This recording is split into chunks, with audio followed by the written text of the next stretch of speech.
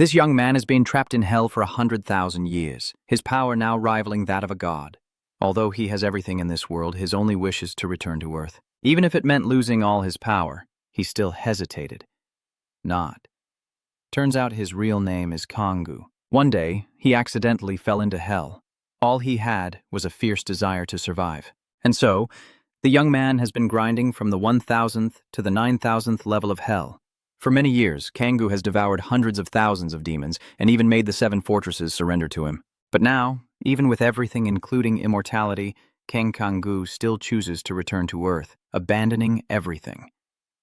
Why? Because the food in this hell is as bad as shit and the women are as ugly as demons. At this moment, ignoring everyone's calls, you all decisively move forward to claim your reward. Kang's eyes flash with authority. Balak, get ready for that. Balak hesitated and asked again, prepare that? The king of the Kang gods closed his eyes with a cold voice. Balak glared at him fiercely. The shape of a monster appears behind you. Do you want me to remind you again myself? Ba trembled with fear, bowing repeatedly. I apologize. I will prepare it right away. He orders the other demons to quickly summon Amon to prepare the tools for the 7 great wonders. They all shouted in agreement. Somewhere, a monster with a terrifying appearance was muttering a spell, surrounded by statues holding something in their hands, with a light emanating from inside a statue, resembling an octopus's tentacle. Balak bows in greeting, Lord Demon, the preparations are complete.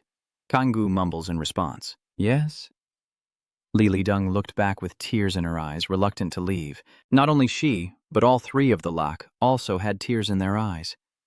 Demon King Kang took off his cool armor, revealing a super-hot, muscular body, and quickly stepped up the stairs to the top. Amon was already waiting there, softly speaking. The Demon King. If you transfer a large amount of magic power into the artifact of the 7 great wonders, and then bend the boundaries of time and space, you can forcibly open a rift in time and space. This old monster is the Dark Wizard. A-O-N. Kang nodded in satisfaction. Very well, let's begin. Sung happily thought that he was finally going home, his whole body surrounded by a mysterious deep purple water stream. This phenomenon is called the 10,000 demonic virtues. The water sphere breaking apart means it is being released. Powerful waves of water soar into the sky, enveloping Kang in that purple light. Ion, watching from afar, can't withstand its overwhelming, heaven-defying pressure and must brace himself in awe. As expected, its 10,000 demonic cores, the magic power is truly overwhelming. Just looking at it, I am already captivated. The 4 surrounding statues stand firm amidst the overwhelming surge of energy. Suddenly, their eyes flash brightly, and the surrounding scene is blinded by the intense light. Ion exclaimed in surprise. The Demon King of the gods. All 7 pieces of the artifact are reacting now. The door will open soon. If I go back, my family, friends, and even my lover won't be there. Kang tries to reassure himself. But at least that place isn't like that damned place, so it's okay. A crack appears in the space. Kang covers himself with a cloth and waves his hand. I'm leaving now, Lai called sadly while the Demon King of the gods hesitated, afraid she would get agitated and run after him to stop him. Lilith suddenly widened her eyes in shock, and behind her was Lily's tear-streaked face. Are you really sure? Did you really abandon the god like that? He lowered his head, calmly turning away to comfort her. Don't cry.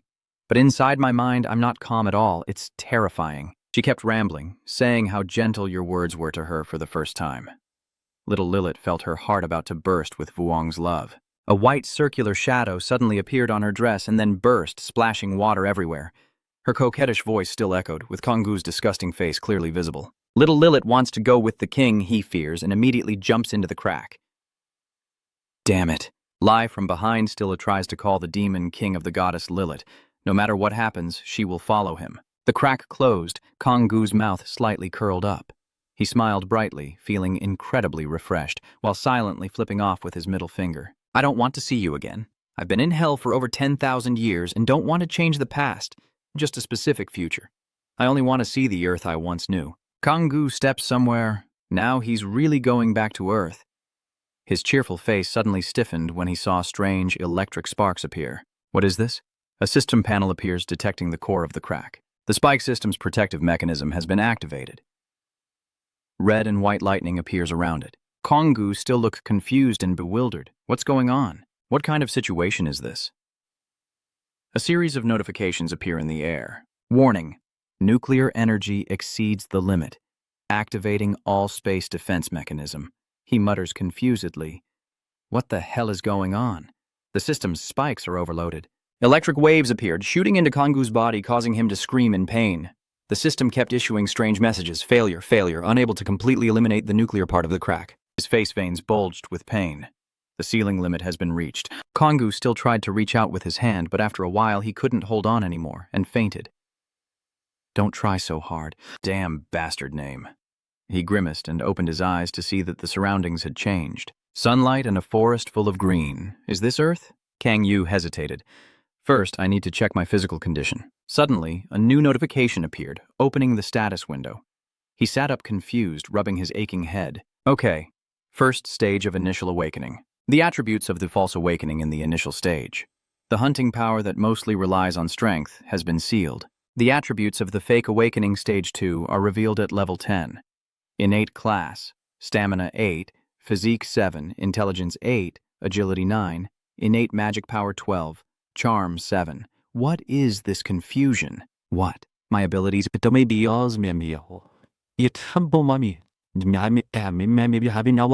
Suddenly, a loud scream echoed. Kanggu was startled and turned around to see these incredibly ugly monsters, the worst of the worst, charging at him, and in his mind he couldn't understand why the Earth he knew had no creatures like these. Kanggu didn't hesitate to use his strength to hit them, but before he could strike, his magic power was gone.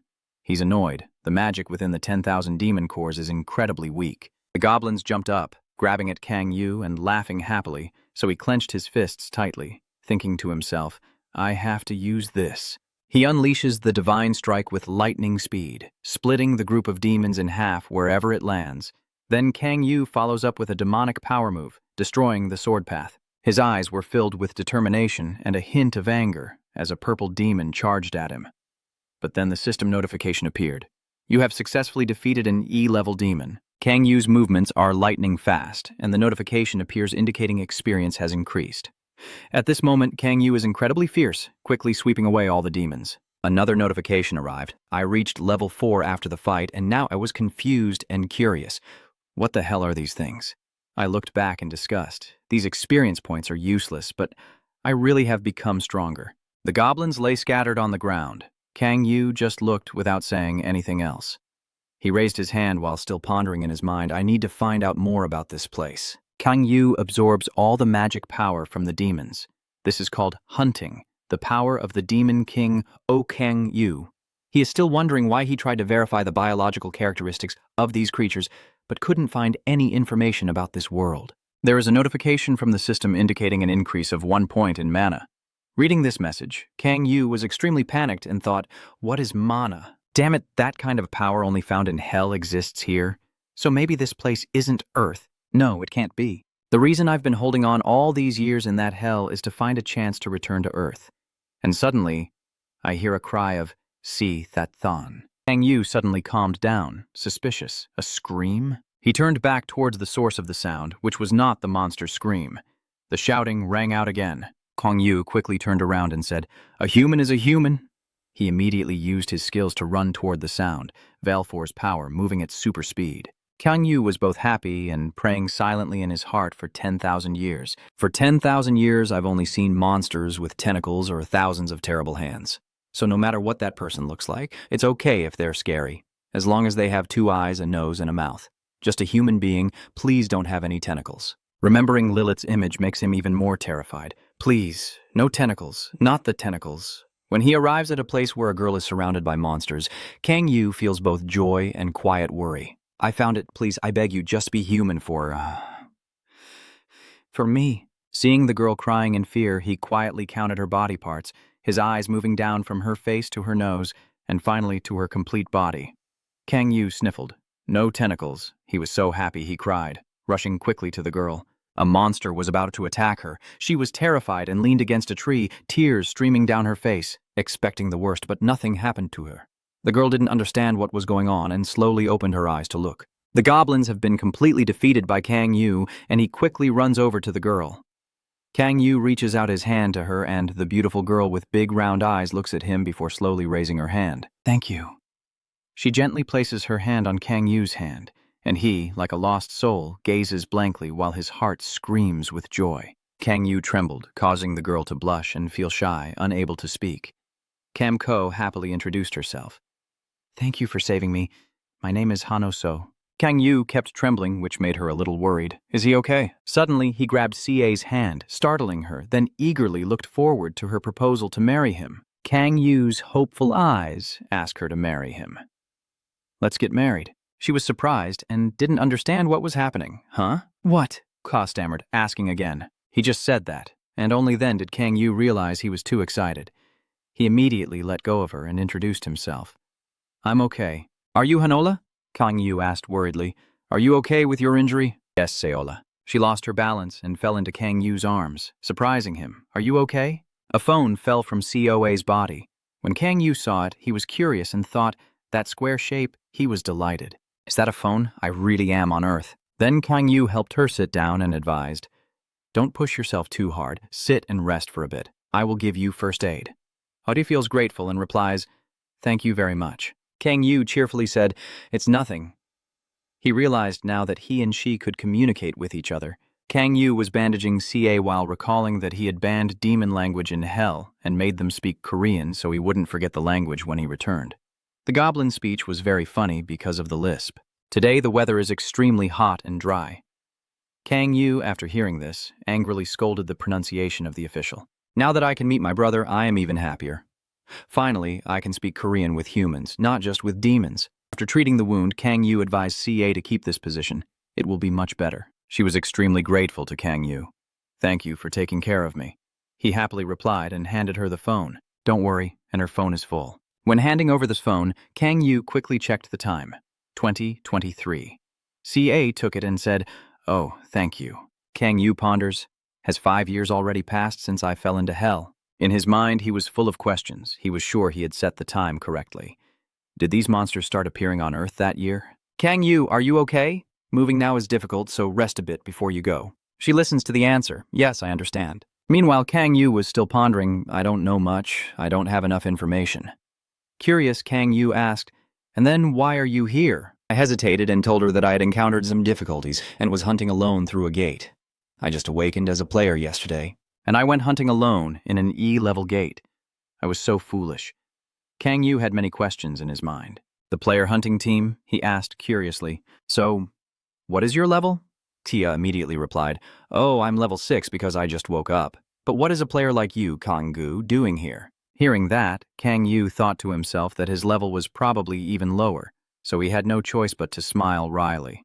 "I've also been in a few situations." Kang Yu looked at her gently and thought, well, it's normal for her to think that way. Suddenly, Ka-A seemed to remember something and told me she understood. Suddenly, Ka-A's face flushed red. She immediately stood there and asked Kang Yu, "Shall we go?" But he's still worried. "Your injury looks serious. Are you going to be okay?" Kay lied to herself.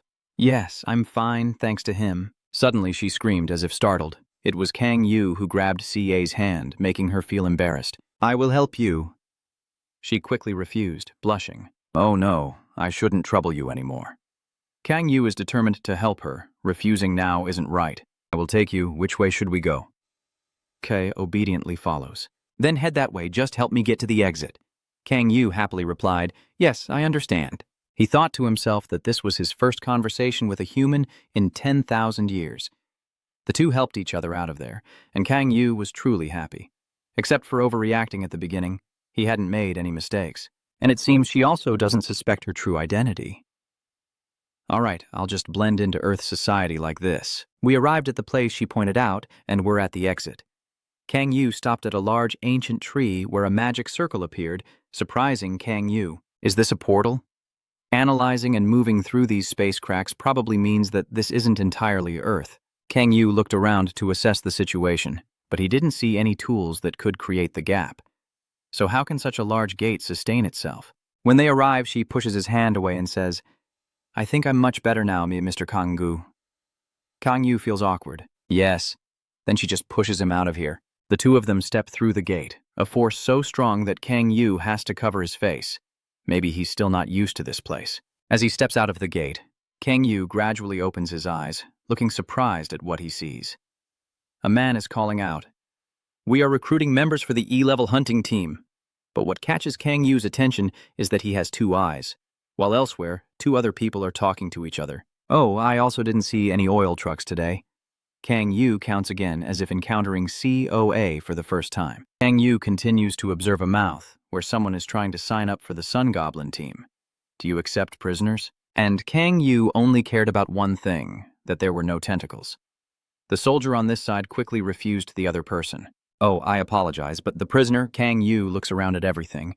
Only the human being remains, and his whole body trembles with emotion, making him truly curious. Kang Yu is so happy he tears up, thinking to himself that it's all coming back. Kay saw that Kang Yu's cloak was torn in many places and looked down at the bandage he tore off to treat her. Seiya softly said, "Are you okay?" Kang Yu turned back and replied, "Yes." She shyly said, "If you're okay with it, my younger sister tucks her hair behind her ear and invites you over. Would you like to have a meal with me at my house?" Hearing that, Ka Yu blushed all over. Ka shyly continued, "I am very grateful and sorry, so I want to at least repay you with a meal." Silly Kang Yu, after hearing that, his mind went blank. Spring is spring. He smiled and said, "Look, I told you refusing wasn't a good idea, so I guess it's not allowed." Suddenly, someone called out to them, "Hey, you two over there, wait a moment." The two soldiers stepped forward and asked, "Hello, we need to verify your player cards." Kang Yu looked confused and thought, "What?" Koa happily took out the card and said, "Please wait a moment." A soldier saw Kang Yu hesitating and urged him to take out his player card.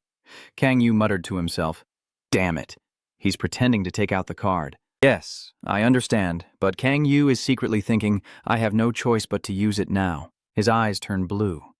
Kang Yu extends his hand without reaching out and says, "Here." He uses his ability to bend the target's perception, manipulating the target's eyes to see what he wants. Dantalian's power of vision allows Kang Yu to raise his middle finger, but the soldier's eyes are covered.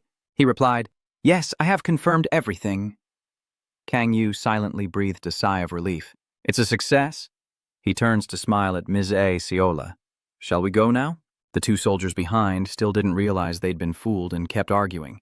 "Hey, wake up, your shift is almost over." "Yes, we're going to a building. This is my house." She was a bit shy. Our apartment doesn't have an elevator, so we have to climb a few stairs. Kang Yu didn't mind, his face flushed, and he said it's okay. Inside Kang Yu's heart, he feels at ease. The scent of the old apartment. He perceives every detail. The narrow staircase. These things are absent in hell, the cool railing. Every small item makes Kang Yu feel relaxed. The dusty windows. Everything feels real. And what he likes most is that, especially because among countless places on Earth, this is Seola's home. And I am sure that from now on a happy future will open up.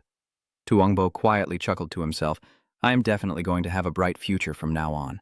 But as Kia just got home, she called her mother, and the sound echoed from inside. Are you back? Kia Kang Yu turned off the sunlight, confused. Mom, my mother cares and asks about her. Oh, my dear daughter, did you get hurt anywhere? Did you go there with the group as your mother advised? Company A smiled, but had to lie. Of course I do. Kang Yu is waking up now. Her mother is here. Could it be that she really just wants to have a simple meal? After the mother and daughter reunite, Koa introduces, Oh, I forgot to mention this gentleman is okay. He saved me from danger today.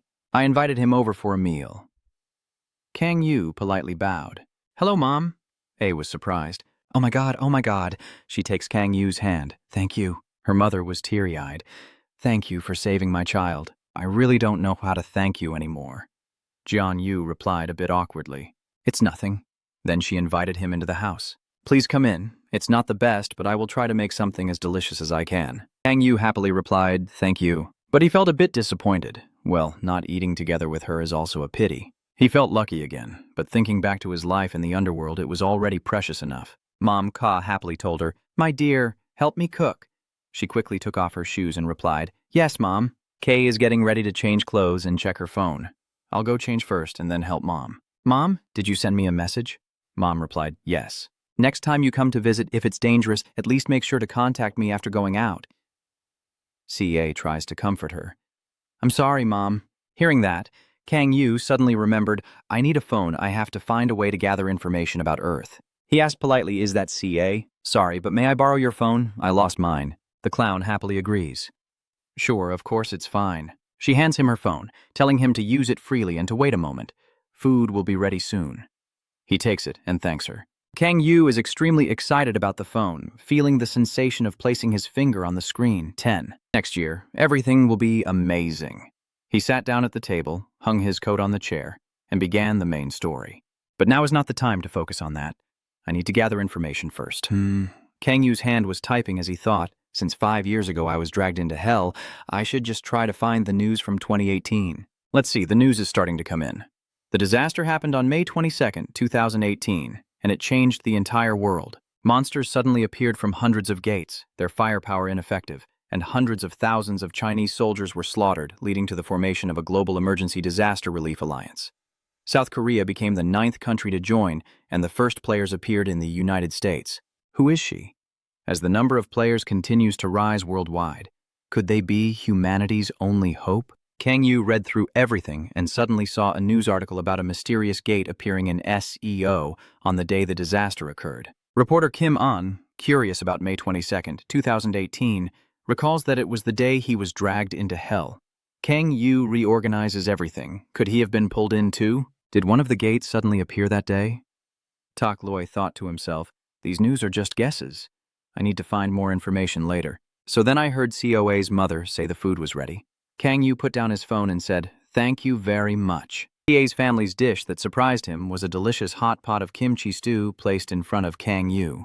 Mom CA told him to enjoy his meal and hoped it suited his taste. He is still stunned. Braised kimchi. Kang Yu picks up the spoon in shock. It's kimchi stew. He scooped a spoonful of fermented kimchi. Mom told me to eat, my dear. She replied, yes, mother. Kang Yu, holding a spoon and about to eat, kept muttering to himself, catching Koei's attention. Kimchi stew. Kang Yu's hand trembles as he brings the spoonful to his mouth. He eats under the watchful eyes of CA and her 2 children. Kang Yu swallows the first bite and immediately scoops up the second spoonful. He keeps chewing without showing any expression, and Kang Yu scoops another spoonful of rice. He eats like a starving wolf, surprising the 2 people opposite him. Kang Yu recalls that 5 years ago. No. 10,000 years ago, after suddenly falling into hell, he had to bite and swallow demon power to survive and transformed into a creature resembling a demon. However, because I still have my humanity, my appetite and taste buds in hell are never satisfied. The demons I have to eat to survive taste incredibly disgusting, like rotting flesh. I think I would go crazy. Even though I experienced that feeling countless times in hell, the only reason I still stay sane is because of one wish, to return to Earth. Tears streaming down Kang Yu's face with happiness. It's real, I have truly come back. Kang Yu exclaimed inwardly as Earth Koei asked with concern. Kang Yu, are you crying, Ko? Kang Yu stammered. Is that so? I truly have no words to express how grateful I am. Thank you so much for the delicious food. The gentle voice said, I am the one who should be thanking you. She was shy. I'm really sorry I can only repay you this way. But you still find it so enjoyable? CA asked happily. Is it that delicious? Kang Yu tearfully replied. I need to apologize. Can I have another bowl? He immediately stood up to get more from Oartu. Is that okay? Of course. I'll bring it out right away. Kang Yu feels grateful. Thank you, Ka-A. You're also happy. It's wonderful to see you like it so much. Kang Yu was sipping soup and thinking, I really am truly happy to have come back. Tie brings out the rice pot with a friendly smile, and suddenly, with a loud crash, the wall is shattered. The mother and daughter are both stunned, but Kang Yu continues happily enjoying the meal. A foolish guy broke the wall and even scolded them. What the hell? Damn it. CA's mother and child rush out to see. The guy blames others. The door is extremely sturdy. He steps on a tile, breaking it apart. A cocky, blonde-haired guy. He shouted loudly, Hanoa, come out right now! Hanan's heavy footsteps echoed. As soon as he stepped in, he was aggressive. Hey, who gave you permission to enter the gate? He frowns in annoyance, trembling as she stammers. Go on, I can't believe it. Hantun asked again, what? The interrogation. I told you to leave. Hantihun, who do you think you are to come into our house? She challenged him. Don't come near me. I warn you. I'm capable now. Really? I am now capable enough, damn it. So adorable. But he immediately punched the wall hard to threaten. Damn it, for someone so small time to be so cocky. Who do you think you are? Koa shields her mother, warning, don't come any closer. Hanun glared, her mother trembling in fear. He cruelly told her father that he would die young and her family would remain poor. Getting hit where it hurts, Koa angrily shouted. This bastard, the reason we ended up like this is because of him. Without arguing, Hanun pulled her. "Let's go! You have to come with me to the Andhra Club right now." Kay immediately resisted and pushed away, saying, "I will never join that trashy club." He looked suspicious and said, "Trashy, huh? I will show you what good people are really like." She clenched her teeth and, taking advantage of Hanun's distraction, bit into his hand, making him scream in pain. He pushed Zoaza away, and her mother shouted in panic, while Seohan got furious. "That damn brat." Han gritted his teeth and asked fiercely, "Do you think doing those useless good deeds is enough to survive? The world treats you too kindly and keeps threatening you. If you're smart, quickly become my obedient sacrifice." "What? You've grown wings and feathers now." Hanun glared at the mother and daughter, emanating an oppressive aura with a cruel tone. "As players, let's honestly face each other a bit." Seeing the tense situation, her mother hurriedly begged Tune. "Please, I will try harder. Please, don't do this to him," she said urgently, grabbing his arm and pleading. Without a shred of mercy, he kicked her mother away and angrily cursed, "You bastard, you're truly scum." She panicked and shouted, "Mom, Mom!" The cow came over, shaking and calling out desperately. "Mom!" Hanun still indifferently said. "That's why I told her to stay away, but she wouldn't listen." Hearing the sobs, he gritted his teeth further. Mom, you really are a bunch of troublemakers." She stared at him with clenched teeth, Han Tae-hwan sneering. "What are you planning to do?" "What are you trying to threaten me with, you bastard?" He kept criticizing. "You're really annoying. I'm already a second-level fake awakener." And mockingly laughed at him. "Do you think you'll have any chance?" He sneered. "The only thing you have is this face." "Idiot, keep forcing him. If you don't join the Andhras Club, Hyung will." Suddenly a noise made Hanun and Hyun fall silent. Looking around, they saw Kang Yu casually drinking hot soup, and he immediately cursed. "Damn it, standing still for a moment, he still sees you eating without paying attention to your surroundings." He immediately let her go and sneered. "Really surprising, this isn't exactly a famous restaurant." Hanun turned her gaze to him, disdainfully saying, "Don't you understand the situation?" Koei anxiously called Kang. He kept calling out that Kang Yu wasn't paying attention to him, and was only focused on eating, sneering, and saying, "Oh my God." After saying that, Han Tune turned around and suddenly kicked the table, cursing, "This damn dog." He stared blankly at the spilled food. She watched the scene with a look of horror. He clenched his teeth tightly, while Kang Yu still hadn't regained her senses, staring at the food spilled on the ground. She cried out anxiously, "Mr. Kanggu!" Tears welling up in her eyes as she shouted loudly, kneeling in pain before the broken bowl of soup. Han Hyun looked suspiciously and wondered what was wrong with this guy, and asked her, "Where did you find this beggar?" Seeing that he was still crying out loud, he sneered and said, "You beggar, kick him and tell him to stop whining. Get up quickly." Kang Yu muttered, "My gold broth." He glared at Han Tae-hyun with murderous intent, his anger radiating deadly aura. "You keep blabbering non-stop." Is he feeling confused inside? What's going on? "Your tone is so dark. How dare you kick my kimchi stew?" Han Hyun's mind was in chaos, trembling and defeated, collapsing to the floor and muttering to himself about his kimchi stew. Facing Taeun, he looked at the scene before him with annoyance, clenched his jaw, then threw Taeun's fist without hesitation but suddenly froze, standing stiffly as the fiery fists blazed in front of him, staring at the kneeling figure there. Taeun felt a bit anxious inside. No way, I must have seen it wrong. He looked annoyed, then sneered and said, "You must be crazy."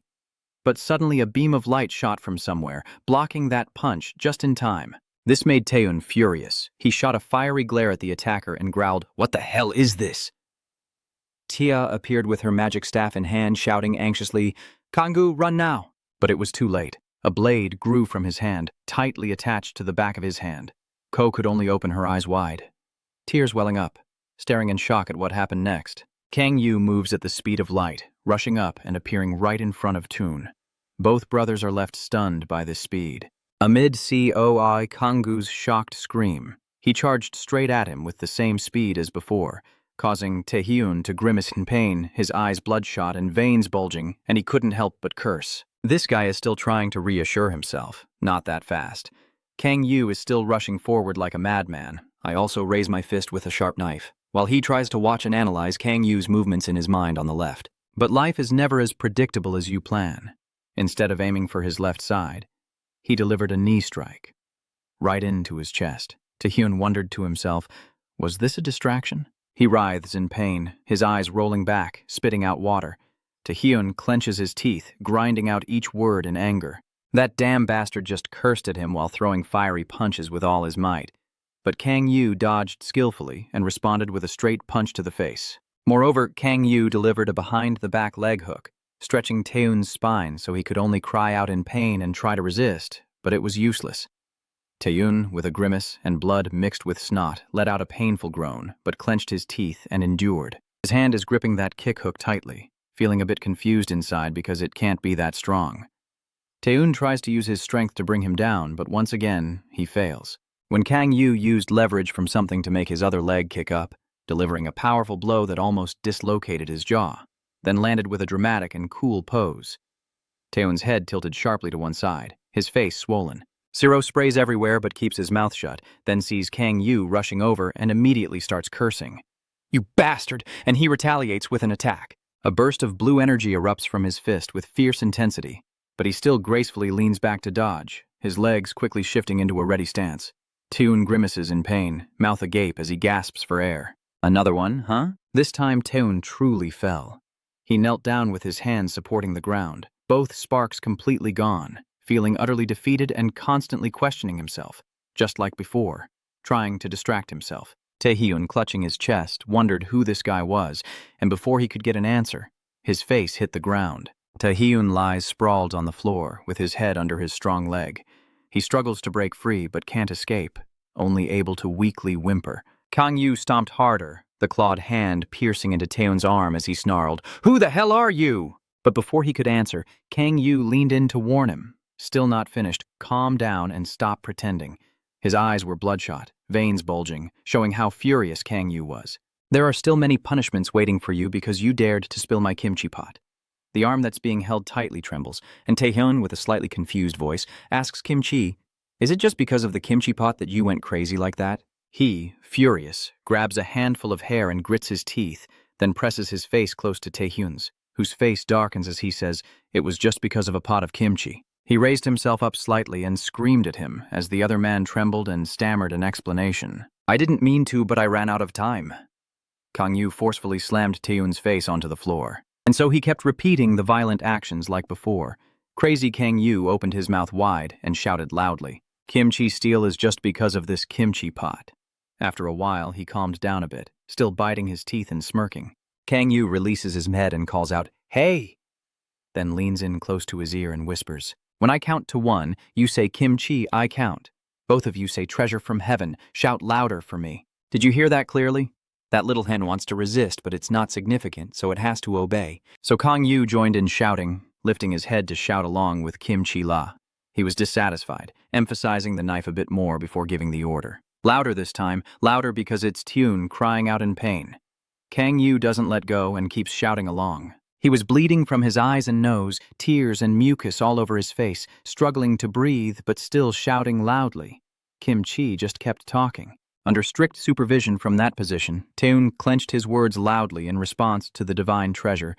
Yet it still did not satisfy that demon. Kang Yu, Nyenmat commented, "You have to keep beating him without mercy until it's done. Hit and curse at the same time, get even bigger for. And I mean bigger as if someone's poking your veins. You were as loud as when you yelled when a girl passed by." Company A stood frozen, watching this scene without daring to step in. She silently watched the syrupy drama on the other side. Kang Yu ordered with a distorted face, shouting louder for me until you burst your lungs. Taehyun is crying painfully, but still obediently following orders. Kimchi is a treasure from heaven, but it still doesn't satisfy the master, who then curses that useless G's and freaks out, shouting demands that aren't enough for him. "Say it again, raise your voice to a 7. For me?" In that moment of despair, he took a deep breath, held the air in his lungs, and with all his might, expanded his throat so the sound could burst out, shaking the eardrums. Kimchi is a gift from heaven. Now Kang Yu seems satisfied with Taeun's ragged breathing. He retracts his claws and softly praises, "Good." Reclaiming that terrifying aura, Kang Yu straightened up but didn't forget to darken his face in a warning. "Remember this, never underestimate. Kim Tri." His spirit is shattered, his body exhausted and lying face down on the floor, crying bitterly, only daring to curse inwardly. What the hell is this? Hey, are you just escaping from prison? It's really a disaster. After the fight, the furniture was quite damaged. They have been tidied up into a corner. Next to the sofa, COA is quietly bandaging her mother's wounds, looking at her sadly, only able to glare at the culprit who caused everything. Han-hun. While he was washing the dishes, he muttered to himself, Why the hell did I? Hanun, with a pained breath, his face swollen from the beating, cursed inwardly. Why did I have to meet someone like him instead of being beaten by the pig? And even my stuff was stolen, and he got to relax drinking tea while I was hurt. Damn it, why is this? All because of that kimchi stew. Hanun glared at him, thinking to himself, why is this happening?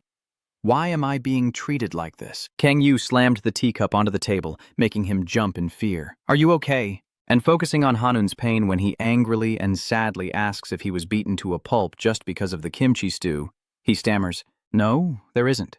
Kang Yu looked at Hanun coldly. Listing clothes, sleeping, eating, and living comfortably, you will never know how many blessings life has bestowed upon you. So always be grateful and sincerely advise you to cherish your life, understood? He shouted loudly, I understand, but inside he was eager. This bastard is causing trouble again.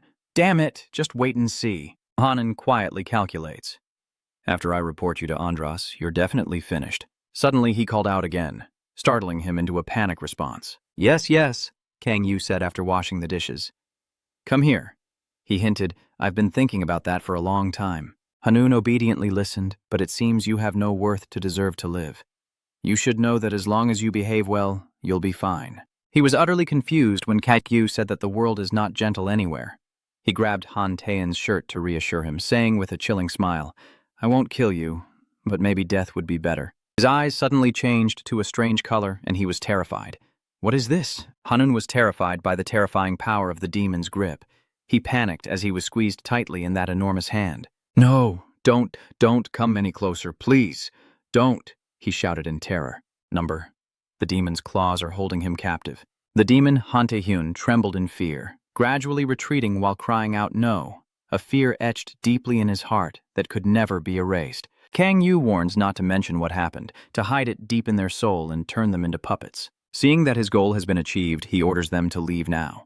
Hanun tremblingly steps back, muttering, No, don't. Kang Yu sneered. Poor bastard. Ka silently watched him obey like a machine. She thought it was the same this time, silently grateful to Kang-gu for saving her again. He quietly glanced at his phone. Remembering Hanun's fierce look, he thought to himself that it really did bother him.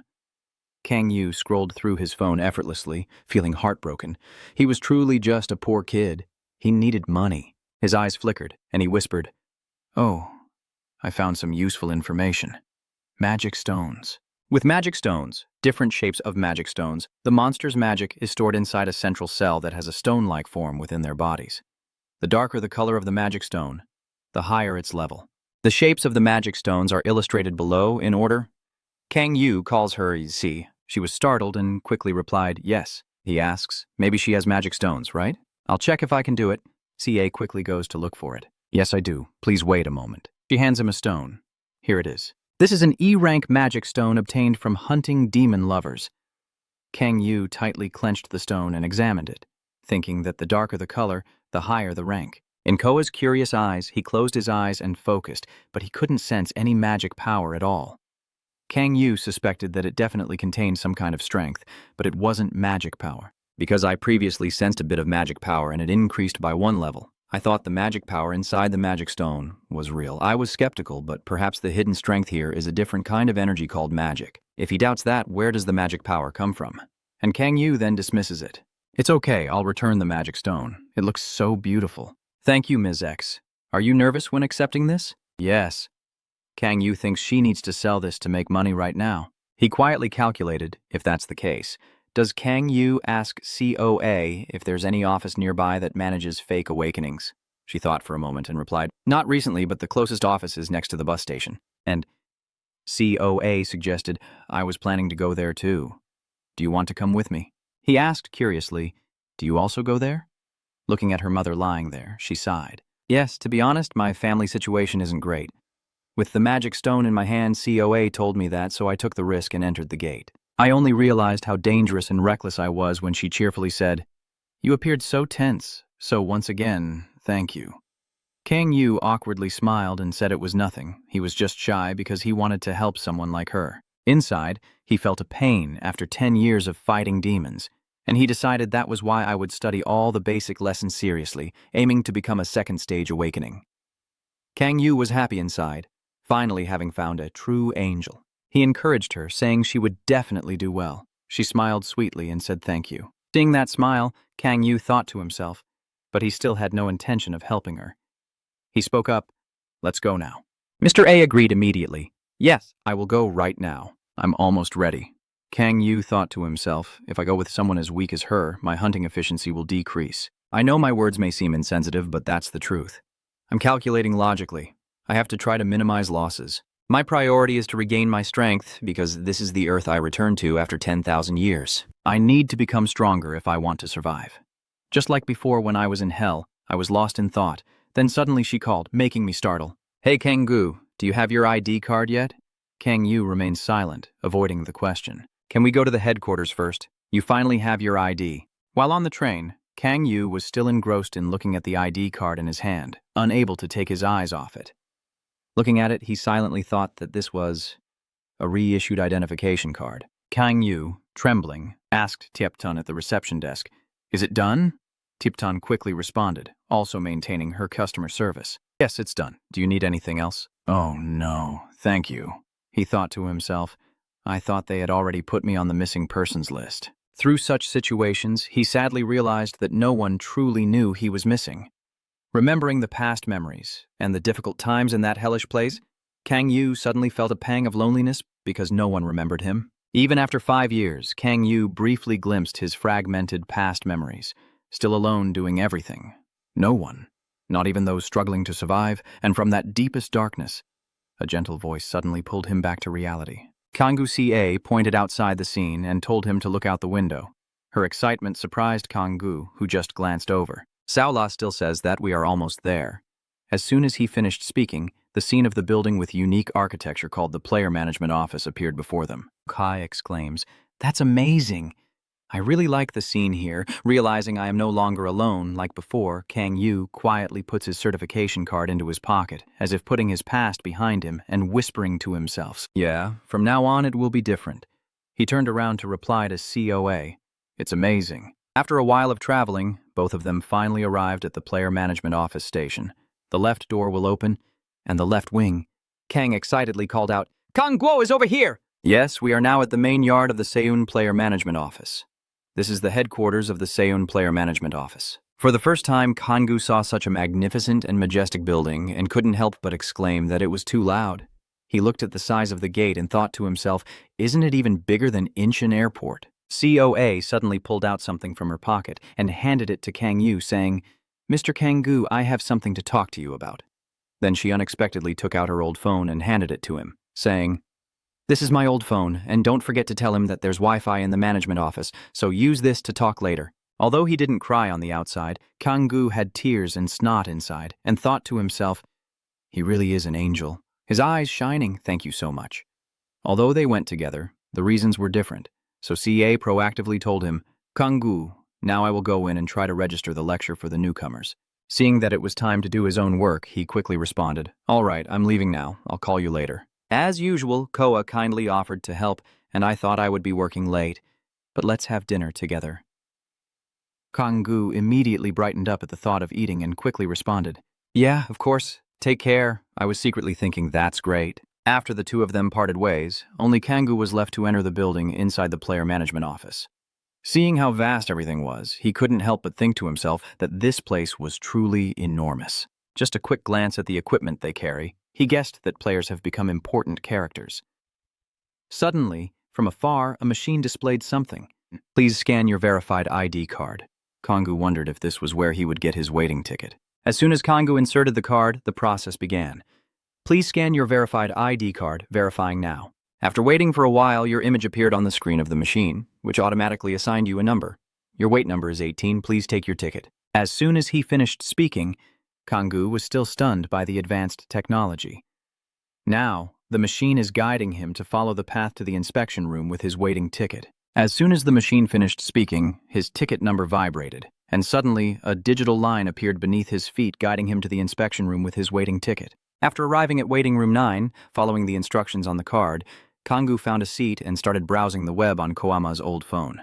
Two hunters behind him were also talking to each other. "Sorry, what is your rank in stage 1? Mine is D, not too bad.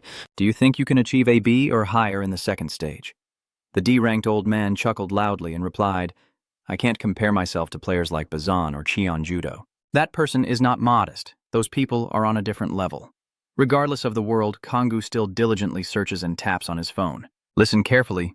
Kangu was surprised to hear that we don't compare ourselves to the 5 guild leaders who achieved S rank during the First Awakening.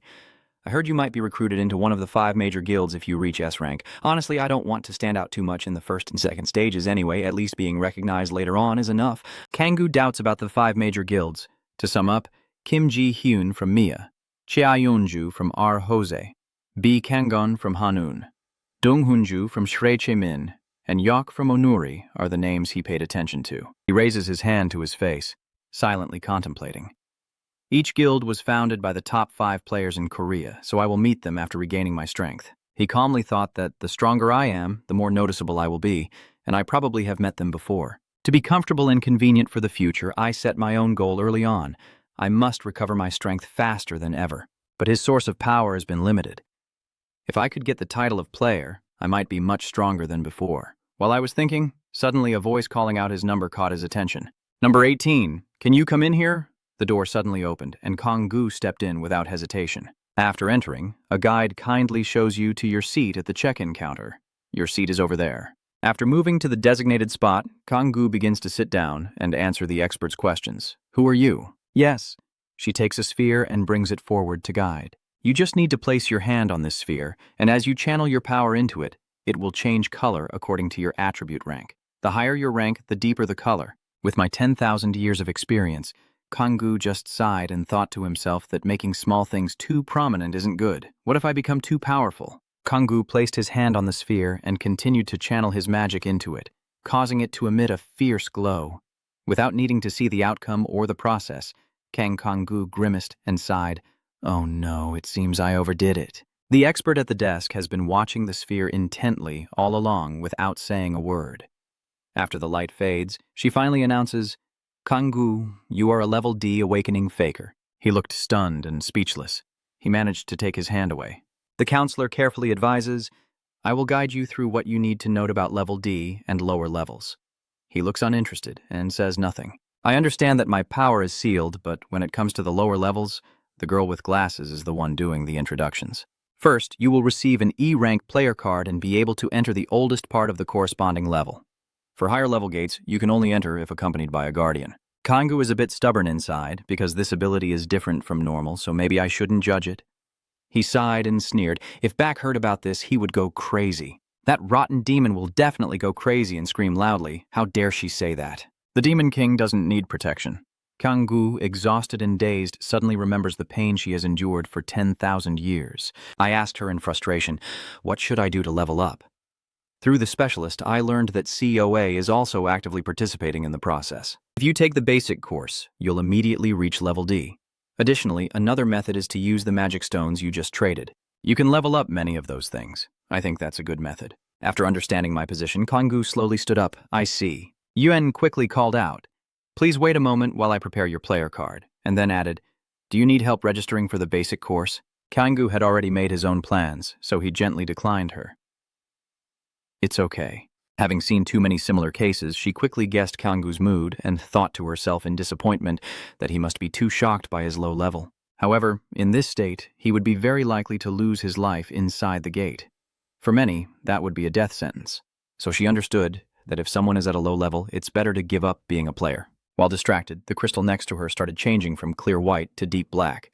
The girl immediately noticed something unusual about the sphere and asked in surprise, "Why is it changing color?" As she reached out to check curiously, she asked, "What's going on? Is it broken?" A second later, the sphere seemed to overload and split in two, releasing a powerful energy that startled her.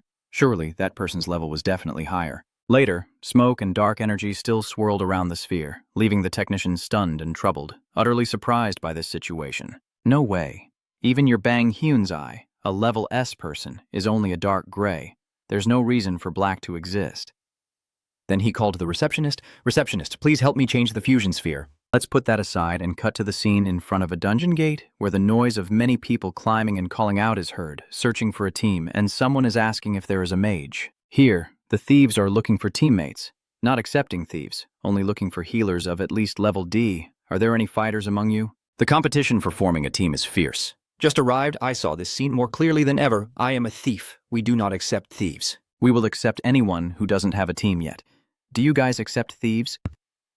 Hearing the constant refusals for this profession, Kang could only sigh wistfully, wondering why everyone kept turning down theft. Next second, he approached the gate and presented his ID to the guard. This is my player card. He thought indifferently that it didn't really concern him. It didn't take long for the soldier to verify the information. And I confirmed that you are a level E player, so you can bypass all the chaos outside. Kang entered the dungeon gate for the first time with his hunting goal. Once he had fully crossed into the new land, he couldn't help but exclaim that he seemed to have made it in. Kang couldn't hide his worry, secretly fearing that it might be hellish. The after effects of the teleportation somewhat negatively affected Kang's body, making him hold his head and say he didn't like using instant teleportation, which felt strange. Then Kang shrugged his shoulders, steeled himself for the hunt, and told himself he should start searching for monsters first. Suddenly, a huge shadow appeared behind Kang and called out to him. Just as he was shrugging his shoulders and tilting his head back to stare at the imposing figure, he couldn't help but wonder to himself. A bear? Turns out what he saw was a big man looking straight down at him and calling him buddy. A second later, he inquires, are you here alone? Have you experienced your second awakening yet, since there's no information about the other person? Kang only replied with a few casual words. That's right. Seeing the big guy approaching me without knowing why, I became cautious. What does this guy want? From behind, the tall teammate spoke up. Taesu, we're ready now. Kang responded to him that no, I have not yet undergone the second awakening. Hearing this, he suddenly shouted loudly, oh my god, startling both teammates. Then he cheerfully told Kang that it seems you haven't taken the basic training. Being part of an Eddie squad would be much better than going alone. He eagerly proposed it to the Demon King. What do you think about that if you haven't joined any team yet? After finishing, he pointed to his team and suggested, do you want to try joining our team? Seeing the team members' overconfidence, the female mage of the team shouted at him loudly, hey Taesu, why did you decide that on your own? The swordsman behind also agreed. Yeah, it's not like he can really do anything anyway. Hearing such heartless words, Tu suddenly got furious and shouted, come on, you guys, do you even know what situation he's in right now? We will save his life. If you really care that much, I won't accept any more magic stones from you. Add him to our team. Seeing his enthusiastic spirit makes Kang reconsider. He seems to be a good person. Meanwhile, Taesu was still trying to persuade everyone, as long as he didn't get in our way. But in the end, Kang decided to refuse his offer. Thank you for the invitation, but I will go hunting alone. No team needed. Before he could finish, the giant Taesu ran over enthusiastically and shook his hand. Now they are satisfied, so let's introduce ourselves, shall we? My name is Kang Tu, your name is Kang, and I had already planned to politely decline him from the start. I'm Kang, thanks for doing that, but I have no intention of joining any team, and I cut him off before he could finish. Taesu laughed loudly.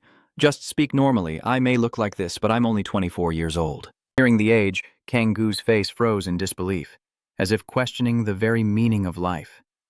What's the story? He's lying. That face looks like he's 24. Taesu had already calculated everything, and as soon as he finished speaking, he pulled out his ID card to show, while his disappointed teammate behind him looked on anxiously. Seeing that he was born in 1999, I was on edge. This ridiculous thing makes me wonder what on earth has happened over the past 5 years, but putting that aside, he quickly returns to his main point and nods. Then I will speak casually. A second later, he directly called out his name. Taesu, I really appreciate your offer, but I came in here with a specific plan in mind. The teammates around him understood his intentions early on and didn't want to say anything more, leaving only Tu's confused mumbling. After a long while, he could only scratch his head in regret. If you're so determined, there's nothing more I can do. Taesu, who is inherently kind, also warned Kang. But be careful. This area is the habitat of goblins, but among them there is a large and strong goblin. It is called Bob Goblin. Basically, it is a larger, stronger, and more dangerous goblin than the others. It is a boss monster of a different level entirely from ordinary goblin creatures, so you must escape from it at all costs. Seeing how dedicated he was, Kang smiled softly to himself, thinking he's really kind. Then I immediately thanked him. All right, thank you for your advice. After passing on the important information, Taesu's team was ready to leave, and he reminded Kang, take care. Seeing his enthusiastic attitude, Kang sighed. If I really were a new recruit, I might have gone with them, but he's not part of that group, so he rolled up his sleeves and got to work.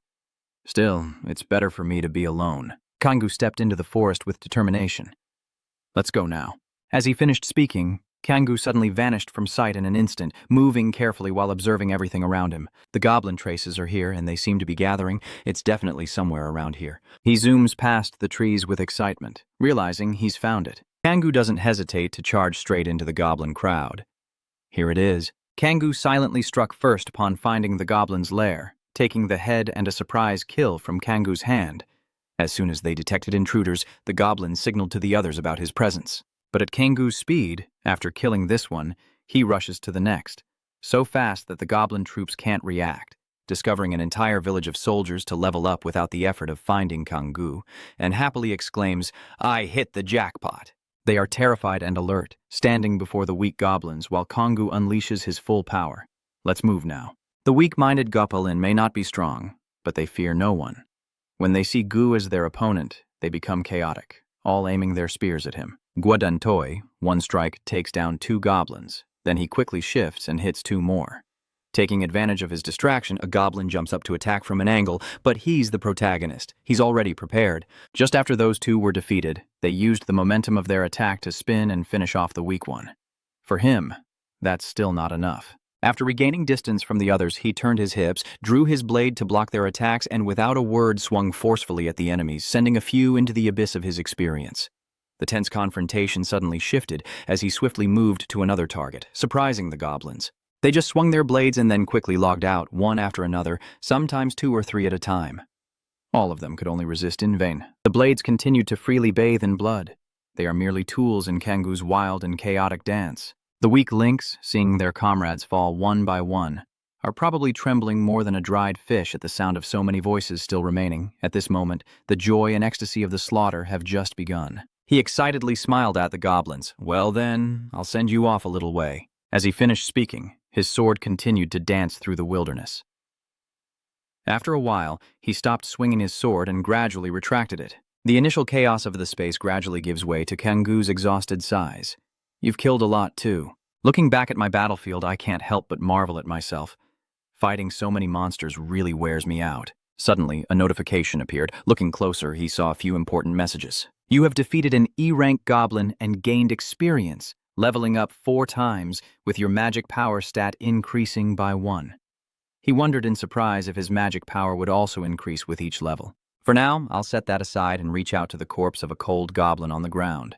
I already know that there is no energy in the magic stone. As he activated his gluttony ability, the surrounding scene darkened and a series of mouths appeared from the void, biting and devouring the loot on the ground. While focusing on controlling everything, he felt he could sense magic. After examining their remains closely, he concluded that the source of the mana was not in the magic stones. He could feel it throughout their bodies, fluctuating in strength depending on how long ago they died. That means if I absorb the essence of the newly dead monsters, I can collect magic power bit by bit. Gu is so excited that I can sell magic stones this way and also gain magic power. When the corpses have completely turned to bones, Kang happily arranges himself, just needing to gather the remaining magic stones before leaving. As he gleefully collects the leftover magic stones after devouring the corpses, he wonders how many chickens he could buy if he sold all these stones. Looking at the clean white bones scattered on the ground, he imagined that he only ate the meat and left the bones, just like when eating chicken. As soon as he mentioned chicken, he thought of the golden, crispy, hot chicken thighs and wings that made his mouth water, but the chicken meat was even more tempting. Once I get out of here, I'll probably go straight to the chicken shop, maybe even buy more. Thinking about COA gently feeding me a piece of chicken makes Kang feel so happy. Even kings can only dream of that.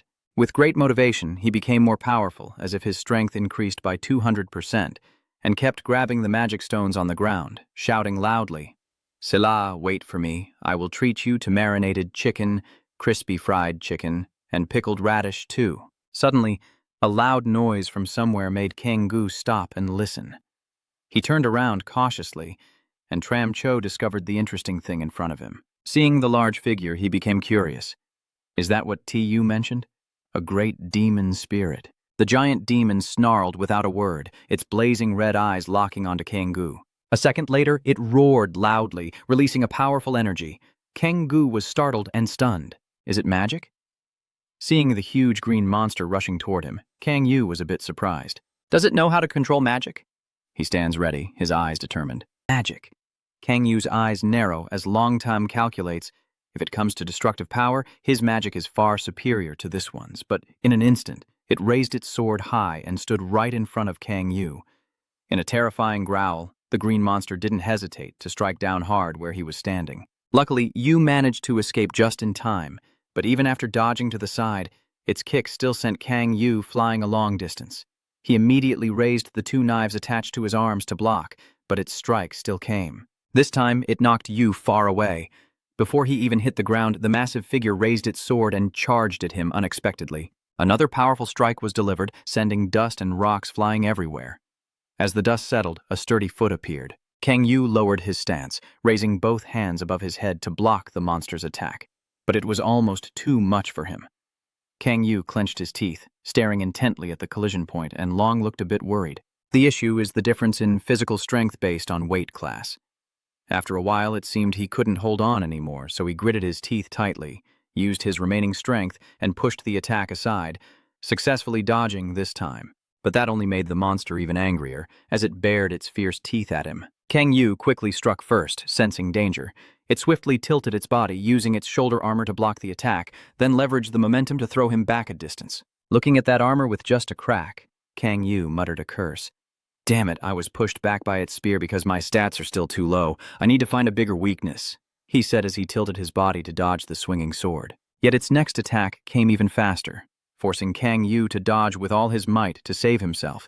Each strike faster than the last, and he kept ducking lower, almost hugging the ground. Seeing that it couldn't hit Kang Yu, the monster angrily raised its sword high, stomped with its huge foot, and kicked in the direction of his dodge.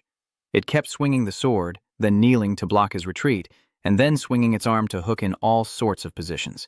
But Kang Yu's body seemed to be made of water, skillfully dodging the deadly strike.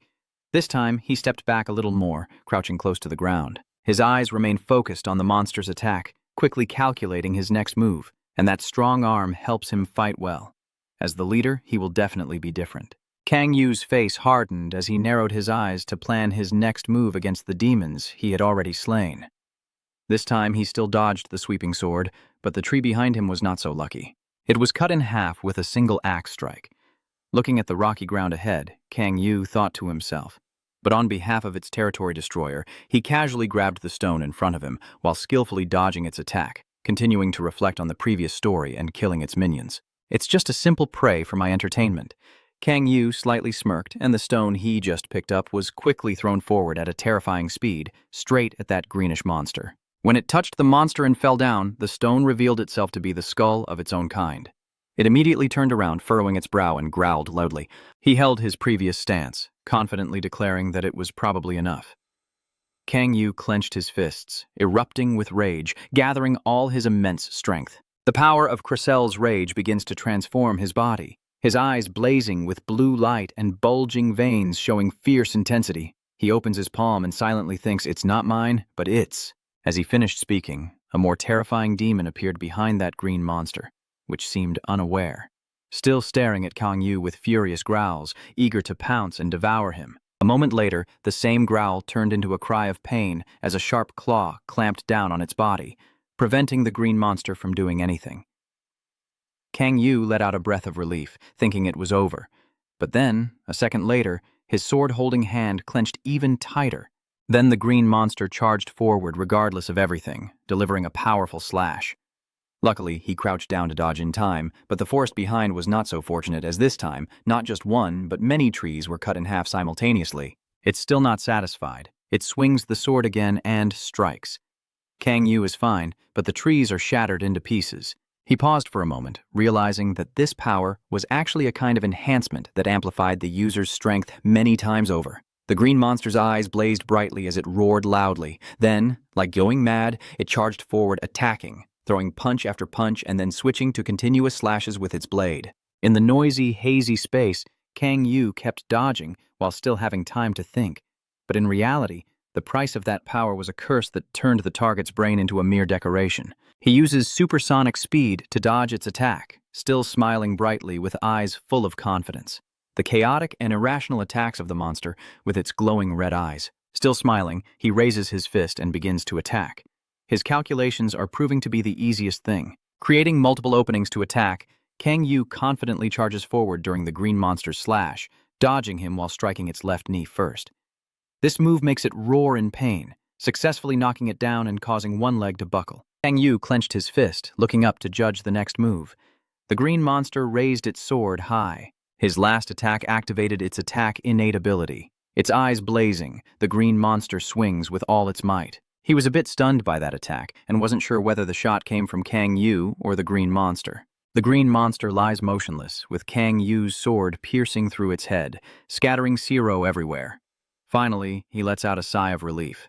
Looking at Zero's scarred hand, Kang Yu sighed softly. If only I had strength, it would be so easy. So does that mean I have to start over again? Kang Yu waved his hand to make Zero drop everything, and then looked at the virtual mailbox in front of him with some surprise. You cleared the monster territory alone.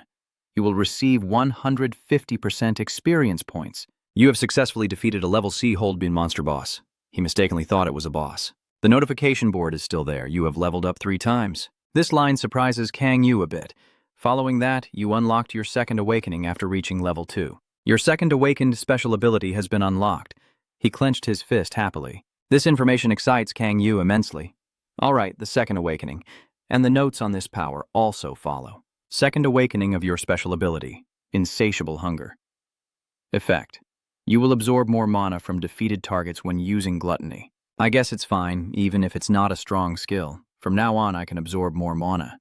Kang Yu kept tapping on the virtual screen, whispering excitedly, if I use the benefits of this ability, my character can become stronger, right? Let's see how powerful my special ability is.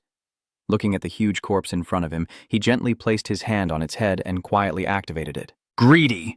A powerful dark aura appeared, quickly swallowing the large corpse. Kang Yu looked at the darkening light swirling on his hand and softly sighed. Is this the effect of my special ability? Then he touched the faint shadow on the corpse, and the system quickly followed with a notification. Insatiable Hunger has been activated. You will absorb more mana. Your mana stat will increase by 3, totaling 19 mana. These stats surprised you a lot. The absorption definitely increased, and holding a tiny energy orb in his hand, he looked satisfied. Beating strong monsters will surely make me stronger. That huge corpse is now just a white skeleton. Kang Yu squints, quietly calculating how this increase in mana will affect everything. He closed his eyes and began to feel the aura of magic that was now surrounding him. But Kang Yu was a bit surprised. He thought his strength would at least be twice as powerful as before. He clenched his fists, doubt rising even more than he expected. 3 times more. Why is it increasing so quickly? Kang Yu muttered in surprise. His sudden surge of power could be dangerous. A stream of demonic energy rose up, enveloping him in an illusion. Maybe Kang Yu sat down completely, feeling the surface beneath his feet as the Maria Demon Gate. It seemed he had discovered something, secretly thinking he knew it all. Kang Yu's eyebrows furrowed tightly, feeling a bit restless. The seal on the Maria's Demon Gate has weakened. He lowered his gaze, filled with confusion. But why should there be no other special changes besides the awakening? He glanced at the virtual display beside him, and suddenly realized something. Thinking to himself that maybe every time he unlocks an awakening, his friend also unlocks the second awakening. After reaching level 2 and unlocking the second awakening, the seal on the Myret Demon Gate became weaker. He smirked confidently, his gaze also grew more determined. If that's true, then if I keep leveling up, I might regain my original power. That gives me another reason to go to a higher level gate. Kang Yu straightened up and encouraged himself. All right. He picked up the gem from the skeleton of that monster. Then Kang Yu smiled eerily, playing with the gem in his hand and whispering to himself. The next target is the third awakening at level 20. After a long while, at a lively restaurant where people are eating, he and COA are sitting and eating as if they haven't eaten in 8 lifetimes. Kang Yu just shoved a piece of chicken into his mouth, his other hand grabbing the next piece without hesitation. Eating voraciously and happily, then, after swallowing, he grabbed his beer and chugged half of the glass in one go before slamming it down on the table and letting out a satisfied shout. Enough already. Sitting across from him, happily eating, she smiled and asked, Is it that delicious? Kang Yu wiped his mouth and replied, That's right, it's really delicious. Sokta, wanting to tease him, asked a deadly question. Does it taste better than the kimchi soup I cooked? Success left Kang Yu speechless, hesitating over that choice. After a moment, he finally replied seriously, Even so, I prefer your kimchi soup, just waiting for that COA, then smiled and said, I was just joking. You're really funny. He straightened up, raised his beer to hide his embarrassment, and awkwardly replied, Really? She knew she was a bit too much, quickly piling more food onto her plate to invite him. Just eat mine. He chuckled happily and asked, Are you sure? But before she could answer, he quickly spoke up. Thank you so much. Suddenly, she fell silent for a moment.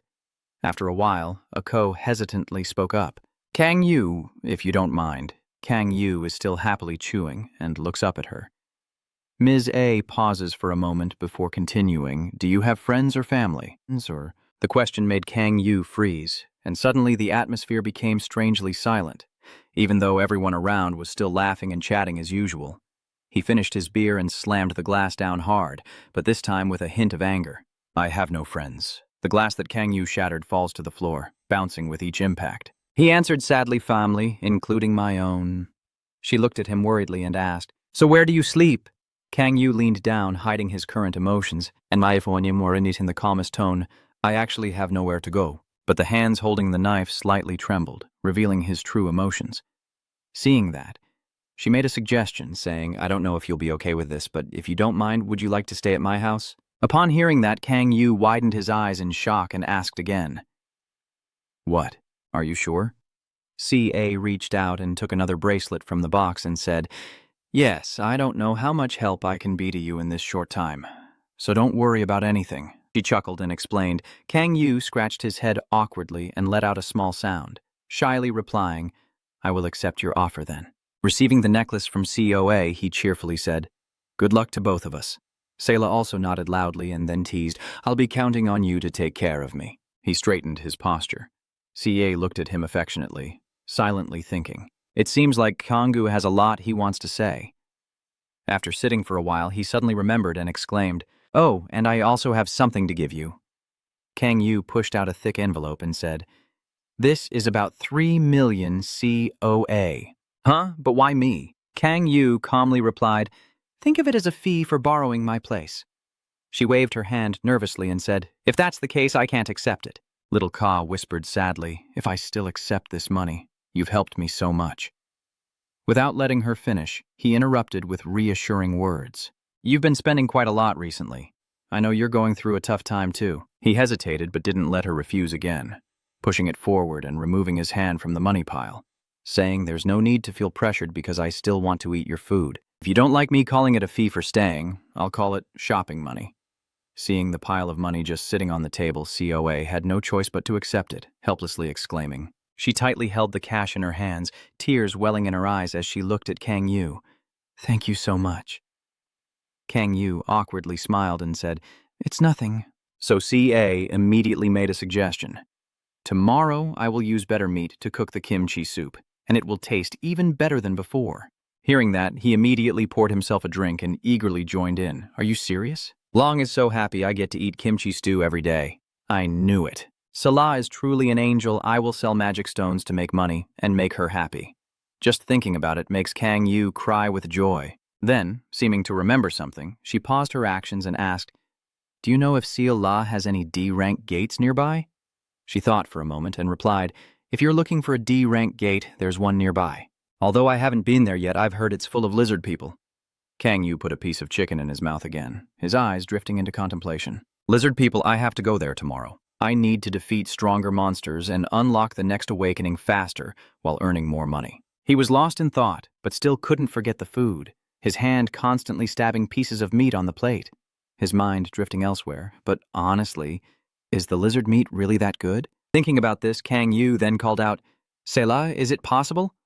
Sola led Kangu to a bedroom that hadn't been used for a long time. This room used to belong to my brother, but now you can use it as you wish.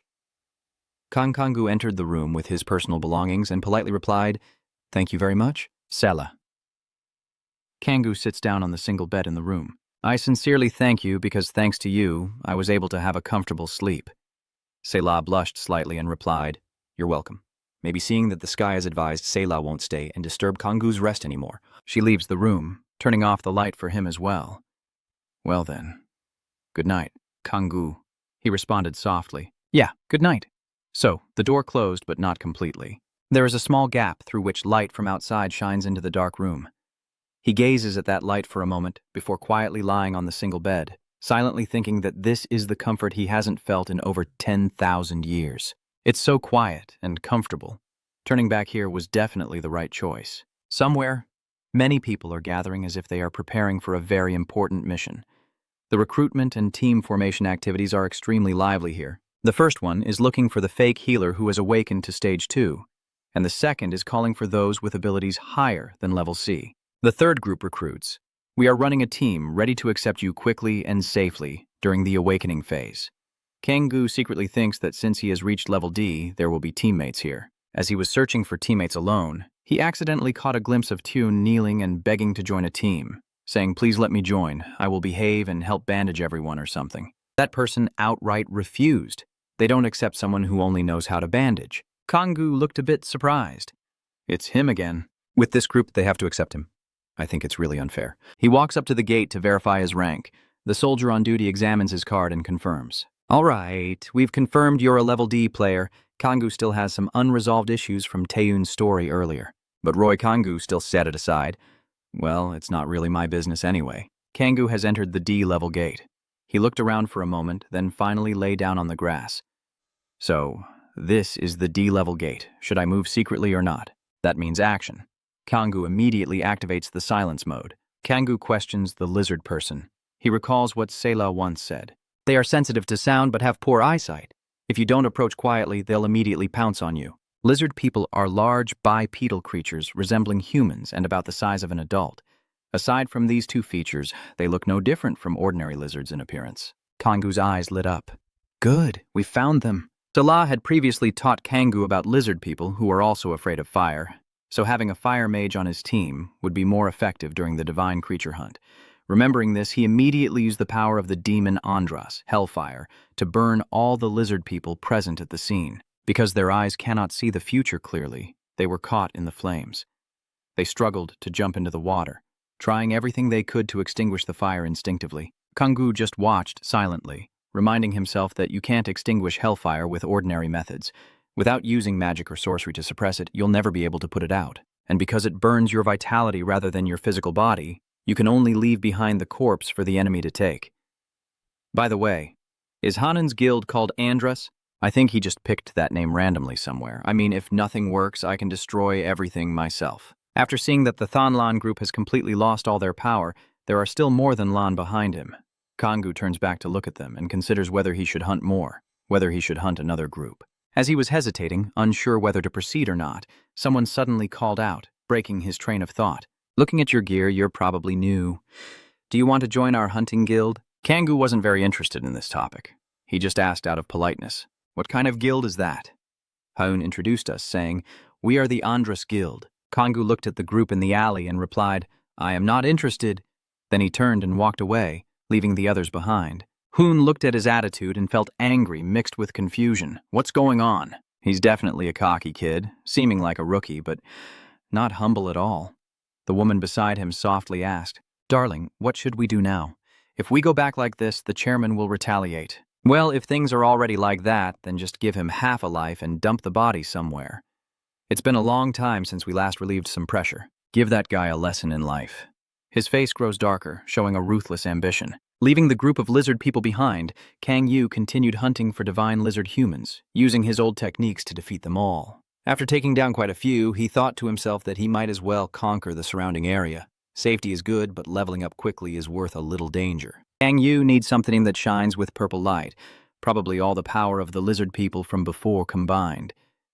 He looks at it, stroking his chin, wondering what he should do next. Lost in his own world, suddenly a call from someone made him startle, clutching the glowing object tightly, instinctively turning toward the sound. He analyzed that this voice seemed to read his thoughts. He said that he doesn't remember, right? He's your senior. I've been wondering if the new guy you're hunting is good, so I came here to check. You've observed everything and quietly judged the others, or quickly judged the others earlier. Just looking at him, I can tell he's the kind of scum who preys on the weak. Kang appears indifferent. You're worrying for nothing. As you can see, I'm doing just fine here. Ha looked at him with a hint of contempt. So? But your clothes are still clean and there's not a single corpse nearby. Kang replied indifferently, I just want to rest a bit. Ho trembled as the senior questioned him, but why was his attitude towards the senior so nonchalant? Because kindness only invites trouble, Kang Yu decided to no longer show mercy. He replied, because I find this senior a bit troublesome. His calm tone directly drove him crazy. Damn this bastard. The angrier he gets, the more composed Kang Yu pretends to be. What? You want to fight? Taehyun, standing behind, couldn't hold back his anger and rushed forward, but before he could finish his words, a hand reached out to stop him. Stop! Taehyun tried to reassure, but he shouted nervously, Don't worry, I've already thought of a way to teach this arrogant bastard a lesson. Kang Yu secretly thought that if this guy already showed such arrogance, he's probably the lowest of the low. Taehyun sneered contemptuously, I bet you'll regret this right now. Kang Yu shows no fear at all. On the contrary, he seems excited. Truly something to look forward to. Hoon firmly grips his sword and says, I want to see how long you can keep acting tough. Then he strikes Monthan's sword against the iron armor on his forearm, making a loud noise. His teammate warned him, Hey, do you know that the divine snakes are very sensitive to noise? Kang Yu looked at him as if he were a show-off idiot, not knowing what he was trying to do. So adorable. Not only did he hit hard once, but he went crazy and hit even harder a second time. The noise successfully attracted the divine snake crowd. Waves have started to form on the water surface. He's coming happily, ready to cast a defensive spell. After stepping into the barrier, he looked at him with contempt. What do you think you can do to stop me? With just sound, I can distinguish hundreds of types. Maybe this is a bit too much to teach an arrogant brat like you, right? So, if you kneel and beg me, I might reconsider before beating you into a cripple. Are you so scared now that you can't even speak? At this moment, Kang Yu calmly replied, I was wondering how strong you really are, but I didn't expect that's all you've got. Ho sensed a hint of contempt in my words and asked, What are you talking about? Kang Yu is showing those guys how to scare someone. If you want to make someone afraid, at least you have to do it like this. He tried to spread his hands to gather power, and then used the super blue ability. With just a clap of his hands, it was dozens of times louder than the sound of a sword hitting a gauntlet, like Hojun had done. Of course, you can't use it again just yet. This is only the beginning. He was terrified. What is that? Hey, this crazy guy. Stop. Maybe you intended to fly up and then stomp your foot down hard. But because those people begged so much, he gently descended to the ground and responded. Fine. Ho trembles anxiously. What do you mean? What the hell is going on with this bastard? The scene is getting darker. The lizard people from everywhere appeared. It has found Hojun's location. Inside, he muttered that she's really gone crazy.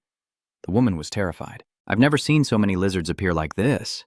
Another one didn't even give you time to panic. Hey, focus and stabilize the shield quickly. Hound's group is starting to fall apart internally. You're really crazy trying to drag everyone down with you, huh? From below the ground, Kang Yu flew up into the trees and asked Hojun, Isn't it true that you're the one who said the snake gods are very sensitive to noise? I know about that. I know very well. The 8 snake gods are starting a fierce attack outside the shield. In this moment, Hoon screams with 70% anger, 20% despair, and 10% confusion. You bastard! Are you really crazy? Are you trying to kill everyone to vent your anger? Kanggu simply replied calmly. What are you talking about? I have no intention of dying. From the branch, his gaze grew more dangerous, and his words sharper. The only ones who must die here are you. He stands on the branch, watching them inside the narrow shield struggle against the encroaching lizard god people outside. This is the power of sound. Seeing that the land gods didn't even touch Kanggu, Hoon suddenly panicked and carefully guessed it was sound control ability. He shouted desperately to his teammates, Pull that barrier back up quickly. His teammate was pierced through the stomach by the divine snake, while others looked at him with resentful eyes. Ho trembled in fear, crouching on the ground as he watched his comrades fall one after another without being able to fight back. He desperately pressed his hands over his mouth to stifle his sobs. Overwhelmed by helplessness, he could neither fight back nor do anything else.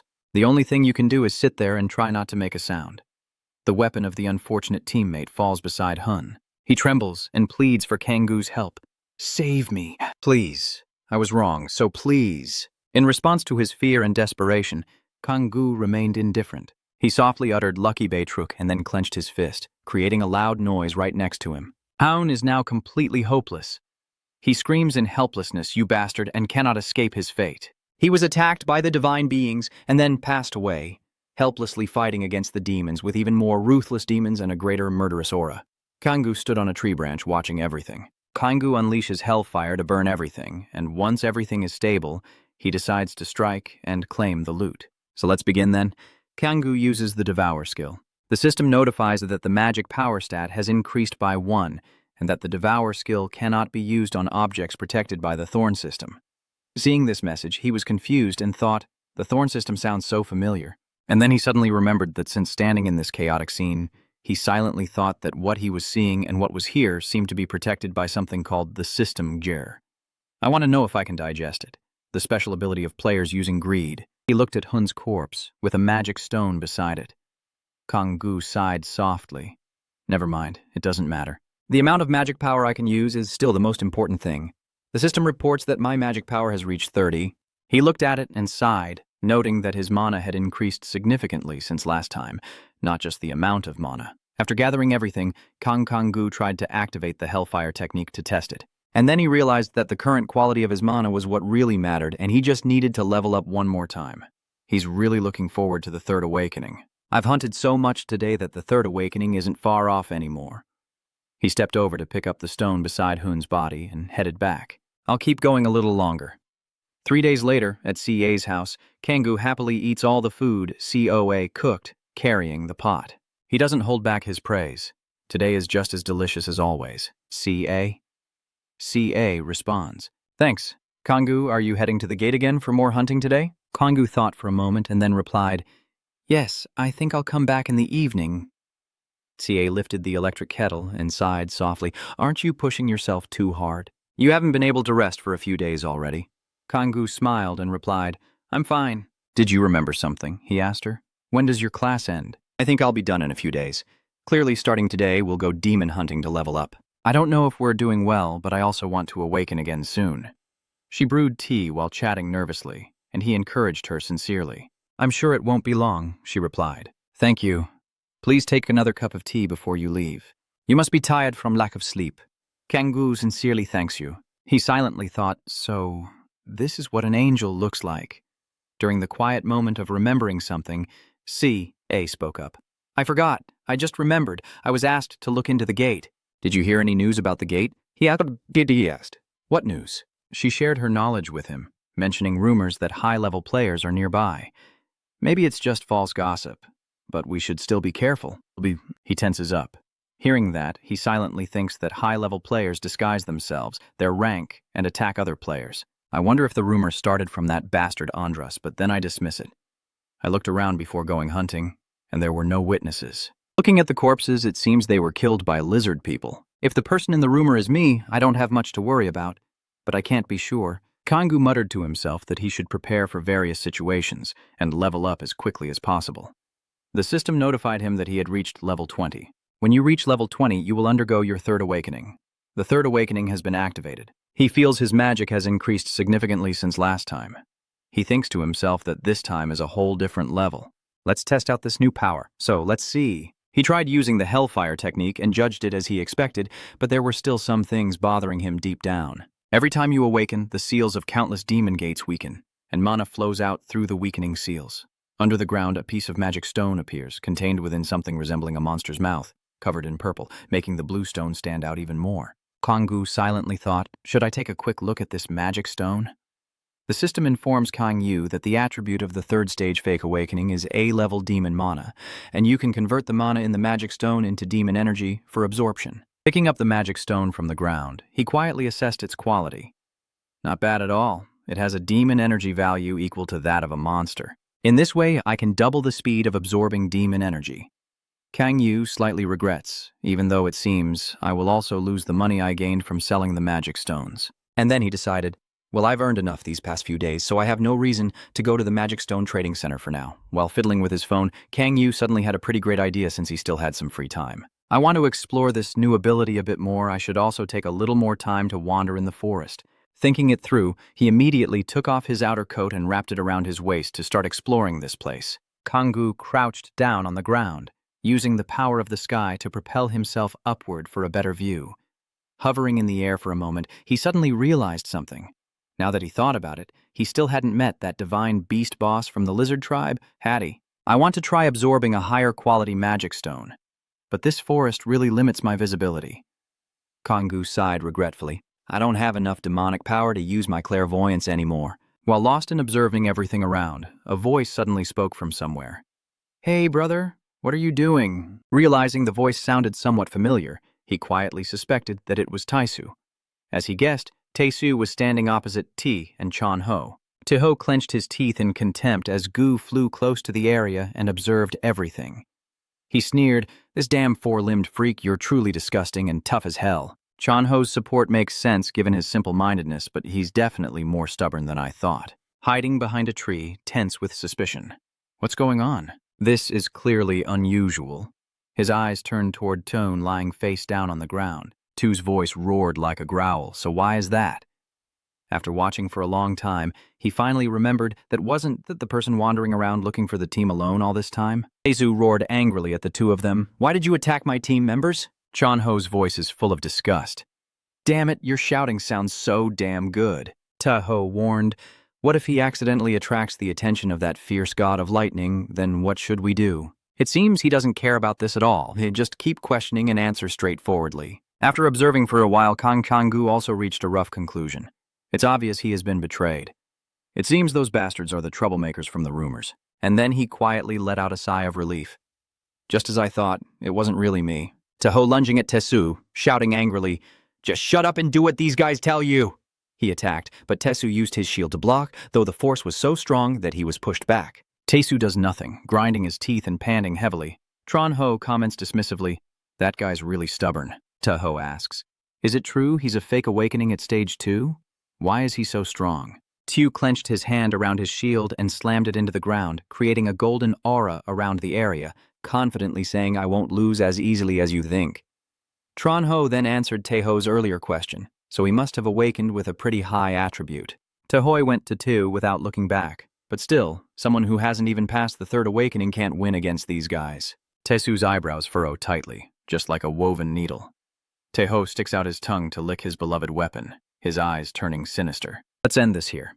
Tr Ho is the kindest. Remember, we are not allowed to kill him." He replied, "Of course I do." Kang-gu wondered.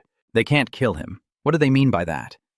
His eyes grew deep, and he quietly observed everything happening. Kang-gu quietly looked at Taesu, hesitating. Should I help him, or just came here out of curiosity? Tae-ho, speaking in a commanding tone, reminds Taesu to raise his shield, saying this might hurt a bit. Kang-gu was startled when he saw his weapon. Wait a minute. That's Kang-gu, who immediately rushed out from the bushes, standing between Tae-ho and Taesu, with his back turned to observe this weapon more closely. And then he confidently asserted that these demons couldn't possibly possess such power. Tae-ho looked at him confused. "Who are you?" Just happened to pass by, huh? Chon-ho sighed. This bastard's really unlucky. When Taesu saw someone who looked a bit familiar, he was momentarily surprised, and one of the guys on the other side said, "If you recognize these guys, don't even think about leaving safely." Taesu then suspiciously called out to Kang-gu. Tae-ho stared intently at Kang-gu and asked Cho, "That guy probably has no reason to be captured alive, right?" Chon-ho replied, as if it were obvious. "Yes, that's right." Taesu regained a bit of composure. "We already have enough targets with those two." Tae-ho sneers maliciously. "Isn't that right?" "All right." He slowly walks forward with the axe towards Kang-gu. Then, after a long time of seeing that, Taesu hurriedly warned, "Kang-gu, run away." Tae-ho continues. He's still in the middle of his attack. I should also get to fight and fulfill my own wish. He swung his spear forcefully at Kang-gu, but unlike his aggressive attack, Kang Chang-gu only needed to flick his hand lightly and he was knocked far away, shocking his teammates. Chon-ho, looking unreal, asked Tae-ho sitting on the ground, "What are you doing? What's going on all of a sudden?" He turned his face to the side, clutching one cheek. "It's not me. Something feels really strange." Taesu was surprised. Seeing Tae-ho get beaten so badly, Chon-ho's team spirit surged, and he grabbed a stick and charged at Kang-gu, growling. This damn bastard. Kang-gu, emotionless, uses the power of the black hole of destruction to attack both of them, one in front and one at the side. He handled it quickly and efficiently, with a speed that only allowed a blur to be seen. Chon-ho screamed in agony, and Tae-ho was even more devastated. Kang-gu walks up to him, grabbing his hair to tilt his face up, his voice devoid of any emotion. "Tell me, let me ask you one question. Where did you get that demonic power?" Tae-hwak, despite being beaten badly, did not answer right away but growled, "How would your damn dog know about this?" Before he could finish speaking, Kang-gu slammed his face to the ground and grabbed Tae-hwak's hair, demanding again, "I'm the one asking you now. Answer honestly, and I'll ask one more time. Where did you get that magical power from?" Even though his face was swollen and bruised like a pig's head, he still refused to speak. "I can't say it," Kang-gu denies. No, you don't want to tell me, that's right. So I have no choice but to use the power of terror to make him speak. As expected, under terrifying torture, trembling with fear, he managed to utter 2 words. Chairman? Chairman. The chairman has. Before he could finish, his teammate shouted out, Be quiet. Be quiet, CO. Are you still conscious? Because he's too troublesome and messing up the big plan, Kang gave him a punch. Stay there! Chan Ho was hit and staggered back, spitting out a mouthful of fresh blood. Kang Yu continued to question, So what did you just say the name of that guild leader was? Ho replied almost immediately. Andras is from the Andras Society. He kneels down trembling. The leader of our group organized a ritual and granted me this power. Kang Yu asked in confusion. A ritual? What kind of ritual? Ho coughs nervously. That thing. Seeing that, Kang Yu moved closer and squeezed his cheeks. You still haven't learned your lesson to tell me everything. He was tortured again. This time trembling, he stammered about the ritual, and then he died in agony and torment. Seeing that he couldn't provide any valuable information, Kang Yu sighed, looked at his body, and guessed that they had installed a device that would kill the target if they talked about the ritual. Taesu carefully asked now, Sorry, are you Kang-gu? Are you okay? Tiun has also regained consciousness now. What's going on? I'm glad to see you again. I knew it. I've met OK before. He then turned to the side. Are you awake now, Taeha? He sat up, looked at him, and asked Tisu, This is Taesu introducing the player named OK, who saved us. Then, recalling something, he immediately asked Kang Yu, but I thought you were at the E-level gate. Kang Yu casually replied, I was just there to take care of some errands. Remembering the scene when we met that day, he asked as if confirming. So, you're not a new player, huh? He replied. Yeah, oh. So that's why you needed to think about it. Taesu was able to clear up his doubts at that moment. He happily shook hands with Kang Yu. Anyway, thank you. If it weren't for you, we would have died because of those stupid crazy guys. His large hand gripped my hand tightly and shook it hard, which looked a bit funny. Taehyun, standing beside, blushed shyly and scratched his ear. I also want to thank you, but maybe because of embarrassment, your voice was too quiet to attract attention. Tu laughed out loud. But Kwao, I didn't expect us to meet again like this. And you're also a high-level player, I will definitely repay this favor. Kang Yu also responded politely with a smile. All right, thanks. Thinking about those Andras guys, he spoke with a bit of disdain. But those damn Andras guys' reputation isn't exactly glorious either. But I didn't expect them to have someone using magic too. I need to report this immediately and warn the Warring Legion about it. Hearing the strange name, Kang Yu asked again.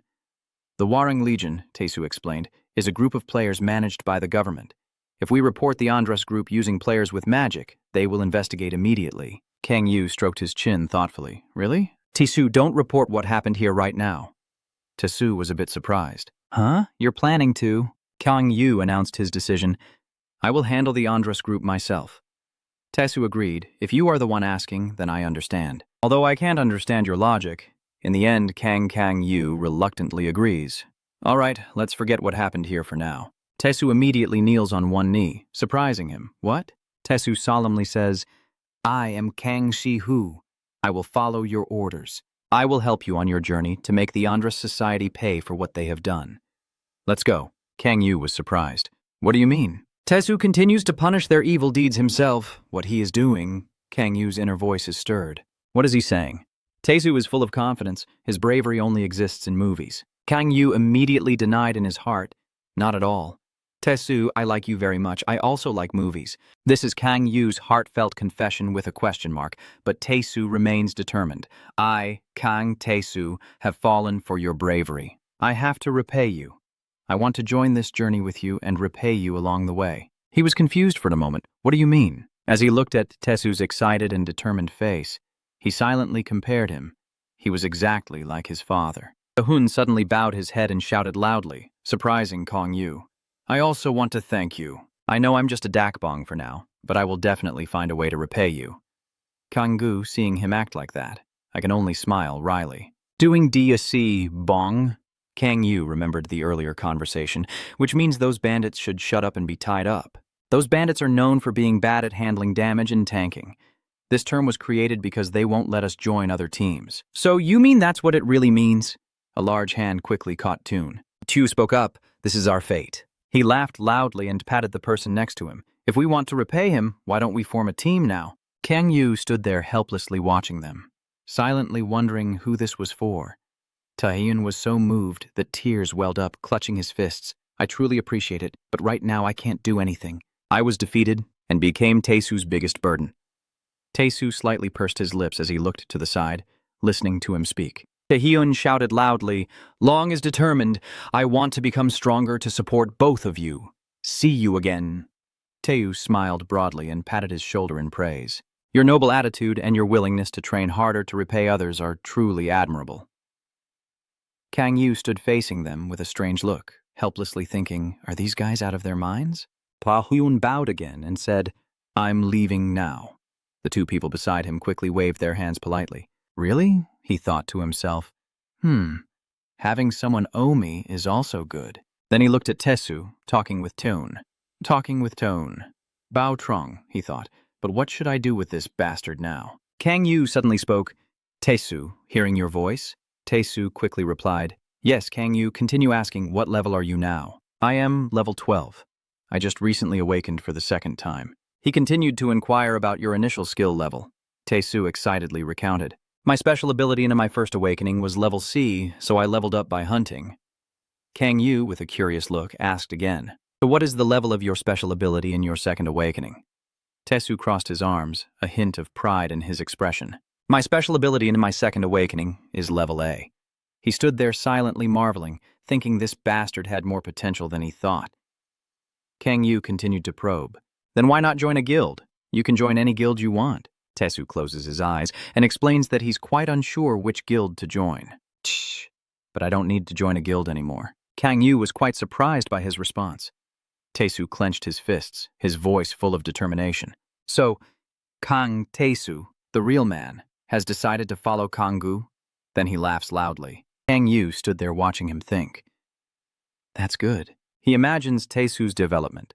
The player who received a high level for the second awakening will have stronger abilities in the third and fourth. He smiles gently, thinking about COA, recalling that C also awakened early the second time, then says, All right, from now on I'll recruit you. Taesu excitedly shouted, Thank you, and straightened up. He took out his phone and said, Give me your contact info, and if you need help, I'll come right away. All right, actually, I have something to ask for, too. Taesu's eyes suddenly lit up. Just tell me, Kanggu. Kang Yu feels a bit annoyed. Shouting, Get out of the way, you're making me tired. After exchanging contact information, he handed the phone back to Taesu and advised in the next few days, my acquaintance will complete basic training. I want you to form a team with that person and level up together. The two continued their conversation, asking, Can I know that person's profession? Kang Yu, she is a healer. Taesu is happy, so I'm very happy to join them. Since damage dealers are quite common, I'll try to build a really strong team. Kang Yu is satisfied. Good, I will contact you again later. Taesu asked again. Are you heading to the Andros Guild now? He looked distant and serious, while Chan Ho was struggling and being beaten. He was beaten against the tree, crying out in pain. Are you awake now? A familiar voice echoes out. Kang Yu presses down on his neck under the tree, his voice full of threatening desire. I have something to ask, so it's better not to lie. If you understand, then nod. Good. He pats his shoulder after seeing him nod. Kang Yu asks again, What's your name? He quickly replied, I am Kang Chan Ho. He was satisfied. Good, Tron Ho. Not long ago you said you needed to capture the players alive and bring them back, right? He hesitantly replied in a softer voice. I don't remember. Kang Yu immediately kicked Cho in the head, causing him to cry out in pain. He grabbed Chan Ho's head and pulled him up. What now? Remember? He answered in fear, saying the reason for capturing them alive was to offer them as sacrifices. Kang Yu gritted his teeth, causing Chan Ho to suddenly feel a chill down his spine, his eyes turning red as he looked at him. Kang Yu pushed him aside, and Long silently thought there were more crazy guys than he had imagined. Come to think of it, that bastard Taeun also said the same thing. Then he smiled softly, and Kang Yu clenched Chan Ho's jaw again. His eyes turned red, a sinister expression appearing on his face. Chan Ho, I have something to ask of you. A tragic figure dragging a suitcase through a narrow alley stops as a voice echoes. You are Lang Chan Ho. I am. The person facing me shined a light directly and asked, Did you and Taeho go hunting for sacrificial items together? Seeing his face covered in bruises, the other person kept asking in surprise, So why did it take so long for you guys? Wow, what happened to your face? Isn't it just a single hunting gate you went to? Or is Taeho already out of it? Chan stammers, I'm really exhausted. Does the person opposite look confused?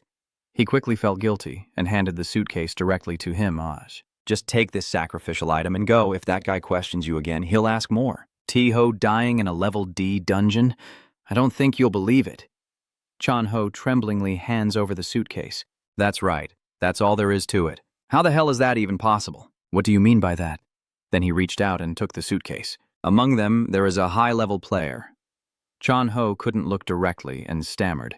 That's how it is? Yeah, thanks to Tae-Ho, I was only able to reluctantly take down that bastard. I've already brought that bastard here as a sacrifice. The white-haired guy sat down, examined the corpse carefully for a while, then slapped Kang Yu in the face. The condition isn't too bad. Then he shined a light on Chan-Ho's face, but he seemed a bit strange. He covers his face, his voice a bit hesitant. I cough painfully. I'm dead. Though my feelings are a bit complicated, Chan-Ho quickly stepped back a few paces to let the other person check. What's so complicated? The fewer people, the better. The white-haired person with the suitcase stands up because you've already offered the sacrifice. So we will also receive the divine blessing. And since Tae-Ho is dead, all the magic power is now in him. Oh my god. Does that mean this time you didn't use even a hint of that power? Are you saying that Chen-Ho himself knows Tae-Ho? Maybe it's because he wants to take everything valuable. Chan-Ho angrily turned around and said, Eat your fill. You've got the sacrificial item now. Do whatever you want. I'm leaving. White hair, confused, calls out again. Hey, where are you going? He looked at Chan-Ho's distressed appearance and found it quite confusing. What's wrong with that bastard? I don't know if he's really just upset because he's sick, but he didn't see that Chan-Ho's face was already pale, covered in sweat, and he seemed more sensitive than I thought. At this moment, inside the doorway, one of the people inside pulls a suitcase from outside. Chairman? Your subordinate spoke up, but the chairman interrupted. Are you late? The man respectfully replied, yes. Then they continued reporting that those guys said they were blocked by a high-level player and all died in the fight. The guild leader spoke again as the sacrifice below pushed the suitcase forward. Here it is.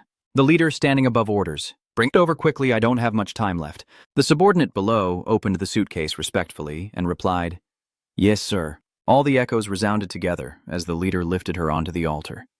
The immortality of the great Andras. The prayer of the great Andras.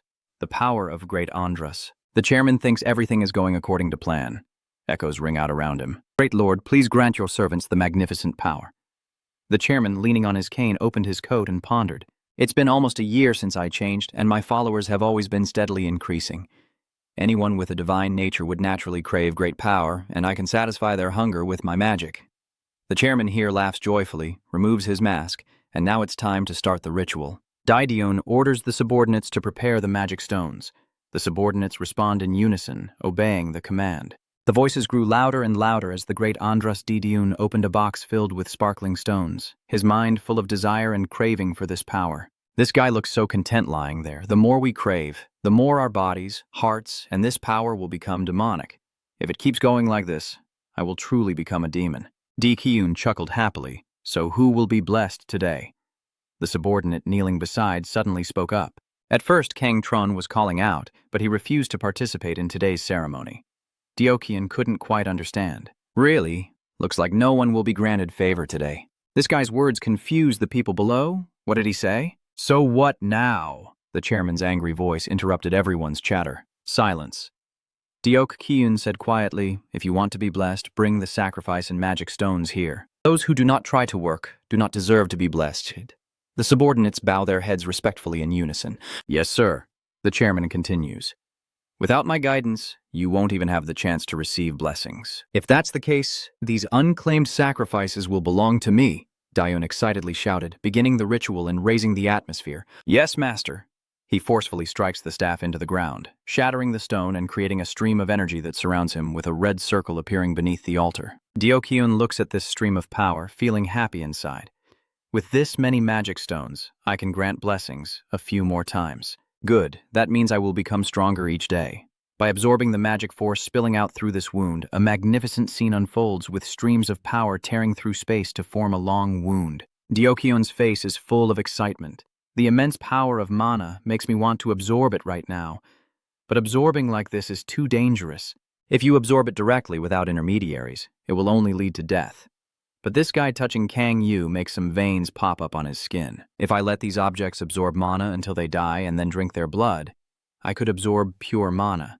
Like this, Ddokun is controlling his power to sacrifice the person lying there. Absorbing the magic power will swallow you whole, causing you to lose your life. Tonight, Kang Yu silently laments. He's holding up pretty well. Is his awakening ability at level A or something? Diun chuckled more happily. The longer they could last, the more magic they could absorb. This feels like 5 times, 10 times, 15 times. This bastard is truly an unimaginably powerful sacrificial object. The amount of magic he's absorbing, the magic we will absorb, keeps increasing every day. Dian looked at this scene and laughed loudly, opening his eyes and screaming in despair. This guy kept counting in his head. 17 times, 20 times, 30, 40, 50. Ddokun feels something's wrong. Why does it keep increasing nonstop? Dian started to panic and step back. Hold on, customers. Stop, I told you to stop already. Please, please stop. His actions caused everyone below to panic. Diun shouted loudly, his face filled with fear, and stopped. His strength gradually dissipates as he collapses to the ground, his face pale. Dian trembled, his hands constantly scratching the ground, unable to stop. Kang Yu only just sat up now, face full of amazement, and suddenly his stats increased by 20 points again. Diun at this moment couldn't believe his eyes. What the heck? How is this possible? Kang Yu chuckled softly. What is this ritual? Can you do it again for me? He smiles brighter and points to his mouth. Just one more time. Diun sits there trembling. No, can't I? The increasingly shrill screams only add to the chaos as this guy quickly gathers his strength and rushes toward him. That bastard Kang Yu easily dodged to the side. The two started fighting, with one attacking and the other dodging, creating a chaotic scene. He looked at Ddokun with a provocative expression. Not bad either. The guild leader, furious, used all his strength to rush and attack Kang Yu. A loud collision sound rang out. Ddokun channeled his power into one spot, repeating the action once more. Then a large sphere was launched at that spot. They were all amazed to see Kang Yu in a different form. With a faint aura, Kang Yu transformed into a powerful form. Smirking. Magic really is convenient. The leader shouted angrily and ordered his subordinates to attack. What are you standing there for? Hurry up and attack him. Then everyone below started rushing forward, and Kang Yu began to envelop himself with his power. He gathered his strength into a sword and struck forcefully at his opponent. Everyone rushing forward started falling after being struck by Kang Yu. Lao swiftly attacked each person, delivering a blow that made them collapse to the ground in pain. A voice rang out, "Move aside, you trash." Everyone around began to see an opportunity when they saw Ddokun. If the leader is Ddokun's leader, this guy begins to activate his power, his smile growing wider.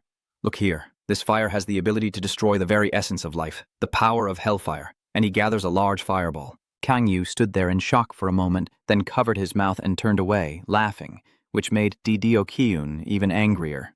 I don't know how you use magic, but you'll never defeat the power. Before he could finish his sentence, Kang Yu had already gathered a larger fireball. Diun stared with wide eyes at his opponent's fireball. It can't be like this! Diun trembled, eyes wide, voice trembling.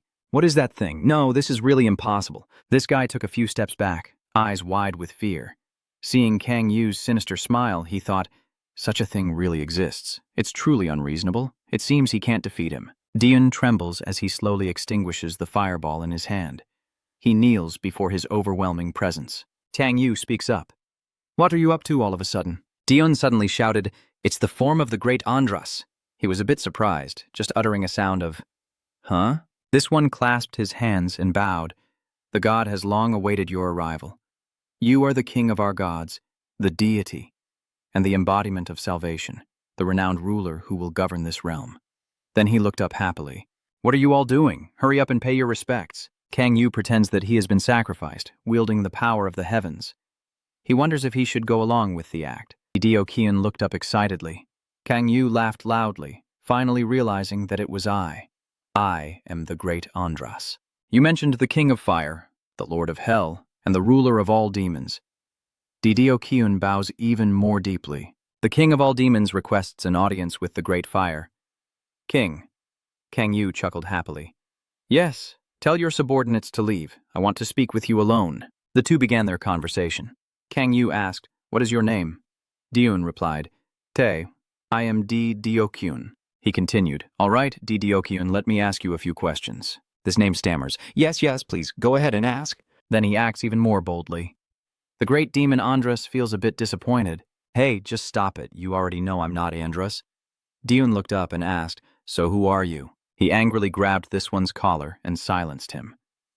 Kang Yu stared intently at the opponent and said, I don't want to hear any questions. You are only allowed to answer what I ask, understood? It makes him tremble. Yes. How can you do these things? How did you learn to create cracks using magic from magic stones? Diokian, trembling, replied, I learned how to create cracks after listening to his sermons.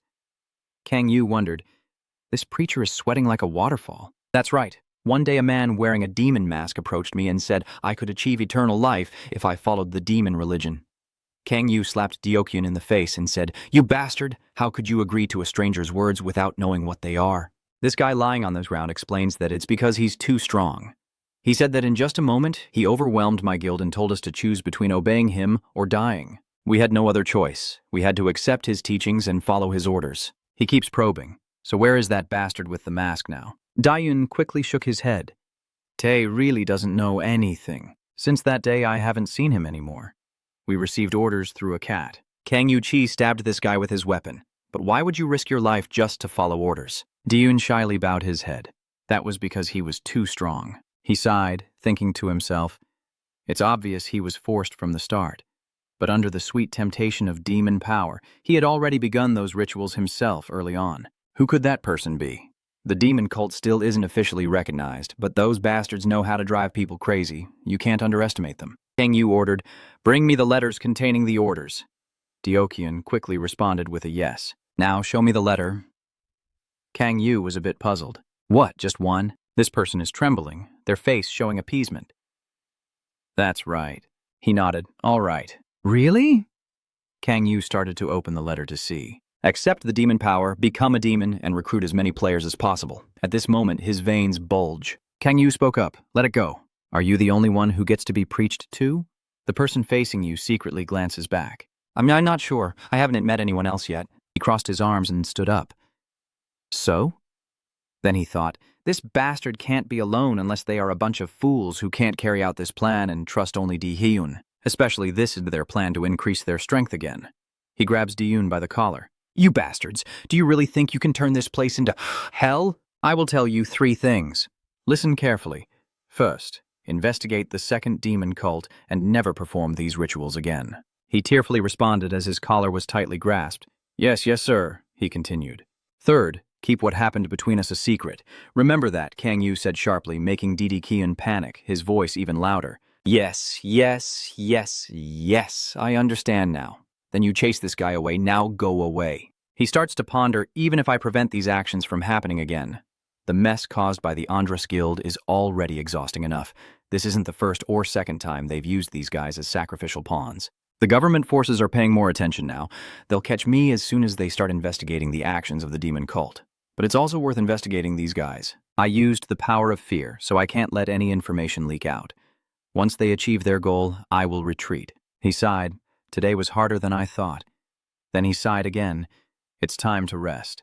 At this moment, Kang Yu has returned home, looking excited. Why are you back already? A surprised voice echoes. Kang Yu? I'm a bit surprised. What's wrong? Ko nervously steps closer. This is the question I was supposed to ask you. You've gone through the gate a long time ago, but haven't contacted me at all. He didn't even answer the phone. Oh my God. Kang Yu took out his phone and looked. Oh my God. He scratched his head. I'm sorry. That's because something unexpected happened. I'm okay. Kay lets out a sigh of relief.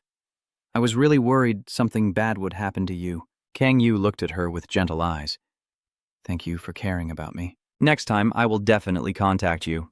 CA looks a bit shy. I'll be waiting here, then go back to the kitchen now that you're home. I have to prepare dinner. Are you serious? Do you want some? He replied with a face full of longing. Of course it's kimchi soup. She was delighted. All right. Then he chuckled softly. Shh, I knew you would want to eat kimchi soup. I'm simmering kimchi with meat, which makes you even more excited. He clasped his hands and laughed loudly. You cook me a really good meal every night. Thank you so much. No need to be polite. It's nothing. During today's hunt, I awakened for the second time, and now it's time for me to face you.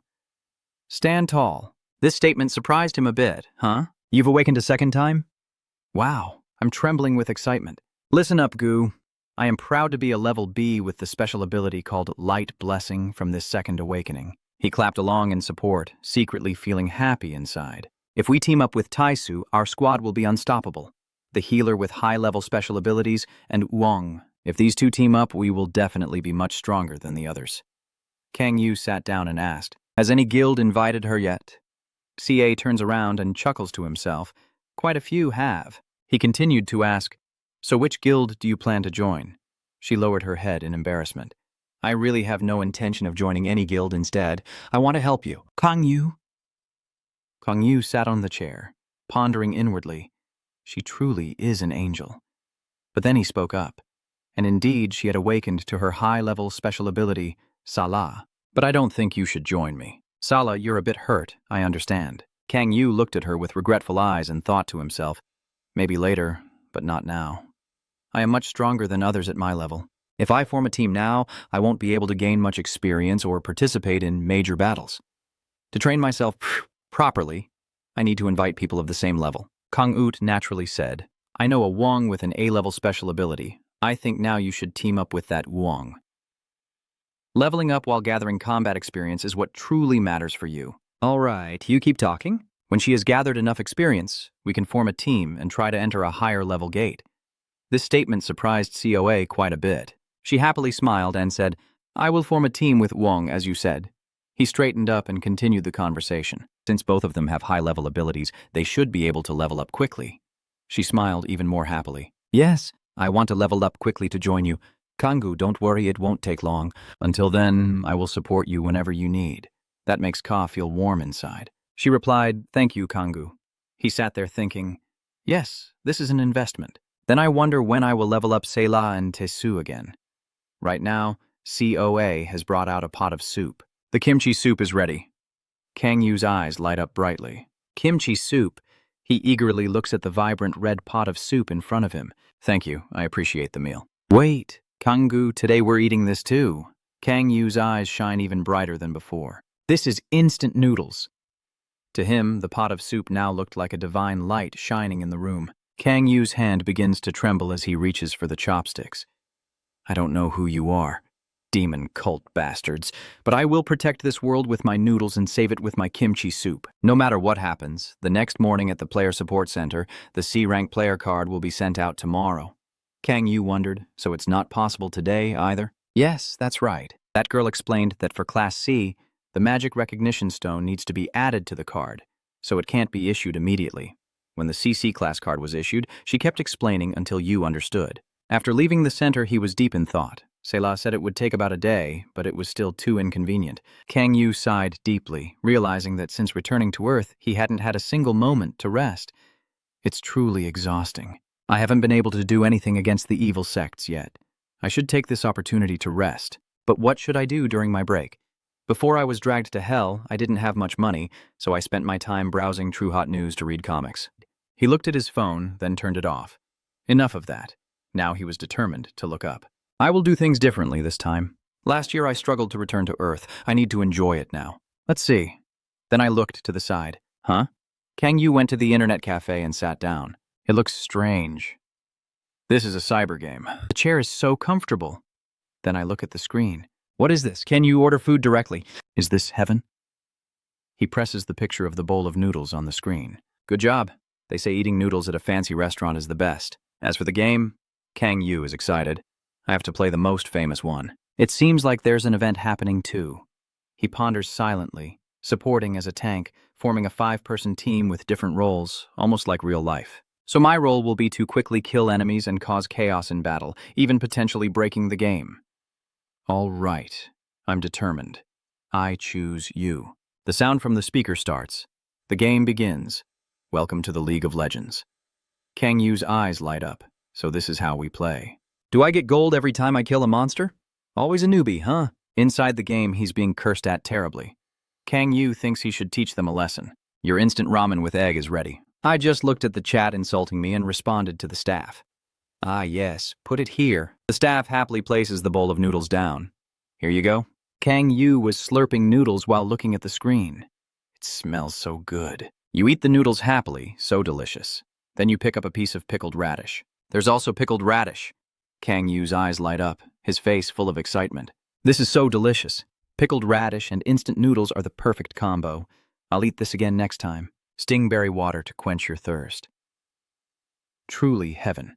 The scream from the player on the screen caught his attention. Huh? Oh, what's going on? Did I die? Kang Yu was surprised. A piercing scream echoed behind him.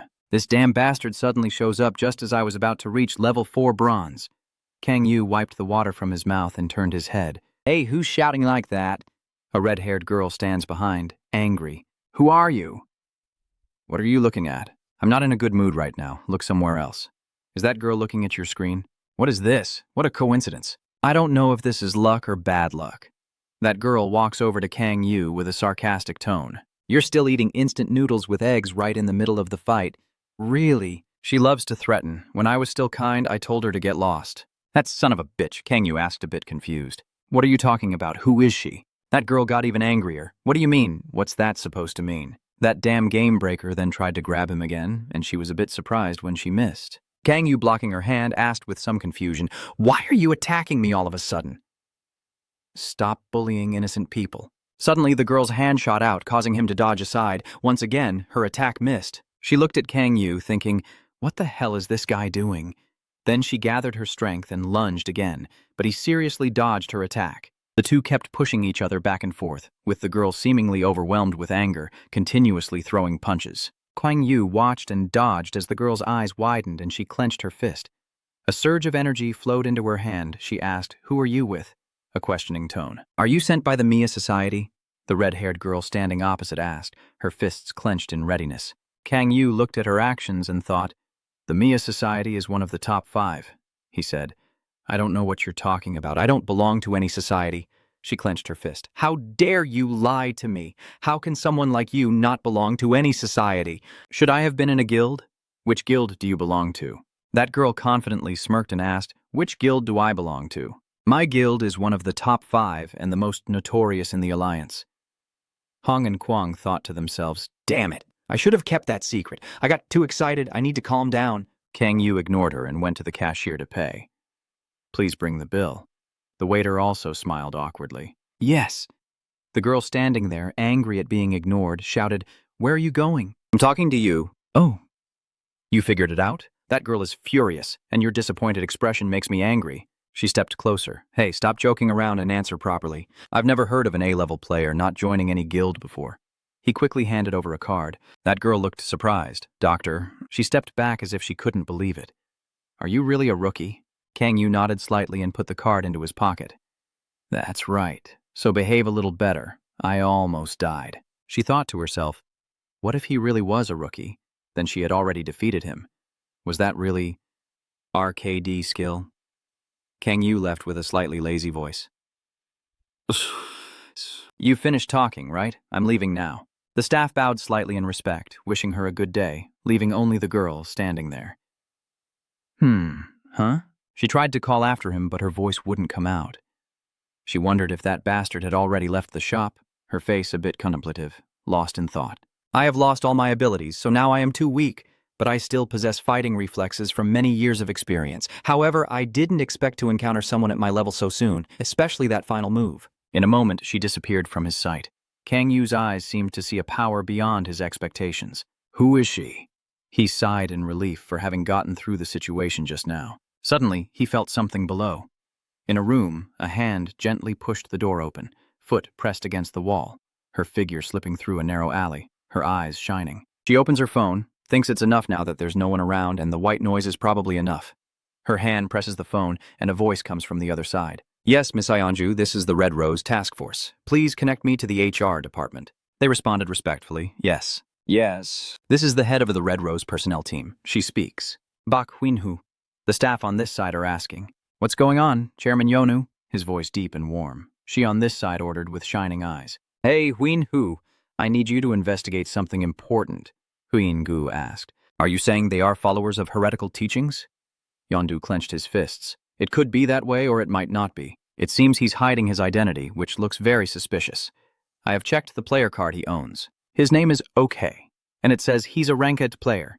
Huyu responds, a ranked player. That means he won't have a fully functional device, which makes forging it much easier than a rank AC card. But if he's a ranked fanatic, he would be wandering around killing players of the same level.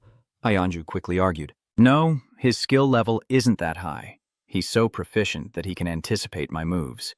As for Huyu, even if she doesn't go all out, no fanatic of the heresy could react quickly enough to counter her moves. Until now, she thought about what he said. Yes, I have investigated the cult very thoroughly, but no one could match my level. Surely not. But that bastard, could those reflexes mean he is? She thought of the scene when fighting Kang Yu, and the other side continued explaining, based on his skill level, maybe he is a manager or the leader. Which means, do I think the heresy is starting to get serious?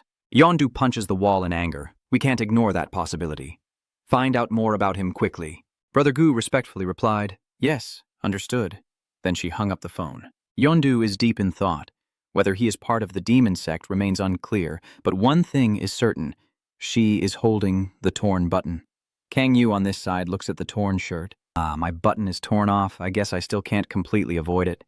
Both of them are lost in thought in their own places. That bastard is stronger than me. Both are thinking about each other, their inner strength bursting forth.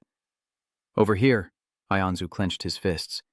If he truly is a ranked and can fight like that just because of talent, then I won't be able to. As long as he exists, there's no guarantee I can keep my high-level player position, so I need to become stronger for the future. In the electronics shop now, Yanju looked at Kang Yu's seat from earlier, clenched her fists, and a line streaked across her head as she saw the screen, making Ayanju even angrier.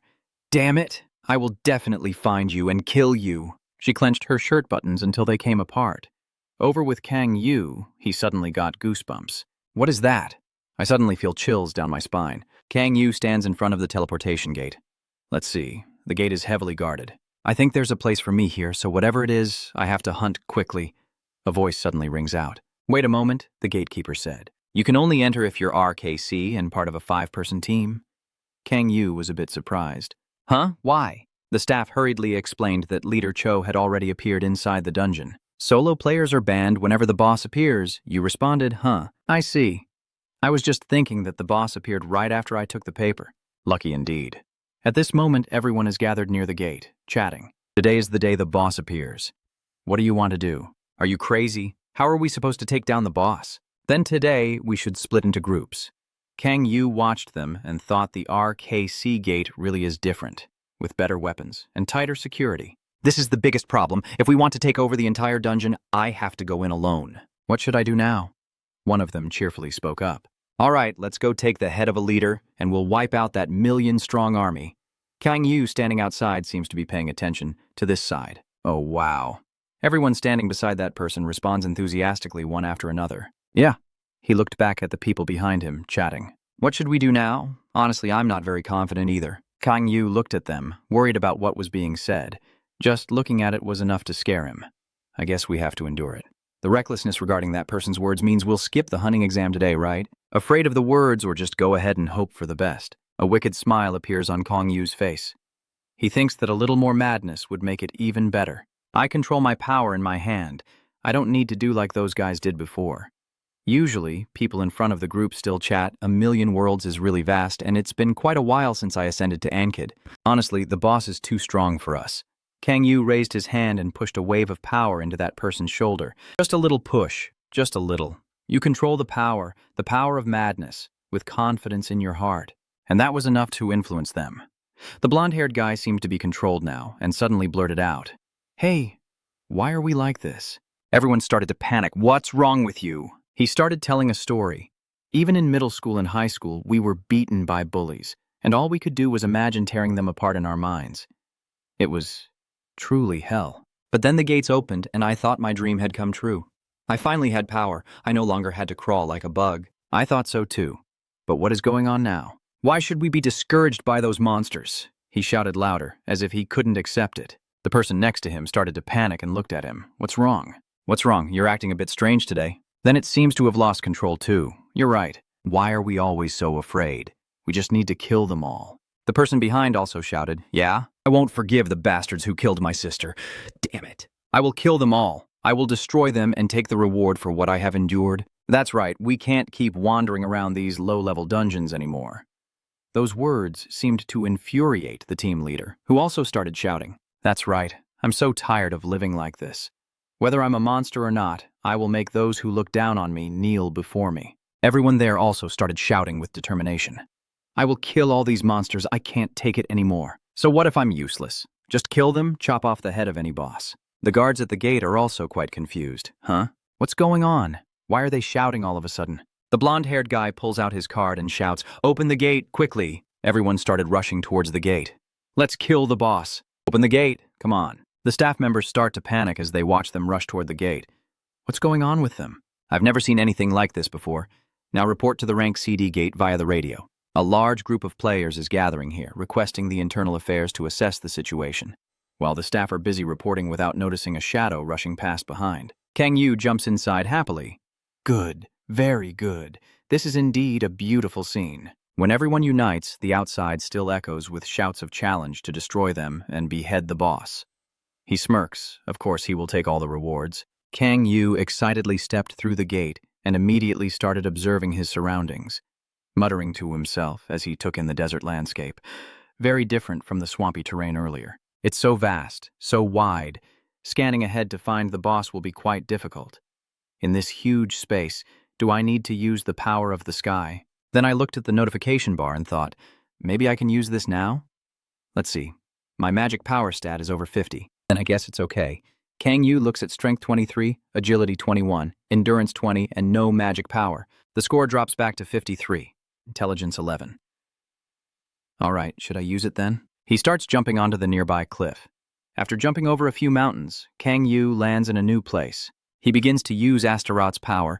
Watch closely as the chilling eyes start scanning everywhere across the desert. Too much information, it's overwhelming. Let's see. Over there, he keeps an eye on it and notices the big boss moving across the desert. Good, there it is. Kang Yu quickly wiped the sweat off his face, but there were many soldiers beside the leader. He eagerly looked at the crowd from earlier. Oh, wow. They're pouring in now. That's good.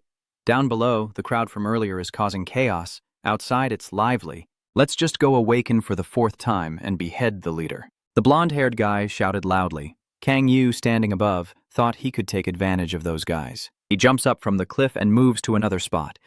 I will use those players to deal with the soldiers and take down the leader. Kang Yu surveys the area but first needs to lure them in. So, let the attack begin. He begins to unleash his skill at the back of his hand, a stream of black energy pouring out. A long sword appears. Kang Yu uses both hands to spin the sword once, then swings his arm to strike the sword downward. His eyes flashed with the blood-red streak. That power shot straight toward the boss. The notification appears. The rank AB dungeon boss, Cho, has been defeated. The experience reward will be granted. You are the one who contributed the most in defeating the boss. Your experience points will be tripled. You have gained 4 levels. Kang Yu was stunned and exclaimed in surprise, "Huh, what, it's already dead in one hit?" He looked at the defeated boss below with a look of surprise. That boss? Kang Yu looked confused at the notification bar. The data window displayed. So why does the RKC Gates boss seem weak? You think so, but it's not weak. The information says there's a boss suitable for the RKC Gate, but I'm much stronger than I thought. I planned to hunt as carefully as possible. Kang Yu rolled up his sleeves, but with this much strength, he created a scythe in his hand and approached the monsters. His smile widened, so the plan had to change. The boss monsters roared loudly and rushed toward him. Kang Yu stood there silently for a moment before a faint smile appeared on his face. His eyes turned devilish. If it's like this, I'll cut you all in half at once. Kang Yu dashed through the monsters, leaving a clean slice across their bodies. He quickly sheathed his blade, and a dark line appeared on each of the beasts. Their wounds quickly healed, but it was as if a fire ignited within. Long blades began to protrude from inside the monsters, causing large bubbles to form on their bodies. A sudden scene appears, making Kang Yu quite pleased as he watches the blood splattering from the monsters. He smiles brightly. Long Tam looks happy. A single strike can break the power of the sword in their bodies. With my current amount of magic, it's no problem at all. The notification board appeared again. You have successfully eliminated a rank C swarm. You have increased 2 levels. You have acquired the Earth Sword rank skill. Techniques classified as skills will be more effective. Kang Yu was amazed to see that skill on the notification bar. You think skills are just... I heard players can acquire them by using enough of their special abilities. Kang Yu draws the monster's attention. All right. He drops blood from his fingertip. So let's try the experiment. A trail of blood drips to the ground, forming a barrier beneath it. The monsters are a bit frightened, hurriedly stepping back a few paces, afraid to advance. Suddenly, swords appeared beneath their feet, stabbing up through their legs, causing them to scatter in panic. But as they ran, the swords swiftly followed, slicing through the monsters one by one until they were torn to pieces. After that display of slicing them apart, Kang Yu moved to their corpses, and it really was more effective. So now it's time for me to enjoy the results, huh? He begins to use the hunting power move on them. Kang Yu slowly glides past the monsters, watching as the purple creatures are being devoured by other monsters. Suddenly, a notification sounds. My magic power has increased by 2, and I feel a bit disappointed. Only 2? Kang Yu wondered silently. Is it because my magic power stat has already reached 50? My mana also only increased by 2 after using all the mana stones, so I see that's what they meant when they said the stats would become harder to improve over time. My level up speed is still pretty steady, only 4 more levels until my 4th awakening. So let's go hunting a bit before heading back. Over here, the group from earlier is complaining in exhaustion. Hey, where's the boss? I thought I was going all out this time, but I can't find it anywhere. Are you sure the government didn't make a mistake? Forget about the boss. The soldiers can't find it anymore. Yeah, all we've seen so far are those strange fleeing monsters. We didn't even find the boss's body. Yeah, there are traces, but no sign of the corpse anywhere. They started to get discouraged and decided to head back. Yeah, that's the best choice. Just a little further. Damn it, this won't do. How could I have miscalculated? Should I go complain or something? Kang Yu stood hidden at the edge of the rock and sighed. It's such a relief. It seems that the power of rage still works. I should secretly join them and use them to get out of here. The people in front are still complaining. Why is today so frustrating? What's so special about today? Those bastards announced a boss, so just get ready. Everyone started to leave the gate in anger, blaming the guards. How could you guys get the timing wrong? If I had known, I wouldn't have taken the day off. How do we settle the compensation? He thought while standing behind and observing. All right, keep it up. Suddenly, someone shouted for silence. Kang suddenly paid attention to that voice. He looked straight ahead as everyone started whispering after seeing the people blocking the road. What is this, the war team? Why are the warring team here? Do they have an urgent matter? No matter how angry you are, don't risk your life like that. Why are there so many? What's going on? I just want to get back quickly. It really is a waste of time. Look, a white-haired girl has appeared and is walking toward the gate. Everyone was a bit confused. Isn't that the 3-star Warang team captain? Are they carrying Wazin, huh? That's right. At this moment, that person has already stepped forward. Captain of the Warang team, Bazan. She stepped forward and forcefully slammed her sword hilt into the ground, silencing everyone. We have something to say to all the players. Wazin glared silently. Recently, we received information about some unruly players at the ranked gate. The unruly players mean those with strength above normal levels, so we will randomly check players who are currently at or above the 3rd awakening stage. We suggest everyone cooperate proactively. People start to discuss again. The chaotic player. Oh, I've also heard the rumors. Kang Yu is now hiding in the crowd, looking out and pouting as he glances upward. Are you looking for the chaotic player? At this moment, the staff are starting to check everyone. Please wait and present your player card. Kang Yu looked at her and thought Long was a bit confused. They probably can't find me, right? Wazan reassures everyone, saying, don't worry, the inspection process won't be complicated. There are a few players on our list, but today we'll just do a quick check and then leave. Kang Yu stood there confused, thinking maybe he caused some trouble today. Could they be talking about him? He looked around carefully, knowing it would be very dangerous to oppose them if it really was him. There are too many people watching right now, so I can't escape. Especially that woman named Bazan. Just looking at her, I can tell she's very difficult to deal with. His eyes flashed with hostility. If possible, I want to slip away quietly. How can I escape this? Suddenly, a voice rang in my ear. Please present your player card. Wazan reached out her hand. Did he lose his card? Kang Yu was a bit confused and quickly said, wait a moment. Then show me your card, he thought nervously. Am I overthinking this? Kang Yu saw her frowning expression and let out a relieved breath. It seems I haven't been caught. He fell silent, but from now on, he should be more careful. The chaotic players have already started to act. Should I try to get more information from her? Kang Yu thanked her for checking herself and watched Wazan examine the card carefully. Sitting still and having others do the work made him uneasy. I think she's truly an amazing girl. Her words are truly admirable. She examined the card carefully, her eyes shining with seriousness, and lately there seemed to be more chaotic players. That's right, that's why we often do random checks like this. After finishing, Wazan handed the card back to Kang Yu. I've confirmed everything. He smiled brightly and took the card. Ah, yes. Thank you for passing the house. Kang Yu fell silent when he heard her voice. Hunting monsters is enough to survive, but it's terrifying that people can kill each other for money. He tried to pull back the card, adding, yeah, money can be really scary. His eyes show a sense of satisfaction. Exactly. I think so too. At this moment, Kang Yu's heart was in turmoil because they realized the Chaos players were no longer after money. The government is also targeting the heretical sect. Weizon turned to look to the side. Then goodbye, he suddenly said. Can you tell me which chaotic players everyone is targeting? If you see any, I will report it to the organization. Weizon nodded gently with a kind smile. Thank you for the suggestion, but let us handle that. Protecting players is our duty. Kang Yu smiled politely. All right, Weizon gives you some advice. It seems like you haven't been at your new rank for long. I understand your desire to enter higher-ranked gates, but it would be safer for you to level up gradually at that Amwar KD gate. Kang Yu also nodded in agreement. Ah, I see. Thank you, miss. Weizon smiled happily. Nowadays, it's hard to find good people like you. I hope to see more players like you in the future. Kang Yu smirked, thinking that having more people like me would be quite troublesome. Then he awkwardly smiled and thanked her. He looked at her back, thinking, is this a secret investigation? I found out that the government is also investigating the worshippers of evil spirits, so I should go home. Kang Yu picks up the phone and calls the other side. Does Taesu want to meet? A few days later, he went to the coffee shop to meet Taesu. They also approached happily, very pleased to meet her, then held out their hand to CA.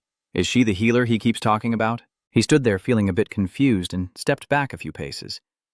Yes, that's right. Then awkwardly shook hands with Tu. Nice to meet you. So, you're Hans?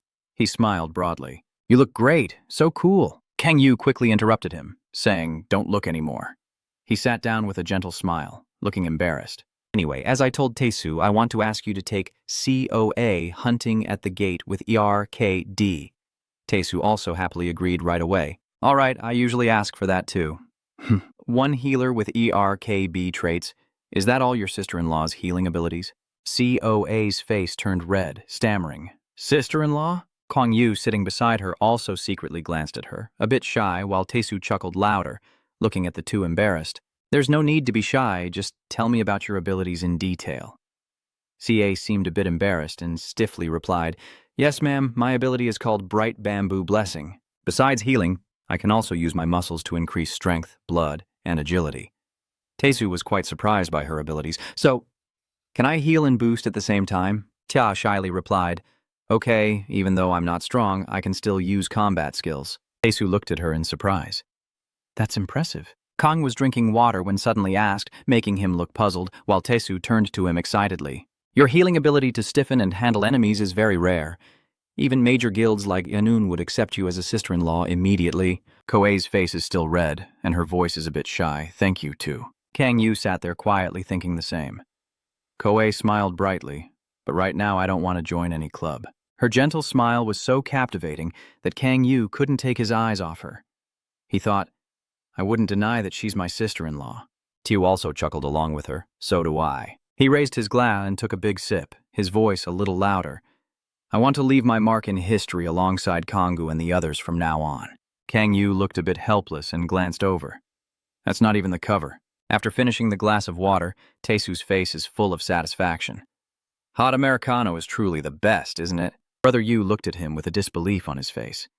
Does he think he's drinking soup or something? So you started asking around if there's anyone else you could recruit to complete the team. Of course I found these two very talented people. I heard they just recently awakened for the second time. They're so talented that I always wonder why they haven't joined the guild yet. I'm sure you'll like them. I'm good at reading people. Kang Yu slightly pouted, her eyes full of suspicion. Good at reading people?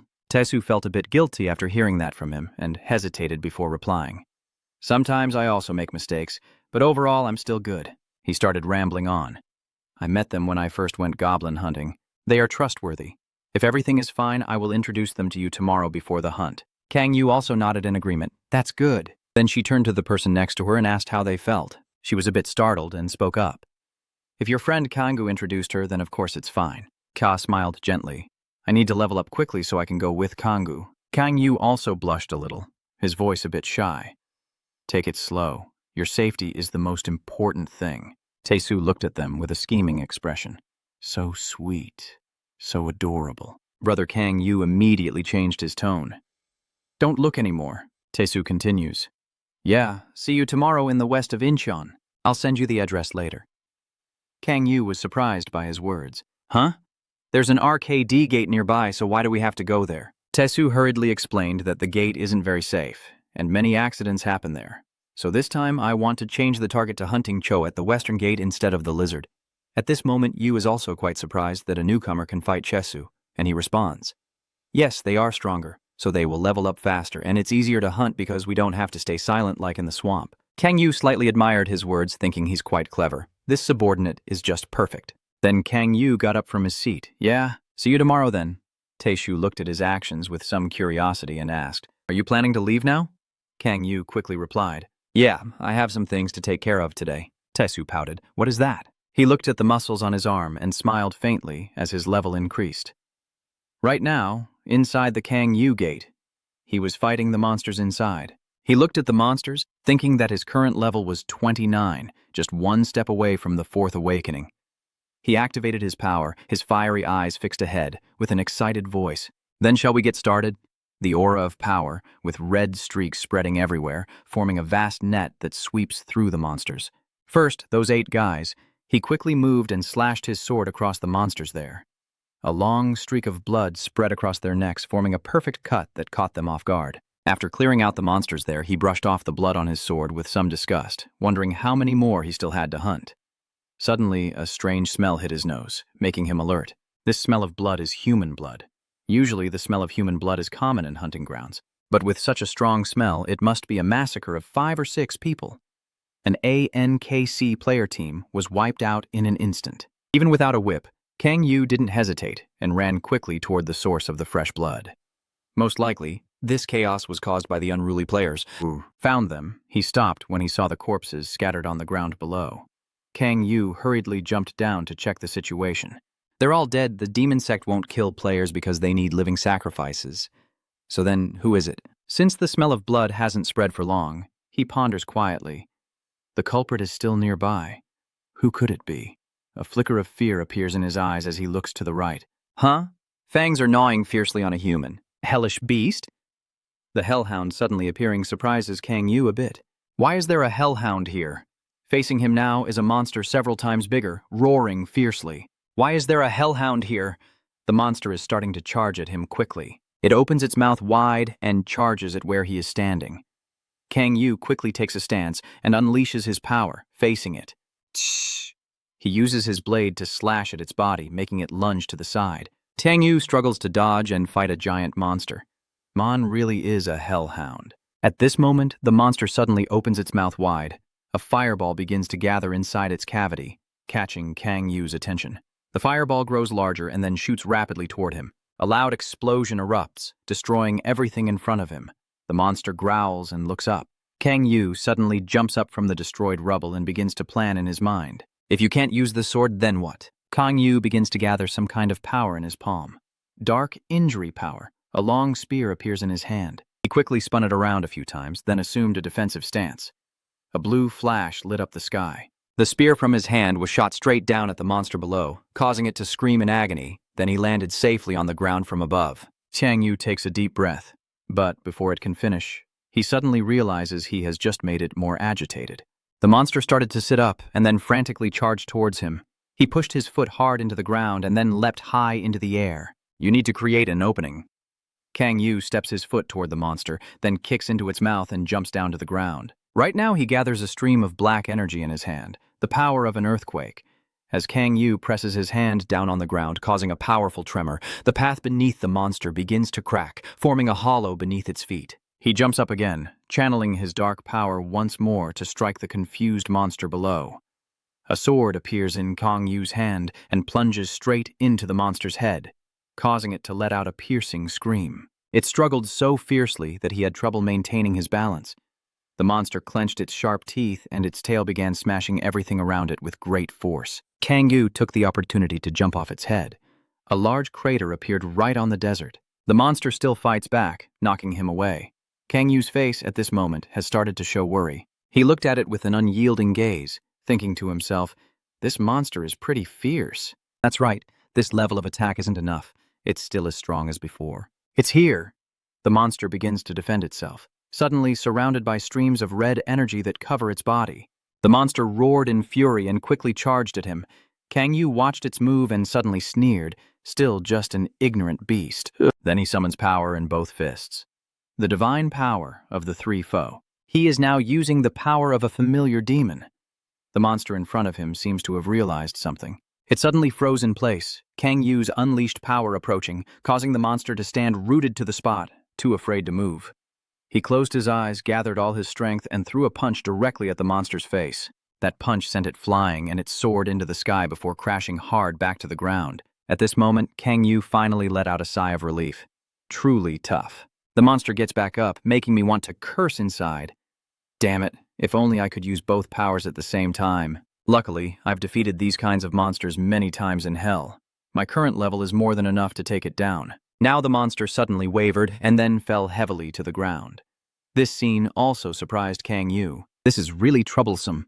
He was panting and thinking at the same time. Then the notification panel appeared again. You have successfully destroyed the Langkase fracture shard. What was on the notification bar made him unable to hold back his surprise. Your EXP points have increased. You have gained 5 levels because you reached level 30. The fourth awakening will take place. The trait of the fourth awakening, the ruler of mana rank. Effect. You can control mana flow much more smoothly and quickly. You can completely erase traces of magic from other creatures. A new notification appears on the system. You have defeated the sea-level crack shard. Kang Yu activates the system, looking at the desolate scene before you with sharp arrows embedded deep into the skeleton. He silently thought about the crack shard and suddenly felt a bit confused. Now I realize I've never heard of a crack core before. I mean, is hell a fissure? He ponders and glances at the light coming from the tip of that arrow. No. Wait a minute. How did they get here? Kang Yu felt very confused, silently stroking his chin, and said, "Why would hellhounds use the weapons of the 7th Prince of Hell? No, first of all, what is this crack here? First, is it really only hell?" Then finally, Kang Yu helplessly scratched his head, raised his hand to press some buttons on the system. Come on, constantly thinking about things with no clues is just a waste of time. Check how many notifications are left. His eyes suddenly lit up with amazement. That's too much. Oh, what is this? The system message says you have reached level 30, and the fourth awakening will take place. The trait of the fourth awakening is that of a rank magic ruler. Effect. You can control magic power more smoothly and quickly. You can completely erase traces of magic from other creatures. Kang Yu thought to himself. The fourth awakening is also RKA. He raises his hand to start casting magic. By the fourth time, there's no need to worry about these troublesome things anymore. Then just eat your fill. A dark shadow of a demon with sharp teeth appears. It opens its mouth wide, ready to swallow its prey, which is none other than the power of desire. Kang Yu grins menacingly, skillfully controlling the demon to act according to his crazy plan. If I can recover the data from before the Mariah's demon crystal, I might be even stronger than I was in hell. Leveling up is the best solution. Heading back to the city after finishing his mission, Kang Yu happily stretched and left through the gate. Shall we go home? I'm really quite satisfied with what I achieved today. Happiness squints her eyes and thinks to herself, today has been perfect, and going home to eat kimchi soup would be just amazing. As he was walking, a loud call suddenly caught Kang Yu's attention. He turned his head and saw a red-haired woman leaning against the wall, slightly pushing her cap to reveal her cold blue eyes. It's been a while since we last met. I don't think we're close enough to greet each other yet. We don't even know each other's names. Cha Yonju stepped closer and calmly spoke. Isn't the problem at the internet cafe already solved? Chao, you deliberately repeated it again. My name is Cha Yonju. Kang Yu suddenly remembered a moment from the past when he accidentally overheard a conversation between two people. It's nothing compared to people like B. Kang Hyun and Cha Yonju. At that time he paid no attention, but now it sounds very familiar. Huh? I'm sure I've heard that name before. Kang Yu silently guesses, trying to recall a name from his memory. Isn't that the name of the leader of one of the 5 major guilds? Miyonori Hansanere. Thinking of this, he blurted out a question. Red Rose, Cha Yonju, adjusted her hat and confidently smirked. Yes, I am the leader of the Red Rose Society, the leader of the Red Rose Society. Kang suddenly felt a bit hesitant and thought, so that's why she's so tough. He calmly asked, Jean Maus, so what does the head of the club want with me? Chao did not hide anything and answered honestly and clearly. I have done some research on a person named OKU. born in 1995, currently 28 years old, raised in an orphanage in Song, and has never been adopted. After leaving the orphanage, she lived alone. She glanced sharply, directing all her authority at him, with no trace of him in the past 5 years. But this year he suddenly registered as a player, am I right? Kang Yu looked at Father Ionju with great caution. I don't know why she's investigating me, but yes, you're right. She bowed her head and smoothly read the information on her phone screen. You registered as a player on March 16th, about 3 weeks ago. Kang Yu's face grew more and more grim, but the angelic reason within him was suppressing his anger to prevent it from exploding as Father Yanju's endless chatter continued to echo in his ears. The test from the Player Support Center to evaluate his first awakening was Rankf, but I guess I was wrong. If you really are a Rankf, you wouldn't be able to hunt at the Rank's gate after just 3 weeks. Father Ionju frowned. After 5 years, he suddenly appeared and is now hunting at the NKC gate. At first, I thought he had bought this identity from somewhere, because he is a criminal, but both his face and fingerprints matched the previous records. Hearing this, Kang Yu was confused. If she had his fingerprints, how did she get them? Father Yondu remains calm and emotionless. You had to record your fingerprints when registering, right? Kang Yu cautiously thought to himself, they have records of the gates he entered and his fingerprints. The big organization has more power than I thought, Father Yondung. I have confirmed that you are not using a false identity. At this point, she folds her phone and stares at Kang Yu with a strange look. He is a player with extraordinary talent, probably even better than me or Bang Hun. Kang Yu suddenly fell silent, his mood somewhat complicated. After a long pause, he politely spoke up. Oh, thank you for the compliment, but what exactly are you trying to say? Chazu unconsciously clenched the phone in his palm. She politely extended her hand and made an offer. I want to sponsor you as the leader of the Red Rose. I want to sponsor talented player Kang Yu. Kang Yu suddenly burst into laughter. I didn't expect that, Father Yanju. What do you think I was going to say? He casually teased her, thinking she wanted me to join the Red Rose. Father Yanju replied arrogantly, How could I let someone hiding behind the rank cover join my guild? She sneered with a contemptuous smile. Besides, if he wanted to join the club, he wouldn't have hidden his strength from the start. Deep down, Kang Yu innocently wondered to herself, I didn't hide anything. He asked straightforwardly, So what kind of sponsorship do you plan to provide? Yanju's father replied decisively, simply saying financial support. I will help you level up faster. So what do you get then? You want me to help again in the game from before? Father Yondu's anger boils over as she snarls furiously. You bastard! In the end, she trembled as she clung tightly to her head, taking deep breaths to calm herself. It's okay. I'm the club president. I just want to negotiate with you. Seeing Father Yondu's calm demeanor in the face of the storm, Kang Yu couldn't help but burst into laughter. I was just joking. Just joking. It was my first time playing that game, so I didn't know what to do at all. She frowned in frustration. Whenever I think about not being able to level up to silver because of him, I rub my chin and pretend to ponder. Uh-huh? So you're at the same level now? It seems pretty low. No, that's not true at all. I am fully capable of reaching silver, but every time I set my mind to it, I keep meeting people like you. So you, half jokingly and half seriously, asked her, So what's the real reason you want to sponsor me? Father Du lets out a sigh and adjusts his baseball cap because he will become stronger. She quickly explains, You are a new player who registered just 2 weeks ago, but you level up at an incredible speed. You go hunting alone at Gate Red, and even more so, you will become even stronger than you are now. Kang Yu continued to ask what exactly she would give me. Father Yanju also honestly replied to him. We will first give you a pass card to go through the gate temporarily, allowing you to enter gates from RKA down without any obstacle. Kang Yu nodded in satisfaction. That sounds good. Father Ionju crossed his arms and confidently offered an invitation. If you want to form a team, we will match you with members according to your requested level. If you want to sell magic stones through us, we will reduce the taxes as much as possible for you. When Kang Yu heard this, his eyes suddenly lit up. Lower taxes and support for forming a team. That's amazing. Father Yonzu emphasized. We can also lend you equipment. For weapons of special level or higher, a deposit is required, but lower level ones can be borrowed for free. If necessary, we can also provide you with a house and a car. Kang Yu looked blankly, thinking that his kindness was almost suspicious when suddenly the voice of Father Yondu interrupted. What are you thinking? She shrugged her shoulder as a gesture of invitation. This is an investment in the future. You're in a difficult position. Even so, that's still a bit too much. Father Yonju was very serious. We won't give everything to you for free. The organization will also assign you many tasks, so please cooperate when the time comes. Kang Yu rested his chin on his hand, lost in thought, meaning there are many missions, probably funded to support some of them. Finally, he directly asked, "Can you tell me more details about the mission?" Father Yondu lowered his head coldly and replied, "No, not right now." Kang Yu didn't know what to do, nervously scratching his head and thinking it must be too long-winded. He gently said, "All right, I won't pry." Kang Yu thought to himself that if the mission was too vague, he might still refuse. He reached out his hand in front of her. "All right," Kang Yu revealed his sharp fangs and grinned with pleasure. "I accept your proposal." Father Ianju also smiles in response. Kang Yu kept his hand in the air, feeling proud and thinking this was not only a chance to connect with a major organization but also an opportunity to gain their support. Kang Yu and Father Yondu successfully clasped hands, looking at each other with sincere eyes. Kang Yu is full of confidence. He smirks cunningly, thinking to himself that he can't miss out on an opportunity like this. Kang Yu eagerly grips Iondu's hand.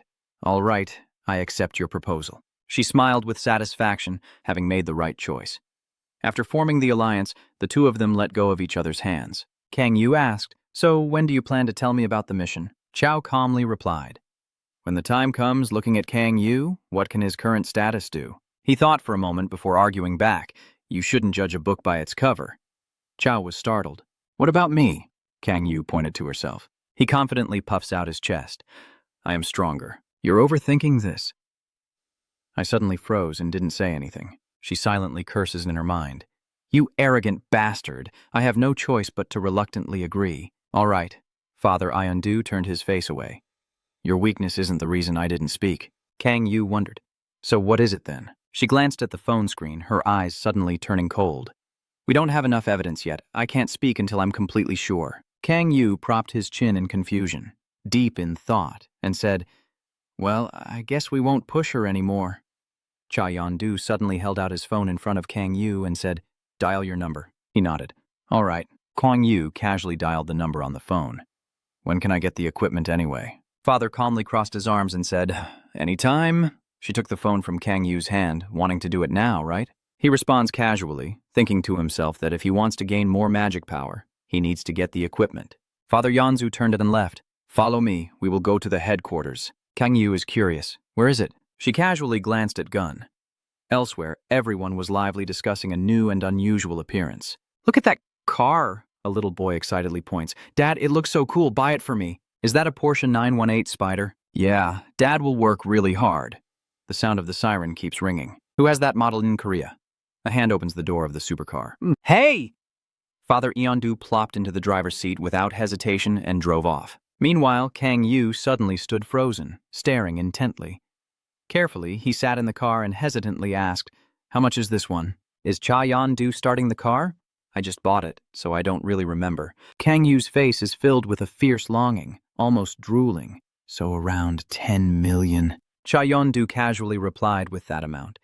He looked at her thoughtfully, thinking she's the type to wear baggy clothes, a baseball cap, and play games at an internet cafe. Is that why people prefer foreign cars?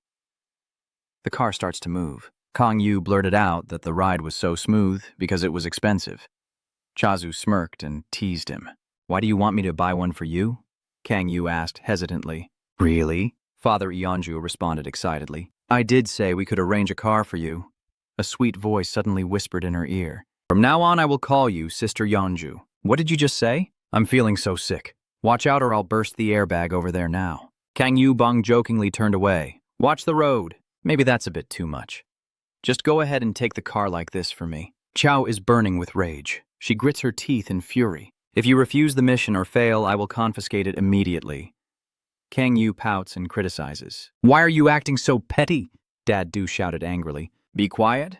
Do you know how many people I have to support?" Kang Yu fastened the seatbelt and grinned satisfiedly. "All right, I'll stay quiet now. Please watch the road." The car stops in front of a tall red building. Chao introduces, "We're here. This is the association headquarters." Kang Yu gets out of the car, feeling overwhelmed. This is crazy. She gently reminds the servant that the key is in the car. Kang Yu was captivated by the stunning beauty of the building, secretly thinking it was as big as the player support center. "The big, powerful organization is this strong," Chao urges. "What are you doing? Come in." Kang Yu secretly rejoiced. Truly a wise decision to make Kwang join the big society. The door opens and two people stride in confidently. Bak Hyun-gu and Moon Wai, Mr. Ho, are already there waiting to greet them. You're here? Bak Hyun-gu extends his hand warmly to welcome you. You must be the president the manager mentioned. He politely bows and introduces himself first. Nice to meet you. I am the human resources manager, Bak Hyonu. Kang Yu awkwardly shook hands and introduced himself. I am Kang-gu. Bak Hyun-gu noticed him glancing at the person beside him and eagerly helped to make introductions. This is Commander Wee Ong-ho. Kang Yu looked into the intimidating eyes of Mun Yeong-ho and couldn't help but wonder silently why the commander was looking at him like that. Bak Hyun-gu suddenly spoke up. I have arrived here. He smiles brightly, so the deal must have gone smoothly. Thank you for accepting our offer. Kang Yu also happily accepted. No matter what schemes there are, I can't refuse such a good offer. Bae Hong-gu laughed loudly, saying, Our group isn't that evil. He quickly got to the main point, so I'll take you to the armory right now. Father Yeonju disagreed and suddenly suggested, I take him myself since you are busy. Thank you, ma'am. Manhwa Ong-ho, who is difficult to approach, spoke in a deep voice. Then I will go along. Cha Yeondu raised his eyebrows and looked up at him. Why? Even Kang Yu finds it completely baffling. Mun Yeong-ho replied coldly, then frowned in frustration. I want to see for myself what kind of person he is. Cha Yeondu couldn't refuse, so he reluctantly agreed. Fine. Getting to know each other is also good. The two will meet often. Just go with him. Mr. Ho took the elevator with the three of them to the 14th floor, finally stopping at the 15th floor. A notification sounds. The door is opening. The three step out, the elevator dings again, and the door closes. Chow led the way to the location, pointing to the room and saying, This is our guild's storage. She placed her palm on the lock to confirm, then carefully gave detailed instructions. But I have to warn you, I can't lend you all the equipment. As the door opens, Kang Yu's eyes light up brightly. Father Yeonju remained calm, but you can take a few items ranked epic or lower. She casually put her hands in her pockets and looked at him nonchalantly. As for Ran over there, you can borrow if you leave a deposit. Take your time exploring. Kang Yu excitedly looks at the models displayed in the glass case. No legendary or mythic gear in the warehouse, right? Father Yeonju explained it. If we have any, we'll use them right away, not leave them here. He's still curious. That makes sense. So do you have any legendary gear? Chow nodded. Of course, I have legendary gear. Kang Yu asked cautiously. How much do I need to pay to borrow something like that? She straightforwardly quoted a figure of 50 million, feeling it was still not enough, and added another comment. It's already a huge discount. Kang Yu drooped his face. I understand now. He silently thought with a heavy heart that he simply couldn't afford it. He glanced at the model behind him and said, I'll check out the Ink Epic gear. A loud noise suddenly rang out. Both Ionju and Yu were drawn in at the same time, and Monyu Ongho seemed to transform into a different person. His face darkened as he stared fiercely at Kang Yu, as if he wanted to swallow him whole. He gritted his teeth, growling threats, and used formal language. Kang Yu, on the other hand, paid no attention and casually asked, What's the matter? Mon Young-ho roared fiercely. I said use polite language when speaking to the hall leader. His face was tense with prominent veins, his eyes bloodshot with fear. Kang Yu smirked and chuckled. He replied defiantly, I don't like it. Kang Yu openly showed his arrogant attitude. What if I don't want to? Man Wei-Ong-ho clenched his sword tighter. Kang Yu completely ignored him, even as the sharp edge of the sword was just inches from his face, until Ion-du's father shouted loudly to stop, Yan-ho. She lowered her peaked cap and coldly asked Mun Yi-Ong-ho in a hushed voice as he held his sword about 3 centimeters from Kang Yu. What are you doing? Yandu's father suddenly glared and shouted fiercely, Look here, the flames are burning all over Ionju's body. She snapped angrily, Are you mute or what?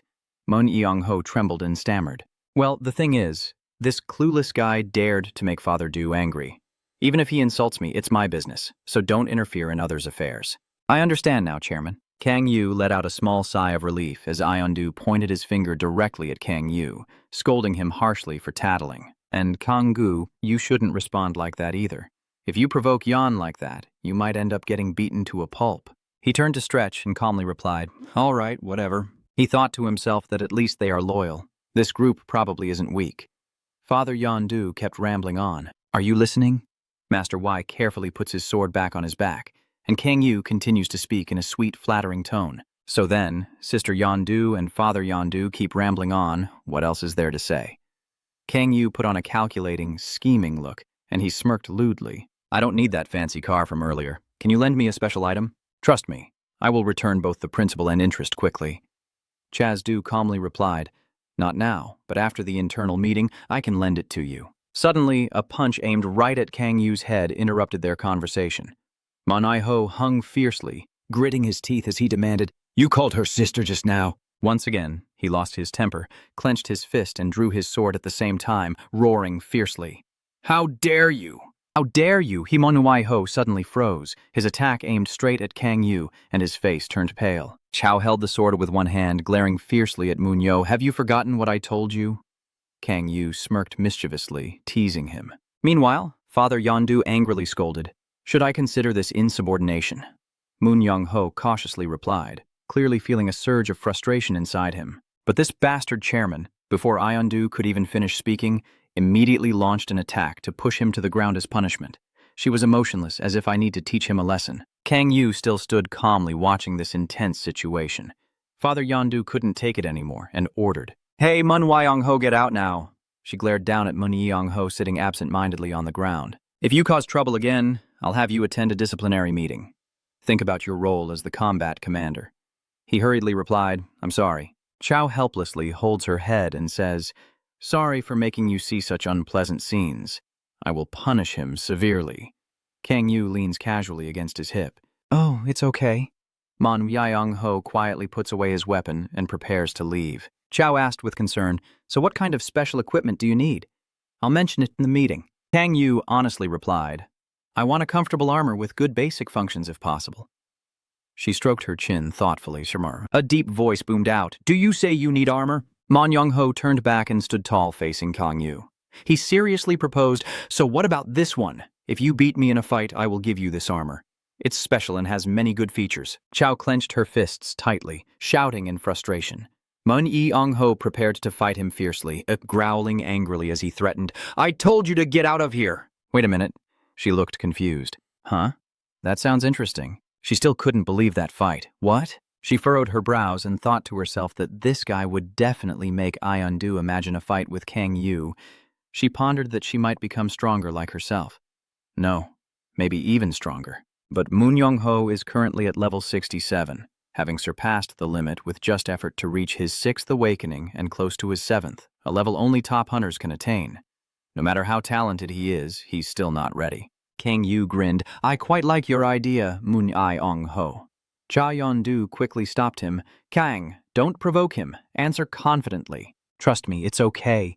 Kang Yu looked at Mun Young-ho with excited red eyes, sneering arrogantly. He wanted to make him pay, but I wouldn't let him get away with it. Manhwa Young-ho is very cautious when facing Kang Yu. I like your way of thinking, he thought. He won't be able to disrespect the chairman again. Chairman Yondu seems to want to strangle Kang Yu. I wonder what he's thinking. Mun Young-ho gradually recalls old memories with Chairman Yondu. At that time, she saved him in a battle where he was seriously wounded. She was the savior and the mentor I vowed loyalty to, and the woman I entrusted my heart to. Man Young-ho firmly touches the scar from that battle, burning with determination. But why would he dare to challenge this insignificant guy? Father Yondu keeps begging, Stop it, you're going to die. Kang Yu looks very relaxed. Special equipment, huh? Not bad. Young-ho secretly thought, I will make you realize that this fight was a mistake in your life. The three of them then moved to another room. Cha Yondu introduces, This is the combat room. Kang Yu blurted out in amazement, That's a bluff. Manhwa and Mr. Ho are confident. Let's see how long you can stay calm. He stretched and said, Yeah, take a good look. Chazu whispered anxiously, Hey, Okangu, do you realize how crazy this is? Kang Yu keeps relaxing his muscles and laughs loudly. I already said it's okay. Chao nervously crossed his arms and said, You'll regret this.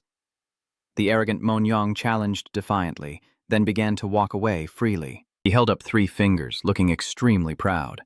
I'll give you the first 3 seconds. Go ahead and attack however you want. Kang Yu twirls his wrist arrogantly, replying defiantly, Oh my, did you learn that from some martial arts movie? He even rotates his ankle and stands calmly, watching. Stop pretending to be cool. Raise your sword. Big brother? Kang Yu casually asks. Huh? Did you not hear what I said? Manhwa Young-ho, confident and dismissive of Kang Yu, has no intention of using all his strength against a rookie. He calmly bends down to prepare his knee strike. Oh, really?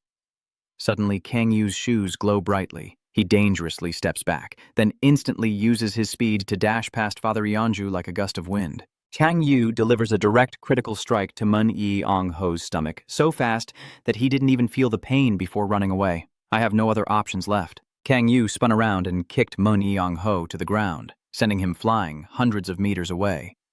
He was in agony, mouth wide open, saliva splattering everywhere, his chest throbbing with furious pain. Kang Yu lands safely on the ground, then suddenly looks at Mun Yeong-ho lying scattered on the floor among the dirt and rocks, screaming wildly and vomiting uncontrollably. Yoondu's mother was confused and clueless about what had just happened. Huh? Mun Yeong-ho clutching his stomach, breathing heavily, silently thinking, what the hell is this? Too dangerous. He couldn't stop coughing, violently. If it weren't for this armor, I would be doomed. Master Y has no choice but to withdraw his sword from his back. No way. He forcefully drives the tip of his sword into the ground. He's really only been a hunter for 3 weeks. Kang Yu-nam smirked playfully, tilting his head. You let me have the first 3 seconds, didn't you? Mr. Ho forcefully drives his sword into the ground and breathes heavily. Are you terrible at this or what? Kang Yu, hearing this, put on a slightly teasing expression. What game? I just happen to be stronger than you. Mr. Ho is extremely angry and annoyed. How can a newcomer who just became a 3-win player be this strong? Kang Yu keeps irritating him, tightening his sword. Now I see that his 3-second surrender was completely unreasonable. He sneered, thinking I was a rookie, so he was just putting on an act. Then Kang Yu burst out laughing loudly before complaining that I was cheating when things didn't go his way. That really is quite funny. Suddenly, the smile on his face disappeared, and his attitude turned extremely cold. That's enough. Loser. Mr. Ho was so furious he was trembling. You bastard. Then he glances at a girl and mutters a curse. Damn it. The camera zooms in on her face as she dismisses Yeonju, who is still watching. He clenched the sword in his hand and thought he couldn't be defeated like this. Then the monk raised it high and shouted, "Destroy the heavenly sword!" His sword unleashed a massive wave of energy that seemed to cover all of time and space, when suddenly a snicker made him wonder what was going on. Kang Yu covered his mouth with his hand to hide the smile that just appeared as he mocked, "Hey, that guy really sounds disgusting, huh?" He continued speaking with a murderous glare. "What the hell is the heavenly destruction sword? You really think that's cool?" Hearing that, he gritted his teeth fiercely, his face suddenly bulging with veins. Mr. Ho was just about to swing his sword when he clenched his teeth and said, "Shut up." He spun it around himself, unleashing dangerous sparks. Then Mr. Ho charged fiercely at Kang Yu. In such a situation, he remains calm and thoughtful, truly a combat commander of one of the 5 major guilds. He's not weak, but I don't need to face him directly. Then Kang Yu shouted, "Let's begin!" And he begins to unleash his dark power. Over here, Yeong-ho still fights fiercely, smashing apart the stone floor beneath him. Die! At this moment, he stepped on Kang Yu's spell. Yeondu saw this and was startled, shouting his name. "Hey, Yeong-ho! Keep blocking him, stop! Kang Yu here is mocking you, truly foolish." He chuckled softly. He's lost his mind. Then he uttered 2 words. Fool. Then Kang Yu gradually sank into the power of darkness. At the same time, Du rushed toward him. Mr. Ho recognized the abnormality and was extremely confused. Where is he? Suddenly, someone's hand was on his shoulder. Kang Yu, standing behind with murderous intent, sneers. "You lost, idiot." Then he softly spoke, using that very hand to perform a water wave spell, its power smashing Yeong-ho hard against the wall. Fragments of the porcelain gradually shattered, along with his increasing pain. Yeondu watched the scene silently, then turned to glance back at Kang Yu. His voice echoed steadily as Yeondu maintained an inscrutable expression. "Didn't I already tell you?" Kang Yu waved his hand and continued, "I am stronger. You think too much." The scene shifts to another part of the room, and someone's voice echoes warmly. "Sorry about today." Then that person continues alongside the image of Mr. Ho being treated by rescue workers. Mr. Ho will be expelled from the club immediately. I will definitely teach the members so that today's incident does not happen again. She kept walking behind him, regretful. I have no words to defend myself. "I'm sorry, but you're completely opposite in attitude from her. It's okay, don't worry." Kang Yu shows proof of his happiness and also introduces its information. "I've got this too." The equipment information is for the Goi rank armor, with basic stats of plus 200 physical defense and plus 80 magic defense. The special skill allows you to turn to stone, doubling your physical defense for 10 seconds. You can only use this skill once every 24 hours. Or sure. Then he chuckled to himself. That's a special equipment after all. The special skill is pretty good too. Suddenly, his thoughts grew darker, but that guy really went too far to bet such a piece of gear. The image of the old man appears along with his comments. He even disobeyed the chairman's orders, and I only have this equipment thanks to him. Suddenly, a tear fell from his eye, and Kang Yu's thoughts seemed to be very much in line with the situation. Love really does blind people. Then he said, I will let it go this time, and turned to tell Yeonju from behind, but if it happens again, I will have to remind you of our partnership. Be careful adjusting your hat and say I promise that from today, all members of the Red Rose will respect you, Kang Yu said while adjusting his armor. I trust the leader, and I don't think this equipment suits me. Do you have any way to handle this? Yeonju was a bit confused. Put it on the podium, I will hand it over to you after I fix it. Kang Yu followed her instructions, so I'll rely on you now. I'm busy at the moment. Yeonju nodded gently. All right. Then he immediately ran toward the door and turned back. See you later. She stood with her hands on her hips and replied quickly, Yes, remember to send me your measurements. The echo responded, Okay. Yeonju watched the door close slowly and then sat down at the table, feeling relieved. Is he really a human? Yeonju tilted his head to the right and muttered to himself, Ho's guy isn't a weak RK either, so how could a new player who just awakened 3 weeks ago beat him? Yeonju imagined strange images in his mind, like bizarre dolls standing around the earth, and thought that if things continued like this, a world chain might soon appear in Korea. The 8 strongest world runners are not just from one country, but all players. Currently, there are no world runners in Korea, but people say that Korea's current top player, B. Kong-hoon, has potential. The next scene shows a white-haired man with a confident statement, but he also cannot become a world core. She is still lost in her thoughts, but if it's Kang-hoon, suddenly a boy enters from outside and speaks. Chairman, has Kang-gu left already? Yeonju asked with a hint of surprise. Yeah, he just left, and Goi's armor will belong to him. Is the person fixing the equipment busy? The young man replied respectfully. They are free now. I heard about the situation with Mr. Y and Mr. Ho. She gently announced that yes, we will hold a disciplinary meeting and dismiss him, announcing that everyone should gather tomorrow. The blonde-haired guy again shows a slightly sorrowful expression. Yeonju saw that and stood up, saying, Don't look like that. Mr. Ho made a mistake. We must ensure this doesn't happen again. Yes, the boy also obediently agreed. I understand. The blonde-haired person hesitated slightly. I need to inform you of a few things. Raise your head and show your expression. What is it? The boy's announcement surprised Yeonju. The government announced that they successfully infiltrated the demon sect. The blonde-haired one continued, If everything goes well, I will soon catch them. Yeonju heard that and took his hand out of his pocket, urging him to continue. She slightly frowned with a mix of annoyance and curiosity, emphasizing as she asks for more details. Switching to Kang Yu's side, he reviews his information while thinking. Let's see. Okay. Level 34 Awakens Stage 4 with the first awakening trait of Hunting Power. Rank. Second awakening trait of Unlimited Thirst rank. Third awakening trait of Demon Absorbing Mana. Rank. Fourth awakening trait of Force of Magic Dominance. RKA. Fifth awakening trait unlocking at level 49 with Innate Profession of Strength.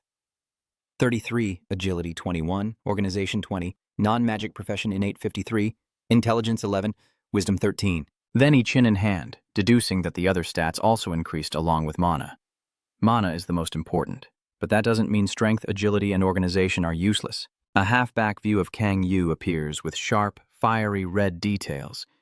Beside it is the same image with a dangerous purple hue and his thoughts. I can reduce mana consumption by strengthening my body with certain stats. Kang Yu is still drifting in his thoughts. Intelligence and wisdom stats are useless to me because I don't have any magic power. People saying that doesn't really make me smarter. Then he stretched and continued. It's a pity I didn't put points into the stat I wanted. I heard that stats usually increase after leveling up based on the skills I use most after the second awakening. Kang Yu's head slightly turned back to look at the chart showing the snake decreasing, but his magic power is still increasing slowly while the other stats fluctuate randomly. Then he observed his trembling arm. His tone and his thoughts grew a bit more subdued, not knowing why. Could it be because his magic power is too high? Kang Yu remembered the image of when he just defeated a monster. His magic power was much higher than his other stats.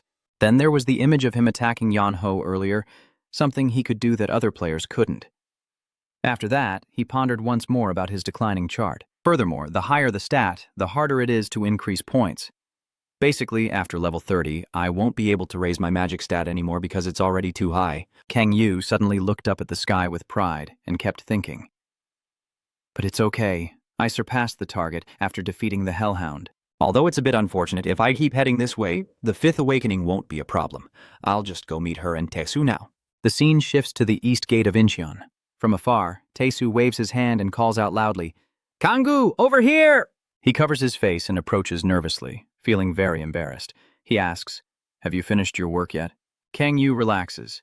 "It's done." He took his hand away from his face and widened his eyes in surprise when he heard Tesu say, "This is the group I wanted to introduce to you." Kang Yu slightly sighed and thought, "Oh my god." Then he took turns pointing and introducing each person. This handsome guy is Kim Si-hun, and this girl is called Eunbi. The face of the guy was magnified in his eyes as he said hello, and he silently thought he was too handsome. Eunbi, hearing Tesu introduce him, responded with a voice full of anger. "Who are you calling a little girl?" He still keeps smiling brightly. "If not girl, then what else could I be?" That's when I finally spoke. "Hello!" The girl still angrily shouted at Tesu. "You look more like a 40-year-old old man." Hearing this, he stiffened and could only feel pain. "What, you're 40? Right now, Eun doesn't care and turns to smile at Kang Yu. "You're the person Tesu keeps mentioning, right? I've heard a lot about you. The girl keeps talking to me casually, so Kanggu, you should speak up when you hear that." So Kang Yu didn't even get to finish his sentence before the girl shouted out upon seeing Ko-on, "She's hell, isn't she?" "You're so beautiful," she awkwardly replied. "Thank you." Eunbi is still as passionate as ever. "Let's take a picture together. I'll show my friends later." She was a bit reluctant. Fine then. Seeing this scene, Kang Yu could only wonder if she was another version of Tesu. Then a voice suddenly spoke, saying it was a pleasure to meet him. "I am Si-hun." He steps forward and extends his hand to Kang Yu. "I've heard a lot about you. My name is Si-hun." The other hand is gripping his sword. "I haven't been at level 12 for long. Previously, I awakened an Anka trait. I am a type of battle armor. The image that comes to mind is of two girls taking pictures together with Si-hun's words. Eunbi is a kind of witch with Anka traits. Sorry, she's a bit energetic." Kang Yu politely responds on one side while secretly thinking on the other, saying it's okay and just wants to hear what he wants most. Then he shook hands with Si-hun and most importantly awakened the An trait. Isn't that just like the main character in a comic? Tu finally managed to stand up and ask the question. "What do you think? Are they trustworthy?" His eyes looked a bit cunning as he brushed it off and told himself. Maybe Kang Yu looked at the other three. They weren't as greedy as those bastards from Andhra. Then he responded to that question. "Probably so." Tiu responded with a smug look. "Did I say I look at good people?" Kang Yu suddenly sighed and asked, "Who almost died from betrayal?" He looks a bit confused. "That's all in the past." Taeyu suddenly became cheerful again. "It's because fate has brought us together.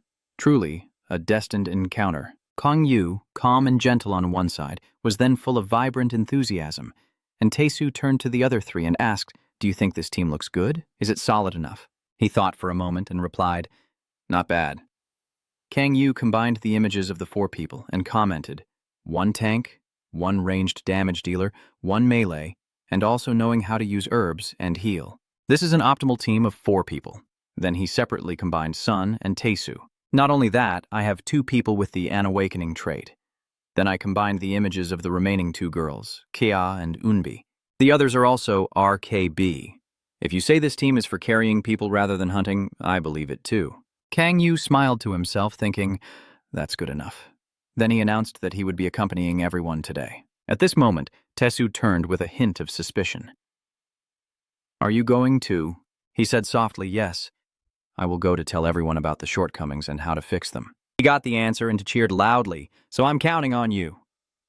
"Thanks a lot."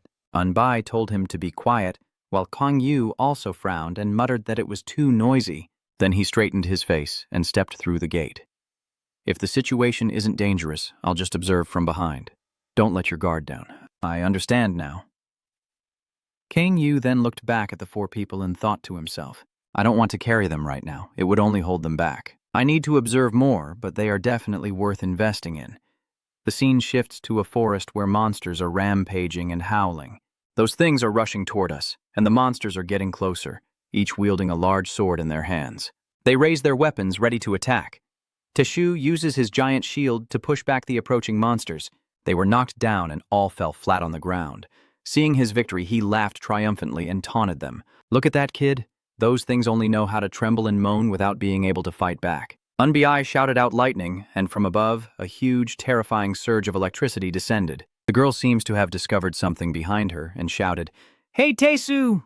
The monsters rush forward as Unbi runs and reports. 5 are behind, while he heads straight toward them. I see it. The energetic footsteps kicking up dust from the ground as Tesu shouts at the monsters over here. Those things follow the plan and head toward the shield, emitting a blinding blue light from him. Tesu sees his strategy succeed, smiles brightly, and shouts, "Let's go." Kai immediately pushed her hands forward, unleashing her energy skill. Then she placed her hand on his arm, which instantly gained more strength and grew larger. Tesu felt so exhilarated that he shouted, "Thanks, sister-in-law." On this side, CA is also busy preparing her battle stance before shooting a bright yellow energy arrow at the monsters. They scream in pain after being shot in the eyes. Tesu smiles brightly at the sight and continues to control his shield to push the monsters away in different directions. Si-hun suddenly appeared among the monsters and gently cut them down one by one. After that attack, the monsters spilled red liquid and collapsed. He glanced over there and sighed in relief. Tesu and the shield approached and praised him, saying, "Si-hun is really strong, too. Did you learn swordsmanship before?" He looked a bit shy. "Yes, he trains just for fun." He kept praising, making Si-hun smile politely, but his skill wasn't just for fun. Then all 4 of them looked up at Kang Yu sitting in the tree. Tesu asked, "How do you see it?" "Kang-gu." "Everyone is so strong, huh?" He placed his hand on his chin in deep thought without replying, and he looked a bit worried. "What's wrong?" Now Kang Yu finally begins. "First." Then he dropped back to the ground. "I'll point out a few things everyone needs to fix." Suddenly, Kang-gu's eyes darkened a bit. He wondered to himself, which made everyone feel quite puzzled. He continued with a bunch of things, not just a few. Kang Yu suddenly spoke up. "First, Tesu." Kang Tu nervously nodded. "Yeah, brother." Kang Yu carefully observes him. "You also have a keen sense and know how to fight back against the monsters." Kang Tesu looked embarrassed. "Thank you." Kang Yu also reminded me of a few things, but the problem is that I rely on my strength to handle everything. "You're wasting too much strength. A Yuang shouldn't have such flaws. You've been rushing into their group from the start." He seriously raised his voice. "What if that boss rushes out afterward?" "You are Uang, just need to endure the hits and avoid their attacks," Kang Tesu replied seriously. "I understand."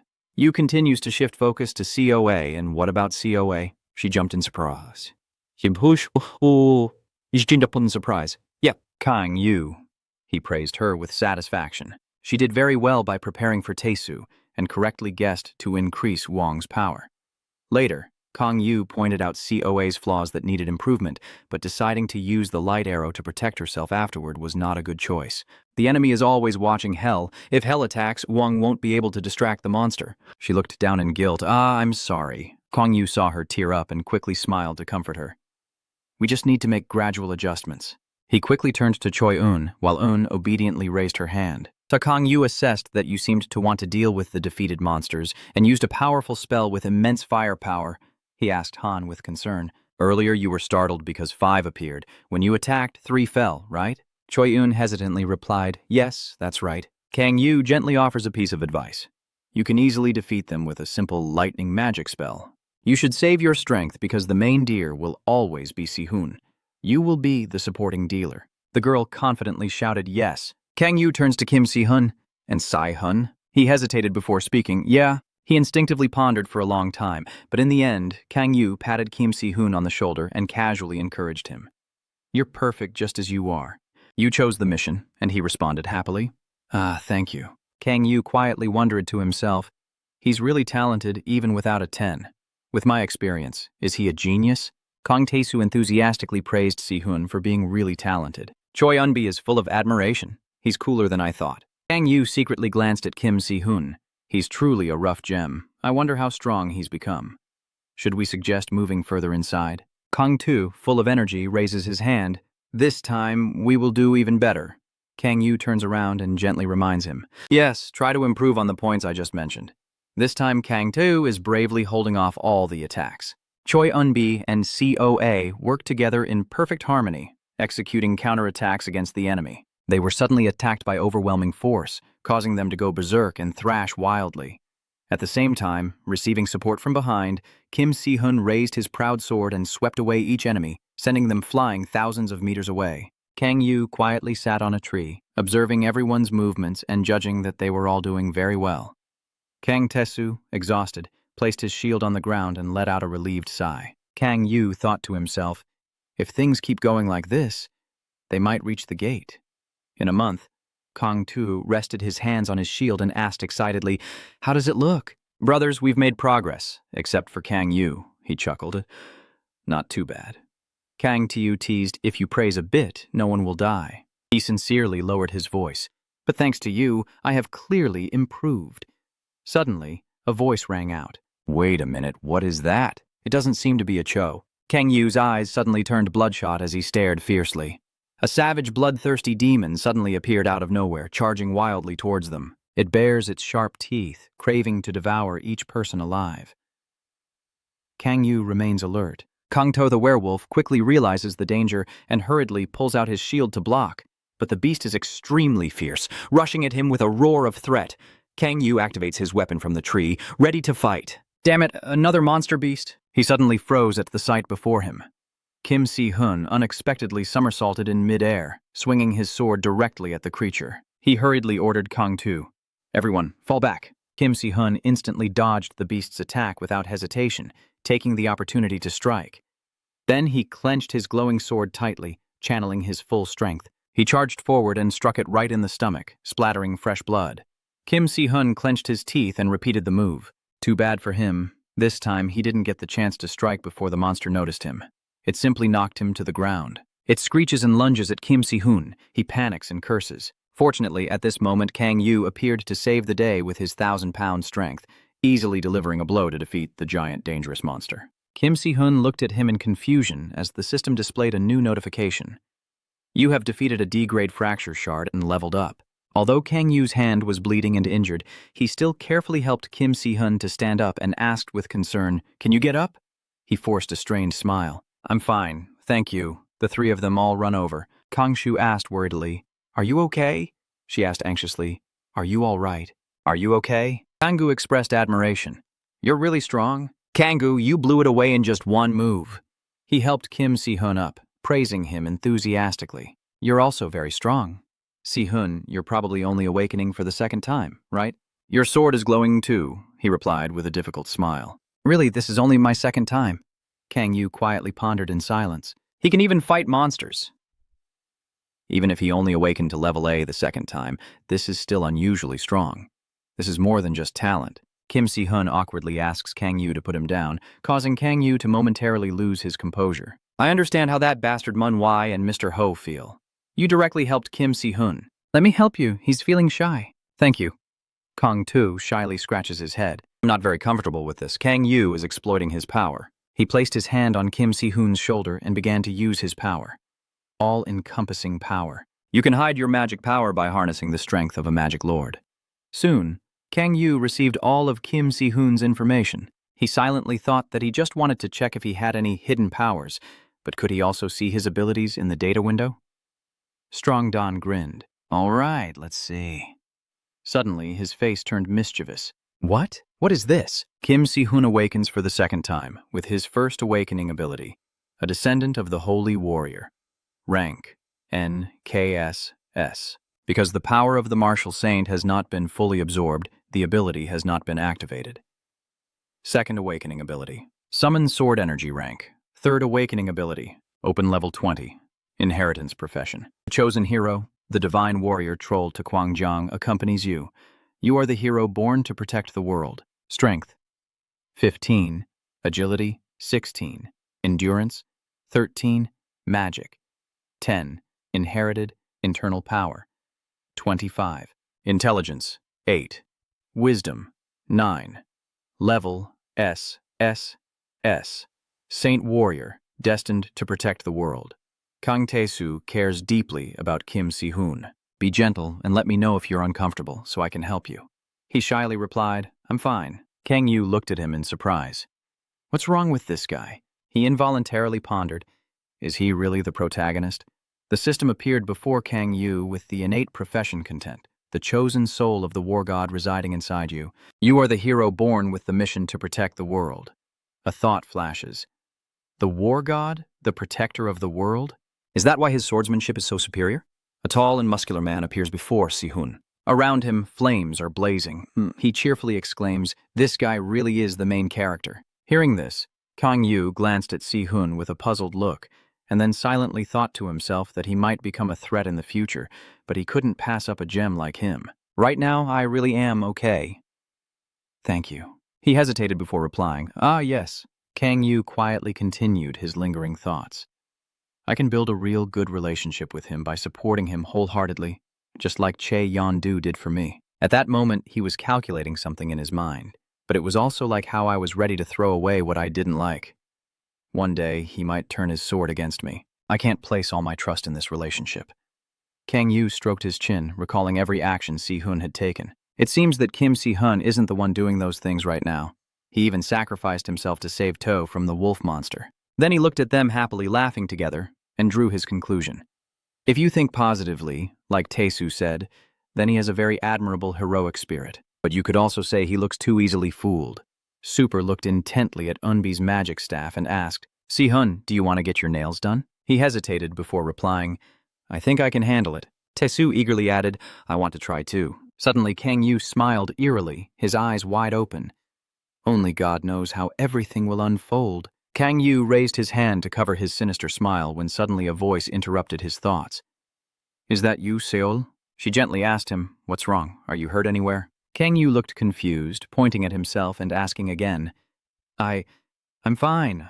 I'm not hurt anywhere. Looking at the injured monster lying on the ground, he continued, This is why these monsters only appear at level D gates. She then added, I thought so too. I've never seen or heard of this kind of monster before. Without Kang Yu here, a disaster would definitely have happened. Kang Yu chuckled and said, Yu Si-hun is doing very well too. How is he now? She looked at him happily, talking with others while holding his wound, and then said, If he avoids overexerting himself, he will recover quickly. Kang Yu approached gently and asked Si-hun, Are you okay? Si-hun? He responded kindly. Yes, thanks to you, I feel much better now. He smiled with satisfaction. I'm really lucky. Si-hun continued, If it weren't for you, I would have been more seriously injured than him. His eyes suddenly sparkled brightly, as if surrounded by a halo of light, with a voice full of confidence. Once again, thank you. I heard what Taesu said, but that was really impressive. Taesu's eyes sparkled brightly as he happily said, Of course, I've never seen anyone play as strongly as Big Brother Kang Yu in my whole life. Not only that, but he also has an extremely righteous spirit. Si-hun said emotionally, You really found a good boss. Taesu shyly replied, You're too kind. You're also very impressive. Si-hun excitedly exclaimed, That's right. I've never seen anyone like you, Si-hun, among those who have awakened a second time. He laughed and said, I'm feeling proud now. Taesu smiled and asked, But why didn't you join the big guilds? Si-hun, I think you're more than capable of joining any guild you want. Suddenly, Si-hun's whole body trembled, and a voice said, I think the Mia Guild is recruiting new members. Aren't you interested? Taesu moved closer to Si-hun and softly said, I hear the vice president of Mia is actively recruiting talented people. He quickly replied, I don't plan to join any guild, not just Mia. Hearing Si-hun's answer, he looked very confused and hesitated to respond. I understand. Taesu asked him curiously, Do you have a problem with the Mia Guild? Si-hun grabbed his sword sheath. It's not worth mentioning that. Taesu bowed his head. Seems like there's a story behind this that's not so easy, huh? I'm sorry for bringing up unnecessary things like that. You're fine, don't worry. Si-hun looked a bit awkward, just a little complicated. I should be the one apologizing for being so sensitive.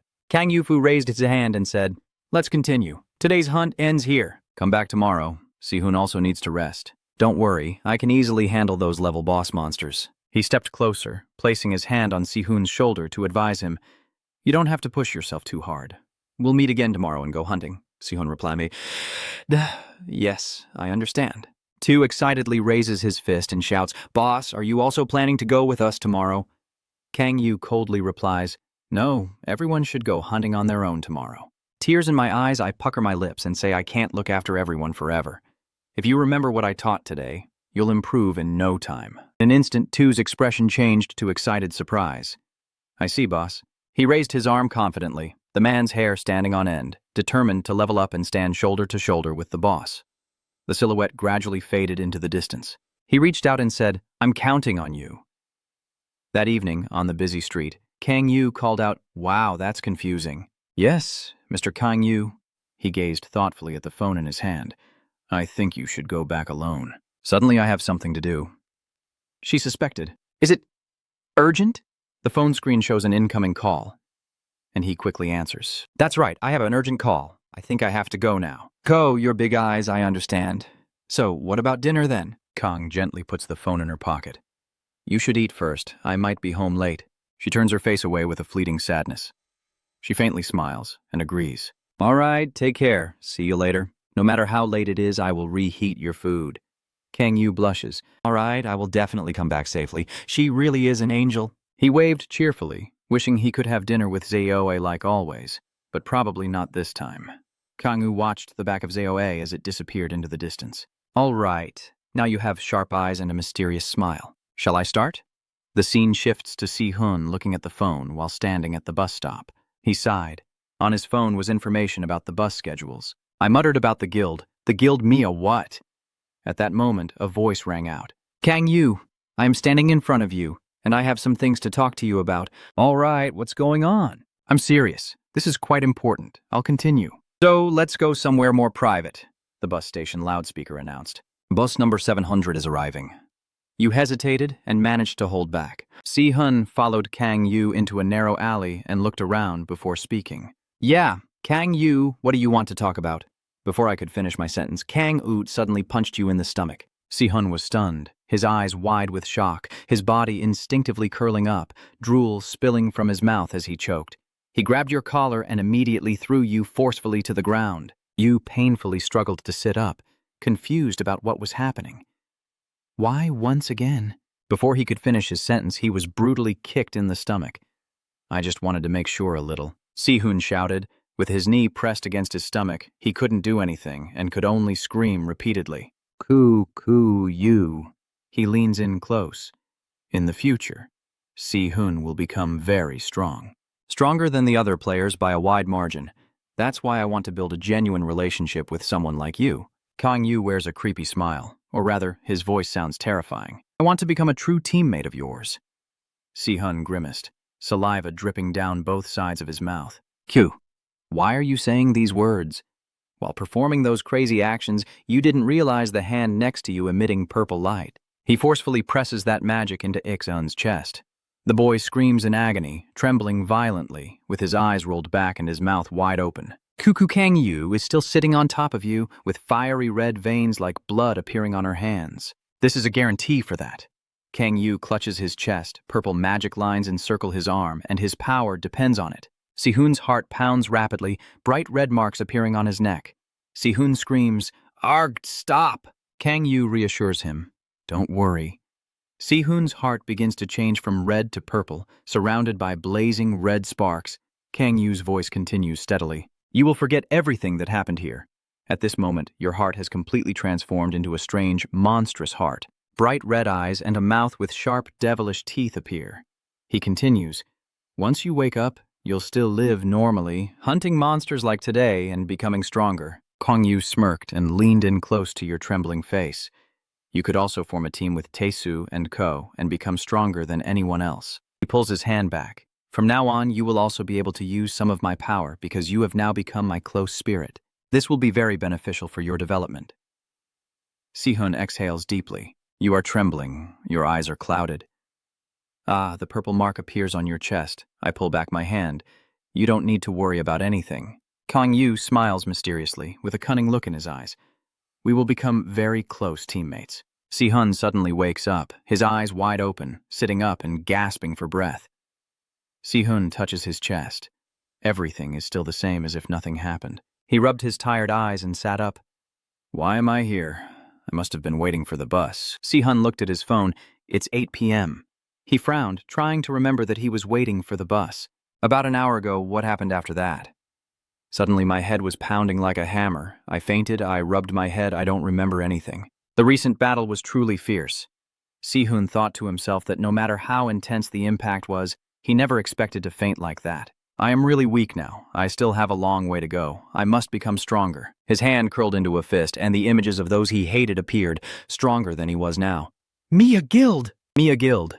Vice Guild leader Kim Yang-hun. He clenched his fist and punched the wall, causing it to crack and debris to fall, grinding his teeth in fury so his sword could reach those bastards' necks. Si-hun staggered along the sidewalk, leaning on the wall to avoid falling.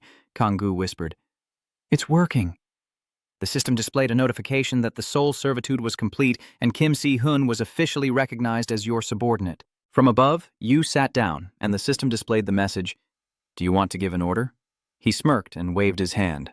"Let's do it later. I already have insurance." The system confirms the soul has been bound. The guy smirks maliciously, his eyes curling up. Now, Kim Si-hun just needs to get stronger. Si-hun looked at his phone, still not understanding what was happening. Kang Yu thought to himself that he didn't want to give him any orders yet. He is nervously looking at the bus station in front, while his inner thoughts still echo. I only turned him into insubordinate for protection. No need to go overboard. After a moment, Si-hun quickly got on the bus. Kang Yu stands high above, silently watching. After his power was enhanced, Si-hun's strength would become comparable to Balk. He smiled faintly, imagining having to fight an army of demons. Si-hun's existence is very important to me because my magic is still partially sealed and I still have to face the mysterious demon legion. Kang Yu stands high out of sight, and I don't know when they will appear again at the gate. Now, Si-hun. He smiles eerily, his eyes shining with a cold, blood-red glow. I will help you as much as I can, so train hard and get stronger at home. Suddenly, his phone rang. He glanced at the screen. What's going on? The radio signal is congested. Kang Yu sat down and answered the phone. The voice on the other end sounded. I'm calling because I want to share some information with you. He replied. Yeah, what's going on? Are you talking about the demon army? Didi Kyun Tran Tru. I'm not entirely sure. I did see traces of magic. This one at the end of the line is extremely panicked, but it doesn't seem to be intentional. I suspect they are targeting the core. It wasn't created by humans. Diokian continues. Yeah, it seems to have been created by a monster, not a human. His emotions are tense. Where did you find it? A cold thought echoes in his mind. It is a demon. The other side responded, a gate now close to the current location. He immediately lifted the person up. All right, after hellhounds and demon wolves, there's another one. He opened the system info panel. It's called a fragment of the rift. This time at Jiangbi Gate. The perverted guy licks his lips and sneers. A monster stronger than hellhounds might appear. And it's already helped me level up a lot. Kang Yu taps on the personal info panel. Or maybe I'll awaken for the 5th time sooner than I thought. The next morning, at Gawibu's house, the loudspeaker announced steadily that the train would arrive soon at Ubu Station, with the exit on the right. The train is crowded. You push and shove your way out, pulling Kang Yu into the crowd, his face puzzled as he looks around. He glances at the surrounding crowd, feeling overwhelmed, so he quickly waves his hand and says, Oh no, I need to buy a new car soon. Once this is done, I think I should ask Duu to buy me a car. As I step down the stairs, I walk while checking my phone to see which monsters are supposed to appear at the Ankh Gate. Everyone's excited. What's going on? Why are you back? The other person shrugged. They said there's something strange inside, so they won't let me in. Kang Yu looked at them. Strange, isn't it? Yeah, a mutated monster or something? Something at the front gate was blocked by soldiers, causing the mages, knights, and other players doing quests to panic. People are talking, complaints echoing. Hey, the team can't go in there, damn it, I've come all this way. Do you know how far I have to go?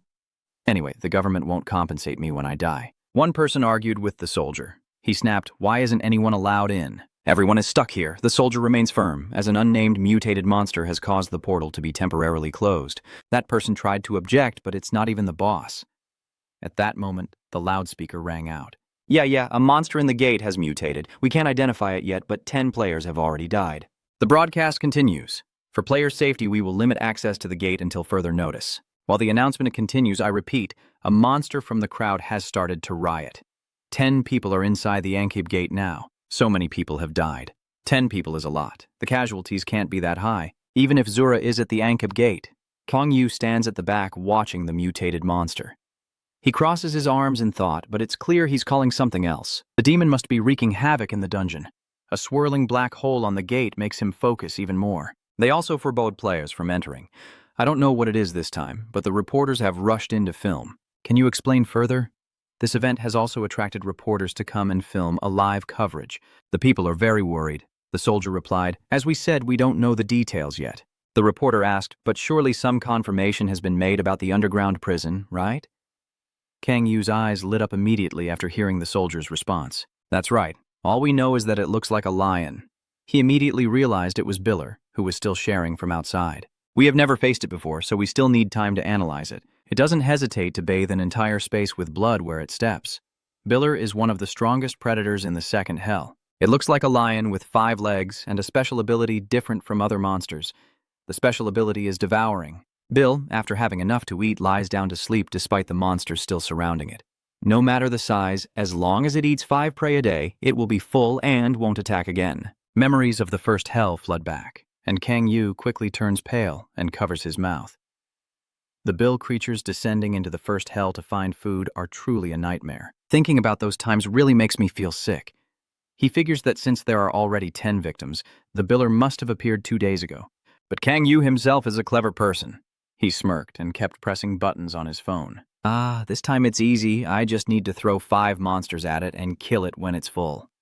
The guy picks up the phone, and Ms. Yondu on the other end answers happily. That Kang Yu guy. What's going on? I want to ask for your help with this. She panted heavily before replying. What is it?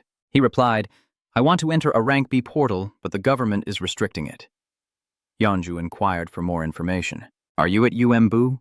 Kang Yu chuckled softly. Yeah, you can do it, right? You're close with the high-ranking people, huh? As she finished speaking, the sounds of collisions echoed behind her. Does she still want to confirm one more time? Does he have to go through that gate? Kang Yu replied without hesitation. Yes, what he adds is very important. Yeondu frowned, then exhaled. She put down the 2 dumbbells. Shh, that will cost you a lot, Kang Yu said calmly. Don't worry, I will pay you in full. Keep giving your advice. Yeah, of course. Just hope you don't die at the hands of a mutant monster. The guy chuckled happily. If I were so easy to kill, would you be sponsoring me this much? The voice on the other end rings out again. Smooth talking, telling the guard to answer the phone. When he steps closer, the soldier next to him blocks him. You heard it, players have no rights. Kang Yu brings the phone up to the guard's face with a smile. He is Yeondu from the Red Rose Society. The soldier was stunned. What? You get even closer to the screen in front of him. Father Yeonju from the Red Rose Society. She has something to tell you. Your actions are causing a stir among the crowd. Who is that? Chazu, he said you? Does the Red Rose Society have someone like that? They haven't been recruiting anyone lately. Meanwhile, the soldier answered the phone. Yes, I understand. He hung up and sighed for some reason. Although reluctant, the soldier still hesitated. N.O. Kang Yu, you are allowed inside and considered the investigator of the monster case. Everyone is cheering. Oh, he asked, if I defeat it, I have to provide information. Do you agree? Kang Yu nodded cooperatively and took back his phone. Of course, I will start the investigation immediately and do my best to reassure the public. This incident attracted nearby reporters who shouted, Hey, take pictures. Now the crowd is more lively than ever. Hot news.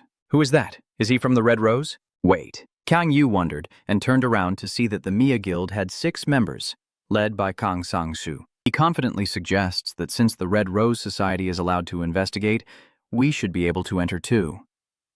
Everyone whispers that Kang Sang-soo from the Mia Guild is the new rising star, the recent 3-win player who just made it into the rank gate. Kang Yu looked at him cautiously, wondering to himself, is this ponytail guy famous? Sang-soo continued with a probing tone. Are you the Red Rose's sponsor? Sang-soo's words caught Kang Yu off guard. Just looking at those special equipment, I could tell. He was startled by the sarcastic remarks that followed, but don't you have any teammates? Is that all the Red Rose can sponsor? Kang Yu smiled with a dazzling, starry, industrial smile. Ha, I prefer hunting monsters alone. Sang-soo's team looked at him with contemptuous smiles. I heard you've been hanging around the RKC gate lately. Do you really think that gate is that easy? Sang-soo stepped closer, his voice teasing. Guys like you get killed off pretty quickly. He looked at Kang Yu as if he were inferior and openly criticized him. Maybe you want to rise to the top by catching a mutated monster. Since when did the 4th Awakening player dare to poke into others' affairs? Sang-soo's gaze is as sharp as a blade. He drapes his arm around Kang Yu's neck. Why aren't you saying anything? Or have you been silenced like a cat caught by a mouse? Kang Yu silently looked ahead, his gaze as cold as ice, while he kept smirking. Are you afraid? Sang-soo proudly pointed to his teammates. So what now? He suggested you were the investigator, so why didn't you go through the gate with my team? If you had, you wouldn't have died immediately. But my team already has all the positions filled. He said that and burst out laughing. Now I see you look like a gangster, huh? Why not cover up your wounds or something? At this moment, Kang Yu smirked. Fine. Sang-shu was surprised and gently brushed his hand away. Seeing how worried you are about me, I didn't know how to react, and I'm even afraid of going alone. His eyes narrowed. One, he agreed. Now let's go in together. Sang-shu's teammates at the Mia Guild kept criticizing harshly. That's strange. Doesn't it feel ashamed? Really disappointed. Kang Yu seems to be indifferent. He silently counts in his mind. 2, 3, 4... And then Kang Yu's eyes gradually distort and become strange. He glanced at Sang-shu with a wide grin. I need 5 guys to keep Bill full. I think there's already 1 too many. Then let's go. A chorus of curses erupted from the crowd as they saw the space gate opening before their eyes. That bastard Yu sponsored by the Red Rose, he's there, right? The guy Ionju personally selected. I heard he's at the rank gate behind that building. Kang Sang-shu stands to the side of the street, holding his phone to report the current situation. Yes, he's here, Vice President Kim Wang-hun. The voice on the other end of the line orders him and also reminds him of the My Society's status in society. You must seize this opportunity to humiliate him in front of everyone. Although they currently hold the upper hand, you must not forget that the Mi Society is ranked higher than the Red Rose Society. Then Kang Sang-shu approached Kang Yu, secretly thinking that everything should have always been like this. Then he looked annoyed and asked, What, you want to go in together? Kang Yu just turned his head and smiled. Yeah. Seeing the press surrounding him, he felt guilty that he should have humiliated him in front of the reporters, but his polite behavior made him look like the bad guy. Kang Sang-shu forced a smile outwardly, but inwardly he reassured himself not to do something stupid. Continuing to provoke would only damage the reputation of the association. Just wait until inside the gate. The excited whispers around heighten the lively atmosphere.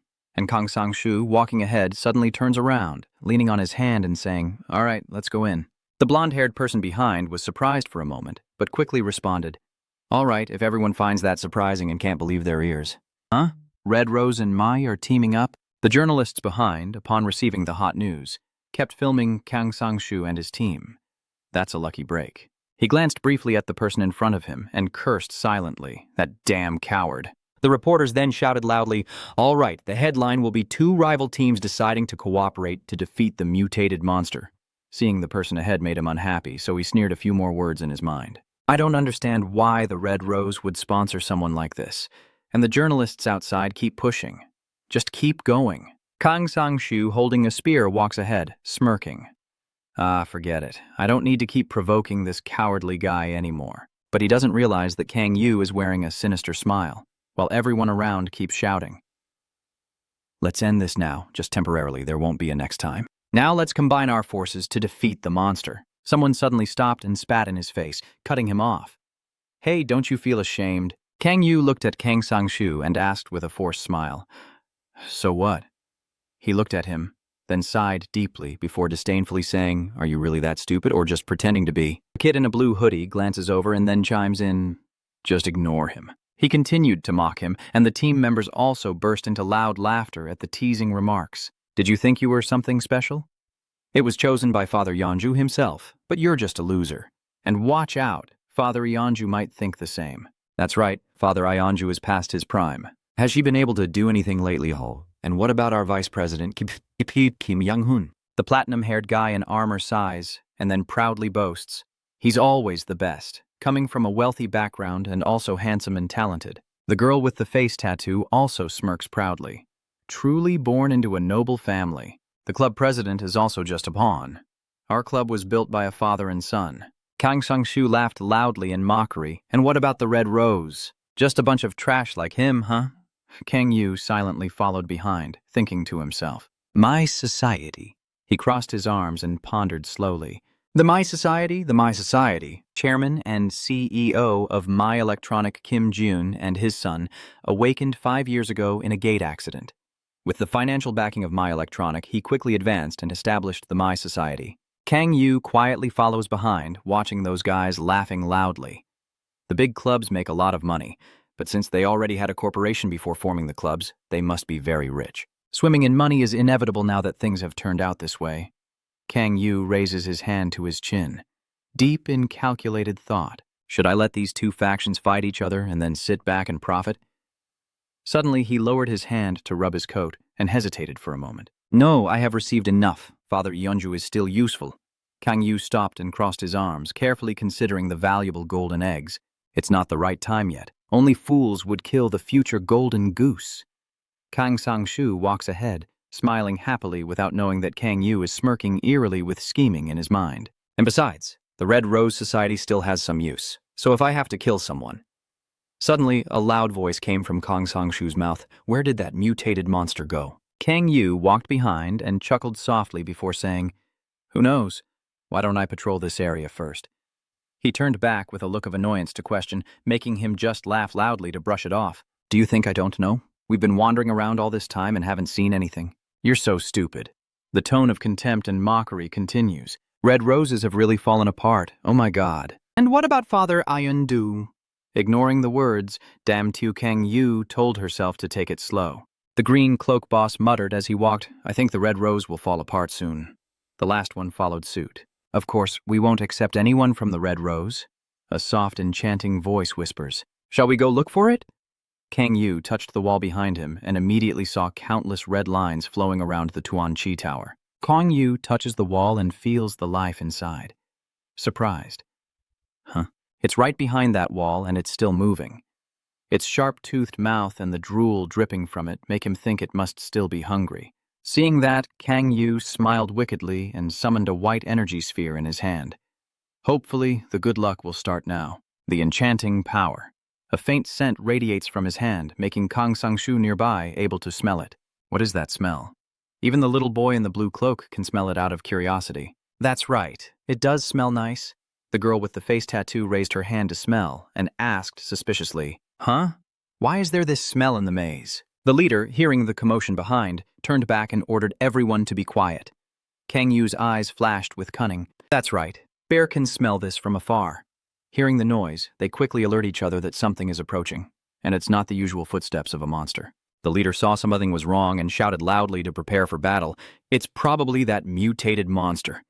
Kang Sang-shu drew his weapon and roared fiercely. "Kang Yu, get out of the way and stay still in the corner. Don't think you can boast about catching it with us." He looked at him and softly asked, "So you predicted death quite accurately, huh?" "Kang Sang-shu, what did you say?" He softly calls his name to gently remind him. "Sang-shu, do you remember what you said?" Kang Yu laughed wildly and maniacally. Guys like you usually die young.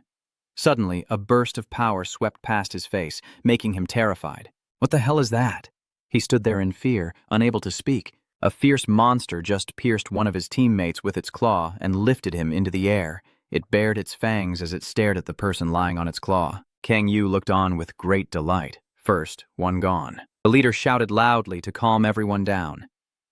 "Focus now." He leads the way and orders each member to use their strength to attack the fierce monster at its weak spots and to strike quickly. Soon after, another person is bitten and swallowed halfway by the biller. Its elusive shadow dodged every attack, and the monster swiftly and nimbly hid behind the wall, rendering all their attacks useless. They panic and blindly attack the wall, causing rocks to fly everywhere.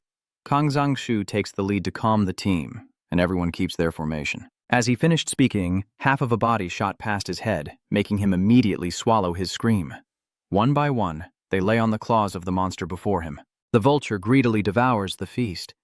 Kang Yu quietly thinks, now he's sitting on a big rock, counting the number of people.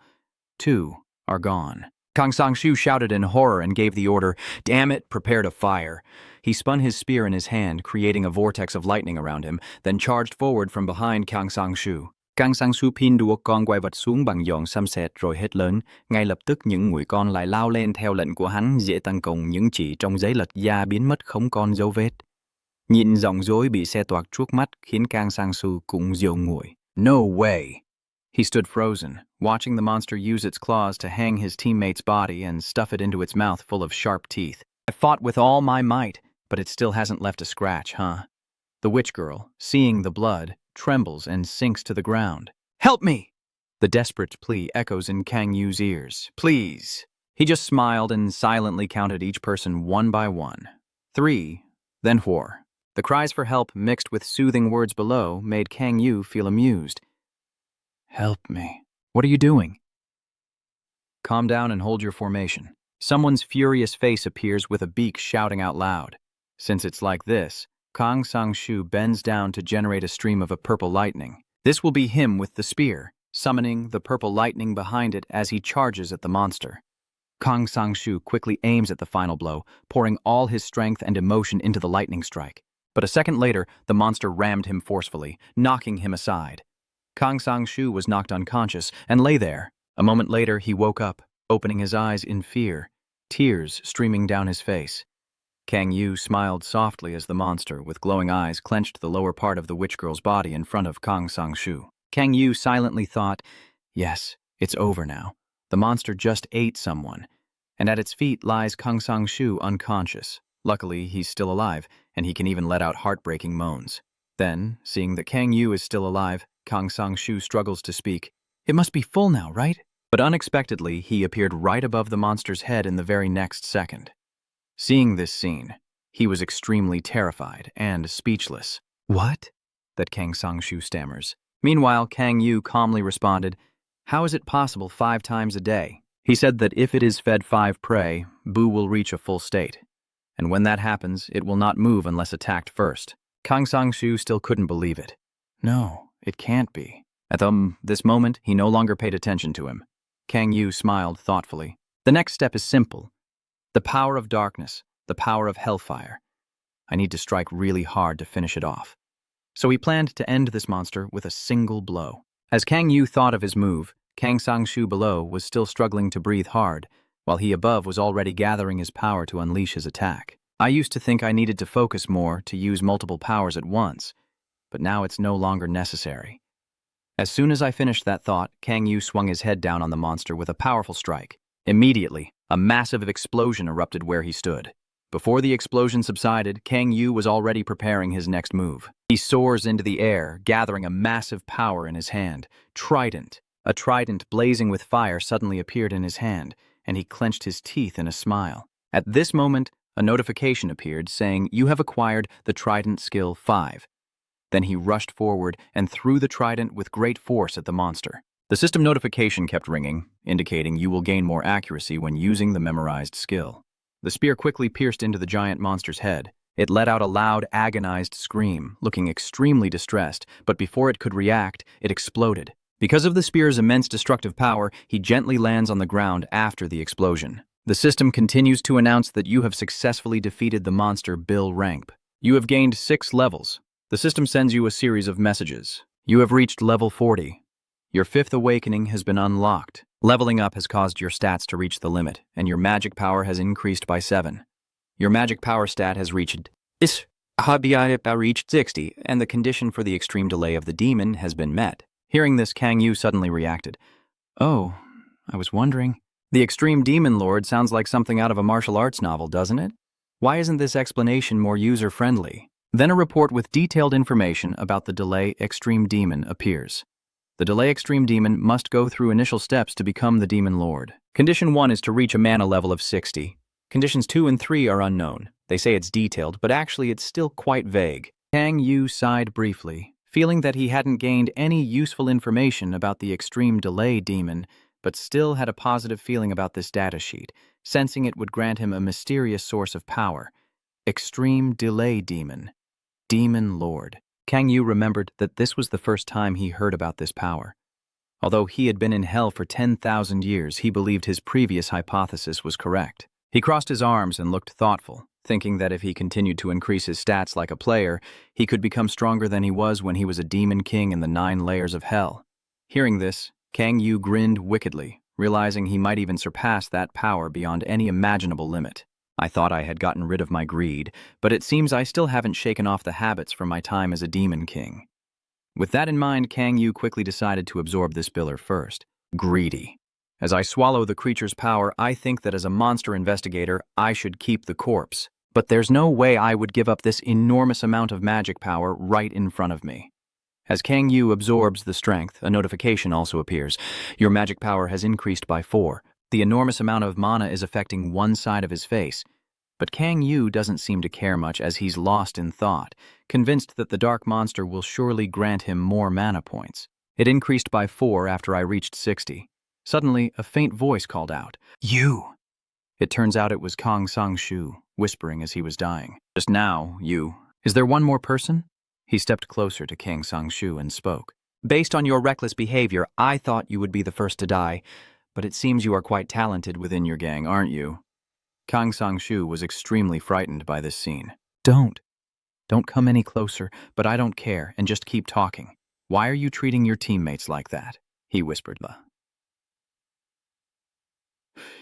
Lying flat on the ground. Are you planning to kill me? But Ku still remains very calm. Hey, what are you muttering about? I would never kill my comrades. Is that clear? You still have one more role to play, so of course I can't let you die here. Kang Sang-shu was stunned.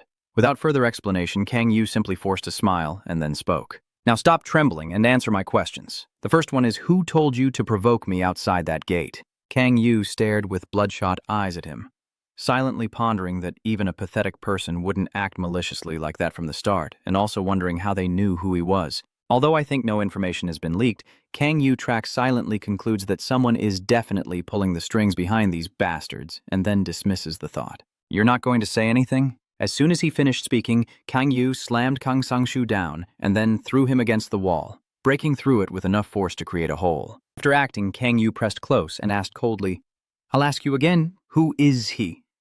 Immediately, Kang Sang-shu opened his mouth and said, Kim I-hun. Why? You mentioned that name, Kim Yun. Why? At the same time, Kang Yu silently wondered, is he the one I spoke with last time?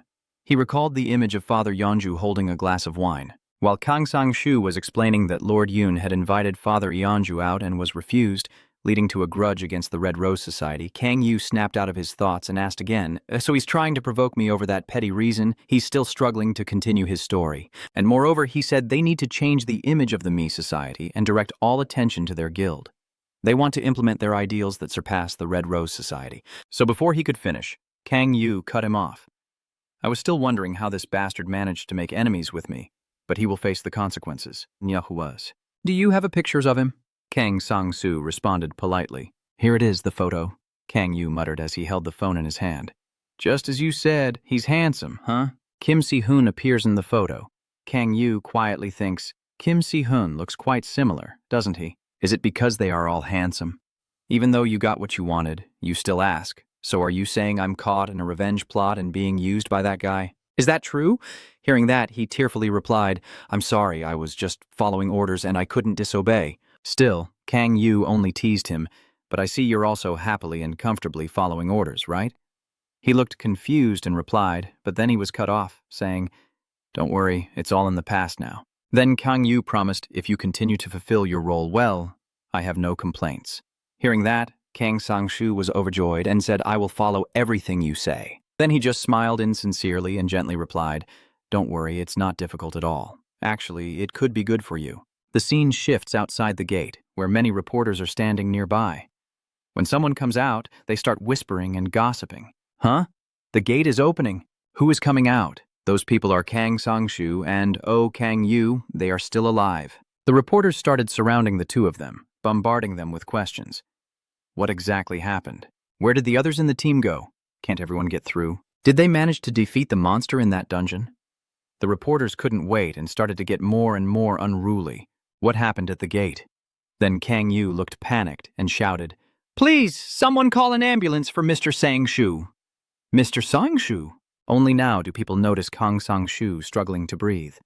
Oh my God, his face is all bruised. Then they immediately turned their attention to him and asked urgently, what happened to him? Kang Yu quickly put Kang Sang-shu down and began to explain that he had fought the monster inside. When he was attacked, Dumb mamas. Taka mama. Kang Sang-shu on the side could only whisper weakly, Save me. The reporters immediately pushed forward and asked, So what happened to the other members? Yes, Lord Sang-shu and I are the only survivors. The others didn't make it. Everyone around expressed their condolences upon hearing this. This rookie survived the monster. Even the Red Rose Society and the MI Society working together couldn't do anything. How could something like this happen? We should inform the Warong Corporation as soon as possible and have them send people over. Kang Yu replied, No, it's not necessary. He gently touched Kang Sang-soo's face and continued speaking. Although there were many sacrifices, the monsters inside have been eliminated. The crowd was extremely surprised to hear that. Did you really destroy it? You're King Yu, but he denies it. No, it wasn't me. The hero who saved my life and defeated the monsters was Lord Kang Sang-shu. Then he looked down at Kang Sang-shu, who was unconscious on the ground. Then a reporter quickly pushed through, brought the microphone to him, and asked, "Can you share more details about that situation?" Kang Yu still looked sorrowful but agreed. "Yes, of course." Then he recounted that at the moment we entered a place similar to a dungeon, we could feel the intense aura of the monster. It was like a suffocating pressure on our chests. So, I replied, "Yes, the monster had already appeared right at the entrance." Kang Yu continued, "We all knew the situation as soon as we saw it. It is an opponent too dangerous to appear in a Ran KB gate." The narration quickened, and we considered running away. But because Lord Sang-shu said that the monster could harm civilians if it escaped, we decided to fight, and the crowd agreed. That's why it happened. That monster is too powerful. Everyone imagined this monster based on Kang Yu's description. It looked exactly like what the government described, with the head of a lion. Its power was overwhelming. Because its attack was so brutal, the members of Lord Sang-shu's team were killed instantly. Everyone was deeply shocked when they heard this. Immediately, everyone around might have been in tears at this point as they listened. As the situation grew more intense, Lord Sang-shu told me to run and then faced the monster alone. Then he continued, "I could have run away, but I froze there in fear." Describe it. It was a fierce battle full of courage, and when that life-or-death fight ended, Sang-shu defeated the monster. The reporters around kept filming him, along with the stories just told. Kang Yu still appeared grateful as he continued. Even after he defeated the monster, he kept muttering the names of the members who had fallen until he lost consciousness. Even now, Sang-shu still whispers softly. Everyone, hearing this, anxiously asks, "Are you awake, Lord Sang-shu?" Kang Yu saw that, so he covered his mouth and said, "Please don't say anything until the ambulance arrives. Stay strong." Everyone then spoke up. But Sang-shu's behavior was a bit negative, wasn't it, Kang Yu? The reporter earlier moved the microphone closer to him. "Do you have anything to say?" Kang Yu continued to pretend to be heartbroken and hesitated. He explained that because he was very worried about me, knowing that my skills were still weak when entering this ranked portal. He simply wanted me to stay alert. At this moment, the reporter also understood and said, "I understand what you're saying." Then Kang Yu closed his eyes, forced out beautiful tears, and spoke. I had no idea he cared for me that much. Saran said sincerely, "He is my benefactor and a true hero of this realm." Then a series of articles were published, all covering the story between Kang Yu and Kang Sang-shu. The hero who defeated the terrifying monster in the dungeon faced an emotional battle. The reason he fought the creature to the end, Kang Sang-shu, the new member of the guild, fell into a coma. With support from the people, the 30 million hero did not wake up. Due to a cerebral hemorrhage, he will live in a vegetative state. Everyone will always remember him as a hero. The phone screen is showing a hot news article. The hero's choice to eliminate the mutated monster. Father Eon-du looked at it and made a comment. "No matter how I look at it, the wound doesn't seem to be caused by a monster." Thinking of this, a hint of panic flickered across her face. But it was human. "That damn bastard is just wandering around. What the hell is he doing?" She looked up and said to herself, like she's just keeping a ticking time bomb. Suddenly catching Huindu praising, "Your new soldier looks adorable." She repeats once more, "Your new soldier looks adorable." Then Dong Huindu asked, "Where did you find him?" "So you're the president of Sanare, Dong Hui-du." Father Yeonju awkwardly replied, "What do you mean, a new recruit?" Then she continued speaking with a tone full of boredom. "Why don't you just leave already?" "How much longer does the old woman plan to sit here?" This made Huindu explode on the spot and shout, "Who are you calling an old lady? You're the old lady yourself." Suddenly, Father Yeonju's attitude slightly softened. "Also, that mutated monster is probably caused by the demonic sect." Dong Huindu stirs her cup and continues. "It's only a matter of time before outsiders of the South Society find out about us. Those bastards have been very active lately." The scene now shifts to someone with an unusual appearance, along with Father Eonju's opinion. If everyone finds out about a fake church that sacrifices people, just when everyone thinks the era of peace has come after the founding of the 5 great societies, if she continues to speak, perhaps the world will become chaotic again. Dong Huindu paused for a moment, then raised her teacup, and Hamni replied, "I don't know." "What does the Red Rose Society think about this situation?" Seeing that, she continued speaking. Suddenly, Kang Yu stepped in and asked, "Is there a guest?" He immediately received a warm response from Brother Du. "Hello." She kept waving her hand and said, "So you're the new soldier personally chosen by Father Eon-du?" "Yes, it's a pleasure to meet you." "Who are you?" Dong Huin-du replied, "I am just a friend of Father Eon-du." Then she gently stood up and said, "I should leave now since there are guests. If you agree, please stop me quickly. Please go ahead and continue your conversation." I will come back later. Dong-Hwin-do still wanted to leave but replied, "No, it's okay, I've finished my business." Also, suddenly, her attitude changed drastically. Dong-Hwin-do brought his face close to Kang Yu's face. "I already said I am Yeonju's friend. Excuse me, isn't that a bit too much?" He was a little flustered and could only mumble a few words. "Huh? Oh." Then Dong-Hwin-do quickly moved toward the door. She called out something and then left. "Then I'll be leaving now." But she hesitated for a moment before turning back. "Chazu." After she left, Kang Yu sat down and asked, "Who is it?" "Just someone I know. Here, take it. This is your quick response. The S-level pass card I requested." Kang Yu happily held it up. "Oh, I didn't expect you to be so quick.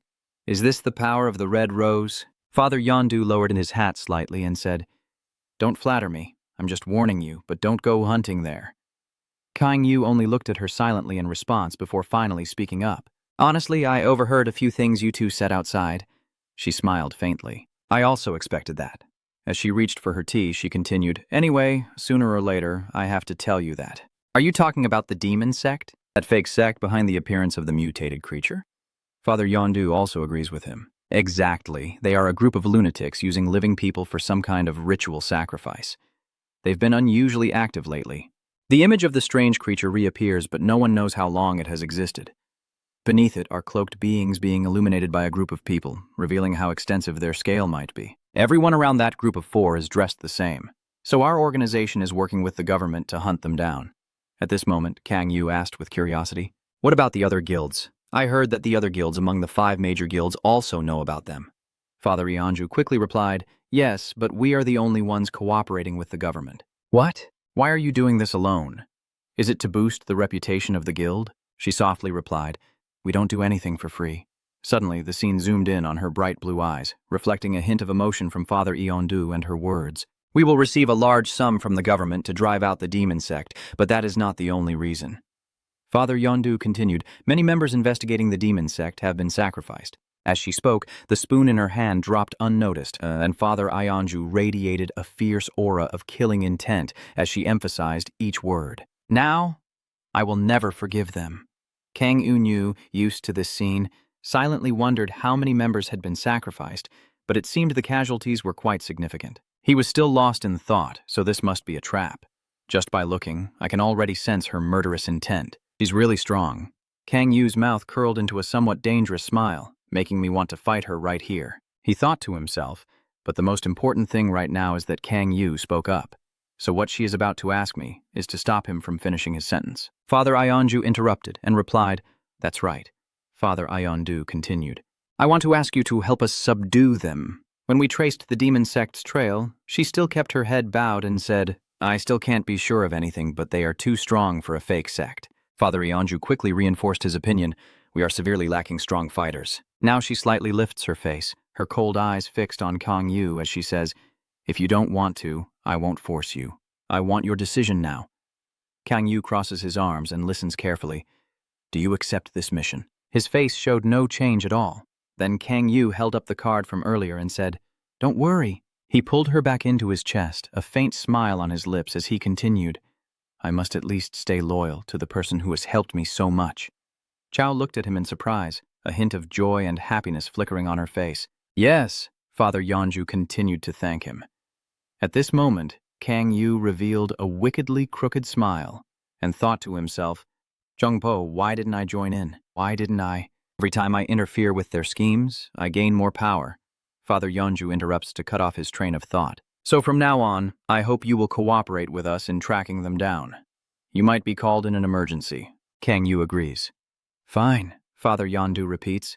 "I will say it again. Don't go hunting in the S-rank gate. You're losing patience." "I understand." The scene shifts to a road where a blue car is speeding by. The location is Gao at Suwon. Kang Yu was driving and speaking boastfully. "Having a car really is convenient." At this moment, the system displays a notification, the 5th awakening trait, Beast Tamara Rank Master. Your ability allows you to summon monsters from other dimensions. The more magic power you use during summoning, the stronger the monster will be. The summoned demon beast recognizes the summoner as its master. You can only summon one demon beast every 3 months. After reading, he silently thought that because of the 3-month limit, he had to summon the strongest demon beast possible. At that moment, Kang Yu imagined a vast space containing a globe resembling the Earth, inside which monsters were emerging from black holes that held them, along with his line of thought. If my hypothesis is correct, then the gates serve as bridges between Earth and other dimensions. The higher the gate's level, the stronger the monsters that can pass through. Those hell creatures are called space rifts, and they work like that. So this summoning skill must work the same way. The strength of the monster I summon will match the level of the gate. Suddenly, a system notification appeared. You have arrived at your destination. Kang Yu places one foot on the ground, still lost in thought, so clearly he needs to use this new skill. Kang Yu continues at the S-level gate, gradually approaching the massive space portal. It is the entrance to the Sugon-level gate, the Hwarang national team, at the One Team's guard station. Kang Yu watched as the staff checked the card and confirmed that the player ID was valid for entry to the S-level gate. The area around him was extremely noisy. This is Team 1. Go back to your station. Go back immediately, Kang Yu thought to himself. Wow, the security is really tight. Without that rose, I wouldn't dare to go in. Those people are still shouting to open the gate. Open the gate. I think I'll go in then. Kang Yu quickly moved forward through the gate. As he stepped out, he immediately encountered a stunningly beautiful space and praised it. Wow, this sea is really vast. If there were no S-rank monsters, this would be a perfect place for relaxation. Kang Yu starts to move around. Let's see. This place is good. Then he chose a suitable spot and sat down. Summoning a demon beast? If it's a 3-headed dog, that would be great. Just its body alone surpasses a 3rd-tier demon in hell. Kang Yu continued to think. No matter what kind of monster it is, I can command it to make up for their stupidity. Then he closed his eyes and prepared to begin. The system displays a notification that the 5th awakening trait has been activated, the Master of Demon Beasts ranks, while Kang Yu's body radiates countless purple energies. His face shows great pain as he performs this spell, and the entire sky is affected by Kang Yu's energy. The system continues to notify that a crack has been created for summoning, and a strange green crack has appeared in the sky. His entire face was covered with blue-purple veins, his eyes filled with determination. Kang Yu soared up, his hands tearing the sky apart. The system continues to notify you that a summon crack has been successfully created. It provides information that a larger crack has been formed due to the magic power from 10,000 demon cores, ranks. Kang Yu tiredly asked, what does green mean? Then he silently thought that all the gates he had seen before were green. The system kept flashing 2 pieces of information. Connections to the outside world cannot be blocked due to errors from the Thorn system. A space tunnel connecting to no continent has been opened. Kang Yu was very surprised to hear that. Huh? What kind of place is the no continent? He just raised his arm to cover the blinding light over there and kept thinking. I hope there are no mistakes. I hope I won't have to go back to hell. The system displayed the summoned monster. Then Kang Yu slowly lowered his hand and let out a sigh of relief. Phew. Luckily, that didn't happen. The summoned demon beast made him look up in surprise. Huh? This is the notification that pops up. You have successfully summoned a magical beast. The system continues to appear. Kagas the dragon's daughter, the Ekiona rank's egg-laying dragon, has become your summoned monster.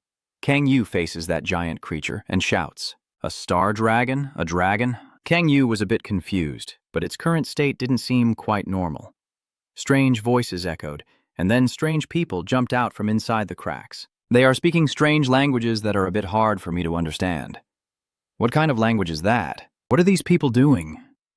Kang Yu looked at the blonde-haired guy as if he was shouting something. I look at them thinking, I know that since the gates opened, there are no such costumes in Korea, but those kids really look like they just came out of a fantasy world somewhere.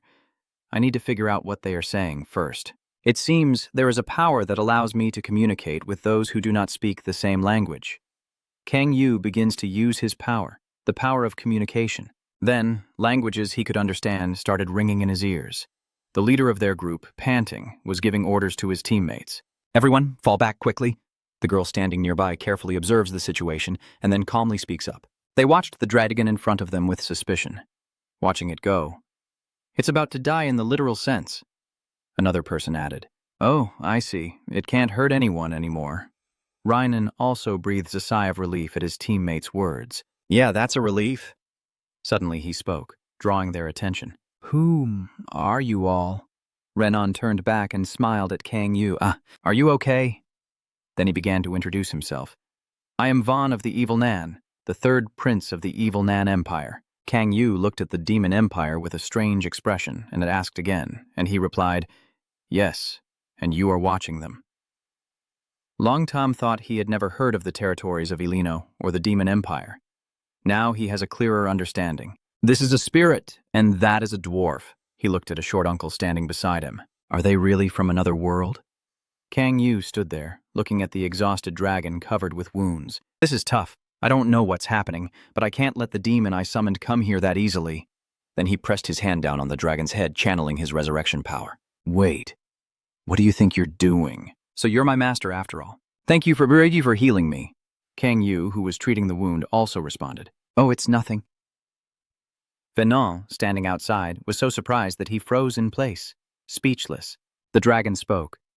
I apologize for appearing before you like this. Kang Yu looks at it thoughtfully.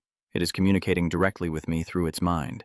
It definitely acknowledged itself as its master, but seeing its injuries, he began to speak softly, comforting the dragon in front of him. It's okay, it's okay. Ven stands behind, pointing his sword at his neck. You bastard. He was angry and asked, Are you the master of this evil dragon? Kang Yu calmly looked over and said, Let me ask you a few questions first. Why are you all trying to let it fall? Renan became even angrier. Are you seriously asking that because you don't know? It's a cruel evil dragon. It caused a devastating drought and the plague, and because of this demon dragon and its magic, countless citizens of the Empire lost their lives. The dragon child lay there trying to explain. It wasn't me who caused that. I already told you that. Kang Yu stood there translating the young dragon's words. Yes, she said she didn't do those things. Furthermore, if she had the power to cause a drought, her existence would be close to that of a god. In that case, no one could defeat her. She also won't get hurt or gasp for breath just to stay alive like this. Renan still refuses to listen and even argues back, no, this must be definitely caused by that damn dragon. There's no more explanation for that situation. I'm also powerless against him right now. Longtame thought, damn it, he wouldn't listen at all. Renan started to prepare to save the suffering citizens of the Empire. That demon dragon has to blink. Kang Yu looked at him like an idiot and spoke. Oh, I see. Longtam thinks he hates bastards like these, those who only care about their own justice and refuse to listen to anyone opposing them. VN begins to attack, unleashing a burst of power, then hurls a large fireball toward him and the dragon. At this moment, Kang Yu's words carry a hint of sarcasm. Perhaps what you say is also true. Maybe the evil dragon that started the drought and the plague was the beginning of the devastation of the cursed empire. So what if that's the case? No matter what she's done, she's now mine. He said angrily, voice tense, clutching his fists. I never intended to abandon the identity I summoned. Venon's face was no longer as gentle as at the beginning. He is furious, you evil devil. His anger fuels the fire, his voice full of provocation. I am truly a demon, young man. Renan has now revealed his true nature. He shouted loudly, I knew it, you really are a demon, you bastard. Renan raised his sword, his voice full of determination for the suffering people of the evil Nan Empire, for the crying children, as everyone around looked at him with pride. We will help you. Well done, Renan. You've defeated a dragon, so there's no reason you can't conquer a pure demon as well. Wow, that's amazing. The little guy next to him also chimed in. If I help you, you'll end up getting a lot of black beers from me later, kid. Kang Yu stood there feeling helpless as he watched the fools shouting in front of him. They are truly ridiculous. Did that whole group get lucky today? Akina behind you also starts to worry about him. Master, you must be careful. Renan starts rushing forward, his voice booming. He takes a powerful slash straight at him with a bang. Kang Yu grimaces and raises his guard, realizing he can only block this attack. Luckily, he's equipped, and he needs to finish them off quickly. Then he stomped his foot hard on the ground. Then the other foot stomped down forcefully. Power of explosion, a move that causes the entire ground to crack open and explode. He combined his techniques, unleashing explosive power, adaptive skills, and a surge of heat waves, with flames like phoenix tails rushing toward the group on the other side. They start to follow his orders and rush behind the other person, causing him to turn around in surprise. A loud explosion echoes, accompanied by a cry of pain, sending Janon's group flying back. He shouted loudly, Kang Yu rushed quickly towards the rope from the explosion, catching him off guard. He clenched his teeth, his face showing anger. The battle was still ongoing. Renan was forced to keep retreating without being able to fight back, gripping his feet firmly into the ground before stepping forward directly at him. Kang Yu looked at this move and immediately thought of a gust of wind. Not knowing what this was, Venon started to advance. The first deadly sword technique, storm sweep, then swords wildly slashing everywhere. Kang Yu now used his strength to envelop his body, the power of steel walls. He kicked him away from where he was standing. Kang Yu looked at him with a confused expression, wondering why he had to shout his technique's name during a fight. Although Min found it quite amusing, the other side continued to shout loudly. Now Ron. He rushed forward again, swinging his sword fiercely toward him. Kang Yu quickly jumped to the side, but Ronan kept attacking relentlessly, swinging his sword fiercely and creating streaks of cuts around him. Kang Yu now appears to be at a disadvantage, continuously retreating to avoid the opponent's attacks. Renan strikes down powerfully, causing a massive explosion right on the ground. Kang Yu dodged while thinking to himself, "This kid is really strong. If I hadn't awakened for the 5th time, I would have almost been in danger." Renan, panting and laughing loudly, asked, "Do you see that?" Demon creature. Kang Yu, after being provoked, felt a surge of pleasure. "But you're too honest," I shouted loudly before rushing towards the rope, forcing him to defend himself with his sword in hand. At this moment, Kang Ut suddenly changed direction and kicked John directly in the leg, causing him to grimace in pain. He trembled as if he was about to lose his balance, stammering, "What is this? You just said I cut?" Kang Yu secretly smiled to himself, thinking, "Do you think when I say cut I can't kick you?" He sneered mockingly, while the girl on the other side was panic-stricken, shouting loudly. He stood there, panting heavily, but still advised his teammates, "Everyone run now, we can't win, he's too strong." Kang Yu looked at the blood and sneered. "The 36 strategies, fleeing is the best. The battle was over the moment your leg was injured." That girl with a reluctant look says, "No, we can't do that. How can we just leave you behind and run away?" Renan pretended to be fine, hurriedly urging, "I'm fine, so at least save yourself first. From now on, everyone of the evil Nan Empire will have to rely on you." Kang Yu couldn't hold it in anymore and quickly kicked him, mimicking his voice. "From now on, the evil Nan Empire will have to rely on everyone's care. So just run away while I sacrifice myself heroically." Reno struggled on the ground, muttering, "Damn it." Kang Yu stood there, his voice threatening, "Let's end this now." For Kang Gu, fighting is always like this. He searches for and kills to survive without any empathy, mercy, or anger. In hell, emotions are a luxury. He swung his hand to strike the wire, but the girl blocked him. "Wait a moment." Kang Yu looked at her with a puzzled expression. The girl kept begging, "Please, I beg you, end my life instead of Day Nan. If something happens to him, the Empire will surely fall." Our brave hero. Rainan was a little moved. Raina. Tears streamed down his face as Rai, with shining eyes, kept pleading for the hope of countless people, of the evil Nan Empire, and the one he loved most. Rainan looked at her with a complicated expression, repeatedly calling out Raina's name. Ignoring his attempts to stop her, she continued to desperately beg. "I apologize for revealing my feelings to you in this state, Prince Dainan, but I think if I don't say it now, I won't have any other chance left. Raina is determined. I will give you this life. I will do everything you ask." Right now, the person beside her keeps calling her Ray regardless of the calls. She still continues, "So please, please spare John's life." He kept sitting on the ground shouting, and I couldn't help but tease him for this touching scene. "Oh really, no way." Rena widened her eyes in disbelief and said, "What? You're going again? You've been rambling all this time. If this guy fails, will something collapse and hope be lost?" Kang Yu looked at them with contempt. "Then what does that have to do with me? I don't care about that at all. You are the ones who started this battle first. If the current situation is unfavorable for me, will you leave me a way to survive?" Seeing their expressions, he sneered. "No way, right? If you're already raising your weapons to strike, you better be prepared to die at any moment on the battlefield." Quickly get rid of all that useless movie-style emotion. "Those kids!" Kang Yu's face was full of disgust as he looked at them. Vina was now stammering, waiting for that to happen. Venon still lying there, his voice full of contempt. "Disgusting." Kang Yu spoke. "You find it disgusting?" He looked at them and thought, "Isn't it more disgusting for a group to attack a lone individual?" Kang Yu clenched his fist. "Fake moves are the basic foundation of combat." He spoke up. "Well, hurry up and finish it so I can drop you all with the least pain possible." A notification appeared revealing that all entities summoned besides the monster had been detected. All external entities have been eliminated by the system's thorn barrier. What is this? Kang Yu angrily punches forward, saying, "I won't let you go anywhere. This seemingly valuable piece of equipment is my reward. They come from another world, so even if I lose them, nothing will happen. I can't let this opportunity slip away."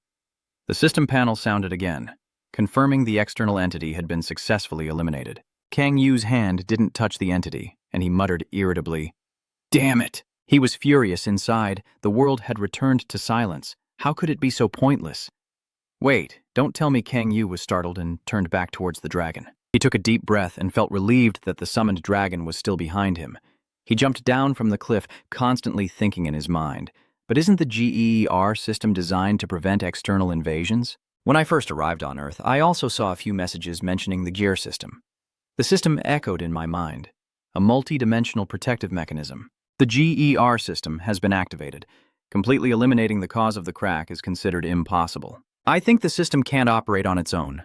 Could the recent appearance of the hellish monsters be related to this? I noticed they started appearing 2 or 3 weeks ago. Wait a minute. If it was during that time, wouldn't that be my fault? Kang Yu sweat bullets as he recalls his past actions. Thinking about it won't change anything anyway. Damn it. I just wanted to escape hell to eat some kimchi stew. What should I do now? Is there any way to fix this mistake? Akina suddenly spoke from behind. Master, they're gone now. Kang Yu was startled and a bit stammering. Huh? Akina quickly expressed her gratitude. Thank you, sir. He scratched his head and sighed in relief. It's nothing, Kang Yu thinks. That's right. Just thinking about it won't give me the answer, so resting won't help at all. He comforted him to stay here a little longer. Let me treat your wounds first. Akina quickly expressed her gratitude. Thank you, master. Kang Yu happily approaches the dragon now, using his power to heal it. I am your master after all, so, of course, I have to treat you. I think we should first organize the information. Kang Ut naturally asked, but you're too big. Can you control your body size? Echidna quickly replied, Yes, I can. Please wait for me a moment. He reached out and touched the dragon's nose. Thank you. I still have one thing I want to ask. What is the continent of Ono? The No continent is a place in another world, the largest country in the Akan Empire, where people use swords and magic. It is a world full of spirits, monsters, and dragons. Kang Yu silently wondered, so all the monsters that are not demons also come from the No continent? That makes sense then. Akina looked up at him with innocent eyes and asked, Where are we going, master? Kang Yu replied, We will go back to the dwelling. He thought to himself, Because it's not our home. Akina asked again, What is the residence? Oh, are we going back to the master's den? Kang Yu chuckled awkwardly. Well, you can call it a nest if you want. I think it's not so bad. Akina quickly felt grateful. Thank you, master. It's embarrassed because it invited me into the owner's den. It's been a long time since someone shared their den with me. You've been driving and talking, so you must have been lonely for a long time, right? Chitna quickly replied, Yes.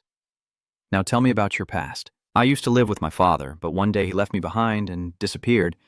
Kang Yu was a bit puzzled. He disappeared? It continues. That's right. After that, I spent most of my time alone in the hideout reading books. Alone. He suddenly spoke, his voice tinged with sympathy. You must have been very lonely. Akina continued to tell her story. Yes, I was very lonely. But then someone suddenly appeared while I was there. Kang Yu quickly asked, Is it Dainan? It answered sadly, I really didn't do anything. I never caused the drought or the pandemic. I always insisted that I didn't do those things, but no one would believe me. Kang Yu looked at it, her face full of sorrow and trembling, her tearful eyes looking into his. Master, do you believe me or not? Kang Yu thought with some sympathy. I'm very familiar with that look because I have been through it too. As far as I can remember, I grew up in an orphanage. Wanting to meet my parents is something incredibly out of reach. I just want to be loved. I just want to be cared for and to be recognized for who I am. I tell them to throw away all the silly emotions shown on that TV drama, but I'm no different either. Kang Ut naturally said, Even if everyone in the world scolds you, I will still believe in you. Kang Yu wiped away the tears still lingering on Akina's eyelids, looked at her for a moment, then turned to drive, a bright smile now on his face. Akina kept complaining all the way. Kangu, your name, I will remember it. Right now at CA's house, she's holding the little dragon in her arms, looking very happy. So adorable. She hugs so tightly that Akina has to say, Kangu, save me. She, is holding the baby dragon in her arms. Is that her name? How can it be this adorable? Kang Yu quickly looked away to avoid its pleading gaze, munching loudly. I didn't expect you to accept so quickly. After all, she's a kind of monster. CA replied, How could I not accept a summoned monster as adorable as this? She hugged the little dragon even tighter, her voice full of affection. You're so adorable. Adorable is Tran Lai. Kang Yu ate while looking at her thoughtfully. Does her strength decrease as her body size shrinks? Caught again. Akina quickly escaped from CA's grasp and ran to him for help. Kangu, this person is really scary. He looked over to her and started a conversation. How have the team members been lately? Are your level ups going well? Kaya gently replied to his question. It's fine. Our levels are rising so quickly that I think we'll finish the third awakening soon and enter the C-grade gate. It's all thanks to you, Kangu. He suddenly froze while eating and looked up with a puzzled expression. Come on, let's keep going. You've helped me create good members, and your teachings have been very helpful. Kangu, without you, I wouldn't have been able to dream of this kind of life from the very beginning. You smiled gently, so thank you very much. Kang Yu smiled gently. He felt deeply moved inside by those words. So, this is what it feels like to be loved by someone. Kang Yu spoke softly, smiling gently. I'm the one who should be grateful. And secretly feeling happy inside, this feeling is really not so bad. Kang Yu asked if he could take Akina to bed. He was also stammering now. Ah, yes, she suddenly thought to herself with envy. The next morning, the sunlight shone directly into his eyes. Kang Yu blinked tiredly, wondering why she felt more exhausted today. Kya had just finished preparing breakfast. Are you already awake? You just rubbed your head and yawned. Good morning. She looked a little worried. You're sleeping in later than usual today, Kang Yu said. Yeah, I feel terrible after the fainting spell. Kang A quickly asked if On was okay. He stretched himself in exhaustion. It's okay, I'll be fine, don't worry. Kaina, sitting beside her breakfast, quickly turned to ask him if her owner slept well. He hesitated a bit. Well, that's fine. Sola, this dish is really delicious. She happily laughs and puts down a pot. Oh my, you must like cereal. Do you want more? Kang Yu quickly shouted when he saw their actions. Akina. The girl looks at her with hopeful eyes, waiting for a response. Yes? Kang Yu looked surprised at the girl beside her. Hey, what's with this appearance? Kang A is also a bit surprised now. Isn't it true that the girl can transform? So I asked, Eknar, can you change your shape? The girl explained, I don't know either. It was the first time I felt strange while sleeping. When I woke up, I had already become like this. Kang Yu is also gradually accepting the truth. Really? He wondered silently. Did it feel something strange during sleep? Maybe it's related to how I felt extremely tired this morning. I hope it can return to its dragon form. I hope its power has been sealed away like mine. If it can't transform back, it'll be a big problem. Kang Yu suddenly spoke. Akina, can you revert to your original form? The girl is only now starting to change her form, her wings spreading out, making Yu scream in fear. Oh no, he shouted. China stopped. And the window of the house was now shattered after the transformation. After stopping that action, Kang Yu felt a bit dazed. You mean whether in human form or as a dragon? Akina sniffles and replies, so you think staring at her can change anything? Akina turned her face away, not daring to look directly. Yes, I'm sorry. Kang S. Lei gently smiles beside her to comfort the girl. It's okay, you don't know anything, right? But next time, don't transform at home anymore. Akina sniffles and lowers her head. Yeah. Kang Yu sighs. Yeah, you should get used to human life. Akina, the girl has stopped crying now. I think that when she accepted me as her owner, I must have influenced her. And now she speaks like a real person. I forgive you so you can fix the nest. She shyly smiled and quickly replied, no need to worry. Kang Yu looked at the pouting girl, thinking that with her like this, he could take her to many places, which was also good. Suddenly, Xia suggested, I've called someone to fix it. Let's go buy some clothes. He looked up at her, and she happily looked in his direction. Yes, for him. My childhood clothes are old and don't fit very well, Kang Yu asked casually. Oh, where do you want to go? Kia said, there's a big shopping mall nearby. I plan to go there. Her eyes lit up, and she asked, do you want to come along, Kangu? Aina sat beside him, her eyes also brightening. Oh, are we going out to play? Let's go, Kangu, let's go together. He felt confused when he saw their eyes. Probably a bit difficult. Are you going out to eat today too? You should take a day off, Akina also asked.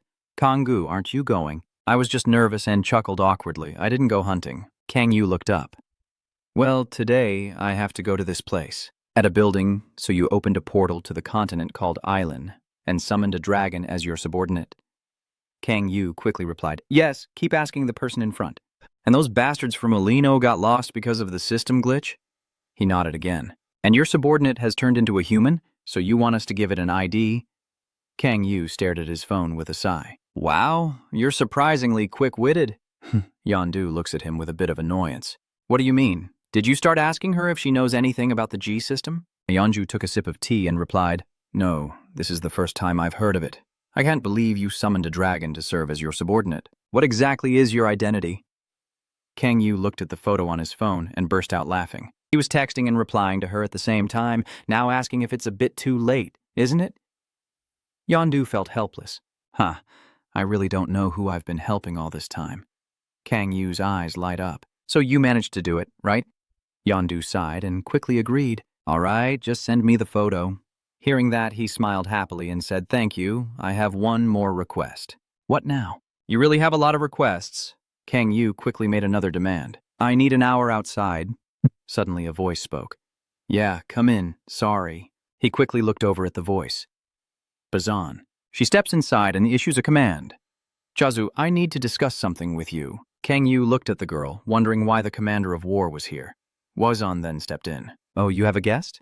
Sorry for interrupting. Yondu quickly stood up, politely saying, no problem, we've finished our conversation. Wazan let out a relieved breath. Really? Is this the new person you're sponsoring? He sat here quietly thinking he hadn't done anything wrong. Yondu looked at him with a disappointed gaze and said, yeah, he's not part of our group, but we've been working together recently. One extended his hand, expressionless. Nice to meet you. I am Bion, commanders of the 3rd Squad of the Warang Army. You also seem a bit confused when introducing yourself. I'm okay then, thinking how troublesome it is to have red roses backing me up. Wazon's expression softened. Okay, really?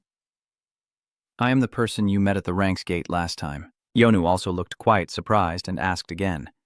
Huh? Have you met before? Okay. Are you fighting soldiers there, or what? One quickly turned to defend himself. What did she say? He's a very polite and proper person. Yondu looked at him with a look of disgust. Polite and proper. Kang Yu burst out laughing. She was quite impressed. If the commander praises me like that, how can I accept it? Yondu covers his face with his hand, sighing helplessly. What are you trying to say anyway? He asked if he could get a pass to the ranks gate, and then chuckled softly at their surprise. What? Yondu sat down heavily, clutching his head. Why? Are you planning to go hunting at the Anks gate again this time? Kang Yu hurriedly explained, if I go alone it's a bit dangerous, but if I bring my subordinates, it's easier. Ionju's eyes lit up. He also knows what appears at the RKS Sugon gate, right? He looked obviously confident. Of course. Huge mountain wolves and the giant ORG and the El Caro Ionju warn that even if you go hunting there, you must not get close to the lake. Do you understand? Kang Yu nodded. I knew it, don't worry. Ozion was confused for a moment. Wait a minute. What are the two of you talking about at the gate now? She thought about it again and spoke up. A few weeks ago he was still hunting at the RKC gate. Yondu sighed. Oh, that thing, he's an exception. Just trust his abilities. She felt helpless in the face of Kang Yu's confidence. Wazan looked at him, wondering if he had hidden his identity when he was at the RKC gate. Still, even a national-level spy would want to avoid the ranks gate. I don't know for sure, but it seems like you have a masterful hand in your possession. Yondu looked dejected. I don't know if I have him in my hands or if he's got me in his anymore. Kang Yu naturally said, so then I'm leaving now. Everything I asked for should be done, right? Yondu raised his head and replied, yes, maybe from tomorrow you can go hunting at the RKS gate. She warned, be careful, even if it's you, it's still a very dangerous place. Kang Yu smiled softly. All right, I will keep that in mind. Then he left, Yondu's eyes now full of suspicion. So what are you here for? Did she find any clues about the demonic cult?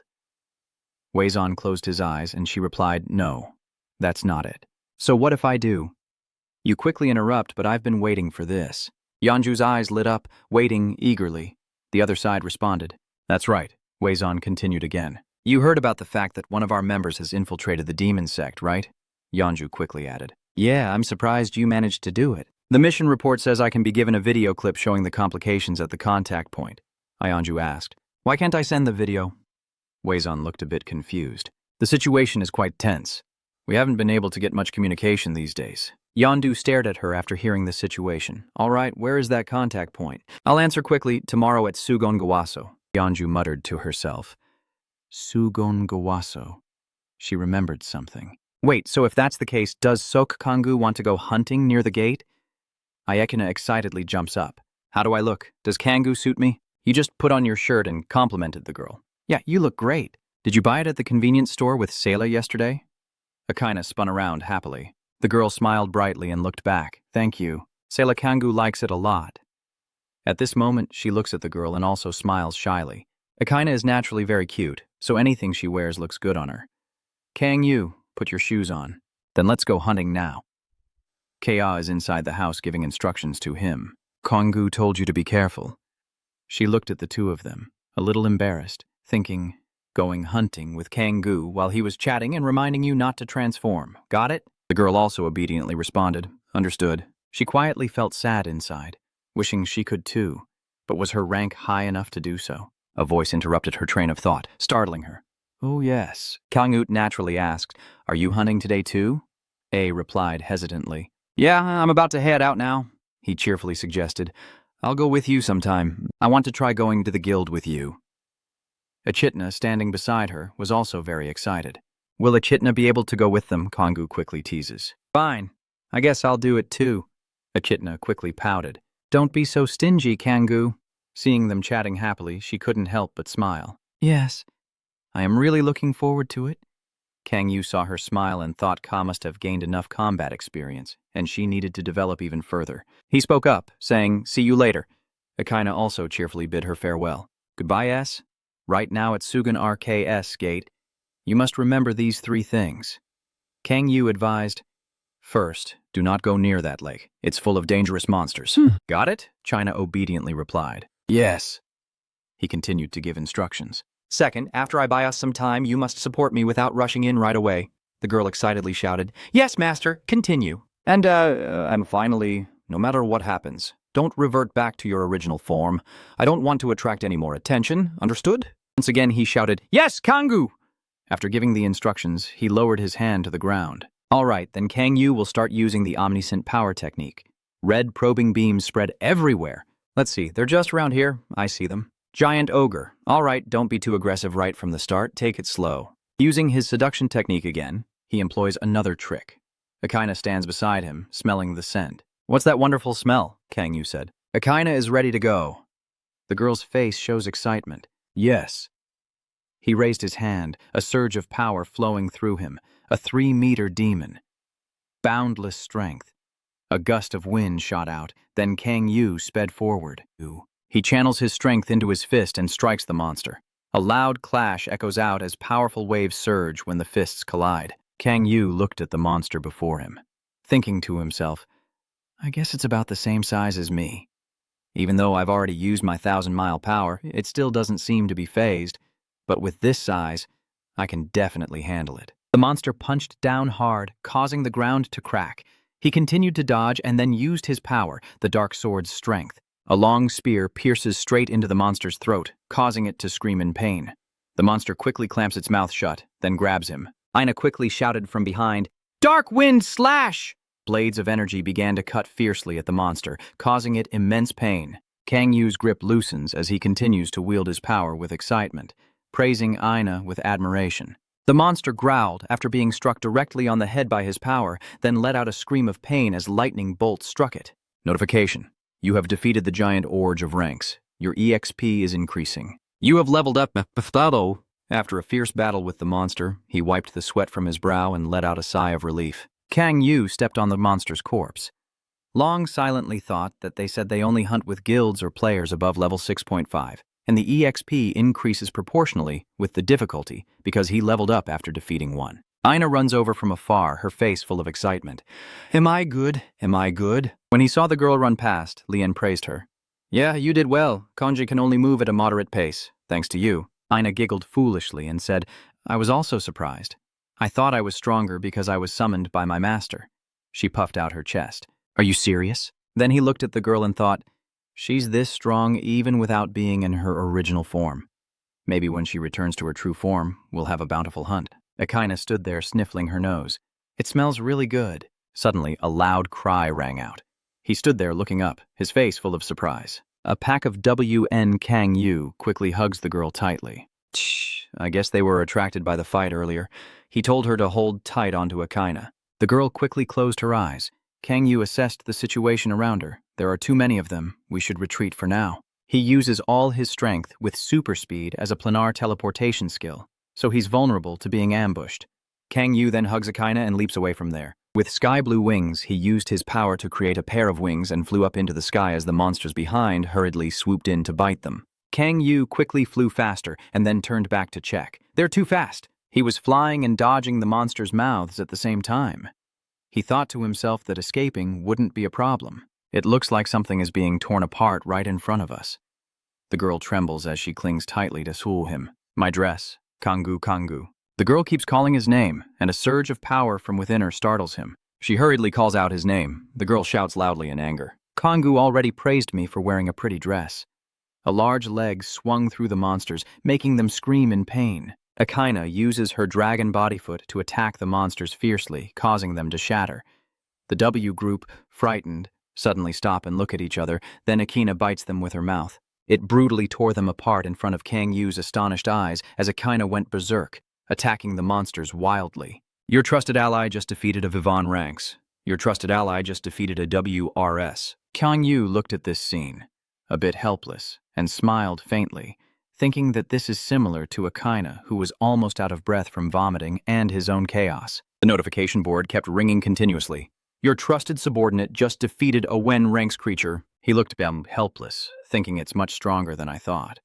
Could it be that girl? The notification sounds again. Your trusted ally has defeated a Wiv ranks. Kang Yu looks at the dragon roaring in this frenzy. Is it stronger than me too?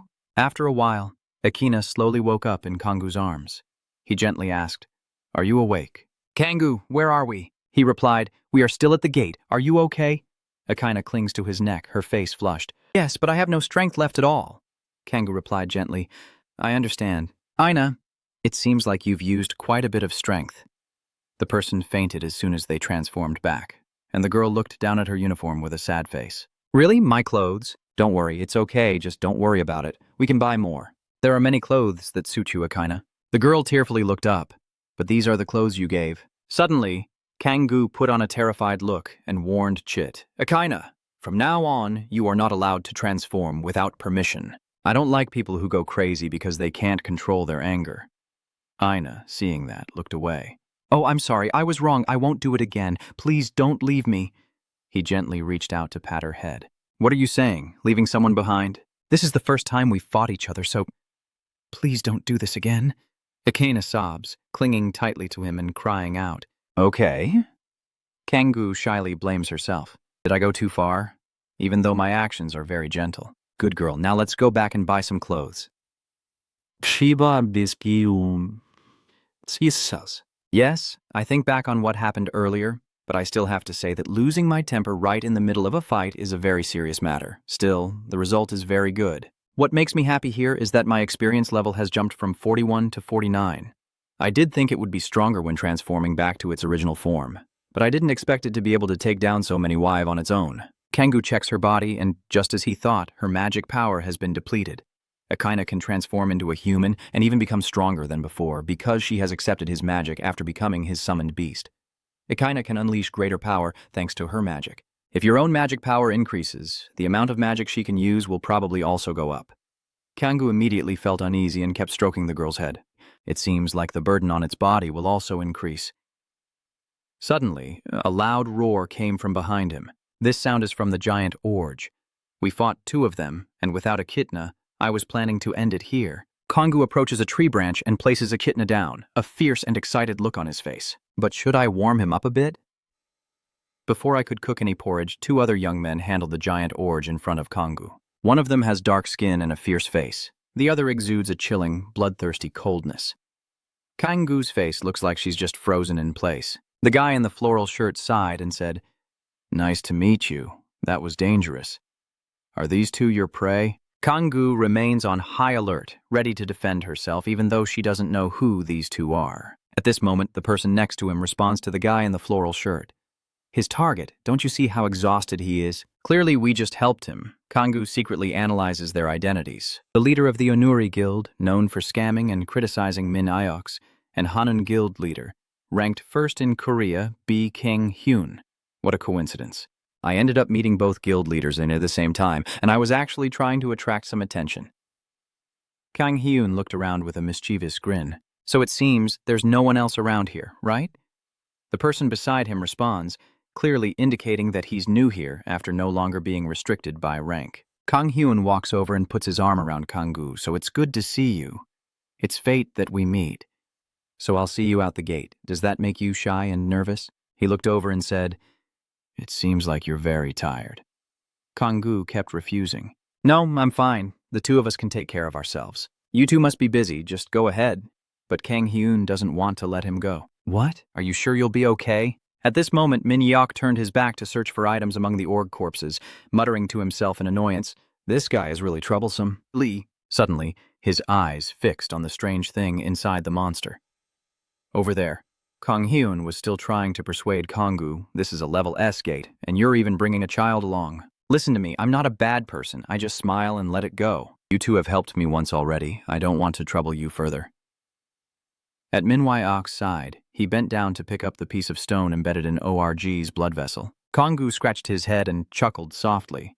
"You really don't need to worry." After advising for a while, Kang Hyun also gave up.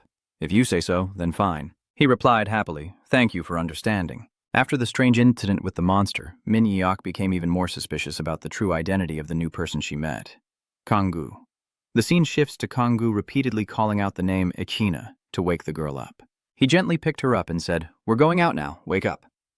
"I already said we're going shopping for clothes." "자식, 멈춰. Let's go or we'll be late." The girl, still sleepy and drowsy, replied, "All right then." Kang-gu took out her phone and checked Google Maps.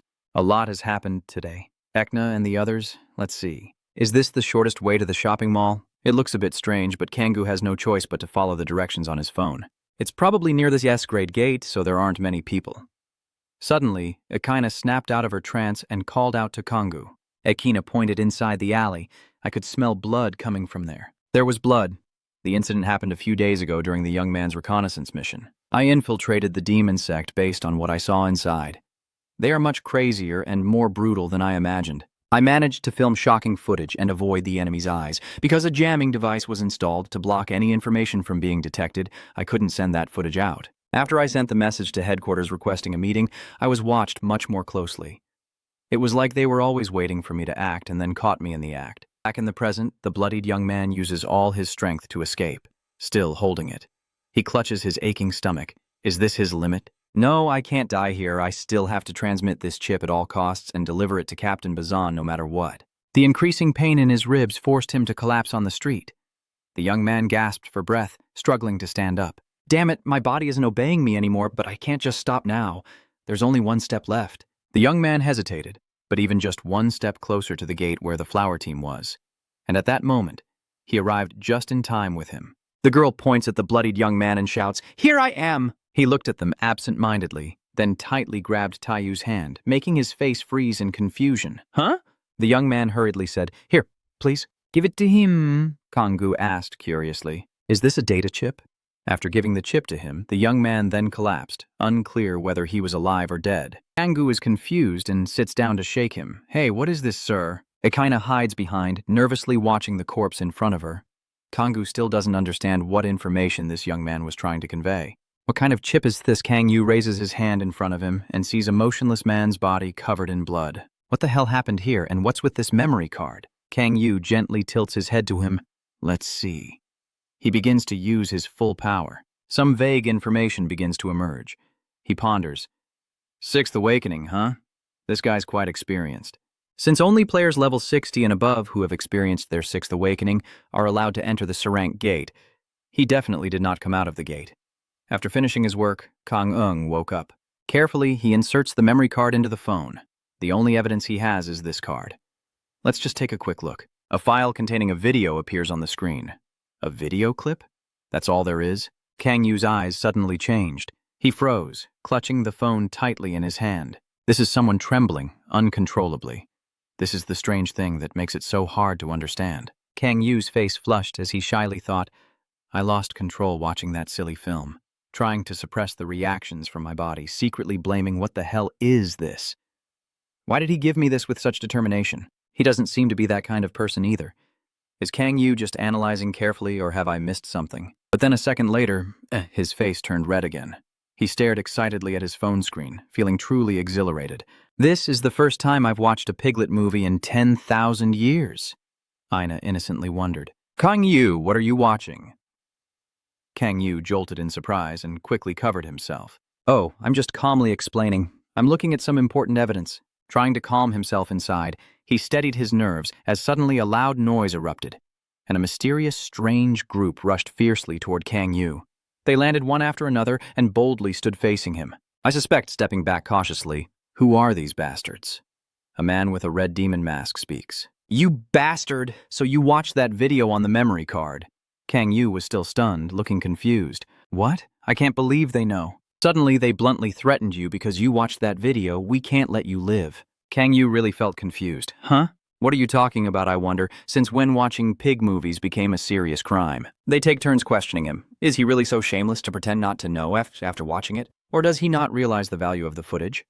Kang Yu is sweating all over, his nerves stretched tight as a string. What are these weirdos doing? He carefully put his phone into his pocket. I don't know what this crazy situation is, but I can be sure they're trying to steal this film. Kang Yu is ready to fight, his eyes wide with determination. How dare you steal the first pig film I've watched in 10 years, he thought with determination. I will protect this footage no matter what. Kang Yu coldly refused the request, saying, Sorry, but I can't give you this. They sneered, drew their weapons to attack, and in the end you finally revealed your true nature. There's nothing more to say. As he finished speaking, all the red demons launched their attacks at Kang Yu to kill him. He responded with swift aerial combat, fighting back fiercely. Authority of defense. Kang Yu destroys the red demon's weapons with his bare hands in an instant. He also used the authority of speed to kick repeatedly, effortlessly taking down each one piece by piece. The demon leader, witnessing this, was a bit panicked and gave an order. Everyone unleash your power. Be cautious. But sir, if we do that, the leader will lose his temper and shout, and if we keep fighting like this, we'll all die. I have no idea where that damn bastard came from, but facing the renowned Kang Uiwei, they dared not act rashly. Yet he is a monster, so I immediately threw a super punch at the leader, smashing his mask to pieces. Suddenly, Kang Yu froze for a moment, wide-eyed in shock. Hey, standing outside, anxiously shouted, Kang Yu, what is that? Kang Yu stops his attack, instinctively cautious, as the red demons transform into a completely different form, becoming more ferocious. Baring sharp teeth to threaten him, he silently realizes this is demon power. Just as he suspected, these guys are members of the demon society, transforming themselves into demons. Kang Yu grits his teeth, softly sighing, this continuous torment will be meaningless. China softly warned, Kanggu, they are very dangerous. The girl suddenly suggested joining me to help as well. But before he could finish speaking, Kang Yu stopped her and reassured the girl. Don't worry, I know how to handle these bastards. I clenched my fist to show my incredible strength. I am the best at this. Kang Yu remains unharmed as the muscular red demons rush towards him to tear him apart. He leaps up, raising his hand and weapon with a sharp blade, ready to attack. The demon growls fiercely, opening its mouth craving Kang Yu. He unleashes his infinite fist, delivering a fatal blow to its stomach, confidently thinking they are just simple enemies. The demon screams in pain and then lies motionless on the ground, Kang Yu considers, but they still possess the healing ability of demons. He is like a whirlwind of magic sweeping through, leaving no one behind. And with this power, I will at least beat them up. Every demon in Yu's hands meets a tragic end, and he effortlessly takes their lives. Kang Yu casually swung his hand, slicing the red demon across the face, leaving it unable to react. Another one tried to attack him at the opportunity, but he quickly sensed it and dodged by turning around. Kang Yu didn't hesitate to strike him with a move he didn't expect, and his fierce attack exceeded all expectations, easily destroying most of the red demon's attacks. Seeing his comrades fleeing one after another, the leader felt anxious and sweaty. The red demons, initially growling to intimidate Kang Yu further, were terrified by his overwhelming aura and fled in cowardice, too afraid to face him again. Kang Yu smirked maliciously, pointing his finger forward as a purple droplet formed at his nail. "RB, it's a bit late to run now." The red demons fleeing suddenly exploded into pieces, overwhelmed by pain. The leader couldn't endure it. He was in so much pain he shed tears and screamed in agony, but it was already too late. After finishing everything, Kang Yu leisurely retracted all his power. He casually put his hands in his pockets and walked past the corpses scattered across the ground. Kang Yu picked up his phone, puzzled and wondering what the heck this thing was. He silently wondered, no matter how I look at it, it's just a piggyback movie. Why are those Demon Society members targeting it? Kang Yu's face naturally flushed, and he half shy, half pleased thought, is this worth it? A sudden voice rings out. Is it Hiryu? Bazin hurriedly replied to Father Ionju, who was standing frozen on the glass roof looking down. Yes, the signal was coming from here. Kang Yu panicked and quickly covered the phone screen, criticizing Yonu, while Father Ionju stared with wide eyes, seemingly stunned, calling his name unconsciously. Oh, Kang is silent. Chazu suddenly jumps onto the wall and then lands on the ground. She didn't forget to straighten her baseball cap and asked sharply, what the hell is going on? What are you doing here? Kang Yu secretly put his phone into his pocket and nervously asked, did you see it? Chao looked confused. Huh? Kang Yu forced a laugh. It's nothing. Buawazan looked down from above, his face confused. Kang Yu suddenly spoke, causing Bazin to furrow his brows. But what is she doing here, criticizing Ionju? He sincerely reached out and asked, why is everyone suddenly gathered here? Chao tried to appear calm and replied, it's work. Bazin also jumped down. She hurriedly asked, Kang-gu, did you accidentally pass by a memory card containing the video? Kang Yu let out a sigh and held up the memory card. Is this what you mean? Father Yondu gasped for breath, feeling a great relief inside. Yes, it's exactly it. She seriously ordered me to give her the footage stored on the memory card. It's something extremely important to us. Kang Yu hesitated, then tightly held the memory card in his hand. What is this? That's right, I need to use it right now. Kang Yu blushed deeply, feeling stunned and wondering what to do with it right now. Kang Yu hesitated, stammering, right now? Father Yondu sighed tiredly and said, I have to tell you how many times to give me that. Kang Yu cleared his throat and finally handed over the memory card. I wonder what is it? Kang Yu couldn't help but have some random thoughts. Surely Father Yonju isn't really asking for porn, right? There are probably many interesting things in there. Father Ionju carefully inserts the memory card into the USB, and since everything has already turned out this way, she confidently makes a straightforward proposal that makes his face turn pale. Look at this with me. It's something you'll have to know sooner or later. Kang Yu gradually turned his head away, nervously thinking to himself, no matter what that secret is, it still remains a mystery. Suddenly, Chazu asked Wazan, how is the condition of that agent? Bon looks at the man's body on the floor and carefully answers, he's dead. She gently covers his face and softly asks, can you tell me what happened here? What? I guess so, I don't really know what happened either. Bazan kept probing, so as soon as they received the memory card, these guys rushed to attack him. Kang Yu honestly replied, yeah, other than that, I don't have anything else to explain. She suddenly hesitated, and I'm pretty sure your presence was just a coincidence. Bei Wazan calmly pretended to be indifferent. After all, Kanggu, since you happen to work with us by chance, we should watch the video together and see, right? Yeonju's father beside her had already turned red in the cheeks. She quickly pulled down her baseball cap to hide her face and angrily held up her phone with the sensitive video, shouting loudly, hey girl, what the hell is this? You bastard, you beat her up, didn't you? Kang Yu covers his mouth and turns away, gently shielding Akaina's eyes, and explains softly, I am innocent. This is the original version. Bazan suddenly propped his chin and evaluated, this one is fake. Chazu wasn't quite convinced. Fake? Bazan nodded. Yes, only after bringing it back to the headquarters and decoding it can we see its true content. Chao asked shyly and dissatisfied. No, but why did they have to use pig movies as a cover? Weizan shrugged casually. It makes perfect sense. Even the headquarters advise us to use adult films as a cover. Kang Yu thought to himself, it makes sense. So the original video must be related to the Demon Society. They should have transferred the videos among themselves here, but in the end, everything was exposed. Chazu breathes a sigh of relief. Phew, is there anything else they recommend? Bazan patiently replied. The whole film is about the animal world, but using Jav is the best. Chao erupted with a burst of fiery rage instantly. She angrily pointed and scolded Kang Yu. Hey, you saw it, right? Then why didn't you warn me? He cleared his throat and said, because you said it was urgent. What are you talking about? This damn guy. Akaina suddenly rushed forward to block in front of Father Ionju. The girl, though scared and closing her eyes and nose, still showed her intention to protect Kang Yu. Don't be so rude to Kanggu anymore. Chan Yondu looked on curiously, only then noticing. Who is this kid?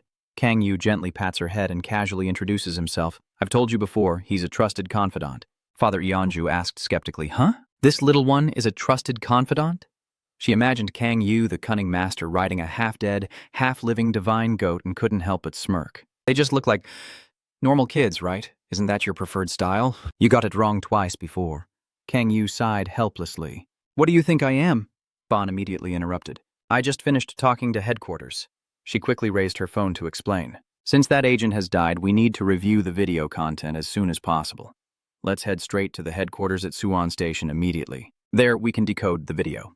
The scene shifts to the Warang military headquarters, where a powerful voice echoes. All units, Commander Bazon is leading the team. Miss Ngao asked her subordinates with a stern face. Captain Park Jun-seok, are all the night shift delivery staff okay? The person named Jun-seo respectfully bows. Yes, sir, Platoon 30 is safe and unscathed, she replied casually. Understood. Bazan began to speak clearly, and everyone's faces grew more serious. So now I have a few things to announce. Agent Kang Don-hun sacrificed himself to ensure his comrades' deaths were not in vain. We all must put in maximum effort to complete this mission. Captain Park Jun-seok, I will contact the families of the fallen soldiers. Make sure to compensate them fully for their loss. The families of those who have served the country cannot be left at a disadvantage. After hearing this, all subordinates replied in unison. Kang Yu watched her silently, thinking to himself that she was truly born to be a soldier. Then he turned to discuss with Jun-seok. We have obtained the encrypted intel chip with the fake video, so start decoding the video immediately and be ready to report in the investigation room. He immediately obeyed. Yes, sir, Commander. Can I speak with General Trang Haeon-jae right now? Jun Exok politely replied that General Trang Haeon-jae is currently on an overseas trip to Japan to investigate an SS-level portal. So now I can't get in touch with him. She pondered. I see. The superior of Bazan and the most powerful person in the Warangi team is Trang Hyun. He is so powerful that even B. Kang Hunza is no match for him. No one in the country dares to oppose him. Bazan sighed in disappointment, thinking that if the general were here, we might have saved him already. She spoke up. Understood. We will head straight to the investigation room. Please decode that video clip quickly. Tonight, we will not hold the evening roll call anymore. Disperse, subordinates respond in unison. The projector is on now, displaying a mysterious film. In the video, the scene is somewhat dark and eerie, with a figure standing silently at the highest and most majestic position among lit candles, followed by another person entering and bowing respectfully. Master, Your Holiness the Cardinal. The leader steps forward before the Red Devil, giving a cold look as a signal, and says, My subordinates will inform clearly that the preparations for the summoning are almost complete. The head of the group, wearing a Red Devil mask, turns around and looks down. How much longer until the subordinate kneeling on the stairs dares not lift his face? 4 weeks? No. If we speed up the process, it will be done in just 3 weeks. 3 weeks? Faster than I thought. This time you've received the sponsorship, haven't you? Yes, sir. Because as a major organization, most of the items they offer us are level 8 or higher. It won't be long before our wish comes true. If everything goes smoothly this time, the guild might reward us with something bigger. The leader cut him off sharply, saying, Take this! You're already dreaming of success? This is only the beginning. So you have already begun to indulge in the feeling of achievement. Hearing this, the subordinate knew he was wrong and hurriedly apologized, saying he was foolish. Remember, from now until we reach our goal, we still have a long way to go. And with that kind of thinking, we won't accomplish anything. The leader stands right where the camera is pointed, speaking clearly and slowly until all preparations for the summoning are complete. Then he better shut his mouth. There's nothing worse than oneself falling into illusions. The subordinate firmly replies, Yes. The subordinate suddenly lifts his gaze, calmly speaking towards the camera recording him, then tilts his head dangerously as if there's a rat right here. Boizon is the host of the meeting.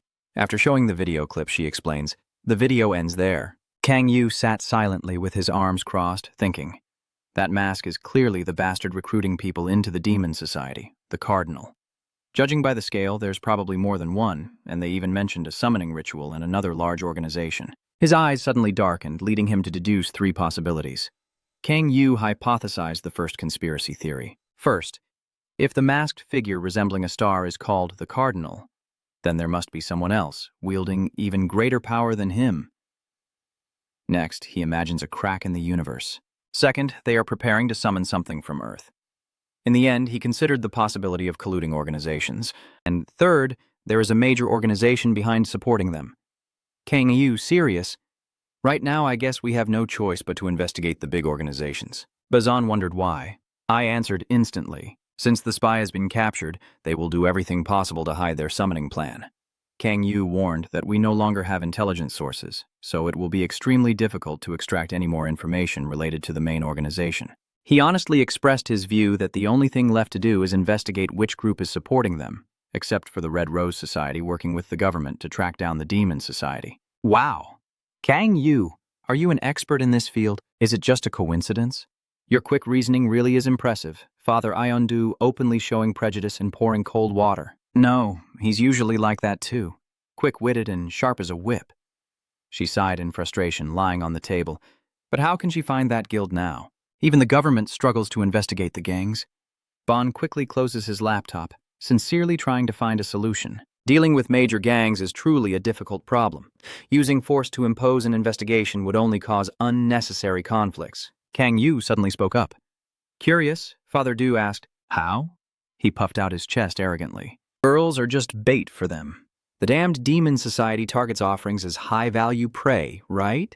Chazu is still not over the boredom. She looks dejected. Exactly, that's why we lost so many new recruits. Seeing Father Yondu like that, Kang Yu felt quite awkward.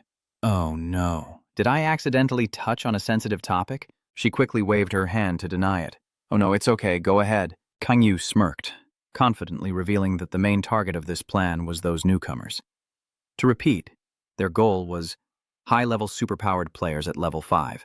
Bazan frowned, propping his chin, as there have been many self-initiated incidents at low-level gates recently, and the number of missing persons has increased alarmingly. Kang Yu replied softly, "Yes, so we can spread the rumor." With a grim expression and a fierce aura, he looked at the two and said that at a low-level gate there is an extremely talented player. From what I've heard, that person must be at least at the ranks. We can bluff like that. In Kang Yu's mind, he's imagining a fish caught on a hook, excitedly saying, "Maybe I heard the Rose Society is targeting them." The fish must be really impressive.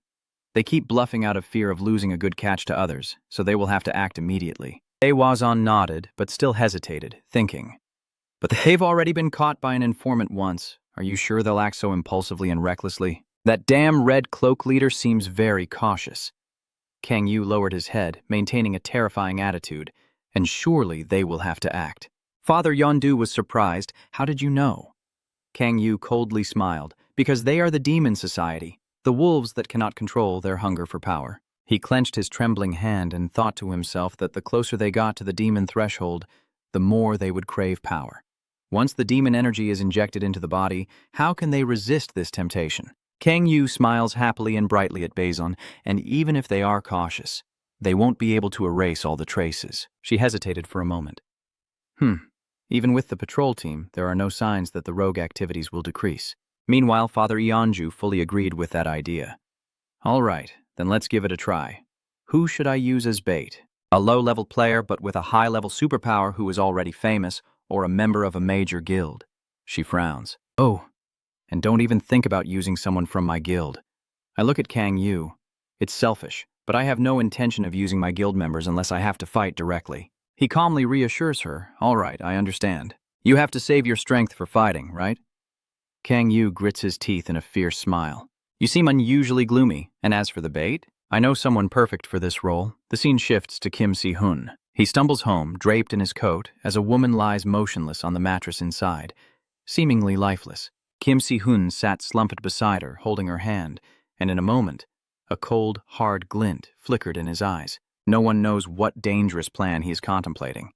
In the small, warm room, sunlight streams in as Kim Si-hun sits absent-mindedly in front of the silver-haired woman. His eyes became vacant as he lifted the woman's trembling hand, and the entire space was filled with deep sorrow. At this moment, Kang Yu was using binoculars to watch Kim Si-hun from the rooftop across. He groaned, "Oh, Si-hun, that fool." Kang Yu narrowed his eyes, tears welling up, secretly thinking, "He takes care of his sick mother every night, you should be the protagonist." Then he bowed his head to check the information on his phone, and his reaction was better than he expected. Kang Yu scrolled through his phone, mostly news about Kim Si-hun. A week later, Lan's rumor bait plan progressed faster than I expected. I'm glad it's not like a missile, but it still grew steadily. At the same time, a few people passed by on the street below, chatting casually. "Hey, have you heard about Kim Si-hun? Who's that?" "He's a famous rookie."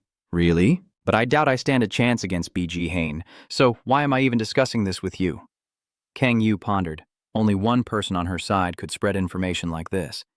As the scene shifted to another location, a graceful hand typing on a computer keyboard, accompanied by a voice saying, "Yes, you can create a little disturbance, just like that." Kang Yu silently prayed that if anyone in his group knew about Kim Si-hun, they would pretend not to know anything.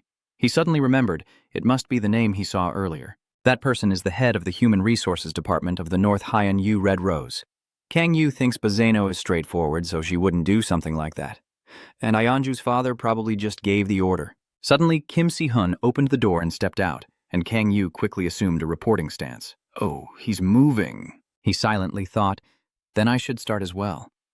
At the C-rank gate, Kim Si-hun approached friendly and greeted everyone. "I'm here," Kang Tae-soo cheerfully greets with a smile. "Oh, you're here."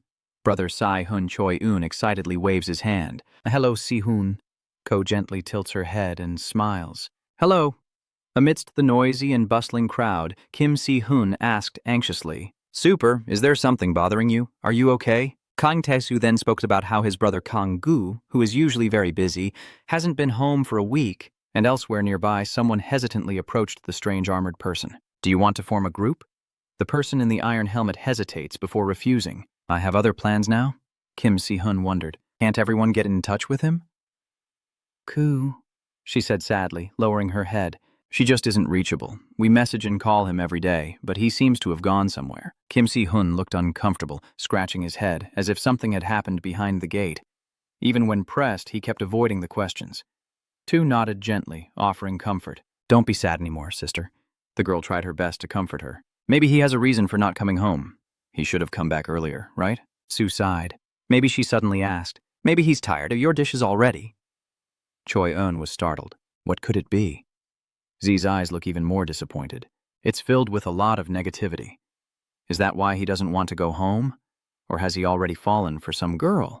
Choi-eun immediately pats her shoulder to comfort her. Could it really be that he has another girl when he already has someone as beautiful as Jai? Maybe it's the other way around. She was surprised. On the contrary, Choi-eun revealed a face full of longing. The sweet, dreamy girl. His youthful energy might be so intense that living under the same roof with someone as beautiful as you is just too exciting. Kim Si-hun coldly hit Choi-eun on the head and directly interrupted her, saying, "So, don't listen to Yooni." He sincerely shared, "I'm sure Kang Yu has his own reasons, at least unlike us." "He is a high-level player." Eun took off his hat. Nyetho asked if Kang Tu had a U-head. He examined it carefully and then answered, "No." Ko felt somewhat comforted and quietly nodded in acknowledgement. "Yeah, you're right." Kim Si-hun gently encourages, "I understand you're feeling upset." Wow.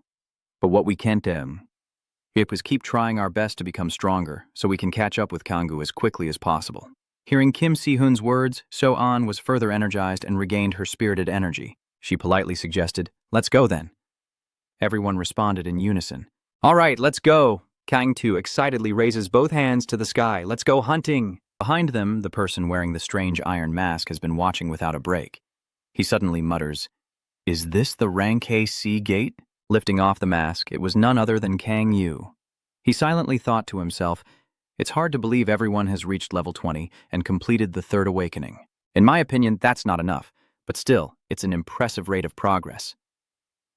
Suddenly, a man beside him spoke up, "I smell dried chili." Kang Yu chuckled at his iron helmet, sighed helplessly, but it's been a week now. Thinking back to our previous conversation, didn't she say we were progressing incredibly fast? It's all thanks to Kanggu, which makes him even more sad and worried. Maybe it's because of work, but seeing her suffer like that is really hard. Kang Yu shifts his thoughts. At this moment, Aina is lying on the bed crying, tears welling up as she nuzzles into the pillow. Kang Yu, where is he?"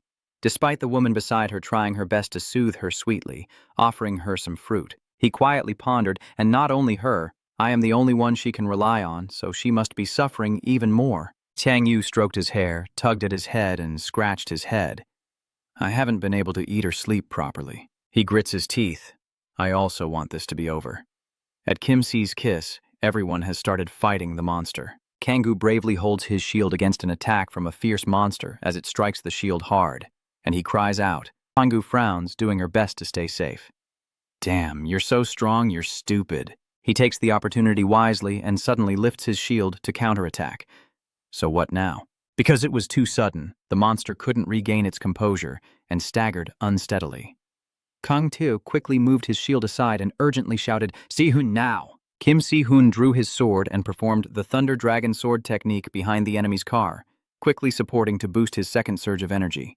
Kim Si-hun then charged straight ahead and delivered a deadly ultimate move, the Flying Dragon Strike, directly taking the monster's life with ease. It roared in pain as its lower body gradually dissolved into the smoke and dust, and the monster spat out a large mouthful of blood. Then it grimaced in anger, trying to find a way to take revenge.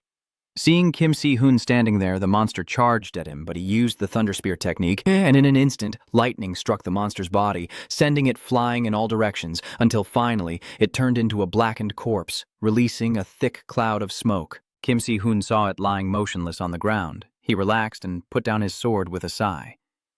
Fi Kang-tu happily said, "Yes, we did it." Choi Eunbi stands from afar, raising her staff to remind him. "Hey, Tu, don't say that." Kang To laughed triumphantly. "Ha ha ha, it's probably dead, and we get the experience points too." Choi Eunbi stepped forward, seriously instructing, "Even though it's just hunting one, we can't let our guard down." Cả nghiệm tức nói, "Những nhũ dụ doan quái vật ANKC khá mạnh, cẩn thận. Chúng ta không gặp vận dễ gì với nằm ngồi than lần những tội nghĩ chi ba con thể này cũng dụ nguy hiểm rồi. Nghĩ rằng anh Kang Gu gia sanh một mình ở nỗi này thì Kim Si-hun gai dầu, cậu ta cúi trụ." It's less than a month left. It's impressive that we've leveled up enough to hunt a giant. Kang Tae-soo kept praising non-stop. "It's all thanks to you, Si-hun. I felt it even before we formed the team. But to think you're this talented," Kim Si-hun shyly replied. "I'm so embarrassed." Choi Un cheerfully raised his voice to flatter. "That's right. You look just like the male lead in a fluffy romance manhwa," Kim Si-hun said affectionately. "Eunbi's magic is also really impressive." We should gather the mana stones and start moving now. Kang Tae-soo quickly returns to the original purpose. "I didn't expect to forget about that. Let's finish this quickly and go." Kim Si-hun considers the monster's body. "I heard that her blood stored in Cho's heart could be sold as a high-value ingredient for medicine." Choi Yun let out a surprise sound, delighted. "We can sell it now, we can sell it." Kim Si-hun couldn't hold back his laughter. "Ha ha." Kang Yu continues with her monitoring work. After witnessing everything, he quietly felt a sense of happiness and was moved to wipe his nose. They have become stronger than before, just as he predicted, all thanks to his teachings, and the game played out smoothly without any unnecessary moves. Kang Yu silently thought that now each of them understands their role and moves accordingly. Tae-soo is for intimidation and crowd control, dealing damage and creating openings, while Kim Si-eun is for main damage. She can still create chaos, so she remains useful even when they don't need treatment. Choi Eunbi is for secondary damage and protection, and he is comfortably satisfied. Now Min thinks he doesn't need to help them anymore. Kang Tae-soo happily pushes Kim Si-hun's shoulder. "You seem to be very famous lately, Si-hun?" Kim Si-hun looked confused. "Is that right?" Choi Eunbi laughs with excitement, eyes sparkling. "Now we are rich." Kang Yu quietly stands on the high cliff, looking down at them. He pondered. "Besides this, it's time for us to act." Kang Yu remembers that mysterious red-masked demon. "It's been a week. Are you planning to just stand still?" He suddenly felt a slight unease. Maybe they are just being cautious and have no intention to act while the tasty newcomers are right in front of them. Kang Yu glanced at this Kim Si-hun group, thinking that after years in hell he knew very well that there was no better food than this. Finally, he crouched down, placed the binoculars on the ground, sighed softly, and thought anxiously if the rumor had been spreading for a week, they must have heard about it by now, and he would need to examine everything carefully. Kang Yu begins to unleash his clairvoyant power, piling up a chain of thoughts. No matter how deeply Du Min considers, those guys won't overlook this. If it's been a week, then that's definitely long enough for them to check and be sure they can come at any time. But I still haven't found the two players. They are so powerful they can take down a troll in a single strike, and they no longer need mana stones. They are running towards Kim Si-hun. Kang Yu stops, clenches his fists, and his face suddenly turns into a terrifying expression. He grinned dangerously. Finally, they've taken the bait. Chapter 49. The monster, after taking a deadly blow, collapsed to the ground in pain with a deep slash across its abdomen, bleeding profusely. Kim Si-hun lowered his sword, sighed in relief, and praised his teammates. "Fi, everyone did a great job." Kang Tae-soo looked at Kim Si-hun with admiration, saying, "Well, Brother Si-hun, even after seeing it so many times, I still find it hard to believe. You even took it down without Eunbi's help." Kim Si-hun shyly scratches his head and laughs apologetically. "Ha ha ha, this time I was just lucky. I was able to do it thanks to everyone's support." Choi-un raised his hand to speak. If you keep doing this, Sai-hun, you'll become a useless layabout. Just hit me gently. Kim Si-hun, embarrassed to the point of blushing, didn't know what to do and just laughed it off. Suddenly, his eyes became sharp. Kim Si-hun hurriedly warned, "Watch out, everyone. There's a monster behind you." He immediately joins the battle formation as the ferocious monster raises its chainsaw to attack them. Kim Si-hun orders Eunbi to distract it so the truck can move backward. Choi Eunbi obediently responds, "Yes, sir." But before they could strike, the monster was split in two by a single slash. A sudden voice rang out, "I was just wondering who you are." Kim Si-hun frowned. "You are the one casually speaking. What a coincidence." That person is none other than Kim Wai-hun.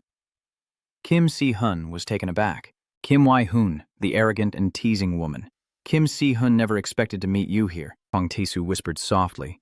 "Isn't the person you know the vice president of the Mi Guild?" Choi-un hesitantly turned to look at Kim Si-hun. Si-hun, he's lost in his thoughts at this moment. Kim Wai, vice president of the Mi Guild, one of the top 5 guilds in the country, and the son of Kim Jun, the head of the Mi Electronics conglomerate. Kim Yi-hoon spoke briefly.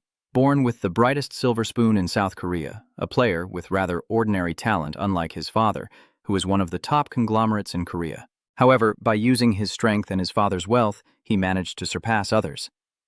Kim Si-hun kept his composure and asked, "What are you doing here?" Kim Young-hoon sneered and mocked, "What do you think, Fi?" "It's because I want to hunt Kanggu, Choi-un, and everyone else are all feeling extremely awkward, only exchanging glances," and Kim Si-hun lost patience and responded, "Oh, so why don't you go your own way and get out of here?" Kim Young-hoon sneered loudly. "Hey, aren't you being a bit rude to your brother?" "Who are you to call yourself my brother?" Kim Young-hoon said with a calm, contemptuous smile. "Well, I guess I can't consider you an ordinary sibling because you have that filthy blood running through you." Kim Si-hun, insulted, frantically prepared to draw his sword and attack. "What the hell is your damn name, you bastard?" Kim Young-hoon kicks over the monster's corpse. She boldly challenges him. "Ha, so you think you can fight me? Why don't you try it yourself?" Kim Si-hun grits his teeth in anger. Tss.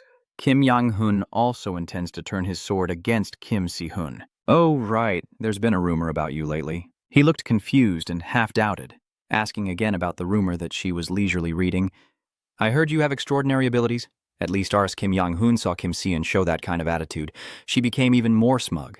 "It's not hard to guess you appeared at this moment. I didn't think you would awaken to become such a high-level RK player." "What do you mean?" Kim Young-hoon held out her hand in front of him, maliciously sticking out her tongue. "I happened to need a sacrifice like you." Kim Young-hoon kept rambling on without stopping. Now, looking at the other sacrifices, they also seem pretty decent. Wow, this really is a gold mine. Kim Si-hun is on high alert. A sacrifice? Tension is high, too. Damn it, is he a chaos player? Choi Eunbi anxiously calls SE. "Sister-in-law, come to my back quickly." Kang Tae-soo saw Kim Wai-hun planning to go after Seo, so he immediately stood up to block and protect her. Kim Wai-hun tried to speak up with a plan. "Of course that girl won't be used as a sacrifice." She licks her lips, her face grim with a deadly sinister aura. "Because I still thought of many other uses."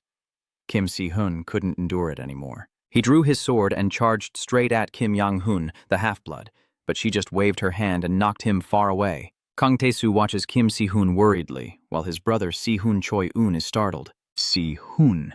Kim. Si-hun grits his teeth, breathing heavily and exhausted. I wonder what he was thinking earlier. Even though we're at different levels, how could he counterattack from such a close distance? "Hey, stay still." Kim Young-hoon raises her sword to enter a state of absolute defense. The thug who suddenly swings his sword to attack Kim Si-hun is mine. Kim Young-hoon smugly laughs with satisfaction. "Are you really that confident when you charge at me?" She keeps attacking non-stop to prevent Kim Si-hun from having a chance to defend. "Or are you now running away?" The relentless attacks keep coming, forcing Kim Si-hun to defend himself as she viciously threatens. "Try attacking me again."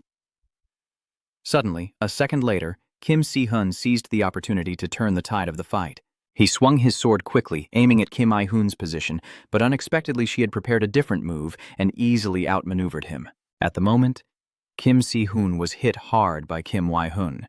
He clenched his teeth in pain as she still didn't want to let go, kicking him forcefully to send him flying away, crashing into the rocky mountain. Kang To shouted in panic. Si-hun Choi Eun-bi was crying out for his brother, Si-hun. Kim Si-hoon collapsed against the dirt wall, his face covered in dirt, enduring the pain from his stomach wound, silently realizing what he understood. Kim Si-hoon struggles to get up, his determined eyes fixed on Kim Wai-hun. That swordsmanship wasn't performed by Kim Yoon herself. She calmly approaches him. He cursed a stupid word. Kim Ya-hong dusts off her clothes dismissively. How dare you attack me with that filthy blood of yours? I don't know that Kim Si-hoon is gradually realizing everything. The sword he's holding is moving with him. It's a special system built from all of Mi Electronics' techniques and resources. This system relies on motion sensors to detect opponents and moves the user's body to automatically protect them. Kim Young-hoon, blushing with anger, clenches her sword. You bastard, if you're just a bug, act like a bug. Once again, she rushes forward, attacking Kim Si-hoon, who is badly wounded and crawling on the ground. But this time Kim Yoon's attack was completely blocked by Kang Tu's spiky defense. She was unharmed and pressed harder to push him even more. Huh? This muscle pig? Kang Teo braced himself with all his might against that overwhelming power and gritted his teeth as he responded, I don't know what your relationship with Si-hoon is. Even as Kang Tu's legs gradually wore down on the ground, he still declared with pride and spirit, but as long as I am Kang Tu and alive, you won't touch my brother Si-hoon. Kang Tu used a seismic force to push Kim Yang-hoon back, away from Kim Si-hoon. He was tired, but still tried to close his eyes and push her away with his hand. At that moment, Kang Tae-soo suddenly realized something and looked up. What is who? I don't feel any reaction at all. Kim Yang-hoon, with her solid protection, casually rests her sword on her shoulder and looks at him. Hey, what are you doing? It turns out Kim Wai-hun has activated the absolute defense of the armor, and she smirks smugly. Idiot! How dare you face me with that trash equipment? Kim Yang-hoon continued to unleash her demonic power. Before Kang Tae-soo could understand the situation, she gently pushed the shield, sending him flying out of the window. Kim Yang-hoon glanced at the spectacular explosion behind her and smiled satisfied, saying, Even if you don't interfere, I'll settle with you after taking care of my little brother. At this moment, she glanced at Kim Si-hoon, sensing something unusual. Kim Si-hoon seemed to shed his old self and adopt a new appearance. Is he really skilled enough to perform a few sword moves in front of her? She is very dedicated to supporting Kim Si-hoon so he can execute the hidden dragon sword technique. Kim Si-hoon moved at lightning speed, swung his sword, summoned the fierce dragon, and executed an extremely spectacular move. Long Dragon emerged, and Kim Si-hoon aimed directly at Kim Yi-hun's position, using the hidden dragon sword technique. She grits her teeth, raises her sword to fight back. Damn it! But this time, Kim Si-hoon delivered a stunning and impressive attack, summoning the dragon as if to threaten. The fifth move, the dragon wind emerges. Kim Si-hoon, filled with determination and a desire for revenge, roars in anger. As expected, Kim Yang-hoon blocked his sword attack, but she didn't expect that this time the power was twice as strong, even more terrifying than before. What? Kim Si-hoon gathers all his strength, throws Kim Yang-hoon far away, causing a spectacular explosion.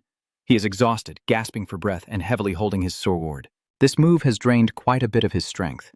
A familiar voice suddenly echoes, catching Kim Si-hoon off guard. Humph, is that all? Kim Yang-hoon activated her protective armor, so she was unharmed and casually mocked. Since when did you become like this? Activate your protective armor. Kim Yang-hoon contemptuously kicks Teo harshly to the ground, a person of low origin. Kim Si-hoon was startled and shouted, Tae-soo. She puffed out her chest defiantly. There's no way you can lose gracefully. Kim Si-hoon grits his teeth in anger. That bastard. He suddenly recalled his studies, sports, and his abilities as a person. Kim Yang-hoon reactivated her sword, but she pointed it at Kim Si-hoon and nonchalantly asked, So what? Kim Yang-hoon clenched her fist and activated the completed decoy technique. If only money and power were enough to control people. She sneered, Your weak abilities. Kim Si-hoon looked stunned. Surprisingly, Kim Yang-hoon also used the fifth level of her secret dragon sword technique. Fang Long's move earlier was used by Kim Si-hoon to counterattack, and she laughed triumphantly. Let's see how long you can hold out. Kim Yang-hoon swung her sword fiercely, her face now transformed into a cruel demon, dying under her own attack. The speed was so incredible that Kim Si-hoon only just managed to block it at the last moment. He trembled intensely, trying to brace himself against the heavy blow. Kim Yang-hoon shows no mercy, pushing Kim Si-hoon far away as he is completely buried in mud dust and smoke. Kim Si-hoon's teammates panic and shout, Si-hoon, Si-hoon, but Kim Wai-hun feels a sense of achievement as she laughs wildly, realizing this is your limit. Pa rushes in front of Kim Si-hoon, who is now motionless and devoid of any vitality. She quickly casts a healing spell. We must heal him quickly. Kim Wai-hun shouted loudly. This is the difference between me and you. Choi-eun had no choice but to lead the attack.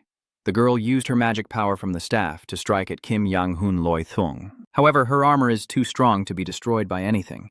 She foolishly insults Kim Si-hun. Kim Si-hun, no matter how hard you try, you won't succeed.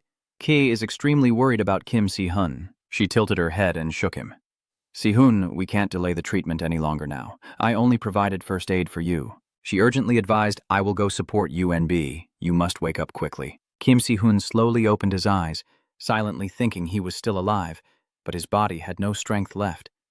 Seeing Kim Yang-hun still intact in front of him, he couldn't help but feel furious. Is this as far as I can go? I was determined to avenge those who abandoned my mother and me. Kim Si-hun looked at C.A. and Choi-eum, who were fighting with all their might for him, even though they couldn't seek revenge. He saw Kang too suffering on the ground, unable to protect the people he loved. Kim Si-hun painfully bites his lip in helplessness. It's all because of his weakness, because he lacks strength. Strength? But then he suddenly opened his eyes wide, questioning himself whether he really needed to have strength. While Kim Si-hun's group was fighting, Kang Yu had witnessed everything. He casually observes through binoculars, quietly guessing that guy is the one he mentioned, the holy water, or something like that. Kang Yu sits up, nudging someone awake. Hai Long grins. And the cult related to the demonic sect is finally the Mia Society. And there's finally liberation at the chili field. He took off his hat and pondered silently. Kim Si-hun is the son-in-law of a tycoon. There must be something similar about him. I thought he was just someone who looked like someone else, but it turns out he's actually him. Kang Yu begins to relax his muscles comfortably, feeling quite satisfied. I now have all the necessary contacts for the plan. Take your time with your actions. Suddenly, a loud voice rang out. That's right, I need strength. Kang Yu, confused about what just happened, becomes bewildered. Huh? Kim Si-hun suddenly stands up, radiating fierce lightning bolts, a power to defeat enemies. She turns around in shock. Choi Si-hun also gapes, open-mouthed. Brother Dao. Hun Kim. Si-hun grits his teeth and raises his sword once again. The Wind Dragon technique appears again. I need strength to protect the people I care about. The system automatically sends a new notification. Kim Si-hun, the demon envoy, has received the power of the celestial supreme void god. Kang Yu twitched his lips, unable to believe it. Could this be the awakening in a dangerous situation? Is it really an awakening? The system keeps sending 2 or 3 more notifications. The bowl isn't complete yet, so it only received part of the power. He has learned the highest level of the Hidden Dragon Sword technique and the initial stage of the soul-stealing body acquisition. Kang Yu forced a smile. That's right, the system sent 2 more notifications. Jia Dichma and Kim Si-hun have learned new techniques, including the Cloud Dragon Sword technique and the Cloud Dragon Fist. He silently cheers himself on, just pretend you're the protagonist. Kim Si-hun seems to have transformed into a different person, charging wildly at Kim I-hun and roaring fiercely. Kim Wai-hun, with Kim Si-hun's face completely distorted and only the whites of his eyes showing, relentlessly attacked Kim Yang-hun, sending both of them soaring up into the sky. She finally realizes things are not going as expected. What the hell is this? Kim Si-hun manages to land a strike on Kim Yang-hun's shoulder, leaving her stunned. Faced with Kim Si-hun's madness, she panics and thinks to herself, can I really not block this? Kim Yang-hun tries to counterattack. Don't laugh, but all her efforts are in vain as Kim Si-hun activates his next move, the Hidden Dragon Sword technique, the 5th super skill. He directly unleashed a new move. Feng Long appears, Van Long Sword technique, 3rd super skill. Kim Si-hun doesn't give Kim Yang-hun a chance to rest, soaring like a divine dragon to attack her head-on as Van Long unleashes chaos. Kim Yang-hun couldn't hold her ground at all. Her confusion only deepened into chaos. No way! How is this possible? Kim Yang-hun saw Kim Si-hun's speed was incredible, splitting into multiple directions to attack her. She was stunned to realize both his strength and speed. Kim Si-hun pressed his sword tightly against Kim Yang-hun's face, and she had lost her composure, unable to move or counterattack, both of them stronger than her. Kim Yang-hun bitterly thought, how could I be pushed back by him? Meanwhile, Kim Si-hun once again approached and fatally wounded her remaining shoulder. Kim Yang-hun quickly retreated in fear to dodge the attack. First, she had to keep her distance, so she resorted to her armor for protection, activating her shield, but unexpectedly everything felt like retribution crashing down on her. Oh, it's too late. Luckily, Chung-ho used his iron axe to block the attack and keep Kim Yang-hoon safe. He swung his spear fiercely, attacking Kim Si-hoon, forcing him to dodge and jump out of the area. Kim Yang-hoon was so frightened that his face turned pale. She questions her. What has Tron Mi-ho been doing that he's only showing up now? Tron Mi-ho politely replies. Sorry for the inconvenience, Vice Chairman. The system displays a red warning message. You have been seriously injured in an attack. If I don't quickly gather my energy, my internal injuries will worsen. Kim Si-hoon gasped for breath, clutching his stomach wound, secretly thinking that with just the force of the wind from swinging his sword, he had reached that level, so he narrowed his eyes, extremely cautious about this man, Kim Wai-hoon. Chung Mi-ho approaches Kim Si-hoon with the spear, threatening him. Honestly, you can't fight the Vice Chairman. He cleared his throat threateningly, saying if you obediently follow, you'll only lose one arm. At this moment, Kim Si-hoon could only gasp for breath, exhausted and unable to resist anymore. Accept it. You can't defeat the Vice President. Just follow us obediently. In that case, I will only take one arm, no matter how much the pain tears through my body. With that teasing remark, Si-hoon resolutely shouted loudly, Stop talking nonsense! As soon as he finished speaking, the spear flew at him with lightning speed. Myung-ho forcefully pressed the spear's shaft into Si-hoon's chest, forcing him to fall flat to the ground. He coldly ordered, Take it! The surprise attack left Si-hoon no time to react, so he could only scream in pain and despair. Damn it! Deep inside, he felt like giving up. His body could no longer endure. Si-hoon struggled to open his eyes and look at the arm being pressed down by Mi-ho, raising his spear high as if to lecture. The rights of the weak are to endure pain. The sudden pain made the veins on his face stand out, his mouth slightly contorted, and Long was extremely anxious, but still muttered curses. Damn it, I even have to deny it now. Suddenly, a voice called out from my subconscious. Si-hoon, I'm sorry. Your mind suddenly drifted away to a distant place, called the past. Looking up from below at a brightly lit room where the call for Mom echoes continuously. Then the image of the happy family in the room transforms into a narrow alley. The woman holds her son tightly and whispers, apologizing for bringing him into this world. With the most heartbreaking words from that little boy, you don't need to apologize because you can endure it. I really want to thank you, Mom, for giving birth to me. Si-hoon snapped out of his memories, tears streaming down his face that year, his mood suddenly collapsing. In the end, Min still failed. How ridiculous. I tremblingly apologize. Everyone, I'm sorry for causing you all trouble because of me. His heart was a bit troubled, even as everyone's voices still echoed outside the yard. Soonbi also sobbed and blamed herself. I couldn't protect everyone. Si-hoon was no better and felt guilty for not being able to protect everyone until the end. Watching the swift downward swing of the spear, he silently shouted in his heart, I'm truly sorry, everyone. As tears continued to flow, Si-hoon closed his eyes and accepted his fate, but a familiar voice and breath woke him from his trance. Well said. Si-hoon opened his eyes wide, turned to look at the familiar figure blocking the spear in front of him, his voice trembling slightly as he softly called out, Kang-gu. Meanwhile, he raised his hand despite Mi-ho pressing down hard, and calmly asked, Is the right of the weak to endure pain? Kang-yu tilted the blade in his hand, creating a crack in the large axe, and coldly said, Yes, I think so too. Then he kicked out in a wide arc, sending him stumbling backward. Surprised, Si-hoon and the man hiding in the corner watched as Kang-yu narrowed his eyes, his face darkening, and he declared in a low voice, I will show you what that right really means. Kang-gu, why are you here? Oh. So Kang-yu was a bit unsure how to respond. His eyes flickered nervously, and Long hesitated slightly. I've been waiting and watching all this time to catch you like those evil cult members. I can't say that, so I just brush it off with, I'll explain later. Then Kang-yu turned to call the group behind. Unbi es la Sion. Please ask them to treat her. They quickly agreed. As the three of them hurriedly carried Shuni, Myung-ho also managed to stand up. He growled angrily, Are you from the Warang team? Kang-yu smirked, his voice sarcastic. If you're from the Warang team, then why am I the only one here? Myung-ho then pretended to be serious and said, If that's the case, then you guys immediately cut in with a careless attitude, no need to get to know each other. Stop messing around and charge forward. His success angered him, activating the orange energy around the handle of the shield. Mi-ho clenched his teeth, snarling each word. You, arrogant one. He said that and then suddenly lunged at him but stopped his attack, furrowing his brow and trembling slightly as the voice from hell echoed again. You said it yourself. The rights of the weak are to suffer pain. As he spoke, Kang-yu's red pupils widened, his mouth opening wide, but his hand had already clenched the blade's hilt until it deformed. Miho's whole body trembled with fear, yet he couldn't move, only managing a few faint whimpers. "I will do my best to ensure that right for you without holding back." Long anxiously wondered, "Who is this guy?"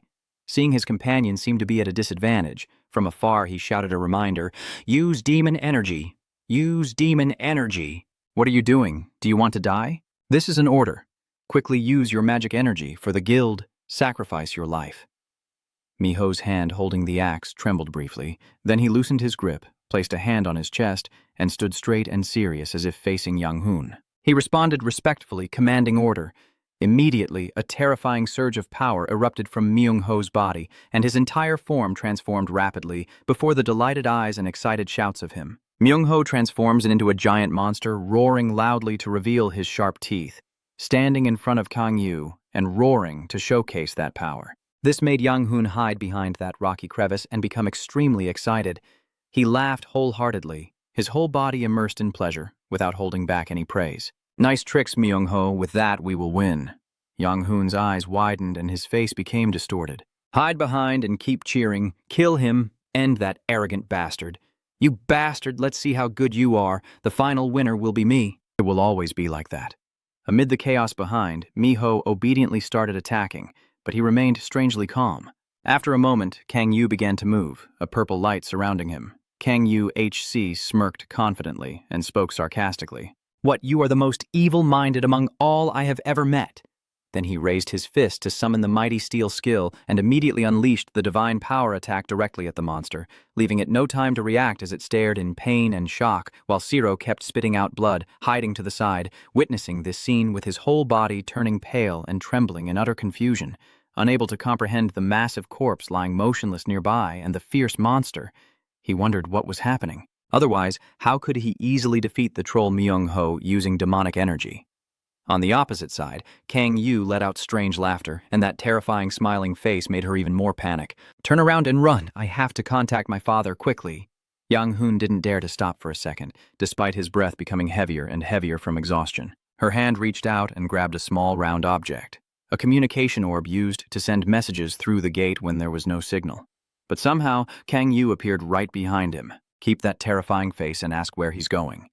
Yang-hoon flinched suddenly, then immediately received a gentle punch that forced his face down into the ground. Crouching on the ground, Yang-hoon let out a faint cry of pain, his terrified eyes flickering as he looked behind, and he stepped forward to ask in a low voice, "Who are you?" Before he could answer, Kang Yu delivered another kick, forcing Yang-hoon's head firmly into the ground. "You have to scare them to make them talk? Is that what the demon sect teaches you? The thing you're holding, are you trying to contact Kim Chae-hoo?" He stammered, trying to justify himself about that, but you cut him off with the same expectant tone and face. "It's okay, go ahead and contact him." Through that sphere, another sphere at the other end is also glowing. The man sitting back in the chair is slightly startled. He gently touched the sphere and asked softly, "What's going on?" Kang Yu's sharp voice came from the other end of the line. "Hello? I am your Kim Jae-hun's guardian, not causing any trouble." I quickly asked back, "Who are you?" I then let out a sneering laugh and announced, "There's nothing else. I am holding your son hostage." Hearing that, he quickly retorted, "Dad, this bastard will be beaten again in a second," screaming in vain. Hearing La's voice, he clenched his fists to hold back his anger, his face darkening with deep resentment from the sounds of fists hitting flesh and the mocking words that followed. "Is your son still in the rebellious phase? Why isn't he listening? Does your family teach you properly?" After a while, the old man finally shouted out 2 words, "Stop!" "It seems you're worried about your son," he mockingly said. "Your son's current condition isn't very good," which made him worry and shout out quickly, "What do you want?" Kang Yu didn't hesitate and set a condition. If he wants to save his son, he must enter the sea-level gate in Mokdong. Of course I go alone. Then, in the long silence of Chae-hun, he let out a manic laugh, constantly licking his lips and mocking the old man. "You think you'll listen if I say go alone? I know people like you well, so don't even think about this or that. Just get ready properly." He pressed the sphere close to Miho's mouth so he could hear the moaning clearly, and the success drove him mad with rage. "Are you still awake?" Kang Yu shouted even louder to provoke him. "Your worry is getting on my nerves, so... Are you coming alone?" Trying to keep my voice as calm as possible, I hide a part of my unease as my 5 fingers press down on the table. Chae Hai-unun spoke up to threaten. "What would happen if the government-controlled army did this? Are you doing this to me, Kim Chae-hun?" I am not part of the government army. Are you telling me it's just you? Kang Yu narrowed his eyes and calmly replied, I'm still single this time, which really made Hu lose his temper, and he got so angry that he started cursing. You bastard, do you know who I am to dare do this to me? He laughed loudly in response. Do I need to know? I don't think it's necessary to know. He started to speak mockingly. Do you know who I am? If not. Then he grabbed the back of his head and pressed his lips against his, raising his voice in provocation, which should have earned him a beating. Kang Yu grabbed his head, pressing it directly against the communication orb so that Chae-hyun on the other end could clearly hear his son's agonized moans, causing the old man to roar in anger. Enough! He lowered his head and leaned in close to the sphere to deliver a threatening warning. 20 minutes. Just 20 minutes. If he doesn't show up, then the rest is up to your imagination. The old man also didn't back down and challenged loudly, I don't know who you are or what you want. If you did this to blackmail, don't regret it. The voice was extremely sharp, but the bulging veins on the hand crushing the table betrayed Chae-hu. Maybe only the voice is transmitted, so the old man doesn't fall into a weaker position, and Chae-hyun's furious attitude doesn't affect Kang Yu.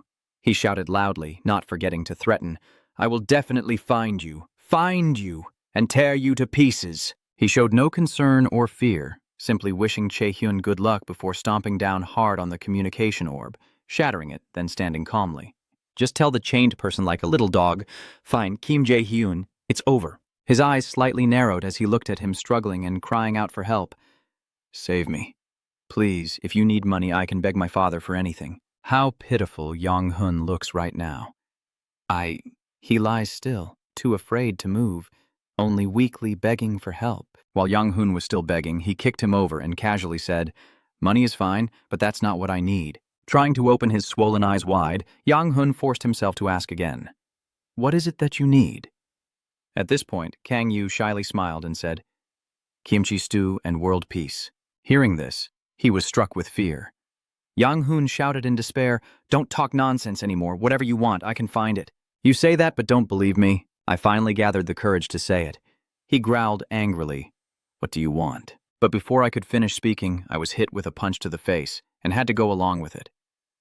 Fine, I'll keep quiet. Kang Yu looked excited again. I need to prepare to meet your father. Yong-hun asked in surprise, Meet my father? He grinned from ear to ear, feeling an immense sense of joy inside. Fine. I don't know what he's thinking, but as long as he meets his father. Suddenly, Kang Ut's aura changed abruptly, and illusory long hair sprouted out. He smiled sinisterly and said, It's a good thing Kim Jae-hyun loves his child. Yong-hun opened his eyes wide at this horrifying scene. Kang Yu's form was now a three-eyed horse laughing gleefully and mockingly. Is it really so easy to use the ones he loves? The night sky is so dazzling. A group of people hurriedly left through that illusionary gate. Only he remained dragged on the ground, looking lifeless. To clung to his shoulder as he walked, his voice filled with gratitude. Thank you, I can go now. Kang Yu glanced over, quickly assessed the situation, and agreed. All right then. The group stops and he raises his voice, telling everyone to go back as I said. He hugs Si-hoon happily and says, Hey Kang-gu, I will take him away. Koa looks at Tae-soo with concern and softly reminds him, You haven't recovered for long if it's too much. Just reassure him quickly, like I can do here. While they were arguing loudly, two figures suddenly appeared. Yeon-do, with his hands on his hips, spoke in a seemingly annoyed tone. Why did you disappear when I tried to contact you? I brought Ho-won and the army here. He forced a nervous laugh and explained, It's useless. I have something to prepare, so that's why. Tae-soo was stunned, staring in amazement at the two people in front of him. That wasn't the leader of the Rose, Father Yeonju, and the captain of the Warang Bakwazon team. Dit. Yeah. Kal-ik also shares the same suspicion as you. Are you close with those two? So you got the chance to show off. He tilted his head up and said, Just assume there's a bit of bad karma. Seeing that exaggerated attitude, Yeondu snorted in annoyance and said, That's the line I should be saying. Then she glanced to the side and asked, Who is this? Isn't he Si-hoon? I am Han Sola, she said softly, feeling a bit nervous. Yeondu looked up, then lowered his head, visibly annoyed and muttering under his breath, then crossed his arms and showed an aloof attitude. Koa also had no idea what was happening, just staring blankly without knowing what to say. Later, she angrily asked if she had any relation to OK. Tie also didn't back down and retorted, Does Jeondu have any relation to Kang Yu? Why are you so familiar and close with Kang Yu?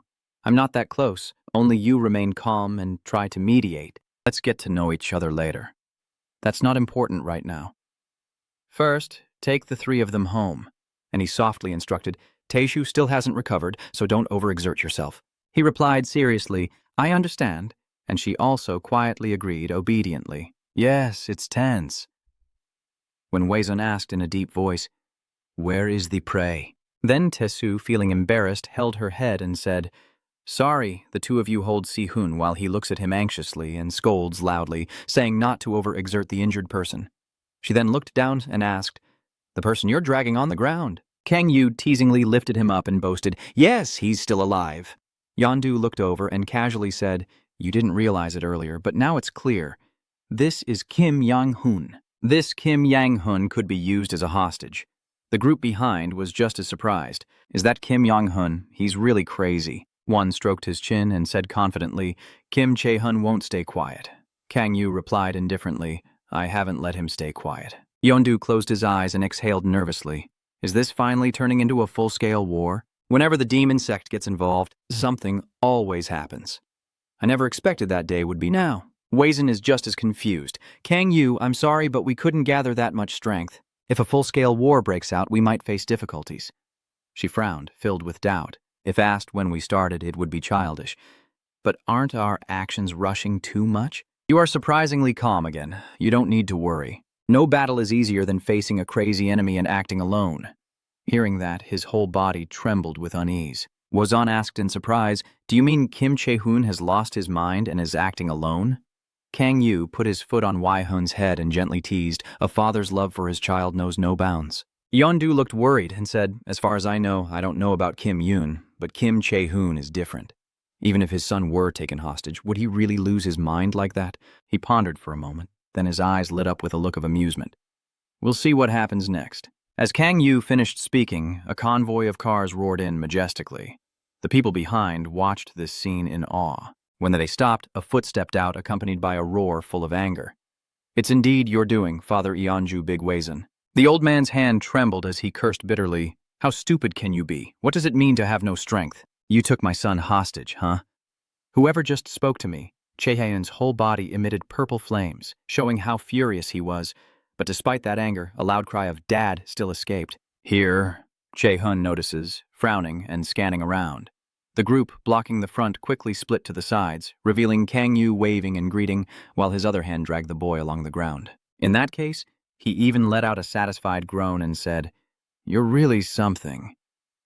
The scene in front of him made Chae-hyun furious, clenched his teeth and spat out each word, waiting for the attack, then pretended to stay calm and took a step forward with a challenging look. Luckily, you didn't run away. Kang Yu flicked his hand and casually threw Yang-hun forward, replying coldly. What are you thanking me for?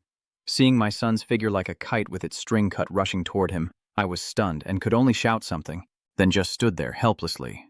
Luckily, two sharp-eyed guards rushed in to catch him and anxiously called out, Young master, are you okay? The two behind, seeing this scene, were furious and shouted in panic, What are you trying to do? What are you doing? Why are you handing over the hostage like that? The guards on this side checked and reported that he was only injured with nothing else attached. Hearing that, Chae-hyun felt a bit relieved and now focused entirely on dealing with him. What is your purpose? Kang Yu snorted, mockingly saying, Just worried you, so say hello. This calm attitude only makes the old man furious, and he roars. Hey, Kang, you still respond so calmly. Why didn't you say hello? Weren't you looking for my son? Chae-hu clenched his small son in his arms, the murderous intent in his eyes flaring up again, but he suddenly heard his faint whimper. He ignored Kang You's mocking smile and turned to call Wei-hun anxiously. Yi-hun, wake up. Seeing that he seemed to have truly regained consciousness, Chae-hyun whispered, Young-hun, are you okay? Deep within his eyes was his tragic state. Chae-hu felt a bit uneasy again, stammering as he said, Say something. Who are you? Who are you? But not believing what he just heard. Chae-hyun asked softly, Again what? In the end, I still received that question. Who are you? Old Lam seemed to fall into despair, trembling as he tightly grasped his shoulder and whispered, I am your father. That grip made Yang-hun panic with fear, shouting loudly in pain. Then, like he was caught in a nightmare, he kept struggling, roaring as he tried to break free. Who are you? The bodyguards quickly rushed in to stop him, repeatedly trying to soothe him. Young master, stay calm, but don't lose your mind. He kept staring at his face and shouting in fear. "Who are you? Where is this?" About the young master. The old man's pupils suddenly contracted, and he stood there stunned and confused. What's going on? Ma Young-hun, with his battered face, is crying and denying everything. "Save me and leave." And he, standing behind, happily smiled so wide his mouth almost split open. Jae-hyun quickly realized what was really going on. The old man's eyes flashed with anger as he glared at you and roared each word in fury. "What did you damn bastard do?" Jae-hyun's whole body radiated an intimidating aura, pushing back the surrounding guards. Yeondu stepped forward to block the formation and loudly ordered, "Everyone back off! Stay out of this, my prey!" He really lost control on this side, stomping wildly and causing the ground to shake, then shouting loudly with a deep voice, "What did you do to my child?" The bodyguard tightly held Young-hun and retreated, shouting to reassure, "President, please stay calm." But now Hun is only filled with anger, deaf to everything else, only the old man's shouts echoing.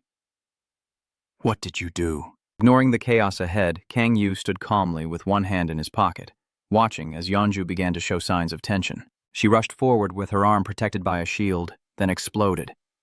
Kang Yu nearby was barely affected, standing still in his original position, only his hair flying in the wind. The aura Hyun exudes is truly formidable.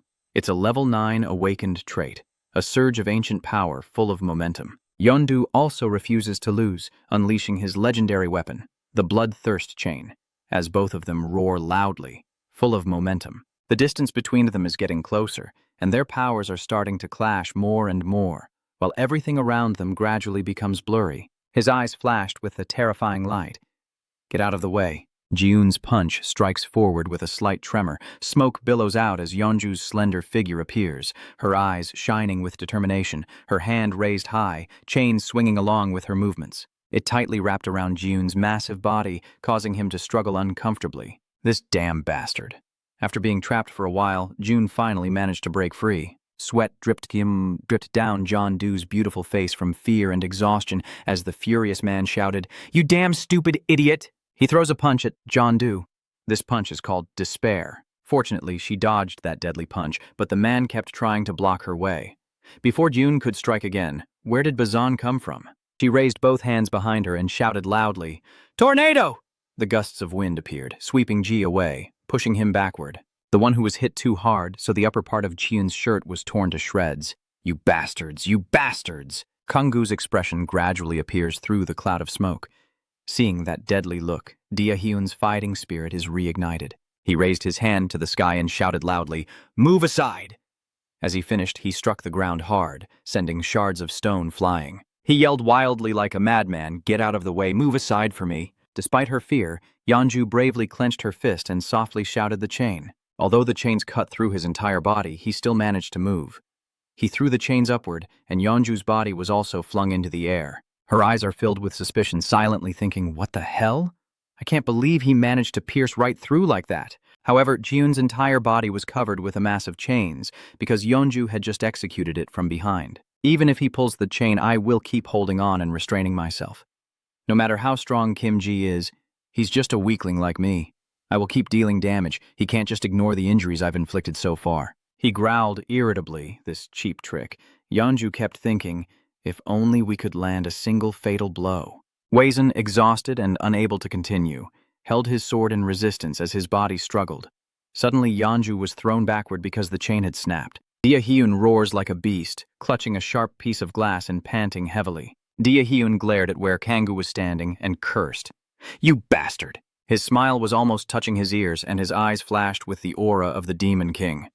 Seeing that expression, Hyun was furious. "You bastard!" he shouted as he ran towards Gu. "You bastard, die and throw up your fists! You bastard!" Suddenly, he spat out a large amount of blood as Wazen stabbed him in the back with his sword. She was panting heavily from exhaustion as the guards and Kim Wai-hun shouted loudly, "What's going on here? Let me go, young master. Please stay calm." The voice of that guy still echoes. "Let me go! Damn it!" Wazen drew his sword, causing Ji's body to sway, but he still kept his stance, trying to walk forward. The two other girls, exhausted, watched in that direction. June coughs weakly but still manages to speak. "You bastard!" His fist gently touched Kanggu's chest before collapsing to the ground. Kanggu, amused, grabbed Chi-hyun's hair. "Really? What happened? Do you think you can kill me?" Now you smile mysteriously. Do you know who I am? At the Warang Corporation headquarters, Yondu asked, so why don't you explain yourself? Well, about Kim Yun. What did you do to that guy? Kang-gu replied casually. That? I just changed his memory a little. Yondu glanced back at him cautiously. Do I have this kind of ability to alter his memories? I'm proud to show off my strength. I have many talents. Don't you realize it? I'm quite useful, yet you still keep that doubtful look fixed on him. Come on, this isn't about talent. Who are you really? Kang-gu suddenly called her full name, Father Ionju, and gently placed a hand on her shoulder, kindly telling her she doesn't need to know everything, and she doesn't have to understand everything either. You just need to prove that you will support me wholeheartedly, and of course I will help you in return.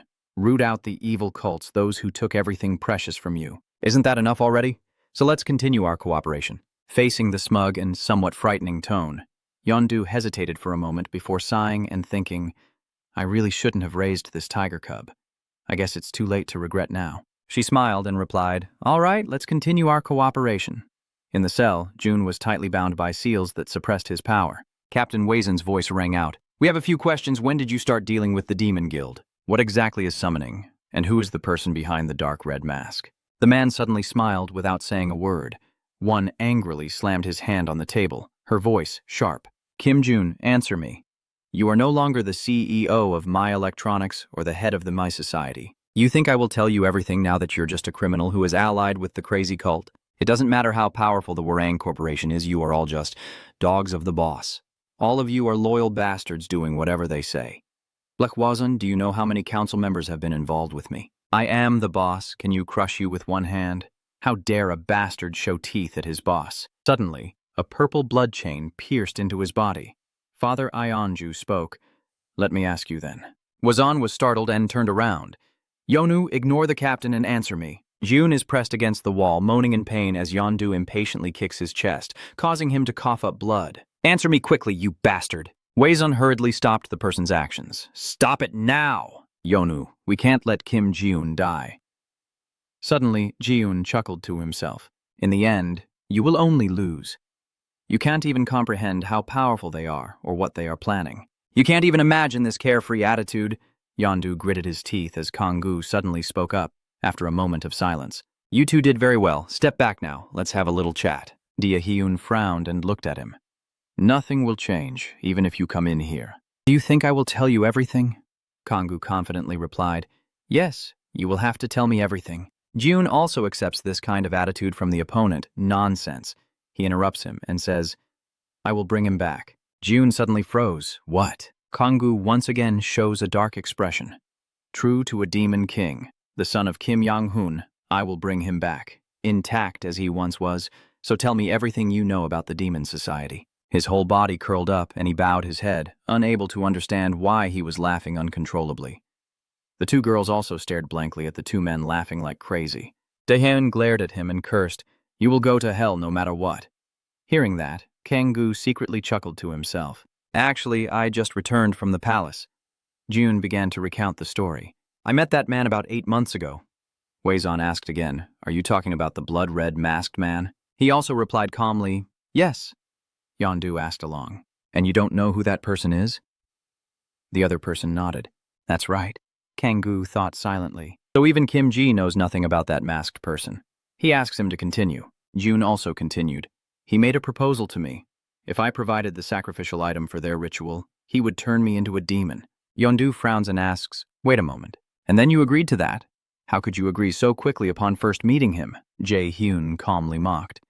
She only said that because she didn't know anything about demons. She irritably asked what he meant by that. He had to explain. The demons are immortal as long as their bodies remain intact and their heads don't explode.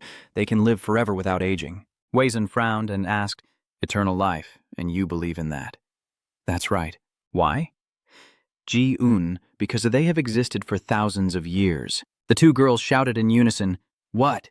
Kang-gu's face also slightly froze. His voice continued to echo, They have existed for thousands of years. No, it's been even longer. They are still expanding their influence while hiding all over the world. Of course, they've only become active again in recent years. He fell into deep thought. So the Demon Society has existed for thousands of years. I initially thought it was just a society formed on the day of the disaster, but it seems they have taken root even deeper, and it will be harder than I thought to uproot them. Yondu asked again. So you kidnapped others to serve as sacrifices for eternal life? Yes, you're right to complain. You're really a crazy old fool. What does he want eternal life for? Are you trying to do something crazy? He gets scolded, but still happily laughs. You really don't know anything. The physical body of a demon retains the mind and amplifies desire. Chao asked again with confusion, and Jiun continued rambling on. You will never get tired of life. You can keep your youth and live forever. Isn't that the best thing of all? How can this be? Yondu doesn't care about these things at all. Dismiss this nonsense. He still insists it could really happen. Am I going to bet everything on something uncertain? She was annoyed, thinking that if Kim Ji was so sure, she could guess how the Demon Society was expanding its forces, while Kanggu was secretly opposing the baseless words of that person. Nonsense. Living with burning passion and insatiable desire. It's not good at all, and it causes terrible pain beyond anything in the world. This bastard doesn't even know anything about demons. Jun's voice continued to say, so I provided everything as they requested. And some members of the guild have accepted demonic energy in their rituals. Weizan asked curiously, is demon energy similar to mana? He also calmly replied, that is the power of hell, similar to mana but also different. Yondu suddenly asked, do you have demon energy? He remained calm. No, I haven't been accepted yet. Why? Isn't it because you joined the Demon Society to get it? He continued explaining. According to the blood-red masked man, they need to prepare more to turn me into a demon. If he chooses to accept the demon energy, he might lose control of his desires and become a mindless monster. Someone asked, so why are there people in his group who accept it? Jun said something incredibly cruel. It could grant them power instantly. Isn't that perfect for disposable pawns? Yondu angrily curses, you disgusting creature. Weizan calmly asks, so about the summoning, what exactly are they trying to summon? A demon. Hearing that, both girls looked confused, while Gu slightly jumped in surprise. A demon? They are planning to summon a demon. Weizan is very worried. What kind of demon are they trying to summon, and where? I don't know what the other side is planning, but from what they said, the barrier blocking the summoning of demons is gradually weakening. That girl with the hair doesn't understand anything at all. What is this barrier blocking the other dimension? What are you talking about now? Jun calmly said.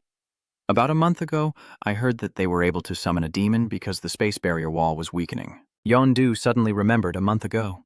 At this moment, sweat was pouring down Kanggu's face as he anxiously wondered in his mind, is all of this my fault? A sudden thought crossed my mind.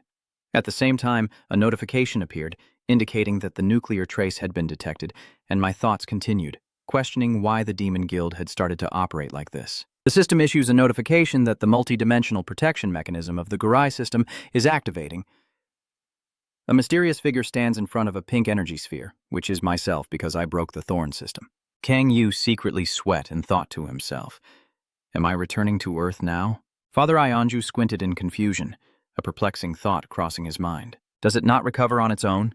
A voice asks Kim Ji-hyun. Is that multidimensional wall still weakened like that? He replied with a frown. They say it's getting weaker every day. Frustrated with his answer, he silently cursed the damn thing. But in my mind, I kept getting more and more annoyed. Isn't this group all the demons and monsters coming together to rush toward Earth? Does that include the people from Illinois too? I'm about to go crazy. He restrained himself and replied, I understand. He silently told himself that worrying about this now wouldn't solve anything. Let's just focus on the Demon Guild first and figure out the rest later. Kang Yu looked at him and asked, where is the headquarters of the Demon Society? Do you think we can find that bastard with the mask there? The place I know of currently has no bases at all. They might be somewhere completely isolated now. Kang Yu, sitting in front of him, pressed further, somewhere else? Kim Jun obediently replied yes. Maybe now they have also finished preparing for the summoning ritual. Are you finished? Wait a minute. Didn't you say you still needed more sacrifices? Isn't that why you wanted to capture Kim Si-hun for the summoning ritual? Kim Ji-yoon closed his eyes and mumbled, I don't know anything about that.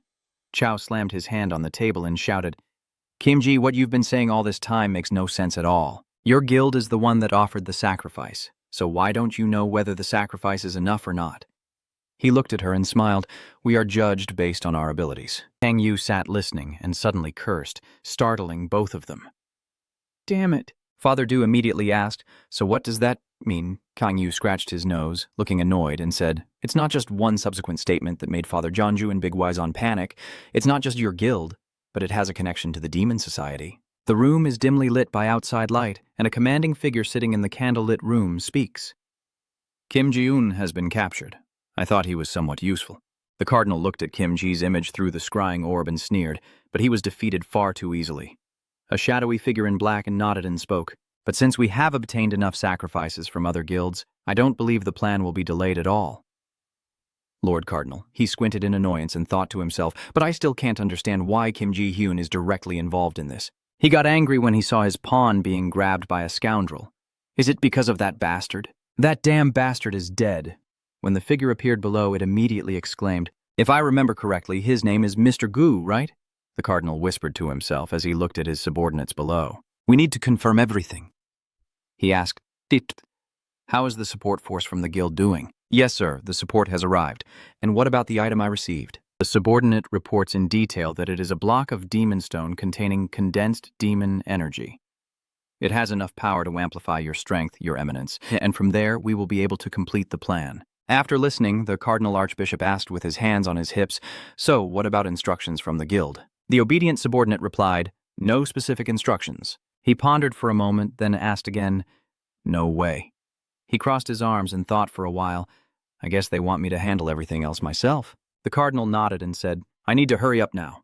He glared coldly and gave the order, "The plan will be carried out exactly as intended." Starting with El Cuero, the subordinates below answered in unison. "Yes, sir," the man in plain clothes said with a worried expression. "I apologize for making you worry. We're back to square one, and now we have to start investigating other groups all over again. Big Wazon is coming to encourage you." "Cheer up. Yeonju, it's not like we can't find any clues at all." Hearing the comforting words from Jonu, she turned to call him affectionately. "Tense, the authorities will give you an extra reward."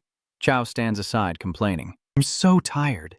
He suddenly pointed at himself and asked, "Why the flag?" Bazong frowned and smiled as he recalled his countless expressions because we found the connection to the Mi Guild. Along with that, defeating Kim Ji was incredibly easy. "It's all thanks to you." Kang Yu scratched his nose proudly. "I hope it won't be something useless like a medal or a small cup or something." She closed her eyes and assured him, "I'm not the old-fashioned type like that." "I will contact you privately to discuss your reward." She continued, "You can expect something big." His eyes lit up like car headlights when he heard her say that. If Bon is praising him that much, then I really have high expectations for him. Under the bright lights of the tall building, a call for Kanggu could be heard, and Ka shyly responded. "Happy you're home, Kanggu?" Echidna pouted and ran after calling Kanggu. She said with a sad face, "Where have you been all this time, Kanggu?" "Sorry, I have some things to take care of." Chitna pouted and complained. "Kang Yu, did I do something wrong?" Remembering the pale eyes and strange gaze of him made the girl secretly think she was about to cry. "You're not planning to leave me, are you?" "I'll do better if I've done something wrong, so please don't leave me alone." Kang Yu gently comforted Akaina as she cried, saying, "It's not your fault. I will hold you in my arms and I will never abandon you."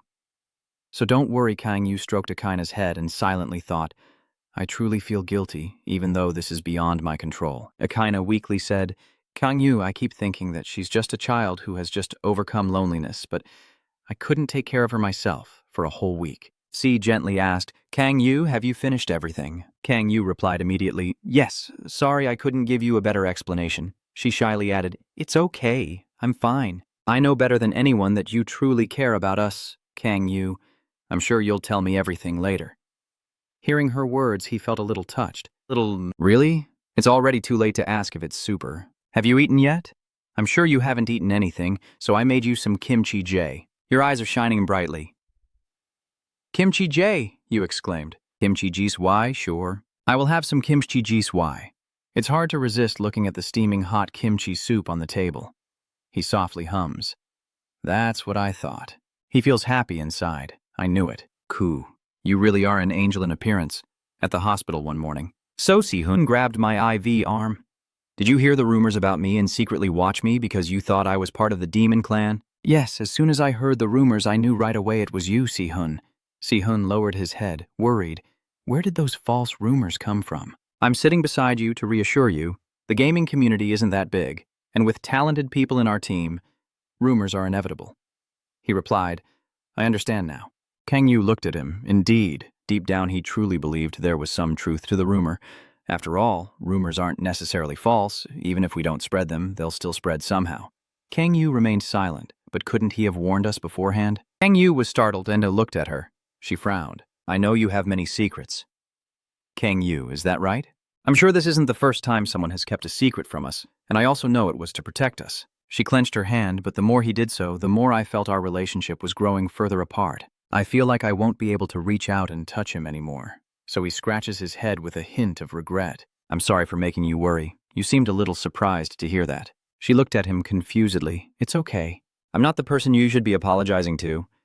I'm sure you have your reasons too. I just misspoke. He hurriedly replied. No, you have every right to say that. My explanation is also because I am the one who made a family member worry like that. She suddenly blushed and stammered, her face and hands burning hot, trembling. Kang Yu still tries to show his remorse. I can't guarantee that such things won't happen again in the future, but I will do my best to ensure you no longer have to worry. She turned her face away. Then how can he look at her? She looked at him seriously. So, please talk to me more kindly. Kang Yu couldn't believe his ears and kept asking again and again. Yes. Her face was flushed, but she still tried to express herself. Why wouldn't she be? I thought you said you would try harder as a family member. You've already spoken more openly with Father Ionju. So, please stop being so formal with me. Kang Yu looked confused. Is that what you've been thinking all this time? Everyone's sitting around like they're enjoying a delicious bowl of dog food. All right then. Tesu and Unbi had been wearing 3D glasses without even realizing when. Wow, I think I have enough Roman E doses for the whole year already. The girl sitting next to me adds more. This deserves an Oscar, doesn't it? The hands of the two trembled as they touched. She nodded yes, and the atmosphere started to become romantic and awkward, blushing as she looked down. Is that so? Why didn't you talk more casually with me? X? She shyly replied. I feel more comfortable talking like this. China suddenly steps in between the two of them. The girl shouted, Kang Yu, and jumped to sit in the middle, handing the orange to Yu. Peel it for me. Kang Yu was startled. Hu-ho, OK looked back and forth at him, pointing at the peeled orange, but the girl frowned. Then separate the white part. Si-hun spoke up, but the more he thought about it, the more confused he became. He felt a bit guilty and spoke softly. You apologized for ruining the cheerful atmosphere, but I have something to ask you. It's okay. Go ahead and ask. He clenched his fist. What happened to Kim Yi-hoon and Kim Ji? He smiled gently while peeling an orange. Oh, them? They will be imprisoned for life. He continued explaining what happened at the Mia Guild and the collapse of a technological empire, so there's no need to worry that they will be released soon. What they did is unforgivable. No matter how much money they bribed with, the Mia Electronics headquarters was turned upside down because of this. He changed the subject to Si-hun, which startled him. Although it was just an accident, I have also heard about your situation. Kim Jun played his tricks to ensure you would be drowning in debt, but his subsequent words moved him. You will be properly compensated for that, and since your mother seems to be ill, she will be transferred to a more advanced facility with our help. Tears fall from Si-hun's eyes onto the blanket, and where his hand is being transfused. Thank you. His emotion makes what Si-hun wants to convey become choppy. Those sitting nearby are also moved. A lot. Thank you so much. Si-hun covers his face with his hand, tears streaming down, and his emotional state leaves him a little confused. Kang Oo, you really are Si-hun looking at me affectionately, my savior. He sincerely shows his personal feelings towards him for everything that has happened since Kang Yu entered his life. Si-hun's eyes sparkle as he looks at him. That was the luckiest moment of my life when I met you, Kang Yu. Like Tesu, I will treat you as my sworn brother and act like your older brother. Kang Yu sweat bullets. Don't say things like that. You're making me feel really guilty. I will consider you as my sworn brother and treat you like my real brother. Kang Ho sat helplessly, unable to speak. Closing his eyes and crossing his arms, he said, Well, if you say so, I think I can talk to you more comfortably. He cried with 2 lines of tears, looking at Kang Ho. Thank you, brother.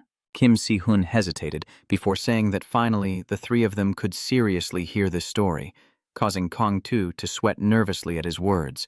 There are some things I've kept from everyone. Kim Si-hun clenched his fists on the hospital bed and said pensively, just like the rumors. I am a player who gained a special ability during my first awakening. That special ability is called the Immortal Air, and it is rated SSS. Although I still can't fully utilize its power because I'm still at a low level, it says I will soon be able to use the Divine Warrior's power for revenge. Choi Eunbi stared in shock and said, "A special SS level ability. No one has ever achieved such a power on their first awakening." Kang Tae-soo nervously said, I knew it. I knew you couldn't be an ordinary person. Siyun? Everyone was still wondering as they looked at him, asking, how could you possibly awaken as the descendant of the martial god? Kang Yu sighed, looking as if he was about to tell everyone, but he kept rambling on. I'm not entirely sure about the details, but the message I received when awakening as a player Seems different from everyone else. The next words made Bang Huang disbelief wash over him. Because of the GER system malfunction, I was chosen to become the protector.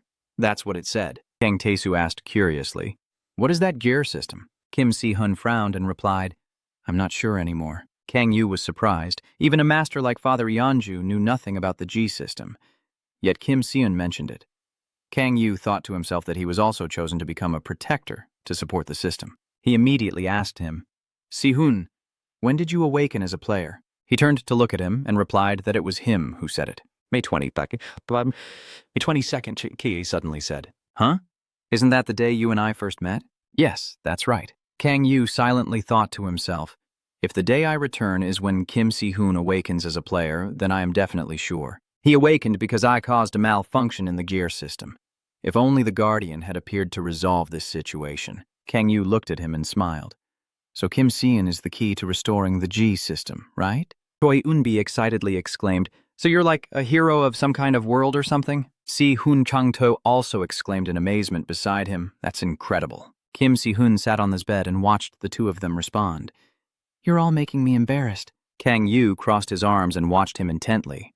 I used to think he was the main character, but now he's even more important than I thought. On the other side, voices and laughter said, so now we're members of the heroes team, right?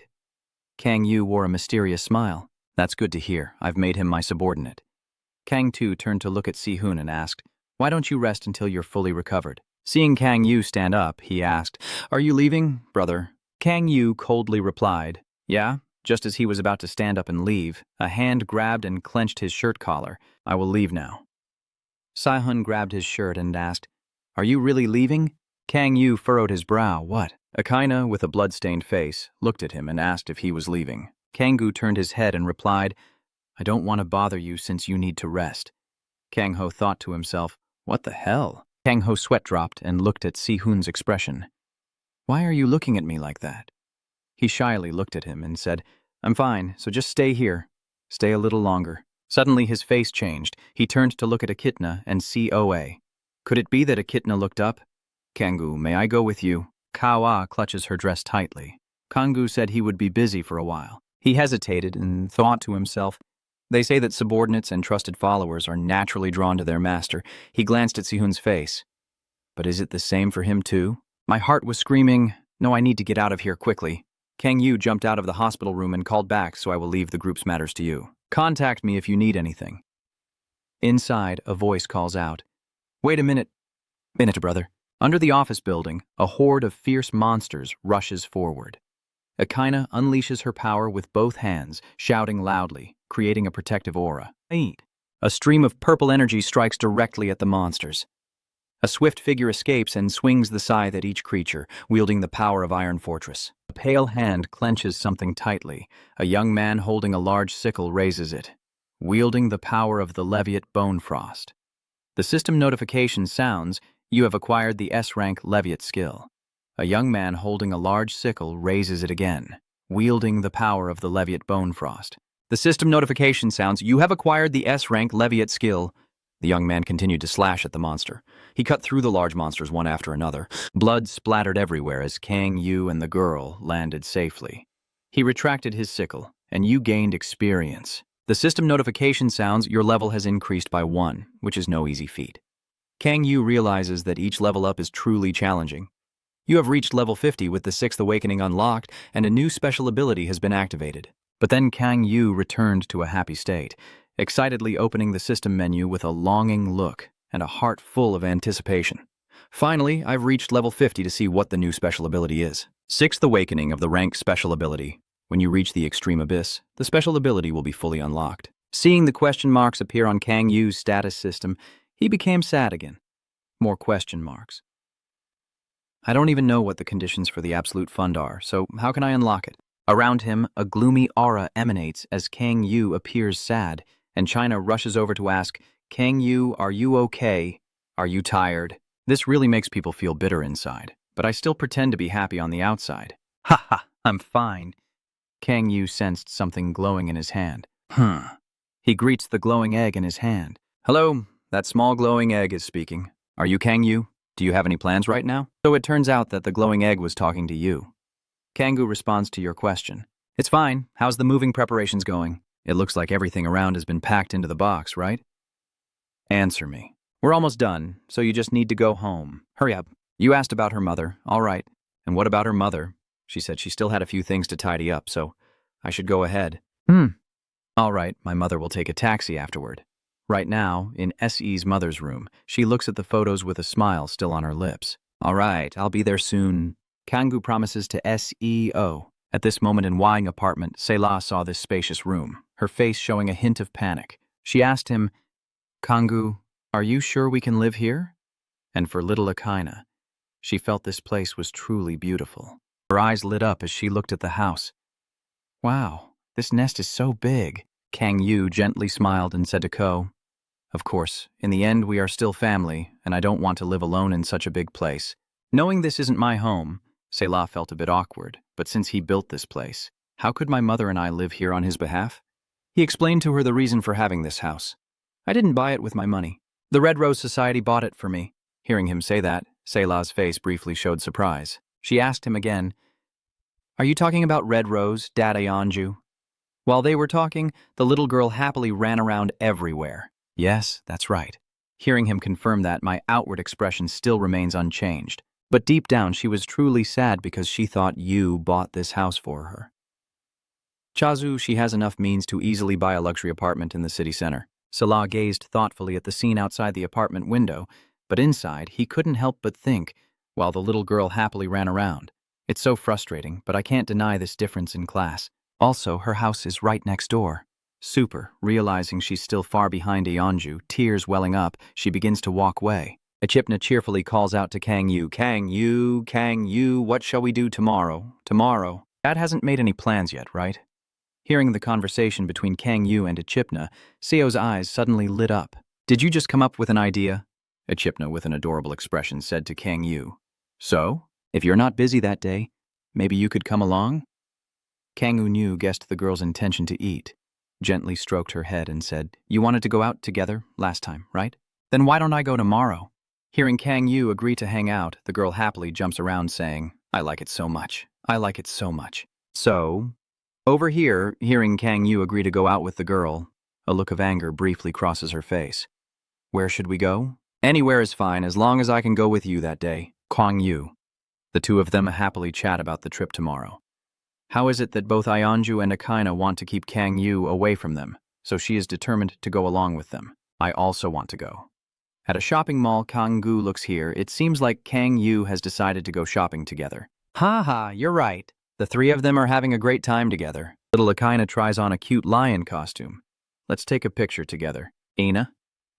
Okay. Seo happily takes beautiful pictures of Akaina, and seeing that scene, Kang Yu can't help but smile. They said they already went shopping together last time.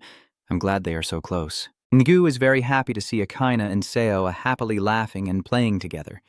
Do you want to try this now? Yes. Akaina tries on one outfit after another, and Seo always praises each one. I was worried because Akaina is quite shy around strangers, but seeing her close with SE makes me happy too. Because I only rely on myself. I worry that you don't want to interact with many strangers and just cling to me all day, but if I have a car beside me, I think she'll adapt quickly. Akaina hugs the bike tightly, showing they have become very close. But upon seeing the scene in front of him, Kang Yu's face no longer looks happy, and he smirks. So today these two people plan to make me an unwilling hanger for their shopping bags, while they happily continue strolling around. How many more clothes are you going to buy?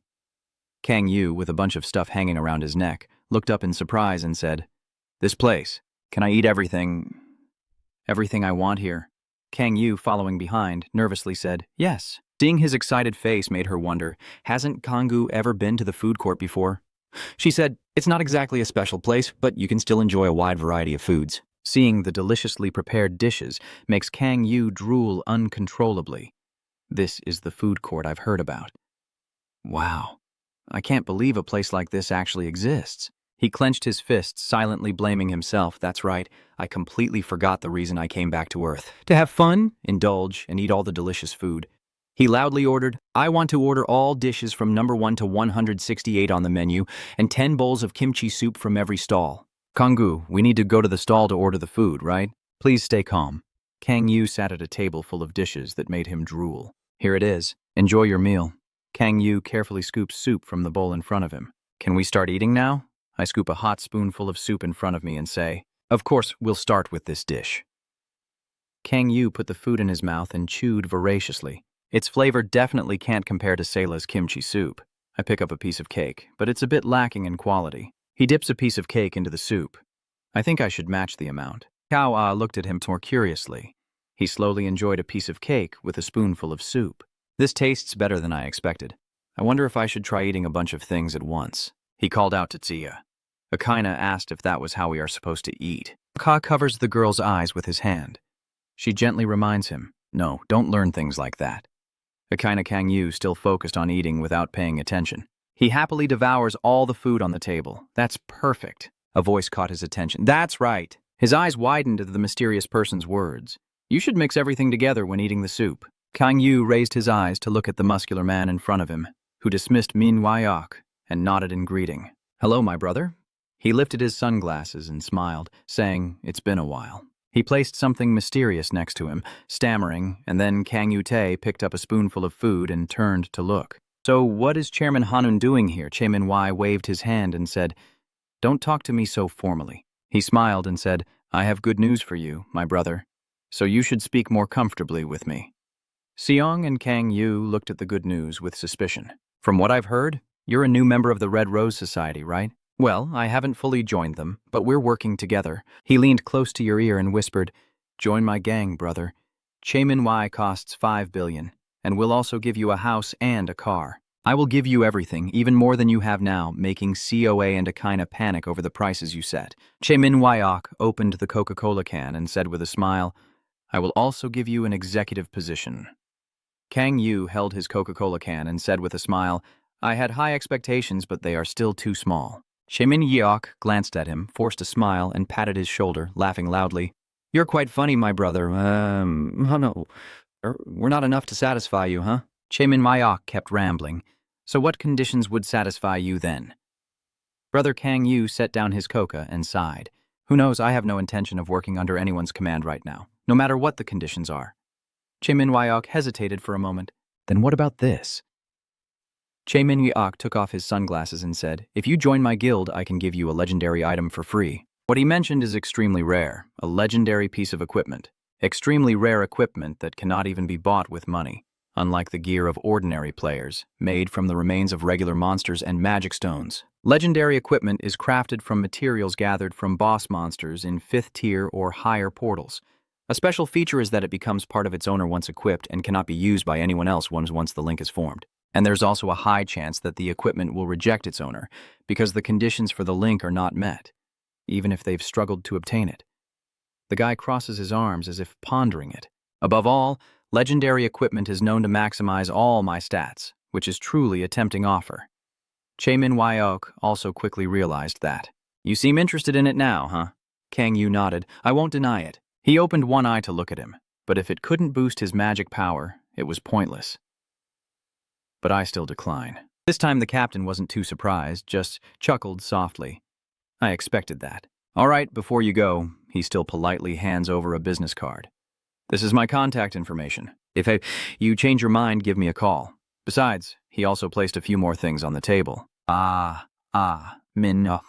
Be firm and scoop more food to mix into the pot. If you're going to mix everything together, you need to add this too. This is what I call authentic flavor.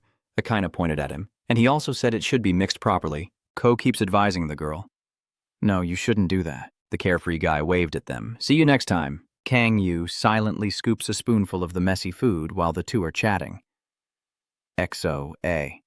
Can I try some? The girl refused insistently.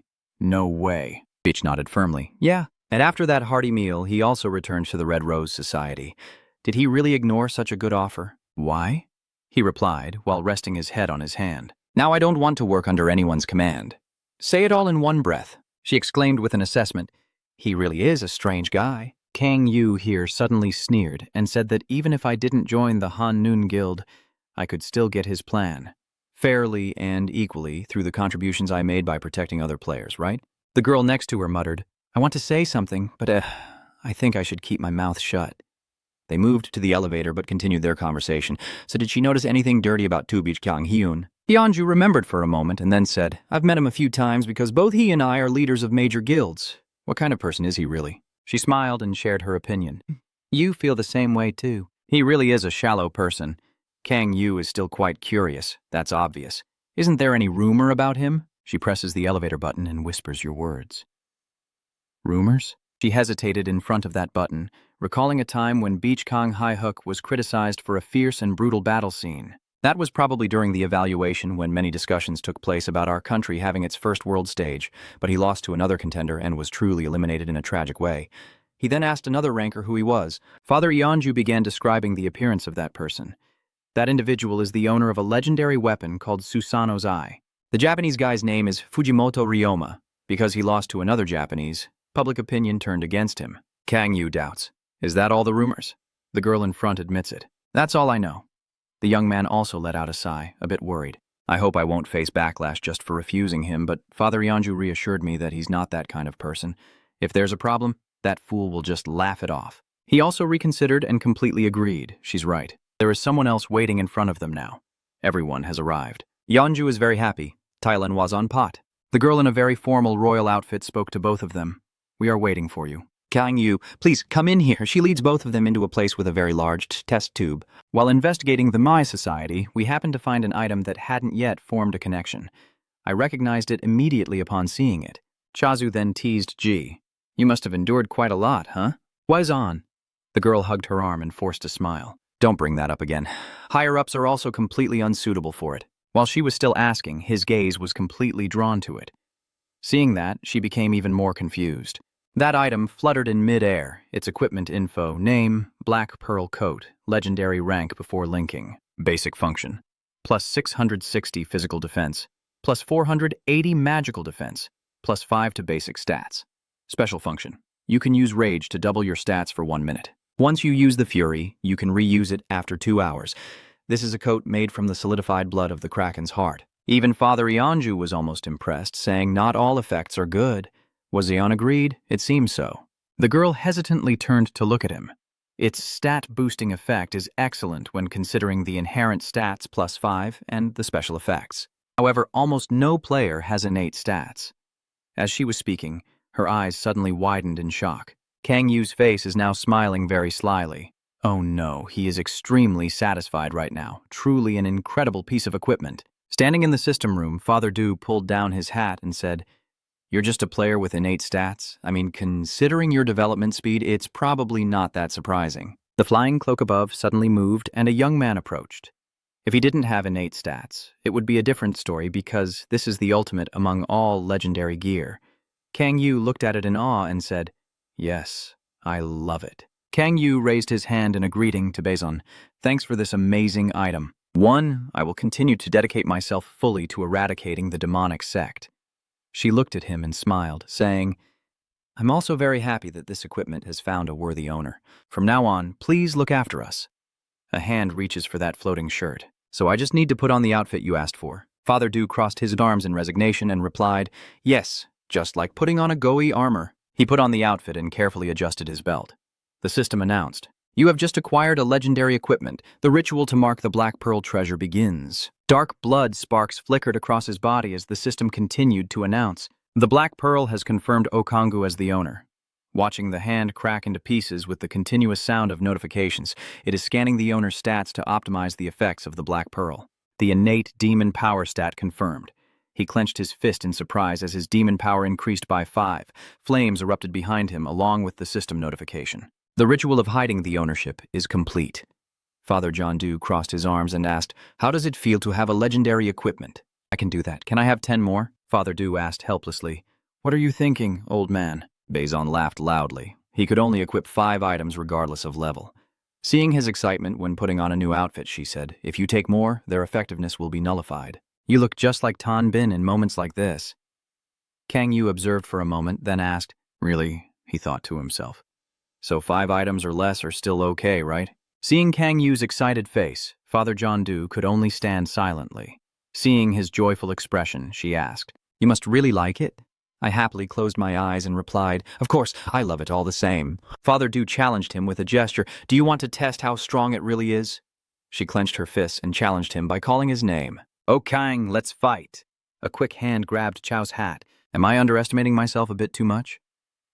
3 people slowly walk into the hiding room. Can I mess around a bit in this training room? No problem. It was built for that purpose, and when it was constructed, all such situations were anticipated. So unless there's a special impact, it won't care at all. Father Doe glanced and replied, "Okay." She silently thought, "Okay, I don't know how much stronger he's become now." Remembering his destructive power, she could only think to herself that the issue was not just about his development. If that's all, how could I have defeated Master Yu Ho back then? After all, their stats have always been too far apart. Father Johnju clenched his fist and glanced subtly. Auk sensed there was something very special, even more than level in stats, and decided to seize this chance to find out what that special trait was. Kang Ho also looked at Father Johnju. "Well, whatever happens is fine. Kang Yu stretches to warm up. I just want to test the strength of this new suit I bought, and she is an ideal opponent. I also want to see how much this team can invest in me." Boizon lowered his sword to the ground and pointed, shouting, "Now you two get into your fighting stances before her countdown. The match begins." As soon as she finished speaking, Kang Yu immediately rushed towards Chow. He threw a punch directly at her. Chow also isn't someone to be underestimated, and glances back, leaning back to dodge the attack. Kang Yu presses down with both hands, and Ju's fist quickly rushes toward him. Father Johnju strikes him fiercely. Kang Yu blocks and silently assesses, inflicting only necessary damage, perhaps aiming to start with close combat. A faintly sinister smile spreads on her face. This is starting to annoy me a bit. A loud explosion sent rocks flying everywhere. Kang Yu pushed away Yondu's hand, his fist grazing her face, and suddenly a hand grabbed her hat. "Am I underestimating you a bit too much?" Then he raises his fist, reminding her gently that wearing a hat will only block her view. Her immediate response was a punch aimed to take him down instantly. Seeing this, Kang Yu smirked to himself, thinking Yondu is really serious, while sarcastically asking if they want to kill each other. She looked at him provocatively, teasing as she threw her punch, because he's not an ordinary player. In this situation, Kang Yu remained calm, gently dodging each chain aimed at her by Zhou Du. Then comes a devastating attack from JJ Du's position. She stands in front of Kang Yu, using all her strength to unleash a powerful move. Immediately, he was thrown back dozens of meters, rocks and debris flying everywhere. He couldn't accept defeat. Kang Yu clenched her fist tightly and then activated her special ability. Graken's Fury, demon power, increased by 5. Seeing this, Jondu couldn't help but worry, covering her face with her hand. In that moment, Kang Yu pierced right through her body. Seeing this, Weizon immediately shouted to stop Jondu. But before she finished, Ju's red chains shot toward Kang Yu at lightning speed. Immediately, he used his clone ability and then unleashed a pair of sky-like blades rushing toward John Ru.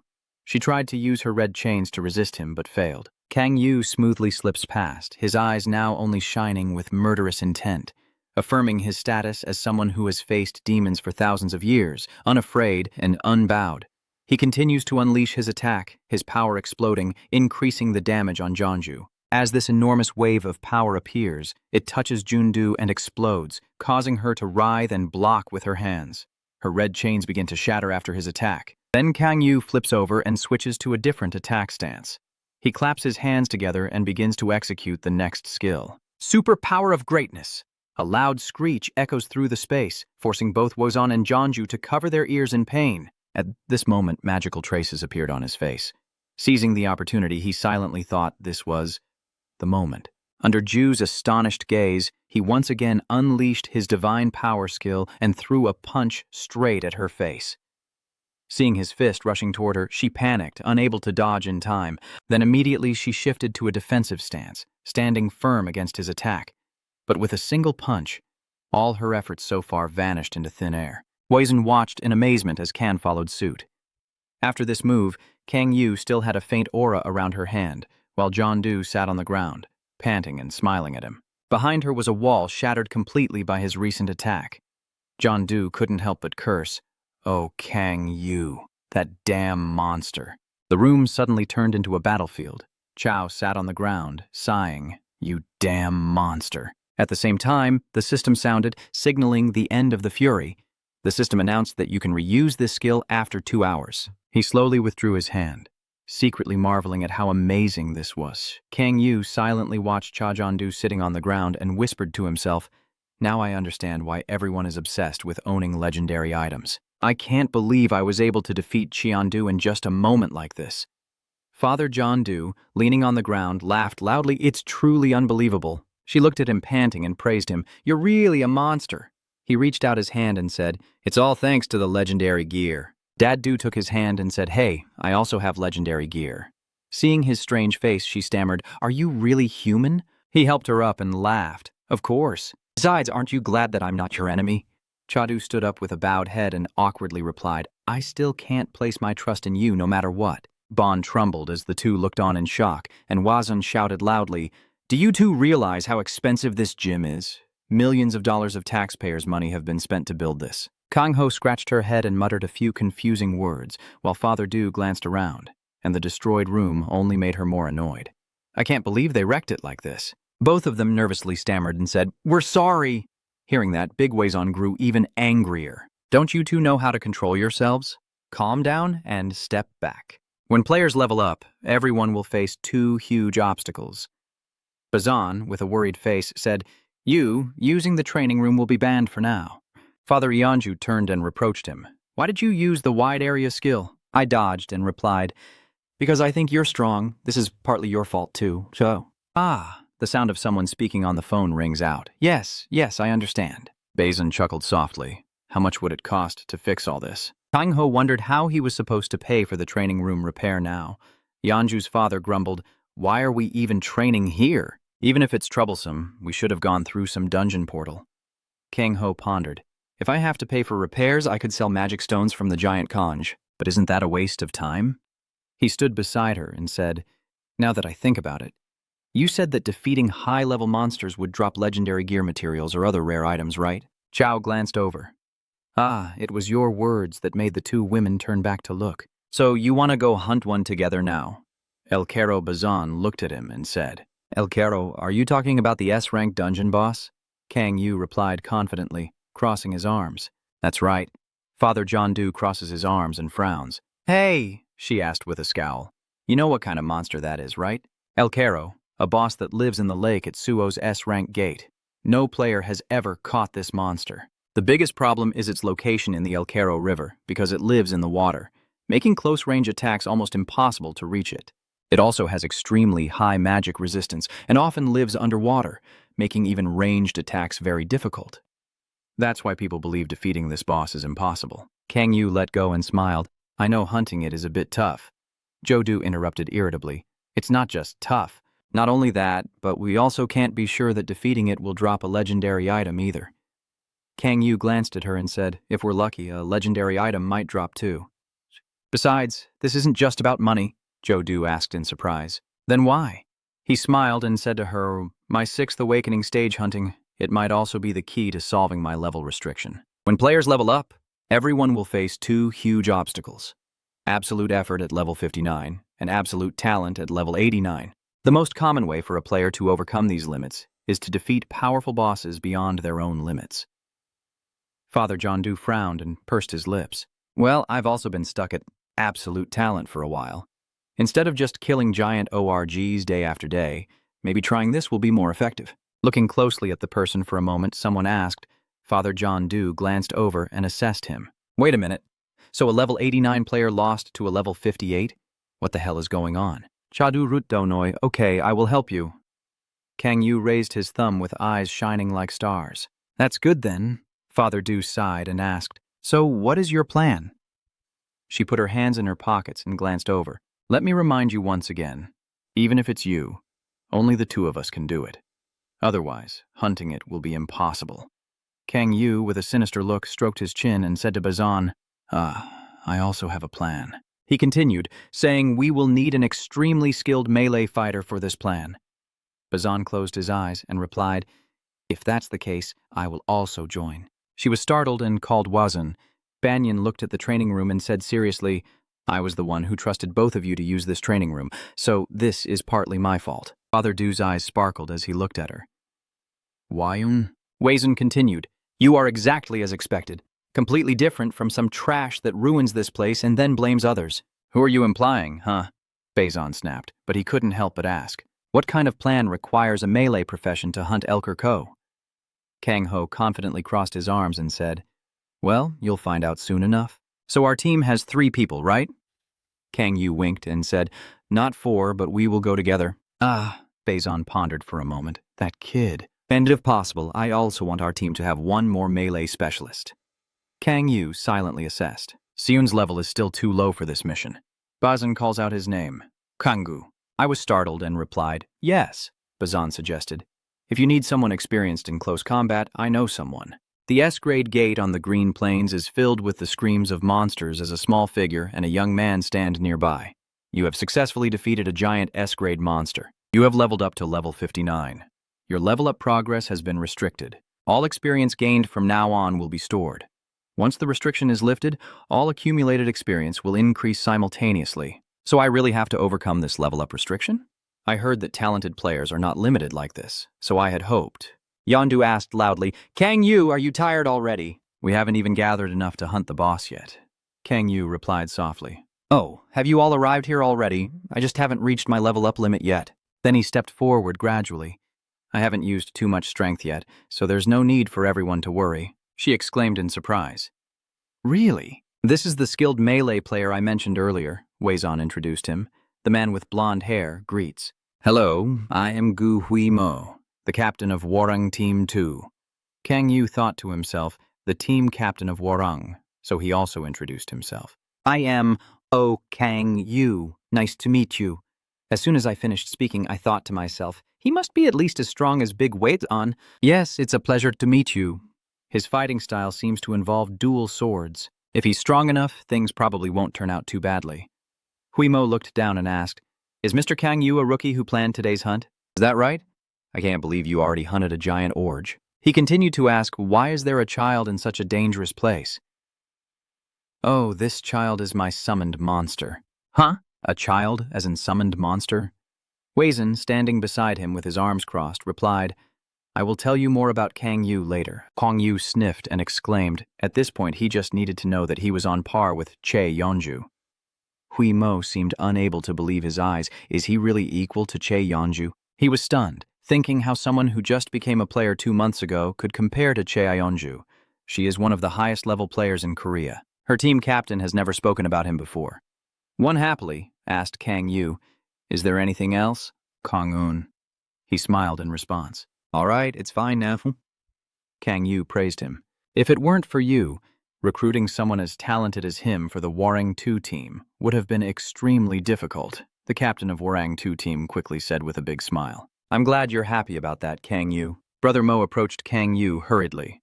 Kang Yu, I have a few questions for you. He replied with difficulty, yes. He whispered into Kang Yu's ear. Can you tell me what your relationship with Captain Big One is?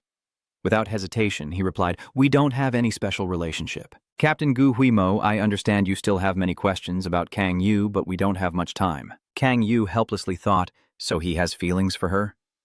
Yes, I understand now. All right, let's mention this amusing lover and get into position. Elker Ko will appear soon. Kang Yu smiled and said, we don't need to move anywhere. We are already at the place we need to be, she exclaimed in surprise. What? Aren't we in the territory of the rock giant? Kang Yu explained, they are not aggressive monsters. There's no way you could use them to attract Elker Koero's attention. They are the core of my entire plan. All right, I'll keep it brief. On the sand, there are iron chains. Brother Mo crosses his arms and steps forward. I've got the chains ready.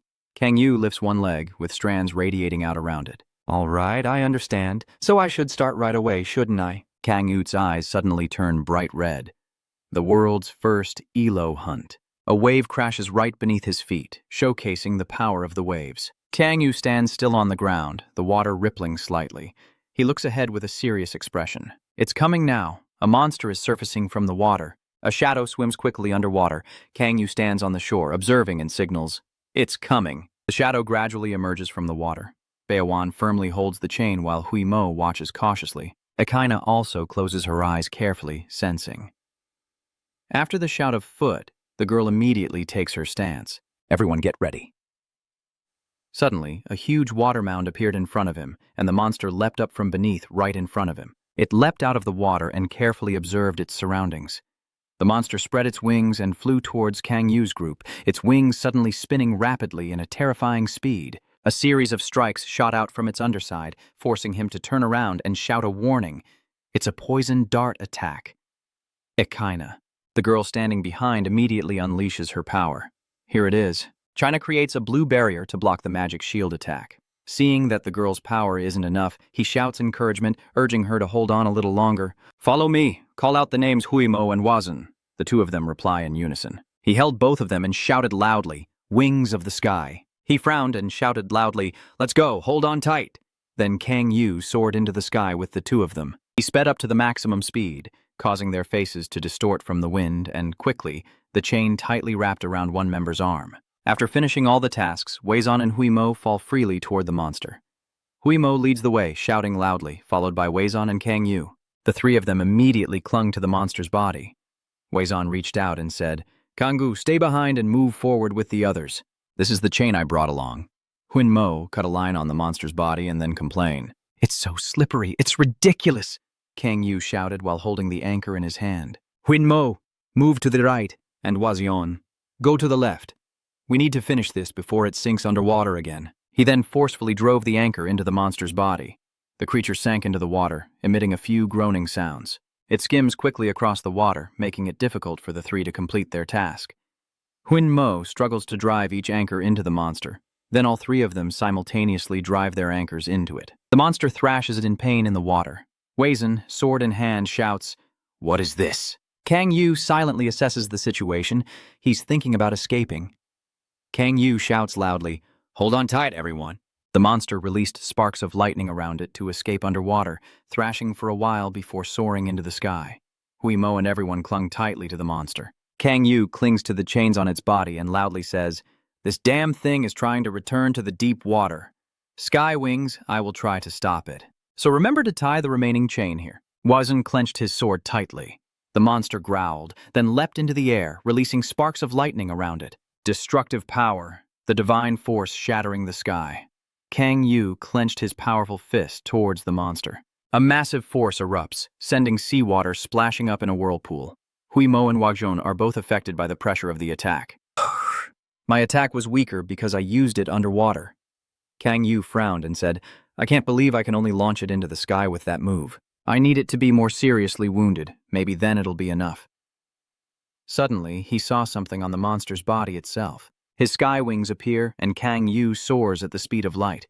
The monster shudders, stunned. Kang Yu now flew straight into the monster's body, glanced somewhere, frowned, and Huimo looked on with curiosity. A sudden electric shock? Huizan replied. No, it's El Caro's attack. Flames bloom, and the area around the monster is filled with orange sparks. Akaina below seems to be in pain, shouting. The master is furious. Wazan turned back and asked if all the chains had been secured in place. Huinmo checked with his hand and replied, Then let's get out of here. Huinmo hesitated. And what about Kang Yu? Huizan shouted. He's stronger than us. We need to go before holding him back. Jump now! She shouted loudly. As soon as the two jumped down, the entire sky above the monster was struck and lit up brightly. Huizan looked back, wondering if he had gone inside its mouth. She worries about him. Kang Yu inside the monster right now. He is being protected by a sturdy green bubble. Kang Yu smiled and said, I guess this is from Echidna. She must have known her owner was in danger. He silently marvels, unable to believe that the girl could hold her magic shield for so long. Kang Yu clenched his fists, remembering that it was there, outside, on the monster's body, still pierced with hooks, when suddenly a part of flesh caved in. Kang Yu, with his bare hand, punched away a piece of the monster's flesh as it escaped, thinking to himself that he wished he had more strength. The monster writhes in pain, water splashing everywhere. Kang Yu takes a deep breath and frees the chains around him. Kang Yu shouted, Ionu, everything is ready. Pull them out. The monster after the last attack is completely immobilized, lying still. Then a red weapon suddenly strikes out, hitting the sleeping stones. Yondu shouted loudly, What the hell are you doing? You useless failure, with a triumphant look on his face. Hurry up and move aside, these bastards. A faint, enchanting laugh echoes as the surrounding rocks collide, shaking the entire ground. Yondu excitedly flies up and repeatedly strikes with the whip. She holds the whip in her hand and wildly lashes at the stone monster. Come on, hurry up! A loud noise echoes across the sea. Kang Yu frowned, straining to hold on to the monster. I've used both divine power and steel strength, yet I still feel this pressure. No matter what, I must not let the chain slip. He glanced toward the land, just a little more, and the iron chains would tighten around the monster, causing it to thrash wildly on the raging sea.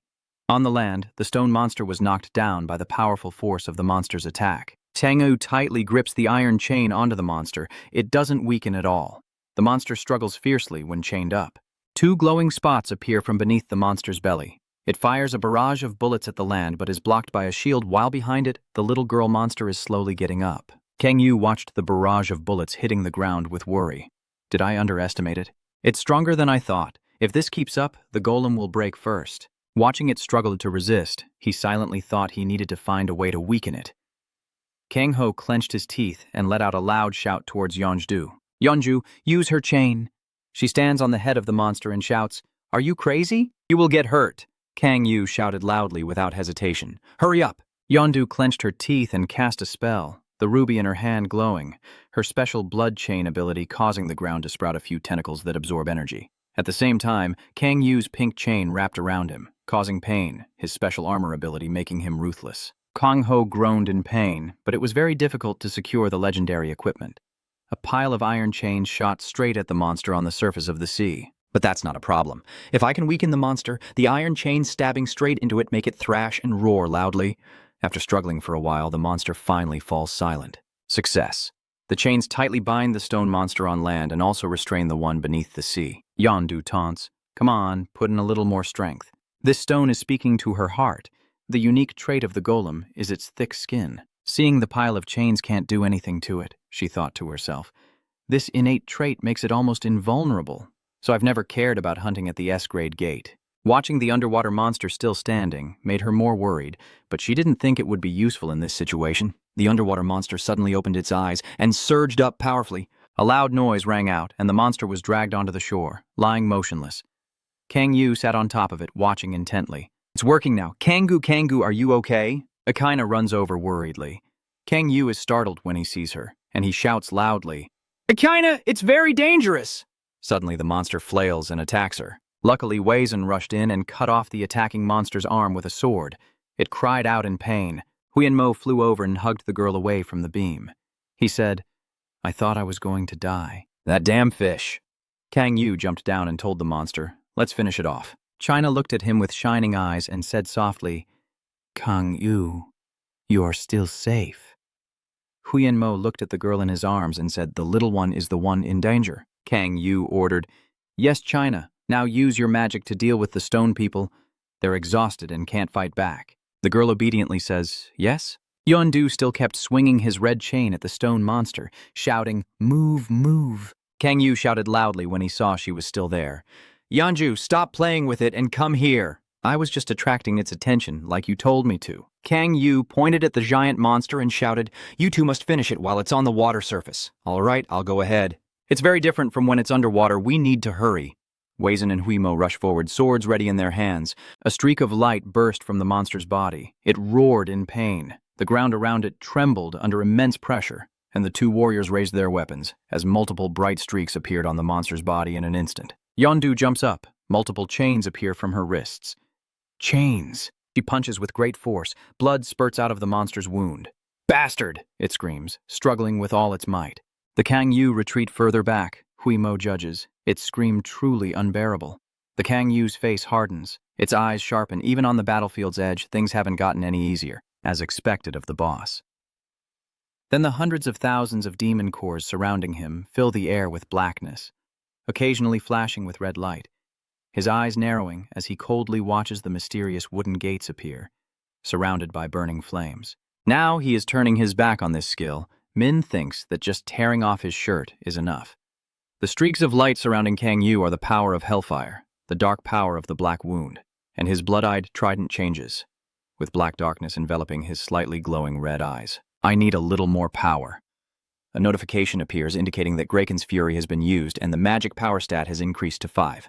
He smiled mischievously, gripping something tightly, as Kang Yu's splitting power revealed a sinister grin, raising his hand to spin something, then stepping down, causing the ground to tremble slightly under the pressure. Kang Yu transformed completely, wielding a deadly sharp weapon that had gained S-rank skills. Yondu sensed danger and quickly looked away when a loud shout made Huimo and Wazan turn their heads to look at everyone. Stay back! A massive wave of energy erupts from Kang Yu's hand, his attack heading straight for them. The purple lightning spear from Kang Yu flies in, forming a vortex, blinding light as it seems to blow away everyone. The spear lunged at the enemy, causing it to scream in pain. Yondu's group covered their faces to block the wind while watching his attack. Could this be possible for a 6th stage pseudo-awakened to do, as flames suddenly engulfed the name he just defeated, causing the monster to explode on the spot? A voice from the system sounds nearby, announcing that you have successfully used 3 powers at once. You have fulfilled the 2nd condition to reach the suspended, ultimate demon state. Kang Yu opened the notification, then gasped as he looked at his trembling hand. So, this is the 2nd condition of the extreme demonic suspension? He clenched his fist and whispered to himself. When I was ruling hell, this was nothing, but now it's become so difficult. Kang Yu's eyes suddenly looked terrifying.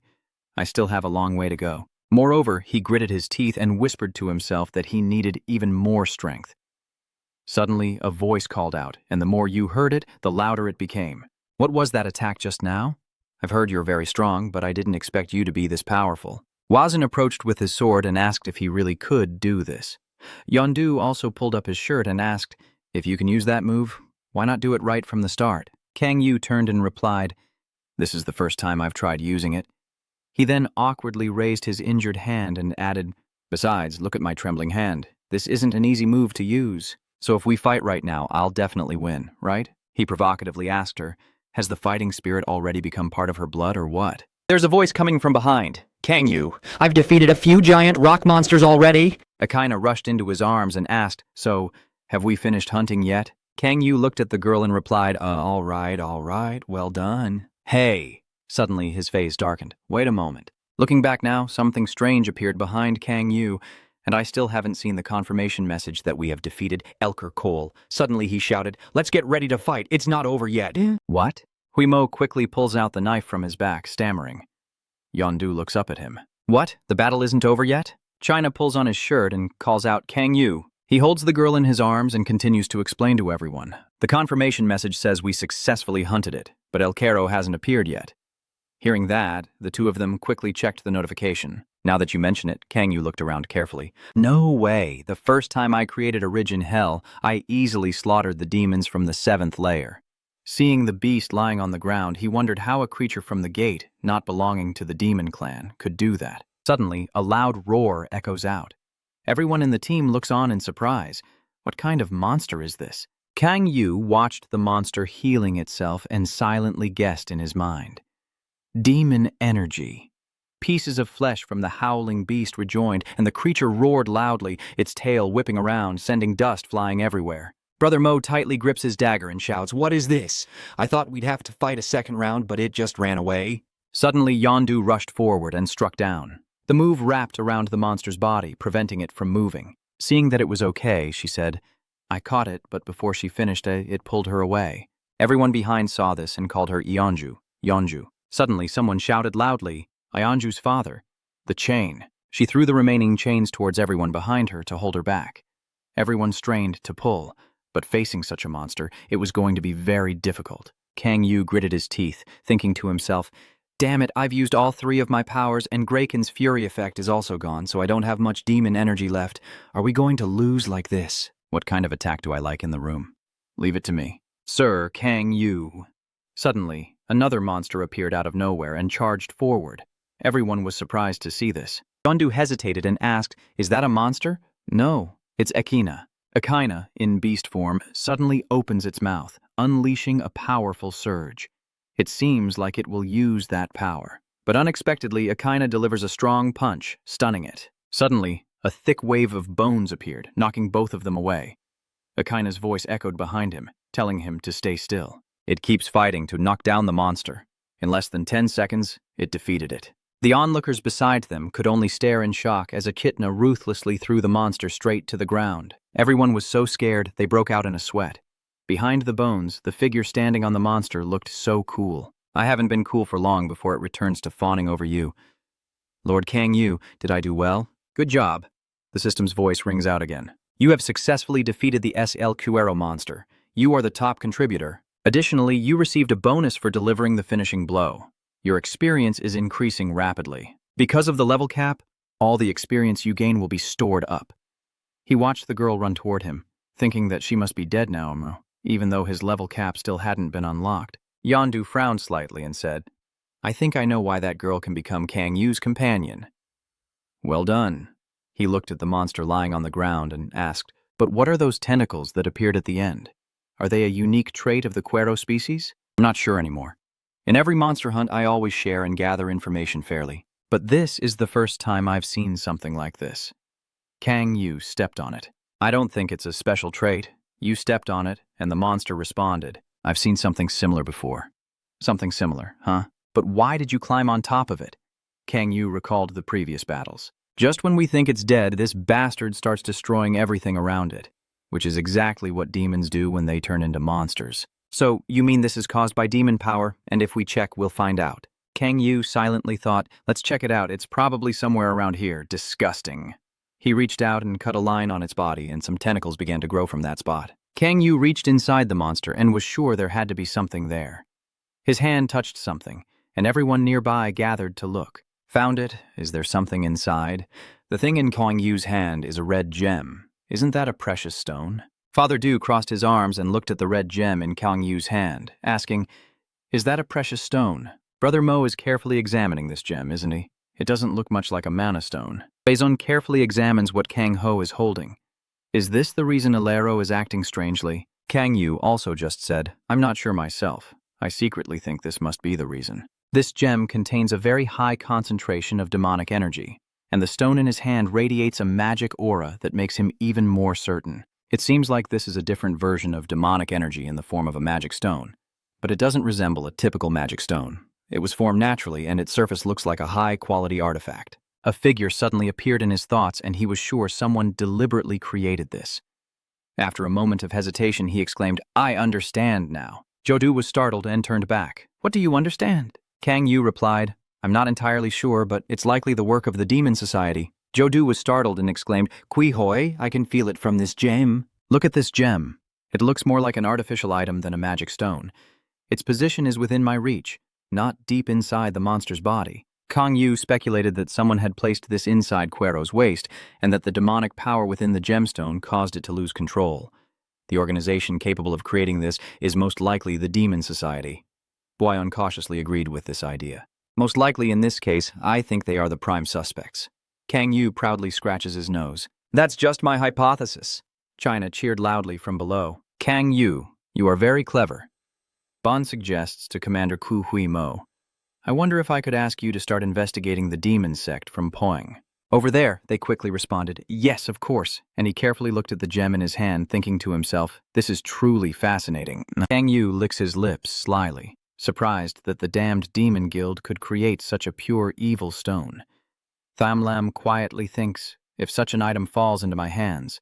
Rondu quickly pulls something from his sleeve with a panicked look. Let me take a picture of that gem, and I'll send our team to investigate it right away. Kang Yu hid his hand behind his back, secretly unleashing a few sparks of thunder and lightning, his greed suddenly rising. I can't let this slip away. Suddenly a loud noise rang out. The ground shook, causing everyone to scream in fear except him. Chao, standing nearby, shouted, What is going on? Could this still be alive? Weizon carefully observes the surroundings. No, I think it's just a phenomenon where the joints and muscles stiffen in a dead body. Yondu looked down below and said, Probably the status window also said it was dead. Brother Mo sighed. I think I might pee my pants. She turned to call him, but the gem had already flown away. Hey Kangu, give me the gemstone. Hey, where did the gemstone go? Kang Yu turned pale with fear, trembling all over. I don't know. It suddenly vanished like smoke. His lips trembled as he asked, What just happened? Beiwazan begins to speculate. Do you think the demon energy will disappear once it is touched by a human hand? Kang Yu secretly felt happy, thinking he would check how much he could absorb. Yondu sighed, feeling really dizzy. The system flashes a notification that you have absorbed the demon crystal using the gluttony ability, and your demon energy stat has increased by 3 points. Kang Ho covers his face with his hand, hiding his delighted expression. Dad, it hasn't increased at all, even though I've killed over 100 OGRs in the past 3 days. Akaina turned her head and asked Kang Yu, "Are we leaving now?" Hearing the girl say that made him wonder to himself, did she just mention the demon crystal? Noticing he didn't respond, she turned her head and continued, "Kang Yu, your emotions are rising again. I hope you hide that mischievous smile on your face. There's still more to come." The scene shifts to another setting, as the sunset casts its glow through the windows of the Wang military headquarters. Cheetah lazily lies down for a good sleep, but the voices of those around him reach his ears. Here is the remaining money after repairs. Sitting in the office, Bazan places a green slip on the table. Even after selling the corpses and demon stones, there's only about 10 billion left. Since this is their first time catching El Cuero, they paid quite generously. "So you're planning to give us 5 billion each? Thanks a lot." Bazan recounted when he was saying goodbye to his teammates, and regarding the gemstone, "We will investigate whether similar situations have occurred at other gates. The 2nd Legion from Poang will handle that." So what if the gemstone disappears again when we find it? She still warns them to stay alert, saying we need to capture that monster alive or make sure no one touches the arrow gem. Yondu listened carefully to her words, nodding along with the excitement, feeling that he was the reason they had to work harder. Suddenly she announced, "And there's some good news, too." The two of them asked in unison, startled. "A good news?" Bazan excitedly revealed a detail. "We realized that a part of El Cuero's body could be used as a material to craft a legendary equipment. They said they could forge a sword by refining its tailbone." The two of them exclaimed loudly, "Oh!" They looked tense as they waited for the crucial part and had already given me an estimated stat. She continued, "It will be an item to boost strength or agility." After hearing that, she deflated and looked disappointed. "The main attribute is demonic energy." Yondu could only sigh. The main attribute, after all. Ionju asked, "So wouldn't it be better if she used it?" Was on. She smiled softly and replied, "Unfortunately, the awakening conditions are quite complicated. The brief description suggests that only those with internal energy can use it." Yondu was surprised and curious about that. "Is it like internal energy from martial arts?" Jonju agreed, "That's right. That is a rare indicator among warrior players. Most are found in China, and in fact, no cases have been discovered in Korea." Father Du frowned in displeasure. "So it's worthless then. It would be better to sell it to China." Kang Yu immediately interrupted. "I'll take it." She turned to ask, "Are you okay?" And Kangu closed his eyes in response. "Yes, if he's a practitioner of internal energy and looks ahead thoughtfully, there's a player I know of nearby." And voices echo from a cave. "Is there really a path like this through the stone gate? Even in a maze-like dungeon, I thought all the routes had already been explored." The team member eagerly said, "We're following your lead, Si-hun, but do you sense anything?" He hesitated and said, "I just had a strange feeling of unease about something." As soon as he finished speaking, Si-hun's heightened senses warned him sharply, making him startle. He took the sword proactively and said, "Get ready to fight." The person behind was stunned in surprise as the path was dark, and strange sounds echoed ahead of them. The giant monster charged out. A buffalo man? Isn't it just a low-level monster? But behind it, there is a creature even more powerful. That thing crushes the Minotaur to the ground. Si-hun's entire team was stunned in that moment, everyone staring blankly. The raging Minotaur roared, emanating a terrifying aura of deadly intent. The team's tank quickly moved forward at the call from the commander. "Taesu!" The monster threw its first punch, pushing them back. "Damn it!" Si-hun hurriedly said, "If you attack like that, it's very dangerous. Taesu is still defending in front. Thanks." What kind of monstrous power is that? Its fierce gaze makes them cautious. It is completely different from ordinary Minotaur creatures. We must first receive the support spell, and then approach it carefully. Their commander continued giving orders. "Taesu, after you buff him, try to create an opening." "All right." The guy calls out another name. "Unba. Try to distract it so Taesu can get the chance." The girl also immediately cast her magic. "Yes, understood." The lightning ball was shot directly into the creature's body. Lightning strike. Its whole body twitched violently, accompanied by a thunderous roar that made them shiver.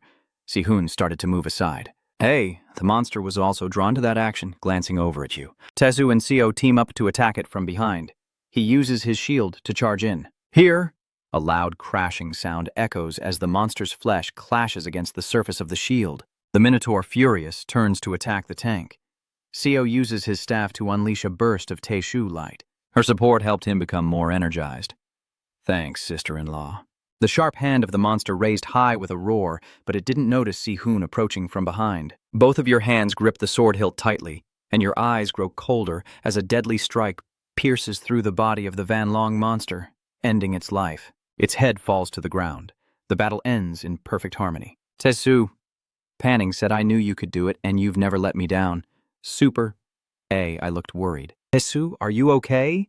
And Unbi kept praising the commander, saying, Do you look like the main character in a romance story just now? You really are the protector of the world. He wiped his sweat and modestly replied, It's nothing. It's all thanks to everyone's help. I also hesitated to look at that head. What's going on with this minotaur? I think it's much more ferocious than other members of its kind. The guide didn't mention anything about this, and the young mage also agrees. That's right. Its veins are bulging all over its body. It gives me goosebumps. I hate it. Suddenly, your eyes widened as you sensed something else, a light seeping out from beneath the creature's skin. What is that? A voice from inside the Warang headquarters greets you. Welcome, Gungu. Standing in the highest dark room, he is before a ready weapon, as the system announces the El Quero equipment. A legendary sword forged from El Quero's tailbone, it possesses immense combat power, can integrate light attribute attacks, and allows the user to walk on water. So, are you satisfied? Kang Yu drew the sword to examine it and replied, That's awesome. If I had the chance now, I'd definitely try it out right away. You holding the sword, you ask her if it's good enough. The hardest part is gathering the materials, but we've already done that. The rest is simple. Plus, these materials are still fresh and hot. 2 weeks is a long time. Father John Doe was surprised. Are you overdoing it, spending so much time forging it? Bei Wazan winked and said, Who cares? Only you two are protecting the people, and you've already outperformed the Warang team.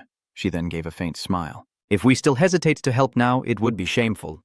Father Doe scratched his head, feeling embarrassed as he ruffled his hair. You're too kind. Kang Yu-do sheaths his sword and forces a smile as he looks at the two of them. I just want to absorb all the demon energy. Suddenly, Beach Rondu called out. Oh, and there's one more thing I want to tell you, Kang-gu. Kang Ho was startled and turned around to reply. Yes, go ahead and tell me, the girl asked with her arms crossed. You don't think it's time to stop using formal language with me, do you? He was startled by the sudden suggestion. Why is Bon crossing his arms and approaching? You seemed very relaxed talking to John Doe. It would be strange if I only used formal language with you. Doe frowned and looked at him, reminded of something. Why didn't you bother to use respectful language with me from the start?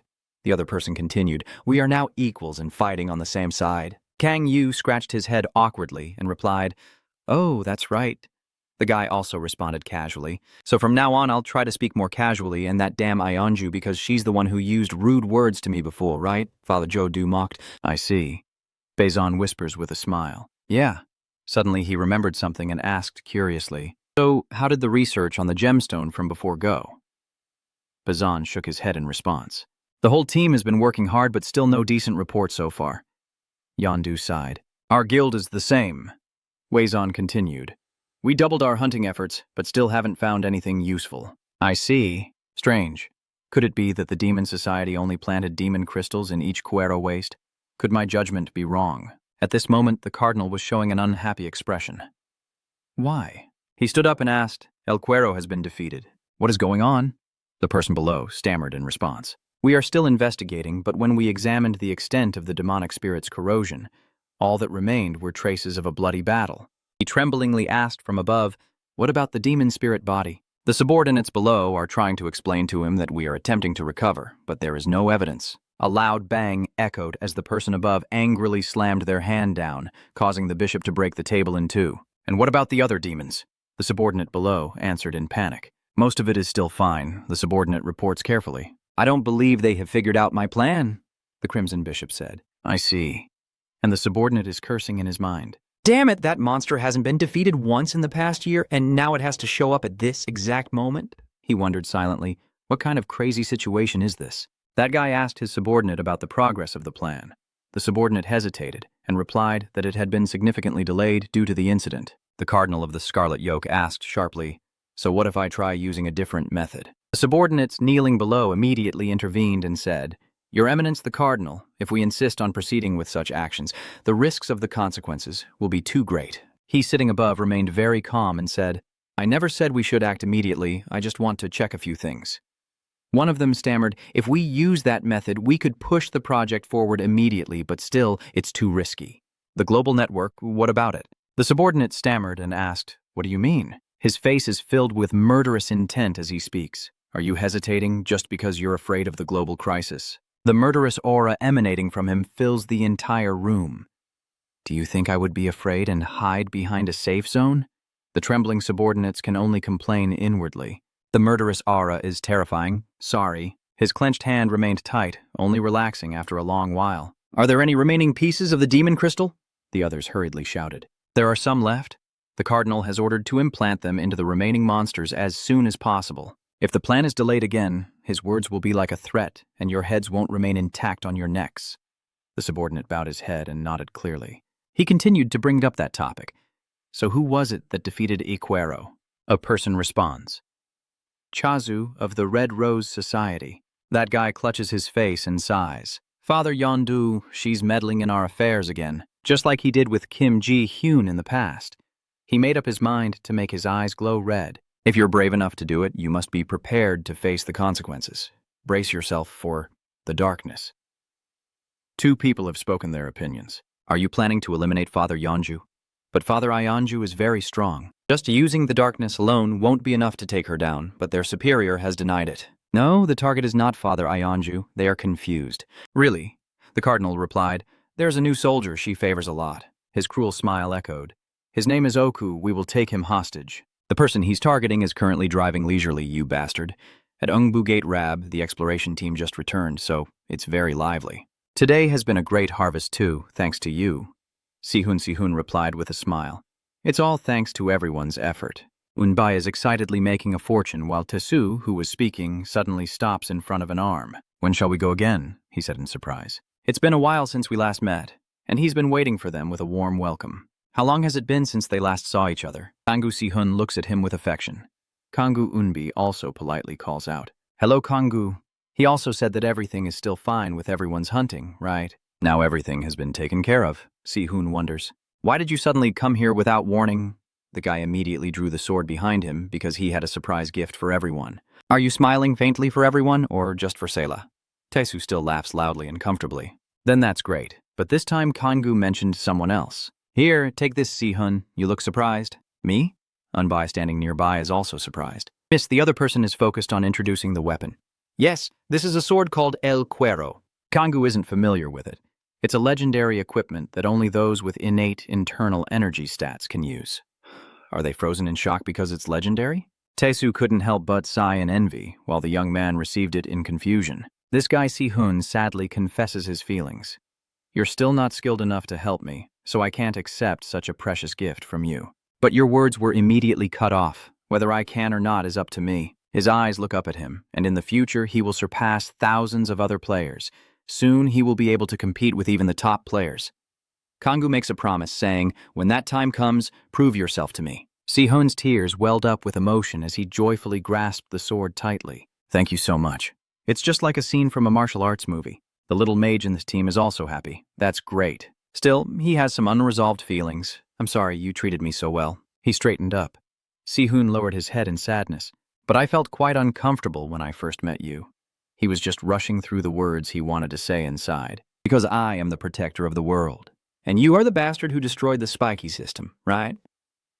The young man quickly regained his excitement, but all those feelings had already disappeared. It sounds strange, but it feels like our souls are connected. At this point, Kangu felt even more awkward. "Since I turned you into my subordinate, I won't bother with calling it a connection." Both of Sihun's hands are raised at the same time, while also calling out the guy's name. "Brother," his eyes are shining like stars.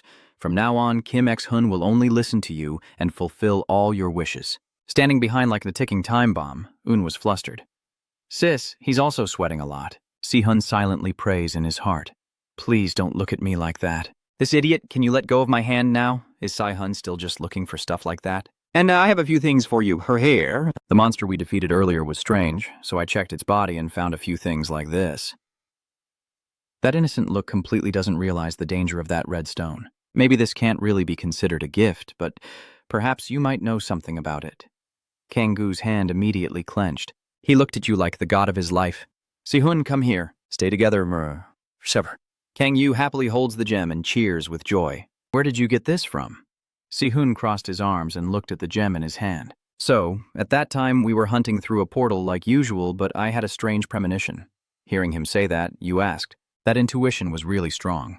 Trantru's words continued, revealing his clear surprise. At that moment, I suddenly felt a chill all over my body. Do you remember I told you before that I had a strange resistance feeling the first time I met you? That feeling was kind of like that. Just like the first time I met you. Si-hun recounts the battle with the fierce bull demon, yes. When I followed that strange feeling, I found a gigantic minotaur with dark, rough skin that looked even more powerful and fierce than all the other big minotaurs. Kang Yu hesitated and asked, and when he defeated it, that thing disappeared. Yes. He silently wondered to himself. It must be caused by demonic power. But does that mean this kid can sense demonic energy? Kang Yu held the stone in his hand and asked further. When Si-hun saw him in the hospital, did he feel that strange intuition when he interacted with him in the past? He hesitated to ask. That time? I didn't feel anything at all. Kang Yu held the ruby in his hand, inspecting it for a while. I see. He quietly assured himself that he couldn't sense the demonic energy. Then what does that crawling monster have in common with me? If it was swallowed by demonic energy, it would become a monster. Suddenly he thought of something. Looking at Si-hun, he quietly thought, CG. This kid is reacting to me. Someone who specializes in breaking the CCK core, and the monsters have become fragments after being affected by the CCK. It was originally a work of the demon power creature after Kang. An idea came to his mind to describe the relationship between him and the recent monster that appeared. Mutant monsters from hell and evil creatures. The reason is that this kid is the protector of the world, so he will defend the system from being broken.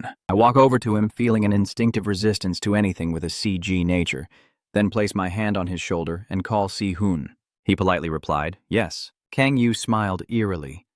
This kid might be able to find it. He smiled and asked, why don't we work together? The crystal demon that the Demon Guild hid is gone. Tazu's group is sleeping soundly on the ship as the system announces the next station, with Si-hun sitting by the window, gazing outside through the window. So from tomorrow you'll be going through the gate with Si-hun? He softly replied, yes, I'm sorry, but from tomorrow you'll have to go hunting with Tesu and Dunbi, so don't push yourself too hard. Kang Yu, who was walking ahead, said that since her level has also increased quite a bit, just the three of us will be fine. The girl walking with him suddenly stopped without saying anything else. Kang Yu kept talking without noticing, but remember, you still have to be careful. The girl stood silently in thought, then suddenly called his name, making him startle and turn around. Kang Yu, when you go through the gate tomorrow, will Ko and the others be able to come with us? Hearing her words made him reflect. With Kang Yu by our side, leveling up will be much easier. And what if we can also help him? Somehow. Kang Yu turned his head around, and Trantru said starting from tomorrow. Kang Yu walks on. We will go to those gates. The monsters inside will be much stronger than the Minoto you encountered today. He asked her if she was confident she wouldn't become useless when facing monsters like that. Trantru interrupted her, saying, I'm sorry, I shouldn't have said what I just did. And he quickly added, I also plan to investigate the Demon Guild. Hearing him speak made her even more sad, so anytime we could become their target, and going in a large group only makes protecting each other harder. Suddenly, a hand quickly reached out in front of her. Kang Yu glared and said, just like now, a group of the Devil Church appeared in the parking lot. Kang Yu stepped forward and greeted them. You must be members of the Demon Church, right? The arrogant demons advanced. We are not ordered to answer you. If you follow our words, you'll face a painless death. He chuckled softly, then looked at them coldly and asked, why don't you stop talking nonsense and get off my car right now? The Demon Church gang raised their scythes and charged forward, shouting, you're as arrogant as he said, thinking you can do whatever you want just because you have a boss like Father Yeonju. You are just a drop of sewer water in a vast ocean. They rush at him. We will teach you a fitting lesson. He scolds them for talking nonsense. Immediately afterwards, Kang Yu picked up A and ran elsewhere, leaving the demon cultist stunned. Steadying her on the ground, he advised, run away from here as far as you can. C shyly replied, yes. Kang Yu reassures her. I will take care of those fools and come back later. Kai, lying in his arms, rolled his eyes and suggested, well, I want to help too. Blessing Light. The system announces. You have just received the Blessing of Light, gaining 3 main points of power, 3 innate stats, and 2 demon force points have increased. Kang Yu looked at his hand and whispered to himself. Wow, she even got all my innate stats. That's impressive. Be careful and don't get hurt. Put her down on the ground, then turn around and smile, saying I won't get hurt at all. Don't worry. The demon soldiers charged at him, shouting challenges. You think escaping is that easy? We will cut you into pieces and feed you to the pigs. Kang Yu rushed forward and grabbed their scythe. He looked at them and smiled, asking who said I was trying to escape. Each of their sickles just grazed my face. Kang Yu rolled his eyes as he watched the movement of that guy's sickle. He shrank back to dodge the attack. Then suddenly his eyes caught sight of something. They all threw their scythes at him at once. Kang Yu swiftly dodged each of their attacks. With so many chains, they never get tangled, and they keep throwing them around non-stop. Watching how they move into action makes him suspicious. These guys are probably not amateurs. They shout loudly, "It's over." Kang Yu chuckled, then unleashed his power, but it was nothing compared to Father Yeondu. The two hands clapped together, creating a shockwave. After his applause, all of their scythes were knocked aside, and seeing their own scythes being pushed away, the demon gang members looked at each other in confusion. How is that possible? There's something off with the information the leader provided. The sect leader underestimated this guy. They looked at each other and said, "We need to report to the sect leader immediately." Kang Yu instantly turned to Ice and asked, "Do you think you can leave just because you want to?" Kang Yu then released a black flame and swept past them. 1,000 years of ice, do you think I would let you escape? They let out some groans as they turned to Ice. Super. When you hear people talking, just peek out and see. This time, don't turn into a monster again. Kang Yu stood behind them and asked, "So, how about we share some youthful memories now? I'll go over and take off the mask of one of them. Let's just breathe in some warm air for now." He shivered and sweated profusely. The demon priest's eyes reveal fear at his command, suddenly two enormous eyes engulfing the entire nearby space. "Who ordered you to do this?" The energy of terror. Is that the Red Cloak sect leader who died? The demon priest was too scared to speak. A trembling smile appeared as Kang Yu frowned at his smile and wondered, is he resisting? Suddenly, he groaned, startling him. The demon turned to look at him and stuck out its tongue, saying, "Demon Guild buys 5. Its tongue then caught fire, followed by an explosion that forced Seo to sit and hide behind the nearby wall. She hurriedly frowned and looked around as the smoke cleared to reveal a barrier. She then called out loudly for Kang Yu. Koei, standing from afar, shouted in panic, "Kang Yu, are you okay?" Kang Yu brushed away the smoke. Maybe he's planning to keep hiding and retreating. His heart wondered inwardly without showing his face, but his eyes suddenly revealed a murderous intent. "So, I have to lure the bug out of the hole." There is a stammering voice in the temple saying they have failed. A subordinate, kneeling below, reports, "We have confirmed that everyone we sent has died." The Crimson Cardinal leader sat on the throne and asked, "Is it Father Yeondu?" The subordinate kneeling below reports, though not certain, that they managed to kill that many. The person on our side is most likely only Father Yeonju. He touched his mask and wondered, so Father Yeonju is this strong? I didn't think I would suffer such a humiliating defeat. After some hesitation, he said, "I lost a squad of elite soldiers. How many crack fragments have you collected so far?" "About 30%. That guy really answered casually. 30%? The Cardinal asks while fiddling with his mask, hesitating before speaking. "Not too bad. All right, everyone spurs. Gesiebers ass. Michio." That guy immediately responded when given the order. Seeing his subordinate retreat, he reassured himself. No need to rush. He places the mask on the chair, sighs softly. Those bastards wouldn't be able to sniff out the demon crystal that easily. Ming Yi chuckles. The god of time is on my side. He looked at the temple and smiled with satisfaction. Everything still going smoothly as planned. A voice called out from the parking lot, "Kang Yu!" He brushed off the dust as the call passed through the wind. "So, you're planning to hide in there and refuse to come out, huh?" Kang Yu bit his lip in fury. "Then I will make you crawl out here." She shouted in panic, "Kang Yu, are you okay?" The explosion. Kang Yu took out his phone and calmed her down. "XO, wait a moment." Seeing the phone being answered, he cheerfully said, "Yes, Si-hun." But in his heart he thought, "I also feel guilty, but I need to be sure." Kang Yu still casually talks on the phone in front of SE, cheerfully saying, "Do you remember the ghost crystal collection I mentioned earlier? We need to try a little harder." Yeah. Meet me at the gate at 6 o'clock. If you feel ignored, clench your staff tightly." Only then did he hang up. "Nice to see you again." He turned around and asked, "Do you see?" "Ixa." Kang Yu hesitated and explained, We don't know what the members of the demon sect will do next. I have no choice but to keep my distance from you while we're outside." She gently looked at him and praised him. "You're so thoughtful, just like before. You really pay attention to how I feel." Every compliment she whispered reached his ears like the wind. "I want to become someone like him. Someone who can repay everything he has done for me. Of course, if I want to do that, I have to become stronger first." She clenched her staff tightly and smiled brightly. "Just wait and see. Next time we meet, you'll be surprised by my new strength." Suddenly, his cheeks flushed. "X, you really are an angel." He shyly turned and walked away. "I understand. Let's go home." Seeing him go the wrong way, she kindly reminded him that Kang Yu is on this side. A strange gate opens 10 days later, with 3 shining magic stones in hand radiating light. Everything is going smoothly.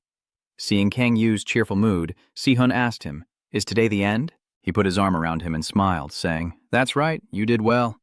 He clenched his fist and looked at him with teary eyes like a puppy. "I've been able to help Kang Yu," he thinks to himself, confused. "His eyes because he's obedient to him, so I'll let it go." He waved towards his car and offered a ride. "So do you want to get in? You're probably heading home now, right?" Si-hun softly declined. "No need. I'm planning to visit my mother at the hospital." He replied, "All right." Sitting in his car with the seat next to him filled with stuff, he drives while humming a song. Seeing Kang Yu return, Ina immediately ran over, whining. Kang Yu, holding up the bag, said to the girl, "I bought this ice cream." The girl asked curiously, "What is that?" Lying comfortably on the chair, he silently thought, "I've collected quite a few demon crystals, but everything still feels so peaceful." If the demon church is acting, I would have already received a call from Bazan or Father Ionju. Nothing has happened since the last incident. Kang Yu clasped his hands together, deep in thought. Are they doing something secret somewhere else? As he pondered, his phone suddenly rang. Things got complicated when the call from Weizun came in. Kang Yu picked up the phone but kept thinking to himself. "I know, Wazan on the other end, you say it's me. We have uncovered some suspicious activities at a level S gate at the port." The person on the other end asked if it was the demon cult. Weizun frowned and replied, "Yes. According to the intel, they are preparing for a summoning." Yondu immediately moved through the crowd to gather information. Yondu and the Red Rose have already departed. At the same time, a helicopter is following. I will also fly there by military helicopter soon. On the other end, Weizun continued, I will send you the address, so please go to the helicopter. While eating ice cream, he hesitated for a moment. Thanks to the crystal demon, I have a lot of demon power, so I will take the easier route. Suddenly, Kang Yu replied, I don't need to borrow. I'll go there myself. Wazan was startled and asked again, What? This is an emergency situation. Kang Yu just patted her head and replied, I already have my own helicopter. Suddenly, his eyes turned mysterious. Why bother to borrow from others? They reached an open space. Kang Yu looked up at the sky, silently thinking this should be enough. Akaina happily ran over, thinking to herself that it was just you and her. He called out to the clumsy girl. She also responded excitedly. Yes. He clenched his fist and suggested, let's fly higher. A blinding flash of light and a loud shout of obedience. Yes, Kang Wu. Akaina, now a dragon, called out his name. Kang Yu, as she flew, turned her head and asked, Can I have some more of that ice cream after we're done? He asked softly, surprised. Huh? Ice cream? I'll buy you a whole box, don't worry. Akaina cheered happily. I will do my best. Kang Yu. It's okay. Seeing how excited it was, Kang Yu quickly calmed down. Calm down. Sitting on its back, he silently thought, now before anyone sees, he touched its back to cast a spell. The power of reflection. And it curiously asked, Kang Yu, what did you do? Kang Yu quickly replied, It's a skill that makes us invisible, so there's nothing to worry about. It doesn't care either, so he just said, All right.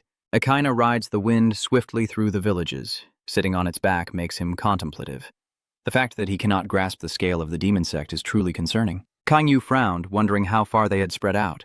Among those he knew, he couldn't help but feel suspicious. Which guild had they infiltrated? Sitting on its back, he saw that they had arrived and said this was a good place to land. It listened and responded. Yes, understood. Landing on the ground, he stood in silence, observing the area.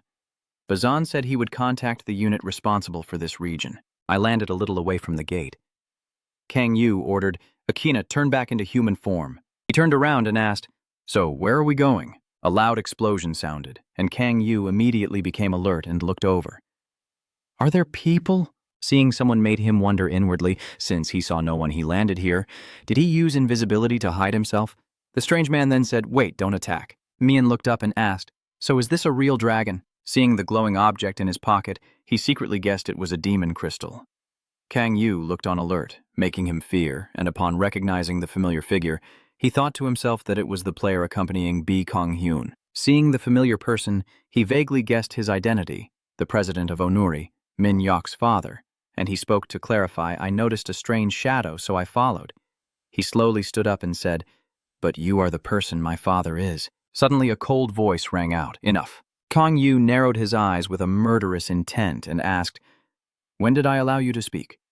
He pointed at himself, trying to explain. "I was just trying to clarify the situation. I know I look suspicious right now, but with a dagger pointed at me and a warning, that lecherous smile." He said, "Shut up." Min lowered his hand, and seeing that, he smirked confidently, sure that there are people holding demon crystals who are not part of the demonic sect. Seeing his attitude change, he thought to himself, "But with a guild leader here, it felt very strange. Should I listen to him?" Minun asked irritably. "So you refuse to listen to me, huh?" He pulls out 2 daggers and approaches him. "I had to use force to make you submit." The air between us is thick with the smell of gunpowder, and a strike is launched. Then came the super-fast power move jump. Kang Yu charged forward, aiming the sickle straight at Min Trong's face. The power of the sword. He grits his teeth to block the attack. Min immediately jumped back, his face turning pale with fear at the overwhelming power. "Who is this guy? He's so strong." Kang Yu sheathed his sword and quietly assessed him. "He's not that strong either. If he's involved with the demon sect, he should be stronger than this." Kang Yu stood still, wondering. If his guild has no dealings with the demon sect, then does that mean what I said is true? He wondered if he should test him. And then he announced that Yondu and the Warung team are coming soon. Seeing that he didn't react, he asked further, "If what you say is true, I will listen. Why did you come to Pohing? Are you suspecting me?" "You're the one who should be suspicious. Lately, you've been getting stronger so quickly, it's no wonder everyone is suspicious." The dagger falls to the ground as he focuses all his strength on the blade and charges at him. Another strike was launched, an ultrasonic wave attack. He charged forward with a fierce expression, fully committed to the attack. Kang Yu just stood there with a faint smile, glancing at him before speaking. "Hey, I was just curious why you asked." Kang Yu grabbed your head and asked, "So the thief also goes around causing trouble?" That damn thief leader, Kang Yu, stands aside scrolling through his chat, muttering to himself, "Yeonju and Wazeon haven't arrived yet. I still have some time. We'll be there in 10 minutes.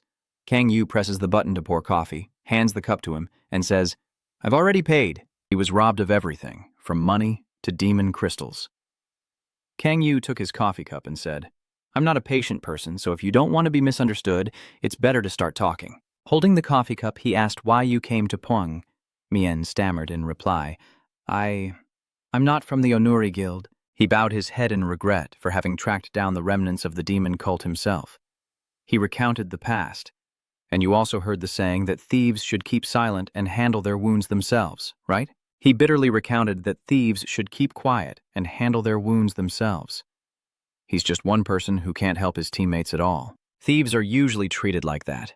He remembered it from before. But we quickly caught wind of the rumors and searched for justice, which is how we learned about the demon sect. Min Trung recalls each face of his comrades, standing in the corner as he silently gives orders. Min Trung and his team turned their backs to carry out their mission. We were determined. We decided to track the demon cult without relying on the Red Commission or the government. We want to prove that thieves are not useless. Kang Yu stands in the corner holding a cup of coffee, listening to him. "So after noticing your unusual behavior, I followed you. You probably don't believe me." He spoke up, making him startle. "That also makes sense." Min immediately exclaimed in disbelief, "Do you really believe me?" Kang Yu finished his coffee and thought to himself that what he said made sense, so he believed him. But then he went and caused a fuss. He threw away his coffee and turned to leave.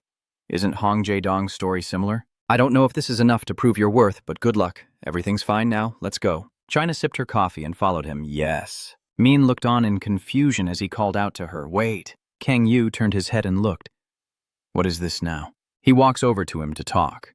His strength is on par with the leader of the 5 biggest guilds in Korea. "No, you're even stronger." Kang Yu ignored his question. "Why are you helping the government hunt down the cult? There must be a reason behind it. Isn't my answer already pretty clear?" My reason is the same as yours, Min asked in surprise.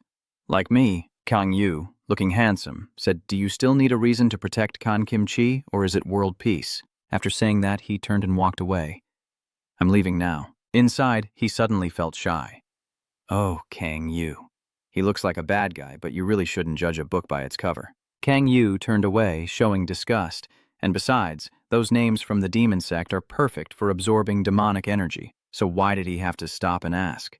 So annoying. He put his hands in his pockets and thought to himself that, anyway, it seems that the thieves group doesn't have any dealings with the demon sect. He's too weak to be one of their disciples. Suddenly, his eyes hardened.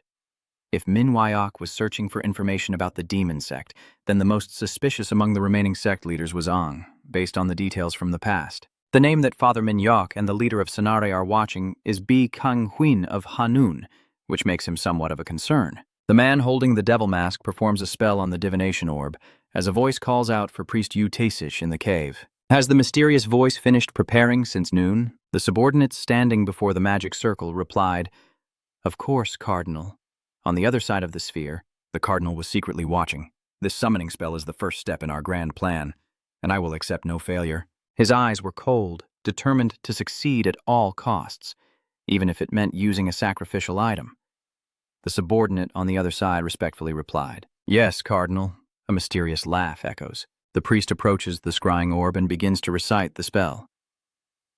Please bring honor to the demon society. He asked loudly, Have you drained the blood from the sacrifices yet? The subordinate replied, Yes. The priest looked on silently, walking around the ritual circle to examine it, and said, This ceremony is extremely important. We cannot fail. He wiped his hand on the ground, raised it, and muttered to himself, Just as I thought, this still isn't enough. He called out,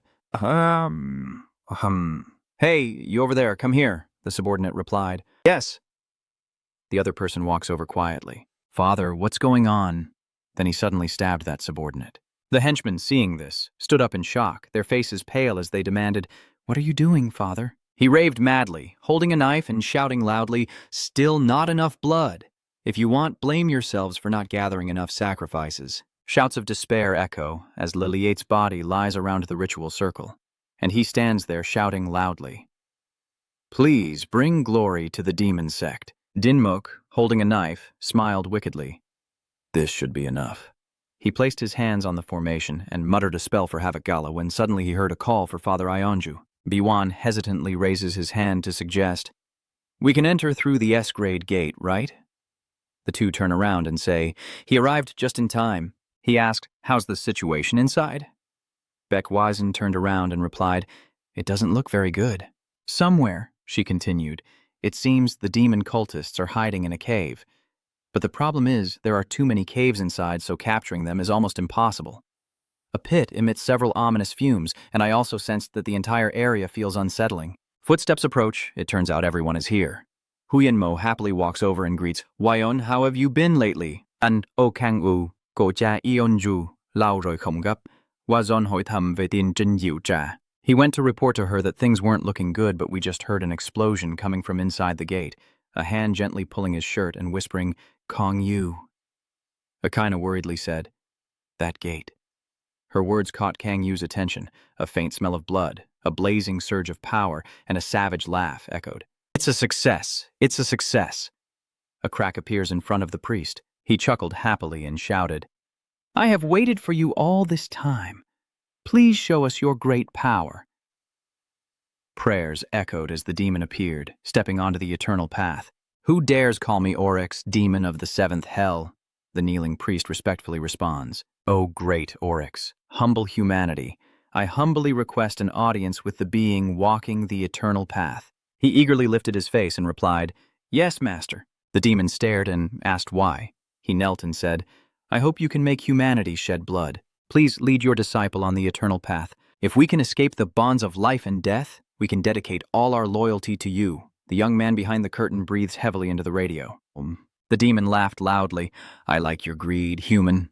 The walkie-talkie crackled beside Huyen Mo. Captain, I think you should move quickly. The radio crackled. I think I found the cave, but the situation is strange. Huyen Mo picks up the radio and shouts, Gu Huyen Mo, what's going on here? Answer me. Kang Yu hurriedly said, instead of wasting time shouting, I think we should move quickly. Looking at the open gate, he continued, They don't even bother hiding the smell of blood anymore. Everyone immediately looked up. all the guard teams panic and look up. Po hang, what is that? The demon turned to look and slammed down to the ground before everyone's eyes. It exhaled a burst of hot air and said mockingly, using you as sacrifices isn't a bad idea. The security team reassured each other, don't be afraid, we must hold on until reinforcements arrive. After saying that, everyone fought the monster with all their might. A thick aura of murderous intent radiated from it as it taunted, the frenzy of battle is truly exhilarating. It gently swiped its claws, causing everyone to fall like dominoes. Brother Mo was so stunned by the scene before him that he trembled with excitement, thinking that this was only the first summoning and already an incredible being with astonishing power had appeared. As the time warp barrier weakens, next time we might summon an even more powerful demon. This country, no, the entire world will fall under the control of the demon cult. A dull, blood-stained sickle is not enough. The monster licked its tongue and laughed loudly. The useless bugs, the guard teams with shields and staves all turned pale. Then suddenly a call for the guard sounded. Wait! Huin Mo rushing forward with his weapon at the call of everyone. The captain, the demon swinging the sickle, shouted loudly.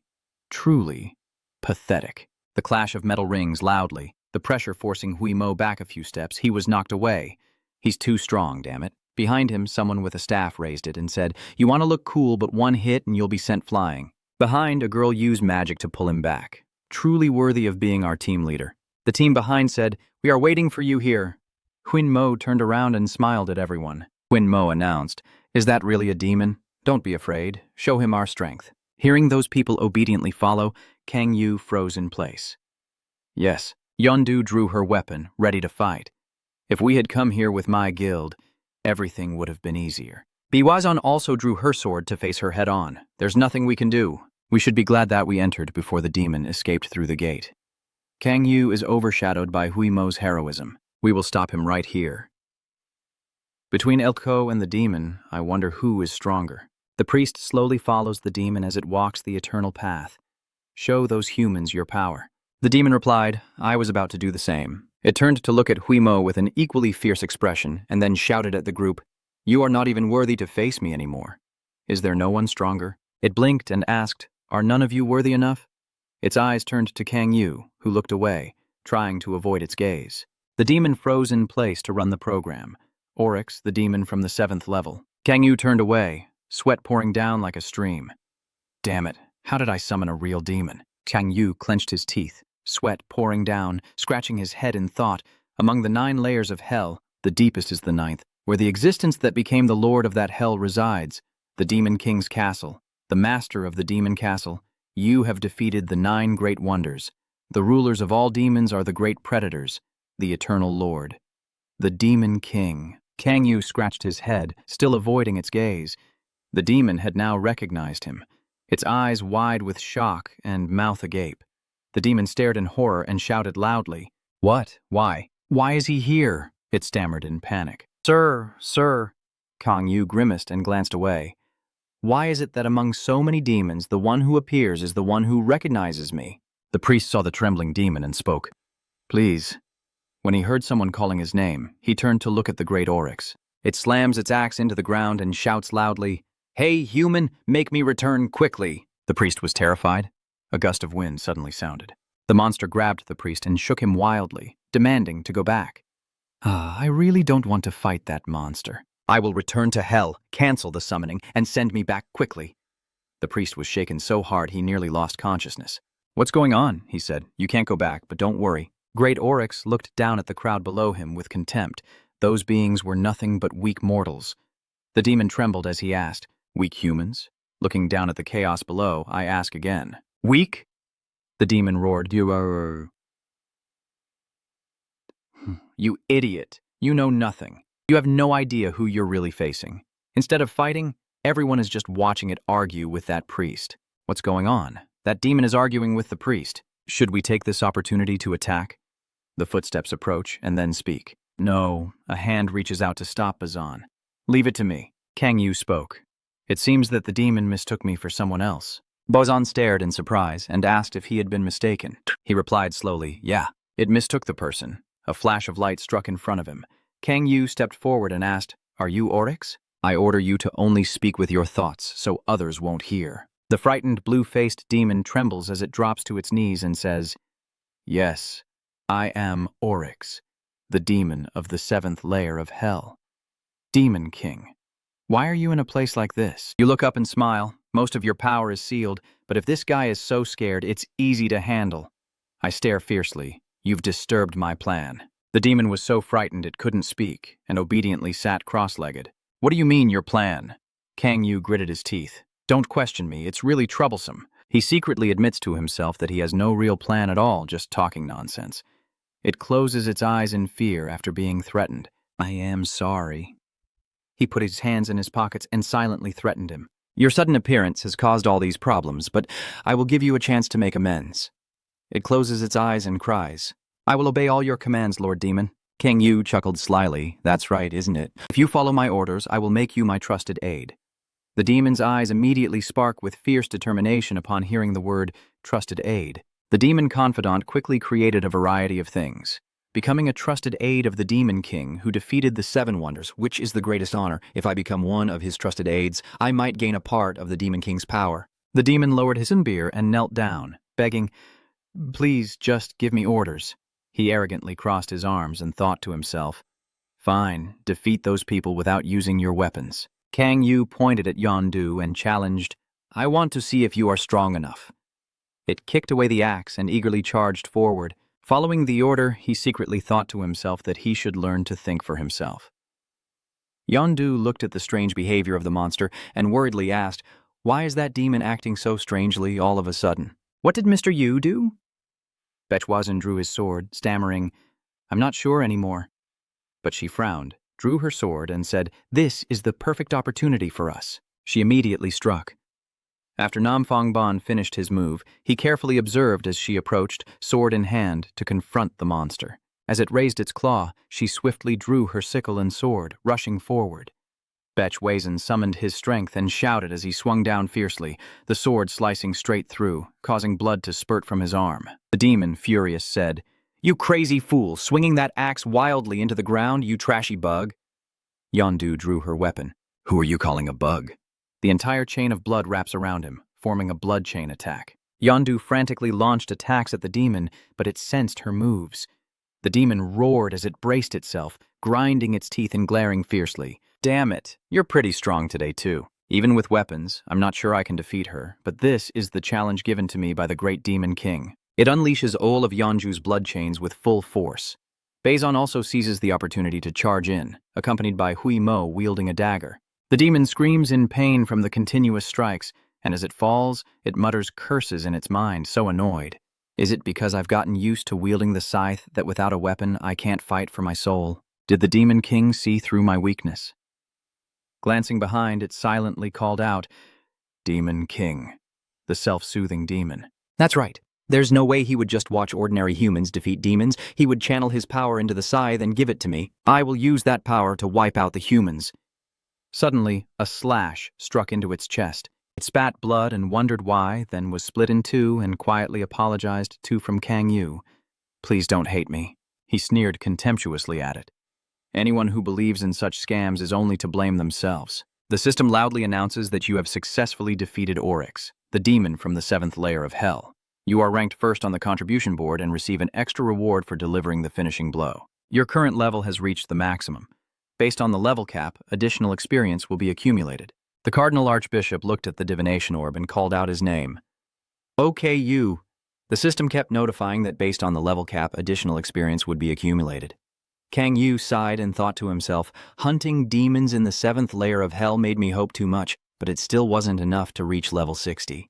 Yondu ran over in a panic and asked, Yu, what just happened? The demon? He turned his back and replied, while also casting a spell behind him. Yeah, it's dead. In the end, everything turned out fine, didn't it? Kang Yu thought to himself. But leaving the corpse behind would be a waste. So a stream of purple energy, the power of the hunt, burst out from within and enveloped the demon's body. He secretly thought that before they realized Yondu ran to his side and saw the purple aura, he would panic. At the same time, the system announced that your demon power level has increased by 3. Kang Yu turned his head, licking his lips, and looked back. Just 3 points only? What a cheapskate. Well, the higher the stat value, the harder it is to earn points, so this should be enough. He glared, the sound of blood dripping echoing. After the 6th awakening, the seal of the 10,000 demonic orbs had weakened, and the stats didn't increase much, but the demonic energy emanating from it had completely changed in both quality and quantity. Everyone approached him and asked, "Strange, do the demon's body disappear after death?" Huin Mo carried the priest over and asked, "Hey, Wazion, is this the guy with the red mask we're looking for?" The priest grumbled nearby. Bazon shook his head. "No, he's just a subordinate." Huin Mo sighed and said, "So that guy still won't show his face?" He slapped him on the cheek and said, "I prefer to eliminate guys like this right away." But Huimo shook his head and taunted him, "You rotten scum, just wait and see. Our place isn't as strictly controlled as Seun, so we have many ways to make you confess." The priest spat blood and anger, "You bastard." Suddenly, a cold voice asked, "You bastard?" Himo glared and threatened him with every word. "Watch your mouth, or I might just strangle you thinking about what you've done to my subordinates." Huizhen brushed his bangs back and spoke, "Captain Gu Huimo, I understand how you feel, but I need to tell him this to ensure he takes responsibility." Huimo was startled and replied, "All right then, Huizhen, are we ready to move him out of here?" He picks up the priest and reports, "Of course, we have both a car and a helicopter." The priest secretly curses. Damn it, damn it. He was so furious that he was frothing at the mouth, never expecting to be caught by such a bunch of ordinary people. If that stupid demon hadn't done strange things, if only I had the strength of that demon. Suddenly, the bastard's mouth swelled up. Kang Yu crossed his arms and watched, seeming to realize something. He quickly shouted a warning to everyone. "Get back, it looks like we can't interrogate that guy." Hui Mo was startled and couldn't react in time. He immediately let him go. Kang Yu explained, "He has been exposed to too much demonic energy, his body is transforming, and you are also explaining and gradually turning into a monster." Yondu rushes forward with his weapon to protect Kang Yu. "I will handle him." She clenched her weapon tightly, then released it and shouted, "Blood chain, imprison!" Her weapon wrapped tightly around him. Yeonju shouted loudly and forcefully threw him to another place. The chain from Yeonju's hand pulled with such force that the ground splattered, and the priest's body disappeared into the dust. Yeonju clenched the blood chain in his hand and cursed Li Ni, damn it. She pulled down her hat and asked, "When will we be able to catch their leader?" She pulled her hat down, blaming herself. "I should have restrained myself and kept that guy alive to interrogate him, but I lost my temper. And then, who cares anyway?" Kang Yu softly said, "You're doing very well. No need to worry, there will be more chances to catch them." She shyly said, "Honestly, you're shameless." Kang Yu opened the system, thinking he should check his own status window first. Suddenly, he pressed a button on the system and Kang Yu's face widened in shock. The notification system sounded, revealing the first step to becoming a demon god and the final condition.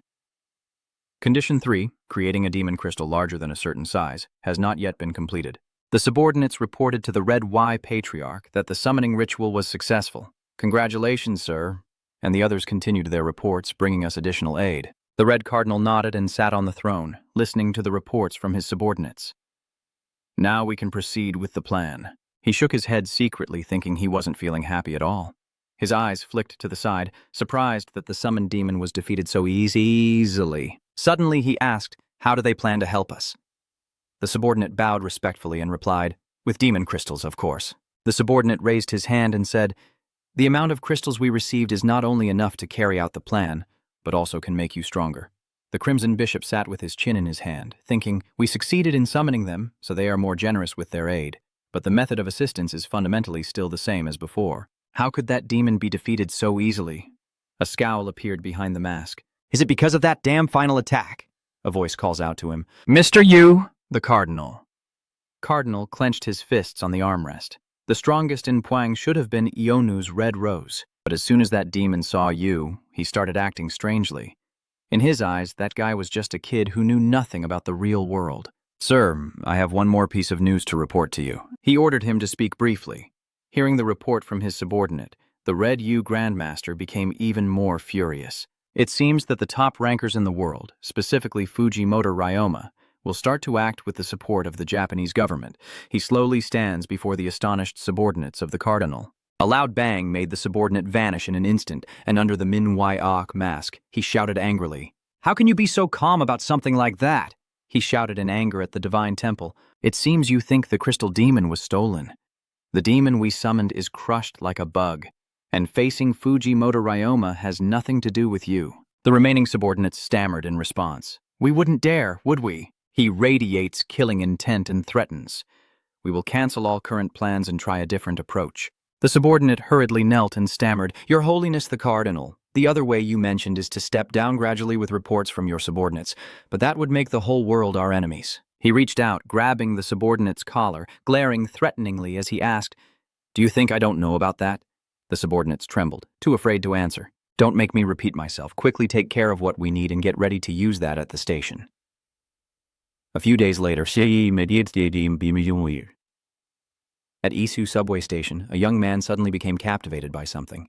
"What is that?" A tear appears in front of everyone, like a portal to another world?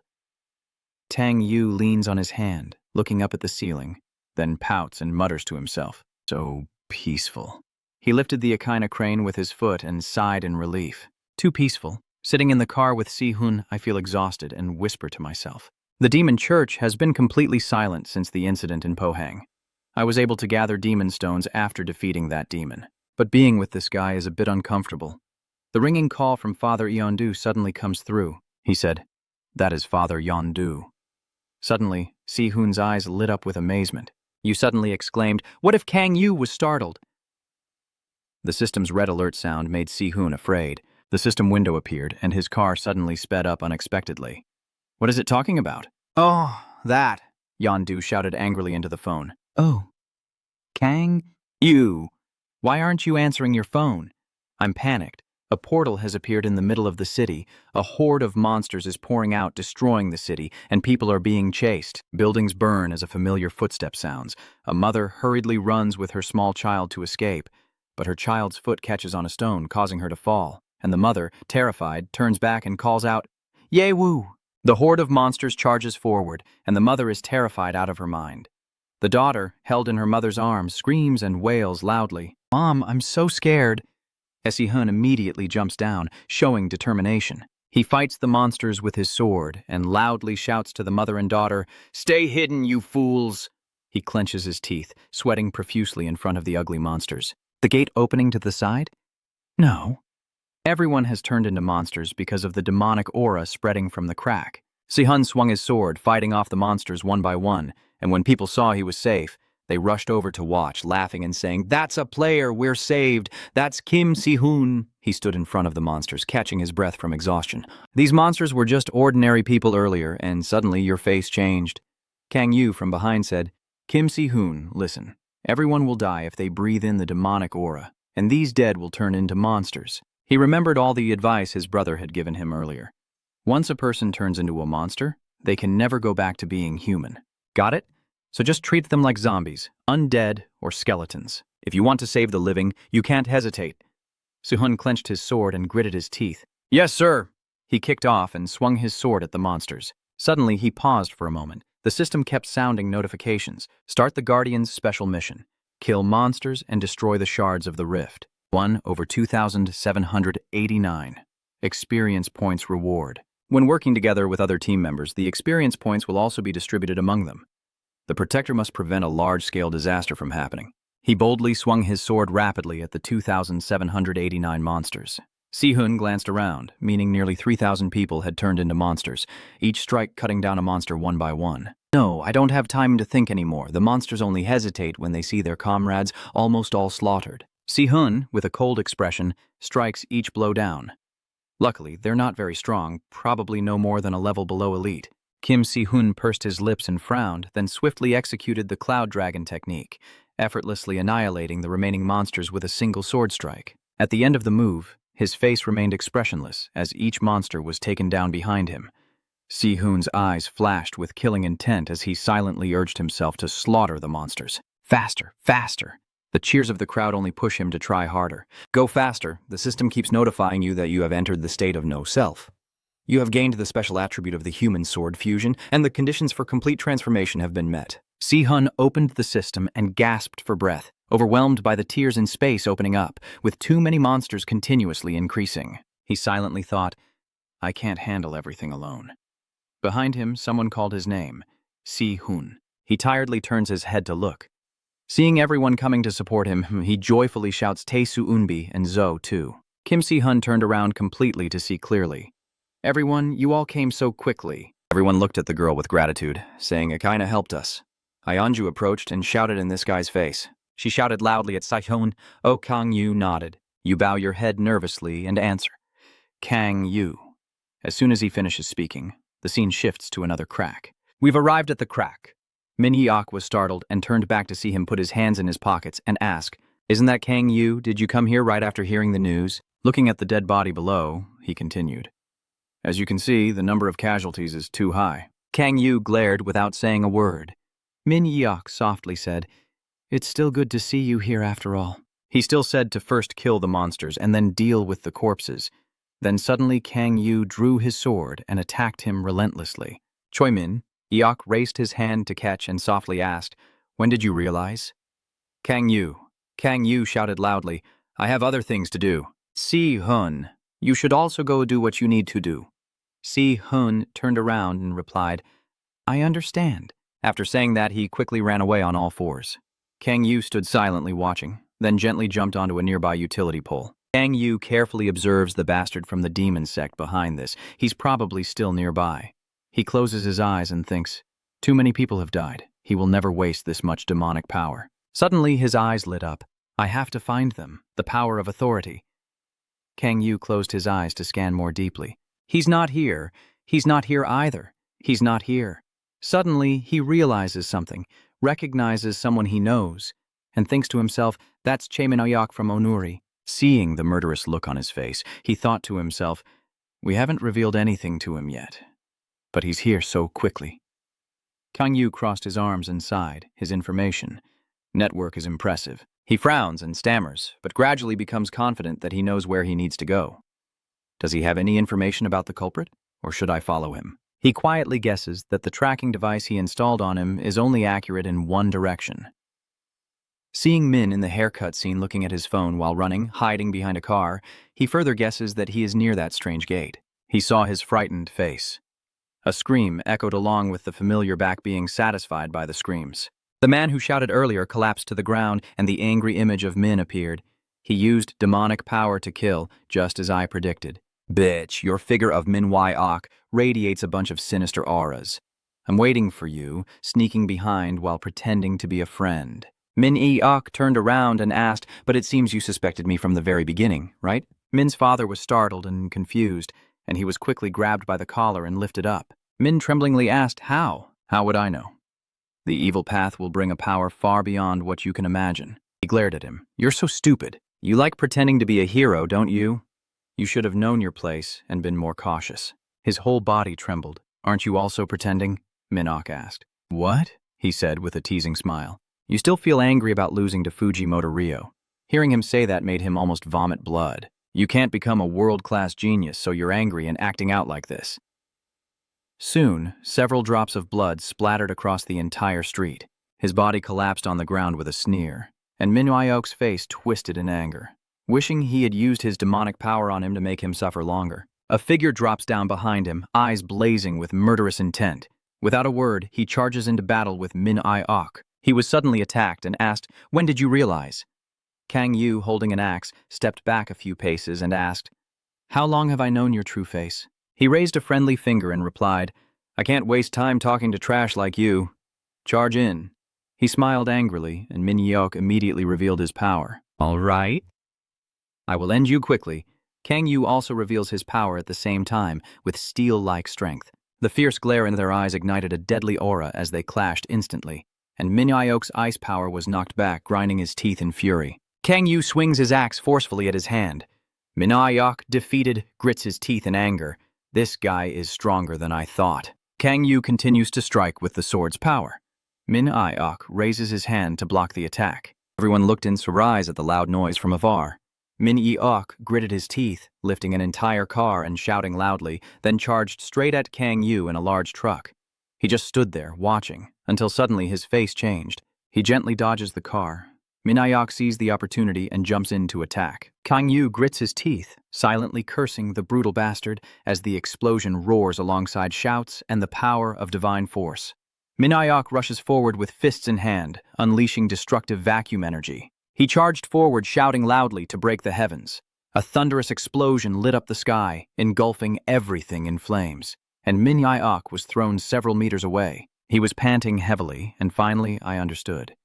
He looked at your steps emerging from the smoke, the one who had been hindering us all this time. He laughed and said, "It's not Yondu."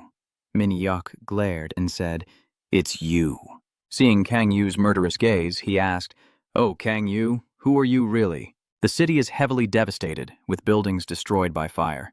The sound of footsteps gradually approaches. Kang Yu glared and asked, "What do you mean?" Min Yaok squatted on the ground and replied, "The one who obstructed our plan is not Yondu, but you. Do you understand now?" he said with a smile. "Yondu is very strong. I found it strange that only she could interfere in so many matters like this. I will ask you again." Seeing the murderous aura approaching, he asked, "Oh, Kang Yu, who are you? Haven't I already answered you?" He slammed his axe to the ground and shouted, "I don't want to waste time talking with you." "Fine then, I thought you wouldn't reveal easily. You rush in quickly, and I will make you shut up." Suddenly, there was a loud crash and explosion in a corner of the city. The two rushed in, attacking fiercely, and a nearby car was knocked aside. Kang Yu raised his kite and swung wildly, causing Min Yaok's father to cry out loudly as he was struck on one shoulder, and he faintly saw the shadow of a long-haired figure in the darkness with a scream, while Min Yaok raised his hand and looked up, chuckling to himself, "Again? Oh no, this is fine too. You will be a perfect test subject." Kang Yu just glanced without speaking, raising his muscular hand in a challenge. "Come here." Min Yaok raises his hand and loudly says, "I have enough shards from the crack." The pink ruby shattered into tiny pieces. He raised his hand and laughed loudly with satisfaction. Kang Yu glanced at the shape of the crack, which had changed. Black smoke billowed out as the demons drooled eagerly. Min Yaok laughed loudly with satisfaction. Kang Yu was startled and panicked as all the demon energy gathered towards Kang Hyun. This bastard, could it be? Surrounded by darkness, he laughs loudly and says, "Come on, come to me." The pair of wings and devilish tail gradually revealed themselves. Kang Yu, clutching his spear, looked pale at the figure before him as each demonic horn rose, and Min Yaok's face transformed into that of a demon. He cursed inwardly, damn it.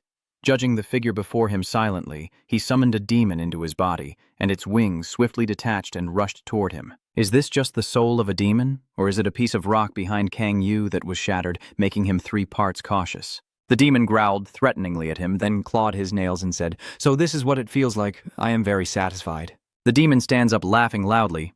"All right then," and shouts threateningly, "Let's fight again." Kang Yu clenched his teeth in fury. How could such a crazy plan possibly succeed? The demon swung its hand straight at him. "Die." It clenched its fist and shouted loudly. Its sharp claws stabbed straight into him. Kang Yu leans in, carefully observing. It punches the ground, causing rocks to fly everywhere. Kang Yu dodged with a sky power move and said, "I will end you in 1 minute." He cast a spell straight at the demon, unleashing his fury with a powerful strike at the demon of divine force. It got hit and immediately became furious, veins bulging. Kang Yu angrily asked, "Is it useless?" A loud bang echoes from a corner of the city. Kang Yu pulls back the scythe, readying for another strike. He strikes down the demon with a straight punch. The demon grins maliciously. It laughs joyfully. Kang Yu raises his scythe, and the scythe in his hand suddenly disappears. He was immediately startled and thought to himself, "What? My demon power is gradually fading. What is going on here?" The demon grabbed him and threw him aside, then laughed loudly. "You've fallen into my trap. I knew it would turn out like this. You are too impatient. It roars. Maybe you don't know, but this is the power of a demon." Suddenly, it grabbed his hand. "Watch my power of confinement." Kang Yu was stunned to hear the name of the move, the sealing power gripping him, and he muttered, "So it means it grabbed him into the air." "That's right, your player's power has been sealed." Kang Yu looked at the demon's clenched fist and felt a surge of anger inside, unable to sense any demonic energy in his body anymore. The demon's foot stomped on the ground, lifting him up before laughing loudly, "You can't escape my claws." The demon's foot stomped again, gaining momentum to throw him violently. Kang Yu sat trembling by the roadside in pain and asked mockingly, "This is bad?" "It's useless, so what? Do you look handsome now?" "Ha-u Kang Yu," it approached him with a teasing smile. "I know well that brash guys like you." It looks at him with contempt, thinking that all of you are fools and that this world belongs to you. Seeing the faint figure behind him makes it want to insult more. All of you are arrogant, evil, and always full of yourselves. The demon's eyes flash brightly as it grips his head with its large hands and lifts him up. It's time for you to pay the price. He used his weak hands to hold her hand and shouted loudly, "Die!" A hurried step approached, and Aina rushed forward, calling his name with her small fist. He was startled and glanced over. The girl raised her small hands and ordered, "Stay away from him." Suddenly, her magic power disappeared, leaving Akaina stunned. Kang Yu exchanged a look with the girl and said, "My demon power has been sealed, so you probably can't use your strength anymore. Your power comes from my demon force." The demon turned around, looked, and then smiled, saying, "Oh, you're the kid I saw yesterday." It grinned and said, "Looks like you're also close to Kang Yu." After escaping from its grip, he would have to hear a few more taunts, wondering what his expression would be. She immediately grabbed China and lifted him up. "If I crush you right in front of him." The girl screams, "Let me go." Kang Yu hesitantly picks up the rusty knife. Akaina turns her face away, listening to the urging. "Hurry up and look." He picks up the knife and walks over, then dismissively says, "Honestly, even I feel ashamed just looking at you now." The demon sneered, "What can you do now that your power has been sealed?" Kang Yu decisively raised his hand before the frightened cry. "No way!" The demon stared in shock, his face pale as he watched his arm hang loose in the wind, blood dripping onto the ground. "You want to know who I am, right?" he said with a dangerous smile that even the demon was frightened stiff. "All right, let me tell you something." Kang Yu, frowning, exerted force to release a wave of power. I could feel the demonic energy flowing through my body again, but I had used too much power and no longer had enough demonic energy. Kaken's rage has ended, and I lost an arm, so I'm still at a disadvantage. The demon throws him to the ground disdainfully. "You damn parasite. Now that you're like this, what do you think you can do anymore?" He frowned. I didn't want to use it, but there was no other choice left. Kang Yu smirked. "Oh well, it doesn't matter. I knew there would be a day I had to use it." A mass of slime surrounds him under the blood moon and the waves of Black Sea. The power that suits him best. A few doors appeared behind him, the power to hunt. He glanced briefly. Kang Yu grabbed any door. He stands thoughtfully as the door gently opens. The 10,000 demonic cores reveal the first door. Black ichor flows down, and his body is enveloped in dark energy. The foolish demon stared blankly, curious as it looked at the black mist covering Kang Yu's entire body. "What is that?" It smirked and snapped its fingers. "I don't know what happened, but my claws have already healed." It rushes toward him fiercely. This is where everything ends. A gap appears, and as it hits away apart, it laughs triumphantly. "I thought you had some kind of plan." "Did you turn slim?" China called out to him in pain on the ground. The more it gurgled, the more the demon was stunned as it watched the body recover to its original state. It looked at the slime in its hand, then suddenly the slime surrounded it, making it terrified. "What is this, a mouth?" It was so terrified that it was as if countless mouths were opening. It screamed in fear, covering its face in panic. Suddenly, a desperate scream echoed along with the sound of cracking earth, and Stone Manhwa turtle struggled and howled in the swamp. "Oh, devil, please help me." A pitch-black flame hovers in the air and then makes a sound. What is this?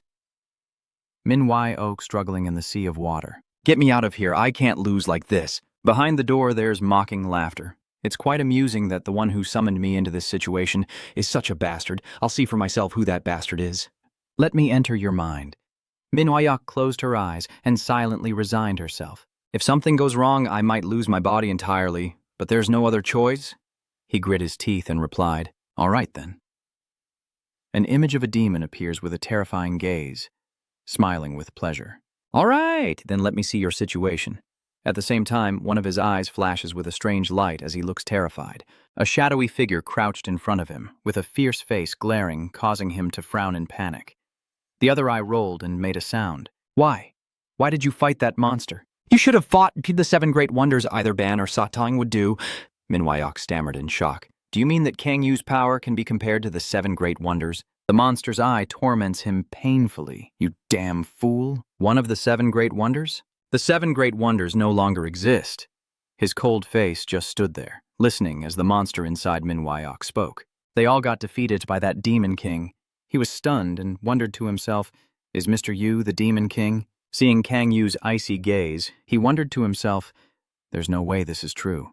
He can't be the strongest demon lord. Ruler of the 9th hell, someone like him couldn't be on Earth. Seeing the powerful black and purple aura emanating from behind him, Manhwa was utterly terrified, while Kang Yu's sinister smile made him turn pale with fear. Kang Yu, with a cold face, silently says nothing, as his body gradually sinks into the water. What did I just do? His consciousness gradually sinks into the water. He can't remember anything, not even who he is. A strange object flashes past his face. Sola, forcing him to open his eyes and look. Looking behind, an mysterious arm was grabbing Manhwa tightly. He was choking on water and couldn't close his mouth. Kang swims up and thinks to himself, I need to get out of here, but a door glimpsed in the sunlight. What was it for? The mysterious arm from below grabs his leg. Kang turns his head back with an angry look. He struggles to swim to the surface, but he can't remember who he is anymore. Darkness almost engulfs his body. So why should I keep struggling then? Kang glared. If I give up, wouldn't it be easier? The call of his name echoed in his subconscious. Kang. His body was seized by hands reaching out and grabbing him tightly. The sound of his name called out made Kang body come alive. Kang. His teeth clenched in fierce anger. Damn it! Kang grits his teeth and rushes forward. He reached out with all his might to grasp the door, determined and alone. Everyone looked at him, crying out loudly, calling his name. Kang. Kang, are you still okay? Kang groggily sat up. I'm tired and mumbled that I'm fine. In moments like this, you have to risk your life to look cool. China stood up and shouted loudly. Please don't joke anymore, the girl trembled as she scolded. I am your summoned beast, so I know you. I almost disappeared. China was crying and blaming him, saying he promised he wouldn't leave me alone anymore. Kang gently stroked her to comfort her. All right, I'm sorry. He looked around, sighed, and thought to himself that trying to open a door in this situation might be a bit too much. Opening a door is a way to draw power from the demon realm of Marias. When I was in hell, I didn't use it much. Just making a small mistake could get me swallowed. Kang held Ina and Soa in his arms, thinking to himself, but usually, if you open the first door in hell, it's usually fine. It seems I can't afford to use it recklessly in the future.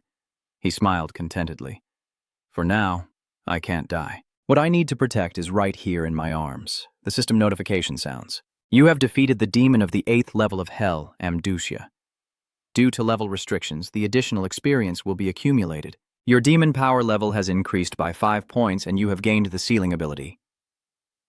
Kang looked up at the system and chuckled at the 5 demon power points. He slowly stood up. Now his demon power stat had reached 103, finally surpassing 100. I heard that 100 is the lowest standard in this world and the sealing power is quite useful. A hand gently touched him, then took the scepter in his hand and frowned as he cast a healing spell, light emanating from it. Kang looked at the hand and praised, See, the effect is really good. Koe Nyang Traloi, I have reached the 5th awakening.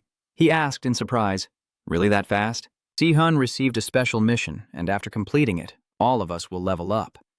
Kang smirked and asked Si-hun, So you're doing the main character's tasks again? He looked at him and said, After I finish handling everything here, I will take care of you.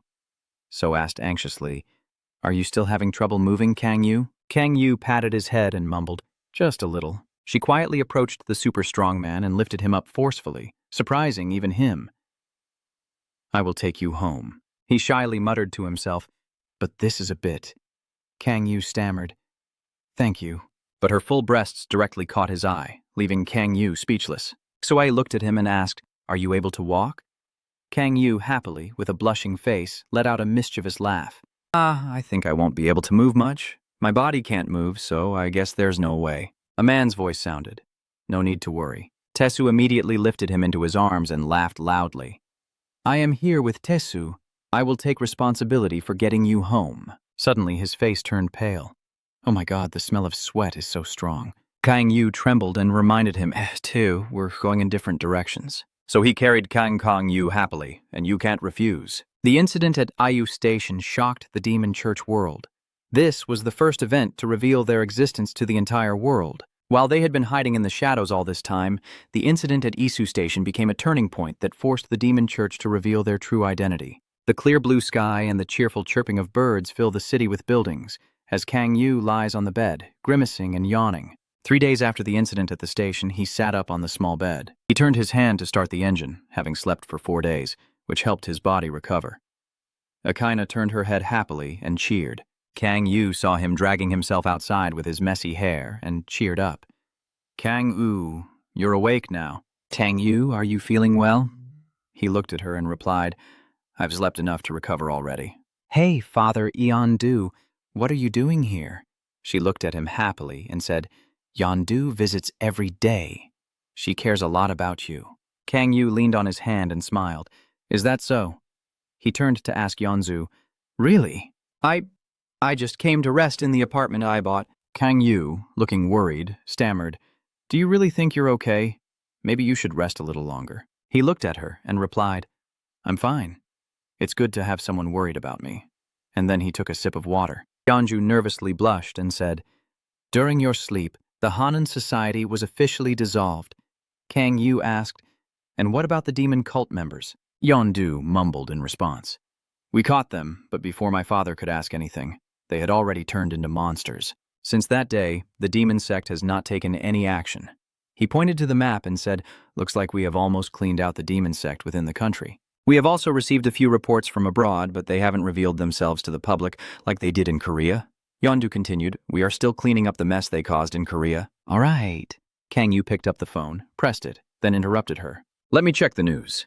Kang sat down and carefully read each comment online. The evil cult is insane on a global scale. Who are the Demon Cult Society and what are their goals? Reporter Park H, a hero, has appeared. Longsword Kim Son, reporter Kim Chun-soo from the Chinese Van Kim Mon Guild, came to Korea to recruit Kim Si-hun, while reporter Leon Hai and the survivors continue to give their testimonies. A new star has been born. Reporter Choi Baduk. Yeondu leaned on his hand and asked hesitantly, So now that the incident at Ga-izu is over, you don't plan to ignore the matter of the demon cult, right? He laughed loudly and said, Of course not. I won't stop until I defeat them all. Yeondu also smiled similarly. That's more like it. She provocatively looked at him, smugly asking, Don't go getting jealous and bullying the new guy just because everyone's talking about Si-hun online. Got it? I would never do that. By the way, a representative of one of the world's dark guilds has come to Korea. He looked at her in surprise and asked, Ran of the world? Yeondu continued, Yes, she is from Wanjianmen, a Chinese guild. Tram 2 thinks the news reports are about them coming here to recruit Si-hun, but he's not sure if it's true. Kang strokes his chin in thought, the thorn system gradually losing its power, and he can't predict what the demon sect will do next. Anyway, I've never thought about summoning a demon into a human body before. Should I just focus on becoming stronger myself? Kang leaned back, frowning in frustration, as his limit of the demonic power level still hadn't been lifted. If he couldn't increase his level, he could only focus on honing his skills, but he wasn't sure how to do it most effectively. Suddenly, he realized something, looked at the phone on the table, and suddenly dialed. Kim Si-hun, should I try to get some benefit from our hero descendant? At the Red Rose Society headquarters, Si-hun lowered his mask and cheered loudly. Kang, you're awake now. Are you okay? Kang supports himself and walks over, smiling and saying, I'm fine. And what about you? The news keeps mentioning you all the time. Si-hun stammered. Please, don't bring it up again. He angrily pulled off his mask. Every time I go out, people gather around, making it even harder for me to hunt. I guess I can understand that. Si-hun said, I also feel like this is not right. He was startled and asked, That's not right, he said sadly. I am not the one who resolved that incident. It's just that I'm not the person they should be praising as a hero. He then put on a disgusted face and said, Don't say such terrible things, just be the hero. Si-hun nervously asked, Is it okay if no one recognizes your achievements? Kang admitted, If gaining everyone's attention doesn't bring any benefit, it only causes trouble. You don't like it either, do you? That way, hunting will be more difficult. He replied sadly, Yes, but Kang shook his head and refused. Well, anyway, I don't want to become famous, Si-hun asked curiously. So why did you call me here? He crossed his arms and smiled, then Kang confidently declared, I want you to teach me martial arts. The scene shifts to the training room, and you extend your hand saying, Let's start right away. Kang lowers his hat and nods in agreement. First of all, Kang what is your main weapon? I'm not sure either, I just use whatever fits the situation. If you want to learn martial arts, it's best to choose a main weapon and reveal it openly. Is this the one I use it most often? Si-hun just looked without saying anything and took a sword to approach and make a suggestion to him. Let's start with the sword since most of my martial arts focus on it. Kang picked up the sword and Tran Tru looked at it. A sword? Well then, I'm learning the Van Longsword style now, so it seems like the best choice. Si-hun picks up the sword and demonstrates the basics of the Tui Longsword technique for him. I'm sure he can learn it in just one day. I will demonstrate first. You follow my lead. His eyes suddenly sharpened, and then Si-hun charged at him at the fastest speed, making him stare in shock. He spins his sword. Si-hun twirls his to reveal the 8th move of the Tuilong sword technique. The attack instantly shatters the surrounding earth and rocks. He slowly stepped out of the white smoke. Si-hun said loudly, "That's the 8th move." Kang Yu asked curiously, "So what about the first move?" He innocently replied, "I think to make you interested, I should at least show you such a powerful move. You probably saw all my moves." Si-hun asked with a bright smile, "Is it really easy?" Twat wondered to himself, "What's so easy about that?" Si-hun stood beside him patiently demonstrating each movement. "Just try to follow along. Repeat what you see me do."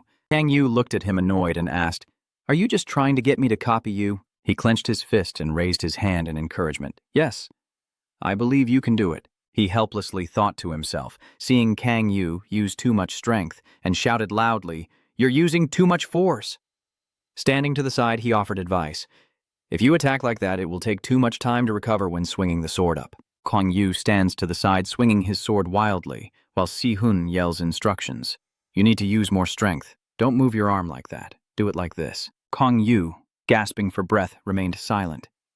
Kim Si-hun, your angry older brother, turned around and scolded you, saying you learned these things easily, huh? Si-hun, looking pale, asked, "Why do you know that?" Kang Yu was so angry he was almost smoking, but couldn't vent it. That's why people say you shouldn't learn from geniuses. It's like telling someone to last hit a minion in League of Legends when its health is low. He forcefully threw down his sword and angrily said, "I give up. I won't learn martial arts anymore." Si-hun rushed over and tightly held his arm, panicked, asking, "Why do I want to help you?" "I'm afraid I can't help you because I'm not strong enough yet." Kang Yu put his hands in his pockets and said, "No, the issue here is completely the opposite.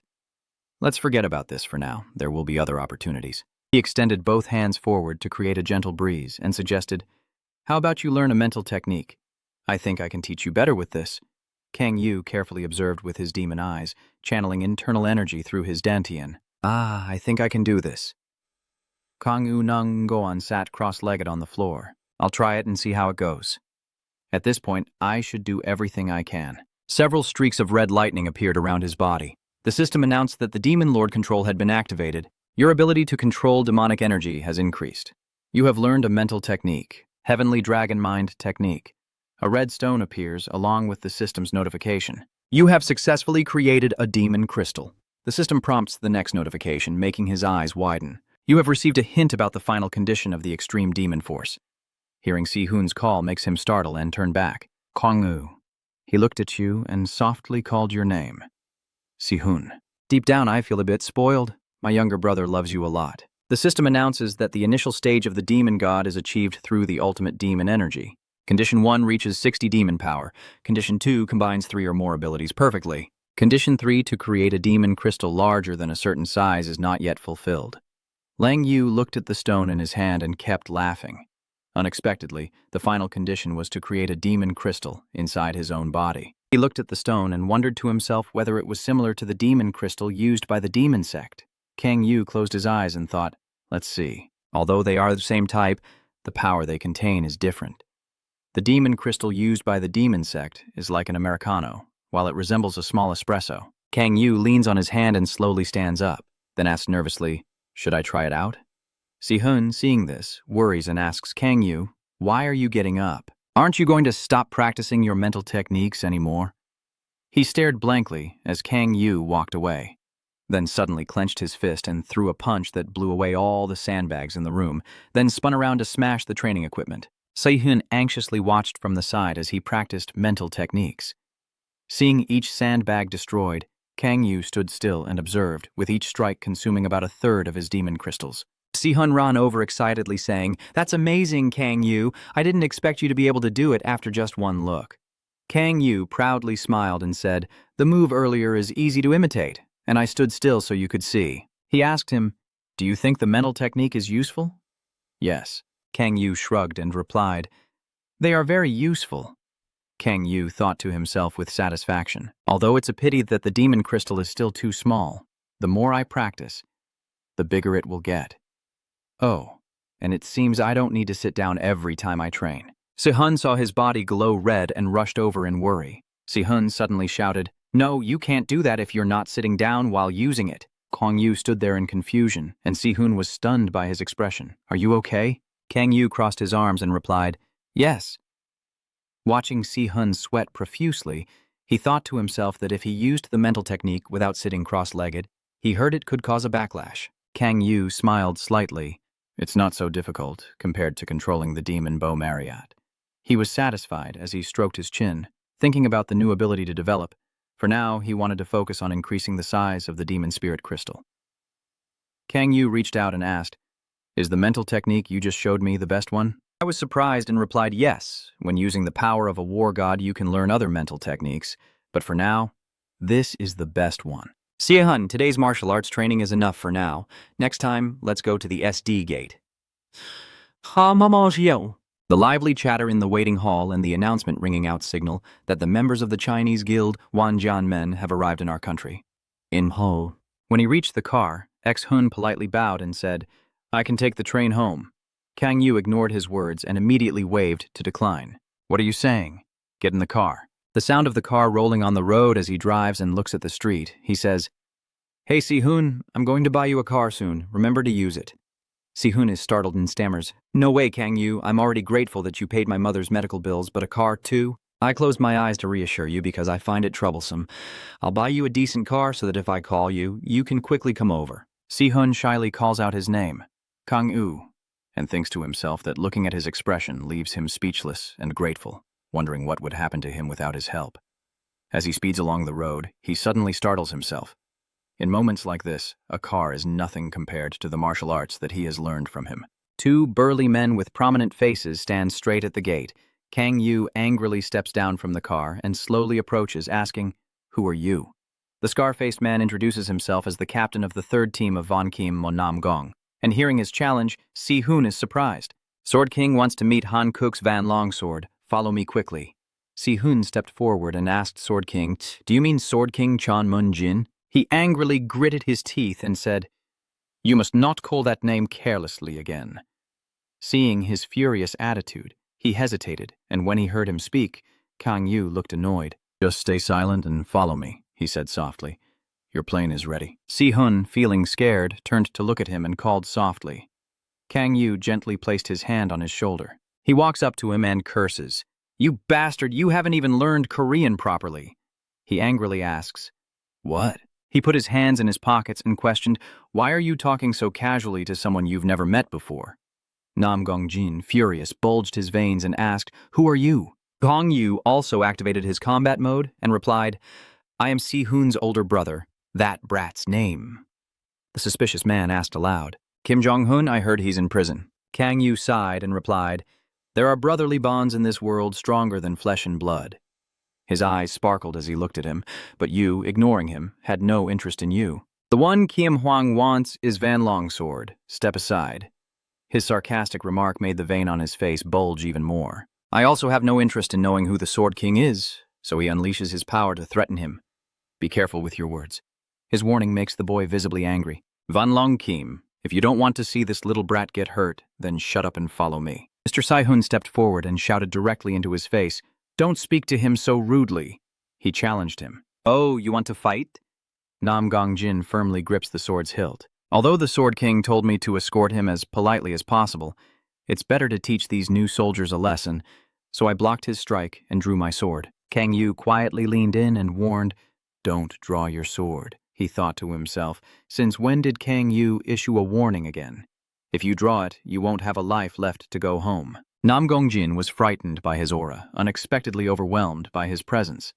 He shouted angrily. The bastard provoked him, so he drew his sword, truly ridiculous. "How dare you!" he shouted, pointing his sword forward.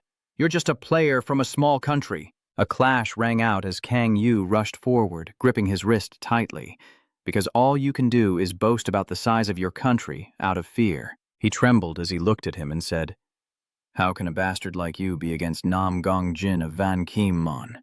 Kang Yu muttered the name, Van Kim Mon. "Hey Si-hun, have you heard of any kimchi soup places nearby?" "Kimchi soup?"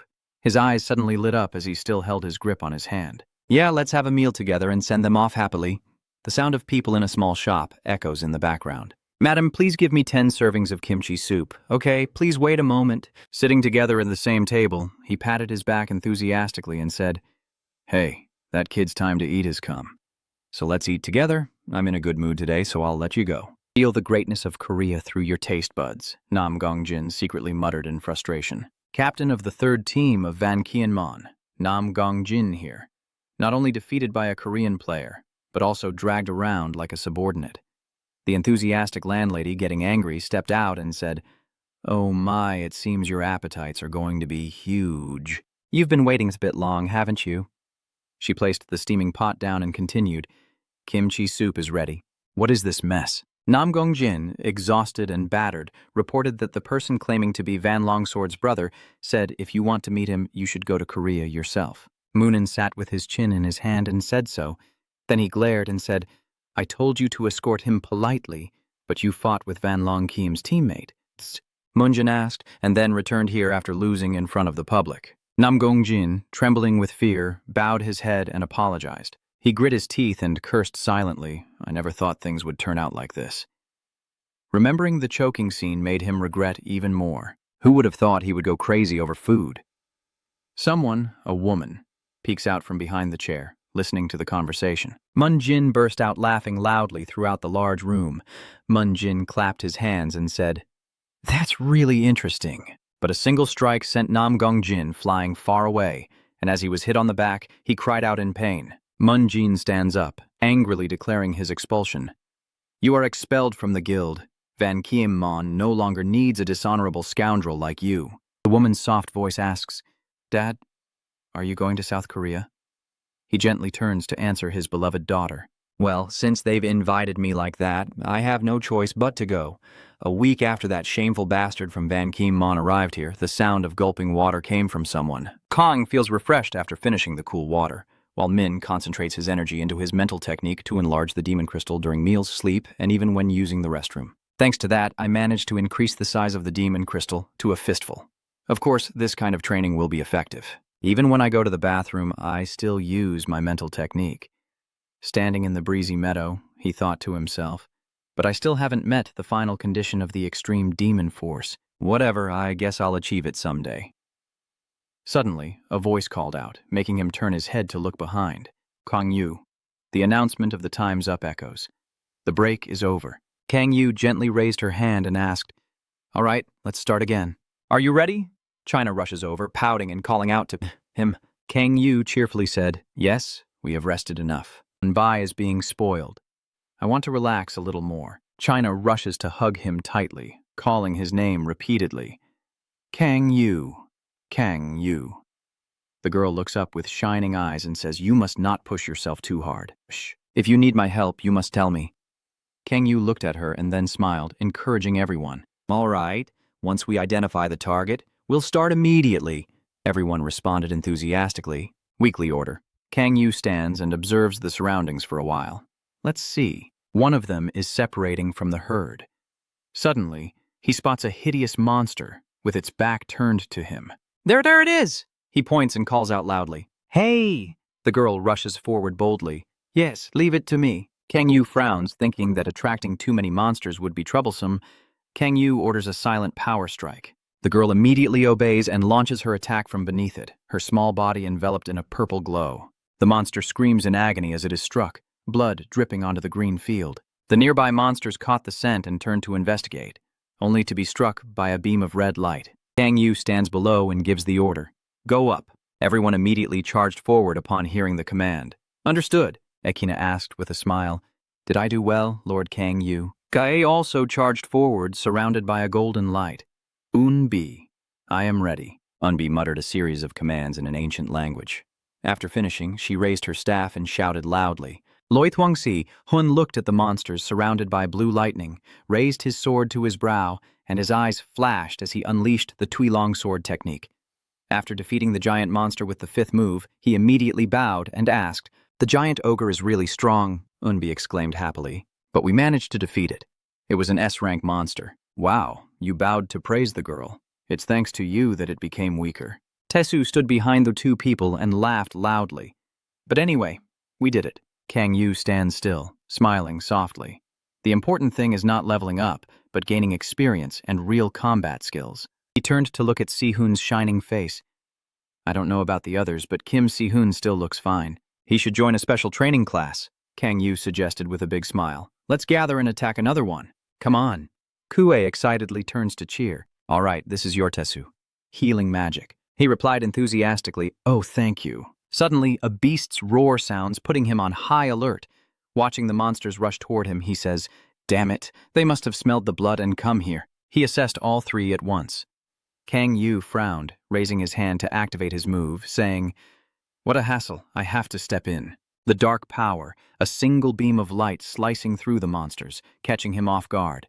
Each creature was cut in half by a streak of golden light, and from the corpse of a monster, a mysterious figure spoke.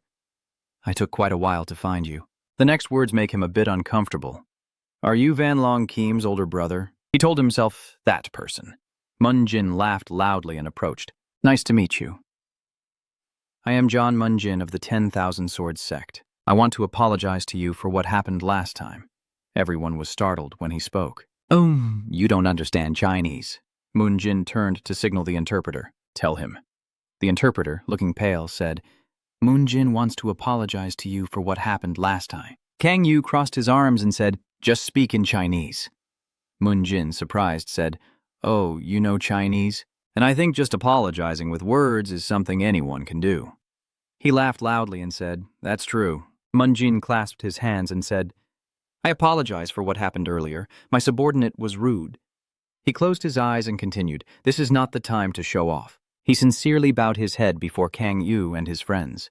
Soyeon and the translator were stunned in surprise. Everyone in your team was also confused by him. Kang Yu listened carefully to each of his words and said, I have expelled the disrespectful person from the guild. It was my fault for not disciplining my subordinates properly. Mun Jin bowed sincerely and promised that such an incident would never happen again. Kang Yu rubbed his chin and asked with a smile, do you promise me? Hun Jin still bowed his head, admitting fault. Most of it was my responsibility for failing to properly train my subordinates. I promise you that something like this will not happen again. Kang Yu licks his lips with a dangerous look. Did he promise me? He replied with a confident look. I must have promised. Kang Yu smiled slyly. He sighed and replied, fine. Secretly thinking to himself that he wouldn't push further anymore, though. Kang Yu quietly put his hands in his pockets and thought to himself that he would be the one to suffer if he mistreated someone with potential who could become an ally, so he decided to listen to him. He asked, so what brings you here? I'm here to see Van Long fight. I saw a video of him fighting in Gu. I glanced at Shun and asked, what does he have that you want to see? He smiled and replied, I have something I need to check. Si-hoon, hearing this, was stunned. I want to see how Van Longsword learns martial arts from the war god. A small hand tugging at his shirt calling his name. Kang Yu. Kang Yu. China asked him what a war god is. Kang Yu was surprised. Do you know Chinese? The girl shook her head and said no, but I understand how to do it using magic. He let out an oh and thought to himself, the girl can speak Korean naturally right after being resurrected. He asked, do you think you can use that magic on other people? The girl's eyes lit up brighter at his words. Sure? Kang Yu asked politely. Then use it on Si-hoon and the others. After saying that, the girl cast a spell to cover everyone. Si-hoon looked at his hand with curiosity. Mun Jin, hearing this, was surprised. Oh, so he can also speak Chinese? Si-hoon stammered. No, this is just my pride in my magic. The girl proudly boasted that she could communicate with others using this magic even without knowing the language. It's not that hard either. Moon Jane patted the translator's shoulder and laughed loudly. Oh no, so my translator is now unemployed, he said seriously, but still, it makes everything more convenient. Where did you learn the martial art of the war god, Van Long Kim? Si-hoon was startled to hear that. How do you know? Kang Yu stroked Akina's head and asked curiously. I also want to know how you could recognize that the martial arts he's using belong to the war god. He placed his hand on his chest and said, how could I not know? My family is Mun Jin, and proud to say we are descendants of the war god. Kang Yu pondered silently. A descendant? If it's true, then the war god must have existed on Earth a long time ago, Si-hoon asked. So you knew martial arts before awakening as a player? He nodded and smiled, saying yes, even before awakening, I couldn't reach the level I have now. So that means your martial arts level improved a lot after awakening? So, what do you plan to do after discovering the origin of his martial arts? His question immediately froze him in place. Was he planning to eliminate her, to keep the martial arts within the family only? Munjin pursed his lips to hold back a laugh.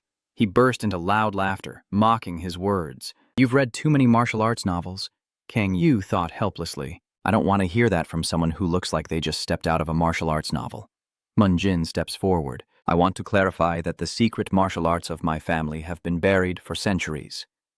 He clasped his hands behind his back and made a proposal. Nevertheless, the Van Long sword technique I saw in the video was truly elegant. If you help me restore the sword technique, he asked seriously, I will teach you martial arts. What do you think? Huang Yu turned to ask Si-hun. Si-hun, what do you think? He turned to look at him in surprise. Si-hun hesitated and thought, I want to become stronger so that things like this won't happen again. And even if they do, I want to be able to save more lives. Kang Yu looked at him affectionately, gently pushing him forward and encouraging him to go talk to him. Kang Yu warmly said, You do want to become stronger, and you also said you want to meet my expectations. Si-hun called your name with tears in his eyes, you. Listening to your clever words, she was filled with a chilling aura of killing intent. I will do my best. Are you okay? In the Kyar, Munin and his father each looked out a window without saying a word to each other. He spoke, saying, Luckily, everything went smoothly. Remember that costly handshake? It's decided now. I hope we can work together with you. Kang Yu pointed and said, Remember the condition. Restoring martial arts and teaching will take place in Korea. Despite that, he asked, so it seems we will have to stay in Korea for a while. What do you think? Soyeon closed her eyes and said, I'm fine. I also want to visit this place someday. She caressed her lips and said, And I am also interested in a man. Munjin was startled and paled, asking, What man? Seeing her excited expression, he was surprised because she always claimed not to be interested in those weaker than her. Who could it be? Van Longsword? In his heart, he silently prayed that the girl and Van Longsword would become a couple. He sighed and said, Van Long Kim also seems to be a good person. Maybe he has the soul of a war god inside him, but to master the Van Long sword technique perfectly and understand the essence of martial arts on his own, he must have been blessed by the divine body of heaven, the holy body. Jin gently asked, Soyeon, what do you think? If you agree, I will arrange for you both to be together. She replied, Van Long Kim does pique my interest, but Tronsoi blushed and said, I find O Kang Yu more interesting. The man was stunned upon hearing that. O Kang Yu. She obediently replied yes. Remembering his cold image, anyone can apologize with words. Her heart races as she keeps asking, You need an apology from the Sword King. It's been a long time since I met someone so strong. Munjin was a bit disappointed. Isn't it Van Longsword? The plan is a bit off track. He frowns in discomfort. Definitely. Master Yu is very strong, but in 10 years, Van Longsword will be able to catch up with him, and then Soyeon will start to like him. But it's already too late. Too late! Munjin kept thinking and felt more and more troubled. I feel sorry for that young man, but Van Long Kim would suit Soyeon better. I want to see my daughter get married before I go broke. He turned to ask his daughter's opinion. From then on, Dad thought of Van Longsword, and she straightforwardly replied, I don't like someone weaker than Dad. Munjin forced a smile and said understood, as the sound of a car echoed with a challenge to see how strong he was. The next day at the Red Rose Guild building, Kang Yu crossed his arms in annoyance and asked, What do you mean? He then asked, Wait, she didn't ask, Do you want to fight me? Mjin extended his hand to shake. Yes. Standing in the training room, he asked, So, a duel? Why so sudden? Jin smiled and said, I want to test your strength. Of course, I won't ask you to fight me for free, he continued. I promise to help you once in the future under the name of the Sword Sect. Si-hun looked worried as he signaled to him. Kang Yu crossed his arms and stood thinking. This was also a good opportunity. After all, he wanted to see how strong the Crystal Demon really was. If the opponent is a world-class Rohan, I can fight with all my strength. He smiled and agreed. This suggestion isn't bad. Kang Yu confidently accepts the challenge. Then let's get started. I hope you can make me satisfied.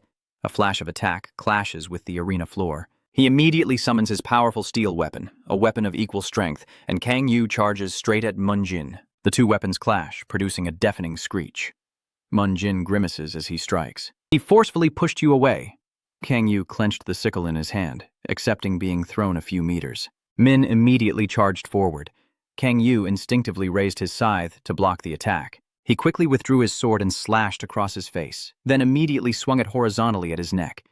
Kang Yu suddenly smiled mysteriously as a sharp object suddenly pierced straight toward his eye. Mun Jin instinctively dodged to the side as a loud explosion rang out. Mun Jin stepped back to avoid the dust and debris flying, while Kang Yu, holding his weapon, smirked. That was really dangerous just now. I can't help but feel excited inside. The demon crystal is truly amazing. He caressed his new weapon and grinned mischievously.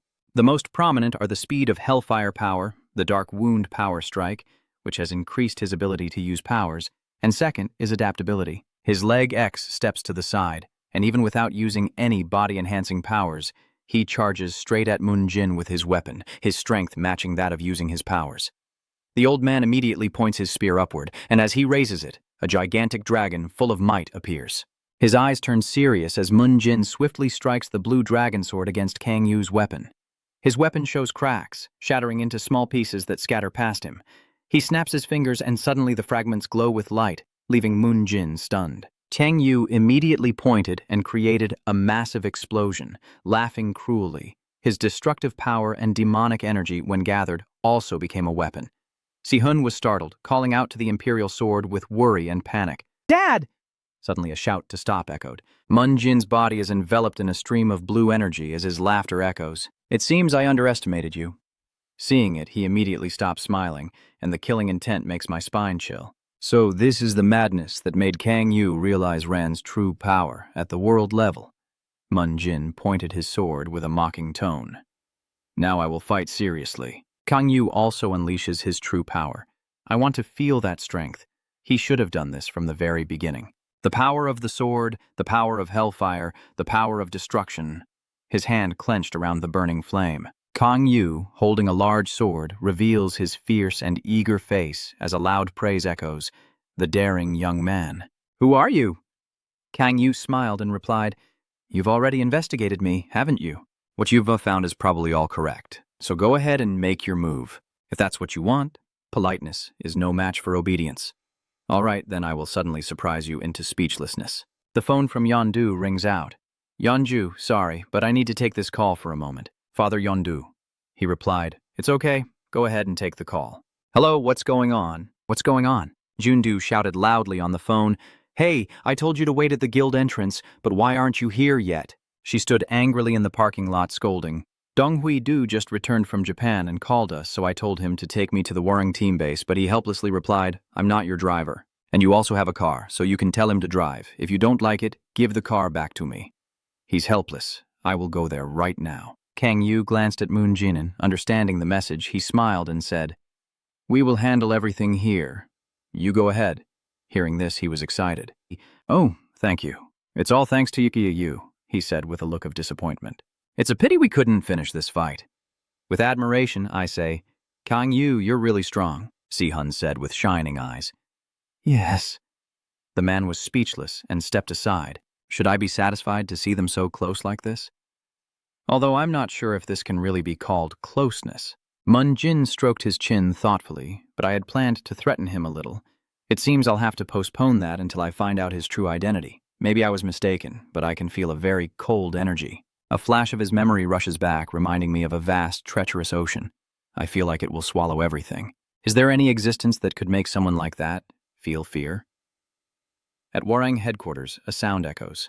"Are you talking about that kind of demon that drains a man's life force?" Banyan replied. "Yeah, I heard that the demon sect in Japan is trying to summon a Lilith Killbost. What is that demon's name?" Mr. Trantru said, "Just hearing its name makes you sweat profusely." Lilith. Demon King. Queen of the Crimson Silk. Lilith. A few minutes ago, at the Warang headquarters, golden sunlight shimmered on the glass reflecting the deep blue sky as Hyunji crossed his arms and introduced himself. "Nice to meet everyone. I am the captain of the Warang team. Hyun's 3 pages. Kang Yu stepped forward and extended his hand decisively. "I am Kang Yu, and Father Yonju is smiling brightly. It's been a while since we last met." He nodded slightly. "It's been a long time. Please have a seat." He sat down and listened to the old man. It seems there has been a major disturbance in Korea. Kang Yu still couldn't help but glance at this person. At that moment, Trang Hyun-jae clasped his hands together, his expression turning serious. "I'm sorry I couldn't be of any help, and you didn't respond, only watching silently and pondering in your mind. As tough as Kang Hyun, he looks like the kind of person who wouldn't bleed a drop even if stabbed. Hearing him say that, Yondu nodded in agreement, pointing his finger at him. We couldn't prevent all the casualties, but thanks to him, everything was resolved smoothly, Hyun-jae softly said in a gentle tone. I also heard it from Wei-sun. Thank you. A second later, see me? Father Yeonju turned around curiously after hearing that. So what is it about it then? He said coldly, I have something I need to discuss with everyone. She narrowed her eyes, unable to hide her suspicion. What do you need us here for just to tell us that? Before she could finish, Trung Hyun pressed on, causing her to startle. This is related to the demon sect. His face suddenly tightened like a stretched string as he clasped his hands tightly, speaking to the mysterious group. Just like in Korea, the demonic forces in Japan are preparing to summon a demon. Hearing that, she immediately thought of magic circles, fanatics chanting, summoning demons, just like when they summoned Oryx, right? Hearing this, Trung Hyun nodded in confirmation. Yes, but this time it's much larger in scale. Is the Japanese government asking us for help now? Hyun-jae looked over to confirm that the media still didn't know, but the situation was quite serious. Just then, Yondu suddenly mentioned an important but confusing name. But in Japan there is the world-ranked Fujimoto Ryoma. Does he really need our help? Hyun calmly explained. In Japan, besides Ryoma, there aren't many players who have proven their skills yet. Another reason is that Korea has already dealt with the demon sect. Yondu sighed, rubbing his forehead tiredly. The incident at Isu Station only happened recently, yet they're already planning to summon another demon. She sighed in boredom, wondering which demon they planned to summon this time. While they talked, no one paid attention to Kang Yu, who sat silently beside them, a strange smile curling on his lips. A demon, huh? Nice. Kang Yu licked his lips eagerly, recalling the two monsters from earlier. My demon power hasn't increased lately, but if I can swallow a few more demons like last time, it will go up a bit more. I can persuade them to summon demons and then feast. Cha Yeonju's eyes sparkled with curiosity. Hyunji, do you know what kind of demon they are trying to summon? He hesitated slowly, as if trying to piece together the fragments. That demon is the name of Succubus Queen. Hyundu furrowed his brow, his voice tinged with boredom. Succubus? Is that the kind of demon that drains a man's life force? He nodded firmly in confirmation. The demon that the devil sect in Japan is trying to summon is a succubus. My mind is spinning, cold sweat pouring down as the conversation echoes, each word like piercing into my consciousness. What is that demon's name? Its name. At that moment, Trung Hyun-jae spoke in a deep voice. It's Lilith. At that moment, a chair collapsed onto the floor, accompanied by a piercing scream that tore through the tense atmosphere. You scared me half to death. What's going on? Is something wrong? Kang Yu now stands up abruptly, his hand slamming down on the table, his lips trembling as he mutters desperately. Chow tilts her head in confusion, her eyes drifting down to Kang Yu's hand clenched so tightly it turns pale. What did you just say? At this moment, Kang Yu looked up, his bloodshot eyes shining with cold, murderous intent. I will stop this summoning ritual at any cost. Memories of our victories in hell come flooding back, as clear as if it were just yesterday. During my time in hell, Lilith was one of my closest subordinates alongside Bach. Both of them were the most trusted arms of the Demon King. If Balak represents power on the level of a great wonder, he always rubs his hands excitedly when facing you, Lord Demon. Where shall we destroy today? Unlike the fierce Balak, Lilith leads the Demon King's army with her brilliant intelligence and is quite coquettish. Demon King, she is my official wife. Lilith wags her tentacle in front of Kang Yu and whispers, Tonight the god will come to find you in bed. Every time he sees her, Kang Yu seems to develop a fear of holes, screaming loudly and running away. After losing to a great wonder and losing all my power, it was thanks to Lilith's help that I was able to overcome that crisis. And that's why I vowed to marry her. But from that moment on, he was no different from a hunted prey. After getting married, almost every night, Lilith would sneak into his bedroom, the long tentacles searching out, Demon King, where are you? And I had to risk my life dodging her tentacles to escape. Kang Yu is determined that he cannot go back to that life. His eyes sparkled with determination for the earth. We must stop this demon summoning at all costs, making Father Yeonju frown at that exaggerated expression. What's wrong with him? Seeing this, Trung Hyun-jae also nodded in approval. Just like I heard from Wei-sun, your sense of justice is very strong, but you're still not convinced. Did you eat something hard to digest? Kang Yu did not respond, but directly ignored and turned to Trung Hyun with curiosity, asking, First, can you tell us about the situation in Japan? Hearing this request, he chuckled and advised, "You are not allowed to reveal this information outside." The atmosphere suddenly grew tense as Trong Haeonji lowered his head and said heavily, "Kurosaki Yuri has now been kidnapped by the demon sect." As soon as the words finished, Big Wazun suddenly sprang up like a spring, looking stunned. Kurosaki Yuri and Ionju couldn't hide their shock and confirmed if it was really true. The conversation continued in a tense atmosphere. Why did the demon sect kidnap her? We still don't know the reason. However, contrary to everyone's worries, Kang Yu just leans in and whispers to Father Ionju Kurosaki, "Who is Yuri?" She looks stunned as if she can't believe it. Does he not know about her? Father Ionju sighed softly, his eyes unconsciously gazing into the distance as if recalling old memories. The day the incident happened 5 years ago, she slowly recounted the strange red circle appearing in the sky. Spinning as if swallowing the surrounding light, an SS grade gate had appeared in Gasapolo, and from inside, a giant hand with sharp claws reached out. They rushed out in a frenzy, turning the streets into a sea of blood. At that time, powerful monsters poured out from the gate, killing countless Japanese citizens and nearly paralyzing the entire country. In that moment of despair, when everything seemed to fall into hell, she appeared. Heavenly Vu girl Kurosaki Yuri pulled the country back from the brink of destruction. The granddaughter of the Japanese emperor who provided great aid to the Japanese players and saved Japan from collapse by pushing the monsters all the way to Hedo. And at that time, Hokkaido was still a restricted area, but because of that event, she became a pillar of Japan. Yondu's father turned to emphasize that not only that, but her power was also astonishing. I'm curious about her ability. It's a skill not everyone has, a divine form, which allows others to possess the power of legendary Japanese gods. Ryoma's Susanoo eyes were also formed by her ability. Hearing her explain so thoroughly, Kang Yu stroked his chin thoughtfully, gradually connecting everything in his mind. The heresy sect kidnapping someone with divine form ability must be connected somewhere. Suddenly, he shivered. A thought flashed through his mind. Legend. A series of names appeared in Kang Yu's mind. Looking back, the names of the 7 wonders Lucifer, Satan, Ban, Leviathan, Belpho, Mammon, and Asmodeus are quite familiar because they come from the story of the 7 deadly sins. Kang Yu pondered and reasoned that if those names have been passed down as myths due to influence from another world, then perhaps Kurosaki Yuri's power is not a divine form. A bold hypothesis arose in his mind, that her ability is to summon the strength of entities from other dimensions. He narrowed his eyes, the pieces falling into place. If that's the case, then I understand why the demon sect wants to summon Lilith. So the reason they are targeting her is because Lilith's power is illusion and control. The demon sect's goal is that very power. After finishing his thoughts, Kang Yu turned to Trong Hyun-jae and asked how many people we could mobilize, crossing his arms with a calm demeanor.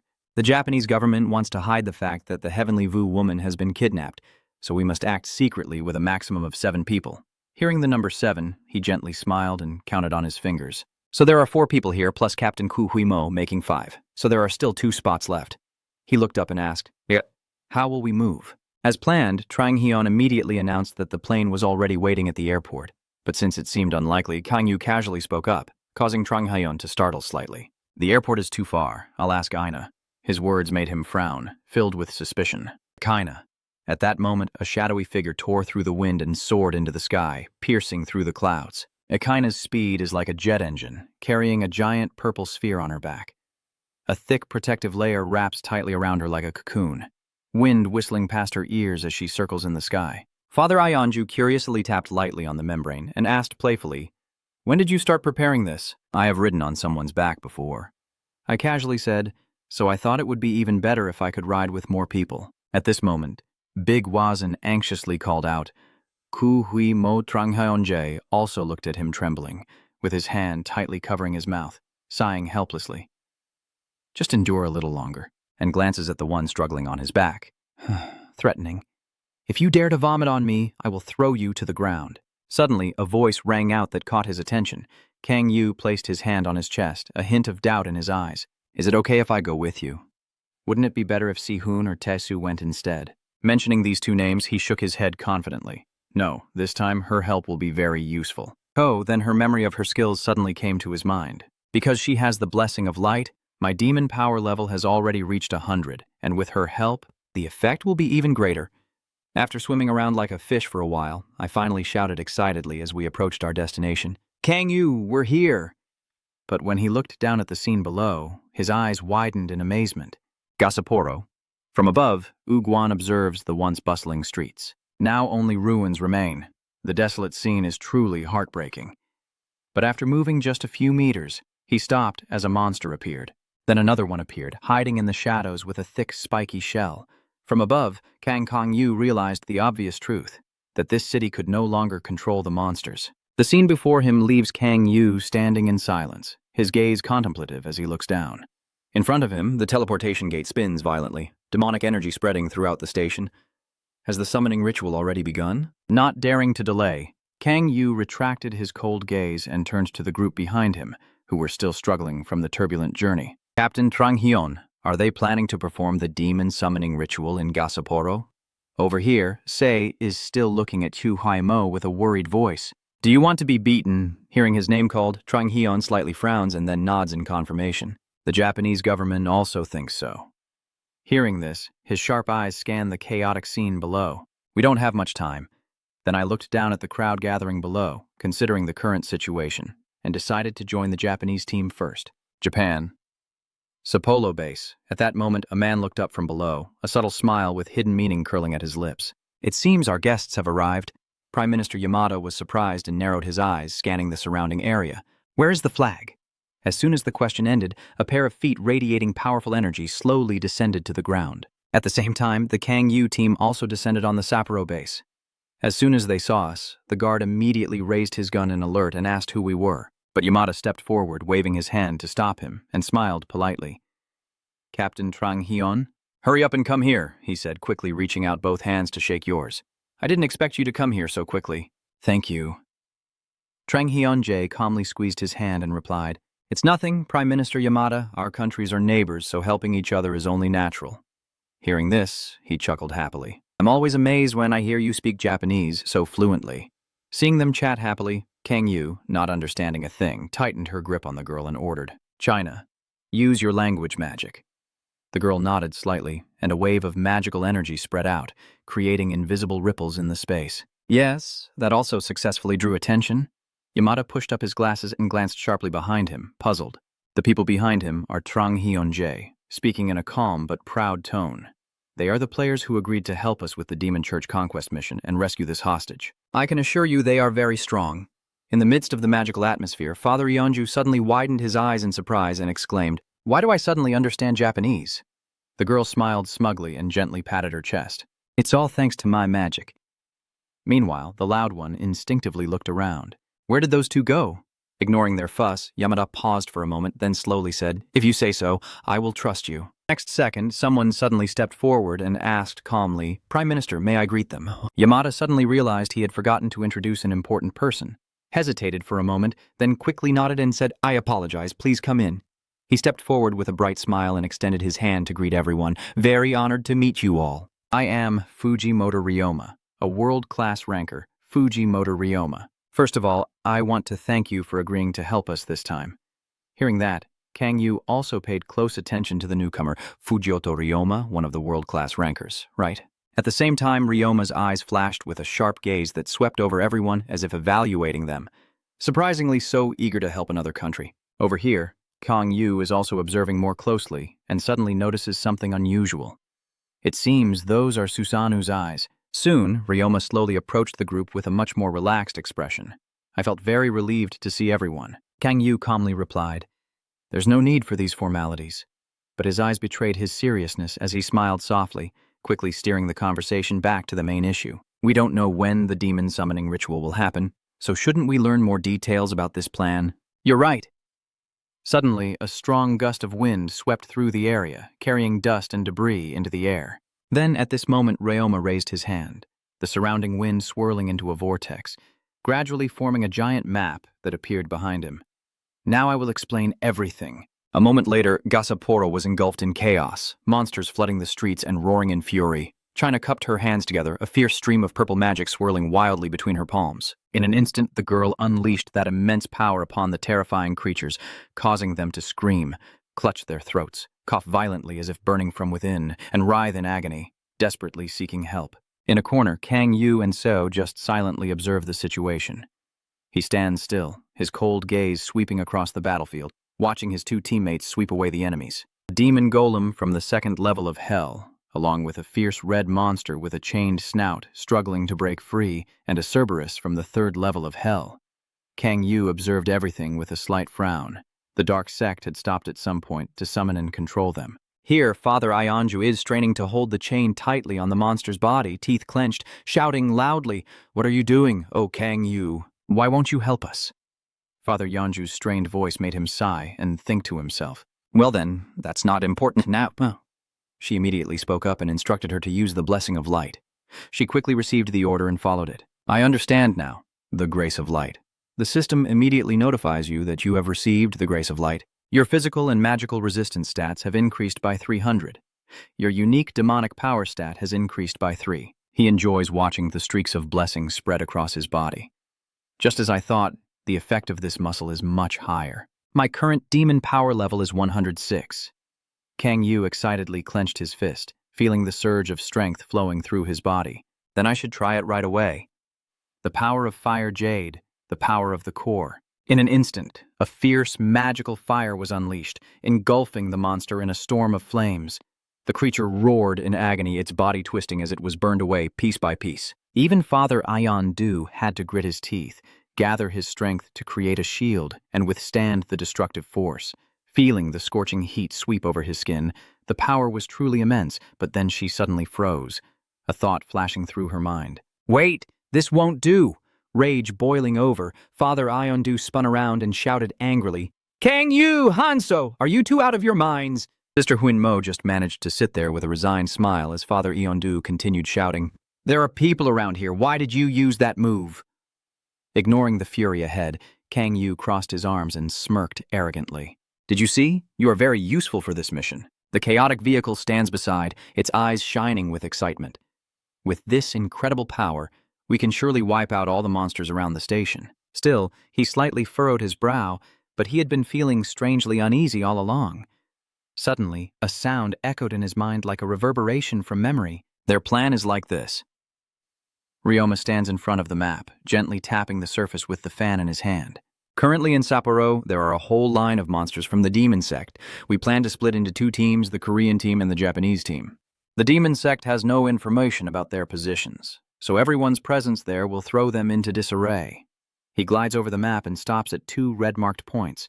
We will take advantage of that chaos and have 1 person infiltrate the ritual. Hearing this, Trung Hyun-jae narrowed his eyes in curiosity. Alone? Ryoma nodded slightly without hesitation. Of course, I don't intend to place such a dangerous responsibility on you. He placed his hand on his chest and said confidently, I will take on this mission. Remembering Ryoma standing tall only made Kang Yu even more annoyed, crossing his arms and frowning slightly, unable to hide his disgust. He said that, but he probably just wanted to play the hero. When will that Fujimo guy finally arrive? Over there, Ionju's father choked on the butter Kang Yu fed him and was furious. How dare you ignore me? Just stand there and wait. Seeing that the situation was unstable, Ah-ho quickly tugged her hand to warn her. Kang Yu, Yeonju is coming this way. But he paid no attention and was still lost in his endless thoughts. We need to find out where the ritual is happening so that he can stop it. Just as Yeonju's father was about to break their hands and deal with them, a powerful explosion shook the entire area, making her jump in surprise and almost drop her pounding heart, eyes wide with shock as she looked at the billowing black smoke. What was that? Kang Yu also looked up, feeling speechless inside. That Ryoma guy really showed up in a grand way. Then he stepped into the red circle beneath his feet, quietly preparing to follow him. The red veins spread across the ground, emanating a powerful aura. But at that moment, she was again stunned, eyes wide open, looking into the distance. Could that be Ryoma? Ionju's father muttered irritably, he's late. Only Kang Yu remained silent, his red eyes blazing, veins on his face tense and prominent, making it hard to see clearly amid the surrounding demonic energy. Immediately, he activated his probing technique, the power of insight. After a thorough search, Kang Yu finally realized that Ryoma was passing through the group of monsters. Is that where the ritual is taking place? But suddenly, Kang Yu's eyes flashed brightly with a sinister blue glow, sharp air blades tearing through the air and slicing through the monsters blocking the way. Just as I suspected, it's really strange. It cuts through each one, destroying them instantly, even though we caused a lot of chaos. Kang Yu watched Ryoma pass through the pile of monster corpses like a suspicious breeze, so why can't he see any members of the demon sect? A second later, he grinned with amusement. So, that's how it is. Seeing Kang Yu's frantic and confused state from behind, Ko was puzzled. What do you mean, Kang Yu? Father Yeonju was no exception either. She crossed her arms in front of her chest, feeling anxious. What are you talking about? Just tell us. Hanoi can't be rushed. Kang Yu calmly raised his hand and swept it across the surrounding scene. Considering the amount of demonic energy around here, this place must be where the evil sect is performing the summoning ritual. Let's act quickly. He clenched his fist, summoning his power and divine authority, then struck the ground with full force, causing the earth to crack and shatter as both of them shouted in panic. Fatin Cha-Du was taken aback by this action, so he widened his eyes in anger and shouted, "What the hell is this crazy guy doing?" And Seo, stunned, gaping, called out his name even louder. After his self-destructive act, Father Yeonju hurried over, anxiously inspecting the huge crater just created, his eyes showing concern. Are you okay? Kang Yu, are you okay? Who are you? The remaining one of you can't hide his shock? How did you find us? Seeing them nervously touching their ears, Kang Yu and his team looked down, and all of them had sharp eyes flashing in the darkness. A fierce smile slowly appeared on his face. I guessed right. A red mask lay scattered on the cold ground, surrounded by traces of blood from the recent battle. She hurried over, her voice full of worry as she saw him standing still between the two corpses. Hey, Officer Kang Yu. Kang Yu. Father Yeonju also happily approaches, eyes shining with excitement. So he has found the hiding place of the demon sect. Let's go together. Kang Yu, I want to go too. But suddenly Kang Yu lowered his voice, making them stop in their tracks. Neither of you are allowed to come with me. He tilted his chin upward to refer to the ongoing battle above. There are still many monsters up there. Someone has to distract them. The two of them exchanged glances, reluctantly admitting that he was right. But suddenly Aina appeared here, her voice full of concern. Kang Yu looked at the girl with a hint of surprise. What's wrong? Kaina pursed her lips, recalling the moment he lost control earlier and his serious warning. He can't let it happen again like last time. And then the girl raised her pinky, her eyes full of anticipation. Promise me, okay? That reminder made Kang Yu pause, opening the sea of demonic power. He quietly calculated that this time he probably wouldn't need to use it. Then she smiled and nodded in agreement. All right. As he finished speaking, his feet gradually lifted off the ground.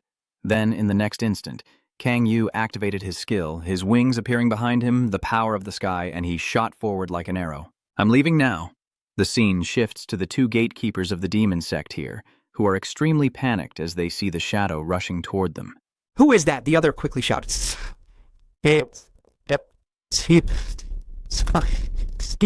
At this moment, a sharp blade flashes from Kang Yu's sleeve.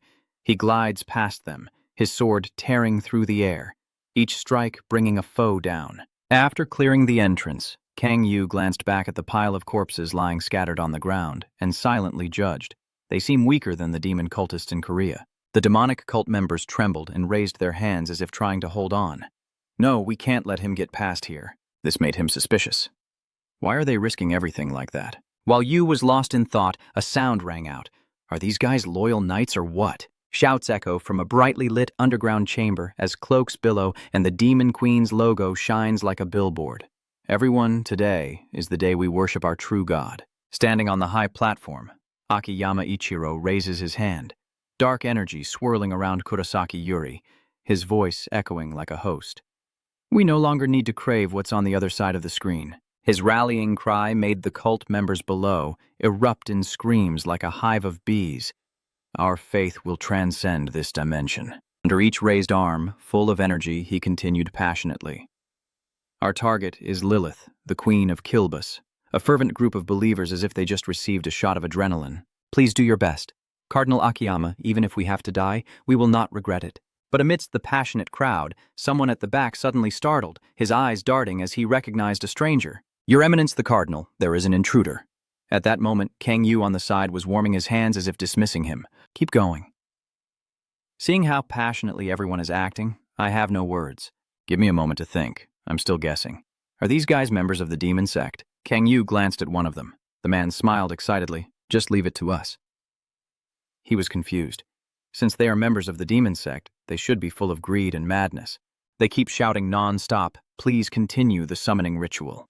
Kang Yu glanced at the fanatic crowd, his eyes settling on the items hanging from their mirror bars. Actually, this is no different from greed and madness either. Then a pair of feet slowly approached, each step pounding firmly on the ground. No one can just stand and do nothing. Hearing this voice, he was surprised and looked up to listen. A love that blossoms amidst oppression and crisis. He clenches the red leather whip tightly in his hand with conviction. Wouldn't such a love burn even more fiercely? Behind the steel believers, there was a sound like they had just witnessed the truth. As expected from the cardinal, the one leading the followers is the cardinal of the Japanese branch of the demon sect, Akiyama Ichiro. Seeing the ridiculous behavior of the cult members, Kang Yu frowned with obvious hesitation. You guys, you want to summon Queen Kilbus because don't tell me you're saying that he's the one jumping in and mumbling. Isn't it true that every man in the world desires lust? Akiyama Ichiro was momentarily stunned, then imagined a seductive female demon so alluring that he blushed with excitement. No, even more than that, this is what everyone desires. After hearing these outrageous words, Kang Yu lowered his head and muttered as if questioning himself. Desiring? Then the next moment he spoke again with irritation. Are you craving lust again? Akiyama Ichiro laughed, looking proud as if he had just been praised for his noble ideals. Exactly. Before he could finish his sentence, Kang Yu disappeared from his previous position, activating his super speed to charge at our faith, and in an instant, his knee struck him square in the face. Are you Kang Yu just thinking with your lower body as you watch Akiyama Ichiro fly backward, roll several times, and then headbutt the ground? The followers are stunned, their eyes as if about to pop out of their sockets, stammering. Cardinal, he defeated the leader with a single strike. He continued, don't underestimate hell like that. Kang Yu then remembered the true form of Sak Kilbus, eyes wide open and glaring, saying, it doesn't look like what you imagine. But the cultists didn't think much, only knowing that the rebel was a target to eliminate. They charged forward, trying to stop him and protect the cardinal, but Kang Yu didn't bother to dodge and immediately delivered a straight kick to the leader's face, sending him flying backward like a kite with a broken string. The others rushed forward, only to be met with powerful backhand strikes that knocked them down like rag dolls, blood splattering everywhere, leaving only the two most loyal standing in front of Akiyama Ichiro, who stubbornly shouted, don't stop, keep moving forward. Akiyama Ichiro struggled to his feet, his face swollen but still able to shout loudly, you are no match for him. He raised his hand and commanded with a resolute voice, everyone run now, I will hold him here. As soon as the words finished, the subordinates were immediately shaken. Sect leader, we can't do that. Akiyama Ichiro took a deep breath and reassured them with incredible passion. Don't worry, even if my body falls here, our faith, our dreams, will move our subordinates to tears. Some people even drool like they've just heard a passionate speech, but Kang Yu feels nauseous and believes it will last forever. He grimaces in disgust, crossing his arms as he looks at the fanatical crowd in front of him. Utterly ridiculous. You kidnapping others to use as sacrifices, faith really is funny. When Akiyama Ichiro saw his attitude turn uncooperative, he snapped in anger, clenched his fist, spittle flying, don't insult our faith. But just a second later, he froze as Kang Yu stepped forward with a cold, dead look in his eyes. If those beliefs are that important to you, then don't hesitate. He activated the combined power of the sword's might, explosive power, and destructive power. Then he roared and threw a devastating punch, channeling all his strength into the giant sword rushing straight ahead. So just die from it? Akiyama Ichiro recognized the attack's direction and immediately rushed forward with a pale face. No, he's aiming for the time-space crack. He only had to stand in the way because he couldn't dodge in time. But the attack was too powerful, piercing straight through his body, causing him to spit blood and collapse in pain as the fanatical followers shouted. The Cardinal! The cult members shouted in anger as they saw him fall to the ground. Leader. One of them gritted his teeth in anger. Damn it! Then this guy shouted, I will fight him. The remaining people, before they could finish speaking, Kang Yu curled his lips and a murderous aura erupted. A heavy pressure descended and darkness spread behind him like a beast waiting to pounce. Everyone get out of here quickly! They immediately bowed their heads in unison. Yes, sir. The members of the death sect quickly obeyed and hurriedly carried Akiyama Ichiro away, not daring to look back even once. Kang Yu muttered, his wings suddenly spreading wide behind him. I also want to kill them all. But he rushed toward the open time door, leaving the cult behind, unable to waste time on those lunatics. Standing before the swirling crack, Kang Yu raised both hands, frowning in thought, this might be a bit dangerous. He gathers all his strength, gripping the edge of space and trying to close it, as if combining the energy from the demon crystal and divine power. Straining himself, he pulls the two pieces of time together, and the crack begins to shrink. A more sinister smile than ever appears on his lips. All right. Kang Yu clenched his fists tightly as the time rift was closing. Just need to keep going like this. But things are never that easy. Suddenly, a black tentacle shot out from the demon's crack. It slithered over, gripping King Kang Yu's arm tightly. Then a swarm of other tentacles surged out to clutch his hand, holding on as if they never wanted to let go. His face paled and stiffened. This feeling, the writhing tentacles pull harder, trying to tear open the crack wider as a haunting voice echoes from the pitch-black void. "I will be there right away, my demon king." That disgusting voice made Kang Yu's back turn cold and sweat pour down. "No, don't come here." Kang Yu gritted his teeth, continuously dodging the tentacles swinging out from the crack. "Damn it, just one tentacle is enough to make me nauseous, and there are a bunch of them coming together." He tried to push himself to the limit. Even the power of the crystal demon had reached its bottom, but he hesitated for a moment and decided to summon the teleportation gate. At that moment, the memory of the warning flooded back. "You shouldn't do it again. It will be dangerous." Kang Yu frowned. "I suppose so." I also remember the terrifying moment when Lilith's tentacles caressed me. I really don't want to meet Lilith again, but I also don't want to risk my life to stop her. A jet of pitch-black demonic energy billowed from his body, so now Kang Yu roared, unleashing his power, sealing the gate with his greed-based ability, doing what he could. A series of sinister teeth from his magic emerged, biting down on the tentacles trying to hold on. The cause of the crack now is demonic energy. I just need to absorb it with my voracious power and transfer it to the demon crystal. The stone inside Kang Yu's body glowed intensely, activating the notification system. The demon crystal had grown large enough to meet the conditions for the extreme demon phase. Data streams quickly appeared before his eyes. The initial stage of the demon god transformation is achieved, with the first condition of reaching 60 demon energy fulfilled.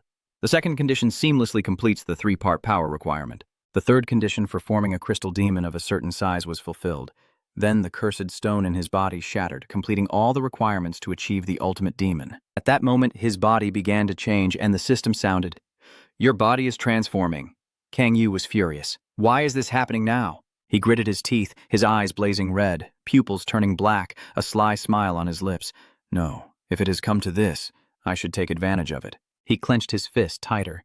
"If I focus all my demon power from the crystal demon into this crack, you will finally seal the wound in my palm." However, as soon as it was completed, a tremendous force exploded from the crack, knocking him back onto the beam.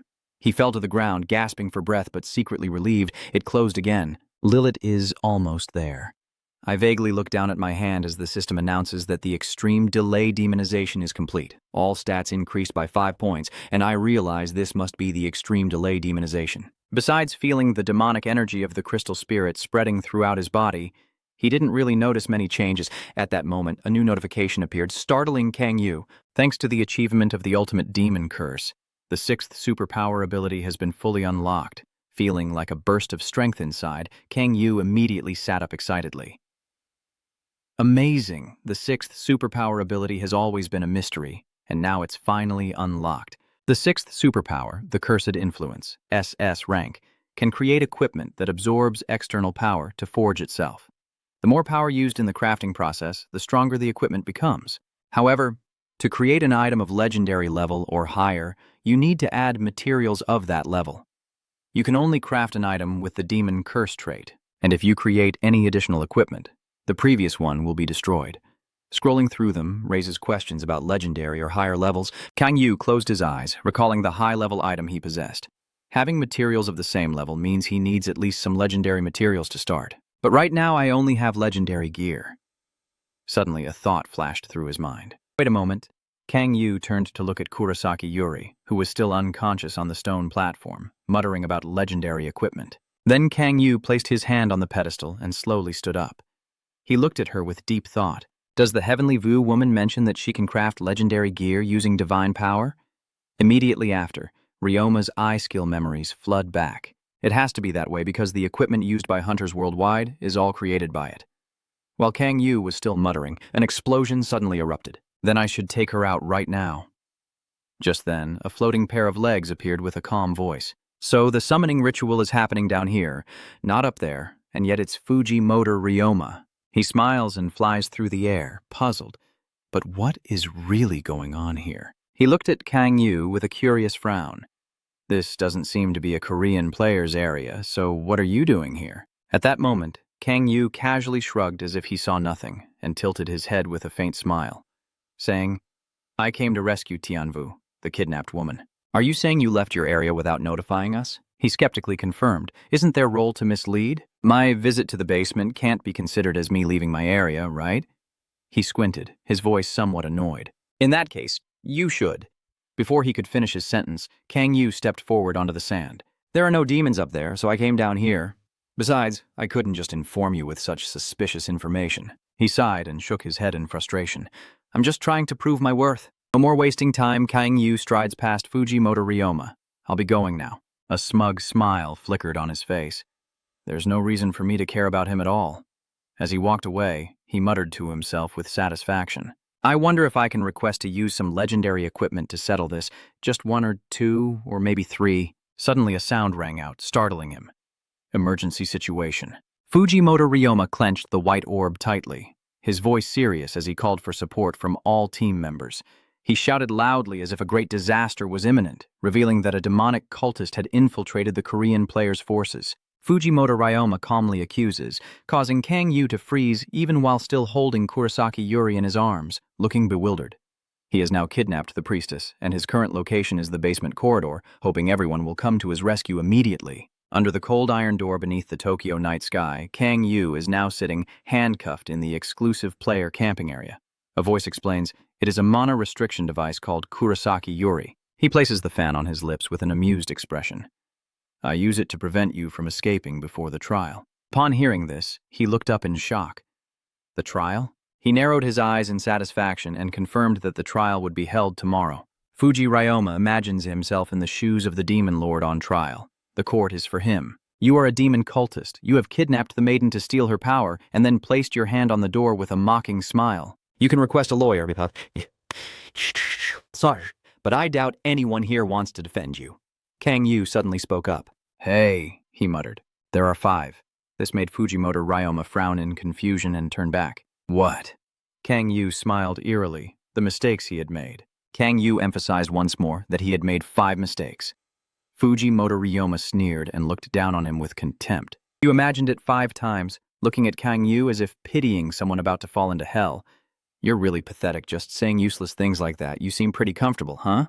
Then slammed the door shut, not forgetting to throw one last comment, hoping you can still be like that when the trial begins. Court trial? I need to hurry. Back to the moment when Kang Yu was captured, Father Yondu was stunned.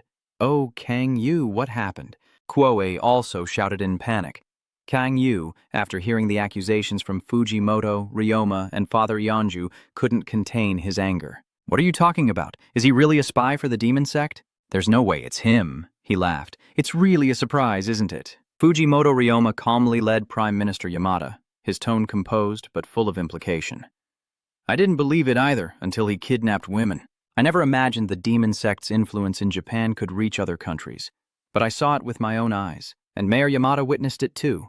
Despite all the tension around us, he just smiled warmly like a peaceful breeze. But Father Yonju couldn't hold back his anger and activated his skill. That bastard. She clenched her weapon and stepped forward to threaten, go ahead and keep rambling.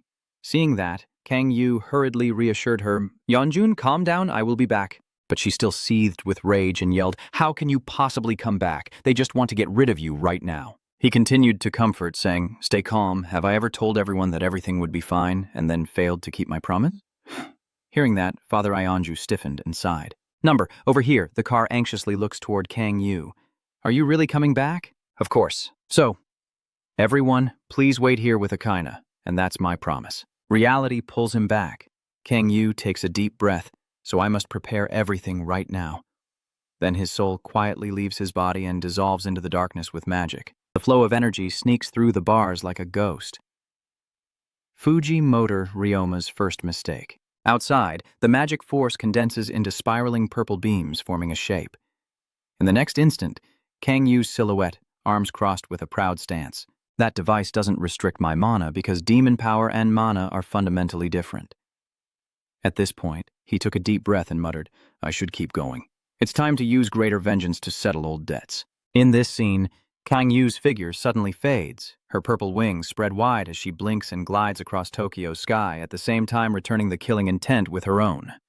The next day, at Tokyo Court, the crowd has gathered, ready for the trial. Fujimoto Ryoma sat on his chair, looking annoyed as he sighed. I didn't expect the trial to be so delayed. I hope it ends soon. Because he's still happily imagining himself holding Kurosaki Yuri's hand as they walk into the wedding hall. Once this is over, he'll become the hero saving the beauty. If luck is on my side, I might still have a chance to marry her. Thinking of that, he couldn't help but smile triumphantly, his gaze sweeping to the opposite side. Let's see, over there, Kang Yu's group is still brimming with murderous intent, looking like they want to devour someone, while you remain calm as if nothing's happening, and the house is so bored that they yawn deeply, appearing relaxed as if taking a walk.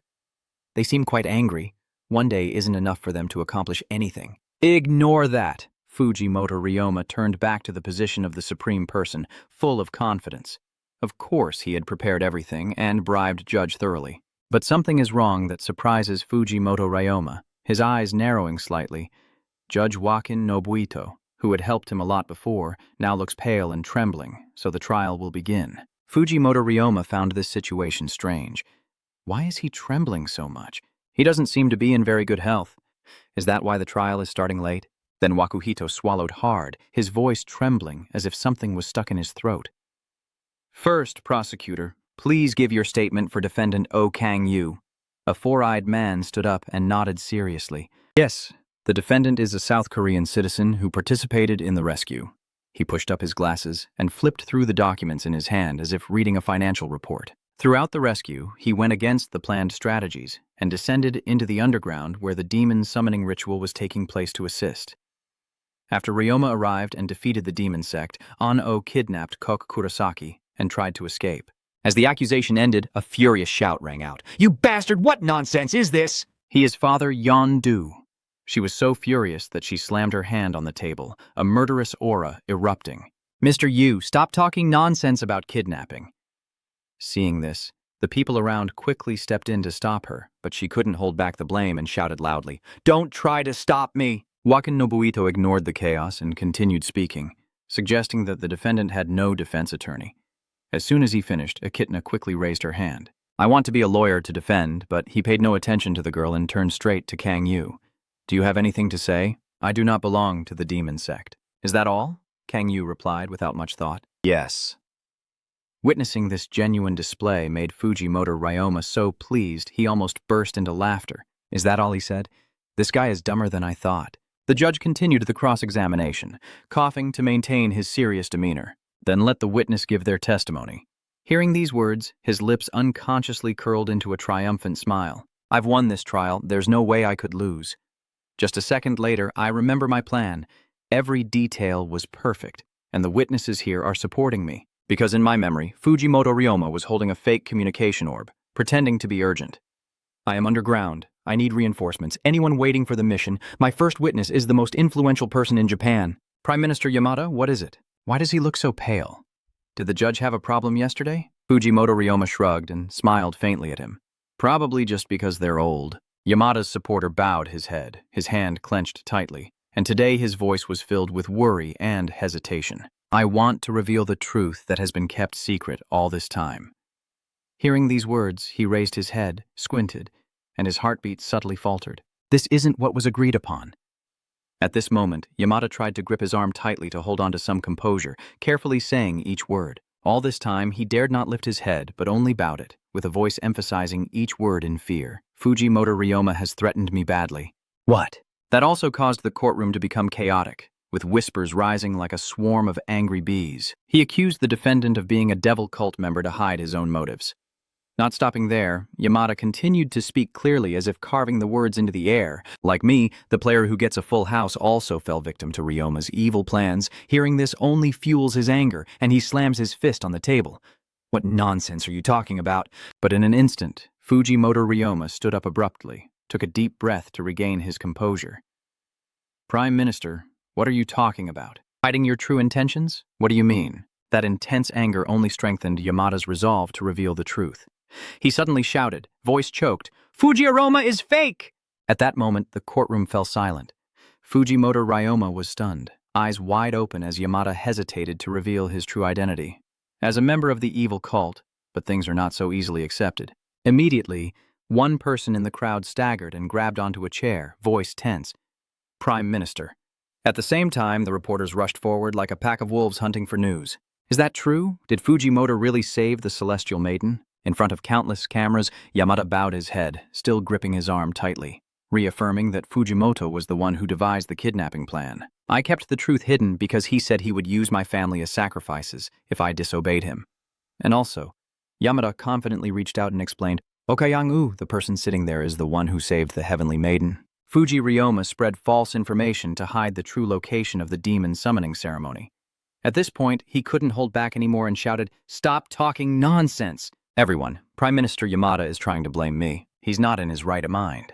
How could someone like me, who works for the country, possibly belong to the demon sect? He also has no evidence at all, but unfortunately for him, Yamada cut him off. There is evidence. Without hesitation, he raised a transparent bag containing a dark red crystal. This stone has been infused with demonic energy. Addressing everyone in the trial, he gritted his teeth and emphasized each word, demon crystal. Then Yamada continued to tilt his chin towards Fujimoto Ryoma. As everyone knows, demon crystals can only be created and used by members of the evil sect. This was found in Fujimoto's house. Hearing this, he was like a piece of pork belly put into the freezer, frozen solid. A demon crystal? That's very hard to come by. His mind was spinning. If he had a stone like that, he would have used it to frame Ooh. Why keep it in the house? This can't go on any longer. Fujimoto Ryoma quickly argued, ignoring the fact that he searched my house without permission. Where did he get the evidence that the stone was in my house? He waved his hand, trying to regain control. This is just one-sided accusation. Suddenly, a pair of women's shoes stepped forward to the witness stand, a sweet voice ringing out. Nice to meet you. I am in charge of investigating the Fujimoto accusation. Ryoma is a member of the demonic sect. I am John Soyeon. At this moment, the atmosphere in the courtroom suddenly grew tense due to the whispers. She is from the 10,000 Sword sect. Why is John Soon here? After the introduction, John Soon signals to the person behind him. The Prime Minister has asked Van Keem Mon for help and wants to reveal the truth about Ryoma. That is why, early this morning, we investigated Fujimoto's residence. A locked box was opened, releasing a dark aura, and as a result, Taro Soyeon crossed his arms, glaring at him with a sharp gaze. Surrounded by items emitting ominous demonic energy, he declared firmly, "We have found evidence proving Fujimoto Ryoma is part of the demon sect. You can see the demon crystal and the items corrupted by demonic energy we discovered at his residence." With the collected evidence, she quickly confirmed that under the name of the 10,000 Sword sect, I swear to tell only the truth. Fujimoto Ryoma, a member of the demon sect, chuckles dismissively when he hears the unwavering accusations, then suddenly seems to go mad, placing his hand on his forehead and shouting, "It's truly ridiculous, but deep inside I feel like there's a fire burning. Damn it, if this continues, I'll be accused of belonging to the demon sect and won't be able to defend myself." The next second, he tilted his head again, his eyes sharp as a blade, trying to stay calm. "So what?" Fujimoto Ryoma kept arguing. "I told you these are accusations from one side. Isn't this part of the 10,000 Sword sect's plan to control Japan?" His mind raced through calculations, trying to buy time. With a premeditated plan, he quietly calculated until he could leave safely. But someone in a full-face cloak interrupted with a sharp remark. "Mr. Fujimoto." She slowly lowers her hood, her brow furrowing sadly. "Give up and leave. This is the heavenly martial woman Kurosaki Yuri." Hearing that voice, the reporters were startled to recognize Kurosaki, while the girl beside her looked confused. "I heard she's in the hospital, so why is she here now?" Kurosaki Yuri no longer wanted to stay silent. She stood straight, turned around, and her face was completely calm. The moment Kang Yu saved her, Kurosaki Yuri faintly heard his voice. "Although I don't remember all the details of what happened that day, I'm sure that Mr. Fujimoto wasn't the one who saved me. It was the Korean player who actually saved me." After finishing, Kurosaki Yuri bowed respectfully, sincerely, and without any pretense. "Being kidnapped was my fault, so I want to apologize to the people for causing everyone worry." They panic and wave their hands. "It's not your fault." "That's right. The ones who should be blamed are the demon cult members like Rio." At this moment, John Soon crossed his arms and tilted his chin towards Nobuhito. "Your Honor, everything seems quite clear now, so why don't you arrest Fuji?" He is so focused on watching the Demon Lord that he forgets the situation and startles when his name is mentioned. "I see now." Okabe Nobuhito did not hesitate and kept pounding the gavel. I order the arrest and investigation of Fujimoto. He was speechless when he heard that. What is going on? Not only did I fail to harm anyone, but now I am the one being targeted. Prime Minister Yamada, Yuri, and John Soyeon, are you planning to accuse me? But as he looked at Kang Yu, another thought flashed through his mind. This is definitely not a coincidence. Someone is behind all this. He imagines Kang Yu's sinister smile and quietly guesses that all of this was planned and happened within a single day. Realizing the truth behind it, Fujimoto, Ryoma unleashes his power as the wind roars fiercely. Don't make me laugh. The wind roars around him, lifting his body as he screams and soars into the sky, breaking through the door and fleeing. Don't make me laugh. This caused chaos among the crowd. Ryoma escaped and then caught him. Father Yeonju also couldn't hold back his anger and shouted loudly, "That bastard!" Sister, with her temper flaring, clenched her fists and turned to shout, "Hey, oh Kang Yu, we should also go after him!" But when I looked back, Kang Yu's figure had disappeared, leaving only the broken cuffs behind. Where did he go? The scene shifts to the peaceful Tokyo sky, sparkling with stars as if nothing has happened, while the bustling city lights flicker among the hurried crowd. Suddenly, a strong wind swept through, carrying a shadow slipping through the night. It turned out to be Fujimoto Ryoma fleeing in a rush. He grits his teeth, his face contorting with rage. Damn it, damn it, damn it. Where did I go wrong after all? He kept lost in thought and didn't notice a streak of light rushing straight at him, but he still could escape from Japan. Before he could think further, the streak burst into flames, engulfing him in fire. At the same time, Kang Yu stood there with his hands behind his back, calmly watching his body, which was rolling around before crashing to the ground. Fujimoto Ryoma lay sprawled out, face down on the ground, breath ragged, whole body aching. Who dares? A slow voice echoes, pulling Fujimoto Ryoma out of his rage. And finally, he understands. Hearing that, he struggles to get up, his body still recovering from the blow earlier. That bastard across from Kang Yu stands there, muttering as a fireball spins in his palm, admitting he made 5 mistakes. The flames in Kang Yu's hand flare up, unleashing a fierce energy that spirals straight into the center of the sphere, locking his gaze onto Fujimoto Ryoma. Have you realized now? Fujimoto Ryoma still gritted his teeth and snapped, "Don't make me laugh. Maybe I rushed the plan and didn't pay attention to a few things." His sharp eyes scanned the opponent's rebuttal, but he couldn't pinpoint all 5 mistakes. Kang Yu blocked the way, a mischievous smile curling on his lips. First, a ball of fire erupts in his palm, its blazing red reflection shining in his confident eyes. "The magic suppression device has no effect on me, so you can't bind me." With that, he clenched his fist and the flames extinguished, leaving only a few flickering embers before vanishing. Second, in an instant, a red gem appears. An ominous dark light emanates from within like a ghostly lantern. The crystal demon you think only the devil cult can create, I can make it too. Seeing this with his own eyes, Fujimoto Ryoma was utterly stunned, his breath catching as he realized something. "Don't tell me that the thing found in my house is—" Before I could finish speaking, Kang Yu calmly continued. "Third, you chose overly ordinary people as judges and witnesses." Thanks to this reminder, Fujimoto Ryoma was stunned. Images of Yamada and Wakin Nobuito with pale faces and trembling hands unable to steady themselves suddenly appeared in his mind. Naturally, ordinary people don't have those endurance skills and can't believe the truth. He shouted angrily, "What did you do to Prime Minister Yamada and Judge Wakabi in front of this outrage?" Kang Yu casually stepped forward, his eyes glancing over Fujimoto Ryoma with a calm expression, as if assessing an innocent person. Relying on ordinary people is indeed a foolish choice. He muttered to himself, as if blaming himself for using intimidation instead of other skills, leaving him no time to react. Kang Yu continued,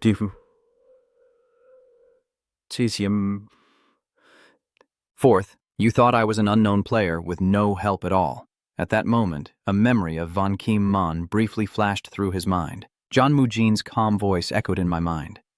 "I promised to help you at least once in the name of Van Kim Mon, and thanks to that promise, I was able to ask Jo Soon to search his house." At this point, Kang Yu pressed firmly on the wound on Fujimoto Ryoma's shoulder, causing blood to seep through the fabric. If he had thought about using me, a sinister smile would have already appeared on his lips, and his cold, dagger-like gaze at Fujimoto Ryoma should have revealed the difference between a dog and a demon. Each word like a knife, stabbing deep into his pride. Those are his 5 mistakes. Unable to bear another second, he immediately leapt into the air. A swirling mass of blue energy gathered in his palms, emitting waves of overwhelming pressure. I will kill you. Fujimoto Ryoma roared and then poured all his strength, unleashing a wave of energy at Kang Yu like a storm of fury. I will tear you apart. Faced with this outburst, Kang Yu stands still, listening to every scream full of hatred and making your death more painful. And so, a massive explosion shook the heart of Tokyo, shockwaves spreading out and sweeping everything away. At this moment, Fujimoto Ryoma was also laughing triumphantly, his breath heavy in his chest, realizing he should have done this from the very beginning. But before he could rejoice for a few seconds, a heavy sound echoed through the dust, making his spine go cold. The fog gradually cleared to reveal a figure still standing in place. I had high hopes for you. Kang Yu stands beneath the protective shield, wielding defensive power, with magical light flickering on the surface of the barrier, sneering with irony. But you have disappointed me so much. Ryoma disappointed. Without hesitation, he nodded, thinking his idea wasn't too bad. Fujimoto Ryoma clenched his fists and gritted his teeth. What did you say? Kang Yu, on the opposite side, didn't reply immediately, slowly stretching and rotating his wrists, joints cracking as he loosened his muscles. He looked quite good on the outside, but he was secretly controlling everyone. Usually I quite like people like you, but then Kang Yu shows a bored expression. You disappointed me so much, your mask came off too easily. Kang Yu keeps provoking. His ideas and schemes are pretty good, but he's a bit slow. If he hadn't made so many mistakes, he would probably have won by now. Fujimoto Ryoma raised both hands above his head, muttering in disappointment as swirling energy gathered. Offended and furious, his suppressed power erupted violently. I'm an idiot, you bastard, he shouted loudly, unleashing a huge tornado straight at you. How dare you judge me? His eyes blazing, his breath quickening as he waited for his opponent to be crushed. A faint laugh echoed behind him. Kang Yu had slipped back with a tone full of mockery and his usual curse words whenever he was at a loss for words. Those predictable reactions are so boring. Then Fujimoto Ryoma clenched his fist, a fierce aura swirling around his arm. Kang Yu watched him rush forward, a satisfied smirk on his lips. Yeah, that's better. Without hesitation, they charged at each other, but Kang Yu still couldn't resist teasing.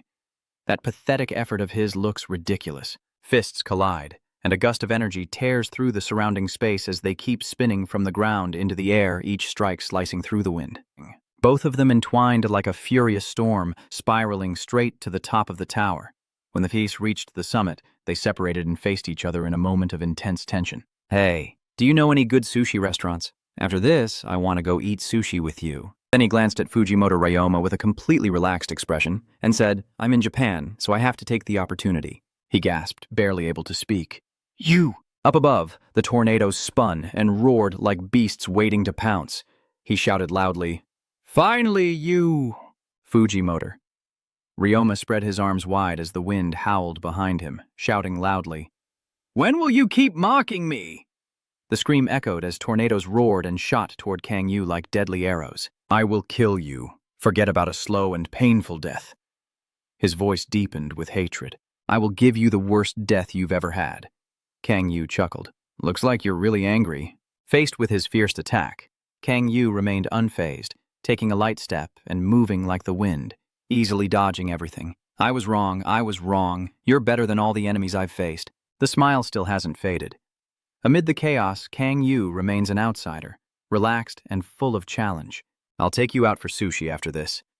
In a flash, Kang Yu moved swiftly like the wind, appearing behind Fujimoto Ryoma, clasping his hands together and swinging them over his head, aiming straight at his opponent, ending it here. But at that very moment, Fujimoto Ryoma's eyes suddenly flashed with a brilliant blue light, like a sacred flame.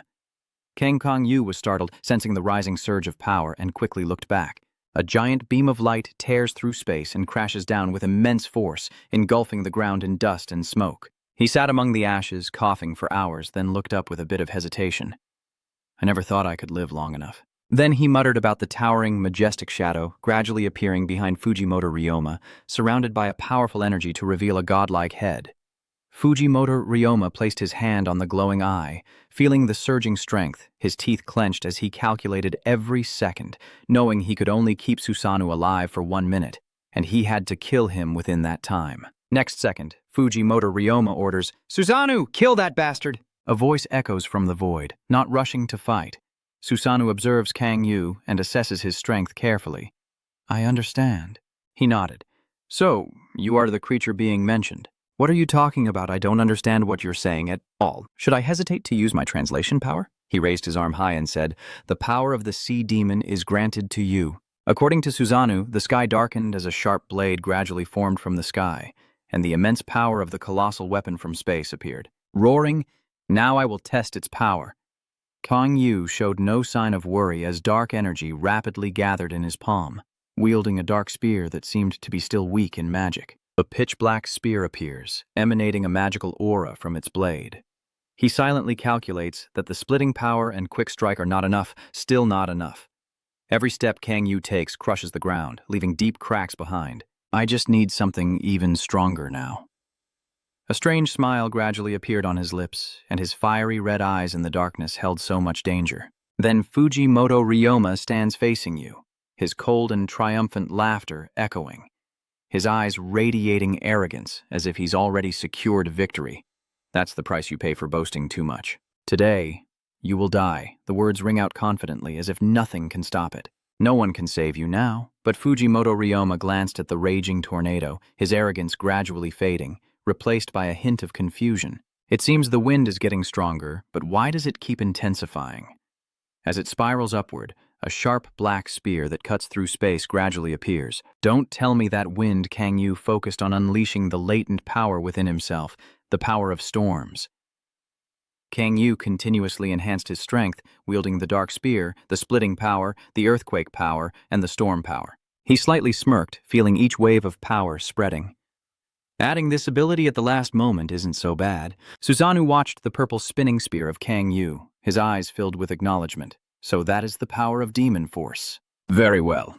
He clenched the sword tightly in his hand, without hesitation or warning, raising his weapon high. Come here, I told you so. He charged forward, swinging the dark blade with destructive force, directly attacking Susanoo's sword. I don't understand what you're saying at all. The two weapons clash fiercely, a wave of energy surging up. When they touched, an explosion erupted, and a fierce light burst forth, illuminating the top of the tower so intensely that the surrounding space shone like the sun in the darkness. Father Ianju looked up in surprise as the light shone beside Akaina, who was being carried in Koa's arms, her lips trembling as she called Kang Yu's name. Meanwhile, Kang Yu stood amidst a storm of energy, grinding his teeth, trying to suppress the pain. Damn it, am I still not strong enough to face a god? I'm getting more and more wounded. He glanced down at his injuries, astonished to realize that his blood was not normal blood, but black blood. A second later, Kang Yu imagined his transformation and deduced that the demon power had merged with his blood, forming a demon crystal-like energy, unlike normal demon power. A strange smile appeared on Kang Yu's face as he calculated, if so, with the demon energy flowing in my blood, the black blood from all the wounds gathering and swirling out like a tornado, like a shield to boost my power, I will make it explode. Susanoo looked at this membrane and suddenly heard a sound, his body rising up, but his voice still echoed coldly. Just as I thought, the prophecy was not wrong. Kang Yu didn't let time pass uselessly, swung the black sword through Swan's body. The fatal blow made the deity vanish instantly, as if he had never existed. A beam of light suddenly crashes down from above onto the tower, a withered, cracked hand reaching out weakly and gasping for help. Damn it! I didn't expect Susanoo to drain his life force and magic to the point of death. He's crawling on the ground, full of worry that he might be able to fight back with the help of the eye's power, but now if Yuri doesn't restore his strength, he's doomed. Kang Yu hovers in the air, a mocking look passing over Fujimoto. Ryoma, it seems, summoning a god will come at a very high price. But as he shouted, a burst of fire surged forward. Bastard Kang Yu looked coldly at his scorched hand and questioned. You still don't realize what's happening? You should have killed innocent people instead. If it weren't for your interference, I would have already obtained a mythic item and saved the country. Oh, wouldn't that be better? Kang Yu bowed, his voice merciless. Since everything has already happened, at least I should take your legendary item. Fujimoto Ryoma looked in panic at Kang Yu's outstretched hand. Wait, if you take it from me now, I will die. Do you need a mythic grade item? I will ask Yuri and you will get more than just one thing. His tears streamed down as he desperately begged. Do you need this eye? When you meet Yuri, I will give it to you. You don't want to see me anymore, do you? I definitely won't appear in front of you again. Please. Kang Yu holds the eyeball in his hand, his eyes full of delight. All right, I will use this well. Hearing that, he sneered. Sorry I can't go to eat sushi with you anymore. Fujimoto Ryoma's face gradually dissolves into a scolding. You bastard, before his body turns completely to dust, you still can't help but blame him. Are you planning to use me as a joke until the very end? At that moment, a system notification rang out. This item has been engraved and cannot be used. Kang Yu watched it with obvious disappointment on his face, so it was unusable. Kang Yu closed his eyes, and the image of the god that Ryoma summoned appeared in his mind. Susanoo, if the system were to weaken, would gods like him appear? Maybe he's not fully healthy in his peak state, but I didn't expect him to still be so powerful even in such a weakened condition. He muttered in frustration as he cradled it in his hand, wondering how he would fight if the gods appeared in their true form. Kang Yu was startled again as the data reappeared, and the second step of the demon spirit to become a demon god was underway. State 1, State 2, Demon Spirit. The demon god carefully puts the item just obtained into his shirt pocket. According to the message, I have to become a god to fight the other gods? That's really annoying. Kang Yu lazily glanced back and shrugged. Can I turn around now? Ignoring everything else, he jumped onto the railing, turned around, and said, Hey, both of you, then left without forgetting to give instructions. You two clean up. Tron Soyeon and Tron Mujin step out. He stroked his beard in deep thought. So what he showed us that day wasn't his full strength, was it? He watched her with an admiring gaze. That enormous power seemed to come from effort and experience rather than talent. But he is also very talented. If you want, I will arrange a marriage for you. John Soyeon gently shook his head. No. Today I will return to China. John Mujin was slightly surprised. Why did he come back so early? She leaned on the railing and said calmly, I want to practice. Then John Soon slowly observed the distant figure, a slight smirk on his lips. If he truly lacked martial arts talent, I just need to fill in what he's missing, right? She narrowed her eyes with a mix of interest and a hint of challenge. Besides, right now, watching that figure fly toward her friends, she sighed softly. It seems sneaking in will be a bit difficult. Kang Yu just landed when Father Yanju rushed over angrily. Where have you been, Kang Yu? He pouted and crossed his arms, saying, I just came to handle everything. She was so angry, her face turned red. If you're going somewhere, at least tell us. Unable to hold back her frustration, she continued to question him. So you knew from the beginning that Ryoma was part of the demon sect, right? Why didn't you tell us? Kang Yu turned to the side to avoid it. Only when I went underground did I realize he was muttering to himself. Actually, he never really went with them from the start. Then he sighed and continued speaking. Anyway, everything is still heading in the right direction, right? Hearing that, Yandu's blood boiled. What? Her anger flared up. She rolled up her sleeves and prepared to charge forward, but that wasn't the important thing. So quickly placed her hand on her shoulder, softly reassuring her Yonu, calm down. Just as Kang Yu said, everything is back in place now. X nodded her head, her eyes showing a hint of unease, glancing briefly at Kang Yu before continuing, causing him to pause for a moment. We're worried that things might not turn out well. Are you looking at the car? Her lips pressed tightly together, her eyelashes trembling with tears. She looks quite sad. If I don't respond kindly, it could get worse. X, if that's the case, then so be it. Kang Yu suddenly rushed over and embraced her tightly. My love. Holding her in his arms, he whispered tenderly, My love? I'm back now. Sio's face flushed red, and she was too flustered to respond. Kang Yu. Echino was crushed so badly that she flailed her arms desperately, calling for help. Kang Uo. I'm stuck. You still calmly wait with that expectant voice. You want to go back quickly and eat the kimchi soup I prepared, huh? Super adorable. He chuckled softly with a gentle reproach. Kang Yu, you really are Kang Yu. Continue to act cute. My love, I will put in lots of meat and sausages, right? She happily agreed. I will add more noodles, too. Let's go back with it. Quickly. Chow stood nearby, witnessing everything with veins bulging from the tension. You bastard. Is he trying to escape like that? Meanwhile, Akina is still being crushed mercilessly, struggling like a sticky rice cake. Oh, Kang Yu can't breathe. Suddenly, Kang Yu's face changes color. Some things I don't understand. And Zoe also blushes and looks confused, gently pushing him away. Kang Yu, you can let go now. The image of Kurosaki Yuri testifying in court flashes through his mind, leaving him silent and not hearing her words. Why would Kurosaki Yuri help me? I didn't use any powers or threaten her. Then suddenly memories flooded back of Bonko fainting and leaving. She said she woke up when I saved her, but there's no way I wouldn't recognize her. A thought crossed Kang Yu's mind, making him frown. Does she have some grudge against Ryoma? At that moment, Father Ayanju suddenly pinched his cheek to bring him back to reality. Hey, kimchi pancakes are good too, but now that we're in Japan, we have to go eat sushi. She scowled and tightened her grip as she ordered. Follow me, I know a really good place. How long are you two planning to keep hugging? Kang Yu cried out in pain. Hey, let me go! Meanwhile, Akina, caught between the two of them, looked like she had been saved and was coughing uncontrollably. Big Wazin couldn't hold back and burst out laughing. This is the first time I've seen Father Ionju like this. She blushed, her voice full of restrained annoyance. Everyone be quiet and follow me. Meanwhile, the girl on the side was crying and complaining. Oh, you're really mean. A voice from afar echoed without their knowing. Miss! John Soon's subordinate stands there with his hand on his chest and bows, saying, I will escort you back. Kurosaki Yuri turns around with a gentle look and a soft smile. Thank you. She squinted, still lingering on Kang Yu's group. Let's go. Now, all she could feel was regret as she thought, I can only watch him from afar. Kang Yu is happily with his friends right now. Leave me out. But Father Ionju couldn't shake the feeling of discomfort rising. She didn't want to leave.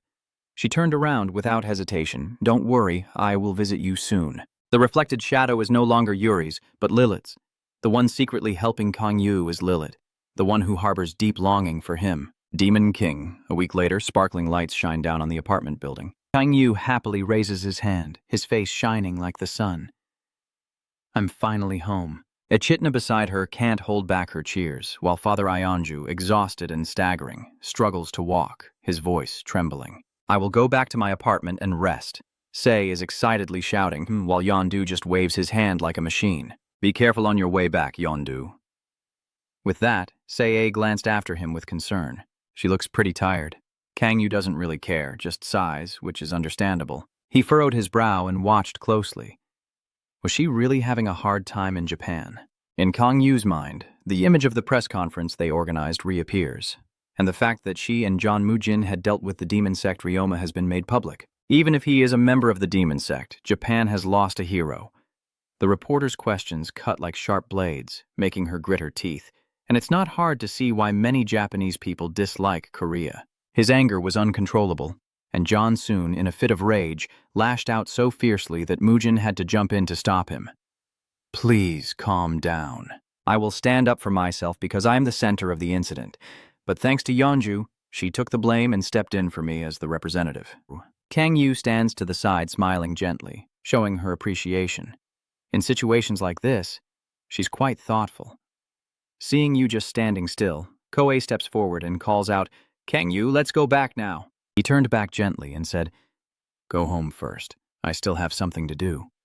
Sei looked at him with a confused expression. You still have something to do?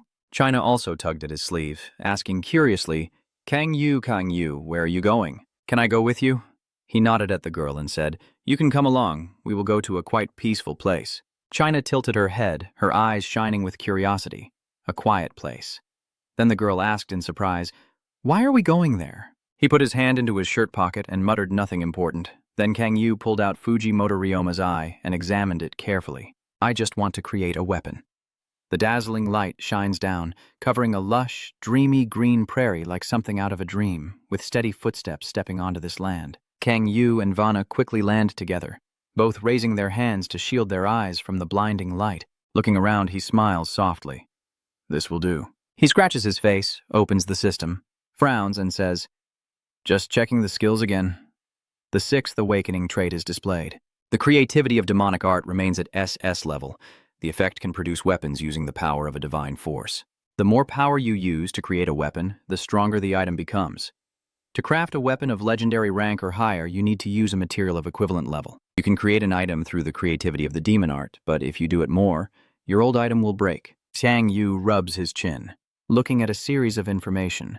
The more powers he uses, the stronger the weapon, huh? He remembered his fight with Susanoo. He had already used Gungnea in the previous battle.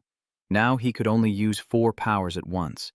The images of upgrading his weapon from B to 8 and then to 16 flashed through his mind. Using 2 powers at once doesn't double the amount of demon energy needed, but increases it many times as you add more powers. 2 powers require 4 times the energy. 4 powers need 16 times.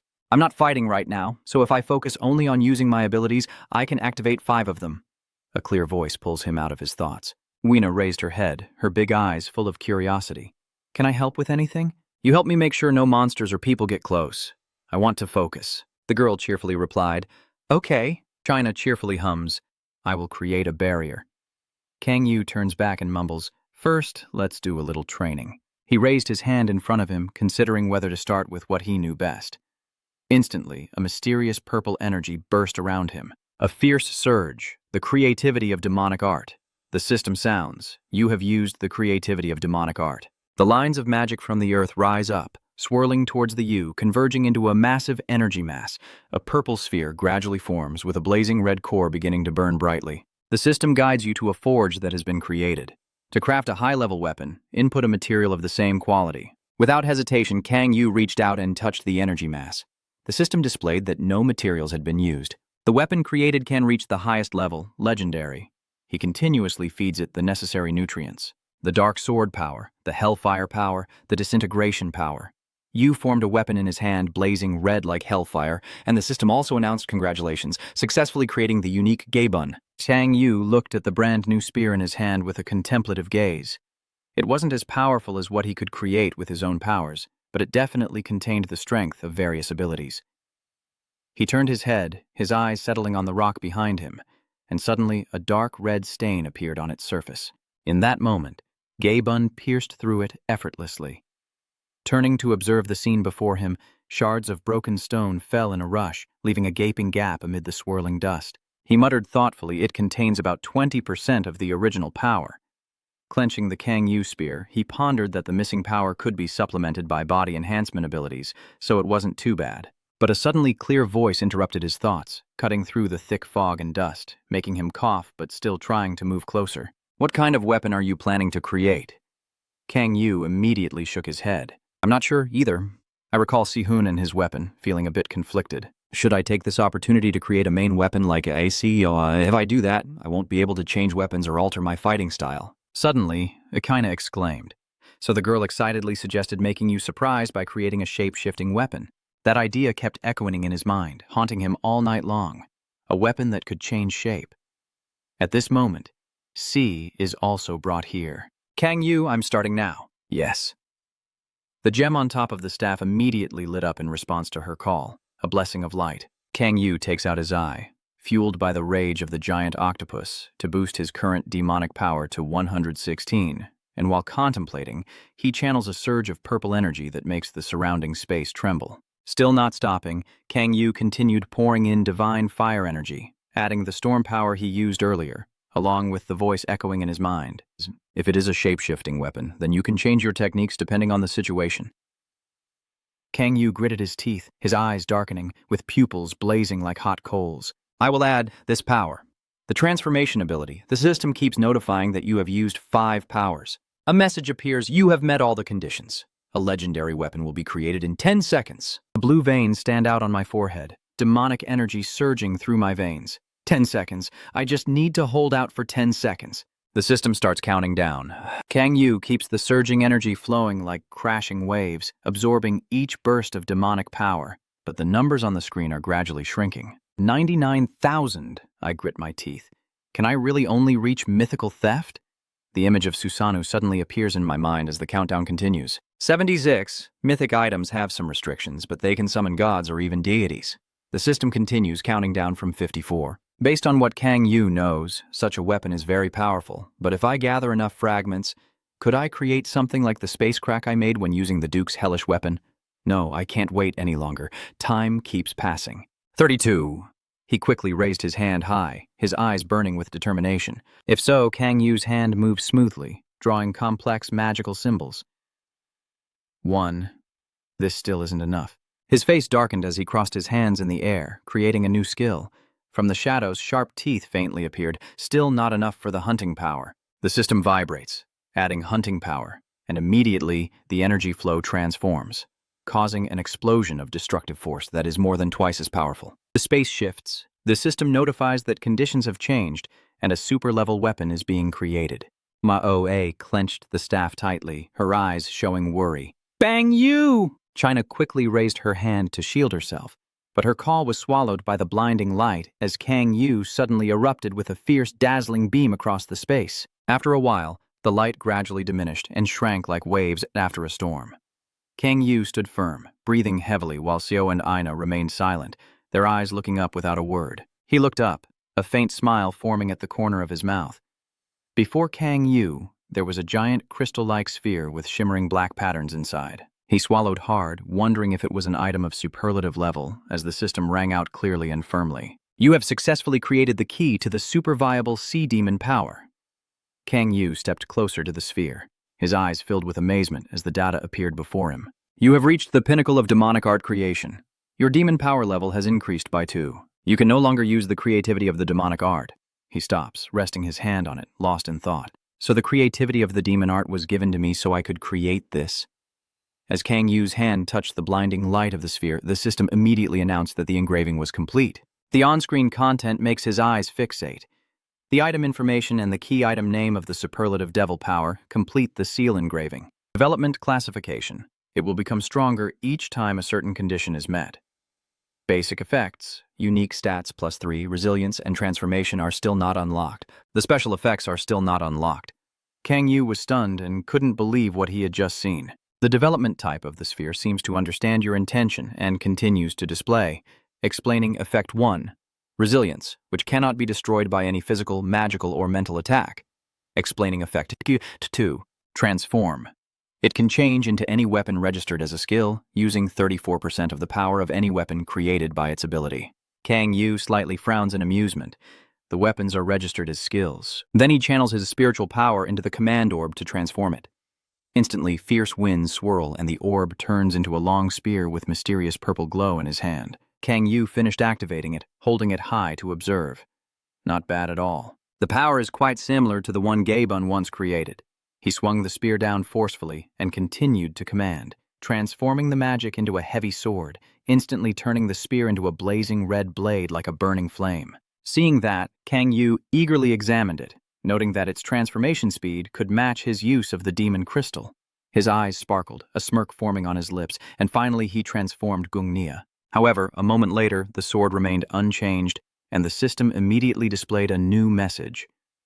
In its current state, it can only transform into weapons created by up to 4 powers. Kang Yu hesitated slightly but was not surprised, as I thought Gungnea is a bit too much for now, and this is not her final form yet. While Kang Yu was still lost in thought, it continued to evolve further. Truly something to look forward to. Ko's words startle him. Kang Yu, she approaches curiously. Was it easy to create the weapon, brother? Kang Yu waved his hand. Here it is. I raise my hand to show off the sparkling jewelry on my finger. I can easily change my shape like this.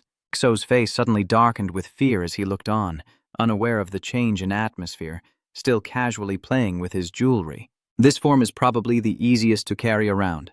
Kang Yu chuckled happily, his voice echoing through the night sky. Now let's get back to it. 1 week later, in a brightly lit apartment building, Kang Yu frowns as he stares intently at the system. Your current rank has been restricted, and I can't remove it. Kang Yu sat on the bed, sighed, and put away the weapon, thinking that the key to lifting the rank restriction was the key of the sea demon power, so I tried combining many different abilities and transforming it. But I realize I am just wasting my time. Looking at the sparkling ring on my finger with a contemplative gaze, I must level up and acquire another trait like the creativity of demonic art. Then I can weaken the seal of the sea demon force. Kang Yu closed his eyes, brought his hand to his nose, and pondered. I struggled a lot to lift the level restrictions. Should I give up leveling up and find another way to develop myself? In his mind, a vast map of the world appears with Russia, Kazakhstan, Uzbekistan, Mongolia, and China. And a particular area makes him stop. Thinking back now, Yanju said the traces of the demon sect were found in Russia. Should I ask them to summon a few demons to handle it? Forget it. In such a vast country, how could we find the demon sect? Suddenly, my stomach growled loudly. I've been so focused on the restrictions I haven't eaten anything yet.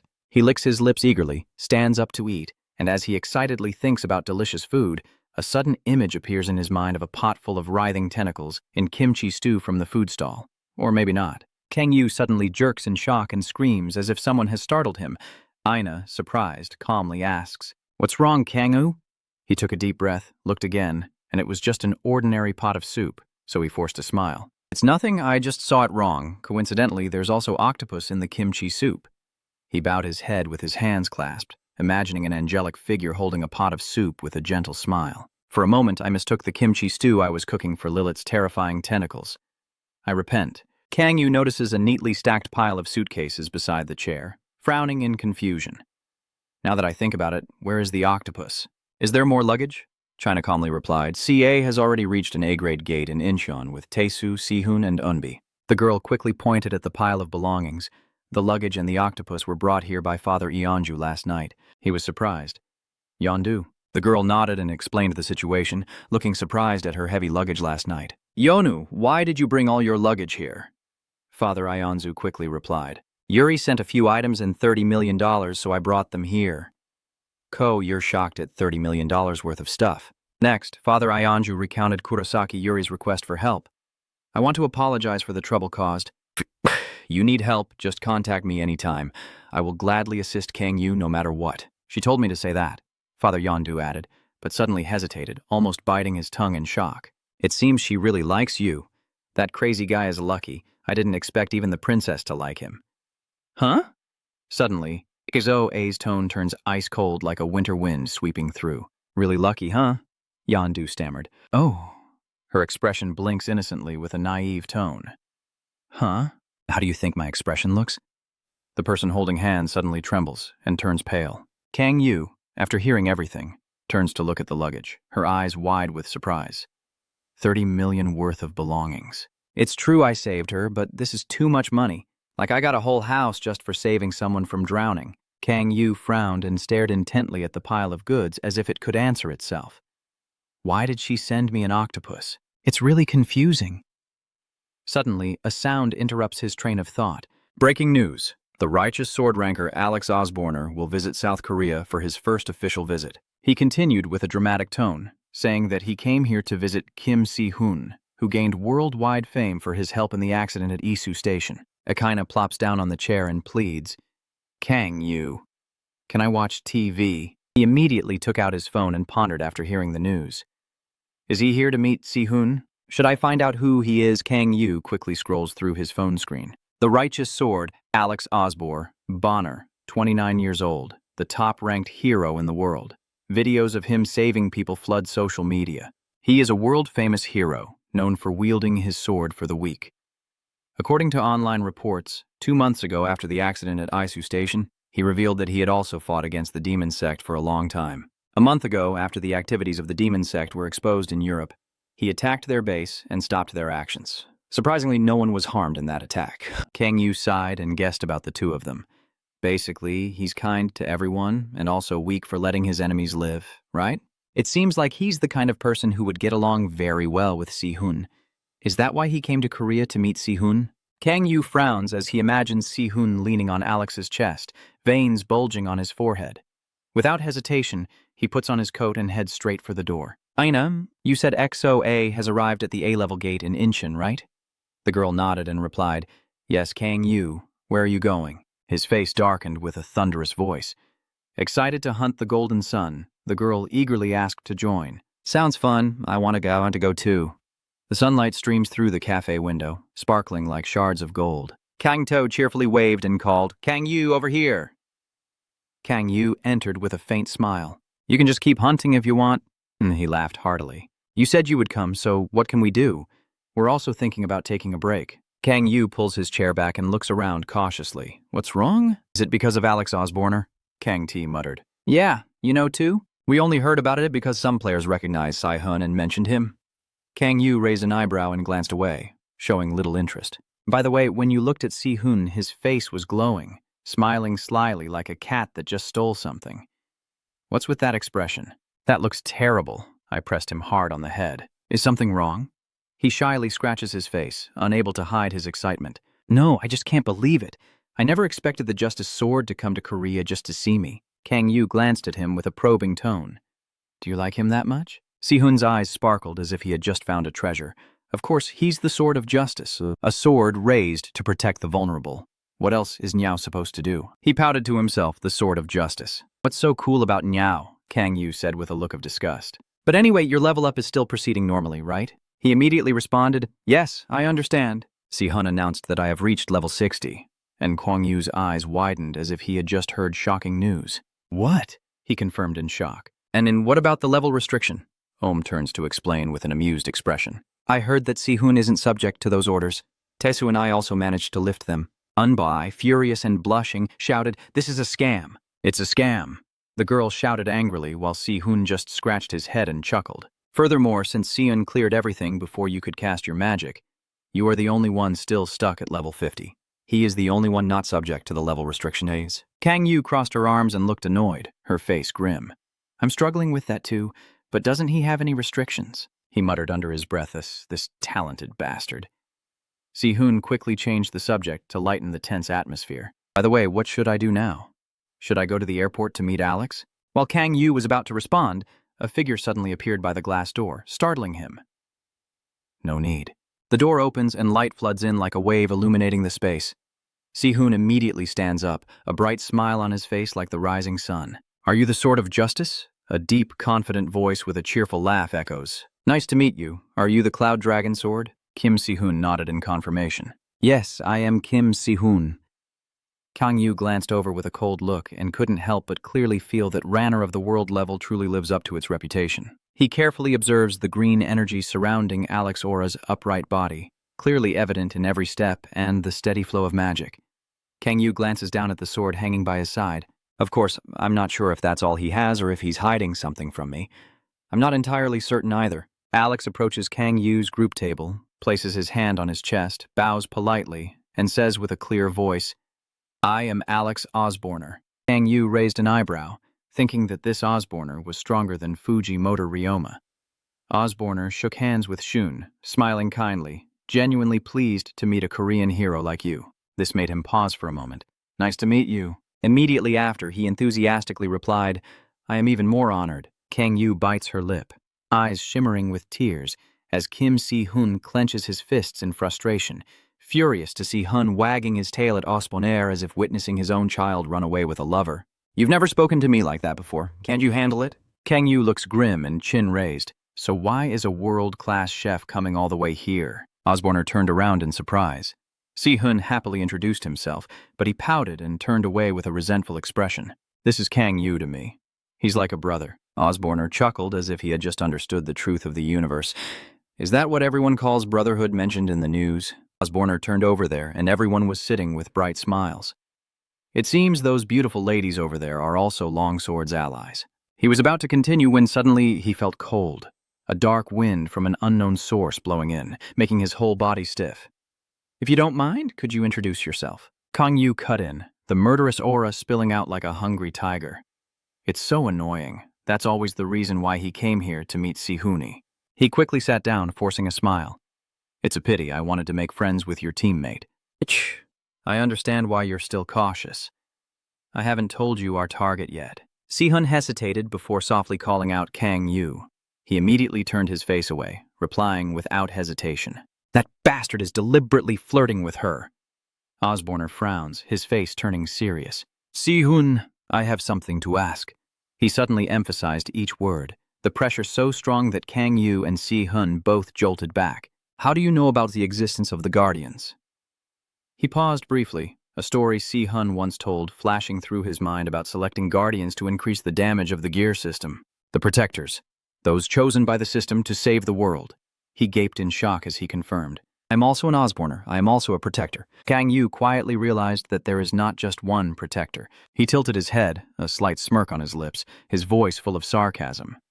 "If we ignore why he knows Si-hun is a protector, then he came here? Is it because you want to save the world with the other protectors?" He nodded seriously, something like that.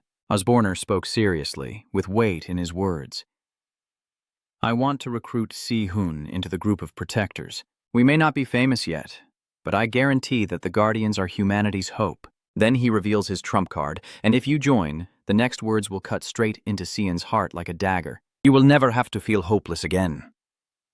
Osborner continued, his sharp eyes like someone who sees through the opponent's soul. "I saw your expression in the video at Isu Station when you had to kill the monster. You were scared, helpless, and sad. I understand, after all, those monsters are innocent people." He clenched his fists with a firm tone. "But if you're stronger, you can save everyone." Osborner envisions a promising future where if you are strong enough to contain them without hurting them, we can find a way to bring them back to normal. Si-hun squinted curiously, strong enough to capture them without hurting them. How? Osborne recalls the moment he received the blessing from the Saintess. Our guardians have ways to increase their power. I also became stronger thanks to that method. He confidently and excitedly continued to tell the story. Thanks to that, I was able to fight alone against the British demon church. Kang Yu raised an eyebrow as Ryoma and Akiyama's sneering laughter echoed in his ear. That makes sense. A low-level world dungeon couldn't possibly be enough to block an entire demon cult on its own. If that were the case, Ryoma wouldn't have asked for help from the Korean players. He turned to look at him. Seon being stronger was just better for me, and Osborne Bonner kept on persuading like an enthusiastic insurance salesman. Sehun, we need you. We need a protector to keep everyone safe. He swallowed hard, his face showing clear hesitation. Are you going to join us? After some hesitation, Sehun took a deep breath and looked up confidently. Bonner sighed heavily, each step echoing wearily through the quiet alleyway, looking like a rejected dog, and I never expected to be turned down. But then, a look of determination flashed in my eyes. I will still try to convince him. Kang Yu quietly followed behind, half of his face hidden in the shadows, softly cursing the stubborn bastard. Recalling the moment at the coffee shop, Osborne looked Sehun straight in the eyes with sincere tone. Are you going to join us? Me! Just as he was about to firmly speak up and join the Guardians, his heart suddenly clenched as if seized by a demon. What do you want to do by joining the Guardians Guild? Kang Yu, with a sinister smile like a demon gently stroking the puppet in his hand. Do you really think they can save everyone? Isn't Alex just trying to deceive you? As Sehun opened his mouth, but his now blood-red eyes signaled that he would join. The system displayed that the demon messenger's power had been activated. You have successfully manipulated your demon envoy. He bows his head in refusal. I'm sorry, I think I haven't been able to decide yet. Taesu blinked in confusion and said, Sehun hesitated, his fingers tightening until they turned pale, then forced a smile. It's okay, I was planning to stay in Korea anyway. If you change your mind, call me okay. Kang Yu watched the scene, a faint smile of pride on his lips. Luckily, I was prepared in advance. From the hidden corner, he continued to hide and watch Alex. It's fine that Sehun respects Alex, but he can't share the same irrational ideals as him. He's a pure-hearted person who wants to save everyone. Kang Yu, determined, knew that if he wanted to survive, Sehun's sword would be tainted. He couldn't let them meet. Alex suddenly turned around, scanning quickly around. Who is that? Kang Yu was startled. His heart skipped a beat. Am I exposed? But at that moment, a shadow leapt down from the wall. The demonic cult leader charges forward, shouting like a fanatic, Die! Alex Osborne.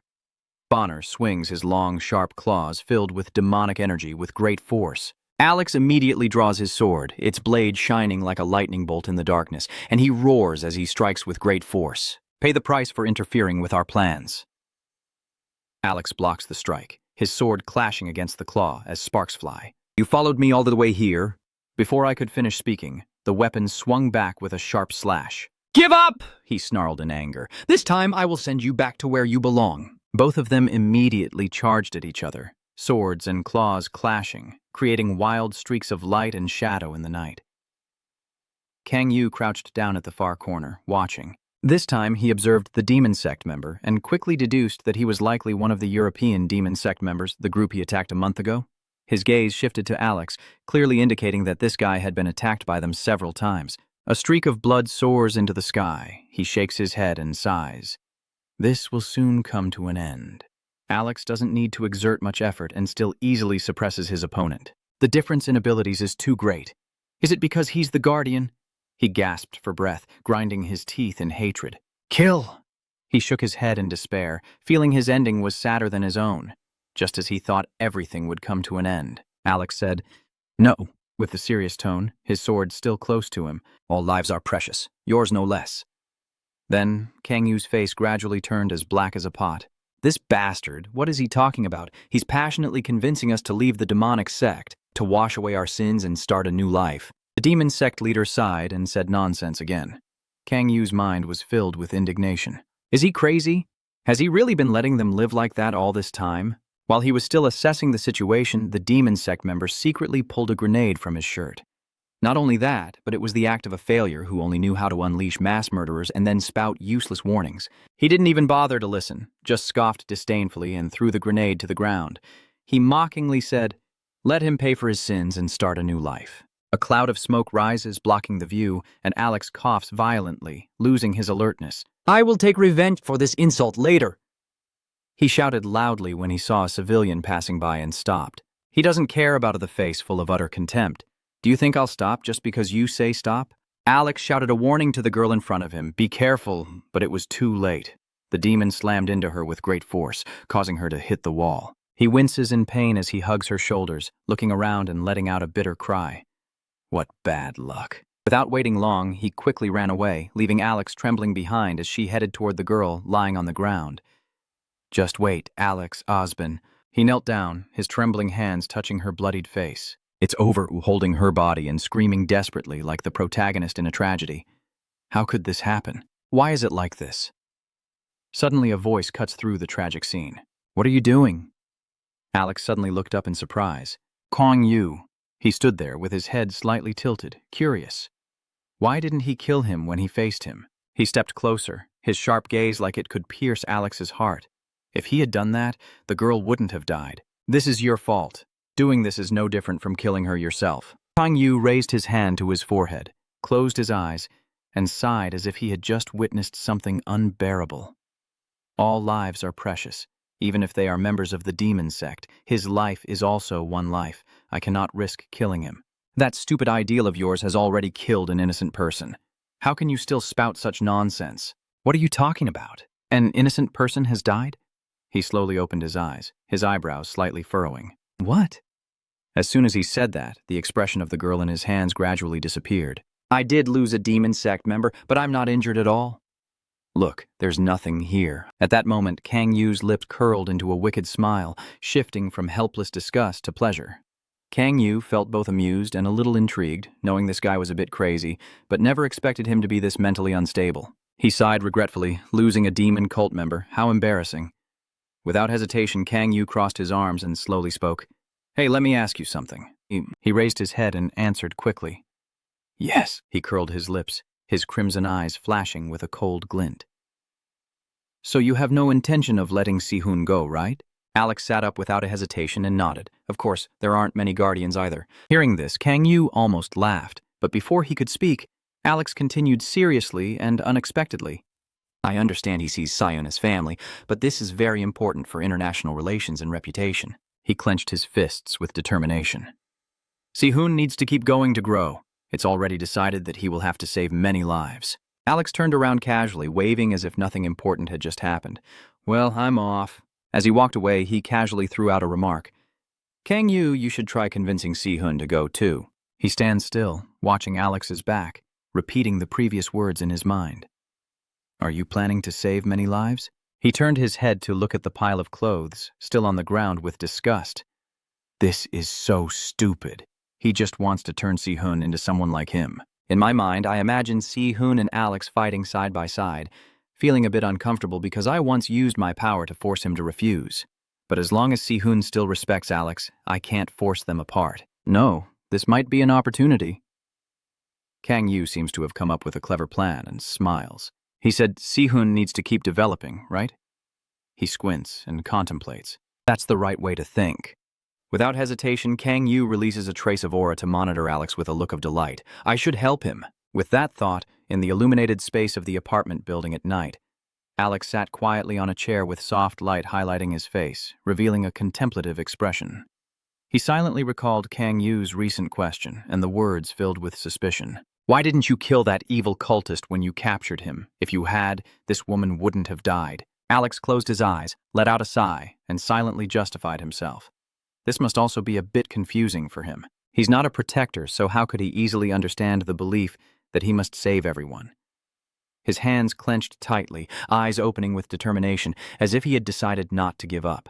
But Kang Yu will understand soon enough. I will keep trying to convince him.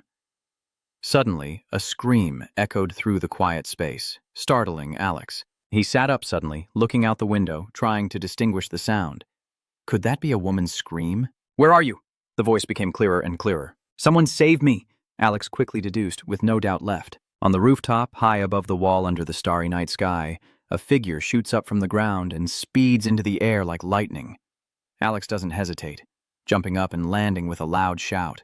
Stop right there! He glanced around nervously, hoping nothing bad was happening. He looked up, meeting the eyes of someone standing before him with arms wide open as if welcoming. Who are you? That voice sounded gentle but full of arrogance. You're truly the sword of justice. You got here really quickly. Kang Yu, with his clever disguise, stands there excitedly as a devil cultist. It's only been a few hours and we're already meeting again. Don't you feel happy? Stop pouting and keep looking. You probably aren't tired yet. Where is that woman? She smiles and gently adjusts her mask. Is she? Then she threw her head back, trembling as she mimicked a woman's voice. Help me. Someone please save me from this sword of justice trying to kill me. Alex frowns in anger, his eyes cold and sharp. You lied to me. Kang Yu burst out laughing with utter contempt. People always say that those who are deceived are fools. Suddenly, he stepped forward curiously. That's right, I have something I want to ask you. He replied with a dismissive and annoyed tone. Kang Yu looked at Alex with obvious mockery, making him flinch.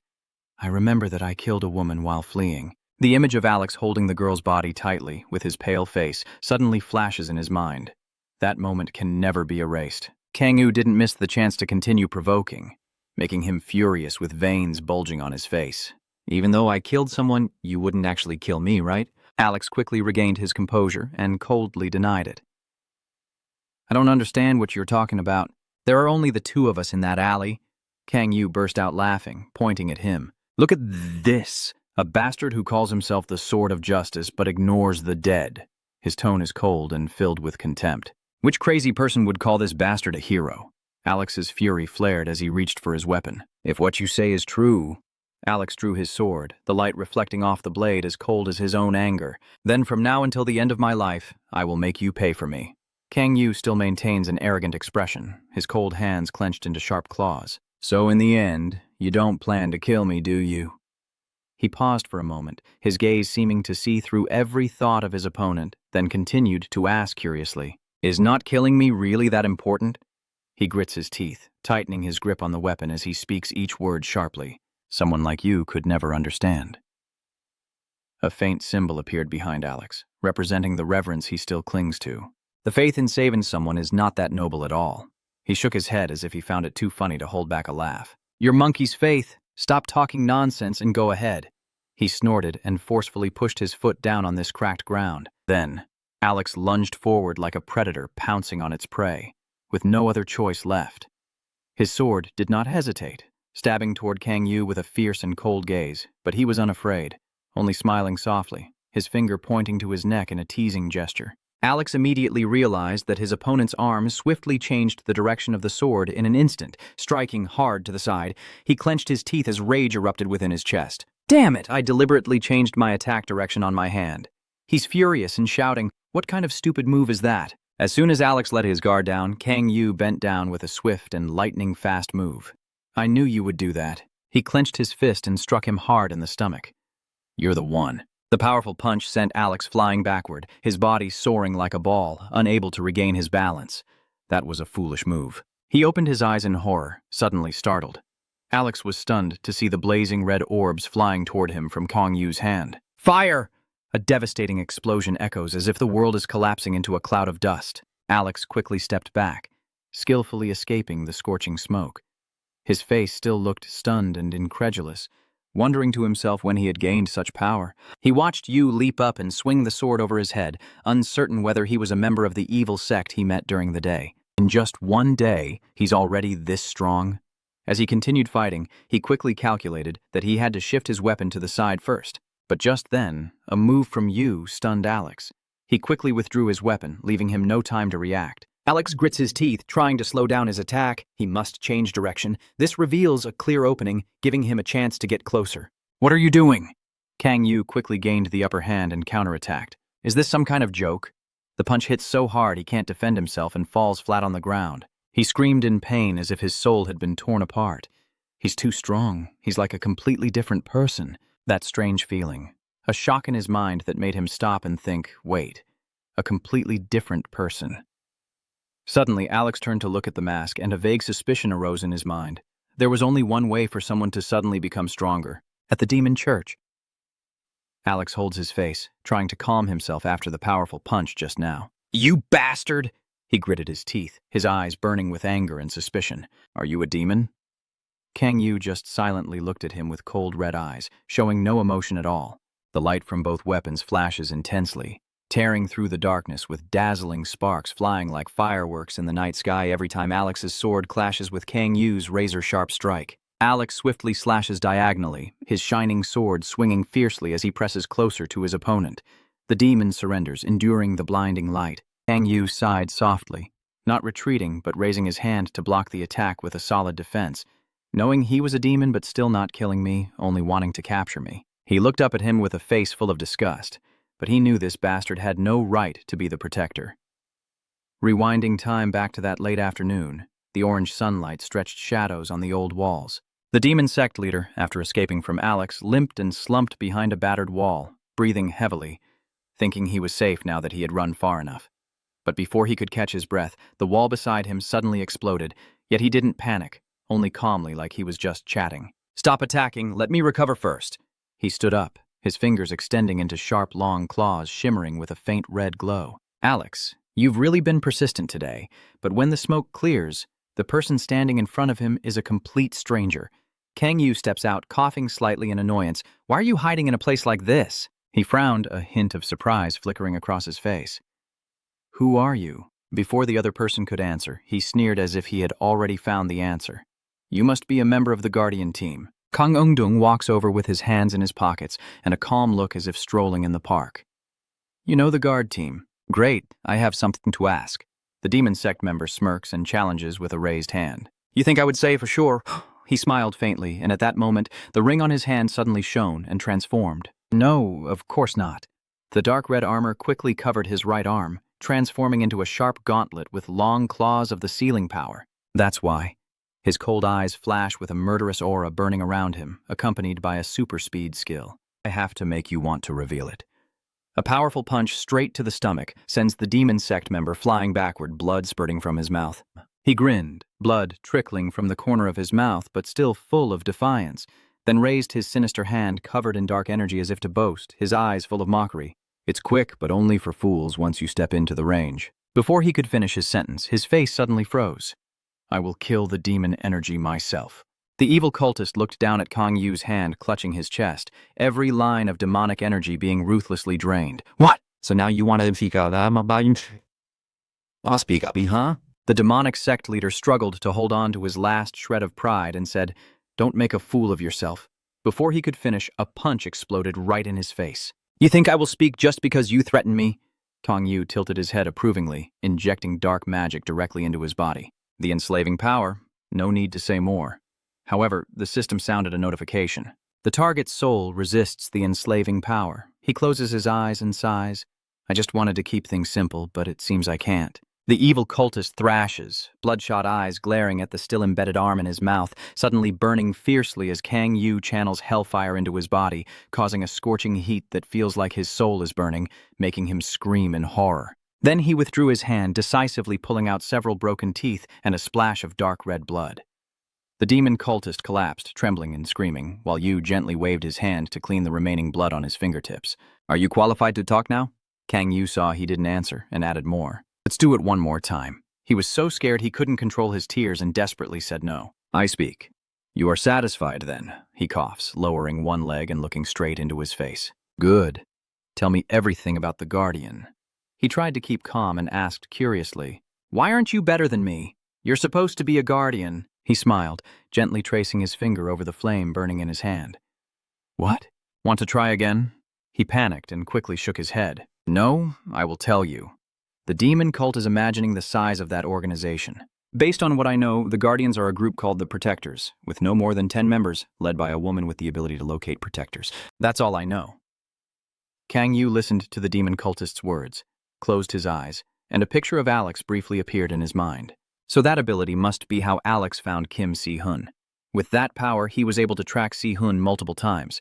The conversation continued until the sun gradually set, the light fading through the window. "What about the other Guardians' inner states?" he replied. "I don't know anything else besides Alex." The demon sect still bows its head, afraid to look directly at Kang Yu. "That's all I know. Will you let me live?" He crossed his arm and nodded, but Kang Yu smiled slyly, appearing to be weighing an agreement. "The trade happens when both sides have something to exchange. I can let you live." The demon sect member looked at him with a face full of fear and trepidation, as if he was about to break apart. Seeing that, Kang Yu continued to probe. But what do you have to offer me? I can't wait any longer, he said. Nothing at all? So I guess I have to kill you.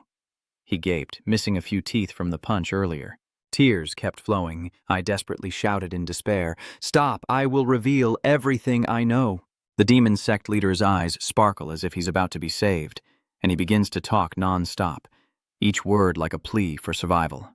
Kang Yu sits there, silent with his eyes closed and a slight smile on his lips, as if enjoying a humorous play. After a long while, the demon sect member finished revealing everything he knew. He stood up and said, "I don't know much more, but, well, this information isn't bad." He desperately asked, "So you will let me go?" Kang Yu was a bit surprised, then chuckled as if mocking. "Why do this? I don't have any more information for you." He was stunned, his face changing with confusion. "What do you mean?" Kang Yu didn't pay attention and just kept going. "By the way, thanks." The demon sect leader laughed in despair, feeling like he had been deceived from the very beginning. "You planned this all along, didn't you?" And as his pupils dilated, reflecting the shadow of Yu raising his hand, a fierce inferno erupted. He shouted in rage, "You evil thing!" The flames raged fiercely, burning down the entire house, leaving only the shadow of a person in demonic attire walking out. Kang Yu, holding the mask, muttered, "I got what I wanted." He smiled slyly, as if savoring the moment. "Let's get started." Returning to reality, he continued to walk lazily, not in a hurry as Alex attacked. Knowing I can follow the plan thanks to that evil cultist, and now I understand what kind of person he is, I raise both hands high, startling him. "All right, stop it." Kang Yu pushed away Alex Fan Nan's sword. "This is so boring. Facing you makes me want to die." In an instant, he clenched his hand around his neck in a flash. Alex struggled to cough and tried to pull Kang Yu's hand away from his neck. Letting go, he muttered, "You're so annoying. Is the world ranking just for the dumbest people in the world? Besides Mu Jin Hong, is there anyone else with a normal world ranking?" He looked at Alex, who was gripping his arm tightly, gritting his teeth and trying to resist. "Surely you have your reasons for not killing. Maybe a story that would make people cry if turned into a drama." The words he uttered were like sharp cuts, each sentence fueling Alex's anger even more. "So what if it does? Will the world disappear if you close your eyes? Or will everything just disappear if you turn away?" Alex can hardly bear to make a sound, yet he continues to mock. "Are you trying to use your ability to make it as if it never happened? Like the innocent corpse you disposed of today?" He pressed each word insistently. "Shut up." He smiled with satisfaction, a sly glint in his eyes. "Swearing now, you finally look like a real person." Let's face it together, kid. Kang Yu keeps tormenting Alex without giving him a moment of peace, continuing with each sarcastic remark. "What you're doing is just self-service. You're only doing it for your own benefit." He was furious, but his body couldn't do anything. Alex shouted, using all his strength to resist. "What do you know? I don't care," and I tightened my grip on your wrist. "Enough talk. It's time to let the main character take the stage." As he was trying to understand his words, a massive explosion erupted nearby. "What are you doing?" Si-hoon appeared from the thick dust, holding a sword with a worried look. "Alec, are you okay?" he gasped, trying to explain. Someone interrupted. "Who are you?" Kang Yu saw Si-hoon had arrived, so he turned around and changed his tone. He asked, "Who am I?" Then the grand introduction begins without hesitation. "I am Death and Revelation, the father of the angry and the fury itself." He places his hand on his chest, his red eyes glaring, a proud smile on his face. "I am Satang." Si-hoon couldn't believe what he just heard, but he still couldn't hold back and spoke up. "Satang, are you also a demon?"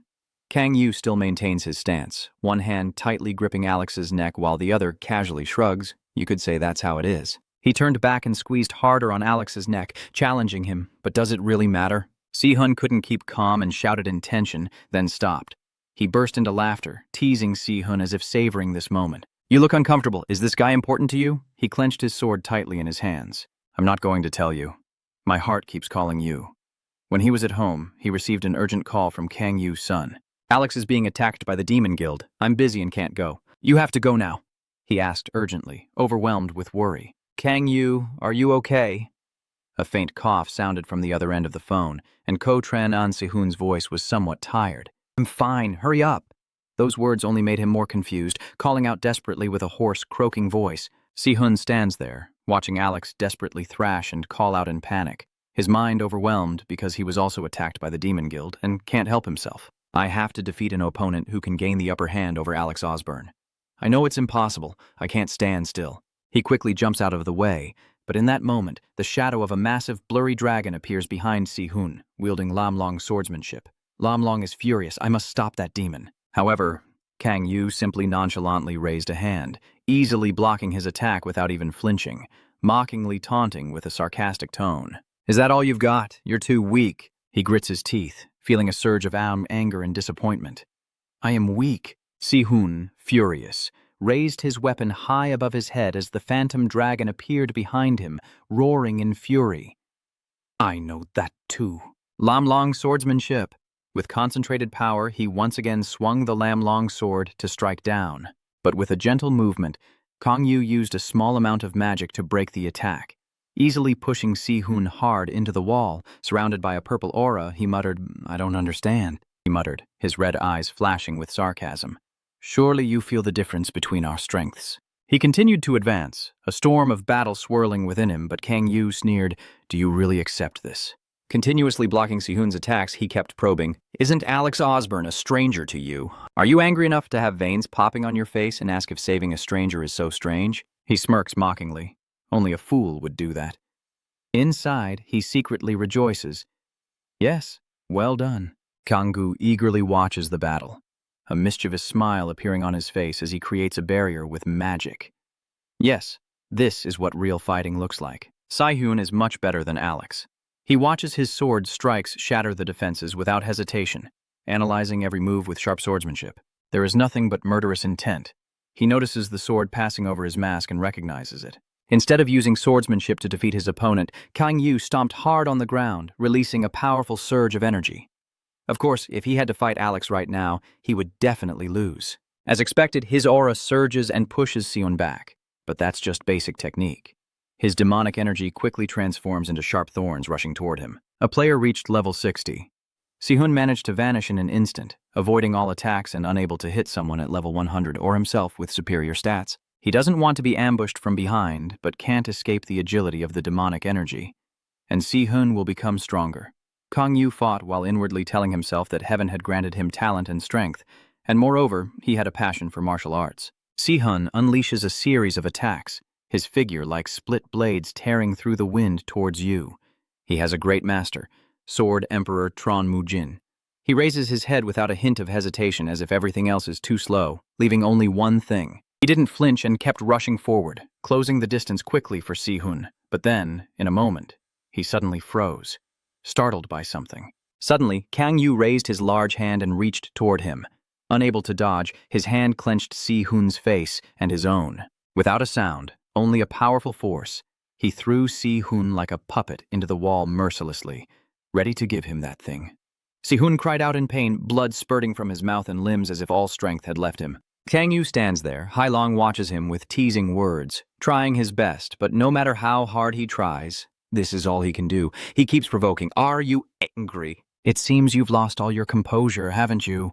Si-hun grits his teeth, clutching his face and growling through clenched jaws. Damn it, shut up. He knows he can't fight back, so stop bothering and just end it. But instead of ending as Si-hun hoped, Kang Yu responded surprisingly. I don't kill people. His hand tightening around Alex's neck suddenly turned red, exuding a powerful force as if wanting to crush everything. Why should I end such an interesting thing? Si-hun shouted, What are you doing? Alex's whole body now seemed ready to burst apart, his neck so red that blood appeared about to spurt from his mouth. And you don't care. I like you. Your anger and hatred scare me. It excites me and makes me shiver. The veins on Alex's body become strange, as if his life is gradually draining away. Trying to call Si-hun's name while he keeps talking, I am impressed by your willpower and fighting spirit. Kang Yu still doesn't stop speaking. So, at the same time, Alex's head also exploded in front of Si-hun as he finished his last words. Run. The image of Alex shattering before his eyes leaves him speechless, unsure of what to do next. His body trembles as he stammers softly. And then, in an uncontrollable rage, Si-hun stood up and charged at Kang Yu. He shouted, unable to think clearly, with only one goal, to avenge that bastard. But as he took a step forward, his body suddenly staggered and collapsed to the ground. Si-hun raised his face, his eyes burning with hatred. Damn it, I can't think clearly after that attack. He stands facing him excitedly. That's right. That look, the one full of hatred and resentment. That is the desire that leads to life. He tries to open his eyes, but everything around him becomes blurry. And meanwhile, Kang Yu begins his speech. That anger and hatred will become your motivation. Keep tossing and pondering and remember me. He emphasized each word before he closed his eyes. I am death and revelation. I am fury and hatred. I am Satang. Swallow your anger and become stronger. Humanity uses hatred as motivation to grow. Then he closed his eyes as darkness enveloped him, but he could still hear his terrifying laughter and the final words, with conviction. Kill me. Kang Yu looked at Si-hun unconscious and let out a relieved sigh, finally passing out. He looked at himself in the mirror and muttered, but a wave of nausea suddenly rose. Why did that bastard Sa-Tang say such things? Imitating his way of speaking gave me goosebumps. He glanced over at him. He secretly hoped that this would be the motivation Si-hun needed. The thing he was missing.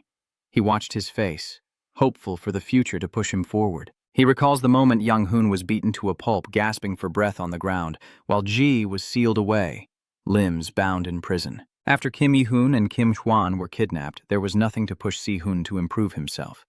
Kang Yu pondered the mysterious organization of Alex, the endless doubts swirling in his mind. Now that we don't know if the Guardians are allies or enemies, Si-hun needs to be pushed to become stronger. The remaining Guardians are also like Alex. He looked at Alex's lifeless body with determination. He had to kill the enemy himself. Muttering to himself, the system appeared. I also need to quickly remove this damn level cap and become stronger. The streaming data was choppy and sluggish, like it was stuck. Now that it's released, you have defeated a Guardian. The system's energy source used to limit your level has become weaker.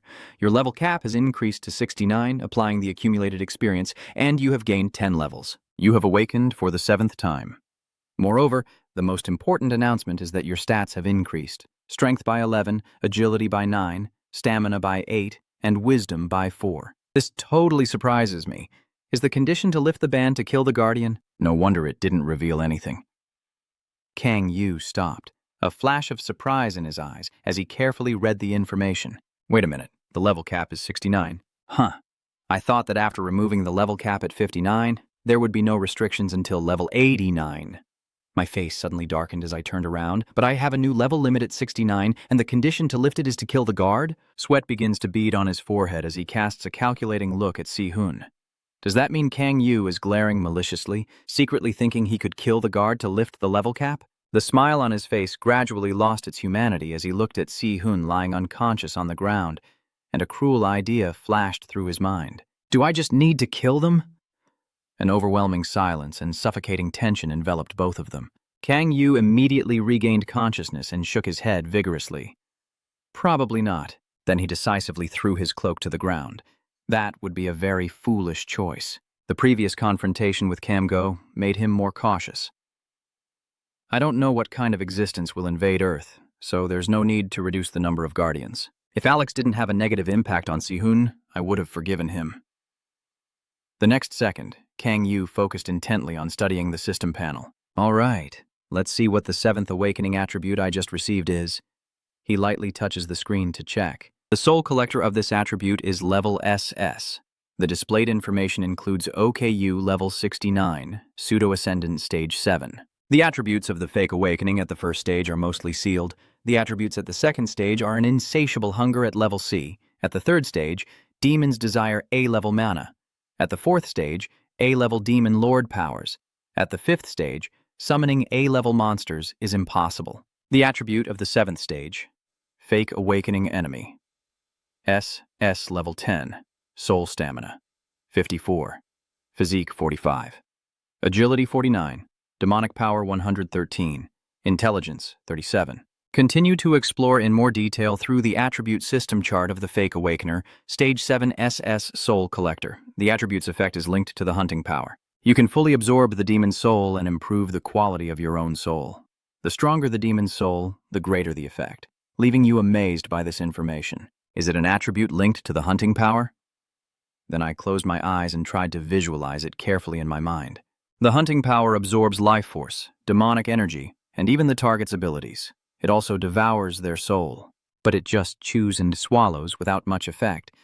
Now it's adding the ability to fully absorb the soul. Kang Yu's eyes immediately darted in a direction as if recalling something, and at that moment, a new system panel appeared, showing the second step for the demon soul to become a demon god. Condition 1. Condition 2. Make him carefully reason about the demon soul. I don't know what these two conditions are, but they seem to be related to the 7th stage of awakening. Kang Yu suddenly recalled the previous awakening process. At first I wondered what the 6th stage awakening attribute, the creativity of demonic art, had to do with the ultimate demon power body, but then I linked it to the moment I saw the strange orb, like a key to the sea demon power. Something only someone who can wield all 6 powers at once could obtain. The soul collector might also be connected to the evil spirit. Kang Yu just lightly licks his lips in amusement. I only need to hunt a few demons and check for myself. Suddenly, I thought of someone. It seems I will have to bother Father Ion Du for now. Over here, she's lying on the bed groaning. Did I push myself too hard? Suddenly, I feel a chill down my spine. Turning back here, Kang Yu closes her eyes to focus and channel energy into her hand. Until now, the attribute remains stable. The reddish, shimmering liquid gradually appears. After the 7th awakening, the seal of the 10,000 demonic cores has weakened. The space around where Kang Yu stands has completely transformed, and I can use the Heavenly Dragon Mind technique to condense the demonic energy. For now, this is enough. Kang Yu slightly furrowed his brow, sweat beginning to bead on his forehead as streams of demonic energy started moving toward his face. Now that I've completed the ultimate demonic energy body, I can absorb everything so quickly that it's as if I've become a single Dantian. The area below his feet was also surrounded by demonic energy. Maybe because the deepest part was still sealed, but the quality of the demonic energy was still very poor. Kang Yu looked nervously at the source of the energy. If I keep absorbing the demonic energy from the 10,000 demonic cores like this, my whole body will become a mass of 10,000 demonic cores while I remain motionless, silently contemplating. I feel like I can summon demonic energy from the abyss. Kang Yu remains steadfast while countless Vanma orbs with sharp teeth approach. Just a little more. A little more. Then the sharp teeth right above my head will be ready to strike, but I still haven't reacted. I just need to expand the 10,000 demonic cores a bit more. Then suddenly his eyes opened, trying to regain his composure inside. Not now. The next second, Kang Yu clenched his fist, causing the illusion of the 10,000 demonic cores to shatter. That's enough! After struggling for a while, he wiped the sweat from his forehead and felt strange, not understanding why today he kept falling into these temptations. The system panel appeared again, and you have converted your demonic energy from the 10,000 demonic cores to your demonic energy stat. Your unique demonic power index has increased by 8. Although a bit tired, Kang Yu still looks satisfied. Oh, my quirk level increased by 8? Looks like I've unlocked quite a bit. While lost in thought, he suddenly realized what the demon power stat was. Then he looked at the system panel showing agility 49, unique demon power 120, and cleverness 37. All the stats at that time were stamina 54, agility 49, physique 45, the highest demon power 113, cleverness 37. Comparing it quickly with before, when I checked the status window, the demon power was 113, but it had increased by 8, so shouldn't it be 121 now? He crossed his arms, looking puzzled. Why is it 120? While he hesitated, the flowing dress behind suddenly radiated a fierce aura. Could it be that Kang Yu finally sensed something unusual and checked Kaken's anger himself? The system panel continues to display, your stats have reached 120, greatly improving their quality and effectiveness. The bonus from legendary gear or lower levels won't apply to stats above 120. Instinctively, he looked at his inner clothing and felt a bit disappointed. So once the stats are maxed out here, they won't get any more from equipment. Why is such important information only being revealed now? In that case, this legendary gear is now useless. The hand pulling at the hem of his shirt suddenly froze as Kang Yu suddenly realized. Hold on. Only now is the information being revealed. The eyes hidden behind the hair show no emotion, but the corners of the mouth curl up in quiet confidence. I see. So that's it. You were just analyzing the body lying on the ground. It's not because no one revealed it, but because they couldn't. Anyway, I guess no one has managed to raise their stats to 120 yet. Even world runners are only this strong. It's understandable that no one has reached this level yet. Soon, a fierce flame flared up, mixed with Kang Yu's cold voice. Should I go back now? Anh thứ tha chinh trang lại vẻ ngoài sau khi vừa tìm cách xóa dấu vết. Tôi ra trở về trai giặt giụt nửa năm rồi, vậy là tôi ra mặt sau thằng dễ dặt dền cấp dỗ này. Kang Yu's gaze suddenly lifts upward, feeling a wave of nostalgia. It's been quite a while since he quietly admired the vast sky filled with countless shining stars over half a year. The scene shifts to the few days later at the Red Rose Society, with the morning sun shining down. In the training room, two streams of energy clash, producing loud explosions. Si-hun keeps attacking with lightning-fast speed, but is easily defended by Chujin. Through the seasoned eyes, he still perceives a clear difference in Si-hun. Then his sword was knocked high into the air and clattered to the ground. Chujin coldly declared, "Today we stop here." But Si-hun firmly replied, "I can still continue." He slightly smiled at that. "You can still continue," he said after a moment of hesitation with a touch of sarcasm. "With that body?" He's exhausted and panting non-stop, but he's still stubborn. "I have to say it." Yang coldly looked at John Mujin and declared, "Becoming stronger. This display truly makes him not to be underestimated. That fierce look alone is enough to make any martial artist's blood boil." His skills are improving rapidly, but with those thoughts in mind, John Mujin glances in a certain direction, feeling a bit worried. Over here, seeing Kang Yu moving leisurely, he also took the opportunity to ask for his opinion. "Hey, I'm planning to go hunting with the Cloud Dragon Sword, is that okay? Are you going monster hunting? Are you planning to go to Suo's S-rank gate?" But that is not Tron Mujin's intention. "I want to go to Shanghai." This answer made Kang Yu momentarily surprised. Shanghai, that made his mind vaguely recall the gate Kang Yu had seen before. "Isn't there an SS level gate like the one in Haido? Isn't it too soon?" He explained that simple training alone is no longer very effective. "I think it would be better for him to fight monsters, level up, and gain more real combat experience." Moreover, John Mujin also suggested that he consider not bringing any communication devices. He now understood the plan and nodded, so he wanted to conduct closed-door training. At the same time, he silently wondered to himself, "Go hunting?" Kang Yu carefully observes Si-hun exhausted, leaning on his knees, thinking that Mujin's training method might be the best way to help Se-hun improve. He wants to gain more strength. Hunting will be more helpful than training. Then he slowly approaches with that thought in mind. Maybe I should give him a little more motivation. At that moment, this action took Si-hun by surprise. "Brother," at this moment, Kang Yu naturally embraces him and calls out to Sun with deep affection. Then I was moved to blame myself, thinking that because I was too weak, Alex Osborner had to die, which made Si-hun panic as well. "No, it's not like that. It's all because I am too weak. Si-hun, let's do our best to become stronger together. We have to avenge his death and then deliver the fatal blow." I think that was also Alex's wish. Hearing these sentimental words really moved him to the point of tears in his eyes. "Brother," and he confirmed it confidently. "I understand. I will definitely become stronger." Not only that, Si-hun also promised Kang Yu and vowed to avenge Alex himself. Hearing this, he immediately turned his back. As expected, Tron Mujin couldn't help but laugh at this tender moment. Truly a warm, brotherly bond. A few days later, on a clear morning, Kim Si-hun and Jo Mujin arrived in Shanghai.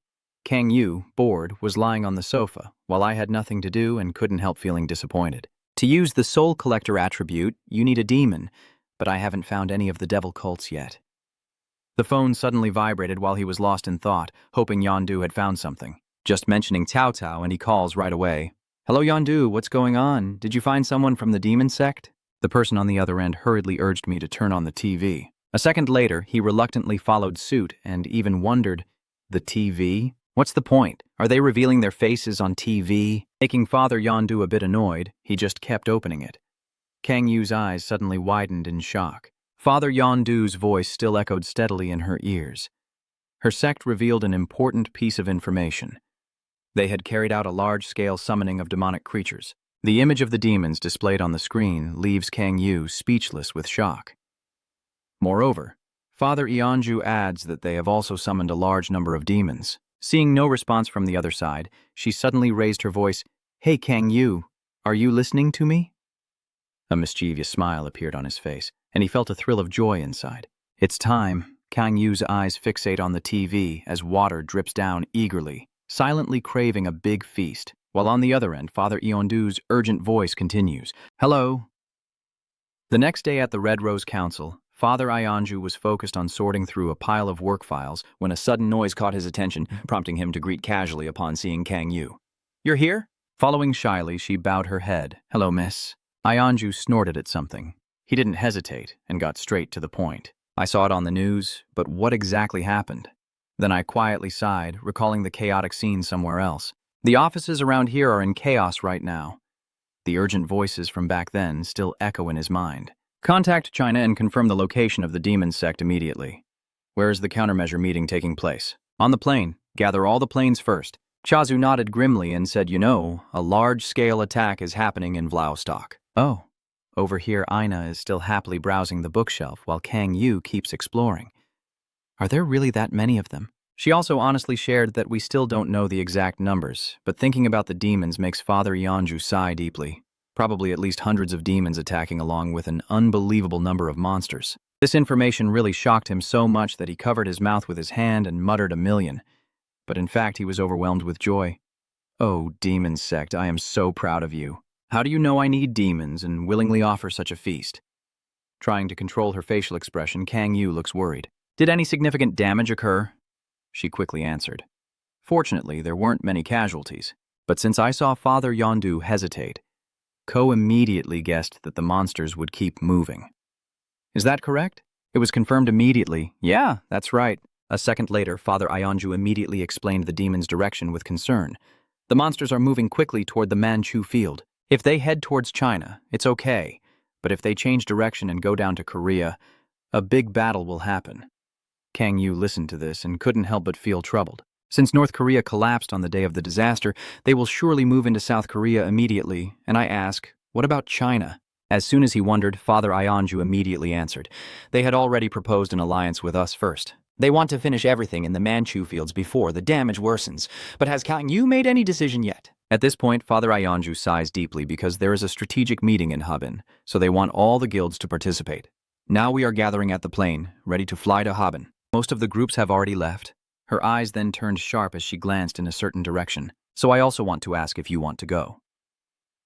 After hesitating for a moment, Father Ionju emphasized it together with Akaina. The girl over here was so absorbed in her books that she suddenly froze when her name was mentioned, and Father Yanzu also took the opportunity to ask for her opinion. Ko, do you think they're okay, and what about Kim Long and the others? Hearing that, Kang Yu calmly replied, Si Hoon is training privately, and I don't plan to call in more people. His hand gently moved to his chest and slowly spoke, even if there are demons and dangers as the leader, and at this moment, a proud smile suddenly appeared on his face. Kang Yu confidently declared, just me alone should be enough, right? This attitude immediately left Father Yondu speechless. That's true, but it does fit the annoying style as well. Soon after, they arrived at Harbin, China, the support center for the waiting people. Kang Yu, leading the way, looked around and remarked, it's cleaner inside than I expected, then softly chatted with John Soon walking ahead. I didn't think you would be our instructor, but thank you for helping Ryoma that time. Hearing Kang Yu speak, she lightly touched her lips with her fingers in a delicate manner. Well, it's still my promise after all. While you're at it, feel free to ask. I heard you're personally training Tron Mujin. You're probably busy now, huh? Mentioning this makes Kion sigh and slump down weakly. I'm always busy, especially when I have to teach the lessons my father assigned to him. Her eyes suddenly looked unusually uneasy. But what worries me more is that since Dad isn't here, you stepped in for him and attended the meeting, Kang Yu said in a surprised tone. I see. The imposing presence of that person made her feel a chill down her spine. That's right. Have you heard of the troll demon sword Muhon? He's not very well known because my father's shadow is too big, but he is also the deputy head of the Heaven and Earth sect and ranks among the top martial artists in China. However, he doesn't have much goodwill towards Korea. Kang Yu then sarcastically commented, Wow, everything's going pretty smoothly, huh? That statement immediately made her lose all confidence. The soft voice responded happily, and it seemed like a good thing. Behind Father Yondu, he suddenly seemed to realize something, and exclaimed, A bush suddenly appeared in front of them. Was I supposed to come here annoyed and then not let me in after I called out loudly? This voice made Father Yondu suspicious. Once he was sure, he called out, What Hyeon-do? Being annoyed and still being called like that makes her glare and shout, What do I look like? This person is the leader of the Sanare Society, Dong Hyunju, and the young man beside him belongs to the Onuri Society, the new leader who just checked Minion. Dong Hyun-du's skeptical gaze immediately softened once she saw who was behind him, and her tone became much gentler. Is that Yondu? You arrived so early. Father Min shyly greeted the Red Rose Society leader. Seeing that the two are still here, Father Yondu wondered why they didn't go inside. Only then did Dong Hyun-du seize the chance to speak ill of them openly. They've all gone crazy. Everyone has come to this place, but they said they couldn't join the meeting and had to wait until they were told to go to the designated place. Just hearing that made Father Yeonju frustrated. What's going on? You're not holding back at all, scolding the tall man blocking the door. Are you crazy? Step aside. He glared down with a scowl. In Muhyeon, he is in the middle of a meeting right now. You are not allowed to go in. I will inform you after the meeting has results. If you do not follow orders, then Tron Muhyeon. After a moment of hesitation, he coldly warned that he would reconsider the alliance between them. This statement made Father Yeondu's face turn red with anger, and he rolled up his sleeves, ready to confront him, but immediately Bichon smiled brightly and stepped in to stop him. Yeondu, wait a moment. In just a short while, her eyes had turned fierce as she looked at him. What are you doing? They came to help stop the demon invasion. Step aside. He also threatened back. If his father found out about this, they would brazenly interrupt, looking extremely arrogant. When John Mujin is not here, his orders come first, but then a somewhat sarcastic voice suddenly speaks up from behind. Really? That made Chon Soy can't help but be surprised. Kang Yu then apologized, saying, I will contact my father immediately if there's an emergency, but now he no longer paid much attention to that and just stepped in front of him. It's okay. The distance was so close that you bumped into the other person, but Kang Yu still maintained a polite attitude while trying to understand. So we really can't go in, but he stubbornly refuses to move aside. Chon Moo-hyun told me not to let you in until the meeting was over. Seeing that a gentle approach was no longer possible, his face gradually darkened as he questioned, So what if we just go in then? Hearing that, he responded in a deep voice, Then I'll immediately punch him to get you into the hospital right away. At the same time, the conference room door suddenly explodes. What's going on? The overwhelming aura caused another guild leader to be extremely confused. What's going on? Sorry about that. Kang Yu, after defeating the gatekeeper, led the proud procession inside. Is this the meeting room? Someone immediately jumped out of their seat with an angry voice. What bug? The bald guy rushes forward at lightning speed and shouts loudly. How dare you interrupt this important meeting? But Kang Yu, the mighty one, blocked it with just one hand. An old bald man? Next, he directly slammed the punk to the ground. Stay still there. This move was enough to show how huge the gap in strength was, leaving everyone stunned. Just seconds ago, the tough guy was full of bravado, but now he's trembling on the ground, mocked by Kang Yu. Oh, I guess you have nothing left to lose since you're bald. Then he nonchalantly stepped over the two flattened bodies piled on top of each other. So, what do you think you're doing, huh? Back then, that strong body of the bald guy turned into a cushion for Kang Yu to sit on, with his legs crossed, acting friendly as if nothing had happened. Let's continue the meeting, everyone. At this point, John Moo-hyun closed his eyes and listened as Ba Hua Trich, the Chio team supporting him, had already arrived, so we should go on with the meeting, right? Then she coldly responded, having too many people is also no good. But Kang Yu immediately mocked him disrespectfully, telling him to stop rambling with some proverbs he picked up and to watch everyone's attitude. He finally couldn't hold back and peeked his eye open. Truly arrogant. You still keep responding with your arrogant attitude. Rude, huh? I'm a bit headachy because of an old man like you. All right, since we're at it, I'll say a few words about Moo-hyun too. He immediately warned sternly, What are you talking about? Kang Yu said while vividly illustrating with the pen, depicting a talented older brother and a talented younger brother who are equally impressive. And then, the eldest brother, forever haunted by envy and the shadow of his sibling, knowing he could never surpass him, broke off a branch as an example and continued the story with hidden meaning. But then an opportunity arose, and while the brother was away and a monster army was approaching, the younger brother seized the chance to make a great achievement to prove he was not inferior to his elder. At this point, the pen immediately shot toward the map behind Moo-hyun.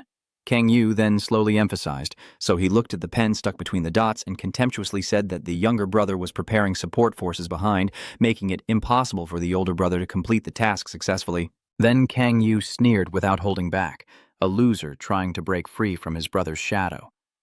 Faced with his mockery, he had shown no emotion all along, even as Kang Yu confidently affirmed that this was the true nature of John Moo-hyun. But it seems this key statement has pushed him beyond his limit. John Moo-hyun clenched his teeth in fury, then suddenly exploded with rage, shouting loudly, What do you know to be talking nonsense there? But it still didn't make Kang Yu stay silent. All right. I knew you would say that. A second later, he gestured dismissively, showing no personal opinion, joy, or emotion. It was so obvious. Along with a smug, mocking smile, he challenged, All right, don't hold back your anger. Come on over. At this moment, he finally became so agitated that his whole body radiated killing intent after hearing Kang Yu's words. What are you waiting for? Don't waste time like that. Under the blinding sunlight, 3 groups of people are standing neatly in the yard. Chazu holding a speaker in one hand. He frowned slightly, looking very nervous and worried. Behind, Kang Yu, feeling curious, asked, "What are you so tense about?" Not like her at all, which immediately made Father Yondu furious and shout, "Isn't it because of you?" The more she thought about the old days, the more annoyed she felt. If you hadn't said those things earlier, remember how Kang Yu arrogantly challenged Muhyeon that day? All right, now it's time for him to vent his anger. And here we go. Muhyeon immediately jumps out of his seat after hearing him keep rambling. Come on, just looking at the screen is a waste of time. Along with the beast illusion, he drew a long sword, aiming straight at Kang Yu, that arrogant kid of yours. Yet you still remain calm and composed, watching Muhyeon boldly threaten. I will beat you until you can't even open your mouth. He widened his eyes and clenched his teeth, but suddenly stopped. I will kill. A pen strikes directly on the forehead with a cold voice saying, "Too noisy." The power of that move made him fall to the ground in panic, while Kang Yu still smiled kindly. All right, let's do it that way. On the surface it seems calm, but every word he says is full of deadly intent. Now we can't be on the same side anymore, so just fight, but operate independently. Seeing Muhyeon roll his eyes and his missing teeth lying unconscious on the ground, Kang Yu, feeling confident, declared firmly that everyone should go their own way. Returning to the present, Yeondu's father rushed over, grabbing his collar and trying to hold back his emotions. If you have the authority to give orders like that, then a second later, Kang Yu could only smile wryly as her anger erupted. Why don't you give the orders yourself? What do you want me to do? There's no way I can. Father Yonzu pointed at the Onuri Guild and shouted, "Can I order these guys around or what?" Over there, Father Mun is cheering on his teammates, so do that. But he, being shameless, makes excuses, claiming that troublemakers are usually cleaned up by others and get scolded mercilessly. You bastard! You caused the trouble, so you give the orders now. Dung Hyonzu from the Sonara Guild is also furious hearing the conversation between the two of you. You're so adorable and lively, Chazu said helplessly. I can't do it. This time it's your turn to twist things around. Why not? You gave a good order. Warring Legion's Trang Hyun also sighed in frustration at this scene, while Kang Yu hurriedly tried to evade. I still have things to do, but your words only make her blood boil with rage. Besides fighting, what else is there to do in a war? Kang Yu could only smile wryly and refuse to say. That's a secret. Deep down I feel a bit hesitant, thinking I can't say I go eat demons. Just as tension was mounting, a deafening scream rang out. They're here! From afar, blurry black shapes could be seen, but as they got closer, they were horrified to realize they were a pack of ferocious monsters rushing toward them. The number is so overwhelming that everyone is hesitating. There are so many, it's like we're back to a year ago. That disaster day will never come again. Even if everyone rushes forward, we can't defeat them. As soon as she said that, someone shouted loudly, "Let's charge together." Seeing the tense situation, Father Yeondu took the initiative to encourage everyone through a handheld speaker. This time is different from the disaster day. We now have the strength to fight the monsters. Then they divided the tasks one by one. Mages prepare to cast spells, Wong block the attacks, and then retreat. Her words briefly boosted the warriors' confidence, but that trust only lasted a few seconds before they looked confused and annoyed by Father Ionju's awkwardness. Next, we will form a V-shaped formation to lure the monster in, and then, in a critical situation, Trang Hyunji will step forward to speak and help. Yonu, if you say that they won't understand anything, a sudden idea came to mind, and Father Ionju stepped forward slowly. I'm not really suited to giving orders. Then she handed the handheld speaker to him. Hyon, why don't you do it? This makes her feel like she's lifted a burden, and she immediately smiles happily. I won't be giving orders anymore, so I can speak more casually. The pressure has been lifted. She walks proudly among the warriors, encouraging their spirits. Don't overthink it. Just see this as an EXP event. Then Haihuok spoke up to lighten the mood. This will be a great chance for us to gain a lot of experience points. This encouragement finally paid off. The warriors could now laugh and chat happily. An event to gain experience. You're right, just level up. Chaz, encouraged by the momentum, excitedly called out everyone. Is there anyone here who isn't on our side? Trang Hyun-jae thought to herself, after observing. Oh my god. You said you couldn't do it. His eyes looked at her with admiration. Just a few words from her eased the players' worries and boosted morale, so I could finally breathe a sigh of relief without having to give orders. On the other side, thorny chains are summoned by Father Yondu as she lightly clicks her tongue. Never mind, just remember the 3 rules of fighting. Then he boldly announced the rules of combat. First, no one should get hurt. Second, no one must die. Chaz-Du suddenly sped forward, not forgetting to growl fiercely. Finally, the third rule is that all that experience will be mine. Then the grotesque monsters with jagged teeth and fierce red eyes charge forward, their eyes flashing with a strange mark. It turns out they are controlled by someone behind the scenes. He silently thought to himself that from the normal movements of the monsters, he didn't need to observe any longer. This is the Dark Envoy Anton Sidovic. He is feeling somewhat reassured about the battle now that everything has become clear. A second later, he cautiously speculated about the network protecting the Earth. The planet's defensive spines are something the Dark Guild has been working hard to destroy, and now they are weakening. This also means their power will increase. The more he thought about it, the more Anton Sidovic felt pleased, as the moment they finally act was not far off. Just then, a large foot stepped forward with a deep voice. Human. Still, he didn't even bother to look back at the two-horned demon and only warned him to stay quiet. Now is not the time to reveal yourself. My 5th-level Hell Demon asks eagerly how much longer I have to keep hiding from them. Thinking about the monsters fighting outside only makes him more restless. Can't he just reveal himself and kill a few humans? My subordinates say their bodies are in great pain. Then I will tighten my grip and declare my determination. Hey, my youngest will prove that humans are just humans.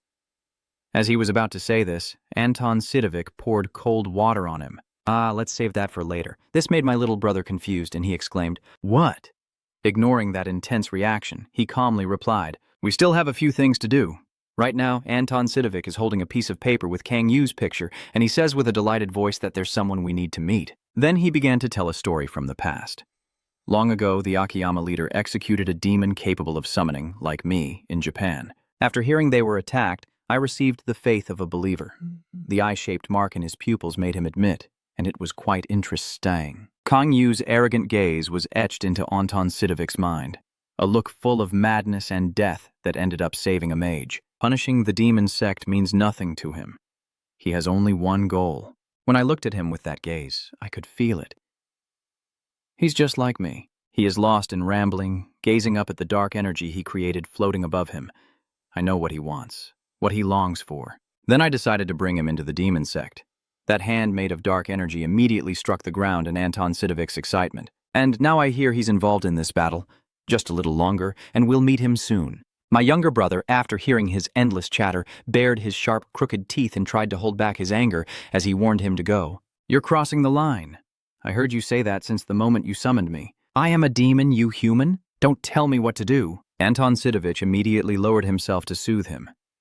"Please, I'm sorry, but don't act so hastily. But that doesn't make him angry. Eating people is also a reckless act. After all, you're just a human."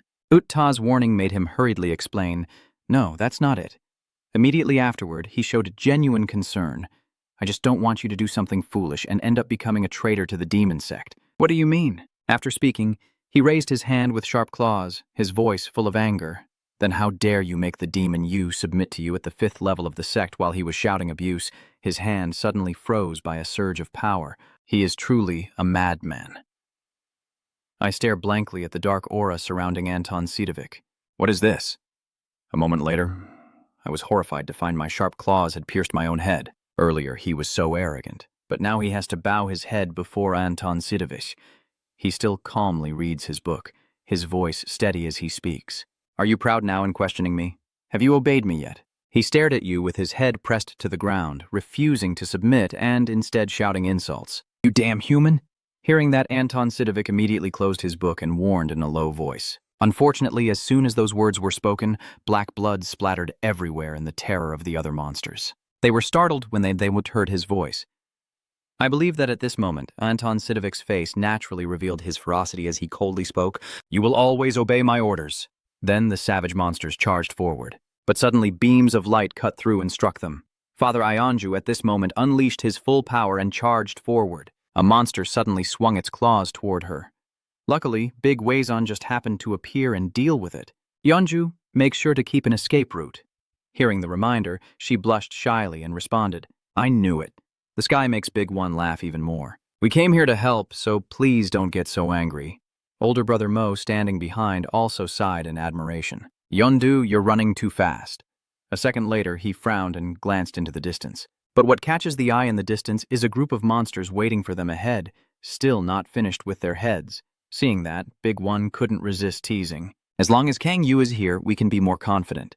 Yondu blushed even more and shouted, "Who would need that rotten guy doing shady stuff anyway?" But I didn't expect him to secretly be behind the two of them, awkwardly smiling. "I'm still here." Kang Yu, like a restless ghost, silently observes the situation. "Now, I think the players here are doing fine."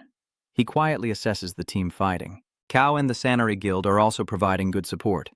Looking at the battle situation, Kang Yu sees that the Red Roses, War, and even Onuri are killing monsters quite effectively. If things continue like this, there's a chance to win, but there's still an obstacle making him tighten his lips. The problem is, as he recalls the past suspicion, could these hundreds of demons have been summoned by the demonic sect? Why haven't they moved at all? Why is that? Could it be that their goal isn't to start a war? He wondered, glancing around. Then what are they aiming for? Then Kang Yu called out to Akina. The girl replied, "What is it?"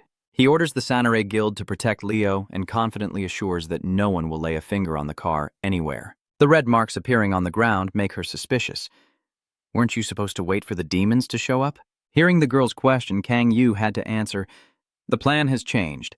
Suddenly, a dark hand emerged from the ground where Kang Yu was standing, startling her. "What's that?" The hand keeps drawing mysterious symbols, making Asina worried. "Kang Yu, what is that handwriting?" You look over here and suddenly realize, feeling a demonic aura, so you wonder where it came from. At that moment, the opponent clearly wrote, "I want to talk." Kang Yu immediately understood. So this is an invitation to a party. This only made him more excited, and he immediately curled his lips into a smile. Next to Anton Sidovic, he was stroking his beard thoughtfully, looking puzzled. "Has he received my message yet?" The great demon beside Anton Sidovic was just as curious. "So what should we do now? Who do we need to kill?" That guy chuckled happily. "Don't be so impatient. After this fight, you'll finally meet him." That carefree attitude really annoyed it and showed its displeasure. "We still have to stand here and wait. We are demons. A demon should live in blood and flesh." He immediately glared warningly at it. "I told you not to lose patience. Don't you understand?" The great demon was startled by that cold, inhuman gaze.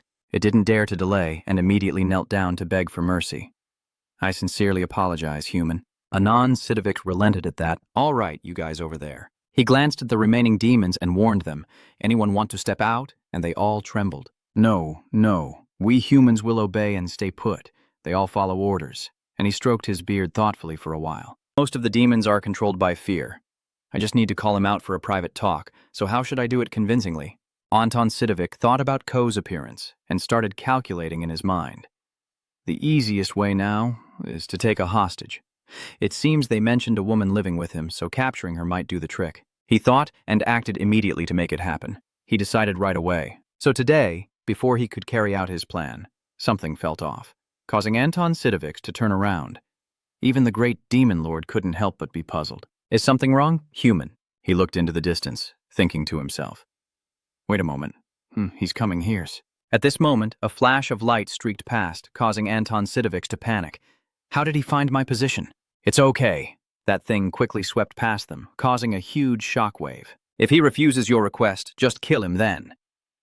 Through the thick fog, Kang Yu's voice rang out, direct and straightforward like Hai Fong. He asked directly, "Are you here to talk?" Hearing this familiar voice, Anton Sidovic suddenly looked curious. "You can speak Russian?" Kang Yu just shrugged and replied casually, as if it was no big deal. After finishing, he looked into the distance. First, he glanced this way. Kang Yu assessed the dejected monsters. These are all low-level demons, from the 5th or lower level of hell, probably 6th level. No one knows about me. Forget those weak demons. Right now, Kang Yu wants to get to the main point. What exactly is he trying to say? Seeing that you are straightforward, Anton Sidovic also confessed, "I want to make a deal with you." "You have indeed awakened the demon's blessing, right?" He just finished speaking when Kang Yu curiously asked again. The blessing immediately acknowledged, "Yes. The blessing is exclusive and only the demon sect can grant it." Thus, Anton Sidovic began to preach that ultimately humans will die. No matter how much wealth you accumulate, or how many lovers you have, no matter how strong you are, you cannot escape death. Moreover, he blindly worships demons. But demons are different because they are not limited by lifespan. They only have desires or needs for food. Kang Yu, upon hearing of this, understood what he meant. Anton Sidovic quickly and confidently replied, "The demon sect possesses the power to turn humans into demons." His next words really made him laugh. "I know you quite well. What you want is power, ultimate authority, and eternal life. At this point, Anton Sidovich continues to tempt Kang Yu, thinking to himself why a strong person like you would have to sacrifice among those ordinary humans. You can become a supreme demon, breaking free from the bonds of life and death. I can grant your body strength and eternal life. At this moment, he extends his hand, so do you want to join us? Are you saying you know me very well? Hearing his firm and solid assertions, Kang Yu finally burst out laughing loudly, then just stood there, laughing maniacally. Not only that, Kang Yu's words also made the demons tremble with fear. He's really quite amusing, saying even your mother might not recognize who I am. He kept mocking Anton Sidovich. What the hell? You understand me? Are you going to grant me eternal power and immortality? Are you going to turn me into a demon? As if having just fed on Kang Yu's shadow, I laughed even louder. It's ridiculous. Then he turned against him even faster than Lai Hai did when he coldly questioned him. How dare you lie and say you know me? A deadly intent flickered in Kang Yu's eyes. You old bastard, you don't know shit about me. When Anton Sidovich was stared at with that gaze, he immediately froze stiff. The fight is not over. Kang Yu unleashes his power without restraint, causing the ground to shatter and crack open, as the deafening roar of the great demon falling echoes around them. He didn't believe this was happening, his mind suddenly overwhelmed with shock, his eyes wide open. The ground beneath this side was still trembling continuously. Father Yondu also sensed the instability and quickly shouted, "What's causing this tremor?" Judy Kian, coming from that direction, couldn't help but be curious. But in the very next second, Father Yonju's eyes widened in shock as he saw the strange event unfolding before him and shouted out, "What the hell is that?" But quickly in her mind, she realized what was really going on. That bastard. The fact that he said he had something else to do earlier only made Yondu more worried. "Kang Yu, are you okay?" At this moment, next to Anton Sidovich, he is also rolling his eyes in disbelief. No way. The scene of the ground cracking and the blazing lava beneath it happening right before his eyes truly made him break out in cold sweat. Is this the power of a lowly human? At this moment, Anton Sidovich was panic-stricken, recalling that he had heard world-level players can change the terrain around them during battles. He glanced around from a distance, but that was just a figure of speech. Seeing the scene before him, Sidovich couldn't help but worry, having never seen anyone turn flat terrain into mountains before, with rocks falling onto lava or even volcanic highlands like that. Seeing that scene, Sidovich came up with an idea beyond the monster. Kang Yu was looking down from above, raising his hand in front of me. From that moment on, he began to worry about the power he possessed. No, that doesn't matter. Now in Sidovich's hand is a book. I already possess this nightmare decree. He reassures himself that as long as he holds this power from the Demon Lord, even if he is a world-level player, I can still catch him easily. After thinking for a long time, Sidovich suddenly turned and shot a sidelong glance at the demons. What are you all standing there for? Just shout out orders. Isn't that what you want? To fight a bloody battle? Kill him now. What are you waiting for? As soon as he finished speaking, one of them jumped up, and the others followed. They rushed forward laughing loudly. Finally time to play. Die, humans. Seeing the excited crowd charging at Kang Yu without a care, he just sighs and narrows his eyes in contempt. Oh my God, watching the demons rush like they've been starving for ages. I can only marvel at how I could predict his next move in this attack. Glancing at Kang Yu, who was watching Anton Sidovich intently muttering some nonsense, it's just a change of terrain. Man's performance is meaningless. It won't affect this battle at all. He probably thinks that way. Seeing this, he let out a cruel, mocking laugh. There's no way that's really burning. As soon as he finished speaking, the magma beneath started to boil. In an instant, a demon is suddenly destroyed in the lava, and a second later, he gently flicks us again. The deep, booming voice immediately ordered the ground to crack and collapse, sending countless shards of earth and stone falling, dragging the demons down with them. They were then overwhelmed by the lava, and now the scene is in chaos with rocks and molten lava everywhere. Anton Sidovich's demons can only be drowned in the same pain and pleas for help, but they are pushed down by another demon. Get lost, you weakling. Another demon from his group rushed forward, declaring its name. I am a demon of the 6th level of hell. He was still bragging and giving a brief introduction about me, saying I have 4 arms like 4 weapons, so I simply swung my sword to finish off the demons. Not stopping there, another demon, fed up with life, spoke up. I am the king of the 6th level of hell, and yet another ungrateful demon rushes forward recklessly.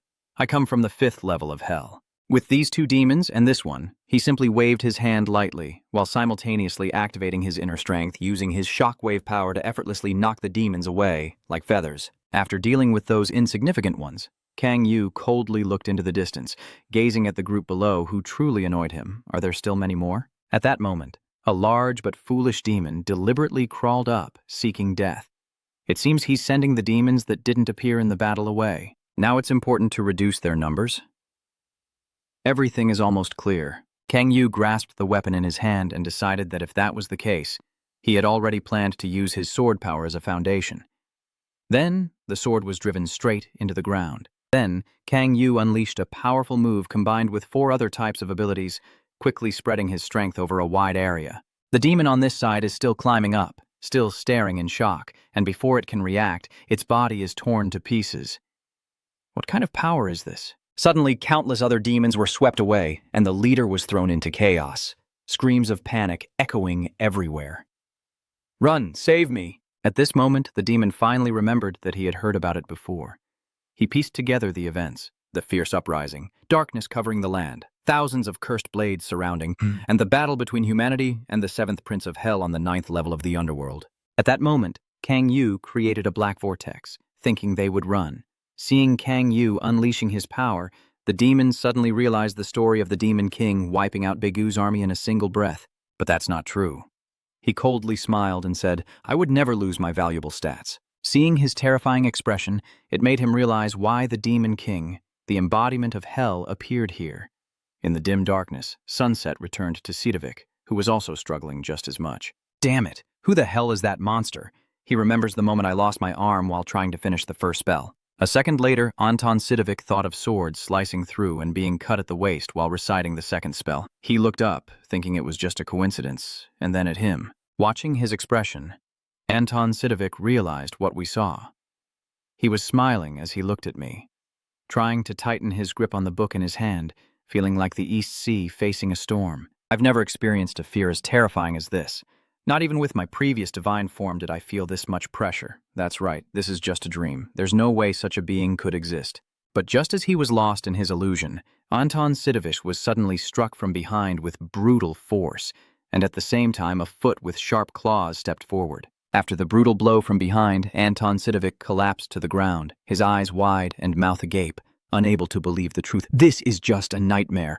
Still lost in his own illusion, he was terrified when Kang Yu's voice suddenly echoed, "I told you not to pretend you understand me like that. Someone who doesn't even know what kimchi tastes like dares to act like they know everything? Do you know what kimchi is?" He tried to regain his composure, sat up, and desperately denied it. This isn't real. Seeing Anton Sidovik look like he's just had a sugar rush, I became curious and asked, "What did you just say?" Ignoring Kang Yu's questions, Anton Sidovik now uses magic on the book. "Yes, once I kill you, I will escape this nightmare." And then he revealed his dark power and shouted, "Death." After that blow, Anton Sidovik was still shaken and kept doubting himself, wondering if he had really killed him. But the harsh truth, Kang Yu's voice rang out once more. "What do you mean he's already killed him?" As soon as you finished speaking, the sharp claws spread open. Kang Yu can even stand unharmed among evil spirits, smiling coldly. Now is not the time to talk about death and destruction. Seeing that you are still alive and standing on the ground, he dared not say another word and hurriedly begged for mercy. "Please, forgive me." Kang Yu was pleased to hear that. "Yes, that's right. You should have said that from the beginning." Then, without hesitation, you recounted old stories to Anton Sidovik. But surely you've heard countless words like that before. That old body of yours must have accumulated so much demonic power, you've probably taken countless lives, haven't you? You asked a question that made him turn dark. Have you ever forgiven them before? Hearing that, Kang Yu immediately burst into loud laughter. "My goodness, I didn't expect I would be so similar to you in this regard." "Oh, you did say earlier that we are similar. I guess that's partly true." Sidovik keeps struggling, please. But Kang Yu still smiles as brightly as a blooming flower until the very end. Honestly, I've never spared anyone before. And then, in the dark night, a thunderous sound echoed, rocks falling into the bubbling lava below, when suddenly a shadow appeared and darted over the mountain peak. At that moment, Kang Yu was still enjoying the leveling up. The soul-stealing ability had been activated, and 237 evil souls had been absorbed. His steps pressed down along with the system notification, and the soul-stealer effect was in effect. He gently smiled as the system sound continued to ring out. The profession can be upgraded through soul absorption. You have a hint about the first condition of the evil spirit. At that moment, the system displayed a report indicating that the demon power had increased by 4. Seeing that, he exclaimed with a satisfied expression, "What a wonderful feast." Turning back to the system, Kang Yu stared intently, convinced that he had enjoyed a great banquet with it. So, what now? Is there anything else? The demon's consciousness. The second condition to become the demon god. Condition 1. The soul of the profession has been fully upgraded. The system screen still clearly displays a reminder. The demon's consciousness. The second condition to become a demon god is that the soul of the profession is fully upgraded. Condition 2. At the same time, Kang Yu-suk realizes he knows it. This thing is related to the seventh awakening. He squinted and muttered to himself, not sure how many more evil souls he needed to collect, but gathering them wasn't too difficult. A second later, he happily tapped on a spot on the screen. Why am I not checking my demon power level now? Let's see how much it has increased. I directly check my stats. That's right, I reached 120 points since the last time I checked. Suddenly, Kang Yu felt a bit nostalgic. From the time he had 116 points without a cloak to now, just a 4-point increase to 120. This thing is truly garbage among legendary ranks. Should I be happy about this or not? He placed his hand on his chest, trying to reassure himself. And aside from the numbers, it also showed that my soul ranking has increased. Kang Yu senses the demonic energy throughout his body to see if anything has changed. Surprisingly, there's no significant difference, but if I had to say there is. Then a second later, he opens his eyes wide, looking forward and noticing that the seal on the Marriott Demon Gate is weakening. Kang Yu continued to walk forward step by step. He had never felt weaker upon awakening before, but now he was definitely weaker, even if just a little. Still, the deep demonic energy beneath remained intact as before, and the Soul Stealer's effect was better than he had expected. Then try reaching out with your hand. That's right, isn't it? If it prevents leveling up, then it must be better. Immediately after, a shadow darted away. Now, Kang Yu gathers his power into his palm and must turn demon energy into points. Kang Yu clenches his hand tighter, and the system displays a notification that his demon energy has increased by 1, making him extremely satisfied. This is it! Holding it firmly into my hand, I'm happy that my demon energy increased from 120 to 121 by just 1 point. But I can feel a significant amount of demon power as well. I guess even if it's hard to increase exponentially, its effectiveness won't be much less. A moment later, a pair of wings appeared behind him. This was truly an unexpected gain. Kang Yu immediately soared into the air, thinking that the battle with the demon would end soon, and it was time to head back. When he opened his eyes again, he exclaimed, "Oh my God!" The ground beneath Kang Yu was a mixture of rocks and flowing lava. I guess I still need to tidy this place up a bit. Countless monster corpses lay still on the ground. The battle against the monsters in Manchuria ended with the players emerging victorious, and everyone was filled with joy after the fight. It's finally over. My seventh awakening. How long has it been since I gained new powers? Back then, the news reported this event, marking the first major battle after the disaster. This news has attracted a lot of attention. Everyone in the city is looking up at the screen. It's no surprise that the whole world is focused on it. Even Tisu and Choi Eunbi watching from home are happy about it. With these events, South Korea's situation began to improve, as debris from the battlefield fell to the ground after the initial clash with the demon sect. The one who shook the world, who was overwhelmed and stopped, is no longer a threat, so it's no surprise that the world is rejoicing. The scene shifts to the landslide area, and later, a strange gate suddenly appears, similar to the one in Hokkaido, another SS-level gate opening. At this moment, Kang Yu and Akaina are also in Vladivostok, but even after arriving here, he still can't shake his boredom. It's just coming here, but it's so difficult. As soon as I saw a familiar figure, Father Eondu clicked the spring in his mouth and snapped, asking, "Hey, Kang Yu, where have you been all alone?" Facing her grumpiness, he lazily stretched and replied half-heartedly, "I was just taking care of a few demons." Hearing that, Father Ionju's anger flared up in fury. "Just you alone? That place has at least 100 of them." As soon as she interrupted, Kang Yu patted his chest proudly, claiming exactly 237. The number slightly shocked Father Yondu, but he quickly regained his composure. "How is that possible?" "Oh, forget it. I won't bother you." Ignoring the issue of those little brats, Kang Yu didn't forget to bring up the main topic. "So how is China doing?" Father Eonju frowned and recounted that Mu Tur was gone without saying a word. She might be seriously injured. John Soyeon apologized for that. At this point, Kang Yu approached her and said, "More importantly, Yeonju, I have a request." This surprised her, and she exclaimed, "What?" Kang Yu nodded directly. "When she returns to Korea, I want her to immediately check for signs of movement by the demon sect elsewhere, instead of in Russia." Hearing this, Father Ianju found it strange. Will they take action? But they also suffered serious losses. If you're wondering, I might as well be honest. I don't know, but it's better to be cautious. This rare maturity might be a bit arrogant, but this time we handled a big case when we returned. Then Father Iondu cleared his throat and asked, "Do you want to go to Net Coffee?" At that moment, someone loudly called out, breaking their more than salty conversation. "Kang Yu is China." The girl cheerfully shows her smug, boastful expression. "I have protected SE, as you said." Kang Yu nodded in silent approval. "Good, everything's going smoothly, right?" Yondu, was there something you wanted to say earlier? Given this difficult situation, she had no choice but to avoid it. "No, forget it, it's not that important. Before leaving now, you didn't forget to give me a warning first. Since I will be using Vladinost on the way back, come back to Korea whenever you're ready." Unfortunately, Father Ionju hesitated. "Vladivostok, isn't that the origin of this demonic cult incident? Are you looking for traces of the demon cult?" If so, I want to go with you. Kang Yu's response then made Aina fear for her life. "No, I just wanted to try summoning once more." As soon as he finished speaking, the girl pretended to be pitiful, her eyes welling up with tears as she tearfully called out, "Kang Yu, are you going to abandon me?" He quickly denied, "No, that's not it, but I still feel a bit disappointed." At this moment, the car gently advises, "Don't worry, you know Kang Yu's preferences, right? But if you summon someone stronger than me, then I will go too."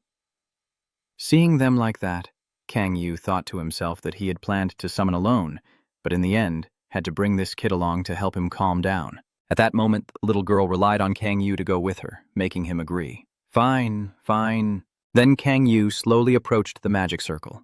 He glanced around and saw a complex magic circle drawn here, but he didn't notice anything unusual. Maybe this is just an ordinary magic circle used by the demon sect to summon a large gate.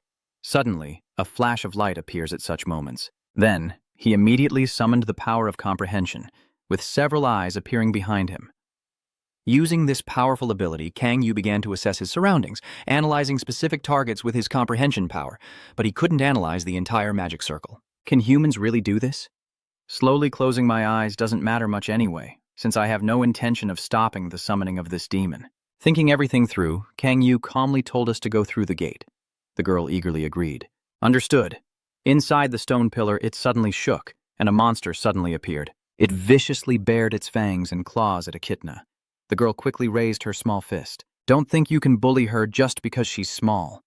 Echidna's fist suddenly grew rapidly larger. "Avoid the snake."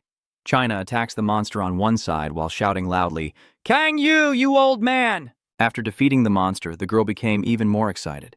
Kang Yu, I did very well, right?" I think she looks happier now. Then Kang Yu turned back. After all, he's doing a great job protecting himself. He looked towards the altar, encouraging himself to get to work.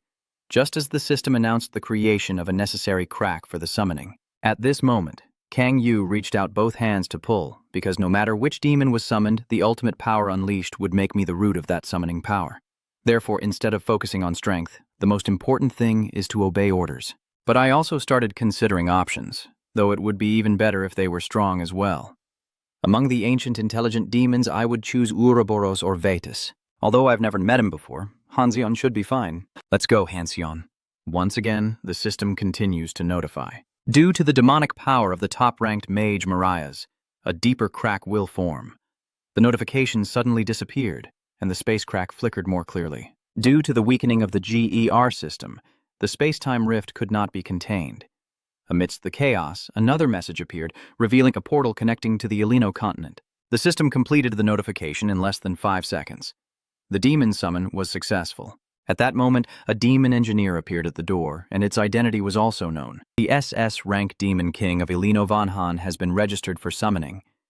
On this side, Father Iondu responds with a friendly smile, saying there's no need to be so formal, we're the same age. Even though she said that, I still don't intend to change. Quickly explaining again that for me, talking like this is already very comfortable. Are you planning to return to the guild? Mentioning this, Father Ionju couldn't help but sigh. Yeah, too much to deal with. I don't know why, but I suddenly feel worried about him. After all, will Kang Yu be okay? Seeing how anxious she is, Father Yondu can confidently say that he's truly born to worry about others. Did she also tell her that he just left to summon?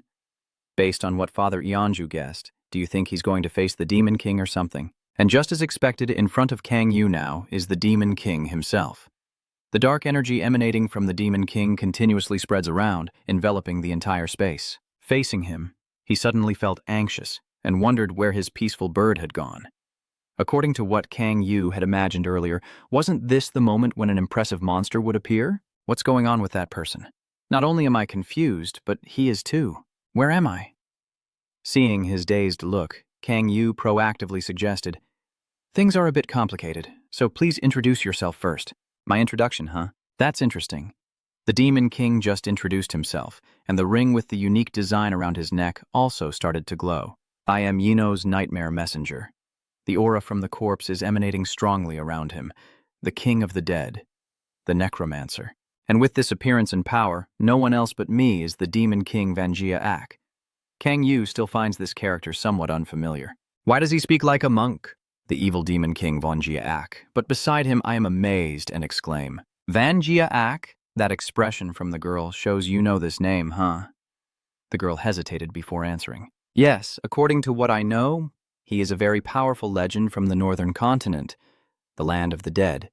The people of that continent call him the Demon King. Vanjia Ak also didn't expect to be so famous, and he replied happily, "Oh, really, you know me? Then this will be easier." He stepped forward gradually, approaching the two of them, not forgetting to inquire. "I will ask again, where am I? Is this the continent of the dead?" Kang Yu, hearing his confusion, explained, "This is not the Lukdia now. I summoned you." Vanjia Ak truly found it hard to believe what he just heard. "You summoned me?" Kang Yu confirmed again. "Yes, I need an item to summon." "So, based on what you said, he guesses you're planning to use me, the Demon King Vanjia Ak, as an ally. Kang Yu should praise his cleverness." "Oh, I see. You're quick to jump to conclusions." As soon as he finished speaking, Vanjia Ak suddenly smiled eerily, full of confusion. The next second he stood there laughing like a madman, repeatedly muttering a few words. Interesting.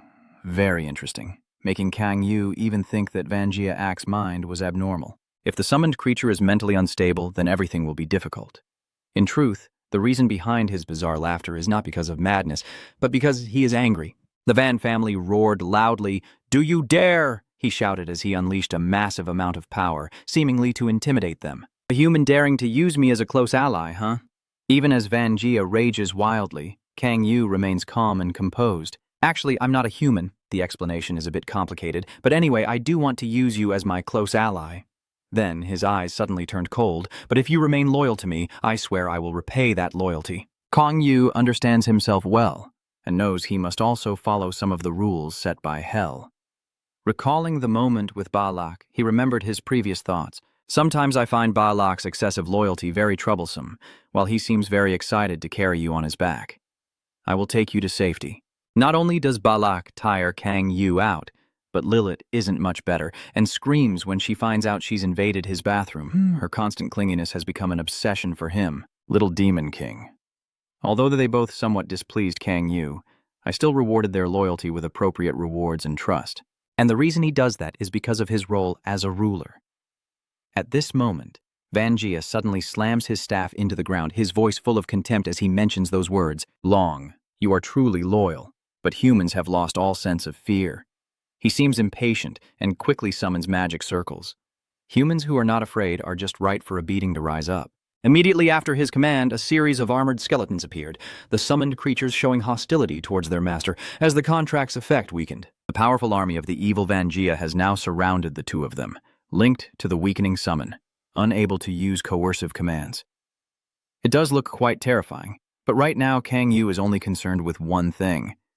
So does that mean everything won't turn out the same as before? The current Vanjia evil is just like the Lord of the Dead, raising his staff to command them all to act. Look and feel it. Immediately, all weapons were raised and aimed at Kang Yu, trembling in fear. Hearing his impassioned words, Kang Yu simply flicked his finger lightly. "This is my trick. Demon King Vanjia Ayak." Yet he directly activated his shockwave power, causing his army to shatter, a scene even Vanjia Ak didn't expect. He had to admit that an ordinary person possessed quite a bit of strength. Seeing his response, he decided to use the sphere on his staff. However, with this sphere, the army summoned by Vanjia Ak is much stronger than before. Can you withstand the onslaught of the Death Knight? The knights, obeying his orders, charge forward one after another on a horseback. My knights, kill this pathetic human of the evil Van family. He really knows how to surprise you. This time, Kang Yu decided to retreat, but this is also a good opportunity for the girl to show her strength. Should I hand them over for you to deal with? Echidna, do you want to face them? The girl, without a hint of fear, immediately accepted the task. Yes, I will face them. The girl's expression suddenly changed, her innocent eyes now gone completely. It's rare for me to get a chance to show what I can do. Echidna, with her tornado-like power, is rushing toward Van Evil's knights. Kang Yu will praise me. The girl has now transformed into a beast, her body growing enormous. Unbothered as the knights rush forward with their swords, but with just a gentle nod, she can turn them into dust, and her appearance leaves Van the Evil family utterly stunned. Demon Dragon? So you're not entirely a fool who doesn't know what's what. After all, it's just an ordinary hatchling. Even now, he still boasts arrogantly. How pathetic. How can humans not move themselves and force me to move? He hadn't even finished speaking before Kang Yu was gone. Vanjia Ak will make you despair right at the moment you've reached your peak. The only sound is his voice from behind him. Let's start with your way of speaking. Kang Yu had already closed in and attacked without him noticing, referring to himself in the third person like an idiot. Although his sword was able to reach, it couldn't touch Vanjia Ak, which is why he was so dismissive. That was a good surprise attack, but unfortunately Vanjia Ak had prepared his defenses in advance and even boasted that Not even the hero Daenon could easily break through his shield. But that arrogance didn't last long, because if Vanjia Ak had been just a few seconds slower, he would have been pierced by him. Only then did Vanjia Ak realize in panic that he had been pierced through his shield. While he was still confused about what just happened, how could a human have such power? Yu faced Vanjia Ak with his speed ability. Even Satang was annoyed. Kang Yu's choice of words makes him even angrier. I can't let my summoned creature do this. As a mighty demon king, how can I accept being called that by others? Who are you to call me a summoning object? Kang Yu's sharp spear shows no intention of stopping. Vanjia Ak tries to fight back, but it seems futile. Still, you have to admit that Vanjia Ak's speed is impressive. He's quick. At this point, Vanjia Ak finally starts to sweat with fear. Damn it, I can't beat him anymore. There's no choice. Vanjia Ak can only turn to his necklace and has to use it. I never expected I would use this here. The moment he truly activates that item, a dark vortex officially appears, revealing the one who dares to compete for the eternal depths of the abyss. Seeing this, Kang Yu simply sneered, feeling the crack and danger there. The energy released similar to when Susanoo descended. But the moment he heard that voice, Kang Yu's eyes couldn't hide his amazement. Who dares? The owner of this voice is another demon, daring to summon me? The demon of the 9th level of hell with its fierce face and hulking body. Hardly anyone dares to mess with him. And he is the guardian of destruction, the protector of annihilation. I look over there and see a fight going on. Is that my opponent, the dragon demon? Vanjia Aok quickly explained again. No, great existence of the demon realm. Hearing that, he tilted his gaze with curiosity towards him. So who is my opponent? Without hesitation, Vanjia Ak pointed directly at him and said, That human is controlling that dragon demon. Please, kill that enemy. Hearing about humans, the 9th level demon suddenly became curious. The human who can summon the demon dragon, the one it wants to test, is none other than the aloof Kang Yu standing there. Let's see. His giant hand slammed down hard on the ground. As he looked closer, he suddenly realized something was off. Wait a minute. The moment of reuniting with an acquaintance. Eyes full of excitement. Isn't that the Demon King? The devilish look from earlier completely disappeared, and he obediently greeted Kang Yu. Well, it's been a while since I saw you. Lord Demon King, I thought I was meeting a stranger, but it turns out you're family. Kang Yu also greeted him back. Yeah, it's been a while since I last saw you. And so the only one feeling confused here is Vanjia Evil. It seemed like a fierce confrontation was about to happen, but instead, it turned into a heartfelt reunion. Kang Yu didn't expect this situation either. He awkwardly asked, So, how have you been lately? No one would think this expression belonged to a demon. He looks so friendly. Hell remains the same as before. It seems that Kang Yu and him have a very close relationship. Vengeance God doesn't mind telling you that lately the demons have been a bit restless. Kang Yu, hearing this, quickly asked if the demons were involved. He then explained clearly that Hanzian and the other ancient demons are trying to expand their territories. This information is quite recent. Are those ancient demons already taking action? Based on what he just reported, Kang Yu gradually suspects that ancient demons will establish and live in their own territory, and usually they never step outside of it. Now that I'm no longer there, are they aiming for my position to counter us? The Death Guard also added that Bakak is investigating the specific cause. Seeing the two of them there so emotional, Vanjia Ak couldn't help but ask, "Sir Vanguard, what are you doing?" He still looked anxious, hurriedly urging him to kill him and to stop spouting insults like weak and pathetic human, because the result of this foolish talk was a punch from the Death Guard. The punch sent Vanjia Ak flying backward, smashing into the wall, and his body was in excruciating pain. Just as Vanjia Ak was about to speak, he was directly warned, "You fragile and pathetic skeleton, watch your mouth." Vengeance Guardian declared firmly that this person is my master and the king of hell, when suddenly a disappearance phenomenon appeared on his shoulder. Seeing the wound spreading, Kang Yu became worried. "What's going on? It seems the summoning time is up, huh?" Before leaving, he still couldn't forget to give you a mischievous smile and say goodbye. "Then I will take my leave. Lord Demon King, I will pass on your regards to Balak." Kang Yu completely disapproved of the Demon Van's idea and quickly waved him off, saying, "Just tell him never to come here again." His final thought about the Demon Van before disappearing was that he kept acting cute in front of him and was scolded by Balak many times, but never changed at all. After the heartfelt moment with the Destroyer Guard, Kang Yu's gaze shifted to the evil Van clan. Seeing him suddenly kneel before him, he couldn't help but wonder, "What are you doing?" Perhaps after the warning from the Destroyer Guard, Vanjia Ak's attitude has changed.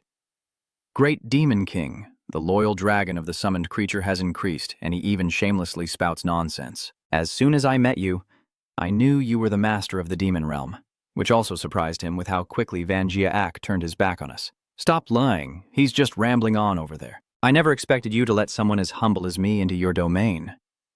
Vanjia Ak, I am so moved I feel like crying. This dull comedy Kang Yu doesn't even want to expose. How can a skeleton cry? What kind of joke is this? So boring. Well, I have to admit you have a point. You want to clarify something. How can you summon a demon from the 9th level of hell? Vanjia Ak quickly looked up and answered when he heard the question. "The 9th level of hell? Oh, are you talking about the realm of demons?" he said as he held out the ring in front of him. "I was able to do that thanks to a relic called the Blood of the Evil God. This is the first time you've heard of this information. The Evil God, who is that?" Only after this fight do I truly understand that it is the evil god Lucifer. He is the origin of all the demons that exist on the Yino continent.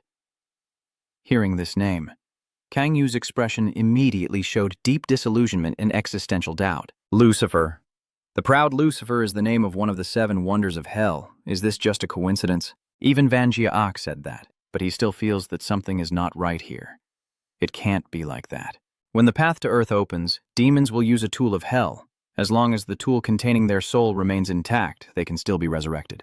From there, a possibility was proposed by him. If one of the tools of hell reaches the Alino continent, just like when I came to Earth, Lucifer might have been resurrected and called the evil god. This also poses a challenge to Kang Yu, because if Lucifer regains all his former power, it will be very difficult to defeat him now. That worry quickly disappeared, but now I can use the Soul Taker to absorb souls. The 7th Super Ultimate Awakening trait. SS level Soul Stealer effect. A linking ability with the fully mastered power to absorb the demon's soul and increase your soul's rank. The stronger the demon's soul absorbed, the greater the effect.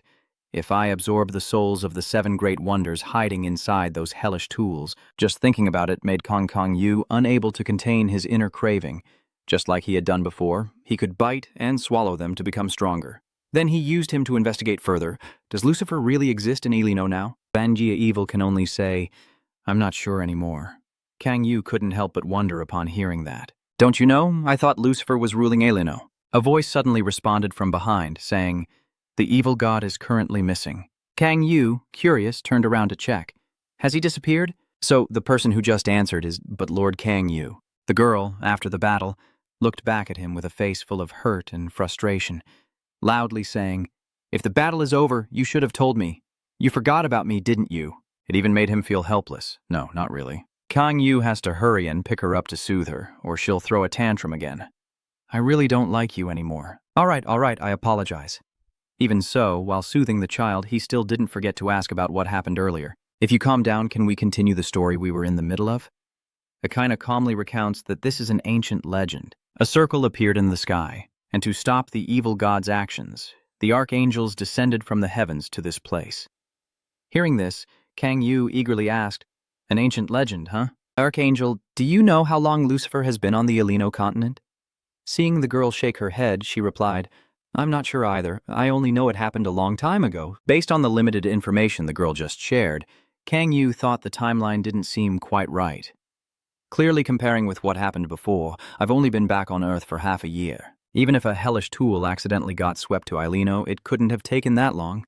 Ignoring that doubt, he turned to Eikaina for further investigation. Forget it. The timeline doesn't matter. The important thing is whether Lucifer's rebirth on the Ailino continent still has the Archangel. The girl wiped her tears and explained that after the fight, both they and the evil gods had disappeared, so that should be enough. I see. After the search, Kang Yu was about to take the girl and leave, but suddenly remembered that everything was over, so we should go. Hey, Vanjia Ak, do you have any magic to hide your body?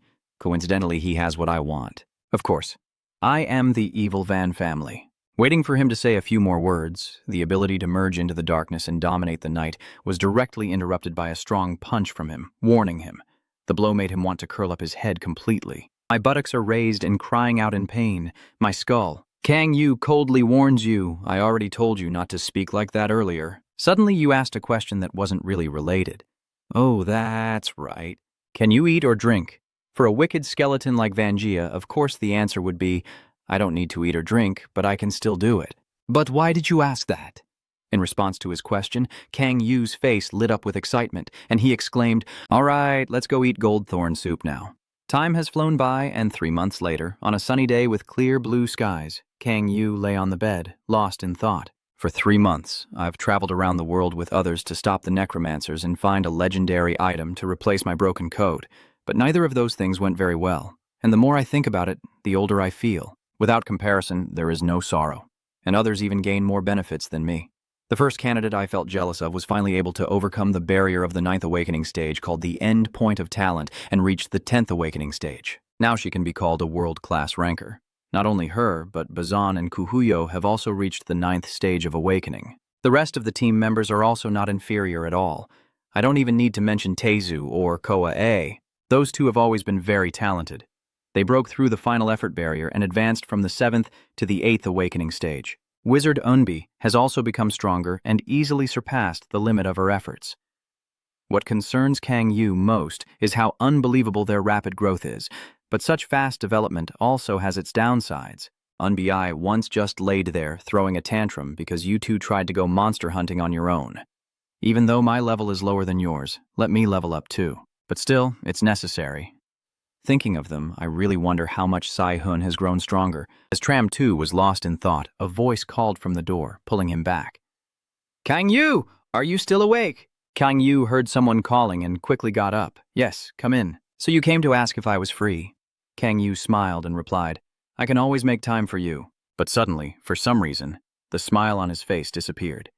Seeing her standing there with such complicated expressions, Kang Yu couldn't help but wonder. Hey, is something wrong? She blushed shyly, hesitating before speaking. Well, my current physical state is so tense that my lips are involuntarily pressed together and my hands have clenched up somehow.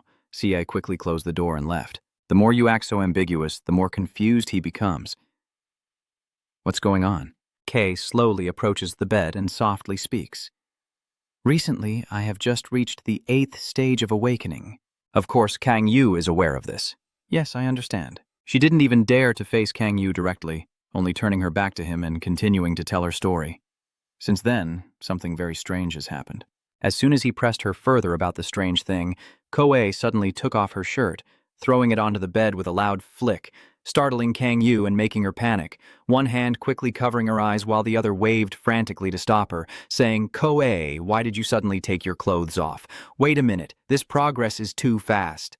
Kang Yu has been overthinking. COA only took off her shirt to show him. There is a strange pattern appearing on your back. Kang Yu's eyes are now fixed intently on her smooth, white back. Seeing him look at her like that, Company A felt even more embarrassed. Please don't stare at me like that. Faced with her beauty, Kang Yu had to try to calm himself and get through the challenge of this beauty. Stay calm. He kept repeating the thought in his mind. CA came here to ask for my help. I'm already struggling with my thoughts, and now I have to hear her call out twice. How can Kang Yu possibly endure this, even if her body is beautiful? Seeing you remain silent like that, Kang Yu repeats himself once more. Only now do you truly awaken. In difficult situations like this, just smile with confidence. Sorry, my eyes are a bit blurry naturally. What is your ability after your 8th awakening? Ko carefully recounts. It must be called the Wings of Light. Kang Yu asked further, slowly bringing his hands to her back. Besides this mark, is there anything else different about your body?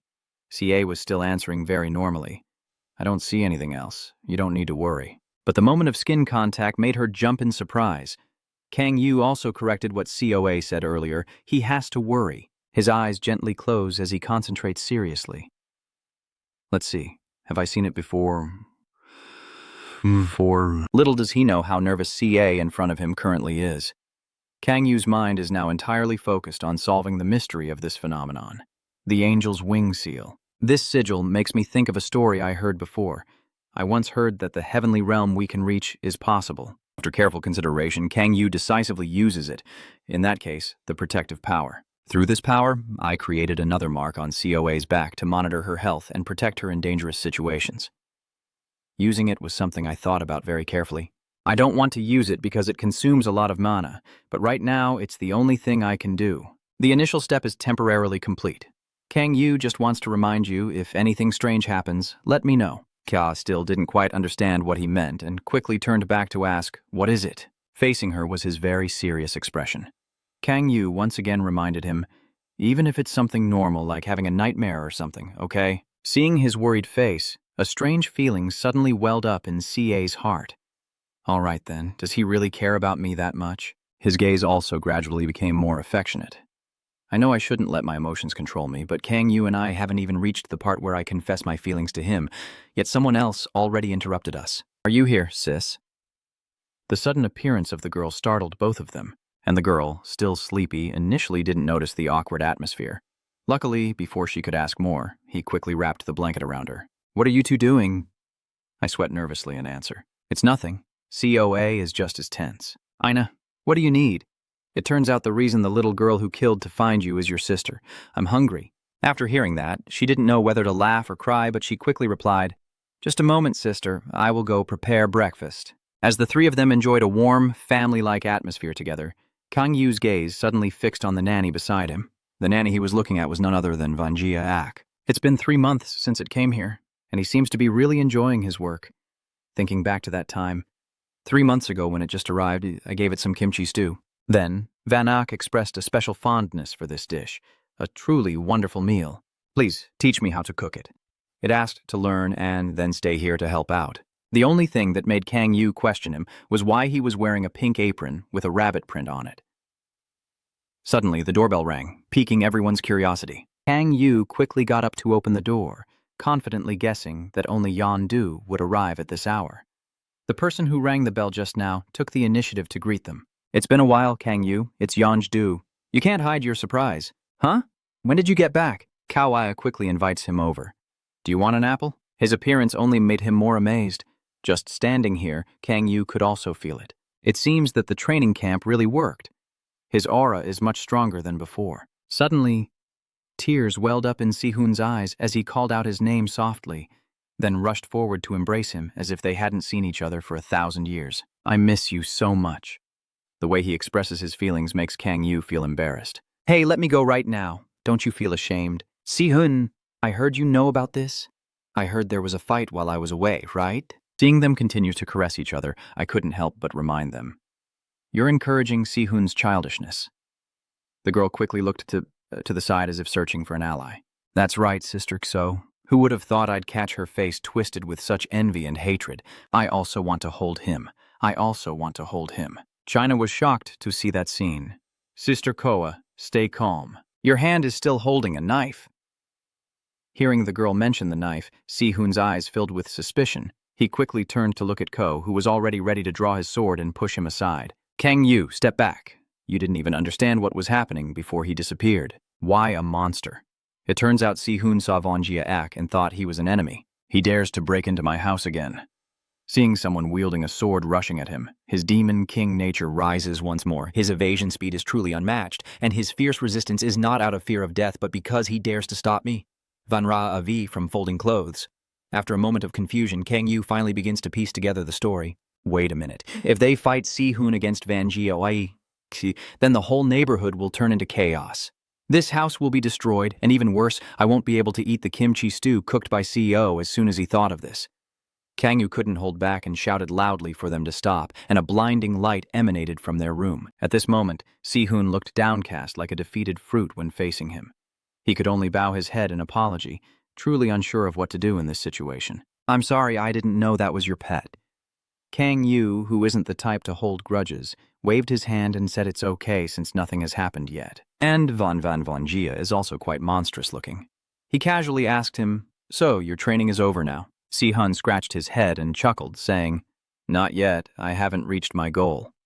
Hearing his answer, Kang Yu had to admit he's a very ambitious kid. "But I like that. So why did you come back? It's not because you missed me, right? Actually, someone came looking for me while I was training. So Si-hun told me they were a group of people wearing white masks." Can Kang Yu somewhat guess that they are the guards? He doesn't seem surprised to hear that. As expected, he knows them. The important thing Si-hun wants to point out here is that the guards came looking for you, and you think there might be someone you know among them. Someone you know? As soon as he heard the name, Kang Yu's eyes showed clear surprise. "Ray Marbin. You've probably heard of him before, right?" "That's certainly the case. Do you know about this Bin, the American who is considered the strongest in the world?" No one knows she is also a fake guardian, meaning she deliberately hides this fact. If that's true, she might be even stronger than I thought. Even though she's very powerful, Kang Yu only finds it interesting. Hearing that, Si-hun quickly asked, "What do you mean?" Kang Yu hurriedly smiled and changed the subject. "It's nothing." And then what happened next? Mentioning this, his eyes immediately showed a hint of pride. "I received an invitation to join the guard team, and I also said I needed to hear your opinion. She said she also wants to meet you and gave me a way to contact her." Kang Yu really didn't expect there to be that part. The communication method. As Si-hun spoke, he held out an item, which is also why I called you up to the roof. As soon as he saw it, Kang Yu's expression couldn't help but grimace. "What is this?" "Next, Si-hun will explain this to you. Wait a moment, just place it down like this." As soon as it was placed down, it automatically opened, and it didn't stop there. Starting from such a small object, it gradually grew stronger, and then created a special space portal. This scene makes it feel like a science fiction movie, doesn't it?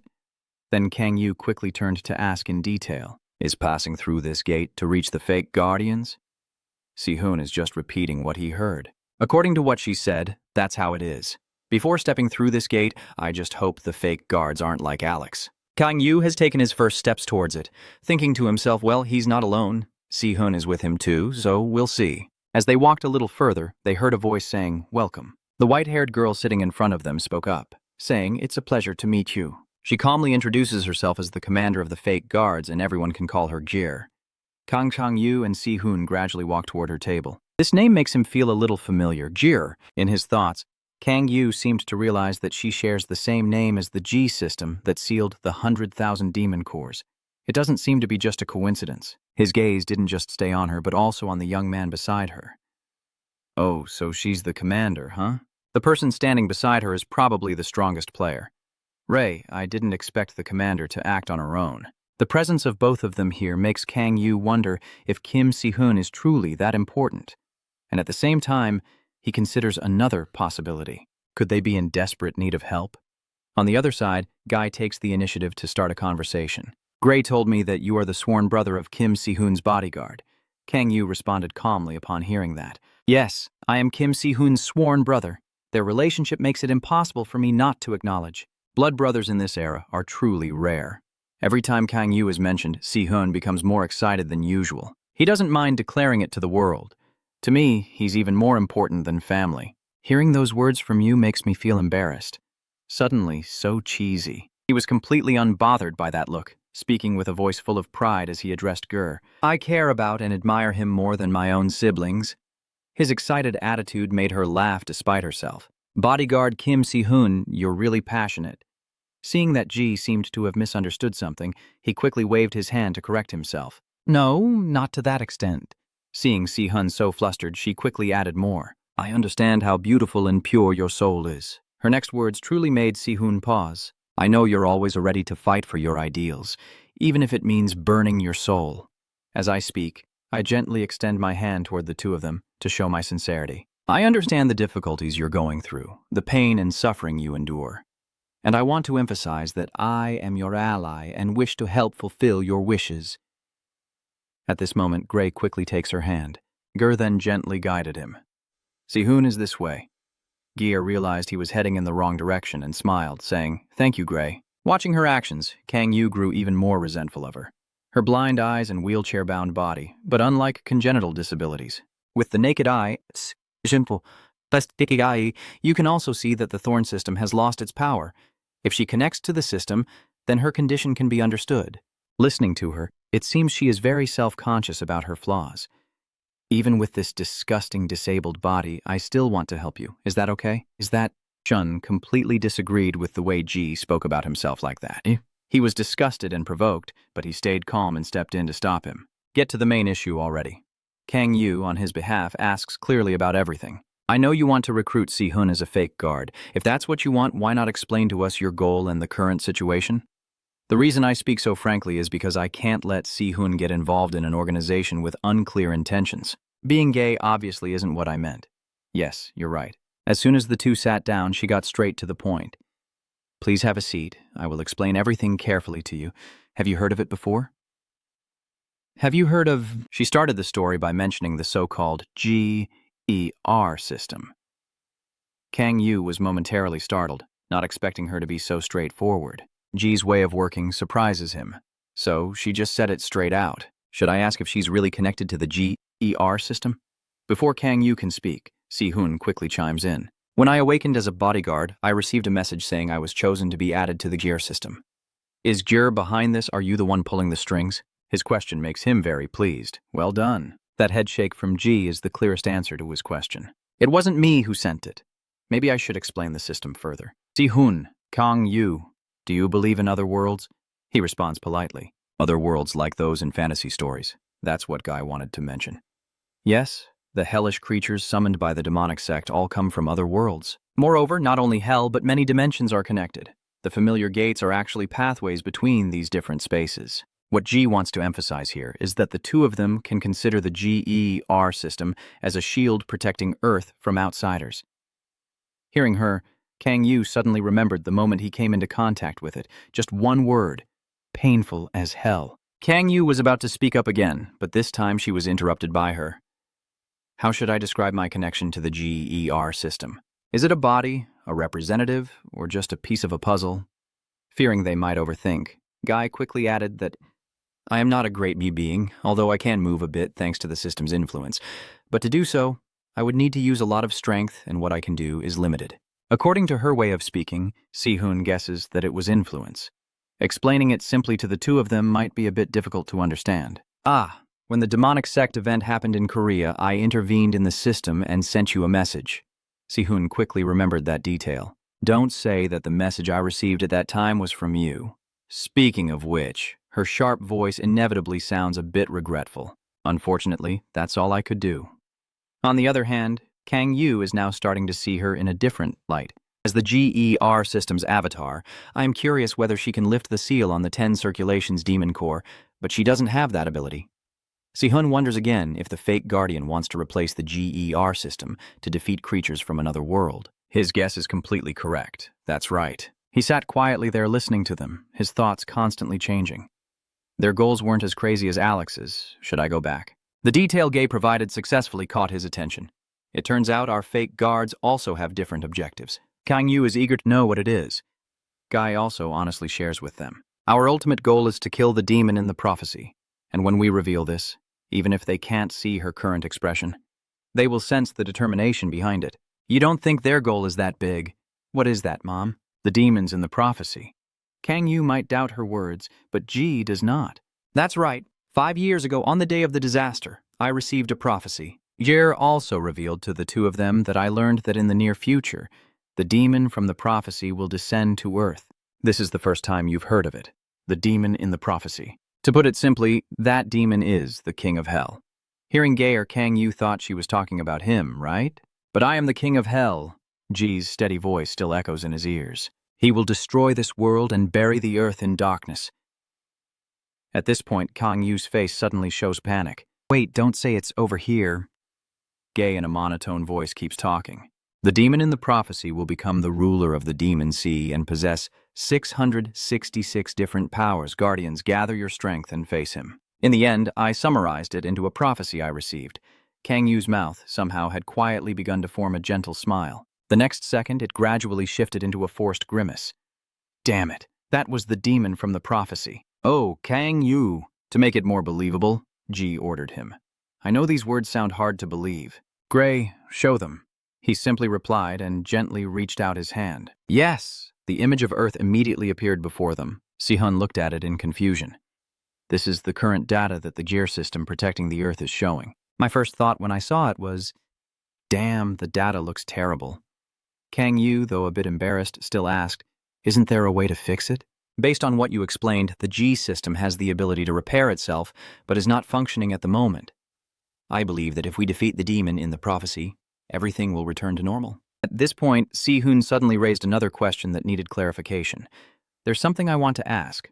Your current condition is because of the gear system. Like a flash, Gray answered his question. Yes, Gear's condition is worsening because she is directly linked to the gear system. She seemed to signal him to stop because she didn't want him to reveal that, Gray. On the contrary, Gray felt there was no need to hide this.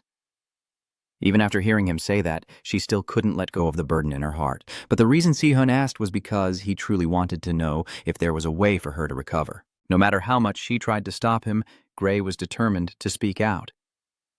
Yes, there is. Jir tried to change the subject. Gray didn't need to share such unimportant information, but he skillfully steered the conversation away. The reason didn't matter, right? As long as their ultimate goal is the same. He gently places her hand on his forehead, as if to forgive her before saying this. Our biggest challenge is to kill the demon from the prophecy. After all, that demon is the reason the system glitch occurred. Seeing this scene between the two of them, Kang Yu just wanted to shout, "No, that's not it. I am the demon in the prophecy."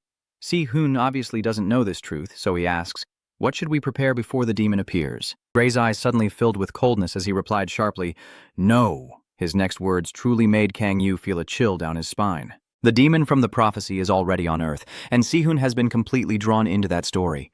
He has appeared. Moreover, Gray can even specify the exact time he appeared. More precisely, he appeared 9 months ago on March 22nd.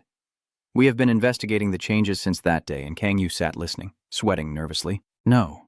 Isn't that the day I met the CEO? They even pinpointed A's exact day. Kang Yu is starting to think of a way to hide this secret because he knows he is not even a proper bodyguard.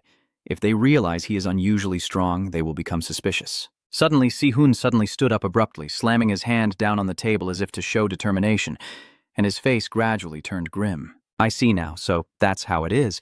Seeing Si-hun so agitated only makes Kang Yu more frightened. What's going on, Kim Si-hun? But his next words really saved his life. Sat Tang, he is a demon in the prophecy, and Kang Yu's eyebrows also relaxed because of that. Huh? Wait a minute, Sat Tang. Si-hun firmly believed that 3 months ago, after Kang Yu called me to tell that Alex had been ambushed, I immediately ran to the roof of the hotel. There, I saw Satang controlling Alex. The story he just told really helped him come up with a plan to hide his background. If everything had gone according to this plan. Gay and Gray also immediately believed without suspicion and eagerly asked, so Tang is controlling him? So that's why we lost contact with him. Where is Alex right now? The final outcome made G break down in tears out of grief, lamenting that Alex didn't make it. Si-hun continued, saying that Satang wanted to eliminate the guards who posed a threat to him. He provoked me after killing Alex because he hadn't let him finish speaking, and Kang Yu suddenly stood up and shouted loudly, "Is it really true?"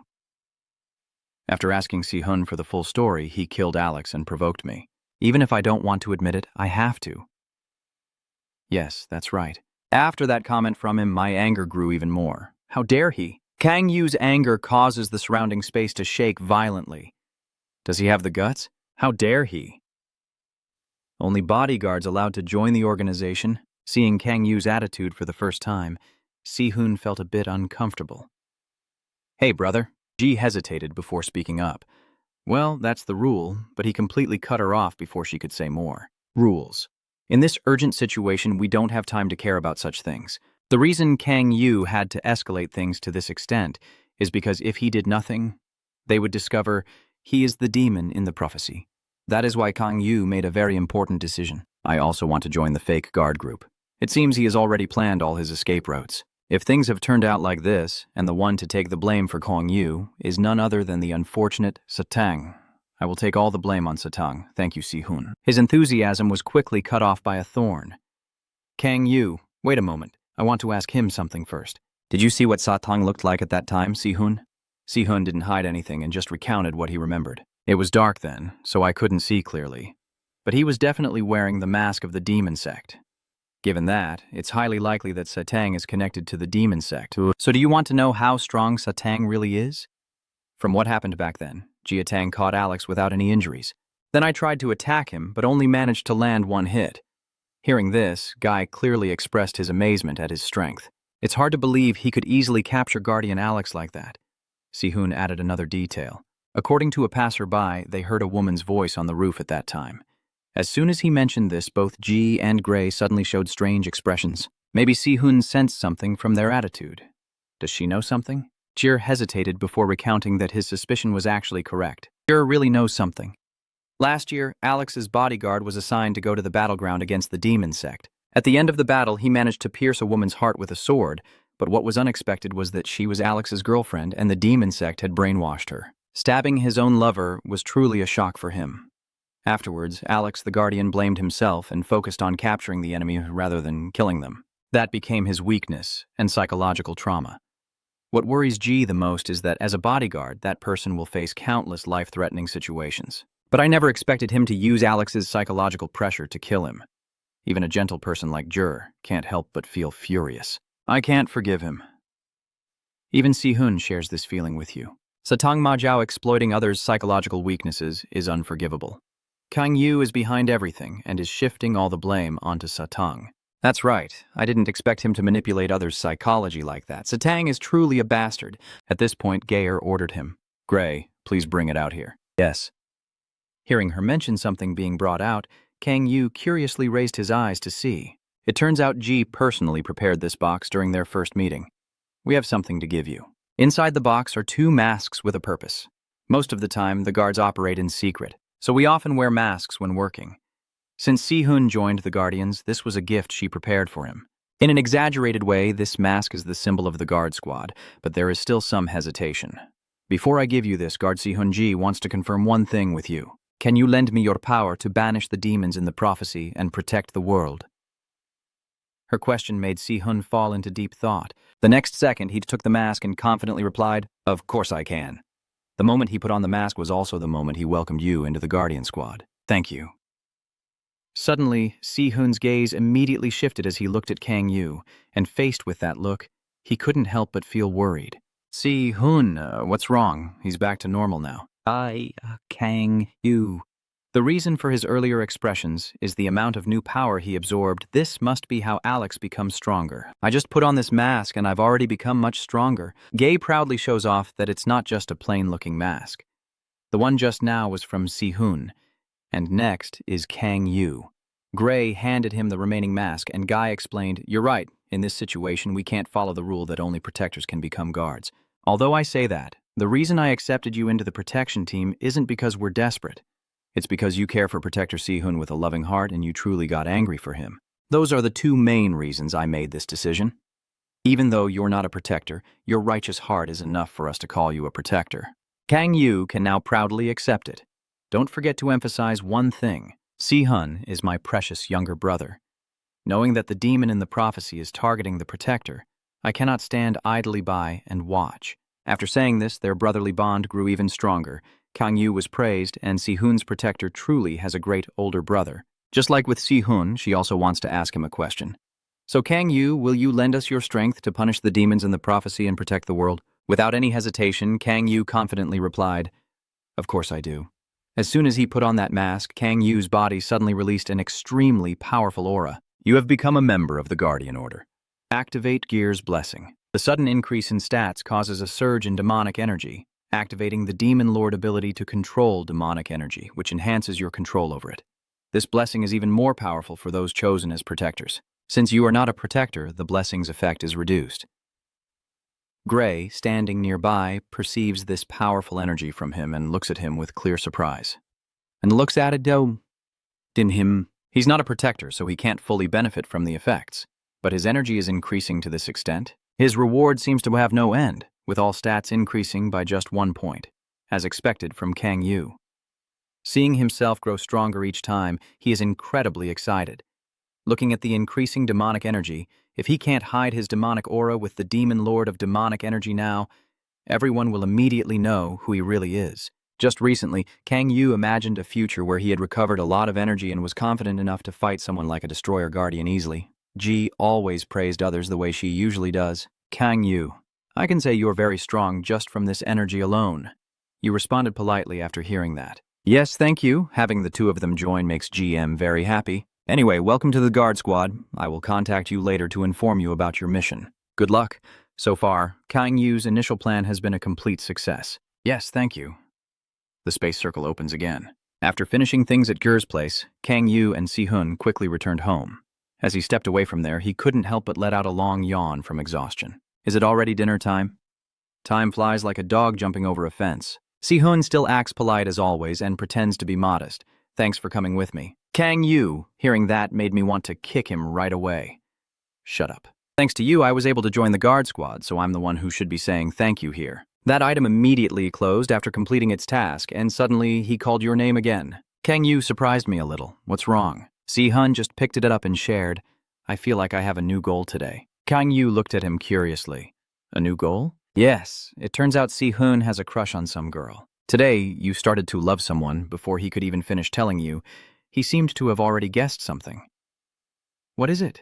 Could it be that Kang Yu's guess is correct? The person Si-hun has a crush on is gay, watching her, and fragile girl who is easily broken, yet determined to overcome everything, even in difficult times. Thinking of her figure, Si-hun can't help but feel nostalgic. I will never forget that image.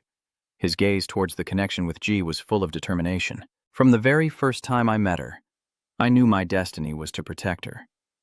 Si-hun had no idea how much those words would make Kang Yu feel guilty. So I'm sure I'll end Satang. Kang Yu is already tense, and Si-hun keeps asking eagerly, "You see?" She can't walk or see, making him realize that this trip left him cold and trembling, blaming himself. All the guilt is placed on Satang by him. Everything is because Satang came to this world. He destroyed the G system and killed a guardian. Ignore what Si-hun is saying. Right now I'm more concerned with myself, but I can't stay stuck in hell forever. Si-hun has his own goals and so do I, right? We've already been there for 10,000 years. How much longer do I have to stay? Do you want to try living with Lilith for 10,000 years? Si-hun's attitude seems very determined. That made me so angry. I've never felt like this in my life before. Because of a fleeting crush, Si-hun swore that he wanted to protect her and put a smile on her face. With no other way to respond, Kang Yu could only support him. If that person is you, then I can rest assured. I never thought I would hear Si-hun ask me to kill myself. We can fight the demons together in the prophecy. Protect Gay and the world. At this moment, Kang Yu doesn't know whether to laugh or cry. But anyway, if you're going to do something, you have to see it through. Let's just get started first and figure out the rest. I don't really know either. Yes, the words sound truly noble, but how to carry them out is something Kang Yu hasn't said. Let's work together to protect this world from the Monkey King. Kang Yu has deep faith that everything will fall into place eventually. Back home, CA was cooking kimchi soup and was stunned to hear the news. What? The reason she was so blunt is because she prepared food, but he couldn't eat it. Si-hun is back to training again? Too bad. The kimchi soup today is really delicious, so it would have been perfect if he had eaten before leaving. His gaze was fixed on the steaming pot of soup while he was lost in a series of thoughts. Yeah, Si-hun is right. His hands, though holding the spoon to taste, still couldn't let go. The demon in the prophecy when he met him in the 9th hell. Remembering when he faced it, he wanted to ask it a question. Jiatong, exactly what are you plotting? That despicable demon is so contemptible. You want to know? Then let me tell you, I never expected its ambition to be so great, not stopping after conquering the 9th hell. Satang not only wants hell, but also the place where humans live. My next target is Earth, and I am aiming for the next one after that. In addition to the conversation with G a few minutes ago, he has obtained the information. To do that, he didn't just destroy G's system protecting the Earth. Her mind isn't thinking as clearly as he is now. The girl just wants to enjoy that bowl of soup, to eat. Before she could even touch her spoon, Kang Yu took it and drank it all, causing Si-hun's first love to end up like that. Kang Yu acted unconsciously like that, showing he's extremely angry. I swear we can't let him do whatever he wants. It wasn't until I heard Kang Yu call out that my thoughts even became a bit muddled. I will take the kimchi soup, not the Earth, from Satang's hands and protect it. If Akina tries to snatch it away, she will immediately start throwing a tantrum. Oh, the kimchi porridge is gone. Seeing the girl crying like that, I somehow find it a little funny. All right, let me do a bit more. Then Yu, with a stern and angry face, snapped back. I also want to join the escort team. It's been a week since I joined. He couldn't help but think about what he had seen in recent days as Sun started training again with John Mujin. Recently, many things had happened, making Kang Yu more contemplative, and Yeonju had been investigating the demon sect. The doctor carried a large bao and said it contained additional reports on the demon sect. When she saw a file box, she screamed in panic. Is there more? And about my request and me? In the spacious waiting hall, a woman's voice echoes. Long time no see. Kang Yu. As he steps in, he hears the call and responds happily, glad to see her again. Kang Yu looked around and then spoke with suspicion. After all, this place didn't look like it did before. Guy is standing opposite and explains, Yes, last time I took you to what is called the reception room, and this is where I stay. The surrounding area is spacious and airy, with a large opening above letting in light, and she proudly adds that this is the center of the guard corps. Gay is sitting on this big chair, smiling and saying, This place is called the Guard Corps Hall. She looks at him and confirms, I will be here if you need me. All right, so why do you want to meet me? Since you mentioned it, Geyer then said, I want to talk to you about your first mission? Kang Yu couldn't help but feel happy inside. It's finally happening. But you're the kind of person whose inner self and outer appearance are different. Kang Yu's face darkened with suspicion as he asked what kind of mission this was. Thinking of that, she helplessly closed her eyes and replied tiredly, The gala system has been weakening lately. He asked with some confusion, Hasn't it always been like that? Geyer seems to be really struggling with this. It's never been this urgent before. I think there is another reason for this. Kang Yu sat there listening, growing more confused. Another reason? Seeing your curiosity, she immediately offered a suggestion. Do you still remember when I explained that the gala system is a defensive mechanism? Kang Yu quickly recalled the image of the model, like the universe itself, responding, I remember. As soon as he finished speaking, she immediately added, The thorn system seals the power of creatures from other worlds, but it is gradually weakening. She paused briefly before continuing. We can understand that the evil fairy is gradually removing its own sealing layer, and her words at this moment make Kang Yu pale with cold fear. Have they really gone that far? The thorn system sitting opposite Kang Yu calmly explains. I'm sure this is the work of the demon sect. As soon as I heard that, I screamed inwardly. I knew it. I always believed in you guys from the demon sect. Not giving Kang Yu a chance to think, she kept speaking rapidly. Furthermore, I received information that a clue about the demon sect was found in a city in Korea called Daegu. That's why you were called here. Kang Yu's mind was now in a complete mess, pondering. Korea? I thought the demon sect in Korea had been destroyed after B. Kang-hyun's death. He hesitated a bit before asking further. All right, should I go right now? Ji smiled at Kang Yu and continued speaking. Should I call the other guards to help you because this is a bit too much for you to handle alone? No, I'm sure they also have their own areas to watch over. I will try to handle this alone. Ji finally declared with great confidence. All right, I trust you. Now on this small rooftop, Kang Yu gently shakes his tired neck, silently hypnotizing himself. Please do your best because others will only get in your way if they come along. At that moment, the door opened to reveal a blue head. Ekina poked her head out, nibbling on her food and asking curiously, Kang Yu, do you want to see me? He asked the girl softly with a gentle face. Are you eating now? Ekina eagerly ran towards Kang Yu to show off her food. Yes, that's right. The girl is very happy and keeps talking. Vanjia Ak has made many delicious dishes after learning how to cook. Come here, you have a fever on your face, isn't that wonderful? At the same time, Vanjia C appears and asks, Are you calling me? Sir, you're wiping your face so you're not paying much attention to the shadow, just indifferently replying. Suddenly, Kang Yu hesitated, frowned, and called out, Vanjia Ak, yet he appears here in a cute pink outfit. Kang Yu looked at Vanjia Ak for a long time, hesitantly asking, Is that what you have to wear to learn cooking from X? Where did you get that from? He nervously touched his cheek while holding a plate of food. The world of cooking is endless. Anyway, why do you want to see me? And come over here and eat some more. There's not much to say. He couldn't help but smile happily and say, I just thought you might be very bored being restrained like this.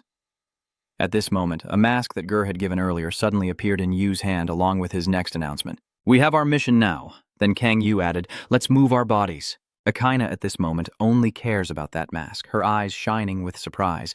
The mask is so cool. At Daegu, recent reports say that because of the appearance of 3 level A gates on the day of the disaster, the city has become like Sapporo in Japan.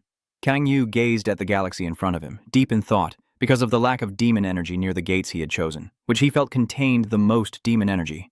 The 3 people with 3 cute masks still paying close attention and quietly happy. I also have a cool mask. Kang Yu, looking at the scene before him, became more certain that he was right. But when glancing at the strange creature with an ugly animal shape that words can't describe, they exclaimed, "What is that?" And then the 3 of them walked along the road under the protection of a shield. But there's a problem.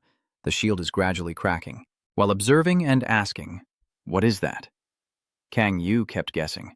The space around it was shattering like a mirror, and I could feel it growing larger. "I knew it!" Then, Kang Yu spoke confidently, convinced that they wouldn't just leave it here unprotected. As soon as the voice finished, a horde of monsters appeared on the other side of the barrier, their glowing eyes seeming to want to devour the 3 of them, making him ponder even more. Usually, monsters gain power from mana stones, but I can sense more demonic energy from these ones. Usually, Kang Yu's fiery red eyes are always watching them, and it feels like they're more like demons than ordinary monsters. Suddenly, a cautious voice rang out. "Who are you?" A figure dressed in a black cloak stands indifferently behind the monsters and speaks. Not the warring army. Could it be the Red Rose Society? Then Park Yong-chan revealed his face with a terrifying purple hand, his lips curling in disdain as he said, "Yeah, that doesn't really matter. Park Yong-chan didn't care at all and ordered the monsters to attack. I just need to eliminate everyone who sneaks in." As the giant monster rushes toward her, Kang Yu smiles and looks back, asking, "Akina, can you handle this?" Hearing that, the girl confidently replies, "Leave it to me." Then Akina took a deep breath, and immediately after, she counterattacked with her terrifying scream. Akina's special move was incredibly powerful, and she managed to send the monster flying. The evil Van family nearby was also affected quite a lot and sighed, "Oh my." Then he took out a yellow power sphere and said, "Those are my beloved corpses." A stream of purple energy intertwined through the shattered body of the monster, and after a moment, a horrifying event unfolded. One by one, the monsters also moved closer. Using his control string, Vanjia Ak immediately gave the order. "Go on, my child." The berserk golem coldly added, "To activate the golem, kill those pathetic creatures craving life." Immediately after, the fierce punch from the bloodthirsty golem injured the monsters on the other side. Baek Yong-chan saw this and couldn't help but scream in terror. "What the hell is that?" His eyes widened in fear as the bloodthirsty golem was about to punch him. Facing it, Pong-chan quickly extended his purple arm to block. "Damn it!" He is now struggling and panicking, shouting, "Krissa, kill that bastard!" Suddenly, a mysterious blue light appeared. That blue color suddenly wrapped tightly around the berserk golem. Even Van Ak above was a bit surprised and shouted, "Oh no!" That blue light strikes so fast like lightning and hit Van Ak. Kang Yu, who had been standing below, had suspected when he heard the name Krissa, but seeing the monstrous body that hit Van Ak, he couldn't help but feel despair. The black scales covering its skin like armor, then Kang Yu examined each cell on Chrysalim's body, assessing and noting the acid dripping from its mouth. A strange and terrifying figure of Chrysella with sharp teeth and long claws caught Kang Yu's attention.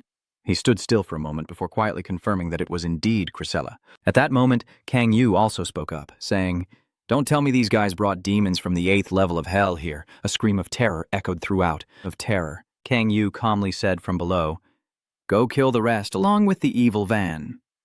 The girl immediately obeyed. "All right, you can step forward slowly.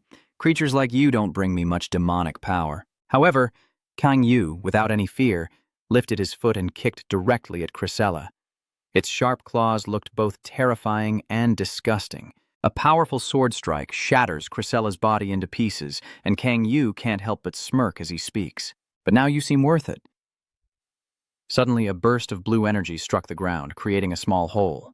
It turns out Chrysella's attack earlier aimed at Kang Yu but missed. It then immediately started unleashing its power around. After a while, he was surrounded by a blue light. Kang Yu couldn't help but feel amused. Why are you running around like a madman?" In a flash, an mysterious object appeared from behind, rushing toward him, and at that moment he suddenly spoke, but it was clear what they were aiming at. At the same time, Chrysella appeared behind Kang Yu, and of course he had anticipated this and dodged because they knew all of Chrysella's traits. Kang Yu grabbed her whip and smirked. Then he used a bit of his strength to grab its tail and lift it up. Crola, sensing danger, shouted loudly. He just grabbed its tail and spun it around, exclaiming, "What is this bug?" Kang Yu paused for a moment to muster all his strength and throw it far away before shouting, "Do you dare to bare your teeth at a human?" From his position, Chrysella had already smashed quite a few rocks, with the last one being Park Yong-chan. Seeing her defeated, he immediately yelled in anger, "What are you doing?" Chrysella, Kang Yu looked at him with thoughts in his mind. Now, looking back, in front of him was Park Yong-chan, fully covered, shouting loudly at Chrysella, who was exhausted, stand up, and fight them." He couldn't help but wonder why he could give orders to Chris when the situation in front of him didn't seem that dire. Suddenly, Kang Yu had an idea. Let's see how it goes. Immediately, his eyes widened as the power of the North Level 63 Guardian, the 7th tier, awakened. First beast, second fake awakener, third fake awakener, fourth fake awakener, and fifth fake awakener suddenly appeared. The more I look at him like this, the more Yu wonders why a level 6 player and a fake 7th awakener, even with demon power, is still too weak to control Chris. At this moment, Kang Yu finally noticed Park Yong-chan's purple arm. So he controls it with that magic circle, huh? Seeing the magic circle printed on Park Yong-chan's hand, and then the one on Chris's trembling face, I became even more certain. Well, seeing Christella convulse like that in response to the command, I don't need to investigate further. Thinking of this, Kang Yu couldn't help but curl his lips into a smile. With their current power gap, the image of Christella facing him directly was in line with his thoughts. It won't become fully powerful. At this moment, Park Yong-chan sees Chris baring his teeth at him, and he trembles in fear, shouting, "What are you doing? Why are you looking at me like that?" Seeing the fading magic circle made Kang Yu wonder if there was a limited time to force the command. And at this moment, the most frightened person was Park Yong-chan. He is now extremely panicked and shouting, "Chris, listen to me." While Park Yong-chan was so terrified trying to hold Chris back, this could not happen. But he didn't notice a dark source of power slowly approaching from behind. Just as Park Yong-chan tried to control Chris again, "Damn it, listen to me," blood started to flow. A silence quickly passed, and his eyes looked down in disbelief. If you look, then fine, but once you do, Park Yong-chan is truly terrified and screams out, "No, my magic circle." Kang Yu, standing beside him, retracted the dark power that had consumed his hand. He looked completely innocent as he spoke. "Oh my God, it seems the time for summoning the magic circle has also run out." Park Yong-chan is still arrogant and shouting proudly, "Don't say such ridiculous things that a magic circle created by an apostle of the devil could have a time limit." Kang Yu could only helplessly reply, sighing, "Fine. Whatever you say. You still have something to tease about, so you speak up. More importantly, do you know about Chris Sora's characteristics?" Park Yong-chan's face now turned pale with fear as he asked again, "What? What nonsense are you talking about? I'm not really concerned and just indifferent." "Really? You really don't know, do you?" Seeing your mysterious attitude, Park Yong-chan becomes even more frantic. "What do you mean by that? You bastard?" Kang Yu suddenly thought to himself silently. The way little Chrysella disables her prey is by watching it move closer, and Park Yong-chan can't help but feel terrified, retreating while frantically shouting to stay back. Kang Yu quietly observes beside her, with terrifying thoughts in his mind, attacking the prey's genitals first. Next came the head. His train of thought was interrupted by his agonizing scream, "Don't stop!" And then the heart-rending scream of Park Yong-chan and the terrifying scene unfolding before him. The combination of the two made Kang Yu feel a chill. Oh my God. At this moment, Park Yong-chan is only left with a trembling, resentful voice. Krella, that cruel bastard, steps out with a mouthful of blood. Seeing Chris about to do something else, Kang Yu quickly swung his sword at her. "All right, that's enough." After killing Chrysella, he looked around and silently pondered. Let's see. Looking over at Akaina and Vanza, I saw they had defeated the monsters. The girl now stood on top of it and shouted, "You look quite clean right now." Seeing how happy they are, he silently decided, "It seems they've finished over there, so let's get started." Kang Yu sat on Chrysella's body to talk to him. "Are you saying that your name is Pyang-chan?" "No, wait, that's my fault." He seems like he's about to apply salted lemon chili to his wound and slowly says, "From now on, Park One-chan would be more suitable, right?"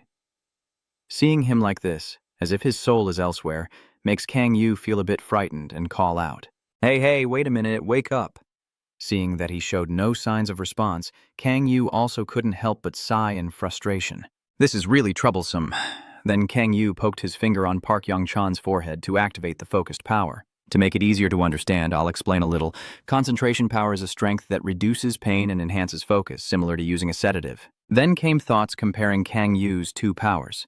Unlike the rage power that grants strength but makes others lose reason, this is a power that provides pure benefit. After a while, Kang Yu's pointed finger gently pushed his head back, but in this situation, he had no other choice. Suddenly, Park Yong-chan seemed to be awakened and snapped out of his trance. Kang Yu silently watched him struggling to retreat. This bastard needs to wake up, or I won't be able to interrogate him. Suddenly, Park Yong-chan's eyes accidentally caught sight of Chris's hand, and he couldn't help but be stunned. How could you handle Chris? His voice now carried a lot of fear. Who are you? Kang Yu at this moment could only helplessly think to himself, do you not recognize me even after seeing this mask? You don't even know that there is a time limit on using the magic ring, so you're just a useless fool. Then Kang Yu gently removed his mask and asked curiously, when did the evil demon sect start operating in Korea? It seems wearing the mask is pointless, his face turning pale and stammering. Seeing Park Yong-chan hesitate like that, he also sighed in frustration and placed a hand on his forehead, saying with a sigh, forget about it. Seeing your reaction, I already knew the outcome. It seems you have been sealed, and you will die if you reveal the secret about the evil sect. But Kang Yu didn't answer him and went back to his work. In that case, the conquering power. Every cell in Park Yong-chan's body seemed to be seen clearly by Kang Yu, so this was the seal, huh? It seems to be directly connected to the soul. It's not as effective as the conquering power, but a seal attached to the soul is still impressive. Inside, there are screams of pain. Please have mercy on me. He immediately seals the cells of Park Yong-chan. These damned demons use energy to create seals attached to others' souls and control them. At that moment, a system panel appeared. You have successfully turned the player Park Yong-chan into an ally. After everything was done, Kang Yu let go and spoke. Now I have broken the seal. A stream of red energy slowly floats into Park Yong-chan's head after Kang Yu's words. Tell me everything you know. He looked dazed and hypnotized. After Cardinal Beach Kang Kang-hoon died, there was a power vacuum in the Korean branch of the demon sect. Every word he said made him even more stunned. The sect had been closely watching Korea, so they sent a demon apostle to guard the new branch. That makes you very curious. Do they observe Korea closely? Why? My growing suspicion is immediately answered by Park Yong-chan. Russia with the collapsed government and the SS grade gates would be an easier place to operate, right? His voice started to tremble. I don't know the reason, but it's clear that the demon sect considers Korea an important area. So is that related to bringing those black bags back through the gate? No. The reason for planting the cracked seeds has nothing to do with Korea. Hearing this, Kang Yu couldn't help but suspect internally that besides the cult considering Korea important, the planting of cracked seeds at the gate and the recent rapid weakening of the thorn system all pointed to one conclusion. Seeing Park Yong-chan in front of him, he nodded in agreement, suspecting that this plan was not limited to Korea, and that explains why they sent Park Yong-chan to Daegu as a disposable pawn. That's the worst-case scenario, but at least there's some relief. Kang Yu approached the breach in the protective barrier, thinking that this plan might be carried out on a global scale. If that's the case, we can get help from the guards. Thinking of those people again, he became even more certain. There are many others we can turn to for help, and Kang Yu's footsteps just happened to stop in front of the hole before he spoke. Do you know exactly where the cracked seed was planted? Bak Yeonong-chan replied, still tense. I don't know about that. The next second, Kang Yu gently placed his hand on the hole and mentioned, so do you know who created the cracked seed? Hearing that question, he replied, I also don't know. I can only helplessly think after Park Yong-chan's answer. Nothing helps. A lowly person like you wouldn't know that information. Suddenly, Kang Yu's red pupils changed to green along with his confident statement. So I will have to investigate it myself. At that moment, many eyes appeared behind him, watching the power of clairvoyance. According to the information, the clairvoyance ability had been partially successful. You have learned how to handle the cracked seed. Kang Yu has his own thoughts and deductions. Unlike summoning the magic circle last time, this only succeeded partially and didn't help much. Suddenly, he saw something that warned him in his mind. Wait a moment. Could the cracked seed weaken or diminish the system's power? As he clenched his fist tighter into the gap with a bold thought, if he integrated this effect into his body, then the pink light immediately wrapped around Kang Yu.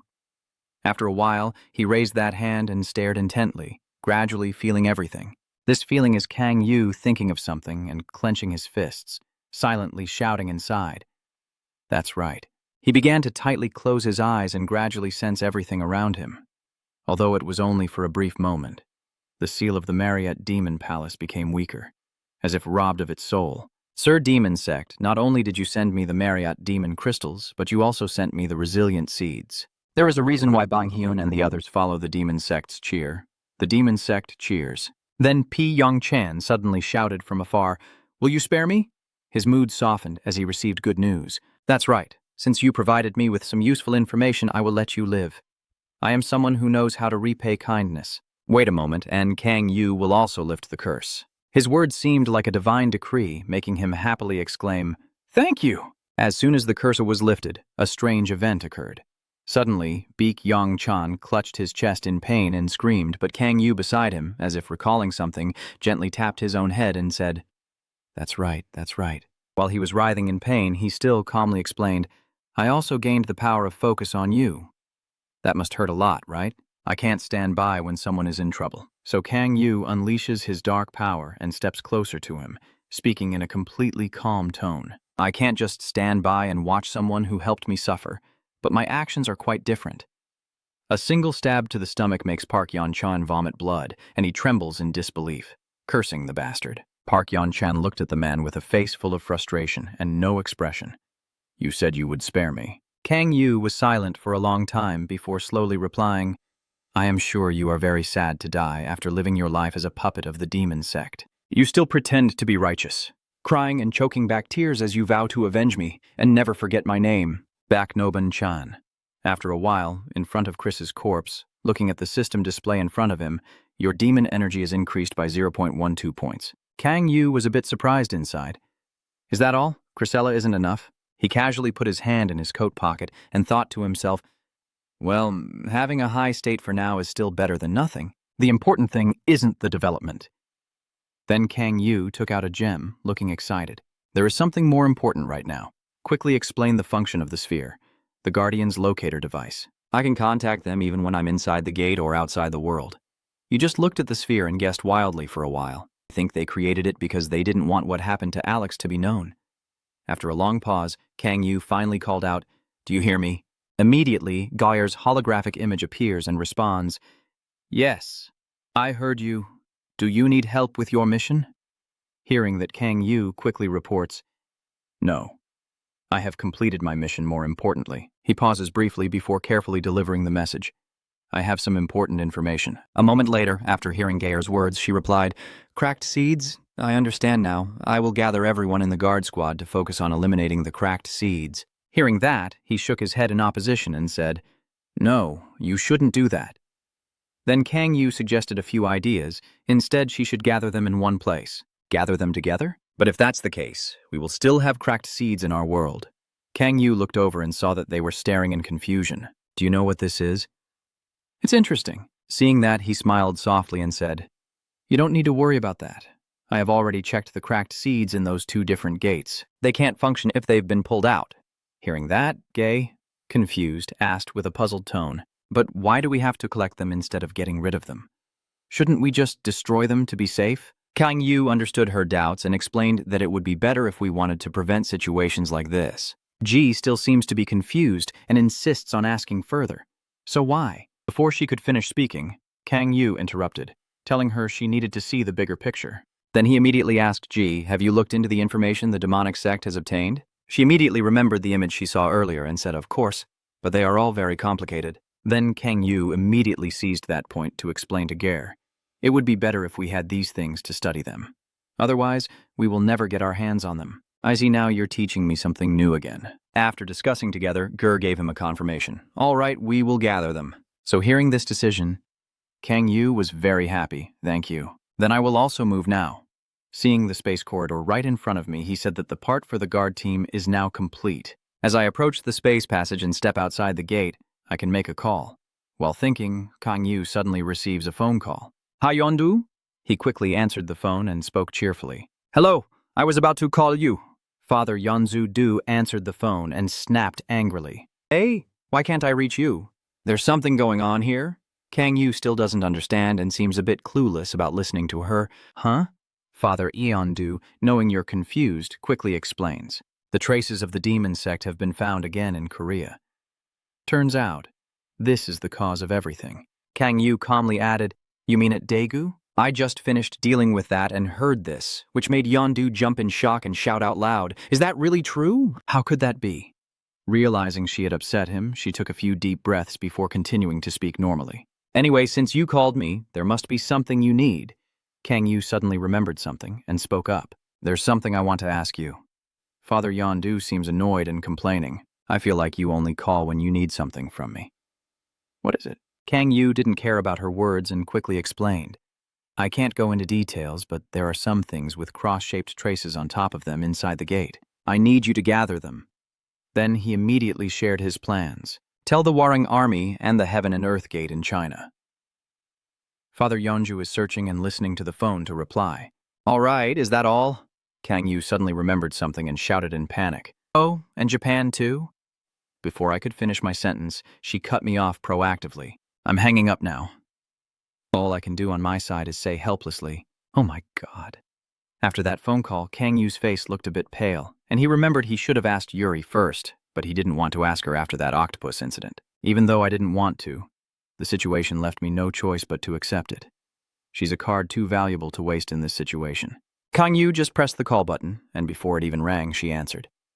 "Kurosaki Yuri is listening." He was surprised as soon as he heard her voice.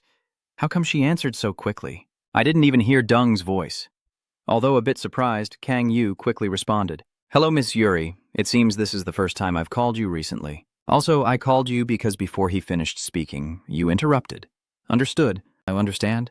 "It is now a peaceful evening." Kang Yu's voice gently echoed as I called her, because time was moving slowly, now in the corridor of space. After explaining to Yuri, Kang Yu then made her request. "I want to ask you to collect the ripe seeds planted in the gate." The person on the other end of the line immediately replied, "I understand. May I ask you a question?" Seeing Kurosaki Yuri agree so quickly, Kang Yu also happily spoke up. Of course, after receiving Kang Yu's permission, Kurosaki Yuri then asked, "Do you know which demons they worship?" "I have looked into them but found nothing." At this point, Kang Yu's eyes showed a cautious suspicion, thinking it would be better if someone knew about Satang. The more people know about him, the fewer will suspect him. Thinking quickly, he immediately spoke out a demon name to Kurosaki Yuri. "That is the fairy demon, Satang." She muttered the name softly after hearing it. "Satang." Then he added, "Yes, that is the demon they serve." After Kang Yu finished speaking, Kurosaki Yuri slowly thought before responding. "I understand, then I will gather the cracked seeds as you requested." Hearing Yuri's words, Kang Yu cheerfully replied, "Thank you." Suddenly, Yuri seemed to remember something and spoke up. "That's right, I actually have one more question if you don't mind." Kang Yu responded very calmly, "Of course not." "Kurosaki," Yuri quickly explained a bit more. "It's just a personal question." A lightning bolt suddenly strikes where Kurosaki Yuri is standing, and at the same time, her gentle voice echoes. "Are you interested in Sunhu mythology?" Kang Yu answered her question completely unconcerned. "Sunhu?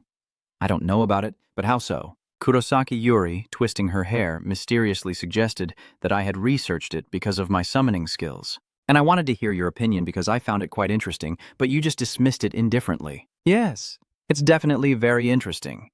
For a moment, Kurosaki Yuri's face suddenly turned strange, as Kang Yu's words escaped his mouth, yet he on the other end of the line responded indifferently. "So I think it would be better if we talk about it and continue our conversation. Just thinking about the previous image already makes me feel exhausted. I don't want to see a god full of tentacles, but now I know those mythological gods really exist. I need to learn more about them." Suddenly, Kurosaki Yuri on the other end of the line let out a terrifying laugh. "Then I will call you back later."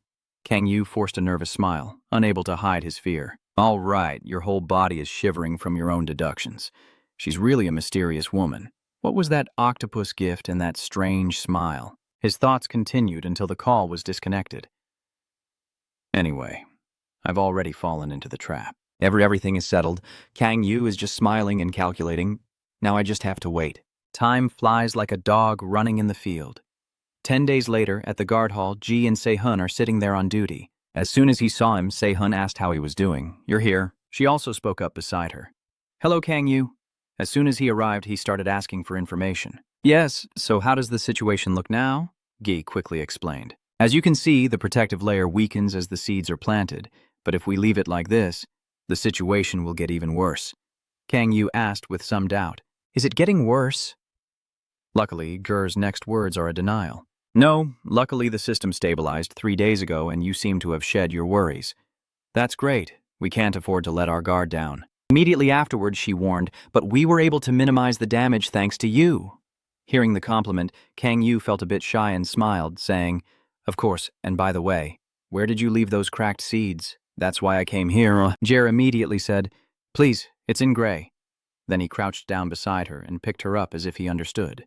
Gray's hand skillfully does this as if it were a daily routine, followed by Jer's words. Please come with me, Tsit. Come to me. As I was being carried away, Guy explained to both of them that before we reached the place where the mature seeds are kept, he would brief us on how the guard hall operates. I told you before that the guard corps hall is the center of the guard corps, right? If you want, you can go anywhere related to the guard corps from now on. Every word Gay said echoed throughout the room. He could return to the place he came from through the gate he used to arrive here. She told that with a very proud tone. Or you can go to the dormitory or the training center we have for the members of the guard corps. You can also go to the waiting room. Gay seems to have transformed into a tour guide. There are also gates here that can take you to Japan, China, or Russia, where dark magic is used to summon monsters. Finally, she concluded with, The place we're heading to is G. She paused briefly to add an air of mystery before speaking again. A gate that leads us to where the cracked seeds are stored. The four of them simply stepped through the gate, but then she suddenly remembered something and hurriedly said, That's right. A delayed warning echoed, Be careful not to be blinded. With the blinding light in front of her causing Kang Yu to panic after a moment of adaptation, Ger's voice rang out. It is now morning here. Kang Yu couldn't help but feel helpless and could only think to herself, Why didn't you say that before we stepped in here? It doesn't matter to you, does it? She continued to introduce this new location to everyone. After all, it is the secret storage of the Guardian team. Under Kang Yu's astonished gaze, Gayer immediately announced Grand Kinon. At this moment, Si-Hoon beside him couldn't help but exclaim in surprise. Wonderful. Seeing the scene before him, he hesitated for a moment, before turning back and asking K9 Port isn't a famous enough place to have a secret tunnel, right? G, carried by Gray, responded as if he understood. The tourists only see a small part of it and can't come here.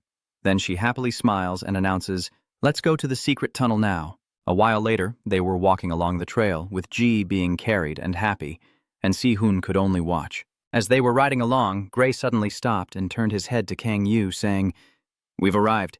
Si-Hun looked at the scenery ahead with even more suspicion. I only see cliffs. Hearing that, Guy next to her suddenly burst into laughter. Then she suddenly called out, Du Xuan's bodyguard, is Guy here? Suddenly the door appeared out of nowhere, and a voice echoed loudly, Gayer, you're here! Seeing their amazement, she explained that this is Du Xuan's illusion technique. No one else here can do the same. Upon hearing this, Kang Yu suddenly realized that it was an illusion. Si-Hun couldn't help but be amazed and said in admiration, Isn't it amazing? As the two are still in mild shock, footsteps approach, and a long-haired young man slowly steps forward and speaks. The two of you must be newcomers, Mr. O and Mr. Kim. He clasped his hands together and bowed politely. Nice to meet you. His handsome face is revealed, along with his purple hair and white eyes as he introduces himself. I am Yuli Xuan. After some time, Judan led everyone inside. Today, I am protected by one of my magic techniques. So wandering around carelessly could be very dangerous, as you might be attacked by the defensive system. The butler also slightly turned back to answer the two. Regarding the research on the hardy seeds, Du Xuan is currently overseeing it. He walks ahead, forcing a smile at the mention, but we haven't made any significant progress yet. Then Du Xuan led them to a door marked with the number 4 and gave instructions. All right, here. He continued to explain the purpose of this room. This is where we gather the cracked seed samples. Kang Yu suddenly asked how many seeds were written inside after following along for a while, and Du Xuan thought for a moment before answering. I haven't been there myself, so I'm not sure of the exact number, but he could still give an estimate, and it's probably at least 100 seeds. Hearing that number, Kang Yu's eyes lit up as he eagerly thought about it. Over 100, really?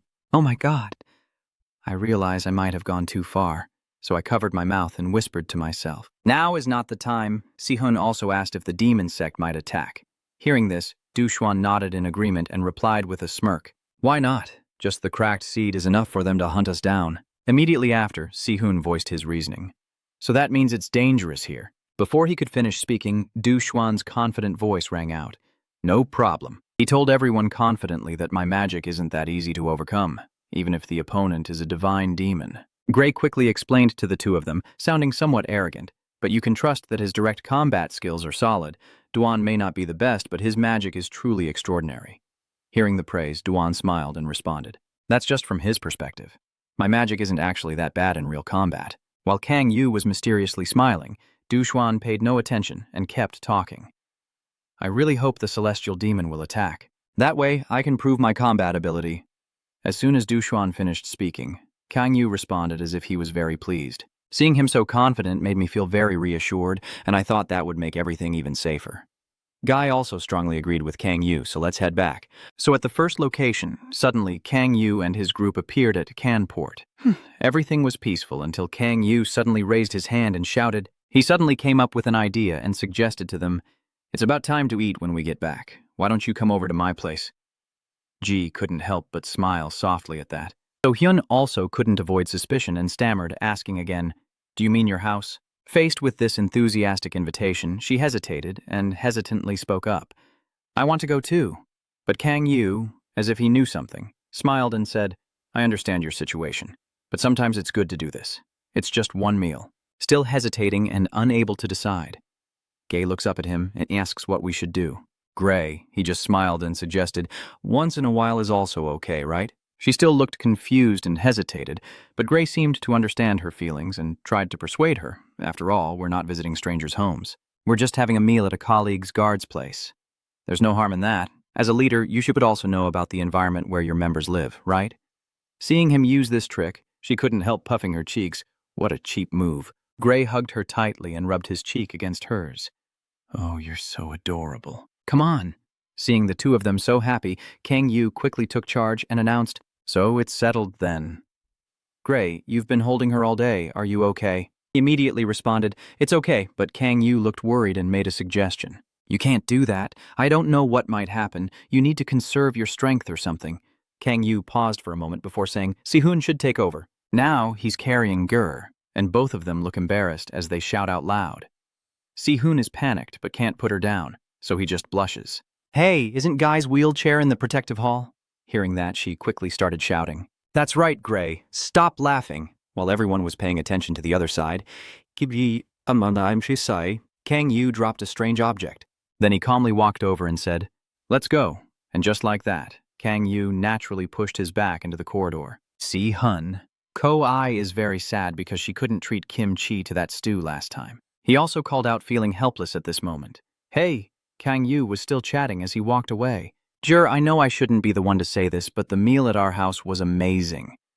Right now, at Du Xuan's place, he's studying cracked seeds and feeling hopeless because he can't decode anything. Du Xuan tiredly stroked his head. It's amazing that the demon sect can create such things. In the room filled with specimens, he quietly sighed in relief.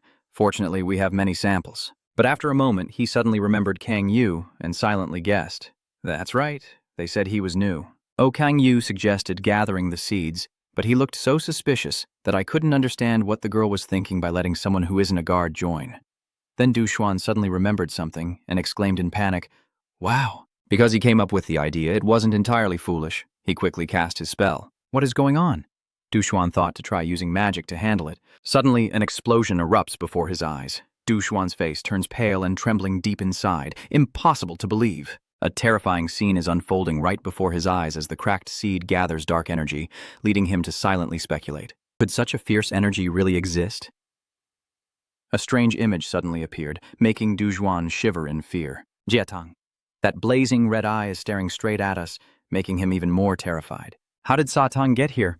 Suddenly Du Xuan realized something and silently warned himself inside. We just locked eyes, and immediately Du Xuan was pushed back by a backlash, crashing hard into the ground. Du Xuan's face was pale and green as he silently confirmed that he not only recognized his own magic, but could also break it just with his eyes. Is that even possible? The more he thought about it, the more uneasy he felt, grinding his teeth in contemplation. No, I don't have time to sit here in despair. Du Xian began to calm himself down, realizing he was too surprised to notice. He stood up and looked around the laboratory, making more deductions, but clearly found no other sources when using magic to scan the area. That means Satang attacked the hideout alone. If I play my cards right, I might be able to defeat the demon prince right here. He quickly ran out of the room, cautiously looking around, knowing he could control numerous spells installed throughout the basement. Dujuan opened another door to reveal a different room. From here, the control room approached the chair in the center of the room, making him fall silent. The first headset entered the magic, and although it didn't seem compatible, it was optimized specifically for the spell. Dujuan suddenly remembered the past, how the old Kolo gang had expelled him from the family and would never understand. He told himself, "Let's begin." Immediately after, Doan sat in the chair and operated the system to upgrade the defense to level 2, but he still felt uneasy and spoke up. Not enough to upgrade to level 4. The system immediately understood the adjustment. He adjusted the defense system to level 4, put on his glasses, and hurriedly asked the system where Sa Teng was. Immediately, a series of systems in front of him began to analyze. At that moment, Satang outside couldn't help but sneer, so he had already destroyed the entrance. Seeing Satang's expression, Dujuan couldn't help but mock him, saying, "You look like you're just taking a walk." His smile grew even more dangerous as Dujuan's voice beside him became increasingly annoyed, pretending to be relaxed. Faced with the situation, Dujuan sat in the control room, seemingly unbothered and also smirking. "Fine. Let's see how long you can maintain that indifferent attitude." Dujuan's slender fingers skillfully pressed down. "You could be called a demon king, the ruler of hell, or even a monster there." Immediately after, the system announced the activation of the defense system. Many magic circles appeared along with the statement, but here, immediately after, a system panel appeared, executing the elimination of the intruder. Dujuan's confident voice rang out, "I am the king." Earlier, a green smoke appeared in the white space, at least in this area. Several magic circles and green smoke appeared in the air as the system announced the start of the intrusion elimination protocol. The Demon King stands before the magic circles, wearing a cloak with a voice full of authority, because I am the king here. The magic circles marked with the word fruit begin to accumulate energy. Small flames start to shoot out from the magic circles. The small flames grew larger and shot straight at Kang Yu. A purple smoke rose up.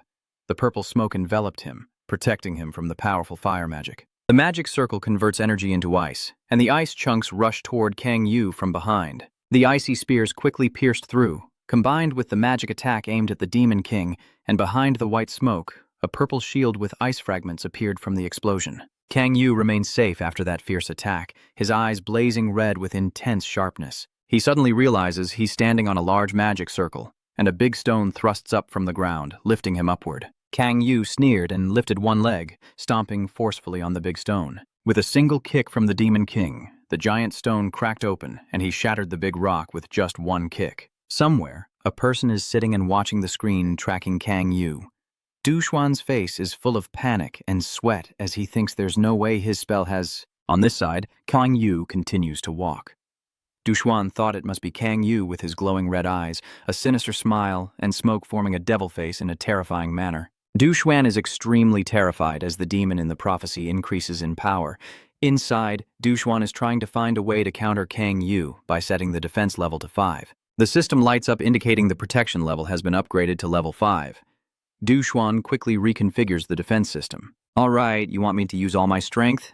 Kang Yu still walks calmly among the magic circles. A pillar with a hat appears from beneath the magic circle, and these pillars form the monsters. Run Shun, sweating with an angry look, gritting his teeth and blood dripping from his nose. He thinks he's already used up his magic spells, but if he doesn't push himself this far, he won't be able to defeat that monster.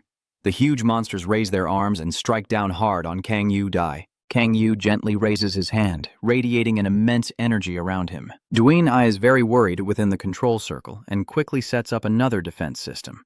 Now, increase the protection level to level 6. Duin is calculating in his head while exhausted from fighting the Guardian Golem, which will be more difficult. The system announces an upgrade to level 6, Protection. The magic circle continues to absorb energy while the golems on his side have been defeated and lie on the ground. Run shouts to fire from within the magic circle, unleashing a huge and powerful beam of light. There's no way he can dodge this. The light, growing stronger and faster, rushes toward Kang Yu in a pointed shape. He calmly brings his hands to his chest, forming an X, then gently brushes his hands to his sides. The beams of light split in different directions, which shocked Dujuan deeply. The beams of light scatter in different directions, causing huge explosions. Dujuan clutches his chest, trembling uncontrollably. This is crazy. Did I really fool myself into thinking I could handle this demon on my own in this prophecy? Dujuan was bleeding from his nose and mouth, but remained very determined. Damn it, I can't give up here. Du Xuan recalls the past to be recognized by the foolish elders who chased him away, setting the protection level to level 7. A powerful beam of light shines to thank Lady Gay for accepting him. The 4 columns into the system room glow intensely as the system also activates the highest level of protection. Du Xuan tries to persevere, determined never to give up. Du Xuan's sharp eyes shouted loudly, "If that's not enough, I will put my life on the line to activate the protective sword." A mysterious blue smoke surrounds Du Xuan. I didn't think I had enjoyed myself enough. The system screen flickers. Xuan startles. Where's that voice coming from? What is that, coming out from the system screen? That arm squeezed Du Xuan's neck so tightly that he spat out blood. The smoke dispersed, and standing before Du Xuan was none other than Kang Yu. Kang Yu smirked eerily and said contemptuously, "Do you really think you can stop me with those toys?" Du Xuan struggles to break free from the chokehold, but Kang Yu still refuses to let go. "I am death. I am the end." Du Xuan's body trembled, eyes wide with terror. "I am the father of all those who are angry, and their rage. Remember this." The mortal Kang Yu with a strange face declared, "I am Sa Tang." In another place, Gray is holding him tightly with a slightly sweaty face. Damn it, I left immediately after the urgent call, but it seems I was too late. The 4 people standing in front of the destroyed cave are all there. Ji asks Gray, "Gray, what's the situation?" Run Xuan bows his head before them. "I'm sorry, Miss Gear. You are being carried, but you might be quite weak." Hun Junxuan's bodyguard, with a sorrowful face, bows respectfully. "I have failed to protect the coffin from Sateng." He glanced up. "Because of that, I have a question." Junxuan looked towards Kang Chang Yu and Si Hun. Where have they been all this time? Gray spoke before Si Hun could explain. "I understand your suspicion, but these 2 have been with us from the beginning." Guy also added, "Yeah, they're not the type to do things like that." Dunzan looks slightly remorseful as he glances at them for blaming them wrongly. Kang Yu quietly smiles, thinking that everything turned out better than he expected. Kang Yu recalls what he has done. The power of the clone has done its job well. Kang Yu remembers the memories because clones can only perform simple actions like eating or talking. There is a limitation that your real body must move if you want to use your power, so I had to sneak out. But everything went quite well and people's reactions were good too. Du, with a face full of regret, apologized to both of them. "Mr. Kangu, Mr. Sihun, I apologize for doubting you both." Kang Yu is wearing a very sparkling ring on his finger. On the way back, I'll also cancel the copy spell of the divine right," Kang Yu said with a gentle smile, his face revealing his refined beauty. "Don't worry, I completely understand why you thought that."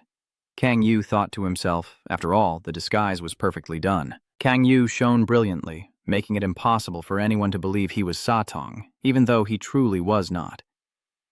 Si-hun stammered, "Wait a moment." Si-hun asked Du Xuan what had happened and who was guarding the cracked seeds. Du Xuan's face was sad and trembling. "I'm sorry." Duan bowed his head. "I couldn't protect a single cracked seed." Everyone there was surprised, except for Kang Yu, who gave a sinister smile. The crowd was in an uproar. Did he move with all those seeds? Not just 1 or 2, but he took around 1,000 seeds? Everyone was worried. Except Kang Yu, who calmly licked his lips. "The cracked seeds are very tasty." Recalling what just happened, the Demon King was flying in the air, surrounded by a blue mist. The absorbed seeds will generate energy at the deepest point. System notification. The wind of thought from 10,000 demon cores has weakened. Your force has increased by 3. Kang Yu thought, and his law increased by 3 points. Gayer suddenly spoke up. "I'm sorry, it's all because I lack the ability." Hearing this, Kang Yu suddenly paid attention. Kang Yu saw Ji with his hands clasped and smiled because I lowered the edge of perception, causing the cracked seeds that everyone had worked hard to gather to break apart. Kang Yu spoke up, interrupting. "No, this is not solely my fault. Jir, everyone has their own faults." Hearing that, Gayer was also quite surprised. Kang Yu stands solemnly. "The most important thing is what we learn from those mistakes." "Am I right?" Kang Yu said as he walked away. Even though Sa Tang has weakened through the space cycles, he is still strong and ruthless enough to exploit Alex's fears and kill him. Furthermore, he always wants us to lower our guard. Everyone listening to Kang Yu's words, that's why we need to be stronger. Everyone, after hearing Kang Yu speak, realized we must not repeat the mistakes we've made before. A blazing red scene suddenly appeared. We must be strong enough to face the demon of the prophecy. Sage. Yu said this while raising his hand high. You clench your fist tightly. Let's protect this world together. We will stop your evil deeds. Legend says that the Demon King Bajia Hak is truly the strongest demon in hell. He is a symbol of terror in the land he rules, and he has already overwhelmed the hero members himself. But returning to reality, all those things, the evil demon King Bajia in the pink comic, are just sitting there folding clothes in a cute way. But how much longer must I endure this humiliation? A glint appears in the evil demon King Bajia's eyes. That's right, I won't make any more mistakes. Boji runs away. Bajia Ak runs toward the door and shouts loudly, "Master! Bajia Aiki is breaking in. I tried to endure, but I can't do it anymore. Today I will definitely tell you." Kang Yu looked towards the door. Oh. Evil third master with a determined look. How many times do I have to tell you to turn everything inside out before putting it in the washing machine? Master, you probably don't realize how important this is to the person rushing to do the laundry. Huh? I'm sorry. Baza is angry. From now on, please be more careful. The three evil families, after finishing their business, turned hostile again with a cheerful face. Now I will have an easier time when dealing with clothes. He was stunned and confused. What just happened? Yondu was shaking with laughter, unable to hold back his smile.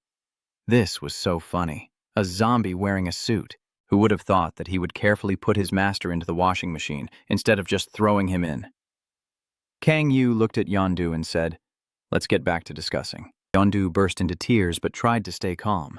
"All right, I'll let this go." Yondu first shared his opinions. "I tried to investigate the demonic cult disciples, but they haven't moved at all. Anyway, I will keep investigating." Kang Yu clenched his jaw, so there haven't been any significant progress. Kang Yu quietly pondered. Although the damage has been reduced, the undeniable truth is that the GER system has weakened. But if their goal was to weaken the system, they must have taken some action by now, right? Yondu interrupts Kang Yu's thoughts. He said that the demon is from the prophecy and that Satang took on a human form. Do you have a description of his appearance? Yondu gives his opinion. Since the cult disciples are silent, I will continue investigating his appearance. Hearing this, Kang Yu suddenly froze. Kang Yu nervously replied that it probably wasn't important, since Satang was likely hiding among the disciples of the demon sect. There's no way Satang is hiding in Korea. Yondu stood up. Well, that's also true. Those are all the questions I wanted to ask. I'll be on my way now. Kang Yu salutes Ionju. Keep investigating the demonic sect. Once we find them, it will be easier to locate Satang. Ionju pulls down his hood. All right. Yonju suddenly paused, but she turned around at the door and said to Kang Yu, "Honestly, your development has become unusual and quite suspicious since what you did 5 years ago was never known. Why would it be easier to understand if I said you're a demon from that prophecy?" Hearing Yondu say that, Kang Yu looked panicked and broke out in a sweat. What? Yondu burst out laughing. "Ha ha, are you serious? I was just joking." After Yondu finished speaking, he also stepped outside. Thanks to him, I was able to smile happily, and now I will go back to work. Kang Yu was still worried. That really scared me. Because I didn't expect that to happen. I couldn't control my expression. How did she find out about my situation? Damn it, the ball on the table suddenly started glowing. Seeing this, did Kang Yu go over to check? Kang Yu picked it up to take a look. Hey, what just happened? Kang Yu suddenly realized something. What? In a peaceful space, this strange phenomenon was detected in G's system. The system reports Sugon Level S Kang Yu steps out from the white gate. Si-hun turns back and calls Hung. Kang Yu steps forward and asks where that strange phenomenon is. Everyone is talking here. Kang Yu is a bit startled as a greenish mark appears in the sky. I think I've seen that space crack before. The tear is getting bigger. Wait, don't tell me that a light appeared from inside the crack, surprising everyone.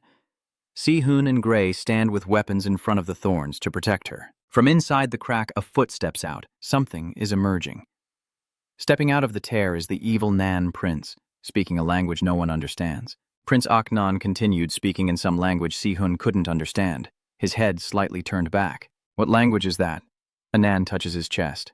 Do you understand the language I'm speaking? Everyone there is asking who you are. Jiwai Nan smiled and said, My name is Jiwai Nan. I am the third prince of the Aknan Empire. Ji was surprised and said, Huh? Where is the Aknan Empire? Kang Yu just said that bastard's name. Kang Yu remembered when he was the hero who crawled out when I summoned him. What a disaster. I didn't think he would come here. The evil Nan approaches them. The evil Nan Empire is a country in no Kang Yu that doesn't care about his words. For now, just pretend you don't know anything. Why are you wondering where No is? Nan's eyes shine brightly. So it was her. Anan kneels on one knee before Gur. The goddess from another world that Tyrion mentioned is Ger, so she is her embodiment. Prince Nan's kneeling's action surprised everyone there. He reached out a hand in front of Gur. I think you could call this our destiny. Gur placed her hand on Aknan's hand. I'm here to see you. Seeing this, Si-hun's face darkened. Si-hun gazed at them with a blank expression. I don't quite understand. Who are you?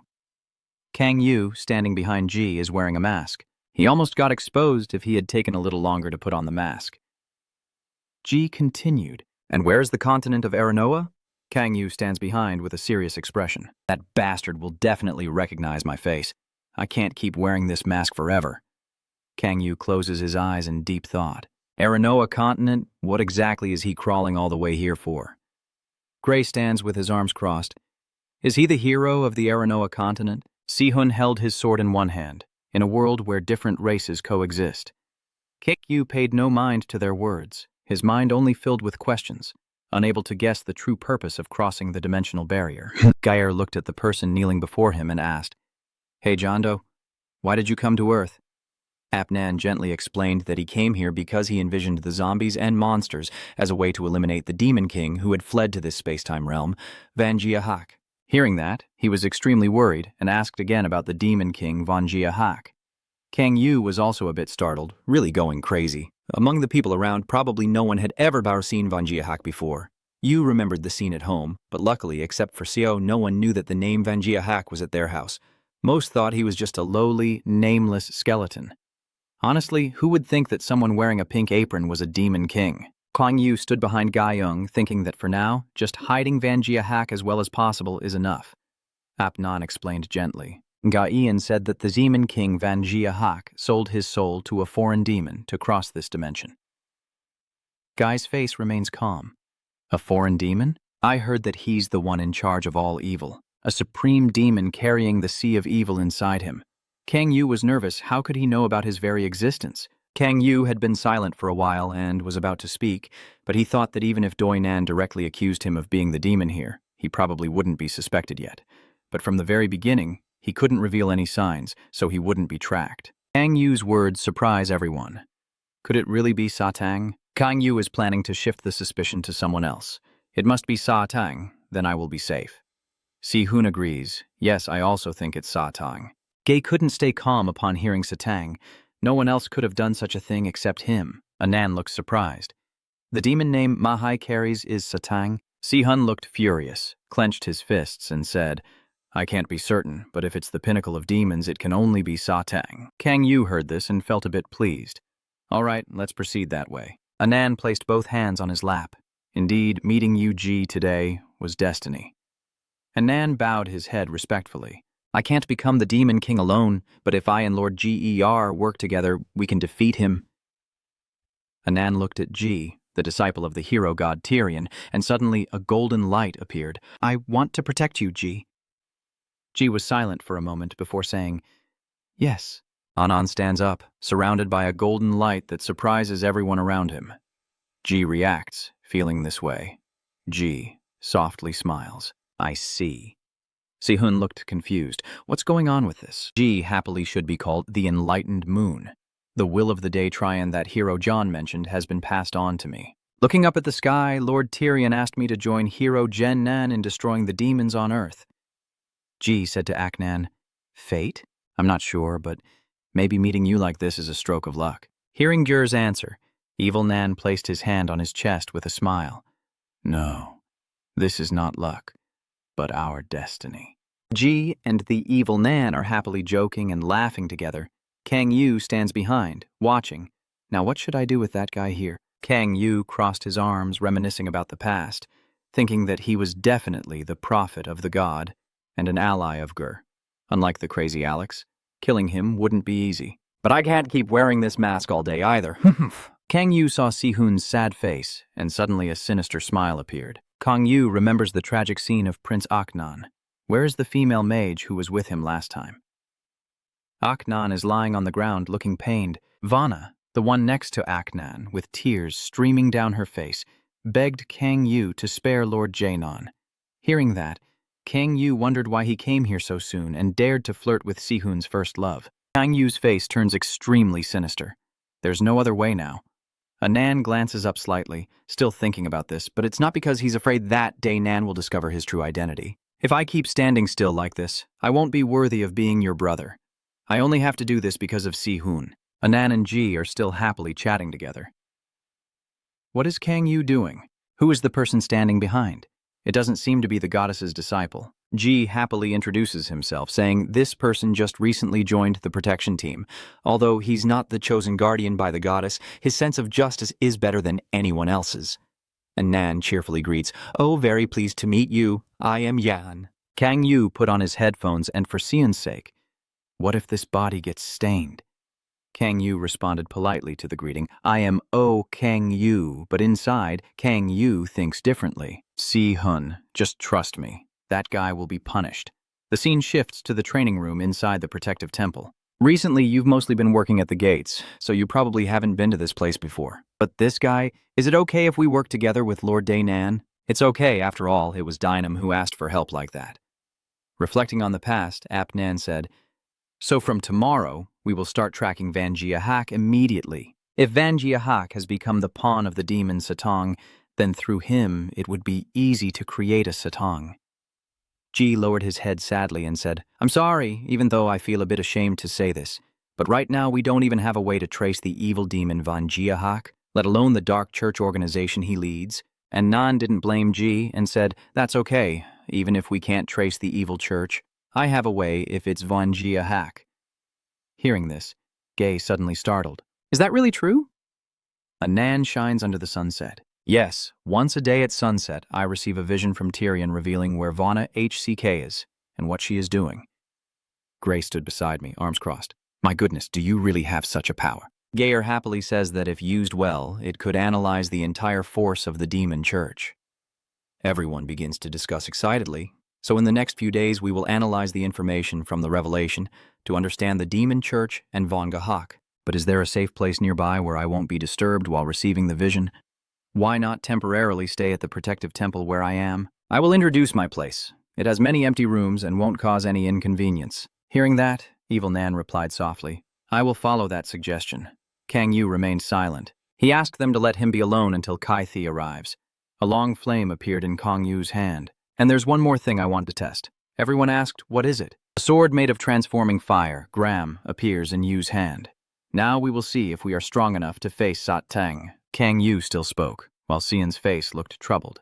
When I looked at the string, I realized how important it was to be chosen by the gods. Kang Yu sees that Si-hun looks sad. Si-hun, you don't need to feel any shame at all. I also carry the soul of a martial god. If Venin can do it, I can do it too. Si-hun, encouraged by Kang Yu's words, becomes cheerful again and lifts his spirits as he grips the hilt of his sword. Yes, you're right. Kang Yu slung his sword over his shoulder and looked at Si-hun. Looking back now, I think this was the first time we trained together.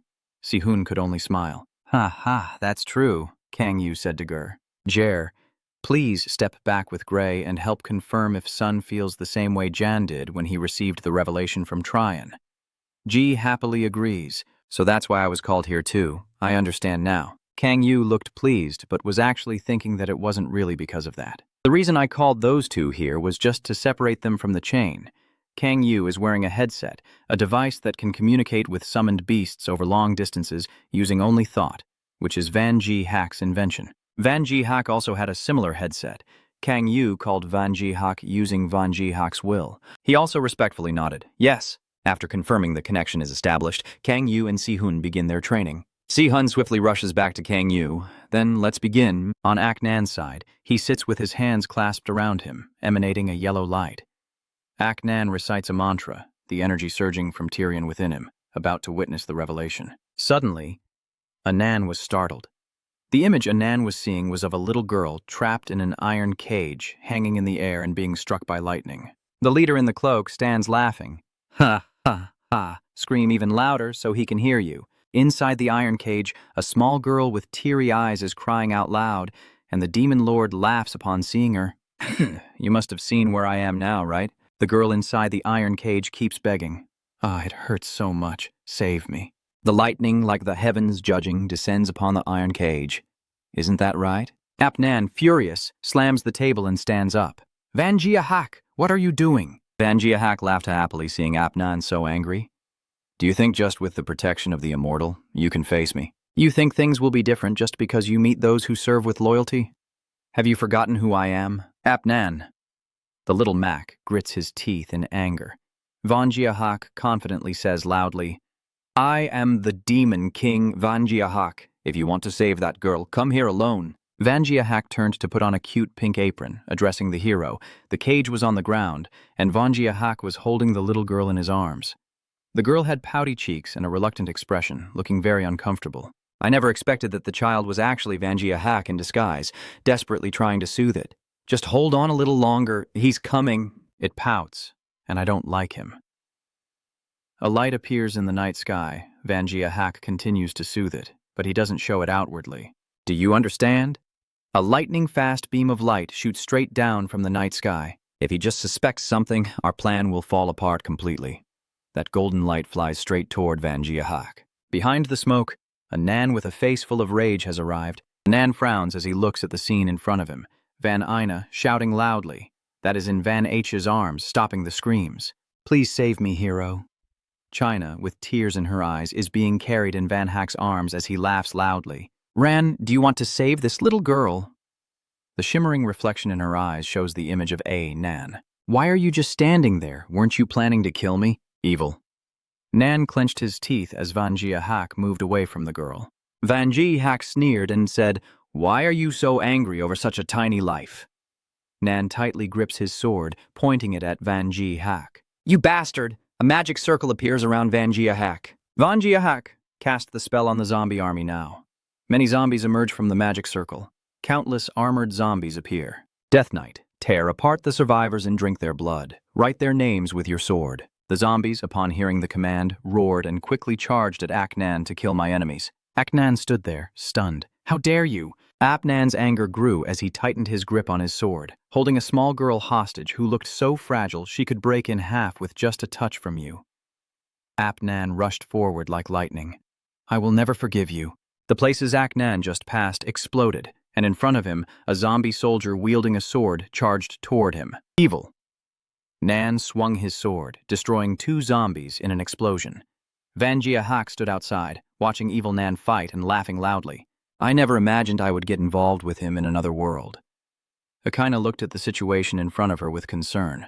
Banja, can you defeat him yourself? Do you need my help? Vanjiahak chuckled dryly when he heard that. Who do you think I am? I am the one who made no tremble like that. Ina glances up. Do you think you can win or not? Vanjiahak watches the brutal slaughter of his undead army.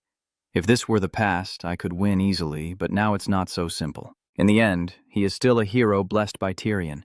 If you weren't a hostage, this battle would have been over long ago.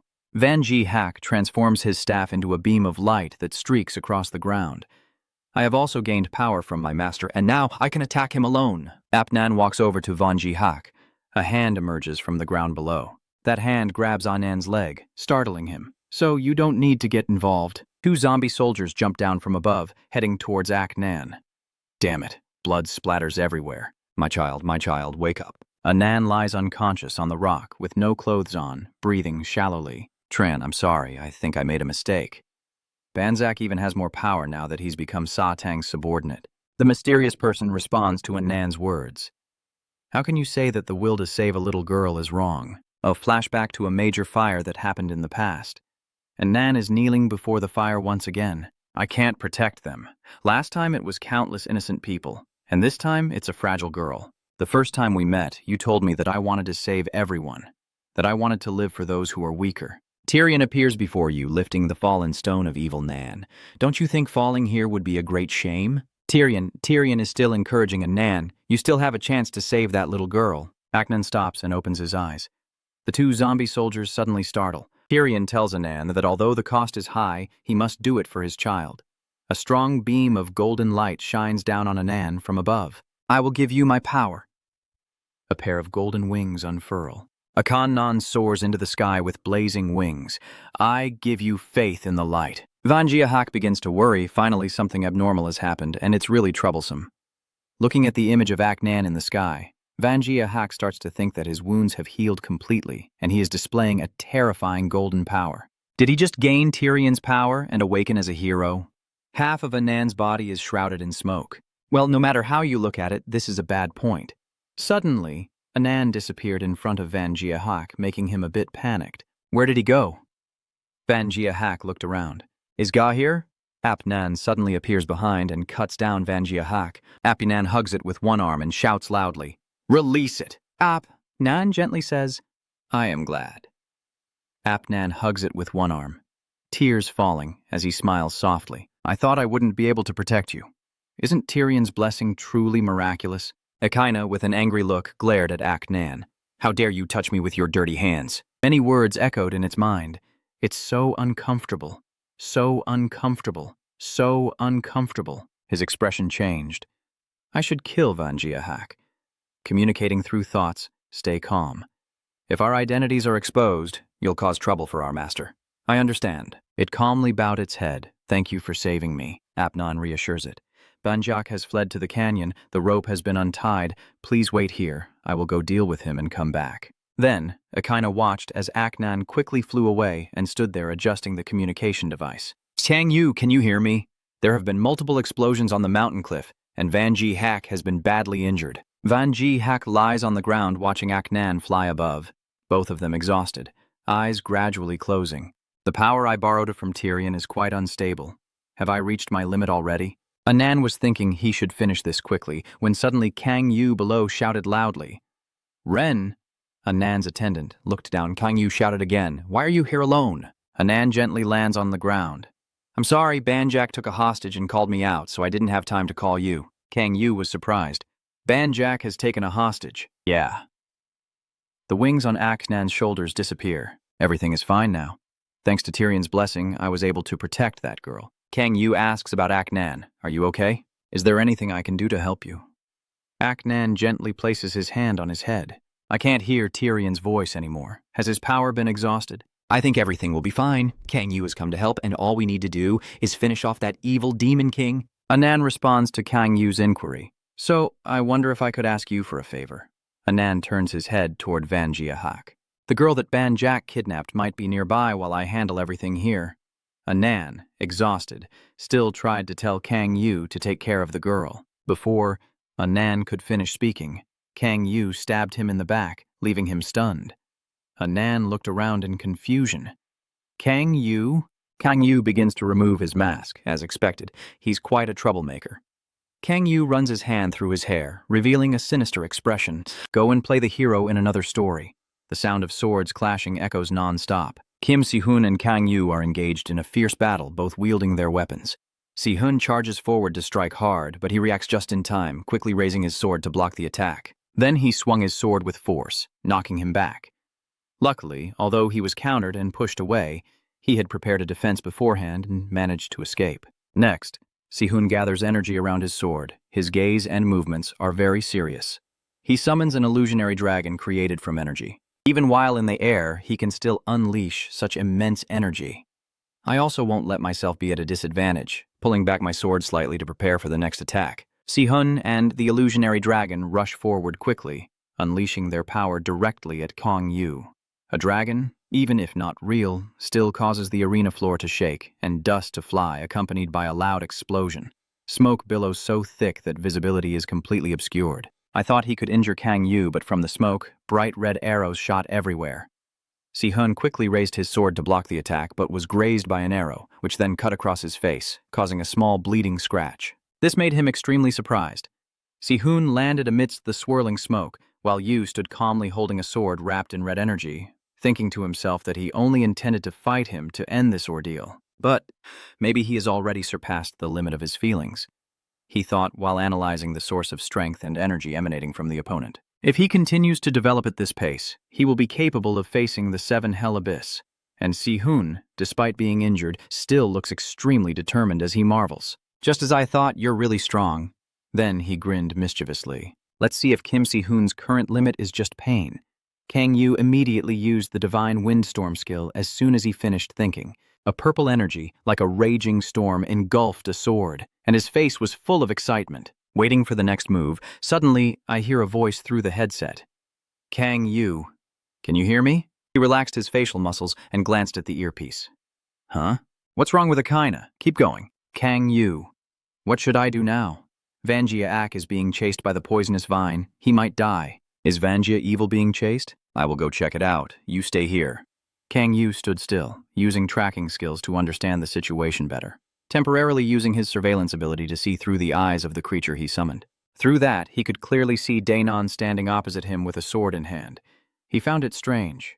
Truly strange. Vanjia Evil has already become stronger through the contract with me, so his ability should have a significant difference in power. Can he still be defeated by that hero? At that moment, the sword was forcefully stabbed into the ground, causing a loud explosion that knocked back those around him, but he remained intact, making him feel something was off. Huh? Without giving those guys a chance to rest, Ven quickly rushes in with sharp eyes, attacking at an incredible speed. Yeah, what is this? What did that hero do to get so much stronger so quickly? China is also confused. I don't know. Suddenly, there was a flash of light, and he became stronger. Kang Yu could clearly see him wielding a sword and attacking relentlessly. Evan Murray, swing of the sword carries immense power, but he can still dodge them all, so he's unharmed.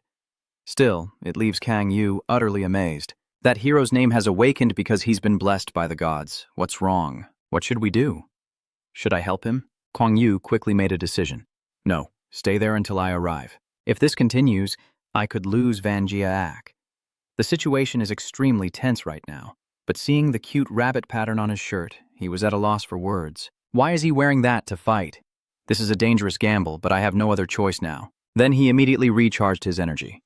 Si-hun, noticing this, also understood Kang Yu. His face remained calm as he smiled. I think by now you've already received the prophecy. Let's end this duel here and go listen to the prophecy. Si-hun was startled. It's already this late. Yeah. Ji also agrees. Let's go. Gray, standing right beside, nodded with a smile. Yes. Kang Yu and Si-hun turn around and walk ahead. Si-hun suddenly stopped. Huh? He wonders where Rainin has gone. Kang Yu pretending, is there something over there? Seeing a footprint pressed into the ground, Si-hun found it strange. It looks like he used a movement technique to quickly get somewhere. Wait a minute. So he just pointed at the hole. Kang Yu. Although you are the one behind this, you are pretending to be calm. Yeah, damn it. Vanjia is evil or the demon sect somehow lured him. He just cursed a damn thing and then stomped his foot down hard, using all his super speed skills to rush away as fast as possible. Si-hun panicked. Kang Yu and Geyer also felt something was off. What's going on? Kang Yu shouted. I'll go ahead. Si-hun, you go with Ji. On the surface, he looked worried, but inside he felt at ease. The gamble from before had paid off. Back in the present, Kang Yu pulled his sword out of Jun's body, almost losing the evil Van again. Then he spoke again. I didn't think I or anyone else would read this web tool and think you're the main character. Drawing the sword caused Renan to collapse in pain, one hand supporting himself and the other covering his wound. Cough, cough. Renan truly couldn't believe it. Kang Yu, why? At that moment, Aina ran out to stop his words. Kang Yu, can you go outside now? Seeing that, his eyes widened even more. Renan shouted, Don't go near that demon, he's very dangerous. Akaina looked at him with contempt and retorted, What? Kang Yu is even cuter than you. Unlike her attitude when facing Daenon, the girl was very close and friendly. Kang Yu. I feel so guilty because he pretended to be friendly with me earlier, so please punish him. This shocks Daenon. After all, Ji and Seun will arrive later, so you need to leave before then. Venom couldn't catch any of the words, his eyes fixed on Kang Yu's back, his face darkening. Is this a nightmare? No, maybe I was mistaken. Kang Yu's next words directly challenged Min's justification. Vanjia Ak and you two, how is your wound? He chuckled. Heh, it's not light, but I can still move. Renan suddenly snapped out of it, muttering the name to himself. Vanjia Ak, don't be stubborn. Go with Yi. Vanjia Ak nodded. Yes, master. He was shocked. Are they all allies? Even the girl is involved. Renan suddenly realized something was wrong as he watched these people casually walk back and forth talking. Wait a minute. Only someone like Sa Tang could use Vanjia Ak to do something like this. He turned around and asked hesitantly, Are you Sa Tang? Kang Yu remains calm and asks, What are you talking about? He reaches out and places his hand on the mask. Are you trying to mistake me for the evil demon trying to lead Earth to destruction? Isn't that way too much? He said as he took off his mask. Renan, seeing this, was even more stunned and couldn't believe his eyes. Are you the master of the dragon demon? He shouted loudly, confirming who the opponent really was. Kang Yu sneered maliciously, looking at him as if he were a fool. You're truly slow to understand. Renan completely collapses, then suddenly goes berserk, shouting loudly and demanding answers. Demon, have you been toying with me all this time? He spoke as he drew his sword, but at that moment blood gushed from his mouth, his body stiffened, and his brows furrowed. Renan collapsed to the ground, spitting out hot blood and coughing harshly. Tisk, tisk, with a body full of holes like that, you shouldn't push yourself too hard. Kang Yu placed his hand on that very spot. You are being punished for trying to live too comfortably. Father, I also feel a bit guilty. I mean no harm to you, but the situation is too complicated. Maybe there was a better way. But there's no way out now. He said that while supporting his body. If you understood my situation, you would have said so. I should die for him. Renan, even trembling all over, still managed to curse out, You bastard. Kang Yu ignores his energy and the sealing talisman. Anyway, sorry, Renan, I will remember you. Just then, Si-hun and everyone else arrived. Kang Yu, before finishing his words, heard Kang Yu's piercing scream that left everyone stunned. Si-hun's face also turned pale as Kang Yu pretended to tremble and held John's body, shouting loudly, Damn it! Damn it! Damn it! Guy could only listen, so he became even more frightened. What has happened? I throw my head back and shout, Oh Tyrion, oh Gyr, if you hear me, please answer. Why did you let John's life end like this? Why? So why is this happening? Hearing Kang Yu's loud cry of questioning, Gay felt tense and covered his mouth. No, how could something like this happen? Gray looked and didn't know what to say, so he could only call out Gur's name. Seeing John's corpse clearly, Si-hun was stunned, his face pale and eyes wide with disbelief.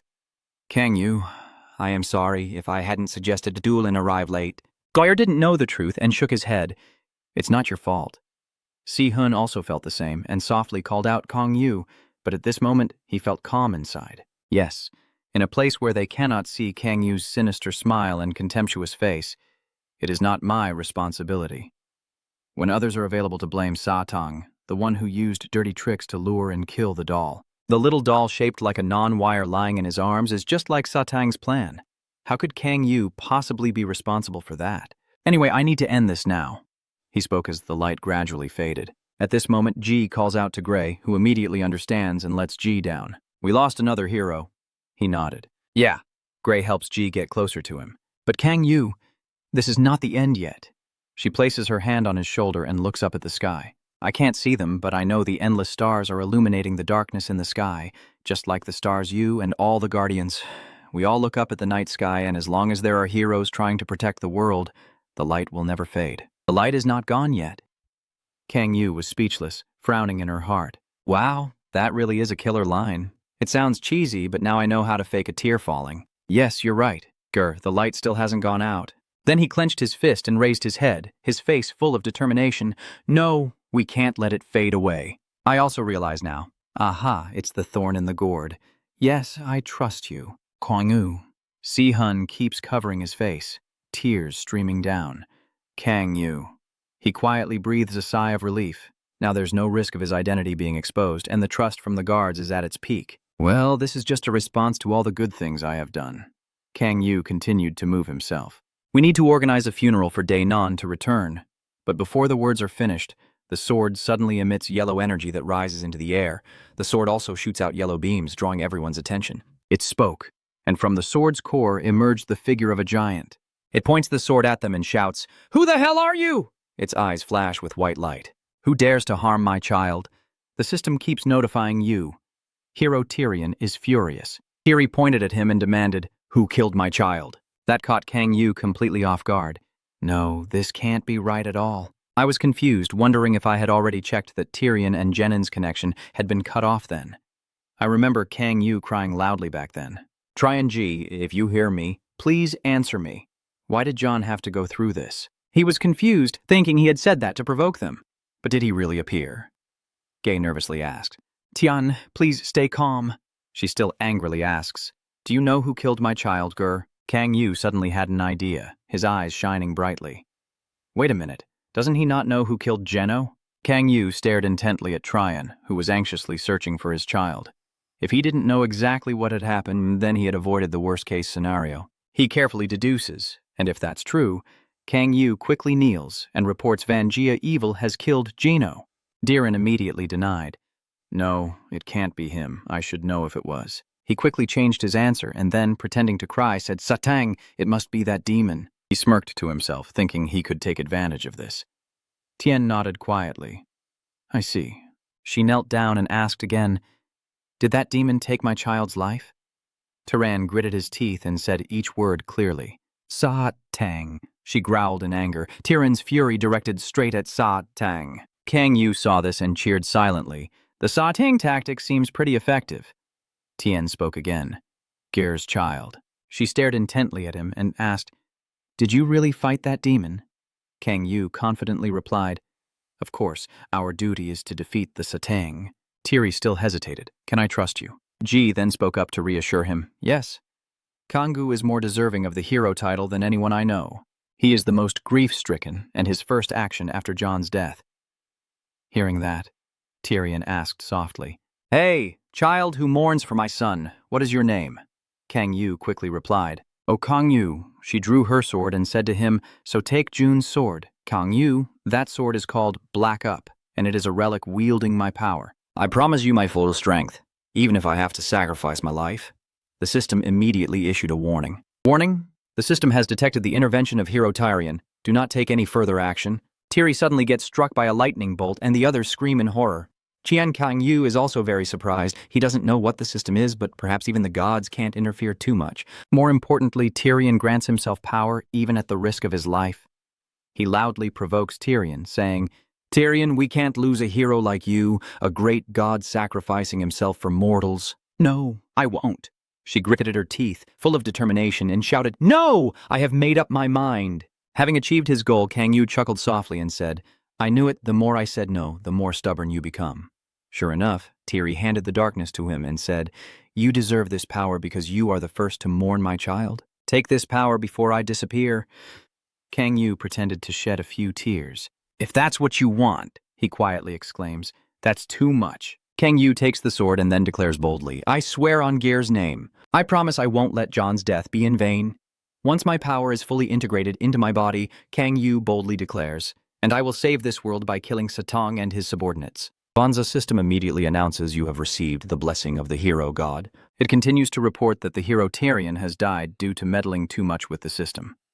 Before disappearing, she left a message. Kang Yu, use my power for justice.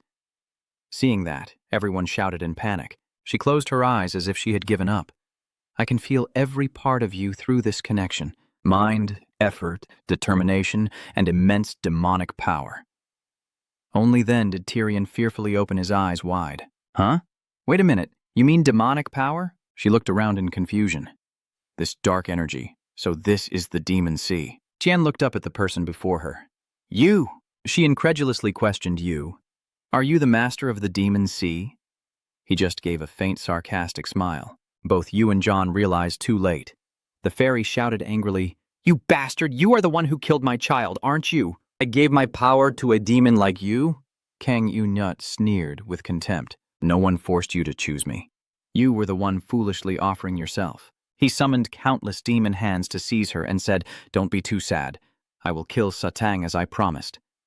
Tiri kept struggling, but it was pointless. She shouted, If you're not Satang, then Tyrion keeps threatening me. I have to tell Maiko about this. Kang Yu paid no mind and only urged, telling Maiko to give her the remaining strength.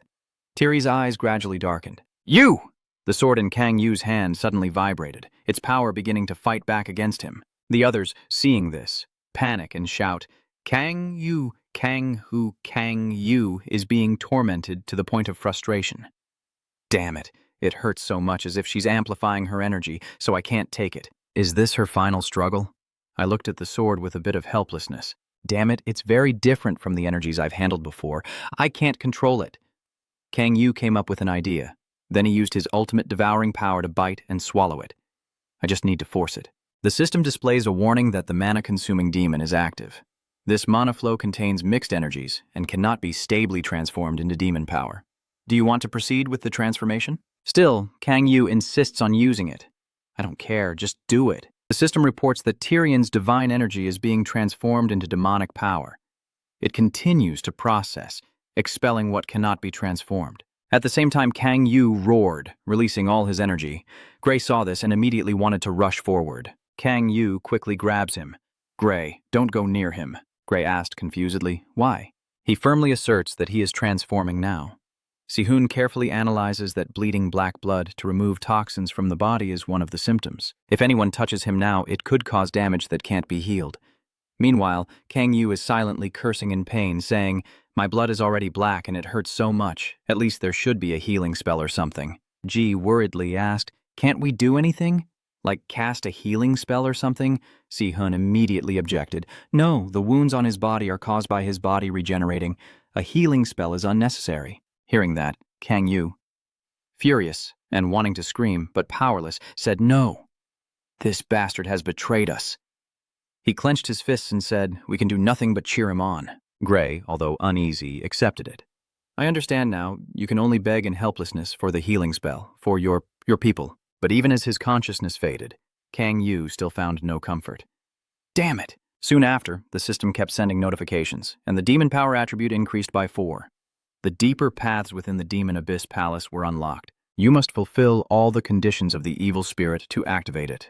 You have reached the current limit of your stats. The attribute will only increase when the first condition of the evil mind is met, or when the level cap is unlocked. A few days later, the space canyon suddenly cracked open, and a bird's foot with sharp claws reached out. The 3 fierce monster birds stepped out aggressively. Kwok looked around briefly, then spoke. "I believe this is the Earth Lucifer mentioned. In front of us are endless mountain ranges with a shimmering silver river below under the moonlight. After a brief assessment, I can sense Tyrion's energy on this Earth. He must be dead," Han muttered dismissively. "I don't care if a lowly god like him is dead." Venex nodded in agreement. "Yes, but the important thing is who killed him. Do you intend to find the culprit?" Kyo clenched a handful of dirt and replied, "I heard that there are children of Gare in this world. They probably know something." Hampa asked excitedly, "Can we kill them?" He clapped his hands and said, "They are children of a different god. Killing them is no problem." Phoenix was a bit worried. "Isn't Gay a higher-ranking god?" "You're afraid of the power of the living god who can die at any moment, huh?"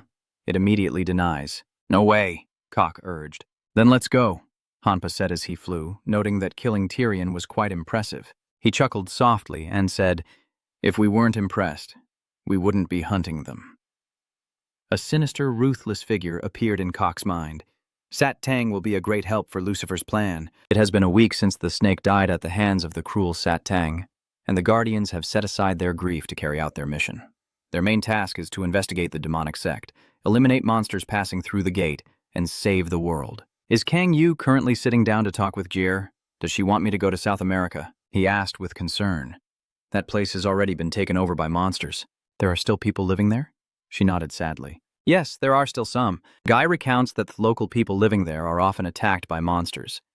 Although they sent reports to America asking for help, there are too many locals and they live far apart, so there isn't enough force." She continued, "I want you to lead the locals to safety." Kang Yu and Si-hoon took on the task of guiding the natives to a safe place. Kang Yu pondered silently. This doesn't seem too exciting to him, but he had no other choice. He muttered in frustration because the demon sect hadn't acted yet, so he had nothing else to do. "Because my development has stalled, I need to at least complete the conditions for the evil spirit's growth. But since there are no demons nearby, I should have let Commander Calm live in Manchuria. Well, maybe the monster attacks there are the work of the demon sect, so we need to check it out." Kang Yu finally agreed. "All right, I will take on that mission." Gay immediately thanks. "Thank you, Kang Yu. Since this is an official meeting, we will arrange a flight for you." Then she made a request to Kang Yu. "Please check if Kim Si-hun, the bodyguard, has been looking a bit unwell lately." Hearing that, he was a little taken aback. At this moment, Si-hoon is locking himself in the training room, and a notification sounds from the system. Training Level 2 begins. Si-hoon stands in the thick fog, sword in hand. Soon after, the system began Level 3 training, summoning countless simulated monsters. They aggressively charged at him. Si-hoon quickly jumped up, thinking to himself. He kept spinning around to slash the monsters, but Si-hoon didn't feel happy at all. "I see myself as truly disgusting." He instinctively remembers that night when his mother held him tightly and kept repeating, "Sorry, Mom. Sorry, Mom. Sorry for bringing me into this world." Si-hoon is deeply suffering, blaming himself, hating himself for not being able to reject those words. He was crying uncontrollably in his mother's arms at that time. Of course, I didn't think she still had such thoughts. No, maybe she doesn't even remember what he said. Currently, Si-hoon is rushing at the monster while blaming himself, but that's not something I have achieved. Those are not the results I achieved myself. I was saved by Kang Yu. He has a great ambition. I want to become like Kang Yu. I want to save those who are suffering as I did in the past. Then I can confidently ignore the hurtful words I heard before. Si-hun's clenched hand holding the sword suddenly froze. But even after defeating the monsters, he still felt insecure, thinking he couldn't become like Kang Yu. He remembered the previous battle when John was killed by Sa Tang, and the feeling he had upon seeing that corpse was relief. He felt a bit uncomfortable thinking about Ji and John. I was very worried when I saw the two of them. I was jealous. Si-hun silently scolds himself, but even so, do I really feel relieved at someone else's death? I really am a shallow and selfish person. At this moment, the system appears with a notification that you have passed level 3. It quickly added after finishing practice. Si-hun stood still, staring into the void, wondering how someone like him could become like Kang Yu. Is he still worried about me? Suddenly, a familiar voice rang out. Si-hun! Si-hun was a bit startled when he saw him and asked, Kang Yu, why are you here? He calmly replied, I have something to tell you. Kang Yu smiled and suggested, should we go somewhere more comfortable? After sharing their feelings on the rooftop, he finally nodded in understanding. So the reason you became so strict with yourself was to overcome your past crisis? Kang Yu continued, do you feel disgusted with yourself for feeling relieved when an opponent disappears? Si-hun bowed his head in remorse. Yes, I can't ignore that. He honestly expressed his desire to become a savior like you and overcome his own crisis. But a shallow and selfish person like you will never become someone like him. Kang Yu felt a bit guilty, thinking, shallow and selfish. If it were you, you would have jumped on the corpse of the vomit wire and laughed all the way to your ears. Kid, you're funny, so you call me a savior? He's really a fool. Kang Yu sighs regretfully to become useful to others and overcome his past crises. That is the thought of someone who blindly follows orders and knows nothing about the world. I will never understand that way of thinking. He gently stroked Si-hun's head with his hand, but I've also become quite gentle. Kang Yu secretly praised himself. It was just for a moment, but I had comforted Kim Si-hun. He was stunned when his head was patted, then called Kang Yu. Lost in his own arrogance, he wildly ruffled Si-hun's hair, setting aside understanding and calculation of benefits. With a kind heart, he blushed with shame and shouted, What are you doing, Kang Yu? Kang Yu sighed, but it's not a bad feeling, then turned around and waved to signal Si-hun. Let's go, he asked curiously. Where to? He simply replied softly, Let's go save people. The whole team quickly headed to Venezuela, South America. The locals there are very worried. A wounded child is crying out in pain. A gentle hand touches the boy's stomach. A bright golden light appears to soothe his pain. Then he lifts the child and informs the parents. I have healed the boy's wounds. You can take him now. Seeing the happy mother and child embrace, Tae-soo happily praised. Her healing ability is truly impressive. She modestly smiled and said, It's a relief, because I can at least do this much. They both looked towards the tent entrance and said to each other, Looks like Si-hun is here. Yeah, I think so too. Si-hun walks in, scratching his head awkwardly at their words. Isn't he our hero? Si-hun shyly said, I'm so embarrassed I told you both not to call me that anymore. Sue chuckled teasingly. You've saved hundreds of people these past few days. If you're not a hero, then who is? Si-hun humbly replied, I can only guide locals easily with everyone's help. I believe that those fighting monsters on the edge of the forest to protect the newcomers are the real heroes. The master and Soon are currently busy fighting monsters. Mujin, wiping his sword, asked the girl, Where to now? She softly replied, Just a moment, still staring intently at the map. Members of the Warong Guild, Wazun and Huyo, along with the Red Rose Guild's Yeonju, are working together to hunt monsters, and the organization has gathered these people, all trying hard to find clues about recent demonic activities. Kang Yu asked from his back, Do you see any traces of the demonic guild lately? He carefully observes his surroundings and replies, Nothing at all. I'm a bit disappointed and wondering if we should search north. Si-hun believes that Kang Yu and they are the true heroes. Tae-soo clenched his fists to encourage himself, but he was among those people who could only awkwardly smile and change the subject. But I think the American forces will join us tomorrow. Does anyone have contact with Kang Yu or anyone else? Just then, a strange voice called out. Si-hun immediately turned around. This voice must be the village chief. What's going on? But as he saw what was in front of him, Si-hun's eyes gradually darkened. The village chief hurriedly ran toward him, with a purple energy sphere behind his head. The village chief, terrified and being chased, screams out, Si-hun, save me! Before he could finish his sentence, the purple sphere pulled the village chief's body inside itself. Si-hoon's whole body froze, unsure how to react. Finally, Si-hoon regained his composure and quickly ran forward. He shouted, "No one knows there are 3 purple orbs heading straight at us." Si-hoon quickly realized, but he had no time to react. An energy explosion erupted, sending rocks and debris flying everywhere. Hurry, is everyone okay? Is that a human?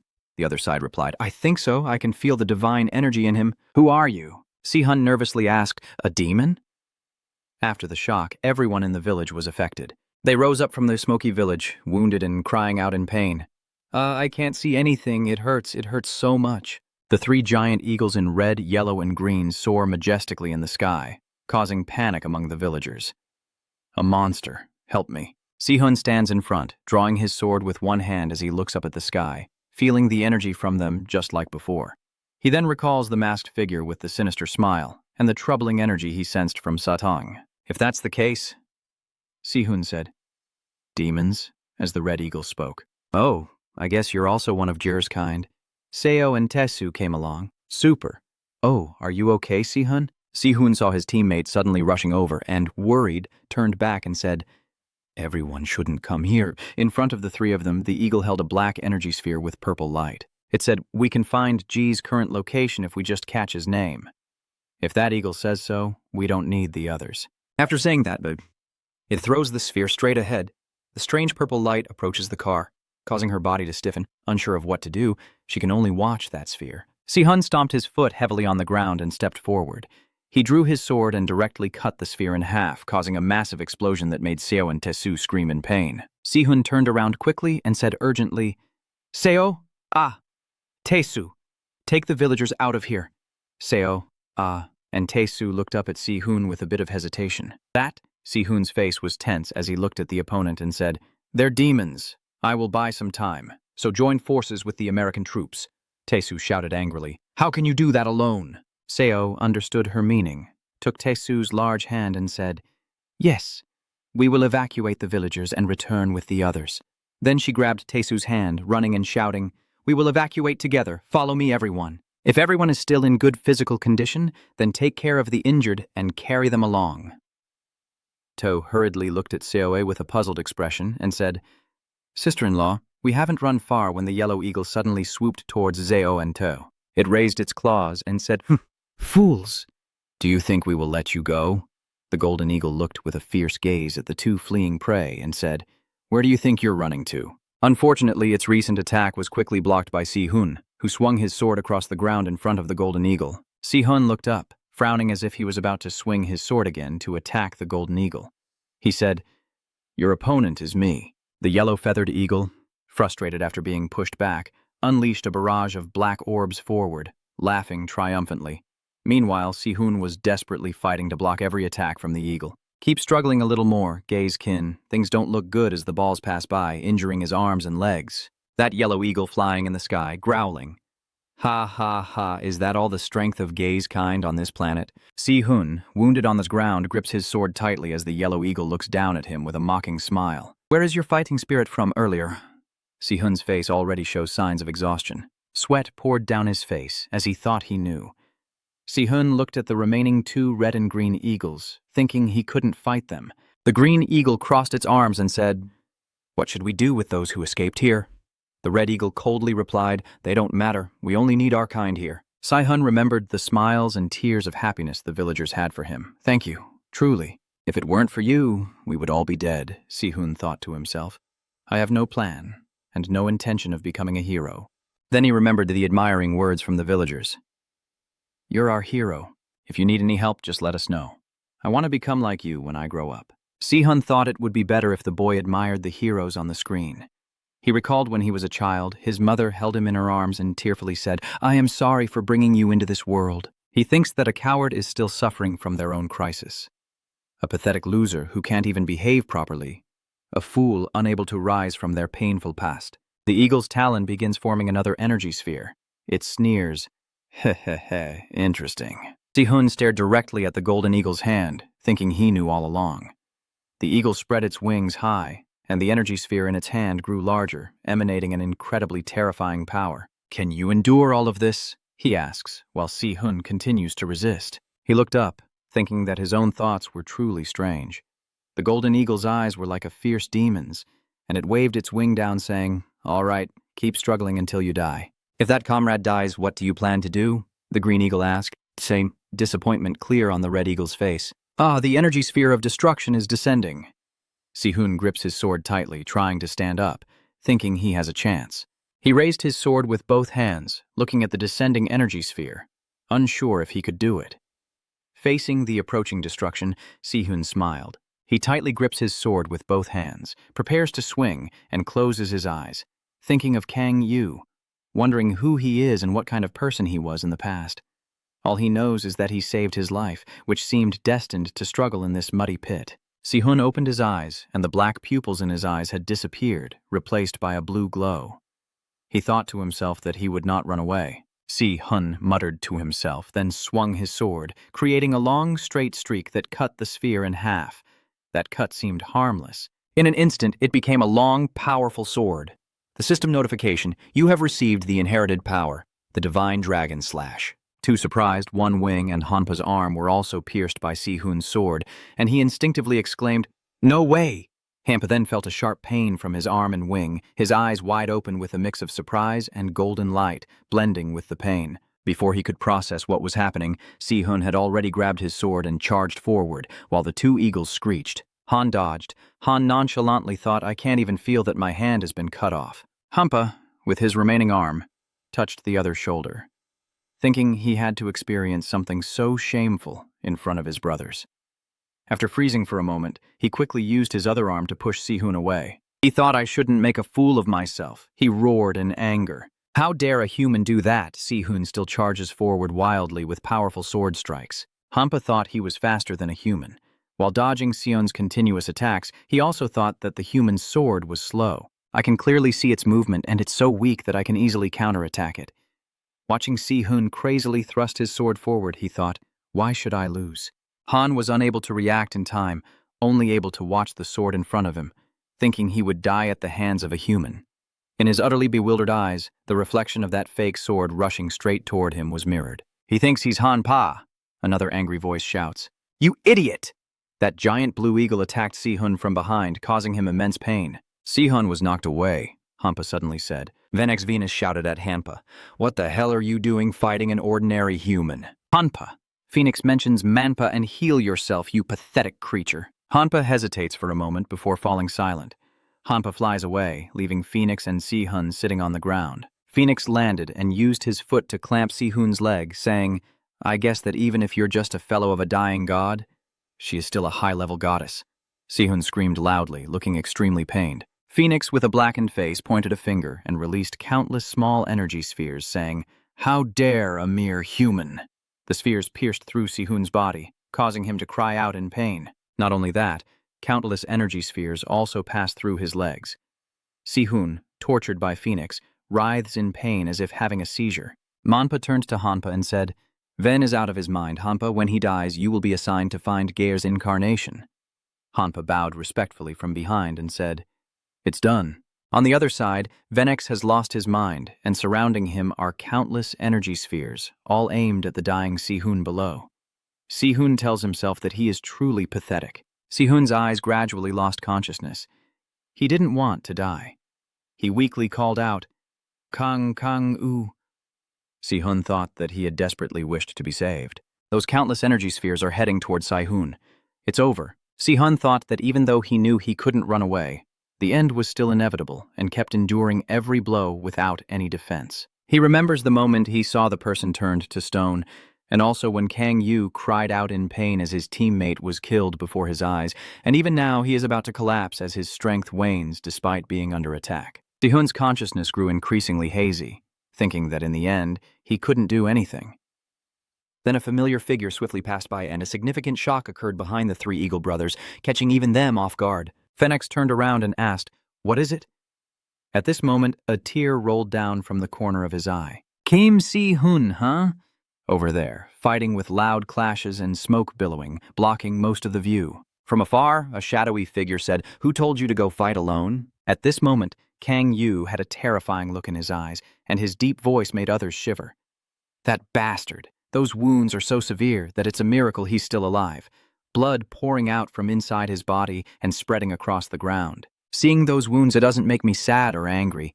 I feel nothing at all. Kim Si-hoon is lying on the ground, blood covering his mouth, his whole body covered in blood and various sized wounds. That's all Kim Si-hoon is worth to me. I respect Kim Si-hoon, but right now he slowly steps closer to him, one step at a time. There are 3 beasts standing in front of him now. He walks over and says, why would he tell others to run away while he stays behind and fights these guys? He wondered if, even if he died, his plan wouldn't change. He didn't matter.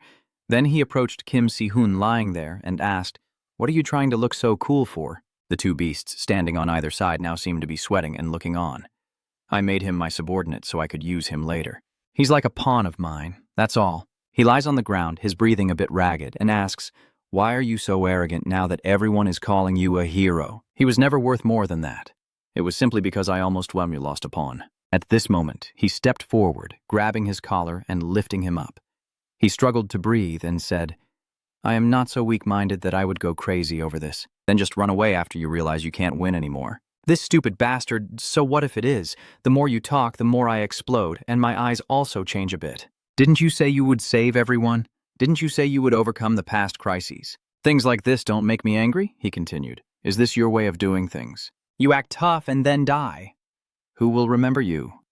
At this moment, the blue-haired beast puts its hand on its face and says, that's enough, human. If you don't want to die, then get out. He decisively beheaded the creature with a single slash. The other 2 beasts were stunned by this. Phoenix, I am still talking here. Just after the slash, a gleam reflected on the blade in the sunlight. He glanced up. Silenced your mouths, you brainless fool. At this moment, a magical stream began to close the wound.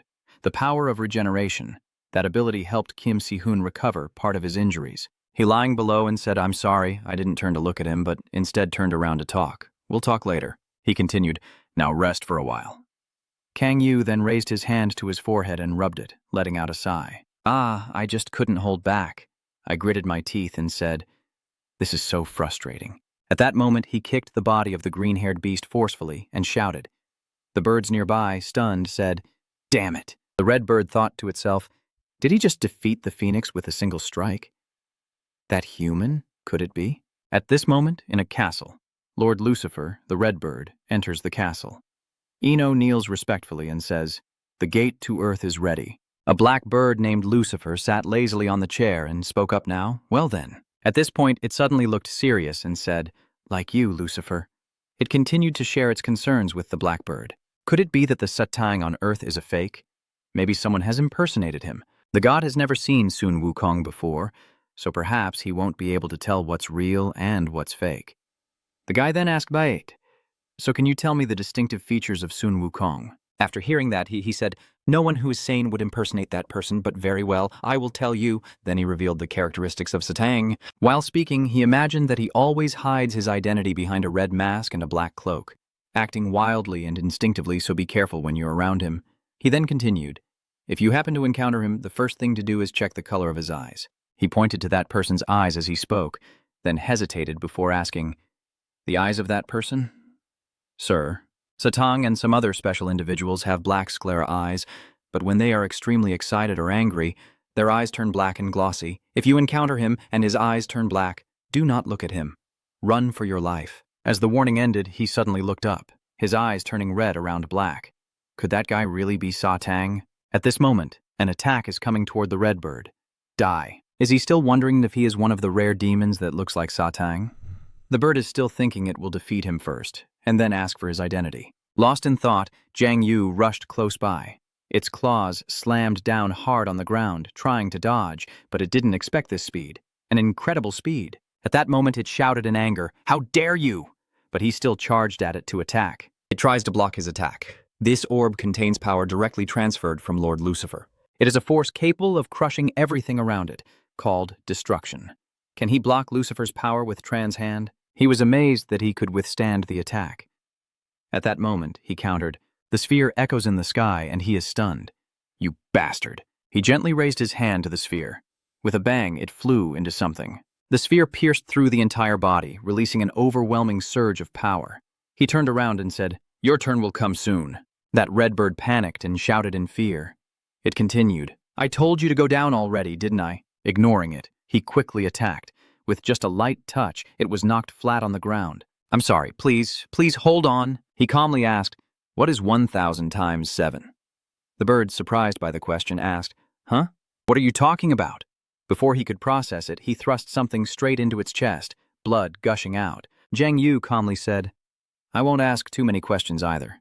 He began repeating, how much is 1,000 times 7?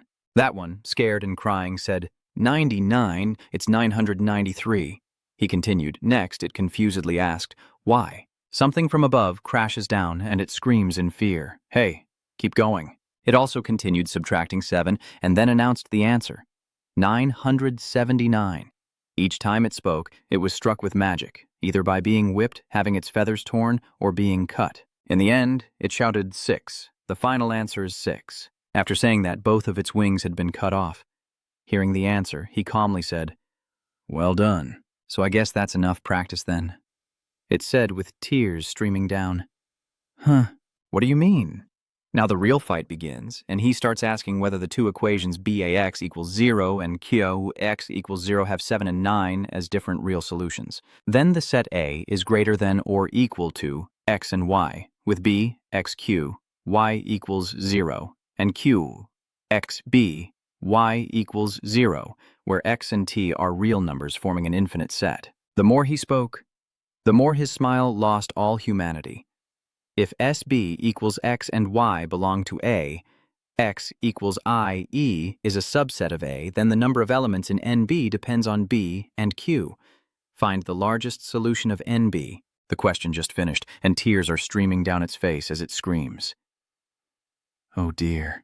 At this moment, 2 trembling hands are raised. Kim Si-hun remains alert, and the blood and wounds on his body also disappear. He said, Yeah, this really was a worthwhile time. He sat up, thinking that he almost lost control because of the complicated thoughts in his mind. For a demon constantly affected by desire and emotion, troublesome things are truly extremely dangerous. Kang Yu looked into the mirror thinking, I was furious fighting those damn ghosts, but at least the whites of my eyes are back, so I'll be fine. At this moment, he thought of an image and realized that the monk Tang is quite similar to himself, something akin to the demon Immortal. It really is pathetic. He walks slowly on the ground, heading toward the golden bird lying on the ground. Anyway, hey you, I step on it and say, you can't sleep here. Who are you guys? Are you Lucifer's subordinates? That yellow bird is panicking. How do you know about that? Looking back, I saw a demon I had never met use Lucifer's power. He must have created new followers, which means Lucifer has regained his original strength. Sending them to Earth means he has given up fighting the angels and is now targeting the Earth. This is truly a difficult problem. That train of thought kept going. He asked, what is your purpose for coming here? He points behind him with a calm expression and says, I can't tell, then asks, do you want to end up like that guy? The red bird's voice trembles as it responds. Just then, a loud scream like Mark B is heard. The yellow bird, seeing this, also trembles and loudly declares, I came to Earth to find Saidang. Hearing this, he is somewhat surprised and says, what? Kang thought to himself, is Tripitaka really